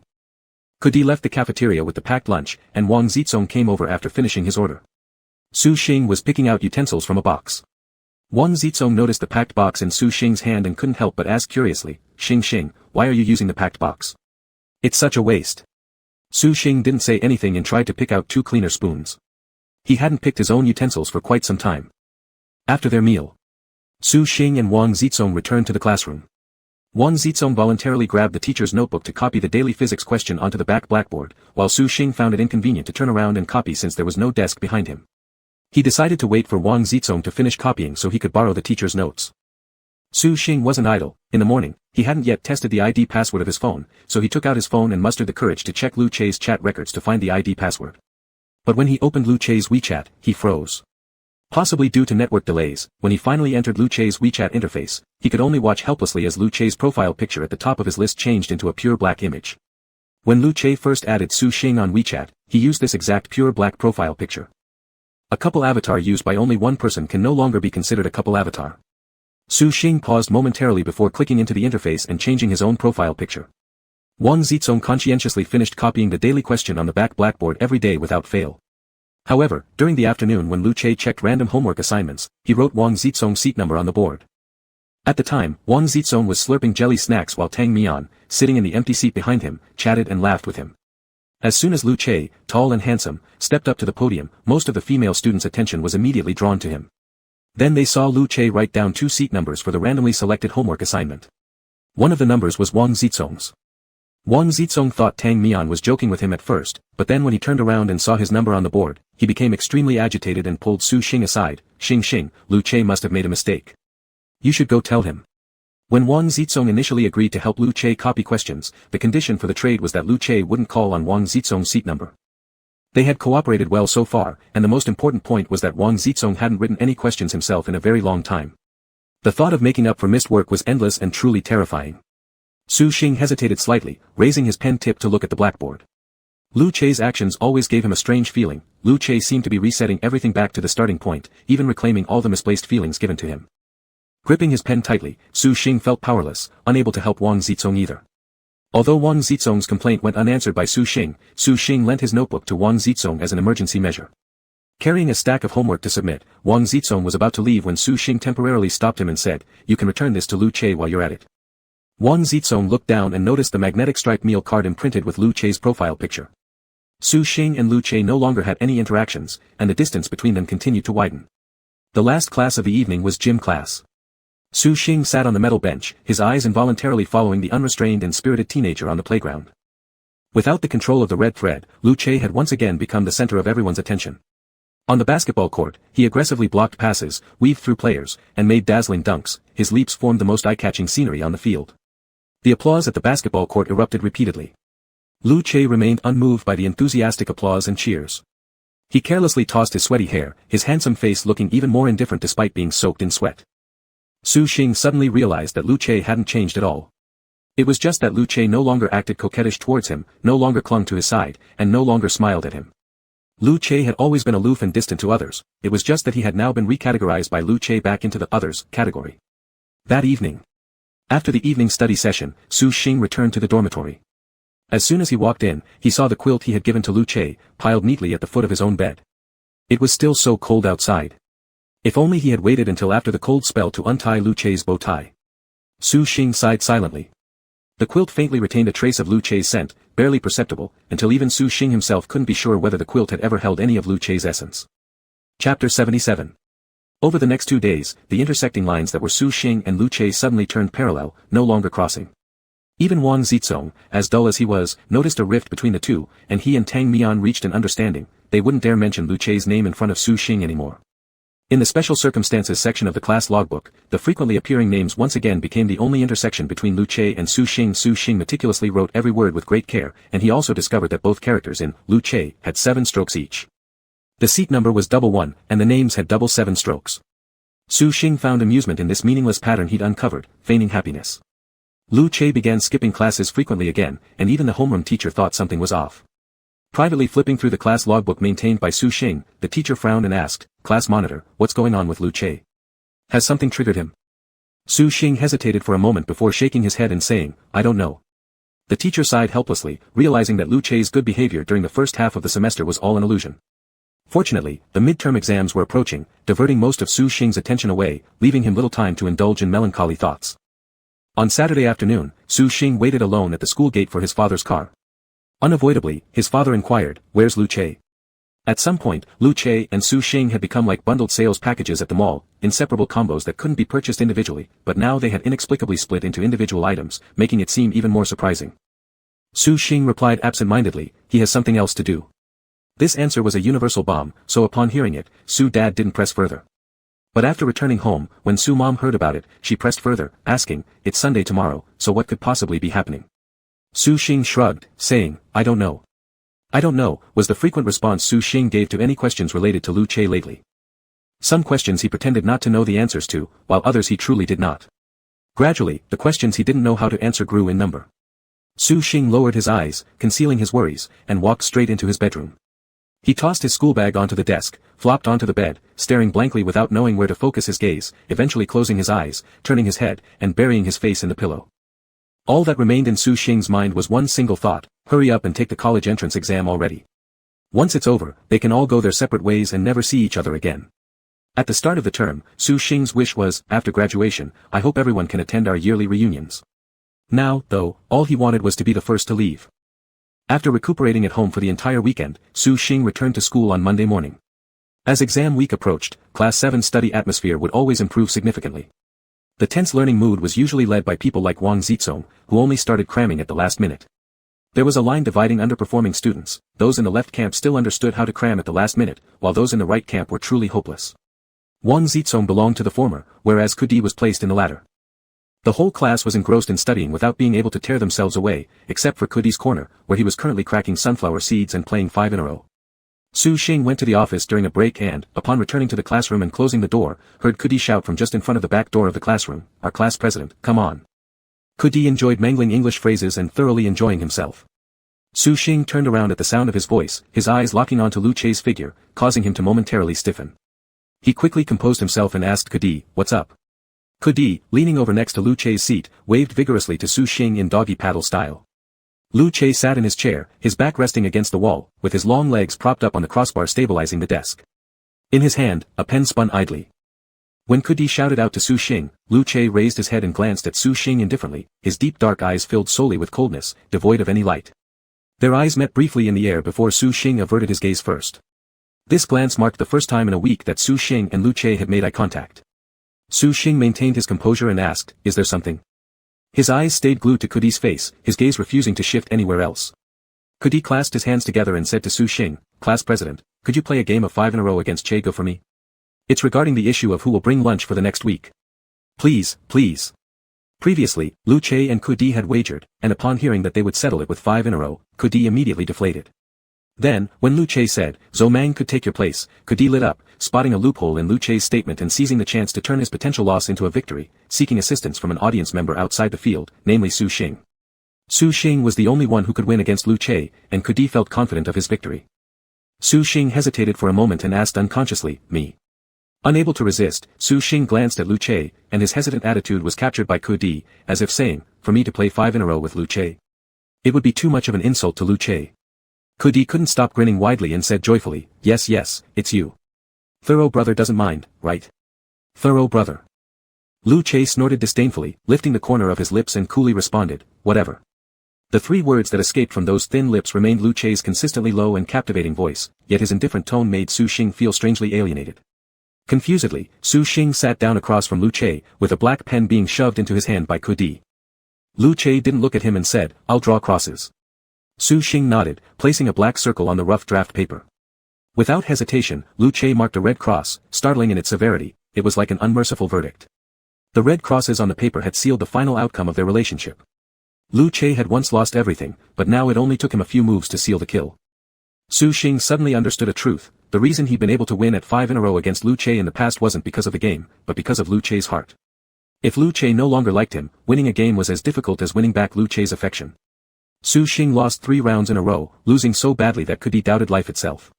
Yet Su Xing became increasingly calm. Lu Che probably wanted to use this game of 5 in a row to make his stance clear, and Su Xing understood. Su Xing put the pen down and told Lu Che, "You won." Lu Che stayed silent. Kudi squatted beside them, howling like a ghost. From beginning to end, Lu Che only spoke 2 sentences to Su Xing, "Whatever," and "I'll draw crosses." The midterm exams were on Thursday and Friday. After the chaos ended, Tang Mian kept talking about the weather forecast predicting warmer temperatures. She and Wang Zizong planned a small gathering for the weekend, originally intending to invite Su Xing to join in the fun, but Su Xing declined. After the exam week, Su Xing did not slack off at all. He continued to carry out an intense review plan. However, Su Xing wasn't suddenly driven by external stimuli. He simply feared that if he relaxed even a little, he would again think of Lu Che. Memories are skilled at exploiting every available gap, and what once warmed your heart can also scald it. On Saturday when he went home, Su Dad and Mom still asked where Lu Che was, leaving Su Xing to fabricate an excuse. He went home too. Su Mom didn't ask further and asked Su Xing to put down his school bag and prepare for dinner. Lu Che wouldn't return home with him anymore. His severed connection with Lu Che couldn't be hidden indefinitely, so Su Xing had to seriously consider staying at school on weekends instead of going home, thus avoiding having to continue making excuses to pacify his parents. By Sunday evening, Su Xing had packed his school bag ready to return to school. At the last minute, Su Mom stuffed a small jar of dried shrimp into his bag, saying, "Lu Che likes eating this, take it back for him." Su Xing. This morning, he'd seen Su Mom rummaging through cabinets to find such a small jar, and it turned out she wanted to pack some shrimp dry goods, so he could bring it back for Lu Che. Su Xing agreed reluctantly, both unwilling to refuse Su Mom and uncertain how to deliver it into Lu Che's hands. Would Lu Che accept it? Su Xing didn't know. Returning to school just meant Su Xing had another week of torment ahead of him. After the midterm exams, Lu Che started skipping class and leaving early more frequently. From Monday to Thursday, the only time Su Xing saw Lu Che was when he went to the restroom. Lu Che stood with a few boys from other classes by the window. When Su Xing walked in, he drew the attention of several people. Su Xing froze for a moment, catching exactly Lu Che taking a cigarette from someone else's hand, putting it between his lips, closing his eyes to light it up with a lighter. Lu Che clearly saw Su Xing, yet chose to ignore him completely. Out of 6 private stalls in the restroom, 5 were already occupied, and the remaining one near the window was right behind Lu Che's group. Originally planning to relieve himself, Su Xing washed his hands and immediately left upon noticing the situation. Suddenly, Su Xing missed the Lu Che he encountered smoking outside the bar door weeks ago. That person awkwardly removed the cigarette from his lips and hid it behind his back, a memory now particularly warming to recall. Maybe there will be someone in the future who can make Lu Che hide his cigarettes again. Su Xing hoped there would be someone who could help Lu Che quit smoking since it's bad for health. The small jar of dried shrimp entrusted by Su Mom stayed in Su Xing's school bag for a few days. On Thursday after night study, Su Xing finally got his chance, secretly slipping it into Lu Che's desk drawer. Su Xing's performance on the midterm exams was less than ideal, and his ranking dropped from the top few in the class to around 10th place. The homeroom teacher gave him an early morning lecture in the office, but Su Xing's eyes were fixed on the rankings displayed on the computer screen. Lu Che's total score placed him in the middle upper range of the class, but his math and physics scores stood out remarkably. At that moment, Su Xing thought, Lu Che is truly impressive. It was Friday noon. At exactly 2 o'clock, a bell rang, and the school loudspeaker began playing music. Su Xing read through the practice questions but couldn't concentrate, so he put down his pen and picked up the thermos by his desk, twisting off the cap. Suddenly, he heard a familiar song play over the loudspeaker, and Su Xing stopped what he was doing. You love me too. There's no reason why we can't make it last. Long nights bring many dreams. So don't you think about me. Don't even think about me until you go crazy. Su Xing felt every line of the lyrics tearing at his heart. It seemed like whenever someone got sentimental, any random song felt like it hit their feelings right on the mark. Su Xing admitted he deeply missed Lu Che and regretted not being able to stay together with him. He had always firmly believed he didn't regret untying Lu Che's bow tie, but in the quiet of night, guilt would torment him. Su Xing lost himself in thought as his gaze lingered on the printed words in his notebook for mistaken problems. Some regrets are impossible to fix, like making the same mistake twice, and the second time happens during the college entrance exam. But letting Lu Che go was for Lu Che's sake. He didn't do anything wrong. In the afternoon, during the break after the first class, Su Xing and Tang Mian stood outside the corridor. Tang Mian watched Xionghuan sitting by the window studying hard and sighed deeply. Su Xing noticed her sigh and followed her gaze into the classroom, first glancing at Lu Che's empty seat at the back, then looking at Xionghuan's back. Su Xing, what's wrong? Tang Mian, I feel sorry for Xionghuan. Su Xing didn't understand, shouldn't the one who deserves pity be Fu Dai? Fu Dai had been pursuing Xionghuan for almost a year, only to get her parting shot. Fu Dai. If you don't let me go, I will never speak to you again. Tang Mian sighed, you just don't get it. Only Tang Mian knew how much Xionghuan liked Fu Dai. Xionghuan was a true beauty and a top student. She was placed in the advanced class when she entered high school in the first year because of her excellent results, but falling ill during the final exams affected her scores in 2 subjects, which significantly impacted her placement, leading her to come to class 7. However, during her sophomore year, Xionghuan intentionally did poorly on the final exams, getting scolded at home but secretly rejoicing as it allowed her to remain in the same class as Fu Dai. Su Xing asked curiously, after Fu Dai left, didn't Xionghuan seem completely indifferent? Tang Mian chuckled, or act like a complete lunatic. That's all just fake strength. It's just surface-level pretending. Tang Mian wanted to mock Su Xing for being overly naive. Whether it was Lu Peilian or Xionghuan, who could fully recover and collect their scattered emotions. It wasn't that they didn't care or hurt, it was that they pretended not to. Life must go on without him. Su Xing was left speechless. Still, even if Xionghuan continued to like Fu Dai, Su Xing wasn't very surprised. After all, he still liked Lu Che. He and Xionghuan were the same. Their broken strings once connected to Fu Dai and Lu Che respectively. Su Xing didn't dwell on it. The ringing of the bell cut short the conversation between Tang Mian and Su Xing. The second class was math. Forced to endure the math teacher's fast-paced teaching, more than half of the students in the class ended up collapsed on their desks by the end of the period. The class unusually quietened, and Kudi and Zhou Mang, 2 athletic students, packed up their things to go to training. Su Xing lifted his heavy eyelids slightly and saw the Chinese language teacher hand a grade sheet to Xionghuan, instructing her to collect papers with high-scoring essays based on the detailed evaluation criteria. Xionghuan nodded in agreement. Once the teacher left, Xionghuan, seated ahead, suddenly stood up, catching Su Xing's attention. Unexpectedly, she called out to Kudi, who was walking toward the door. Kudi. Su Xing was used to Xionghuan's usually silent and somewhat aloof demeanor, so seeing this unusual behavior left him perplexed. As for Kudi, obviously startled by Xionghuan's behavior, he paused and asked, huh? Xionghuan stood by her seat, gripping the grading sheet tightly.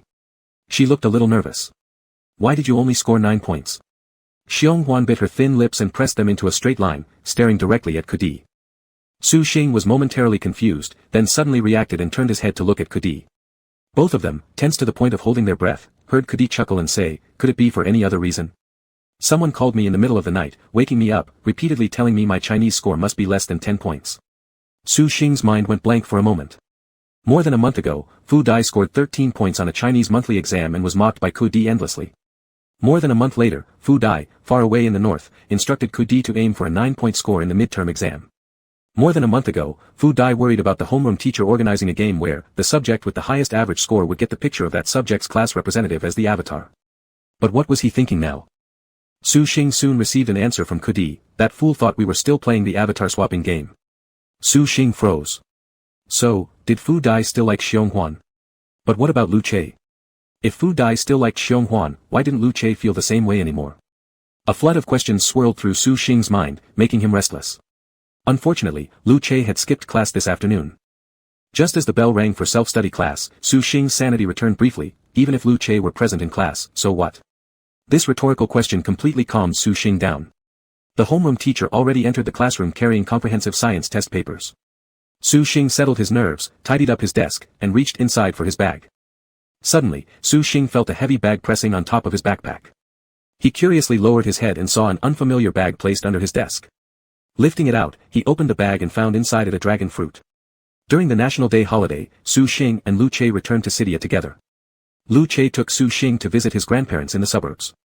At one point, Su Xing casually mentioned the dragon fruit tree in front of the yard, and Lu Che's grandmother said to him, "In a month, the dragon fruits will be ready to pick.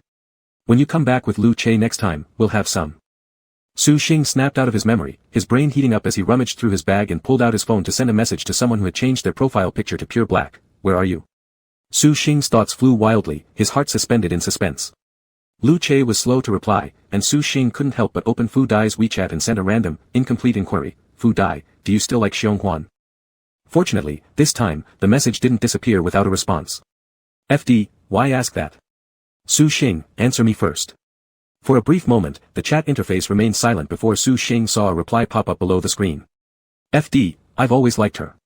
Su Xing was secretly pleased after getting this definitive answer, but before he could think of a response, 2 more messages quickly appeared on the screen. "FD, and I know Archie likes you." "FD, he told me just a few days ago." Su Xing's heart rate accelerated sharply, the uneasy mix of nervousness while playing with his phone during class adding to his anxiety. His fingers trembled as they tried to type a response. "Su Xing, what else did he say?" Suddenly, Su Xing felt Wang Zizong bump his arm. Panicking, he looked up and saw the homeroom teacher walking toward him. However, Su Xing didn't immediately put away his phone but instead lowered his head to check Fu Dai's last message. A white boxed message appeared under the green chat window. "FD, he said he broke up." Chapter 78. Su Xing looked at the 5 words on his phone screen. He said he's heartbroken, first a bit dazed, then shocked. "Heartbroken? What nonsense is this? Who gave you permission to be heartbroken?" Su Xing's desolate inner world was reactivated by this daze and shock. He couldn't wait to see Lu Che, to confront him face to face, and ask him, "What qualifications do you have to say you're heartbroken? Clearly, it was you who changed seats. It was you who ignored me. It was you who stopped loving me." Su Xing's mind was in chaos, his thoughts swirling like millions of snowflakes falling suddenly and overwhelmingly, making one unable to keep up. Until the phone in his hand was suddenly taken away. The head teacher stood in front of Su Xing, confiscated his phone, and with an unhappy expression said, "Come with me." Su Xing shrank his neck in surprise. Su Xing quickly stood up and followed the head teacher. Su Xing was brought outside the classroom by the head teacher. The head teacher folded his arms, frowned sternly, causing Su Xing to instinctively lower his head. His restless little thoughts dared not act out in front of the head teacher. The head teacher asked straight off, "Are you in love?" Su Xing was momentarily surprised by the question and stammered in response, "No, I'm not." Seeing Su Xing's manner, the head teacher immediately understood. "So, you're heartbroken?" Su Xing was left speechless by these 2 unexpected questions from the head teacher, only shaking his head. The head teacher softened his tone and said, "I don't oppose puppy love, it might affect studies, but the period of unrequited love can potentially have an even greater impact. Nevertheless, I hope you can handle the issues between love and studying well. Even if you're heartbroken, it's not a big deal, right? Our class president looks so handsome. Look in the mirror more, read books, and you'll soon emerge from your heartbreak." The head teacher was very empathetic, patting Su Xing's shoulder to encourage him. After hearing the head teacher's words, Su Xing no longer insisted on contradicting that he was still single. His eyes were fixed on the phone held in the head teacher's hand, smiling sheepishly, saying, "Head teacher, I promise I will never play with my phone during class again. Can you give it back to me?" The head teacher smiled at Su Xing and said, "No. The phone must be confiscated, it's both a rule and a punishment. Come find me for it after school on Saturday afternoon." Su Xing was sent back to the classroom by the head teacher to take a test. Though he was anxious inside, there was nothing he could do. Hardly waiting for the class to end, he thought about using Wang Zizong's phone to send Lu Che a message. But Lu Che wasn't on Wang Zizong's WeChat contact list, and a temporary friend request went unanswered for a long time. Su Xing sat restlessly. He couldn't wait another second and rushed downstairs. Just as he was about to run to the track field where the sports students were training to find Kudi, he happened to see Kudi running over hastily from the playground, Zhou Mang following behind him. Kudi! Su Xing called out, and when Kudi turned around, he had already run up behind Kudi. Class president. Kudi lightly furrowed his brow. Su Xing directly asked him, "Where's Lu Che?" Hearing this, Kudi's expression became slightly peculiar. He glanced back at Zhou Mang and said, "We're just about to go there." Su Xing, ah. Kudi, Che has some trouble now. Students from grade 1 and grade 2 could go home after the last 2 classes on Friday afternoons. Kudi and Su Xing mixed in with the crowd of juniors rushing out of the school gate. Just across the road was a central square, about a few hundred meters away from the school. Kudi's group often met there to resolve private matters privately. Last time, the fight was caused by internal disputes among the athletes. The reason for Lu Che's challenge this time was unknown. The news Kudi heard was that Lu Che went alone, and the other side even threatened to break Lu Che's hand. Su Xing listened with fear, not caring anymore about skipping class for the first time in his life, resolutely following Kudi and Zhou Mang to the central square. The central square was huge, but luckily, there was Kudi, a regular visitor, leading the way. When they got there, it was a 5-on-1 situation. 4 people surrounded someone in the middle while Lu Che stood alone on the other side. Thoroughfare brother. Kudi ran over. Lu Che's school uniform top was thrown aside, and his body was stained with dirt and blood, though none of the injuries were serious surface wounds, he looked very disheveled. Lu Che turned his head towards the voice, and upon catching sight of Su Xing, he immediately froze, only to lose his temper at Kudi a second later. "Why did you bring him here?" He, in his words clearly referred to Su Xing. Lu Che's roar was loud and clear, making Kudi fully understand it. At the same time, the tall figure surrounded by his companions suddenly stopped, halting the action of pulling out an earphone. A hostile voice from the other side mocked first, "Kudi has brought new help. Our brother Zay said that he will cripple Lu Che's hands today, so it's better for uninvolved people to run away." Several athletes on the other side sneered coldly. But the towering figure called Brother Zay in the center suddenly spoke up, "Shut up." Thrown back at his own challenge, the athlete seemed confused for a moment. Zay had just arrived and didn't even drop his backpack yet, now showing no intention to put it down. He pushed through the crowd and walked over to Su Xing, while Lu Che furrowed his eyebrows, took 2 steps to the side, blocking Su Xing in front of him. Su Xing looked at Lu Che's back with mixed emotions, reached out, and gently gripped Lu Che's wrist. He could feel Lu Che's entire body stiffen immediately. Zay showed blatant contempt for Lu Che, directly bypassing him with his gaze as he asked, "Are you Su Yin's younger brother?" Hearing the name Su Yin, Su Xing couldn't help but appraise this person and replied, "Yes." Zay's eyes flickered over the hand Su Xing was holding onto Lu Che's wrist. An hour ago, Zay had boasted that he would break this very wrist. After a strange silence, Zay turned around and said to the others, "All of you go back to school." Zay was notorious for being moody, so even though others cursed internally, they had to smile cheerfully on their faces. Still, they glanced a few more times at Su Xing behind Lu Che before reluctantly dispersing. Before leaving, Zay still said to Su Xing, "I'll keep your truancy secret and you keep mine, otherwise Su Yin will be upset." Stunned, Su Xing replied, "All right." When seeing Zay leave, Kudi couldn't help asking, what exactly happened?" Zhou Mang glanced at Su Xing and Lu Che, then told Kudi, "Let's go back first." Though Kudi still wanted to ask more, he was convinced by Zhou Mang's reason of no need for others to rush over anymore, and thus left with Zhou Mang.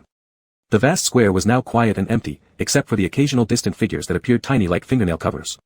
But in this corner, there were only Su Xing and Lu Che left. Lu Che stood facing away from Su Xing, silent and motionless, with his right wrist still held by Su Xing. When Lu Che didn't move, Su Xing came in front of him, looked down, and saw the cut on Lu Che's left arm, frowning as he asked, "Does it still hurt?" Not hearing a reply, Su Xing looked up curiously at Lu Che.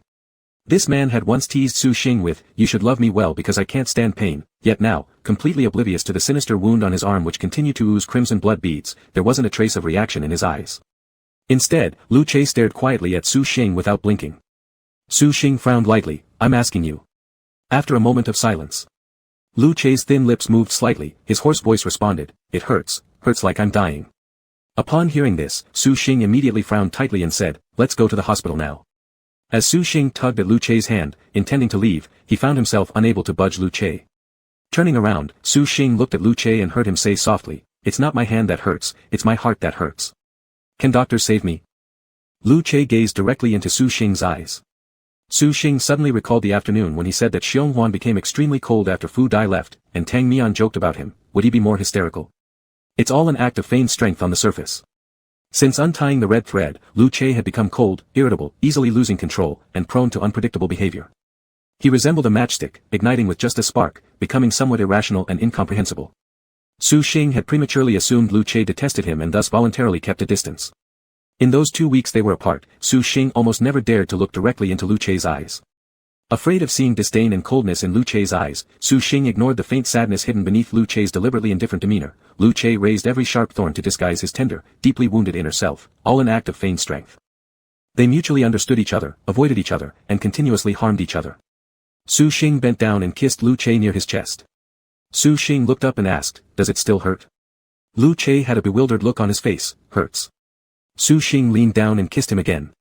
He raised his head and asked once more, "Does it still hurt?" Lu Che blinked his eyes. "My lips hurt too." Su Xing straightened his body, grabbed the collar of Lu Che's shirt, and without hesitation, kissed those thin lips. Su Xing's kiss was gentle, brief, and this time Lu Che didn't take the initiative to deepen it but obediently let Su Xing finish the kiss. After releasing Lu Che, Su Xing patiently asked, "Does it still hurt?" Lu Che smiled lightly and said sincerely, "I feel a swelling pain down below." "Screw off." Though Lu Che was laughing and teasing him, Su Xing felt that Lu Che wasn't quite the same as before. If he had to specify what was different, maybe Lu Che was being too well behaved. Su Xing concluded that Lu Che lacked security, so he seriously said, "Who said you could have a breakup? I don't allow it, did you hear me?" In the past, upon hearing these words, Lu Che would surely cling on to Su Xing and not let go. However, upon hearing this, Lu Che merely asked uncertainly, this time, "Is it because of the red thread again?" Su Xing was caught off guard by the mention of red thread from Lu Che, and for a moment, he was astonished and speechless. The formerly carefree and arrogant boy standing in front of him had always been the center of attention and favored by everyone. But now, facing Su Xing's confession, he suddenly lost his confidence. Chapter 79. Lu Che already had doubts in his heart, and Su Xing's astonished reaction of staring with wide eyes even stung his eyes. His gaze dared not linger on Su Xing's face for too long, his eyelashes quivering lightly. Then, he lowered his gaze and turned it aside. Fortunately, besides being astonished, Su Xing realized that his attitude was tantamount to confirming Lu Che's words, so he quickly explained, "I like you, not because of the red thread. I really do like you." The hand gripping Lu Che's wrist slid down, tightly pulling his hand, fearing they might miss each other again. Rarely did Su Xing confirm that he and Lu Che still liked each other, unwilling to waste even a second misunderstanding each other. Hearing this, Lu Che looked up and saw Su Xing looking earnestly at him saying, "Trust me. Trust me." Just these 2 words made Lu Che feel his heart turn soft like a pool of syrup, sweet and sticky. Su Xing was still waiting for Lu Che's response when suddenly an external force pulled him, directly causing him to fall into Lu Che's embrace. Su Xing was stunned for a moment, hearing a low and hoarse voice from nearby, accompanied by a choked-up sound. Lu Che said, "I've missed you so much, I've missed you so much, I truly have missed you so much." Lu Che kept repeating the same sentence, his deep and hoarse voice wrapping around Su Xing's ears. Each word echoed Lu Che's most frantic inner voice over dozens of sleepless nights. Every day felt like a year as his suppressed emotions now found an outlet, rushing out like floodwaters breaking through a dam. Su Xing responded to Lu Che with a hug, waiting until his mood gradually calmed down. As the sun set, golden light covered the ground. The afterglow lengthened the shadows of the 2 figures on the stone bench. When the tab of the soda can was pulled, it emitted a crisp sound. Su Xing opened a can of drink and handed it to Lu Che, then opened another for himself. The frost in Lu Che's eyes had completely melted these past few days, and warm smiles just kept overflowing endlessly, unable to be contained. He kept gazing at Su Xing, the more he looked, the happier he became, until his joy overflowed without end. Su Xing initially felt very happy about their reconciliation, but eventually, the intensity of Lu Che's stare gave him goosebumps. After drinking a sip of the beverage and keeping his gaze leveled ahead, Su Xing returned to the main topic, "Since when did you start seeing the red line?" Lu Che blinked and said, "I can't see it." Upon hearing this, Su Xing frowned and turned his head in confusion, asking, "You can't see it? Then how did you know about the red line?" He replied, "You told me." Su Xing. That night, when Su Xing went knocking on the door, Lu Che was alone in the dormitory. Lu Che originally thought that with favorable timing and conditions, and with Su Xing taking the initiative, they were lost in passionate kisses, his brain only blank with the pleasure of tangled lips. He followed his instincts while trying to cross boundaries with Su Xing in more intimate actions, subconsciously testing Su Xing's reactions. Lu Che didn't even know about the existence of the red line until the moment Su Xing untied the bow. In that instant, Lu Che's blank mind suddenly received a signal of Su Xing's intense resistance, prompting him to suddenly loosen his grip on Su Xing like an electric shock. Simultaneously, he astonishingly saw 2 red threads floating off Su Xing's body. Afterward, disordered memory fragments invaded his mind chaotically, mixed with Su Xing's subjective thoughts. Su Xing asked Lu Che, "What do you think about those girls who secretly admire you?" At the time, Lu Che naturally assumed Su Xing was declaring his exclusive ownership over him. However, within the intrusive memories, all that remained was Su Xing sighing incessantly. The red thread bound to Lu Che's foot would become aggressive toward him, even though he wasn't supposed to have such close ties, yet he carried the heart of someone being jealous or envious. Terrible. Even when Su Xing stood in front of Lu Che before a girl named Ho Ran Mei, holding his hand, Lu Che at the time felt warned by Su Xing's protective actions. He thought Su Xing was indicating his unwavering loyalty to him, so Lu Che wrote a confession on the back blackboard for Su Xing, "As long as the class monitor is here, class 7 will be full of love." However, the memory in Lu Che's mind showed that after hearing Lu Che's indirect declaration, Su Xing's inner thoughts were, hoping one day to get a chance to untie the red thread on Lu Che's body and rescue this neurotic teenager who had been misled by the red thread. His current tolerance towards Lu Che was merely temporary kindness towards this mentally challenged youth. Lu Che found under Su Xing's pillow a draft paper with hearts drawn during the game of 5-in-a-row chess.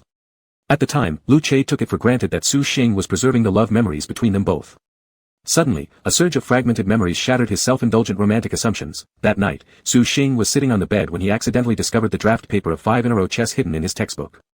Later, due to someone from the upper bunk suddenly peering down, Su Xing hastily hid the draft under his pillow.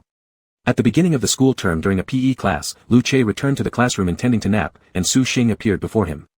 Lu Che still remembered the gentle breeze that day fluttering the curtains, lightly swaying them as it grazed his heart, causing him to secretly become nervous because of Su Xing's apparent readiness to confess. Lu Che always thought Su Xing had acted absurdly that day. But then, in the revised memory, all Lu Che heard was Su Xing seriously saying to him, "There's a red line connecting you to me, I don't know why either, but I must untie it so both of us can be freed. Also, I won't fall into your arms for no reason anymore." Memories rampaged, leaving Lu Che clutching his throbbing head with no escape. "Are you crazy? I don't even like you. Lu Che is just an annoying troublemaker. Has Lu Che been possessed or something? He shouldn't, and there's no way. Even if it's just because of this red line, he'd like Lu Che. This is ridiculous." Su Xing thought, his request isn't high, as long as the red line doesn't interfere, he cherishes the current peaceful days, except for Lu Che being somewhat irritating, everything else is fine. Lu Che suffered excruciating headaches, painfully squatting on the ground. Even though later Su Xing passionately kissed him and showed tenderness, he completely confused all perceptions. At the time, the only thought left in Lu Che's chaotic mind was. Su Xing approached him to get rid of him. When Lu Che recovered from the pressure of these memory fragments, the dormitory was already empty, leaving only him behind. Su Xing had already left. As Su Xing listened to Lu Che recount everything miserably, the questions he originally wanted to ask about the past 2 weeks went unspoken. No wonder Lu Che suddenly changed his behavior and drew boundaries between them. Su Xing explained, "I often fell into you at the start of the semester because the red line forced an interaction between us. Every time I wanted to confess its existence, not only could I not explain it clearly, but it also deepened your misunderstanding of me. But, later on, as we got along, I thought you were good, very good to me, and I truly liked you, and it had nothing to do with the red line." Lu Che shifted his position, hugging Su Xing as he leaned on his shoulder, pitifully saying, "Class monitor, do you know how painful these 10-odd days have been for me? I wanted to find you and ask what the hell was going on with this red line thing, but I was afraid that once we clarified, I would feel even more awkward. Last weekend, I even ran back home, pulled out the hard drive, and found the audio recording from back then, the part where you were explaining the red line but couldn't explain clearly. I remember you saying something very ambiguous at the time, but when I played the recording, it was really just about the red line." Su Xing turned his face, gently poking Lu Che's cheek, softly saying, "You should have confronted me directly instead of just ignoring me." Lu Che raised his head, looking seriously at Su Xing, saying, "I didn't ignore you, I was actually always trying to grab your attention, hoping you would say a few more words to me." Su Xing questioned, Lu Che sighed deeply. "The next day, I was planning to skip class, but went to the classroom one last time. Wang Zizong asked me for my phone's ID password on your behalf, but rather than asking me, you preferred guessing it yourself. I felt at that moment that the last bit of hope was lost. I didn't want to make things difficult for you, so I decided to move my seat proactively. But those cold days, a few idiots in the class never bothered to close the door when entering or exiting, and I was worried you'd get cold sitting there. On the day I moved my seat, I deliberately scolded others loudly, so the whole class heard and started closing the door properly. You even let Wang Zizong return my meal card to you, so I had no chance to talk to you. I deliberately checked Wang Zizong's seat number, thinking you'd come find me because I broke our agreement by checking his number. I even deliberately skipped classes waiting for you to record my name, but you ignored me the entire time. I was so sad, and I felt pathetic for myself for not letting go.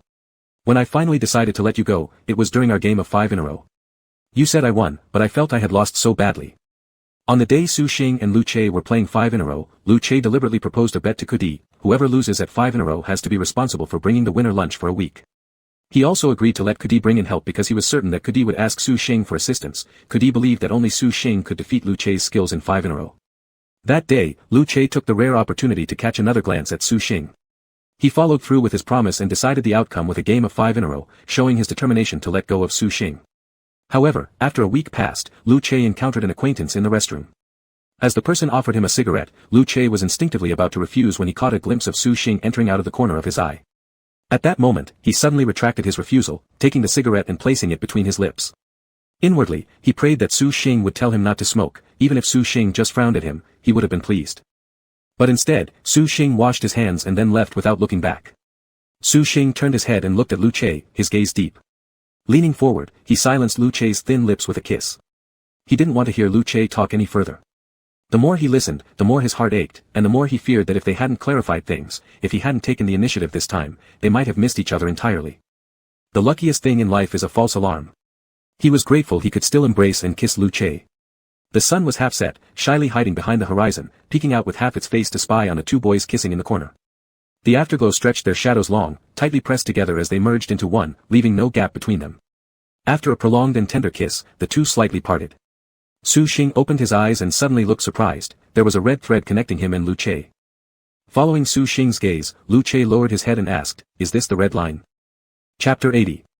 Su Xing, hearing this, raised his head in surprise. "Can you see the red thread now?" Lu Che exclaimed and reached out to hold the red thread connecting the two of them. He asked curiously, "Is this what you call the red thread?" The last time Lu Che had already seen two red threads floating around Su Xing, but at that time the situation was chaotic, so he had no time to pay attention to whether they were red threads or not. This time, seeing a red thread connecting the two of them, he found it very strange.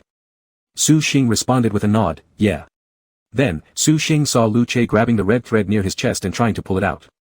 Su Xing was startled, rushed to stop him, yelling directly, "Shit! What the hell are you trying to do? Are you dissatisfied with me?" Lu Che pulled the red thread slightly, feeling a forward pull on his body. Innocently, he replied, "I just want to prove to you that even without this thing, I still love you." Su Xing expressed his gratitude for Lu Che's sincerity while declining it, saying, "I believe you. You don't need to prove anything. Don't touch it anymore, it hurts." Lu Che blinked his eyes questioningly and told Su Xing, "It doesn't hurt at all. You try it." Su Xing looked suspiciously at Lu Che, then grabbed the red thread and pulled it lightly. There was no tendency for the red thread to be pulled out, but as he tugged it, his body leaned forward along with the red thread. Immediately, Su Xing was unexpectedly pulled forward by a force. It was evident that Lu Che, holding the red thread, used its pull to drag Su Xing into his arms and hugged him tightly. Su Xing paused for a moment, then raised his hand to pat Lu Che's back. Lu Che nuzzled Su Xing while holding him, then said contentedly, "This thing is actually quite interesting. We are heart-connected, meaning we are destined for each other, right?" Su Xing shook his head and responded, "I'm not quite sure. The previous red thread wasn't connected like this. It only suddenly changed to heart this time, possibly because our hearts are synchronized." Lu Che smiled sideways and pursued, "Then how was it connected before?" Su Xing closed his mouth and remained silent. Seeing Su Xing's subtle expression, Lu Che's mind quickly turned and suddenly remembered an evening study session at the beginning of the semester when Su Xing quietly reached towards his crotch. Lu Che narrowed his eyes and grinned mischievously, asking, "Is the red thread connected to my lower part? And the other end, is it also connected to your lower part?" Lu Che smirked provocatively at Su Xing. Obviously, this lower part referred to something different. Su Xing suddenly stood up and immediately shifted the topic, "Let's go back. The wound on your hand needs treatment." Lu Che couldn't help but laugh. The more Su Xing avoided the topic, the more Lu Che's imagination ran wild. That day, although Lu Che was deeply shocked by the automatically corrected memory, he still remembered the two red threads on Su Xing's body, one originating from his left hand and connected to Lu Che's lower part, the other pressed under Su Xing's buttocks. Even though the answer seemed obvious, Su Xing still refused to admit it. Su Xing impatiently urged, "Go back quickly." Su Xing turned to leave, but Lu Che sat there motionless. Just holding the red thread and pulling it made Su Xing fall backward due to the effect of the thread, landing directly on Lu Che's thighs.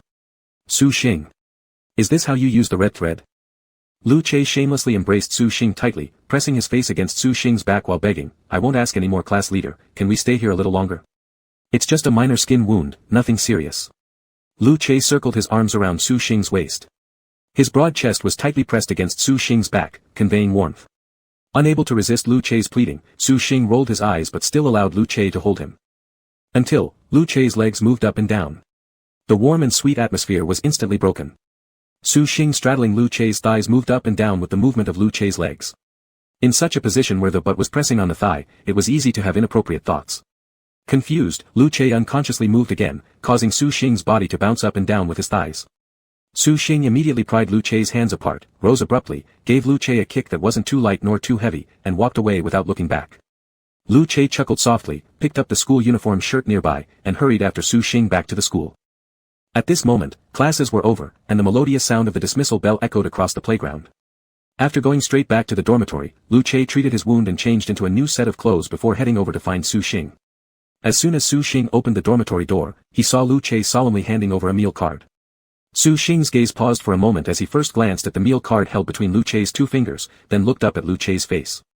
Lu Che gave him a bright smile and whispered softly, "During school days, we hand over our meal cards, but when we work, we hand over our salary cards.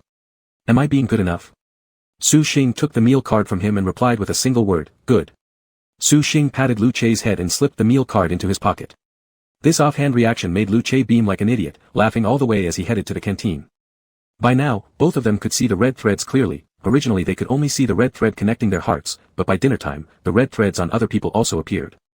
Lu Che curiously stared at the various red threads that suddenly emerged. He bombarded Su Xing with questions. For example, what was the red thread on his foot about, and why did Su Xing only have one on his foot, why some people had red threads while others didn't, whether red threads always grew out from the chest area and why some threads didn't seem to have an endpoint, and what exactly did these red threads represent. Su Xing spooned a bite of rice into Lu Che's mouth and said, "Shut up."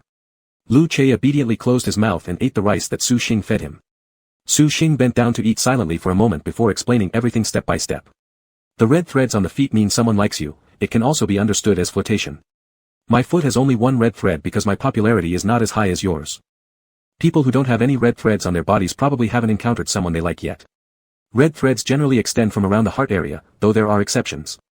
If you only see the start point of the red thread without its end point, it's because the other party is too far away. As for what these red threads represent, I'm not entirely sure. Su Xing originally guessed that the red threads represented a person's emotional state, but after Lu Che and Fu Dai's red threads were cut, their feelings of affection didn't change. Later, Su Xing hypothesized that the red threads represented the fateful connection between two people. The heart-to-heart red threads meant destiny or predestination, while the red threads bound around hands and feet indicated destined unhappy relationships. Upon comparing both hypotheses, Su Xing inclined more towards the latter. However, after Fu Dai and Wang Zizong's heart-connected red thread broke, Su Xing started to doubt again, since fate cannot be severed so easily, can it? Fortunately, Lu Che was just overly curious, not particularly driven by a desire for knowledge. His ears caught only two things: the red thread on your foot means someone likes you, and my popularity isn't as good as yours. With the determination to prove his undying loyalty to Su Xing, Lu Che bent down without hesitation to try pulling the red thread wrapped around his foot. However, upon missing his grasp, he raised his head in confusion and asked Su Xing, "Why can't I touch anyone else's red thread?" Su Xing shrugged and said, "We can't randomly meddle with others' emotions." Lu Che let out a chuckle and remarked, "So you know we shouldn't tamper with other people's feelings, huh? But then why did you break my red thread?" Su Xing lowered his eyes and answered, "You're not others." Su Xing's reply left Lu Che speechless but filled his heart with joy. After dinner, the two returned to class. Su Xing casually scanned the red thread situation among the classmates. It hadn't changed much compared to 2 weeks ago. The only difference was that even after Wang Zizong and Xiong Huan had untangled their red threads, the heart-linked red thread still remained on their chests, dragging along the ground. Su Xing didn't pay much attention and took out the class duty logbook, recording his name and Lu Che's without bias. Their names, side by side, were noted under the special circumstances section. Su Xing didn't regret skipping class because he couldn't keep waiting in one spot for Lu Che to take the initiative. Affection is mutual, and Lu Che couldn't be the only active party. There was a noise behind him, and Su Xing turned around to see Lu Che moving his desk and chair back behind him. Seeing that Su Xing was looking at him, Lu Che grinned and asked, "Class leader, do you welcome me back?" Su Xing replied with a smile, "I welcome you back. Welcome back to my life to walk alongside me, ensuring my future will always have you in it." Su Xing was grateful that this unexpected accident taught him this important truth. During evening study session time, the homeroom teacher came to inspect the classroom. Her eyes swept over Su Xing and the rarely seen Lu Che behind him, her mood becoming slightly complex. 2 weeks ago when Lu Che had changed seats, the homeroom teacher had even asked for the reason. At the time, Lu Che had told her, "I wasn't happy sitting there." Kudi had also chimed in, saying, "That seat faces the classroom door, it's too cold." Che only cared about closing the door while sitting there, which seriously affected his studies. The homeroom teacher didn't inquire further after hearing this. So was it because the weather warmed up that Lu Che moved back this time? The homeroom teacher considerately came up with an excuse for Lu Che. She called the two of them outside the corridor, arms crossed, and asked, "Class leader, did you have fun skipping class this afternoon?"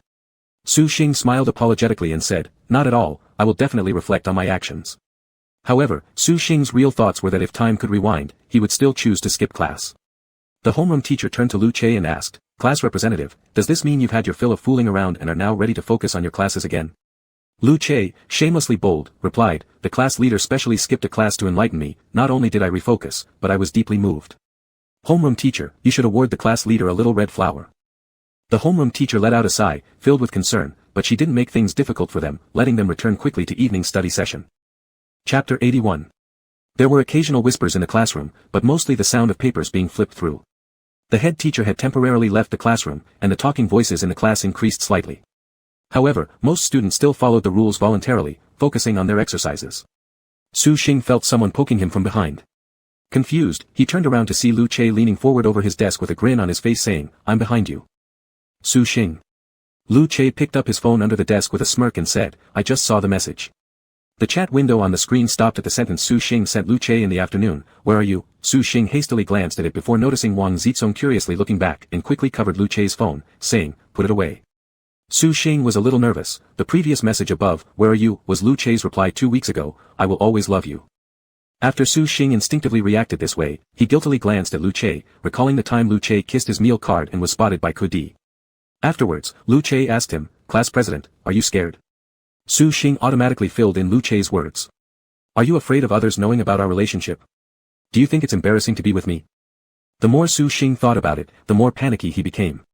Compared to the fear of being revealed publicly, he was even more worried that he would hurt Lu Che's feelings. Su Xing retracted his hand, but the phone screen had already turned off. He hurriedly explained, "Put your phone away quickly. I got my phone confiscated by the head teacher for using it this afternoon." Lu Che raised an eyebrow in surprise, then checked the time when Su Xing sent him the message, which was indeed during class. Lu Che regretfully said, "Then I won't be able to send you messages tonight." Lu Che rested his chin on the table, flattening his good-looking lips, looking extremely pitiful. Su Xing. Su Xing bit his lips and turned around, rolling up the test paper and pen on the table. He got up and moved to the empty seat next to Lu Che. Lu Che sat straight, his eyes staring at Su Xing ever since he got up until Su Xing sat down again. Su Xing pretended to stay calm as he spread out the practice paper and asked Lu Che in a low voice, "If you have something to say, say it now." Lu Che laughed, shifted his position, placed his chin on Su Xing's arm resting on the table, and replied, "Say it directly. It doesn't seem quite right." The message Lu Che sent before sleep was nothing but mushy confessions like, "I miss you," and "I love you." Usually, Su Xing didn't bother much with these messages, but Lu Che kept sending them tirelessly. Except for the 2 weeks they were apart, Lu Che's sticky declarations were almost daily check-ins. Lu Che scrolled through the chat records and showed Su Xing one, "Class president, do you still remember this?" Su Xing turned around and gave it a glance. Lu Che proudly pointed to the number 1 Su Xing replied earlier, and the response time was exactly 5:20 a.m. Su Xing looked away and faintly said, "Not just that." Lu Che, Su Xing coughed lightly, his ears slightly red, and responded, "I'll tell you after I get my phone back tomorrow." Lu Che stared at Su Xing, "Really?" Su Xing nodded and replied once, "Yes." Hearing this, Lu Che suddenly stood up, dragging the chair against the floor making a tear sound, causing the students in front to turn around and look multiple times.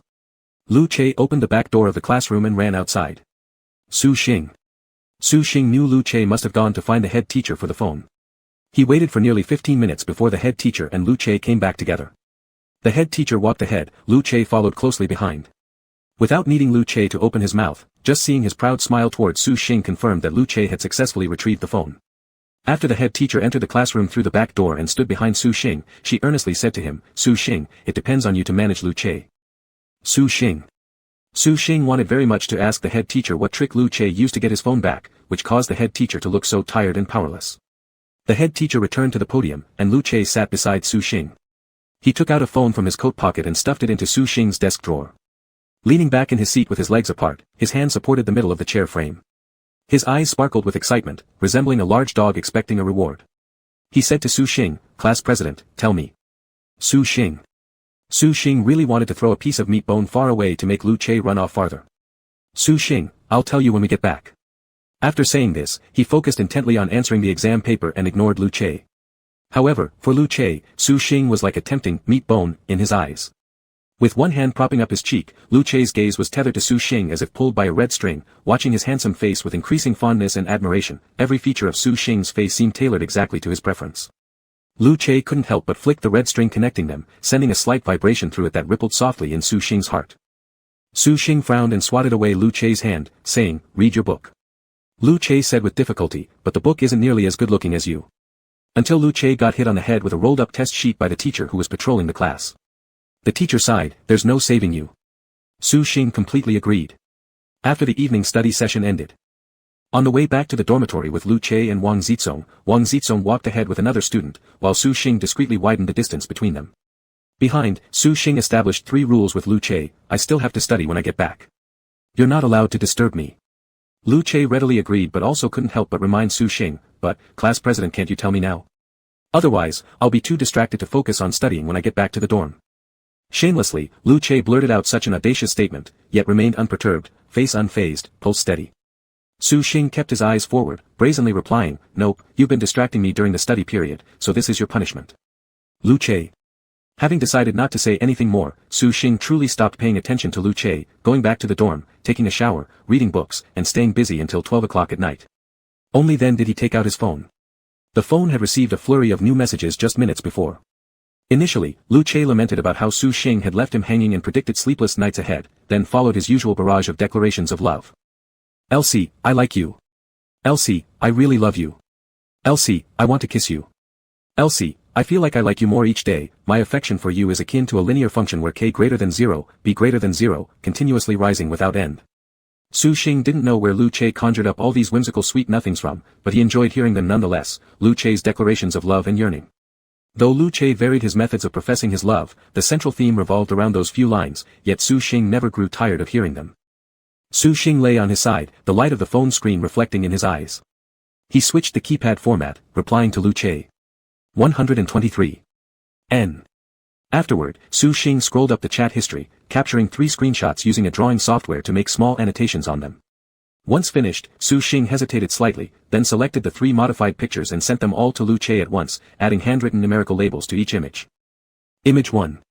Elsie, 1, are you asleep? Elsie, 2, do you miss me? Elsie, 3, I miss you. Elsie, 4, I really miss you. Su Xing replied at the time, 3. Image 2. Elsie, 1, class president, sleep early. Elsie, 2, I missed you tonight too. Elsie, 3, remember to dream about me. Elsie, good night. Su Xing replied at the time, 2. Image 3. Elsie, 1, I like you. Elsie, 2, I really love you. Elsie, 3, I can't stop thinking about kissing you. Su Xing recently replied, 123. Unlike Lu Che, Su Xing didn't constantly proclaim his love, but he quietly responded to Lu Che's affections in his own way. I miss you. I thought about you tonight too. 520. I like you. I really love you.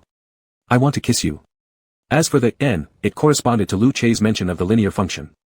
N stood for factorial n, meaning on their 3rd day together, it wasn't merely a tripling of his affection, it equaled 1 times 2 times 3 equals 6 times.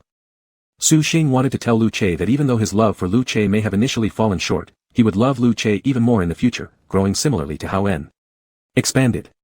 Su Xing stared silently at the phone screen, mentally counting 60 seconds, a minute, but still received no reply from Lu Che. He turned off his phone, gazing at the ceiling. At this moment, his attention was suddenly drawn to a faintly glowing red string on his chest, its dim red glow standing out clearly in the darkness, pulsating steadily with his heartbeat rhythm, flashing intermittently bright, matching Su Xing's pulse. Su Xing suddenly glanced subconsciously toward the tightly shut dormitory door, just as his phone screen lit up. Elsie, I'm at the door. Su Xing's heart stirred. He quietly climbed out of bed and grabbed his coat in the dark. Guided by the faintly glowing red string in the darkness, he walked to the door and gently opened it. Lu Che stood bathed in the hazy moonlight, giving him a gentle smile. Perhaps because the moonlight tonight was simply too enchanting, creating an ambiguous atmosphere that made one's heart race, Su Xing found himself entranced by Lu Che's smile. After Su Xing closed the door behind him, Lu Che held his hand and pulled him towards the staircase. The motion sensor light on the 3rd floor had been broken for nearly a week, the bulb constantly flickering but never managing to stay lit. Every night after evening study, complaints from others could be heard when returning to the dorm. At this moment, however, with the aid of the weak streetlights from outside the hallway, only the silhouettes of 2 teenage boys embracing could be seen. Su Xing leaned back against the wall, his head supported by Lu Chei's arm as they kissed passionately, lost in each other, unable to separate. It was hard to tell who took the lead, but this kiss after their separation felt even more intense than usual. After their fervent kiss, Lu Chei planted light pecks all over Su Xing's face, his lips, cheeks, nose, eyes, forehead, all the parts he loved. Su Xing grew ticklish from the kisses and tried to squirm away, tilting his neck in vain before finally lunging again for Lu Chei's mouth and nipping at it. Immersed in their deep embrace, Su Xing vaguely thought in a daze that he would finally have sweet dreams tonight. Chapter 82. Su Xing slept well that night, dreaming sweetly. When he woke up, all the sweetness remained in his dreams, and he began to settle accounts with Lu Chei for the past 2 weeks. Lu Chei's frequent skipping of class could still be considered childish behavior aimed at drawing Su Xing's attention, but why did he start a fight? When asked by Su Xing about this matter, Lu Chei shamelessly said, "After getting your attention, I naturally hoped you would care about me." Lu Chei kept thinking about the last time he fought, when Su Xing had come back to school to find him even though he was already home. He wondered if Su Xing would come to him again if he heard about the fight, if Su Xing would stand at his dormitory door again as he did that day, lit from behind, looking impossibly beautiful. Su Xing really wanted to crack open Lu Chei's head and see if there was nothing but shit inside. However, after Su Xing internally criticized Lu Chei, a thought suddenly popped into his mind, a phrase Lu Chei had once replied to him. "Su Xing, is your brain full of shit?" "Lu Chei, how can you say that about yourself?" Lu Chei's brain was entirely filled with thoughts of Su Xing. What Su Xing had originally thought was just a joke now left him firmly convinced. Su Xing sighed and said, "You're so immature." Lu Chei touched his nose and said, "Actually, I didn't plan to skip class yesterday afternoon, but when I heard a song on the radio station, I suddenly became very afraid of seeing you." Furrowing his brows lightly, Su Xing asked, "What song?"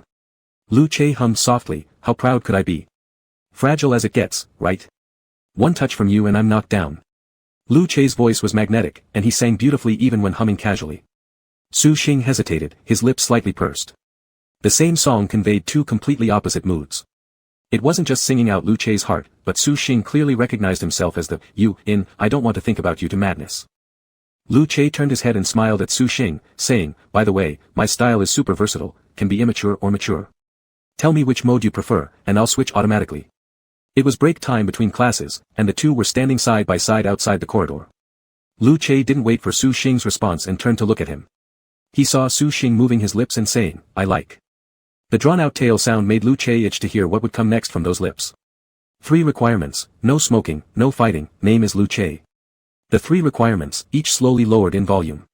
Having finished speaking, Su Xing awkwardly coughed, his gaze drifting far away. Lu Chei's mouth corners had already risen high, he turned around and leaned against the wall, facing Su Xing. "Only these 3 conditions. No matter what I do. Lu Chei leaned forward, his chin resting on Su Xing's shoulder. He blew a puff of air into Su Xing's ear and lowered his voice, saying, "Then. I want to sleep with you." Su Xing's breath hitched, and his ears suddenly turned red. Lu Chei used an affirmative sentence, not a question. Su Xing pinched his ears, turned his head, glanced at Lu Chei, and calmly asked, "Will you take responsibility if we sleep together?" The clear 6 words fell into Lu Chei's ears, instantly sparking fireworks in his mind. Su Xing only needed 1 sentence to leave Lu Chei utterly captivated, unable to control himself. Lu Chei's mind went blank, then came back to reality with a sharp ringing of the class bell. Su Xing turned around as if nothing happened and said to Lu Chei, "Class has started." Then he walked into the classroom first. Lu Chei stood alone in the corridor until the subject teacher passed by and urged him, "What are you doing here? Go in quickly," before he touched the back of his neck and entered the classroom through the front door. As he passed by Su Xing's seat, Lu Chei seemingly unintentionally touched Su Xing's hand, the light brush leaving a burning sensation, making him itchy. Su Xing instinctively pulled his hand back, his eyelashes flickering gently. Lu Chei walked to the back and sat down. While bending over, he leaned forward, got close to Su Xing, and softly said, "Give me a chance to be responsible for you forever, okay?" The gentle 3 words, too soft, left Su Xing with no reason to refuse. Su Xing clenched his fists and pressed them to his lips, coughing lightly, his eyes staring at the blackboard ahead. During class, Lu Chei rested his arms on the table, his chin grazing his arm, and his eyes focused straight on the figure in front of him. Su Xing propped his chin with one hand, his eyes intently focused on the blackboard where notes were written. But he had been daydreaming all along. After class, Su Xing and Lu Chei knowingly refrained from mentioning their consensus during the break in the previous lesson. Rarely had Su Xing pulled his mind back so completely to seriously review his copied lecture notes, making up for knowledge points missed due to his wandering thoughts during class. As Su Xing twirled the pen absent-mindedly in his fingers and raised his head unconsciously, he happened to see Xiao Shun walking towards him from the front corridor. Su Xing was momentarily bewildered, his gaze fixated on Xiao Shun's chest. A red thread seemed to sprout from right over his heart and sway slightly as he moved. Su Xing still remembered that at the beginning of the semester, he had seen 2 red threads on Xiao Shun, one connected his left hand to his groin, and the other, through a winding route, tied the other end to a boy named Jiang Jiza. But now, only 1 red thread remained on Xiao Shun, its position indistinguishable from others any longer. Seeing Su Xing, Xiao Shun gave him a faint smile as a casual greeting. Su Xing responded with a smile. His first thought was that Xiao Shun and Jiang Jiza must have understood each other's feelings, just like him and Lu Che, after which the red thread between them returned to its state of being heart-to-heart, or one might say they had achieved enlightenment. Su Xing found this assumption quite reliable. Since Jiang Jiza was Lu Che's friend, after Xiao Shun walked by, Su Xing turned around and quietly said to Lu Che, "Do you know who Xiao Shun's red thread connects to?" Lu Che asked in confusion, "Who's Xiao Shun?" Su Xing. He pointed out the person not far away to Lu Che and revealed the answer directly, his red thread connects to Jiang Jiza. Lu Che raised an eyebrow, his tone slightly surprised, him. Jiang Jiza? That can't be possible. Based on Lu Che's understanding of Jiang Jiza for many years, although Jiang Jiza never refused those who pursued him, his non-rejection always stayed within the range of women. So how did it suddenly happen that he got together with a man? Lu Che expressed doubt. Su Xing nodded and said, "At the start of the school term, I saw their red threads looking exactly like ours. Now, it also grew straight from their hearts, probably indicating that they are already together." After hearing this, Lu Che chuckled and changed the topic, intentionally asking Su Xing, who is also together. Su Xing rolled his eyes at him. Lu Che tactfully brought the conversation back on track and said with diverging thoughts, "So, there was actually a red thread on Jiang Jiza too. Class monitor, did you know I once felt jealous, thinking you kept staring at Jiang Jiza because you liked him?"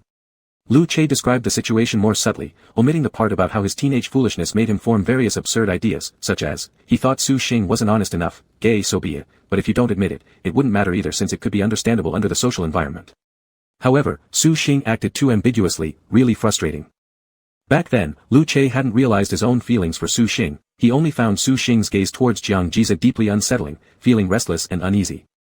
He even left a half-finished sentence, "This is F*********ing 2 _________________________________________________________________ unable to find appropriate words to express his mood.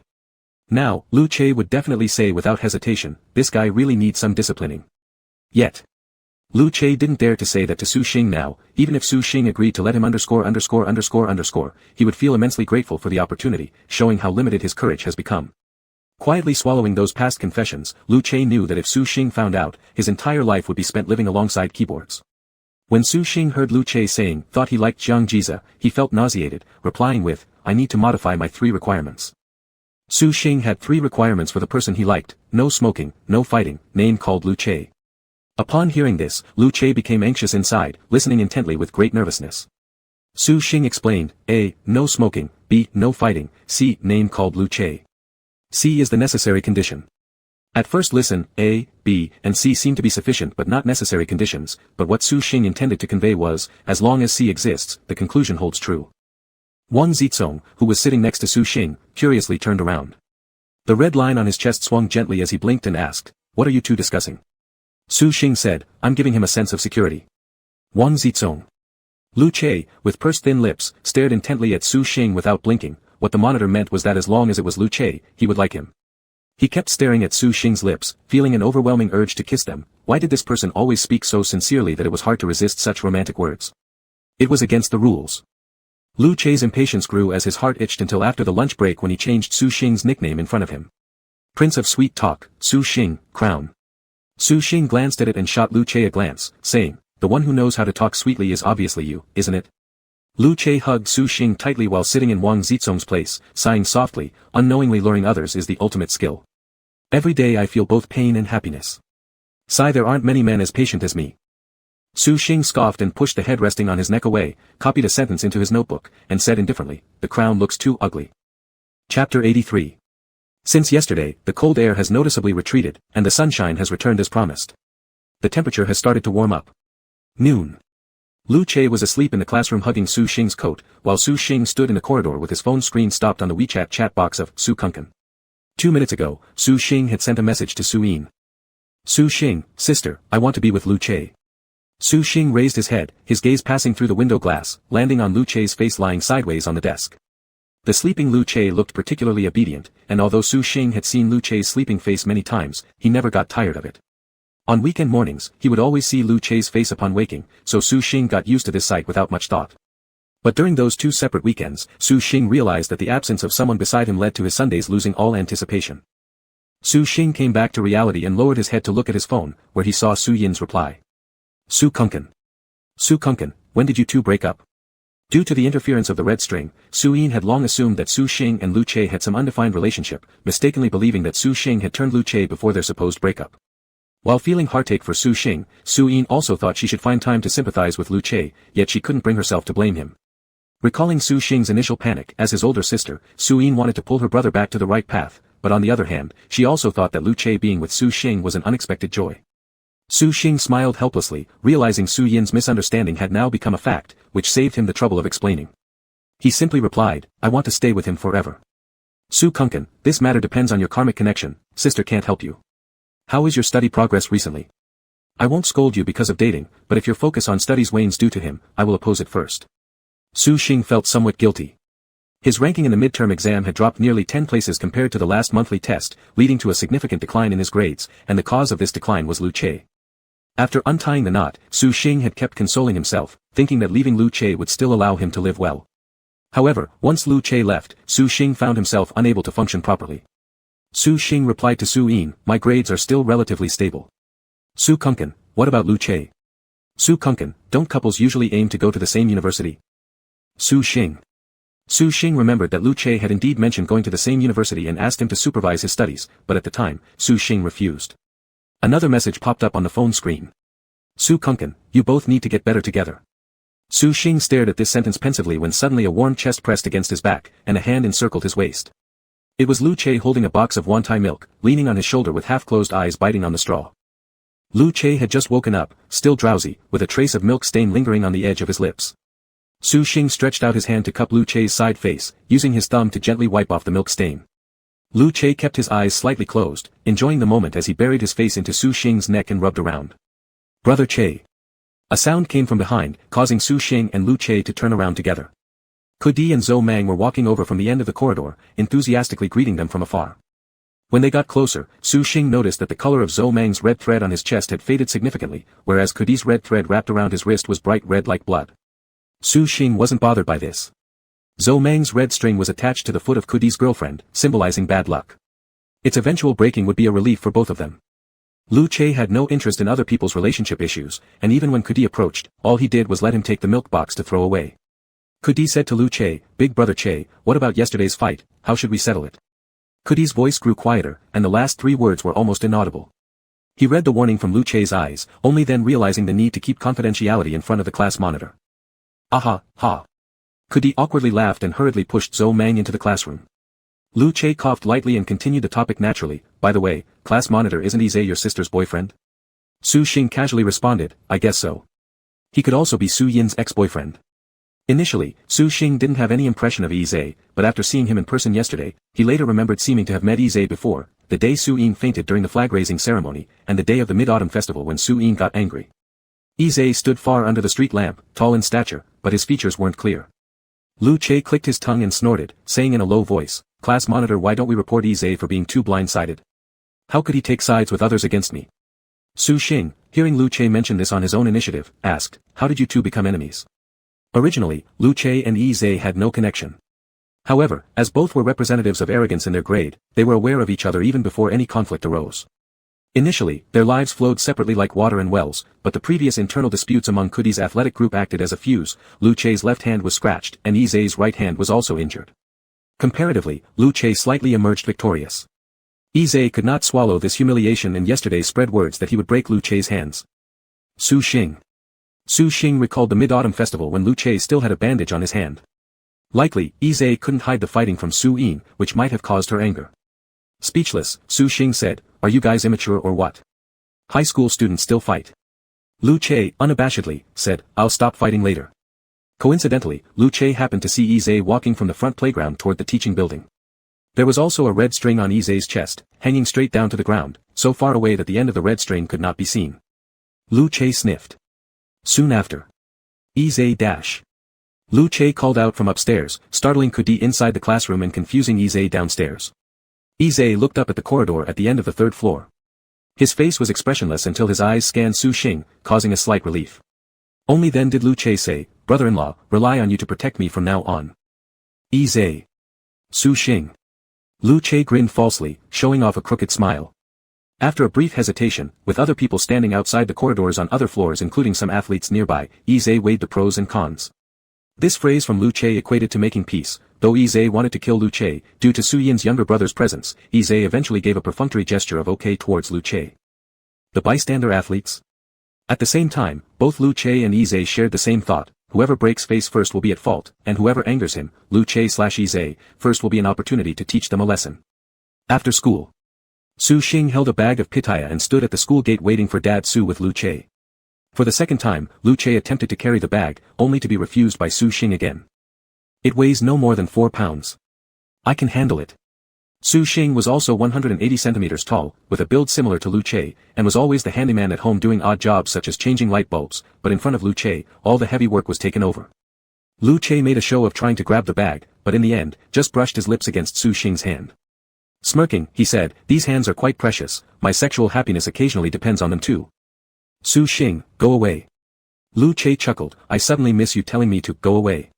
Su Xing rolled his eyes and gazed aimlessly forward. Dad Su was late today, probably caught in traffic. Few students remained exiting the school gate, making the school entrance quieter and quieter. Leaning back against the pillar of the gate, Lu Che suddenly heard that person beside him say, if your final exam scores rank within the top 200 in the grade, I'll use my hands to help you. Stunned, Lu Che turned to look at Su Xing and saw him cough awkwardly while covering his mouth, masking his shyness and embarrassment. With shining eyes, Lu Che eagerly asked, then if I directly rank within the top 100, is there a more exciting reward? Su Xing's eyes showed a hint of unease. Clearing his throat and avoiding looking at Lu Che, he forced himself to appear calm. If you pass the college entrance exam and go to the same university as me, then, it's up to you. Lu Che was thrilled inside but put on a disappointed face as he bargained, college entrance exam. It's too far away. Can't we give stage-by-stage small rewards along the way? Su Xing, for example. Lu Che immediately lifted the corner of his lips, leaned closer to Su Xing's ear, and in a hoarse voice, teasingly said, final exam reward, use your hands to help me. First simulation test reward, use your mouth to assist me ejaculating once is fine. Second simulation test reward, you are not allowed to wear clothes in front of me, limit 1 day. Third simulation test reward, you masturbate in front of me. As for the college entrance exam reward, leave it to me to decide how to play it. Enraged with embarrassment, Su Xing pushed Lu Che hard and angrily yelled, get lost. Su Xing felt sickened by how seriously he'd asked Lu Che moments ago. Lu Che's body tilted to the side from being shoved by Su Xing, and he lightly coughed once.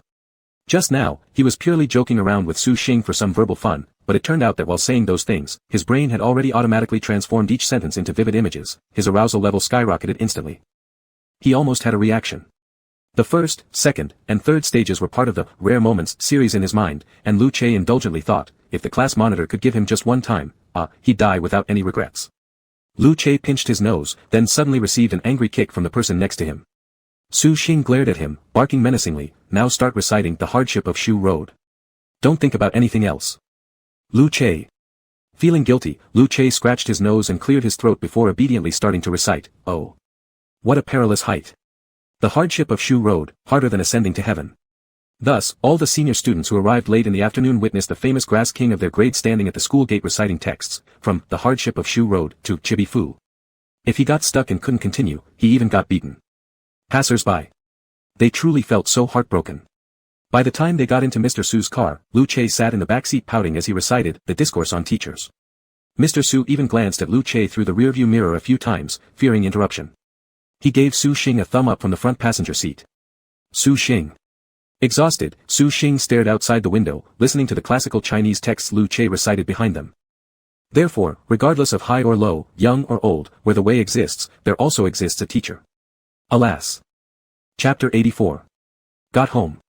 When Aunt Su saw Lu Che, she was very pleased.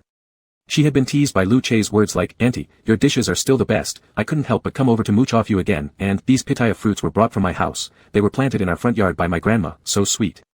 This left Aunt Su delighted. Su Xing had already mentioned that Lu Che would come for dinner, so Aunt Su prepared a whole table of food, predominantly sweet and spicy dishes. Lu Che relished it greatly, continuously praising Aunt Su, which made her eyes gleam with happiness, even saying Uncle Su was lucky to have married such a talented cook as Aunt Su. Aunt Su's lips curved into a happy smile, saying, you kid, your mouth is so sweet. Su Xing picked up a piece of cola chicken wings, sucking on the chopsticks while thinking in his heart, Lu Che's words are indeed pretty sweet, not just in speech, but also in kissing.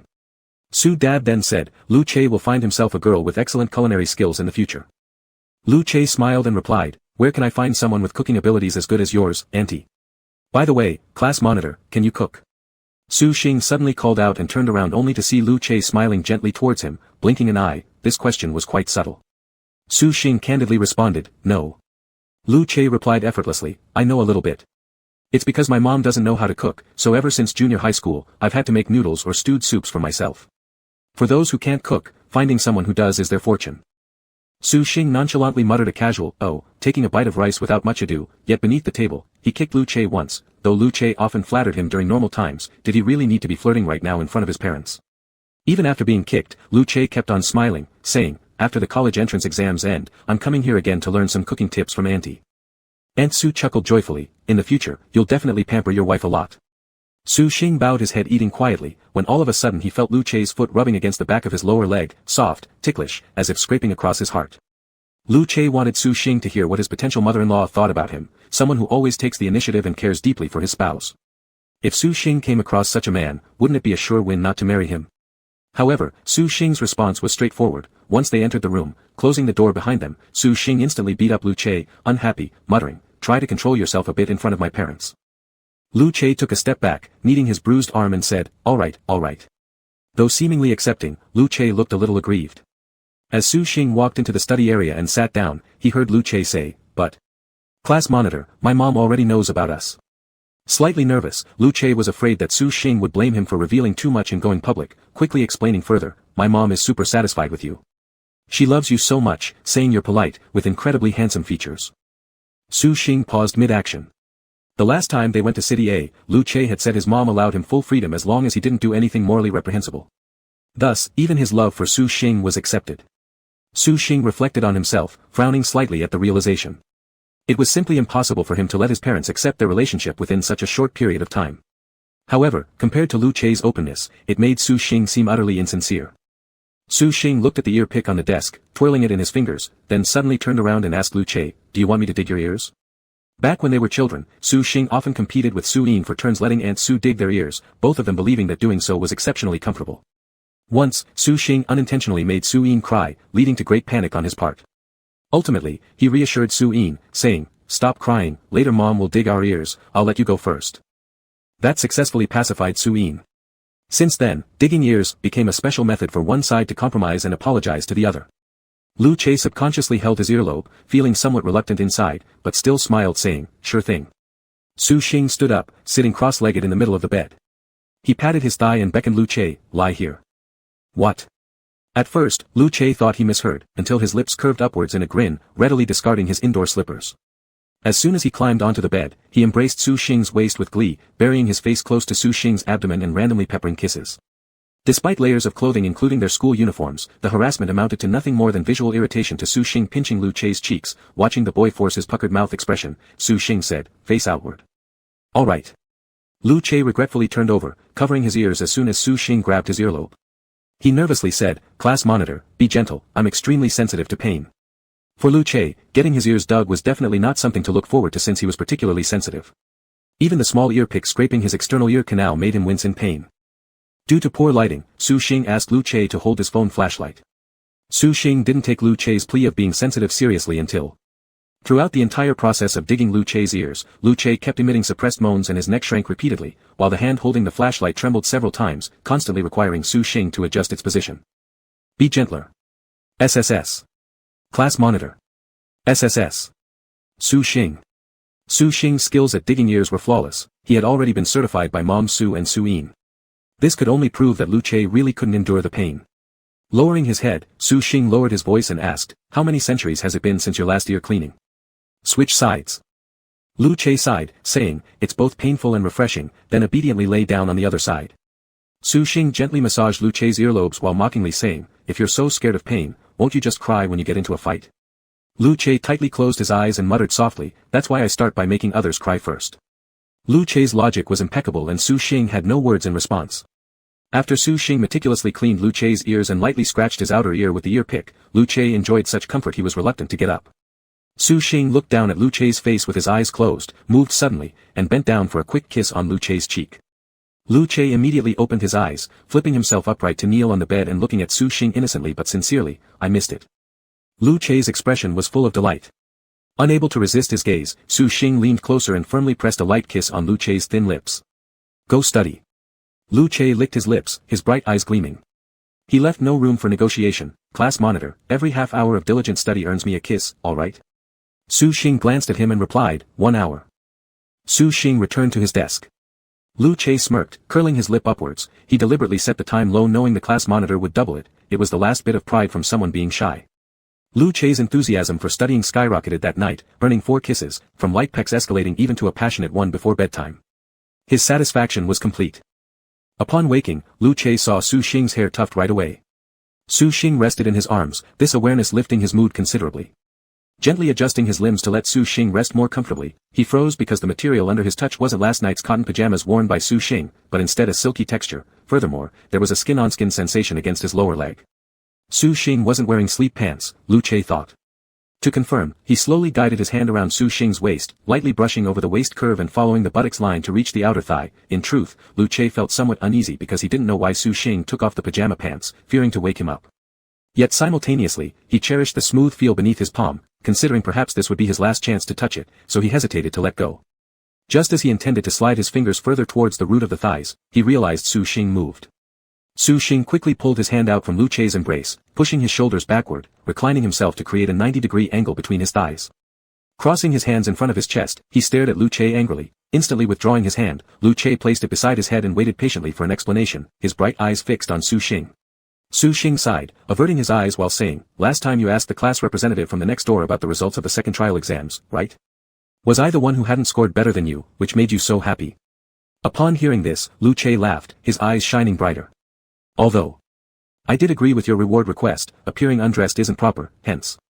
Supporting himself up, Su Xing pulled apart the blanket to reveal a broad-sized suit shirt on his body. The top 3 buttons were unfastened, exposing his clavicles and much of the chest area. The rest of the skin was concealed under shadows. For Lu Che, when dreams became reality, seeing what he'd imagined come true caused some days. Puzzled, he stared at Su Xing, contemplating the reason behind this action. However, his mind was soon robbed of any opportunity to think. Since Su Xing had moved in front of him, he pulled Lu Che's hand back to where it had caressed moments ago. Lifting his leg, he clamped onto Lu Che's thigh, burying his head into Lu Che's chest and not moving anymore. Because of Su Xing's actions, Lu Che's hand hung at the root of his thigh, grazing skin hidden from light. This series of movements instantly woke Lu Che from his stupor. The smooth texture under his fingertips heightened the simmering desire that had already been stirring inside him. Lu Che's body sank lower, pulling Su Xing's thigh closer to his body as he circled an arm around Su Xing's nape, directly covering Su Xing's lips. He suckled hard, licking while continuously rubbing the inner thigh with fingers pressing deep inside. Su Xing's heart raced as he reciprocated, parting his mouth and extending his tongue. Lu Che seized this opportunity to pull the tip of the tongue into his mouth, teasing wildly. As Su Xing felt a painful tingling on the tip of his tongue and tried to retreat, Lu Che cruelly bit down before chasing after again, licking the bitten area, sucking heavily on Su Xing's saliva while forcefully kneading the buttocks with his hands. His fingertips brushed through the crack, eliciting muffled groans from Su Xing. Overwhelmed by the kiss, Su Xing wanted to push Lu Che away but accidentally pressed onto Lu Che's abs instead, struggling against them. Lu Che was stunned by Su Xing's accidental touch, which turned his original intent of seeking just a little pleasure into a strong desire to claim Su Xing entirely. Thus, Lu Che intensified the assault with his lips and tongue, slowly turning over to press Su Xing beneath him. He raised a thigh and draped it over his waist, pushing up Su Xing's shirt along his side to expose the torso. Su Xing's mouth was completely occupied, simply preventing drool from spilling out and reclaiming dominance in the kiss exhausted his thoughts, yet he still resisted the ecstasy of having his buttocks squeezed. After the final deep kiss, his lips were finally released. Su Xing took large breaths of air, but then heard enticing grinding sounds next to his ear. Lu Che viciously nibbled his earlobe, kissing his neck, biting the Adam's apple, even suckling on the collarbone. Every mark was done with enough force to leave impressions as if branding him, yet afterward showed tenderness by licking soothingly. While Su Xing relished the sensation of being claimed so possessively, suddenly a sharp jolt of sensation came from his chest. Glancing down, he saw Lu Che suckling one nipple while teasing the other side with a hand. Realizing Su Xing had woken to this attention, Lu Che grew even more merciless in tormenting Su Xing. He first gathered the tip of another finger together, placing his tongue at the protrusion, widely opening his lips to engulf the entire areola, exerting full strength all under Su Xing's gaze. A sharp pain mixed with pricking sensations flooded through him. Lu Che kept stimulating the tips without mercy, such force leaving Su Xing powerless to resist. Afterward, Lu Che deeply licked at the base of the nipple, exposing the sensitive upper end to the air, making Su Xing feel unbearable itching, silently urging Lu Che with his eyes for relief. However, Lu Che merely indulged in the look of needing him, deliberately refraining from touching, smearing saliva around the outer edge of the areola instead. Knowing well that Su Xing wouldn't dare touch himself there, Lu Che ensured his ability would keep Su Xing coming to him, then transferred his lips downward over the abdomen and belly button concave, gripping the waist and rhythmically massaging each vertebrae. Feeling himself completely teased beyond measure, Su Xing sensed tightness below through his underwear. He suddenly felt a twinge of helplessness. He couldn't have expected Lu Che to be so crafty, and struggled slightly, finding the naked emotion difficult to bear. Distracted, Lu Che hoisted his lower back, pulling Su Xing's arms to circle around his neck, allowing Su Xing to sit on his thighs. Instinctively, Su Xing arched his back slightly, feeling Lu Che's hardened arousal wedged between his buttocks, hot breath brushing against his nipples. Looking down, Su Xing saw Lu Che's rolling desire in his eyes, licking his lips lightly with a wicked grin, hooking a teasing flick to his nipple. Su Xing became entranced. This man beneath him, enduring silently for him, enchanted and obsessed for him, giving everything for their future, why should he reject such devotion due to mere shyness or self-regard? Lu Che intentionally seduced Su Xing. He wanted to reaffirm Su Xing's limits, to feel his feelings, but unexpectedly found both astonishment and admiration reflected on Su Xing's face. Gazing into his eyes, Su Xing knelt upright, guiding Lu Che's hand onto his chest while placing his own atop it. Then he slipped a hand into his underwear, extracting his own arousal and inserting it into Lu Che's, encompassing them both as he knelt down once more. The moment of being touched electrified Lu Che, causing uncontrollable deep breaths. Watching Su Xing, who leaned close until their foreheads touched, softly kissed his lips and whispered, "Lu Che, I see your effort. I'm moved. I love you." Lu Che completely unraveled after that moment. He withdrew the hand pressed against Su Xing's chest and placed it on his back, pulling their bodies closer together. His lips descended for another kiss, carefully licking and biting at Su Xing's lower lip, sucking and swallowing saliva, while the other hand gripped their arousals, pressing hard between them. The air heated up rapidly as the pace of their hands quickened, their combined heat causing stickiness to seep through and coat each other. The only sounds in the room were moans and heavy breaths. Lu Che left Su Xing's swollen lips, pressing down on his back firmly. Su Xing wrapped his arms around Lu Che's head, trembling while seeking a kiss on his nipples. However, Lu Che didn't comply so easily. He first viciously suckled the nipple before fiercely biting it. Su Xing's breathing became rapid, his moans growing louder until he finally came from a sharp bite. Collapsing limply into Lu Che's embrace afterward, Lu Che continued to pump himself while Su Xing rested, now turning his attention to licking and nibbling at Su Xing's earlobes. Minutes later, with his breath becoming increasingly erratic, Lu Che tightened his grip, thrusting upward and releasing spurts onto Su Xing's fingers. Afterward, their breathing gradually steadied. Su Xing lay down beside Lu Che, staring silently at the white streaks on his hand.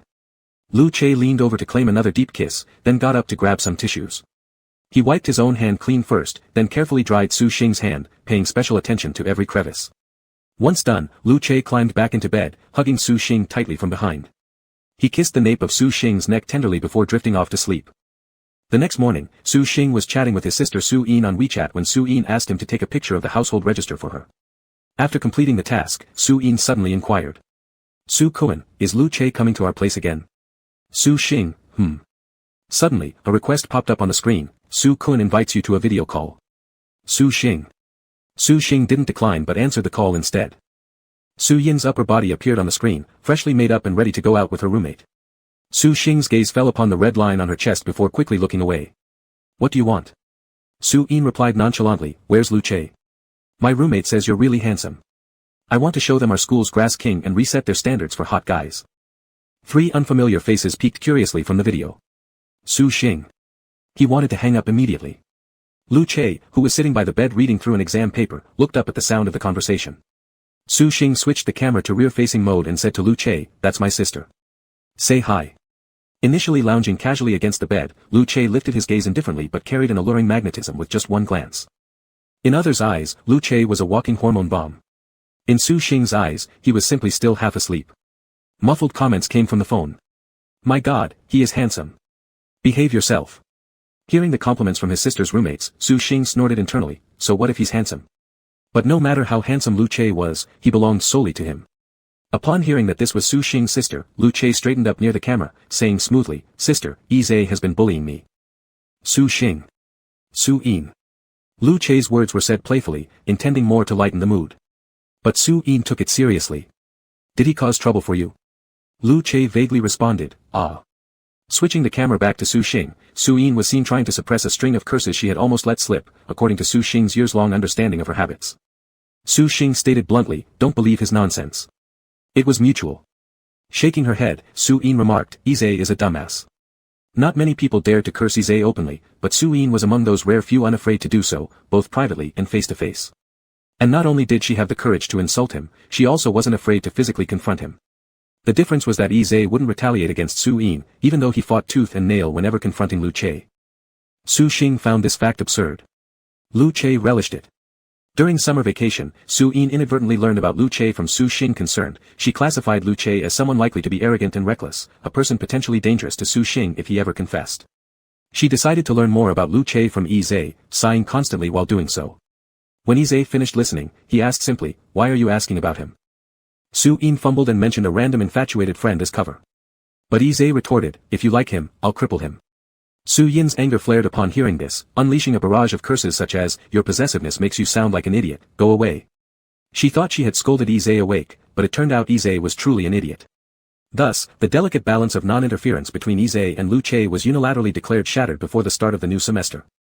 Ize stepping in for the athletes in his grade retention class wasn't about being called "Zay bro" to secure support, it was simply because he heard Lu Che was involved on the other side.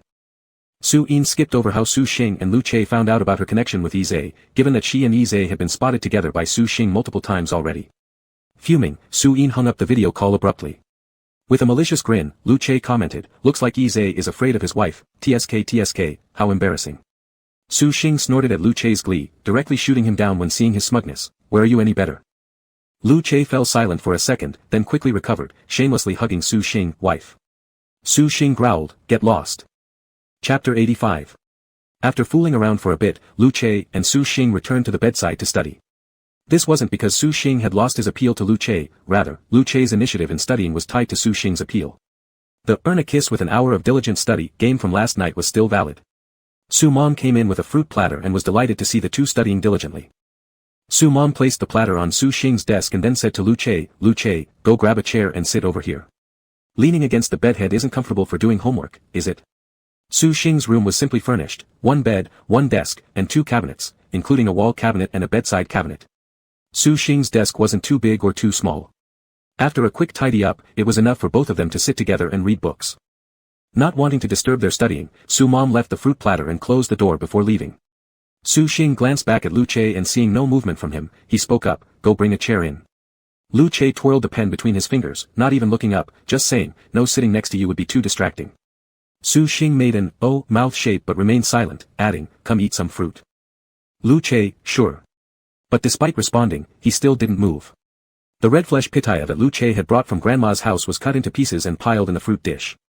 Su Xing speared a small piece and put it in his mouth, feeling its refreshing sweetness. Behind him came a ding-dong, prompting Su Xing to curiously look back. It was the alarm clock Lu Che had set, ringing every hour. Next, the Lu Che who refused to move earlier abandoned the paper he was holding without hesitation, putting on slippers and running eagerly to stand in front of Su Xing.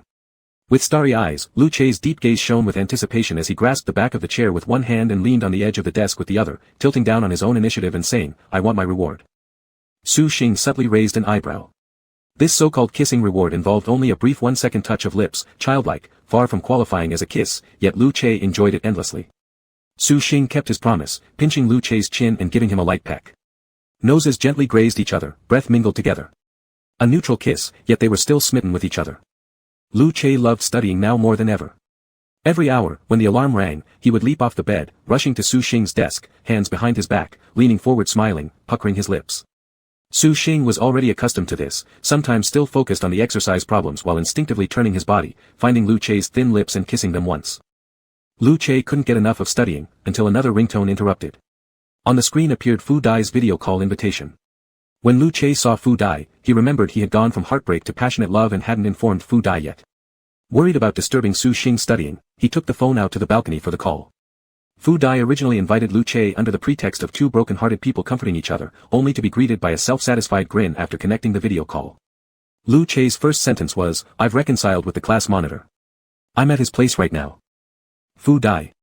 It turned out that Fu Dai had invited himself to torture. Lu Che's gaze lingered on Fu Dai for a second, Fu Dai propping his forehead, said, "I want to hang up." Fu Dai felt exhausted. Lu Che chuckled, "Do you want to say hi to my class monitor?"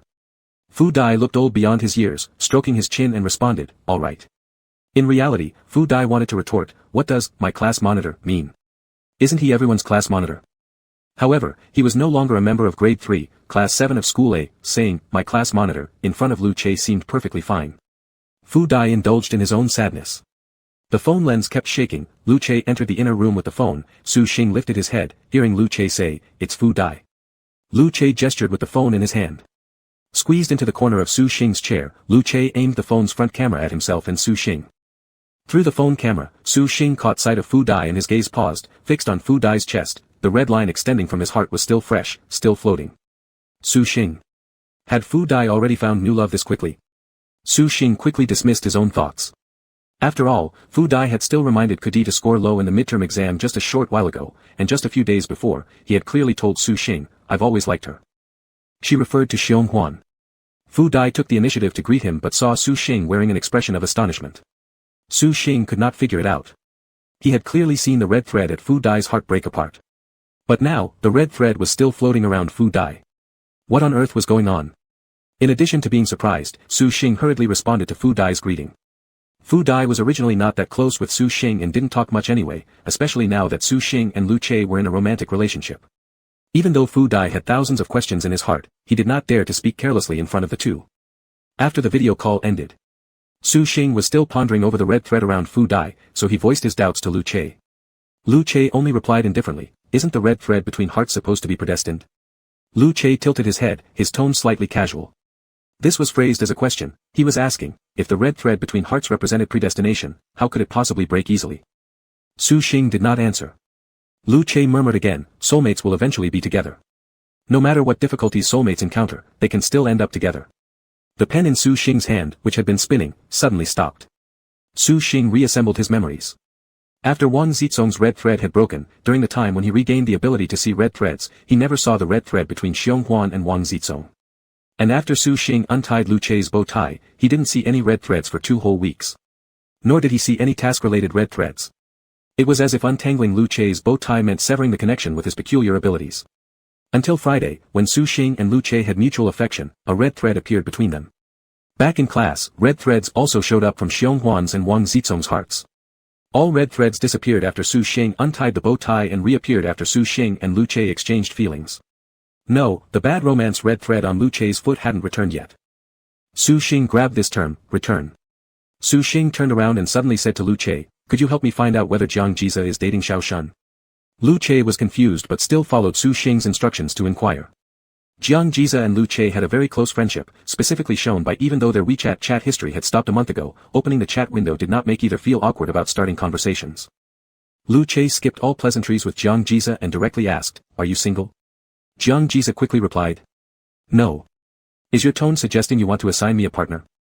Expectantly rubbing hands. Gif. Lu Che smiled and mischievously threw back 4 words, "I'm no longer single." This plain declarative sentence without exclamation marks or mood particles vividly conveyed Lu Che's pride through the subtext. A string of question marks and "Wachao" appeared below the screen, but Lu Che was too lazy to respond to Jiang Jiza anymore. Lu Che reported the situation to Su Xing. Jiang Jiza says he is not single. This answer was both unexpected and expected for Su Xing. Su Xing lowered his head, wrapping his index finger twice around the red thread, lost in thought. When Su Xing first saw the red threads, he used to completely reject them and even hate them. However, upon reconsideration, the red thread did not control his heart. Yet, it was precisely because of the red thread that he developed feelings for Lu Che. Starting from the prank of the red thread made him bump into Lu Che multiple times, allowing these two people with no intersection to notice each other. The red thread appearing on Xiao Shun and Jiang Jiza made Su Xing guess correctly that Xiao Shun secretly loved Jiang Jiza, leading him to start worrying about the meaning of the red thread between him and Lu Che. Su Xing attempted to explain the existence of red threads to Su Yin and Lu Che but had his original meaning distorted. First was the punishment for Su Xing attempting to leak heavenly secrets, second making Lu Che mistakenly think Su Xing liked him. Lu Palian's case initially made Su Xing mistakenly believe that having red thread tied to one's feet would result in hostility from the original spouse. Before Su Xing untangled the red thread on Lu Che's foot, he foolishly set 3 rules for their relationship with Lu Che, a contract stipulating clearly rejecting suitors. During this time, Lu Che probably accumulated multiple misunderstandings that made him believe Su Xing was merely saying one thing but meaning another. That was why he could face Su Xing's repeated hostile attitudes and the cries of "go away" with a playful smile, sticking by Su Xing's side, unlike how they kept missing each other in the second semester of their senior year.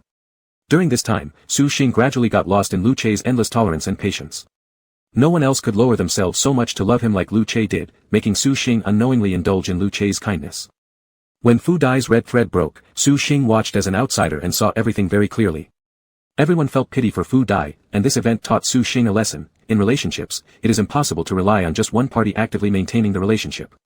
It is a seriously unbalanced scale. When one party voluntarily lowers themselves while the other is put on a pedestal, the balance will eventually be broken. After that, Su Xing had one chance to untie Lu Chei's bow tie, but due to his selfish desires, he didn't. By not untying the red thread, he indirectly admitted that he liked Lu Chei and wanted to be with him. He even promised himself that he would treat Lu Chei well. However, because of the existence of the red thread, Su Xing always believed that without it, Lu Chei would no longer love him. The bow tie became Su Xing's knot. In Wang Zizong, Su Xing saw his own shadow. Wang Zizong believed his girlfriend was only with him for the money, just as Su Xing thought Lu Chei only liked him because of the red thread. Ultimately, after Wang Zizong disconnected the red thread, Su Xing untied the bow tie on that cold and rainy day. Su Xing had always thought he didn't understand love, he was dull and poor at expressing emotions. Su Xing had to admit that the red thread did not control his feelings, instead, it used tasks to teach him how to discover love, experience love, and express love. Su Xing sat in front of the desk in a daze until a ding-dong brought him back to reality. Turning around, Su Xing saw Lu Chei directly cancel the alarm without running over to him in slippers for a reward like before. Su Xing asked in confusion, "Hasn't it been an hour already?" Lu Chei, rubbing his hair, said with regret yet honestly, "I was just playing on my phone. I didn't study for a full hour." Lu Chei looked quite troubled, nibbling on the pen cap with his thin lips, looking deeply sorrowful at the half-finished exam paper spread out on the bed, when suddenly Su Xing said, "Come here." Lu Chei looked up at Su Xing, puzzled, "Ah." Though confused by the words, his feet obediently moved towards Su Xing, dragging the slippers. Su Xing tilted his head up, gazing up at Lu Chei who towered above him, his eyes bright. Two commanding words slipped from his lips, "Kiss me." Su Xing's tone was assertive, though his earlobes tinged slightly pink. Chapter 86. Half an hour later, Su Xing took the empty fruit plate to the kitchen and went to the bathroom to rinse his mouth. Su Xing stood in front of the half-length mirror, looking at himself in the mirror. His lips were stained a bright purplish red by the pitaya juice. He gently wiped the corners of his mouth with his thumb's pad, moved his lips slightly, and muttered, "Not embarrassing at all." Su Xing's brain had hiccuped earlier when he allowed Lu Chei to kiss him. As a result, Lu Chei deliberately played tricks, refusing to kiss him properly. Instead, he held a piece of pitaya in his mouth and they fed each other. The sweet and juicy pitaya easily dripped purple-red juice down the corner of his mouth. To avoid staining his clothes, he licked it with his tongue and sucked it with his lips. The tongues twisted around as this kiss turned into a chaotic mess. At that time, Su Xing was sitting on a chair, tilting his face up to meet Lu Chei's kisses. The bright red pitaya juice flowed down from his mouth to his neck. Lu Chei even grabbed his hand to stop him from wiping it off. He buried his face in Su Xing's neck and licked it while occasionally nibbling playfully. The feeling of teeth lightly gnawing on his neck accompanied by the soothing touch of the tongue sent little shocks of pleasure throughout his entire body. Su Xing subconsciously covered his neck, awkwardly coughing. On the wash basin stood 5 cups for rinsing the mouth. Su Xing picked up his cup to rinse his mouth. He used a towel to catch water and cleaned his lips and neck back and forth several times. The vibrant color on his lips faded somewhat but still left a circle of bright red inside. Su Xing frowned, remembering the conversation he just had with Lu Chei. "Are you done playing around? Get off. Not yet, let me lick you clean." Lu Chei insisted on eating away every trace of the red from his lips before stopping, while constantly feeding him more pitaya until the entire plate was shared. Su Xing stood awkwardly alone in the bathroom. Meanwhile, Lu Chei happily stayed in the bedroom. Leaning against the headboard, his thin lips curved slightly with satisfaction. He casually picked up the nearby phone and saw several messages appear on the locked screen.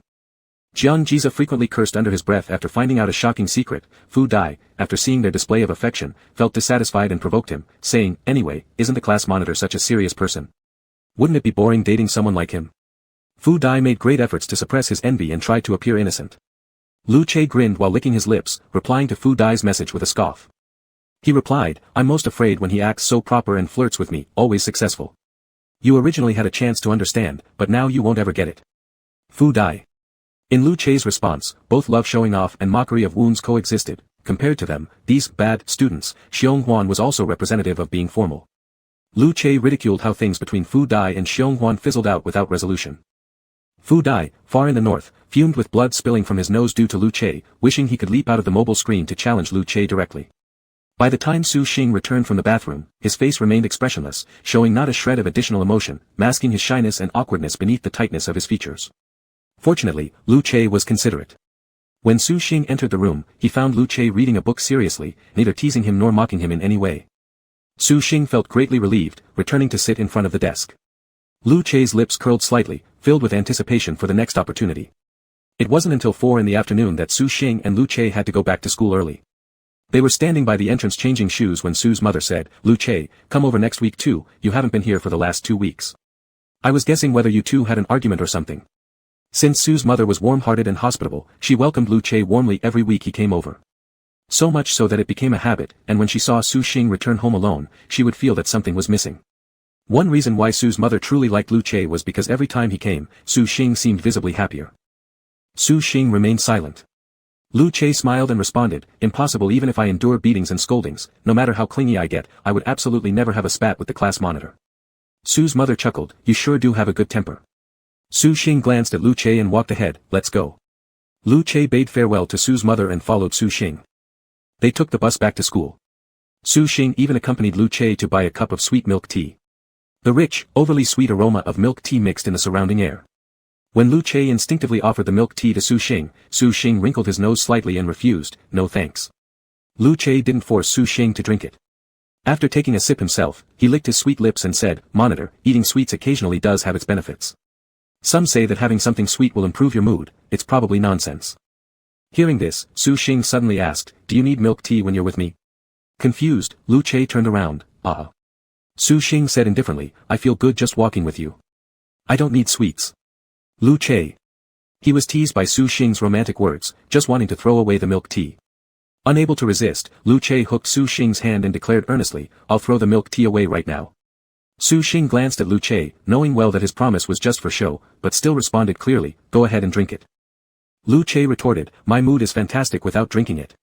Su Xing smirked and said, "Think of it as me storing sugar in you." Lu Che looked puzzled, "What?" Gazing forward with red earlobes, Su Xing said, "Kissing you tastes sweet. So, if ever I'm feeling down and want something sweet, kissing you will be enough." Lu Che immediately squatted down where he stood, one hand holding the milk tea outstretched while the other supported his arm resting on a bent knee. His face buried in the crook of his elbow. Su Xing paused and knelt, looking down at Lu Che squatting on the ground curiously, "What's wrong with you?" With muffled groaning, Lu Che raised his shiny eyes from the crook of his elbow and said, "If we were back home, I would definitely take you forcefully." Unfortunately, they were currently strolling along the school path. Su Xing blinked and remained perfectly composed, saying, "We'll talk about the acceptance letter first." Lu Che pleaded pitifully, "Can we go first and make up later?" Su Xing rejected him outright, "No way." Lu Che persisted with evil intentions, "Then I can only take you forcibly." Su Xing questioned, "Are you going to fight me?" Lu Che replied, "Not." Su Xing continued, "You going to hit me?" Lu Che responded, "Never." Su Xing then pressed further, "Do you dare hit me?" Lu Che shouted emphatically, "Dare not." Feeling tired, Lu Che buried his face in his arms again. Su Xing averted his gaze elsewhere, his fist covering his lips hiding his smile. Suddenly, he realized how amusing it was to tease Lu Che. Alas! Lu Che let out a sigh that dispersed into the vastness of the playground under the wind. Evening. When the two went to the school cafeteria for dinner, Lu Che kept pestering and eventually started abandoning himself to despair, "Monitor, why don't you take me?" As they queued up at the counter to order food, Lu Che leaned his chin against Su Xing's shoulder and exhaled softly against his ear before weakly uttering the scandalous sentence above. In reality, this was Lu Che's well-thought-out plan. Under what conditions could he and the monitor achieve, two alone in a secluded room? Once that premise was met, there would be room for maneuver. Su Xing turned around, gave him a look, and said, "I'm reluctant." Lu Che. What was wrong with his monitor today? Why did 9 out of 10 sentences seem to flirt with him? However, Su Xing now had no intention of teasing Lu Che. When he said reluctant, he truly meant it. Last night, while cleaning Lu Che's ears, he pondered this issue. The ear pick was so small yet caused Lu Che pain and made him shrink back. Even if Lu Che found ear cleaning both painful and pleasurable, mentioning doing it again still failed to excite him. At that moment, Su Xing had dismissed the idea of having Lu Che altogether. The two were together because they loved each other, whether their souls aligned or their bodies fit harmoniously. Su Xing never thought being submissive implied loss. Loving Lu Che simply made him want to spoil Lu Che unconditionally and limitlessly. Su Xing gently pinched Lu Che's cheek, then looked ahead, catching sight of a tall figure out of the corner of his eye. He turned to look again and saw Wang Zizong's girlfriend walking to the next counter. It was also Wang Zizong's favorite place to eat. The reason Su Xing's gaze lingered on her was because he noticed a red string dangling from her chest. The red string grew from the same position 2 weeks ago, just replacing the butterfly bow with an ordinary red thread. Su Xing was slightly surprised. But after the precedent set by Fu Dai, it was reasonable that the red string between Wang Zizong and his girlfriend restored its original condition. Su Xing had already suspected this deep down. Lu Che followed Su Xing's gaze and, upon seeing the familiar woman, casually remarked, "Wow, is she and little fatty destined as well?" This was unlike before when Lu Che would immediately act jealous and pouty if Su Xing so much as glanced at her. Lu Che now felt extremely confident in himself, his confidence almost to the point of blindness. He truly believed he was unbeatable, number one in the universe, at least within the confines of Su Xing's heart. Su Xing replied, "Yeah, my desk mate and her." The queue at the neighboring counter was shorter, and Wang Zizong's girlfriend bought a serving of rice, walking past Su Xing and Lu Che with her friends. Su Xing overheard the friend of the beautiful girl asking her, "My goodness, you ordered a 4-mix rice meal, are you really this big of an eater?" The beautiful girl responded indifferently, "I want to get fat." Su Xing. Su Xing suddenly grew a little worried. If one day in the future, Wang Zizong successfully loses weight and comes back as a short rich handsome man seeking his first love, only to find a woman who now weighs over 200 kilograms. In a strange way, it could also be considered proof of true love. Chapter 87. After dinner, Su Xing and Lu Che returned to the classroom only to be stopped by Jiang Jize who had been waiting for them at the door. Su Xing was not surprised to see the red string of fate extending from Jiang Jize's chest into the classroom, but he was astonished at what Lu Che had said to Jiang Jize that morning, which made Jiang Jize grab Lu Che's shoulders and shake him furiously as soon as he saw him. Jiang Jize had been left hanging since that morning. No reply on WeChat, no answer on his phone calls. Even when Jiang Jize went to Lu Che's dormitory, his roommate just said, "Che is not on campus on Sundays." Jiang Jize was shocked. Could it be that Lu Che had really found a partner? Before coming here, Jiang Jize still harbored doubts. The reason for Jiang Jize's deep obsession was mainly due to the fact that he and Lu Che had known each other for over 2 years. The most frequent news he had heard was girls asking if he could help introduce them to Lu Che. Besides that, he had never heard of Lu Che having a partner. Now, Jiang Jize was as curious as ever about how perfect Lu Che's partner must be given all the teasing he used to do about how picky Lu Che was. And this morning, Lu Che dropped the 4 words, "I have a partner now," with an arrogant demeanor and left without taking anything with him, truly detestable. Jiang Jize clutched Lu Che's shoulder and clenched his teeth, saying, "You tell me right now. If I don't see your partner today, I won't leave you alone." Su Xing. As Lu Che's partner, Su Xing stood right in front of Jiang Jize and gave Lu Che a warning look, "If you dare to say something nonsensical, I'll also give you trouble." Lu Che calmly pushed away Jiang Jize's hand, patted his clothes, and smoothed out the wrinkles pulled by Jiang Jize's claws. Lu Che was sweet and tender only in front of Su Xing, he could be squeezed and pinched by Su Xing. In front of others, he was still the aloof school grass who didn't fit the word kind-hearted at all. There were rumors that the school grass temper wasn't good either, but those close to him knew that Lu Che especially liked to tease people. Lu Che raised his hand, circled Jiang Jize's neck, and led him toward the main door of the classroom. Lu Che's lips curled up mischievously. Lu Che did not directly point out who his partner was but instead said enticingly to Jiang Jize, "Do you see the person sitting at the second desk in the first row?" Jiang Jize looked and recognized a familiar figure quietly doing homework while sitting there, his side face elegant and clean. Lu Che clearly saw the red string connecting Jiang Jize and the boy in the front row. Jiang Jize uncertainly asked, "Are you talking about Xiao Shun?" Lu Che smirked at Jiang Jize, "What do you think of him?" Jiang Jize answered, "I think he's quite interesting." The longer Jiang Jize's voice dragged on, the more confused he got. He slowly turned his head back to Lu Che, frowned and said, "Wait, I'm asking about your partner. Why are you bringing this up?" Lu Che shrugged and chuckled, "So, why do you think I'm mentioning this?" Jiang Jize's mind couldn't process fast enough. Lu Che patted Jiang Jize on the shoulder, and suddenly added, "We're the same." Jiang Jize. Lu Che tricked Jiang Jize so thoroughly that he stood dumbfounded in place while Lu Che happily walked into the classroom to report to Su Xing. When Lu Che passed by Xiao Shun, he was working on a math problem. His peripheral vision was attracted by Lu Che's tall figure. Xiao Shun absent-mindedly glanced up at Lu Che. Xiao Shun was naturally gay, and handsome boys like Lu Che had a natural appeal to him. Just like how straight men would take a second look at a beautiful woman, Xiao Shun admired handsome men because they were pleasing to the eye, with no other meaning behind it. Just as Xiao Shun was about to lower his gaze, he caught sight of Jiang Jize standing outside the classroom inadvertently. If seeing Lu Che merely brought Xiao Shun aesthetic pleasure, seeing Jiang Jize made his heart race. Without any preparation, Xiao Shun accidentally met Jiang Jize's eyes. Unable to avoid, he could only give Jiang Jize a faint smile and nod as a greeting. Xiao Shun quickly shifted his gaze, too afraid to raise it again. By the time Jiang Jize snapped back to reality, he already couldn't catch Xiao Shun's eyes anymore. Jiang Jize temporarily managed to disentangle from the confusing remarks Lu Che had dropped earlier. Whenever Jiang Jize thought of Xiao Shun, he always felt an urge to get closer to him. Xiao Shun was simply too shy. During every conversation or moment of eye contact, Xiao Shun would always lower his gaze to avoid looking directly at Jiang Jize's eyes. This made Jiang Jize, who had a compulsion for direct eye contact when talking with others, want to pinch Xiao Shun's chin and lift his head up. Jiang Jize scratched the back of his head and soon sank again into deep thought. What on earth did those 2 sentences of Lu Che mean? What do you think of him even mean?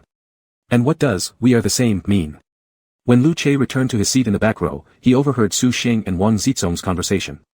Su Xing's gaze fell on the textbook on his desk. He flipped a page casually and mentioned offhandedly, by the way, desk mate. Wang Zizong turned around and asked, huh? Wang Zizong was also studying hard. On his desk lay a box of open chips and a spread-out English book. Because he had set himself a reward system of eating one chip after memorizing each word, that box of chips had survived until now.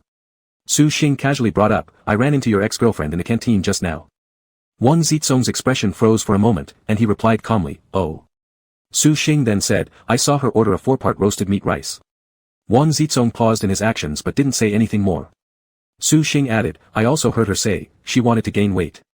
Wang Zizong went completely stiff. Su Xing left it at that. As for Wang Zizong's feelings and plans, they were not something he could control, things would have to follow their natural course. The red strings used everyone's emotional changes to teach him how to love. The regrets others had gone through, more or less, were hurdles Su Xing had crossed as well. Since he could win back Lu Che's affection, he didn't want anyone else to end up with lifelong regret. Su Xing harbored a sense of guilt toward every red string he had snapped, even though he had always acted out of the red string's requests or instructions. Now that all the red strings' reconnecting hearts were fully restored, Su Xing finally put his mind at ease. As Su Xing was daydreaming, he suddenly felt a stir in the red string at his heart and instinctively turned around. Only to be caught staring right into Lu Che's profound eyes without warning. From Lu Che's eyes, he read deep affection and gentleness, along with some mischief. Lu Che innocently blinked at Su Xing and asked expectantly, Class rep, is the 1-hour reward still ongoing? Su Xing snorted lightly, Lu Che then blinked his shiny eyes and said, so since self-study is 3 hours, is there an upgraded reward? Su Xing reached out and pinched Lu Che's handsome face without leaving any room for negotiation, no. Rubbing his reddened cheek, Lu Che sighed with exaggerated sympathy, highlighting his pitiful treatment and indirectly portraying himself as the world's greatest man willing to endure anything. But then Su Xing couldn't help laughing and said, for some reason, I feel you look better to others than to me, where in front of me you're simply, indescribable. Lu Che thought the class rep had taken it too far. He rarely showed good looks to others and always acted according to his own mood, never caring about other people's feelings. But in front of Su Xing, he pouted and acted cute, accommodating in every way, trying to attract Su Xing's attention and make him happy. Yet while he moved himself deeply, Su Xing seemed not to care at all. Lu Che rested his forehead on the table, sulking quietly for a while. Su Xing was considering whether to clarify that what he said earlier was just a joke when Lu Che suddenly sat up and said, so you like it stronger, huh? Lu Che's mood immediately turned sunny, and the corners of his mouth curled upward, got it.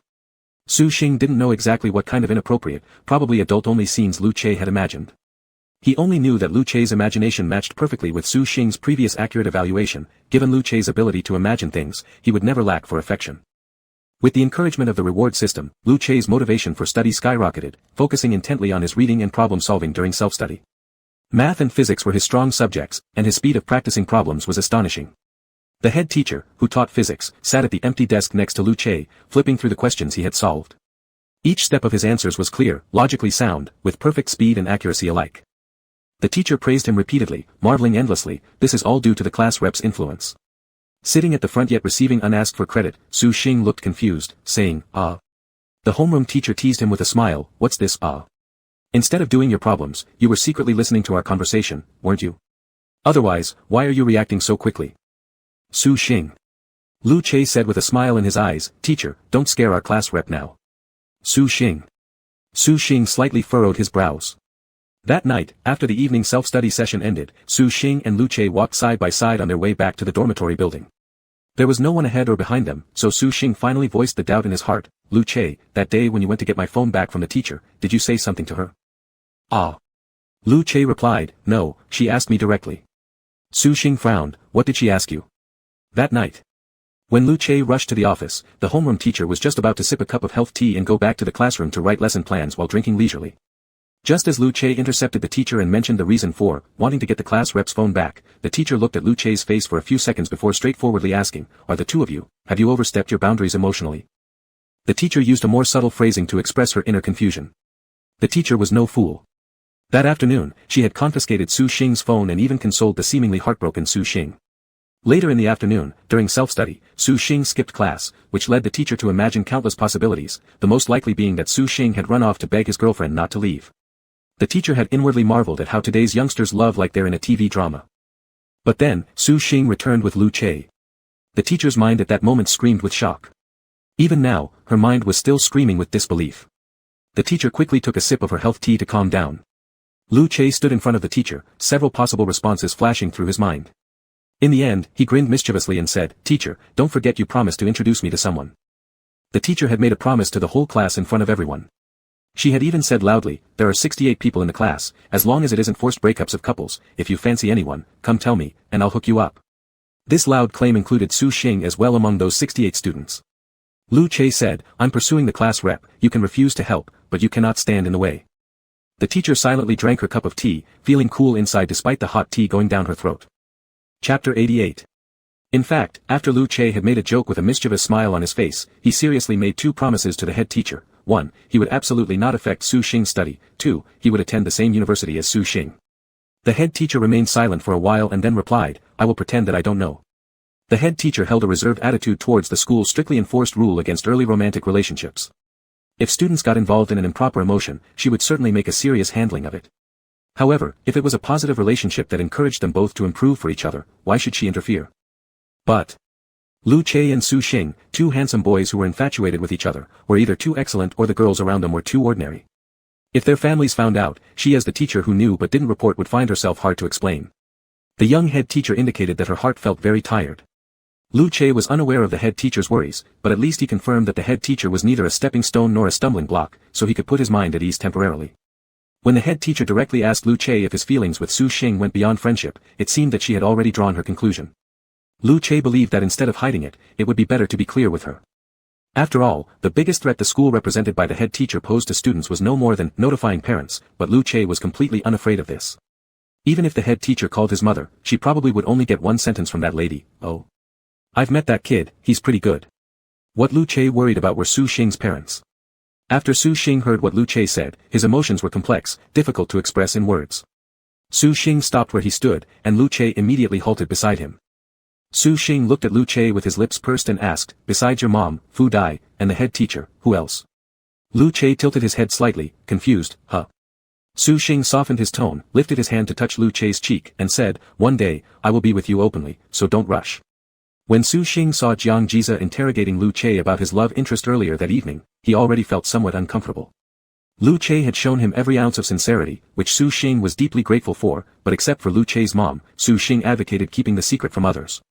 He had not yet announced his relationship with Lu Che to Tang Mian and Wang Zizong, yet Lu Che was eager to declare it to the world, a move that might bring them unnecessary trouble. Lu Che's eyes brimmed with laughter as he grabbed Su Xing's hand and said, "I'll do what you say." Standing in the dim corridor, occasional voices echoed around them. Su Xing withdrew his hand from Lu Che's grasp and they returned to the dormitory without incident. That night, at exactly 12 o'clock, the entire third-floor dormitory was quiet. As Su Xing's phone screen lit up, he stood in a corner of the third-floor corridor dressed in a coat, which happened to be the necessary path between his dorm and Lu Che's. The charming night, the glowing light of the phone screen laid fluorescence over Su Xing's face. As usual, Lu Che sent Su Xing some affectionate messages before sleeping. "Elsie, I love the class monitor." "Elsie, good night class monitor." Su Xing gazed downward, his eyes reflecting the light of the screen shining like stars. Su Xing replied to Lu Che, "I'm waiting for you." Despite its simplicity, these four characters conveyed the touching emotions between the two. Subconsciously, Su Xing raised his head to glance toward the opposite side of the corridor where dormitory 311 was located. He seemed to see Lu Che hurriedly making his way towards him. Soon enough, the door opened. Su Xing's eyes adjusted to the darkness, watching Lu Che approaching. He actively extended his hand. When their hands firmly grasped, Su Xing was slightly surprised, originally expecting Lu Che to drag him away. Instead, Lu Che boldly stepped forward. Su Xing was suddenly captured by a domineering kiss that seized his breath. His eyebrows lightly wrinkled, but he soon surrendered himself into the passionate kiss. The wall on the dormitory corridor was in an inverted convex shape, with Su Xing's back pressed against the prominent tile.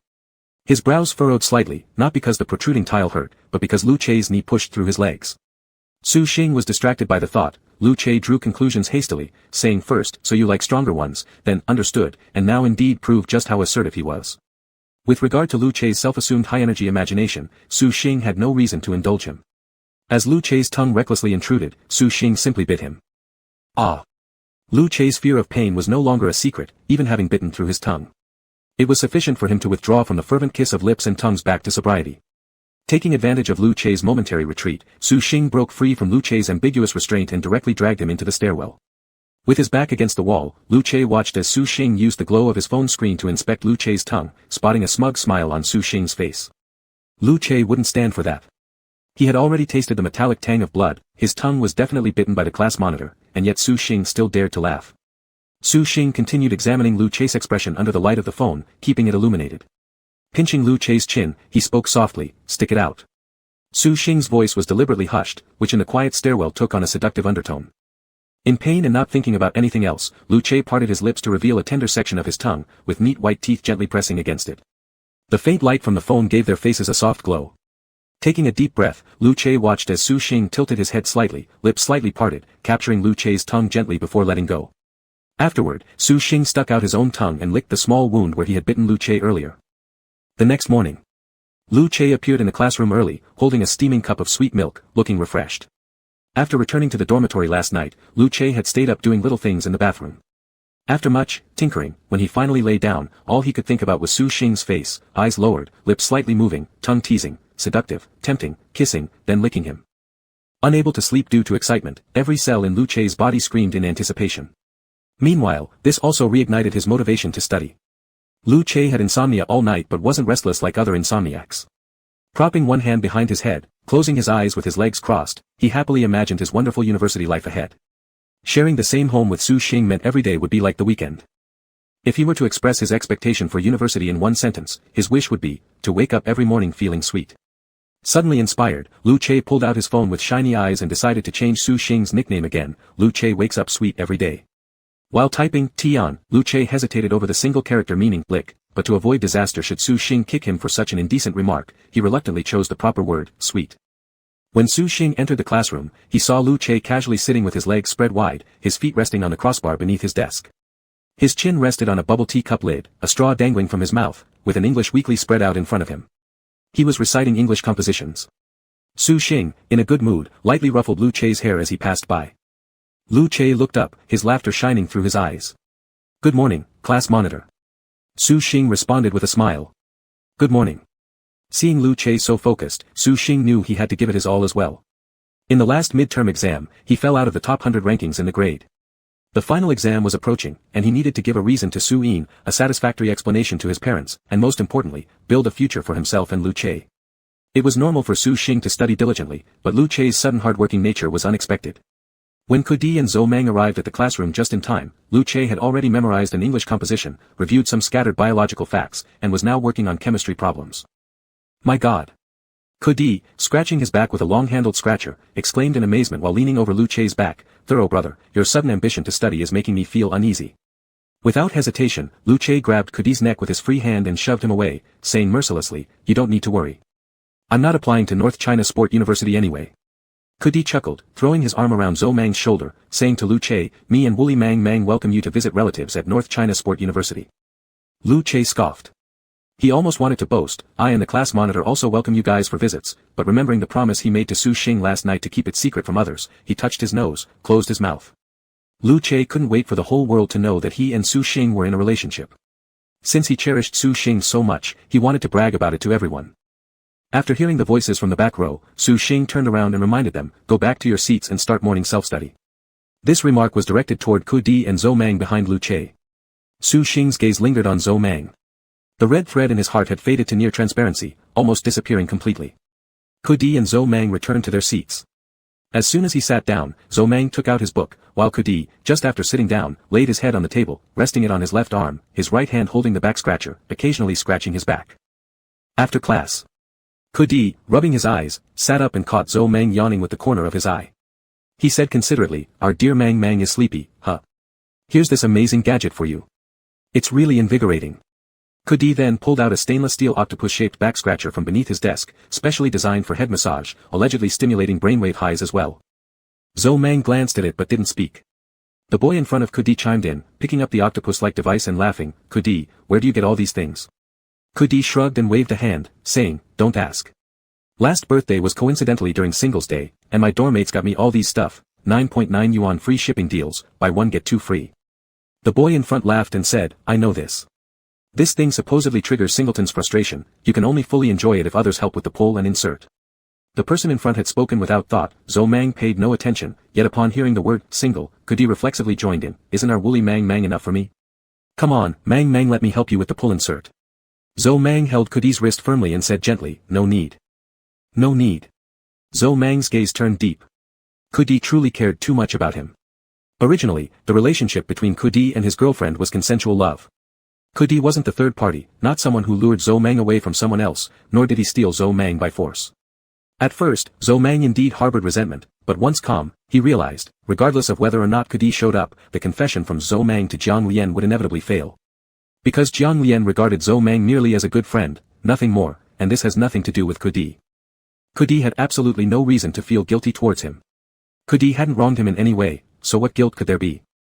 Zhou Mang let go of Kudi's hand and calmly said, didn't we plan to meet at North China Sport University? Study. Kudi stared at the notes spread out before him. Although Zhou Mang's handwriting was a bit messy, Kudi had been looking at it for over 2 years and knew every stroke by heart. Chapter 89. After the math class, more than half of the students in class 7 were mentally exhausted. The remaining were a group of highly skilled scholars and another group who didn't care about studying. Kudi came back from the restroom and casually glanced at the classroom as he closed the back door. He saw Lu Che and Su Xing playing Gamoku, 5 in a row.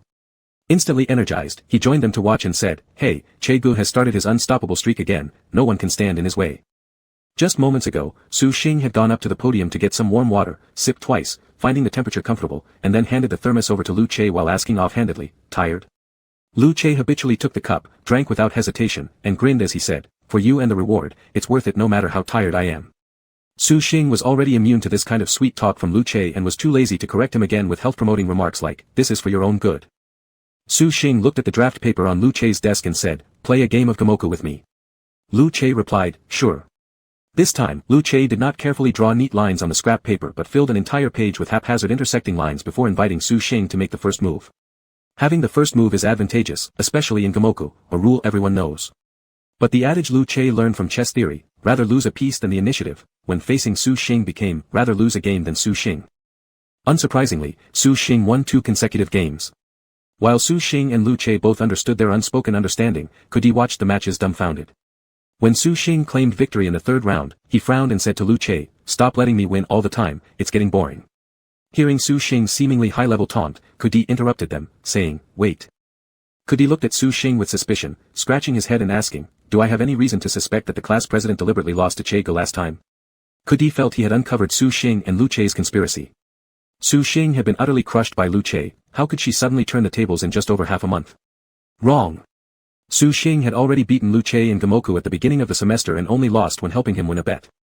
Kudi firmly believed that Su Xing had conspired with Lu Che, and oh, what infuriating behavior.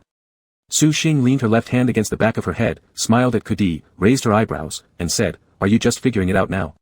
It should be obvious, I'd never help you over Lu Che. It sounded perfectly reasonable. Kudi suddenly realized that Su Xing's expression and tone bore resemblance to Lu Che, lamenting painfully that the class president had been corrupted by Che Gu. Upon hearing this, Lu Che simply let the corner of his lips curve upward and smiled at Su Xing.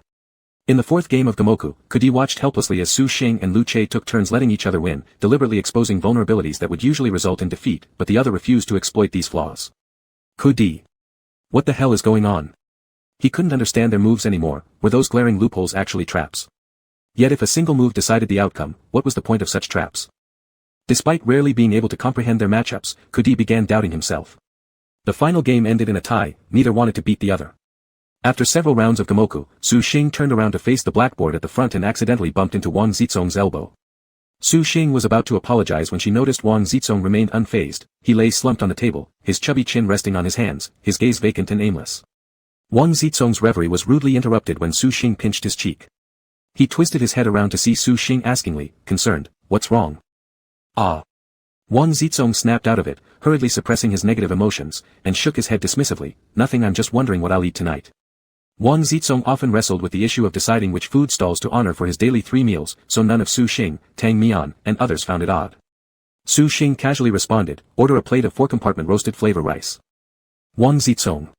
Wang Zizong thought Su Xing had made a casual remark, nothing more, yet 4-compartment roasted flavor rice naturally reminded him of his ex-girlfriend.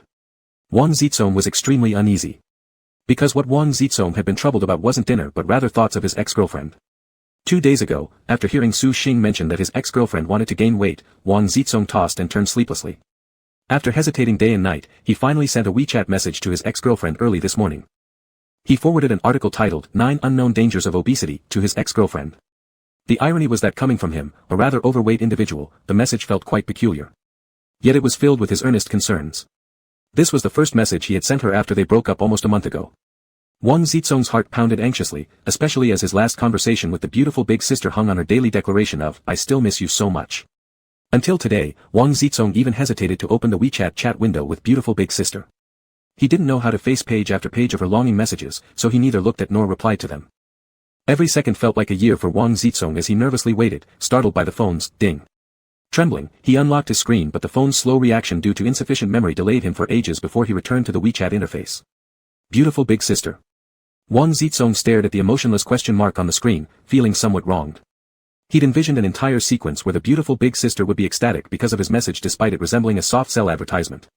However, this unenthusiastic question mark carried a lukewarm attitude, almost as if saying, "What do you want? Don't bother me if there's nothing." When dealing with the persistently affectionate beautiful big sister, Wang Zizong usually maintained silence and firmness. But in front of the cold demeanor of this elder sister figure, he instantly melted. "Wang Zizong, don't get fat. You look best right now." Wang Zizong tried to give her advice through compliments. He had no ill intentions initially, but the more he analyzed the context and recipient of the sentence, the less appropriate it seemed. If others read this line, they might automatically assume Wang Zizong was the boyfriend who dumped a goddess, thereby portraying a jerk image. Wang Zizong suddenly felt very awkward. Since the message had been sent out over 2 minutes ago and couldn't be recalled, all he could do was fidget with his phone's case nervously. After waiting for nearly 15 minutes, Wang Zizong gloomily thought that the beautiful big sister didn't care to reply to him anymore, until a white box message popped up at the bottom of the screen. "Beautiful big sister, either you come back, or I'll eat myself fat." Wang Zizong read this and momentarily froze as his phone vibrated again. "Beautiful big sister, my little fatty won't keep me company anymore, so I can only gain weight to console myself." Wang Zizong's expression turned blank. Just about 15 minutes ago, the beauty had been in a luxury hotel private room, secretly replying with a question mark upon receiving Wang Zizong's message while suppressing her excitement. The atmosphere in the private room was tense, but the moment she received his message, her calm composure gave way to restlessness. After enduring several agonizing minutes, she managed to leave the room, cheerfully teasing Wang Zizong. Wang Zizong worked hard to clarify his position, replying. "Wang Zizong, that's not what I meant. Wang Zizong, I hope we can remain friends. Beautiful big sister, would you reject dinner invitations from your friend? Wang Zizong. Beautiful big sister, join me for dinner tonight carrot. Wang Zizong." Terrified by this proposition, Wang Zizong quickly turned off his phone, anxiously enduring 2 classes for fear that beautiful big sister might suddenly appear outside his classroom and knock on his window. Fortunately, she did not intercept him until the 3rd class. Immediately after, Wang Zizong sent a new message via WeChat, "Let's stay netizens for now." Wang Zizong wasn't sure how to deal with her. Beautiful big sister did not insist further and replied, "Alright, then let's do online dating for now." Wang Zizong. Wang Zizong sighed gloomily. Su Xing lifted her eyes slightly and meaningfully asked, "Still haven't decided what to eat tonight?" Wang Zizong forced a smile and scratched his head, Su Xing swayed her pen and emphasized, "Stop pondering, it's bound to be the 4-compartment roasted flavor rice again." After all, the red thread connecting Wang Zizong and his girlfriend reappeared, destined as it was. Despite their split, they were bound to reunite. Su Xing still remembered the words Wang Zizong had said in the science building during lunchtime that day, which deeply resonated with her. It was like listening to herself through Wang Zizong. Thinking back, the bow knot may just symbolize their self-created trouble. As evening approached, the clouds painted a strikingly beautiful sunset like ink splashed across the sky, turning half of the heavens crimson, a mesmerizing view that made students on the playground stop and admire. The PE teacher had just dismissed the class for free activity time. Tang Mian and Su Xing were seated on a stair-like iron frame. She habitually offered Su Xing a lollipop, expecting her to decline as usual. But surprisingly, Su Xing took it and even peeled the wrapper, a first. Following Su Xing's gaze towards the boys playing basketball, Tang Mian instantly spotted Lu Che. Tang Mian, holding the lollipop in her mouth, nudged Su Xing with her shoulder, smiling widely as she gossiped, "Did you two make up?" Su Xing turned to her, trying to read whether "make up" carried a double meaning in Tang Mian's eyes. However, despite Tang Mian being an avid fan of teasing Su Xing about potential romances with other boys, this particular skill seemed ineffective when it came to Su Xing. Su Xing simply nodded and replied, "Yeah, we're good again."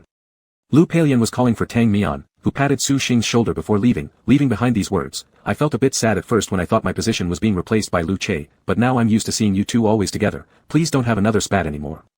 During the 2 weeks Su Xing and Lu Che weren't getting along, not only did Tang Mian notice, but even Lu Peiyan and others would come asking her what happened. Everyone had accepted that Su Xing and Lu Che were an inseparable whole, incapable of breaking apart. Su Xing looked at Tang Mian and said, "No, we won't have more fights." After Tang Mian left, the spotlight-stealing teenager from the basketball court ran over to Su Xing. In his heart, Lu Che only wanted to cling tightly to Su Xing, and if he didn't remember how much Su Xing enjoyed watching him play basketball, he wouldn't have joined every sports class match. Class president. Su Xing grabbed a nearby drink and tossed it to Lu Che. Lu Che caught it securely, though his eyes were fixed on the lollipop in Su Xing's hand. Leaning closer, he said, "I want some candy." Su Xing replied, "It's from Tang Mian, there's none left." Lu Che sighed, "Oh well." Su Xing wasn't paying attention, instead focusing on two people playing badminton. Their skills were impressive, and Su Xing wanted to challenge them. Unaware of Lu Che's gaze from behind, Su Xing pressed the lollipop against her lips, lightly licking it with her soft tongue, leaving faint moisture on the round candy. Lu Che propped his head on his hand, his dark-as-ink eyes gleaming as he murmured to himself, "Wow, my life has stooped so low that I'm jealous of a piece of candy." Su Xing came back to reality, turning around to see Lu Che, their gazes meeting. Slowly lowering her gaze, Su Xing's eyes finally landed on Lu Che's thin lips. She brought the candy to Lu Che's lips, the side she licked sticking softly against his mouth. Lu Che, his eyes shining brightly, opened his mouth and bit down on the candy. Su Xing let go and turned away, refocusing on the field. "My life has stooped so low that I'm jealous of a piece of candy." Nothing or no one can make you jealous because everything will give way for you. Chapter 90. Su Xing had always believed that the school's prohibition on early romances was reasonable, as relationships wasted time and negatively affected studies. Up to that point, he could not see any positive meaning in student romances. However, after Su Xing and Lu Che confessed their feelings to each other, Su Xing's study state wasn't disrupted by Lu Che, instead, it spurred Lu Che's motivation for studying. Su Xing's view on early romance affecting studies shifted from agreed to reserved opinion. The reason he didn't directly oppose it was because he was sure that dating Lu Che isn't a waste of time, nor would it affect studies, yet he was also sure it would be hard for others to meet someone as great as Lu Che. Class president. Su Xing responded, his pen moving without pause, but already leaning back toward Lu Che's desk, shortening the distance between them. Lu Che tilted forward, his arms looping around Su Xing's chest under his armpits, burying his face in Su Xing's neck hollow. He lightly rubbed his cheek against it and said, "Let me recharge a bit." Lu Che's voice was leisurely, with a cajoling nasal tone. The ticklish sensation caused Su Xing's neck to itch. After finishing the final derivation formula, he put down the pen, touched Lu Che's head, and asked, "Do you want some chocolate candy?" Lu Che shook his head, his hair brushing against Su Xing's neck. Su Xing remained silent, letting Lu Che hold him to recharge. Hem. While Su Xing and Lu Che were close, someone nearby coughed loudly. Looking up, Su Xing saw the homeroom teacher standing next to them holding teaching materials and reminded Lu Che, "Pay attention to your image." Lu Che's posture of lying on the table and hugging Su Xing's chest was indeed not very elegant. The homeroom teacher gave Lu Che an indescribable glare and earnestly warned Su Xing, "Class president, don't spoil him too much." In the homeroom teacher's eyes, Lu Che was the epitome of overstepping boundaries, so spoiling him was something to avoid. Lu Che loudly protested, "This is my reward for finishing 3 exam papers." Su Xing lacked Lu Che's thick skin, but after touching his nose, he gently nodded. Although Su Xing asked Lu Che not to rush into coming out, he didn't forbid Lu Che from hugging or cuddling behavior since these interactions among boys in the class were even stranger anyway. For example, Kudi and Zhou Mang, the two who used to set examples for proper behavior according to Lu Che. The interaction between Kudi and Zhou Mang was too gay. Tang Mian even secretly created a QQ group for their CP. Recently, though, Tang Mian quietly gossiped with Su Xing, saying, "I feel like Kudi and Zhou Mang seem a little more distant lately." Huh. Upon hearing this, Su Xing and Tang Mian turned to glance at the two individuals in the corner of the classroom. Kudi leaned against the wall, chewing melon seeds while turning his head inward, unclear if his gaze landed on Zhou Mang or outside the window. At that moment, Zhou Mang seated inside sensed the gaze. He looked up, glanced at Kudi briefly, and then spread a book on Kudi's table. Su Xing retracted his sight, puzzled, "Aren't they always like this?" Tang Mian shook her head. According to her observation as the group leader of the North China University Meetup 2018 QQ group, the time Kudi spent around Zhou Mang had decreased recently, while the total time they spent together remained unchanged. Kudi's minor teasing actions towards Zhou Mang were notably less frequent. "Su Xing, you're overthinking it." Su Xing didn't pay much attention, but that night after dinner, when casually mentioning it along the way back to the teaching building, Lu Che replied, "Maybe Zhou Mang and Kudi had a talk." Su Xing, what? Su Xing paused on a higher step and turned to look at Lu Che. Lu Che shrugged, saying, "Kudi confined himself within his own limits, he's such an idiot." Lu Che had known Kudi and Zhou Mang for over a year. Their personalities were different, as were their attitudes towards feelings. Kudi's previous girlfriends were all 1-month throwaway types, half a year being rare. Until he met Zhou Mang's childhood sweetheart, Jiang Lian. Someone once joked that Kudi, the boat that never docks, might settle down near Jiang Lian. But Lu Che didn't think so. Not long after Kudi started dating, the biggest change wasn't about him becoming devoted, it was about his attitude towards Zhou Mang. Prior to this, Kudi treated Zhou Mang as merely a closer friend, unlike now where he became stickier with him. When Lu Che heard Su Xing say that Kudi and his girlfriend had their red strings of fate tied together, his first reaction was that binding those red strings on hands or feet would not lead to a good ending. After all, red strings were troublesome. The previous evening, Lu Che and Zhou Mang were alone in the dormitory when Lu Che asked where Kudi had gone. Zhou Mang replied, "Today is his girlfriend's birthday." Lu Che snorted, as he clearly remembered Zhou Mang reminding Kudi last night, otherwise, with Kudi's memory, there was no way he would have skipped class to help his girlfriend celebrate her birthday. Kudi's relationship had been overly fixated on Zhou Mang. Zhou Mang himself knew this, Kudi just felt indebted to him and considered his friend's feelings, so he refrained from showing affection in front of him. However, Lu Che said, "I don't think Kudi is afraid to love because of you, rather, he's more like afraid not to love. Kudi used to switch girlfriends too often, and expecting him to suddenly settle down isn't realistic. I'm not sure if it's because of you that he dare not abandon his childhood sweetheart." Lu Che's nonsense made Zhou Mang frown deeply.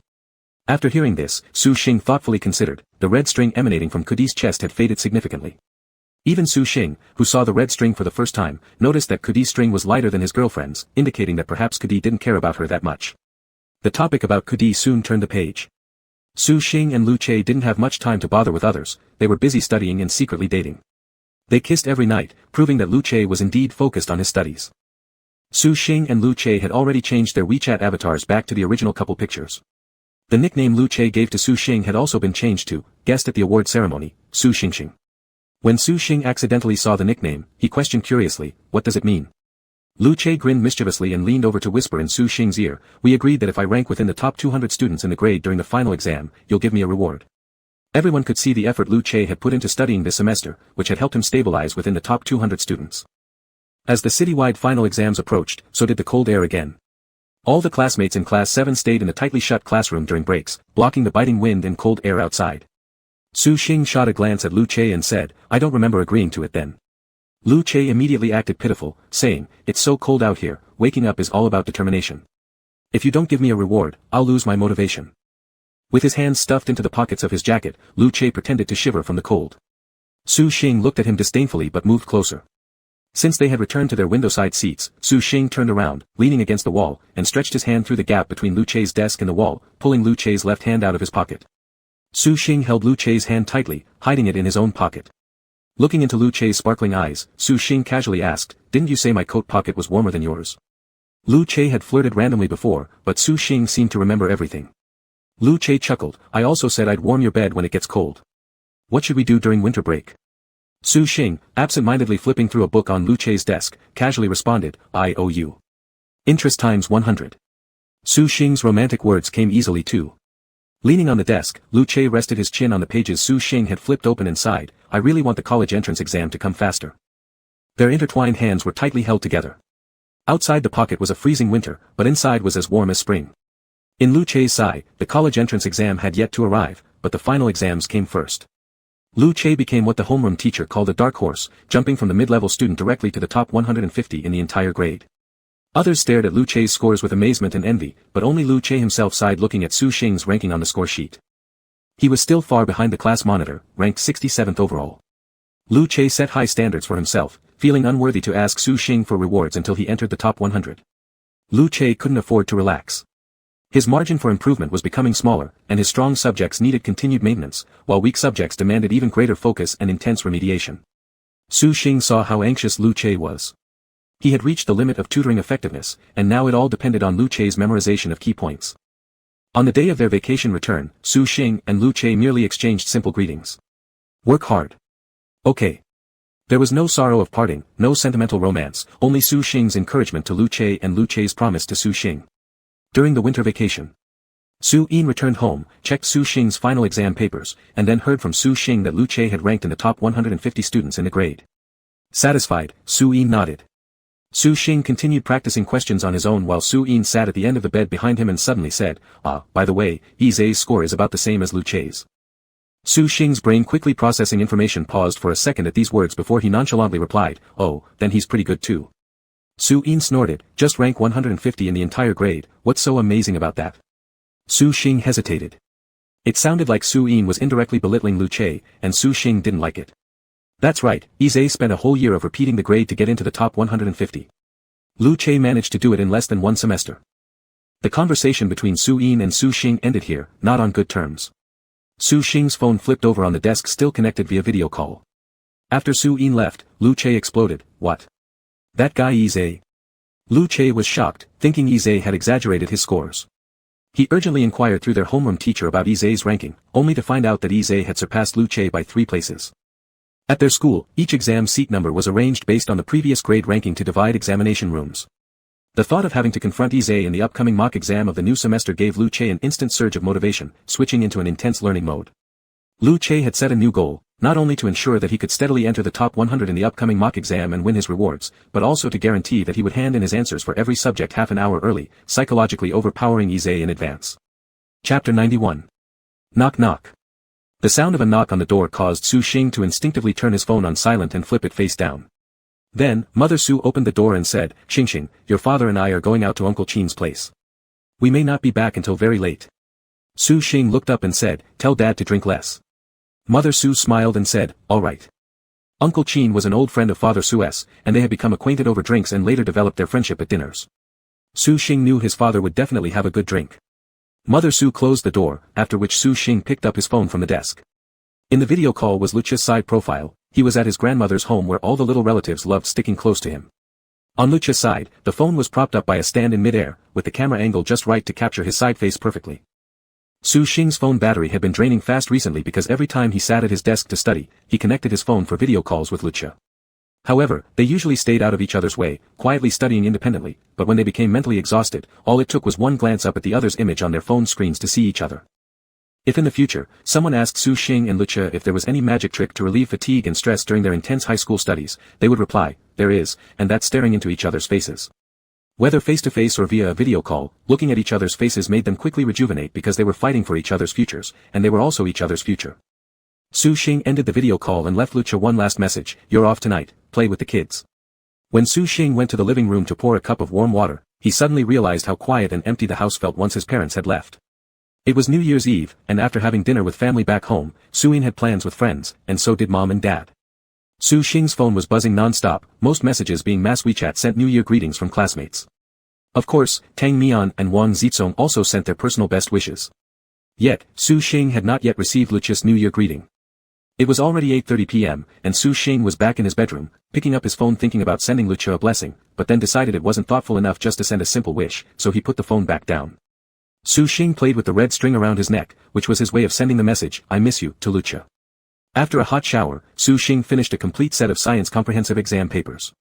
When he put down his pen and stretched lazily, he realized it was nearly 11 o'clock. At this moment, Su Xing received a call from Su Yin. What? Su Xing, can you bring something down for me without letting Mom and Dad know? What? Makeup remover. Su Xing didn't feel like fetching things for Su Yin and said, Dad and Mom are out, why don't you come upstairs? And then he hung up. 10 minutes later, Su Yin came rushing home, rummaging through the wardrobe with a bag, packing clothes for a change and sleepwear. She then grabbed a smaller bag and filled it with bottles and containers of various items. Su Xing crossed his arms as he leaned against the doorframe to Su Yin's bedroom, somewhat irritated, saying, don't tell me you're planning on going to a hotel. Su Yin was busy stuffing the small bag into a larger one and dismissed it casually, saying, don't imagine things, I'm going out to meet some girlfriends from high school. Su Xing clearly didn't believe her and even let out a disdainful humph. When Su Yin had packed everything and was ready to leave, suddenly the doorbell rang. Ding dong. Just as Su Yin stepped out of the room, hearing the bell she hesitated and pulled Su Xing aside, saying, go check. Su Xing rolled his eyes and walked over in his slippers. He glanced through the peephole, frowned, and called out to the inner room, Su Yin, come here. Su Yin had just claimed that all the people she was meeting were girls, yet standing outside was none other than Izay. Seeing this, Su Yin ran over, just as Su Xing directly opened the door. 2 men stood outside, similar in height, both handsome and charming, but equally scowling. Su Yin. Su Xing. Izay and Lucha stood outside. As soon as the door opened, their eyes immediately locked onto the person they cared for. 4 people were interconnected by 2 red strings, hearts entwined, glowing red. A few hours ago, when Lucha heard Mother Su say that she and Father Su would be stepping out, he had impulsively boarded a bus and after a 2-hour ride rushed straight to Su Xing, hoping to surprise him. As it turned out, the moment Lucia arrived at Su Xing's housing complex entrance, he ran into Izay waiting there. The two men exchanged a glance, and their eyes were so cold they seemed to drop shards of ice. Lucia went forward while Izay trailed behind, until eventually, both stood shoulder to shoulder in front of the Su family home, each inwardly lamenting as if they had been dogged by bad luck. Lucia realized, oh no, because Izay showing up would significantly reduce the surprise for Su Xing. Izay also thought, oh no, wondering why Lucia would be here, while mentally crafting an unfortunate plot. Lucia harbors unrequited feelings for Su Yin, who treats him only as a friend, but Lucia wants to be her brother-in-law. Thus, what was meant to be romantic New Year's Eve encounters became a quadrilateral meeting at the Su residence.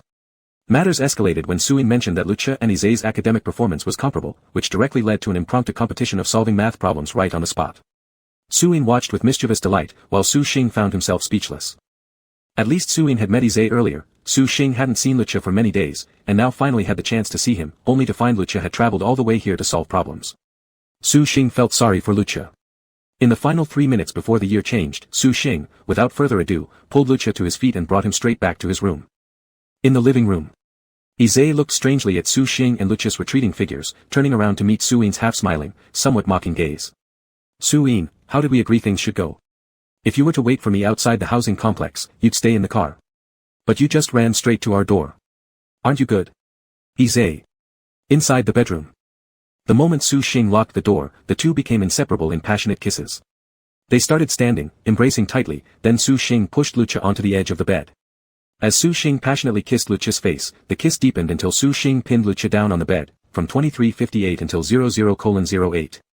With one knee supporting himself beside Lucia, their foreheads touching, Su Xing said to Lucia, Happy New Year.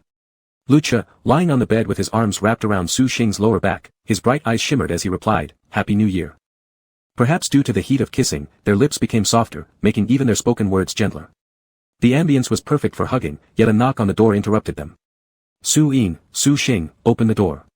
Su Yin stood at the door, hands crossed over her chest, looking unhappy. After more than 10 minutes since Su Xing had dragged Lucia inside and locked the door, this wasn't good, was it? Just as Su Xing didn't approve of Su Yin and Izay going out for a hotel night, Su Yin also opposed Su Xing being so intimate with Lucia. Su Xing got up to open the door for Su Yin, while Lucia sat at the end of the bed, fumbling through his hair, hiding his lips behind a fist. Under Su Yin's scrutinizing gaze, Lucia lightly coughed. Su Yin asked, concerned, Lucia, where will you spend the night tonight? Lucia responded, I'll get a room at a nearby hotel.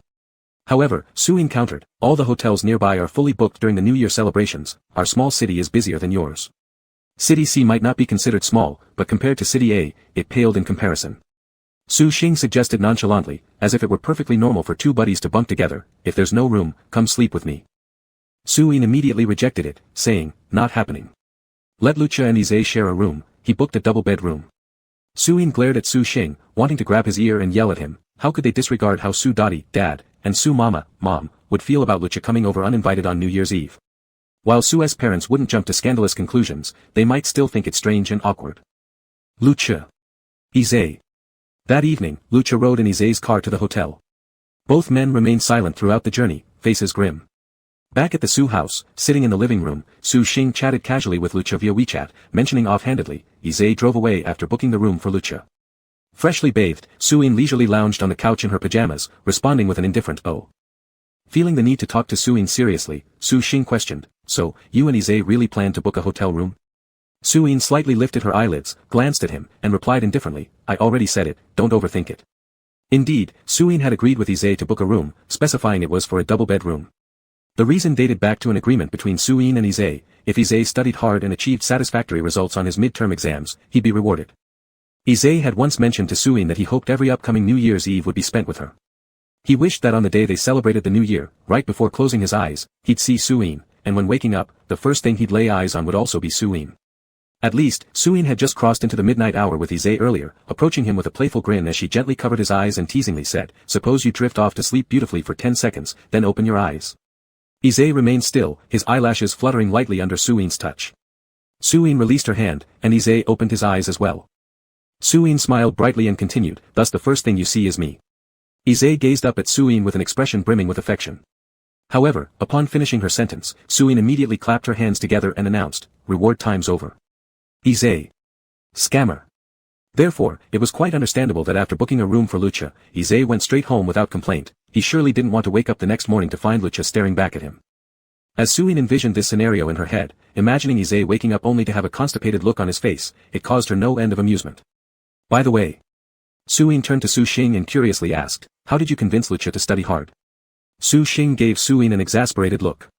Su Xing originally wanted to refute why Suyin was so certain he had deceived Lucia, but remembering what he told Lucia, if you pass the final exams, and rank within the top 200 of the grade, I'll help you manually, only to fall silent about it after Lucia ranked within the top 150 of the grade, left him guilty of having tricked Lucia indeed. Consequently, Su Xing began seriously considering how feasible rewarding Lucia might actually be. But while rewarding based on the final exams wasn't so bad, thinking about rewards for the 3 practice exams brought about its own set of complications. Su Xing leaned one arm on the armrest, pinching the bridge of his nose, contemplating how he could save face while doing various things with Lucia, or perhaps blindfolding Lucia and binding him would do. Even if he couldn't see or feel anything, it would all still be happening in front of him. Su Xing hadn't noticed that ultimately, both he and Suyin were now on the same page, they had both arrived at the consensus of deception. Chapter 92. Although Su Xing had seriously considered the possibility of giving Lu Che an end-of-term reward, he didn't get a chance to put it into action before winter vacation was rushed away by time, passing in the blink of an eye. Kudi and Zhou Meng achieved excellent results on their physical exams, already stepping through the doors of North Sports University, they only lacked the cultural score as the final step. The new semester began, with all sorts of mock exams from citywide unified tests coming one after another, along with various small but annoying procedures that often seized precious time. In the limited preparation time, Su Xing and Lu Che did not disturb each other, yet with great harmony, continued the habit of a midnight kiss up until now. Their heavy breathing intertwined, sometimes tenderly lingering, or intensely passionate like a celestial thunder meeting earthly fire. All the fatigue of the day disappeared within the heat of their kisses. They were catalysts for each other, as well as each other's greatest motivation. At the moment their lips parted, Lu Che cradled Su Xing's face, pressing his forehead against Su Xing's, and said, "Class monitor, have you seen my results from the second trial exam? Ranked 77th in the grade among science students, Lu Che." After a passionate kiss, Su Xing showed his languid demeanor. He tilted his head up, kissed Lu Che's thin lips lightly, and his voice was slightly hoarse. Lu Che chuckled softly, rubbing Su Xing's back mischievously, reminding him, "I'm just asking, maybe, perhaps, a reward." Su Xing directly bit Lu Che, letting his tongue slip over, blocking Lu Che's mouth. Lu Che had already been fobbed off by Su Xing multiple times, but he continued reminding Su Xing happily without fail. Lu Che had made the entire class look at him in a different light during last semester's final exam, and the start of the new semester did not disappoint, ranked within the top 150 students in the grade at the end of term exam, breaking into the top 100 in the first trial exam, and securing 77th place in the second trial exam. Steady and improving, teachers' and classmates' expectations shifted from wondering if he could improve next time, to just how much can he keep improving. So scary. Lu Che didn't grow arrogant and self-satisfied. His eyes always stayed focused on Su Xing, who consistently remained stable around the top 60 in the grade, and Ise, who kept nipping at Lu Che's heels. Due to Ise's presence, whenever Lu Che heard others praise him as a once-in-a-lifetime genius, an image of Ise would always pop up in his mind, pouring cold water over any flicker of self-congratulation. In the third mock exam, Lu Che remained ranked around 70th in the science students throughout the grade. The countdown on the blackboard had transitioned from 3-digit numbers to double digits, soon to become single-digit numbers. The 2 kapok trees by the school gate, once ablaze with red flowers, had borne their pods. The fruit had split open, and cotton-like fibers burst forth, resembling snowflakes drifting and swirling down everywhere. Wang Zizong still motivated himself using his 5 minutes of studying rewarded with a snack system, yet the survival time of those snacks stretched on endlessly. Kudi, determined to improve her English, swapped out her phone's language system to full English mode, then sobbed as she borrowed Zhou Meng's phone for Chinese-English translation, finally switching the language system back to Chinese mode with great difficulty. Tang Mian daily forwarded Lucky Koi posts on Weibo and Moments, praying for the blessings of the Koi King, daydreaming about divine assistance for her college entrance exams. Xiong Huan maintained her usual routine every day. In the most recent mock exams, she consistently occupied the top position in her class, an unshakable rank. In May, the air grew warm enough for short sleeves replacing light shirts. Inside the classroom, there were only a few fans creaking away, while more than half the students in the class held fans in their hands, swaying them back and forth. Su Xing furrowed his brows while solving a challenging math problem. Coming to his senses, he noticed cool breezes wafting from the diagonal rear. Turning his head, the strands of hair at his forehead fluttered with the cooling wind, revealing his smooth forehead. Lu Che had his right hand propped on the table, holding a fan as large as a frying pan, fanning in Su Xing's direction, his left hand gripping a pen, awkwardly selecting options for multiple choice questions. Suddenly feeling something empty in his hand, the fan was snatched away. Looking up, he saw that Su Xing had already turned to face him and brought paper and pen over as well. Lu Che quickly made space for Su Xing, who nonchalantly wrote homework on Lu Che's desk, swinging the fan in his hand and stirring a gentle breeze, lifting strands of both their hair. Lu Che smiled brightly, picked up the nearby icy milk tea, sipped it, and the chill and sweetness slid down smoothly, making his mood very cheerful indeed. That afternoon, the standardized photos taken uniformly by the school for all senior year students were distributed to each homeroom teacher. Each student received a small transparent bag containing their portrait. Those who were good friends exchanged their photos with one another. When Tang Mian approached Su Xing and Wang Zizong to exchange photos, Su Xing casually pointed at the back desk without even looking up and said to Tang Mian, "Go get it from him." Tang Mian. Su Xing's photos had all been taken by Lu Che.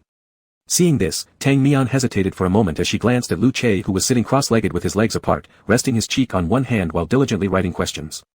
Unable to utter the words out loud, Tang Mian ultimately didn't have the courage to ask Lu Che for Su Xing's photos.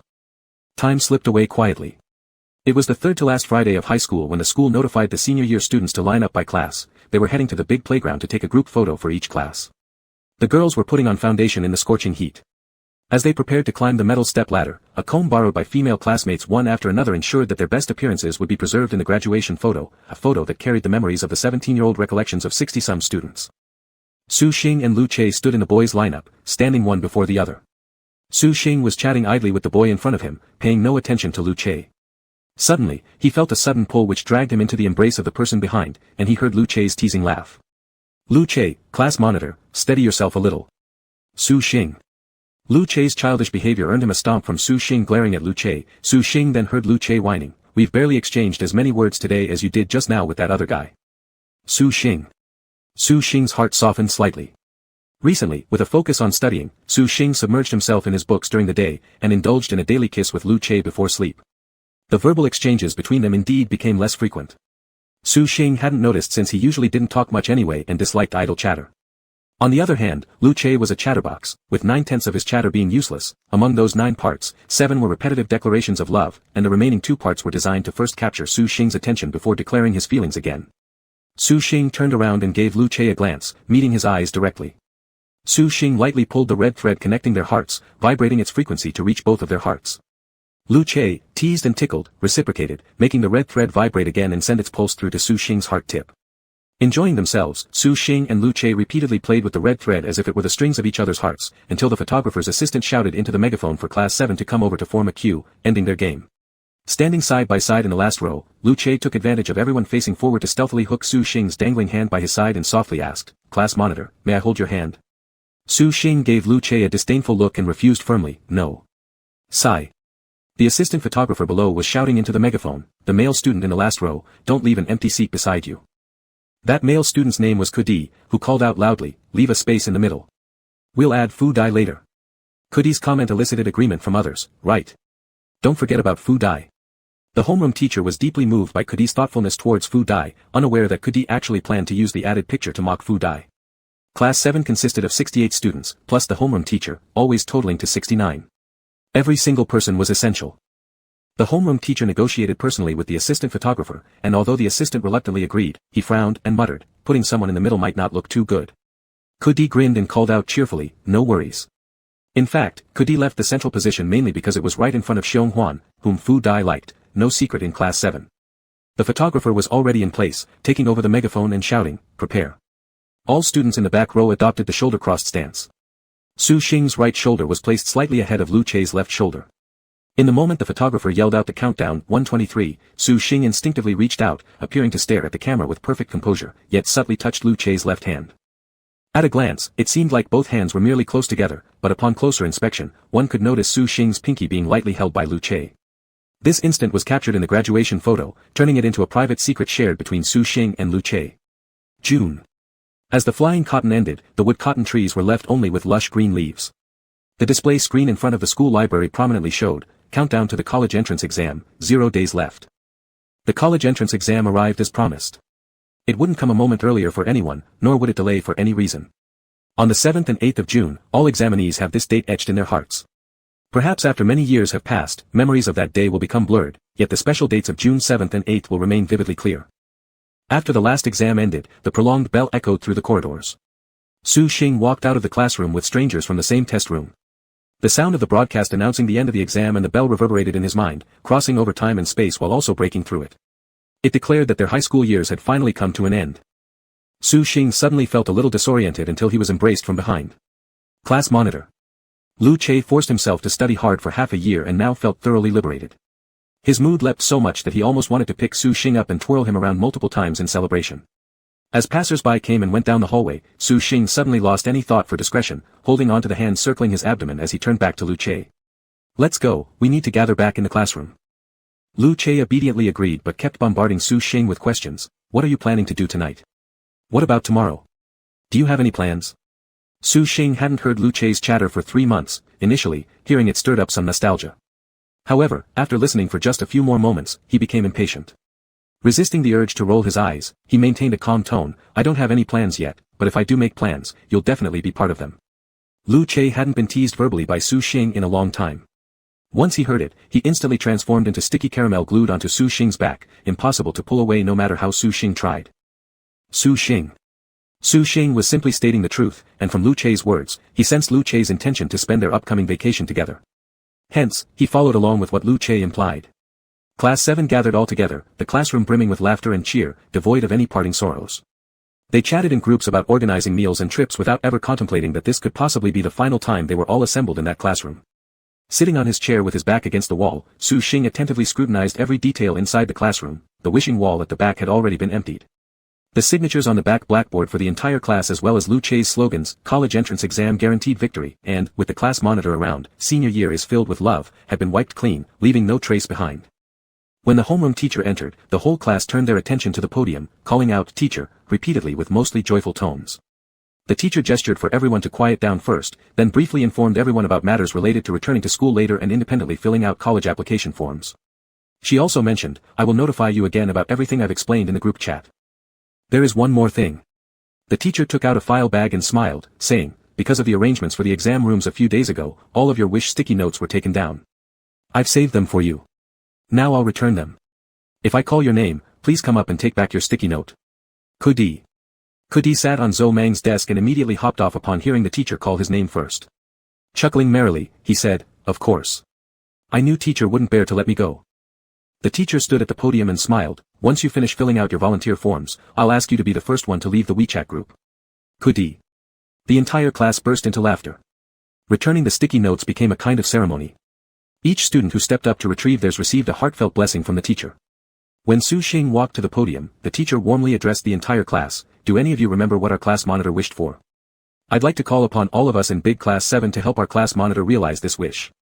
Su Xing's wish was, after graduation, he hoped that every annual alumni reunion would see full attendance. The teacher's suggestion resonated fervently across the class. As Su Xing accepted the sticky note from the teacher, she beamed affectionately and told him, "On behalf of Class 7, thank you, Class Monitor, for your contributions to the class collective over the past year. Instead of wishing you a brilliant future, I prefer wishing you 100 years free of worries. Keep going forward in life, and remember to visit your alma mater often." She winked at him and whispered gently, "Come back with Lu Che." Su Xing smiled in response, "All right." After receiving the sticky note, Su Xing turned around only to hear the teacher calling out Lu Che's name right after. Looking directly into the face of the person walking towards him, Su Xing's gaze met his calmly. As they brushed shoulders, his left hand lightly grazed the other's right hand. The touch transmitted a sensation that tickled his heart. Su Xing returned to his seat, his gaze fixed on Lu Che who stood at the podium. Not long after, Lu Che descended from the platform, their eyes meeting like two red strings tied tightly together in their hearts. After Lu Che sat down, Su Xing glanced briefly at the sticky note in his hand that said, "Single no more," and remarked casually, "Give it to me, I'll keep it for you." Lu Che raised an eyebrow at Su Xing and held up the sticky note, asking teasingly, "This one?" "Yeah." Lu Che's lips curled into a smile as his eyes sparkled with laughter. He said, "All right, wait for me a moment." Confused by this, Su Xing looked quizzically at him, only to see Lu Che pull out a black fine-tip pen from his pocket. On Lu Che's sticky note, there were 2 spaces left at the beginning, then, "Single no more," was written, with another blank line below it before his name appeared at the very bottom. Lu Che removed the cap of the pen and filled out the wish in the space he had reserved. Su Xing, single no more. Partner is me. Lu Che. Touched deeply, Su Xing looked up and met Lu Che's eyes. Lu Che's eyes were deep and shining, focused entirely on Su Xing. By the time all the sticky notes had been distributed to everyone in the class, some extra time had already passed. This was the first and only time no one complained about the teacher overrunning her lesson. The homeroom teacher held the empty file bag and asked, "Do any of you have any other questions? If not, we can go now." Hearing this, Kudi from the back row shot his hand high into the air and called out, "I have a question." All attention turned to Kudi. Unlike previous times, the teacher did not dismiss Kudi's inquiry with the usual retort, "Your question isn't really a question." Instead, she simply asked, "What is it?" Kudi held up his phone, showing a picture on its screen, and announced, "Teacher, I'm reporting Guja and Air Dai playing 5 in a row during class. Also, the class monitor daydreaming while looking back at Guja's game. There are screenshots proving everything true. Lastly, I'll report myself too, for sneaking out my phone to take these photos during class." Kudi sounded both solemn and self-righteous, implicating Lu Che and Su Xing while also pulling in Fu Dai, even from afar, not sparing himself either. The photo showed Fu Dai's silhouette and Lu Che's profile side, along with Su Xing glancing back momentarily. It was from that afternoon when Fu Dai left school, during biology class where he'd begged Lu Che to play what would be their final round of 5 in a row, trying to elicit sympathy so Lu Che would let him win. Bathed in the golden glow of the setting sun, Kudi's figure became blurred, forever imprinted in the memory of Class 7. Kudi continued, "I hope our teacher will bring us 4 back to school and punish us by making us run several laps around the playground, as well as forcing us to stand in the corner at the back of the classroom for a whole day." As the entire class burst out laughing, the more emotional students couldn't help but shed tears through their smiles. In Kudi's seemingly joking words, they heard a tinge of sadness over parting ways. Graduating from senior high meant saying goodbye, but it was hard to actually bid farewell. Suddenly, Lu Che raised his hand and said, "I'm willing." Following suit, Su Xing also raised his hand, "I'm willing too."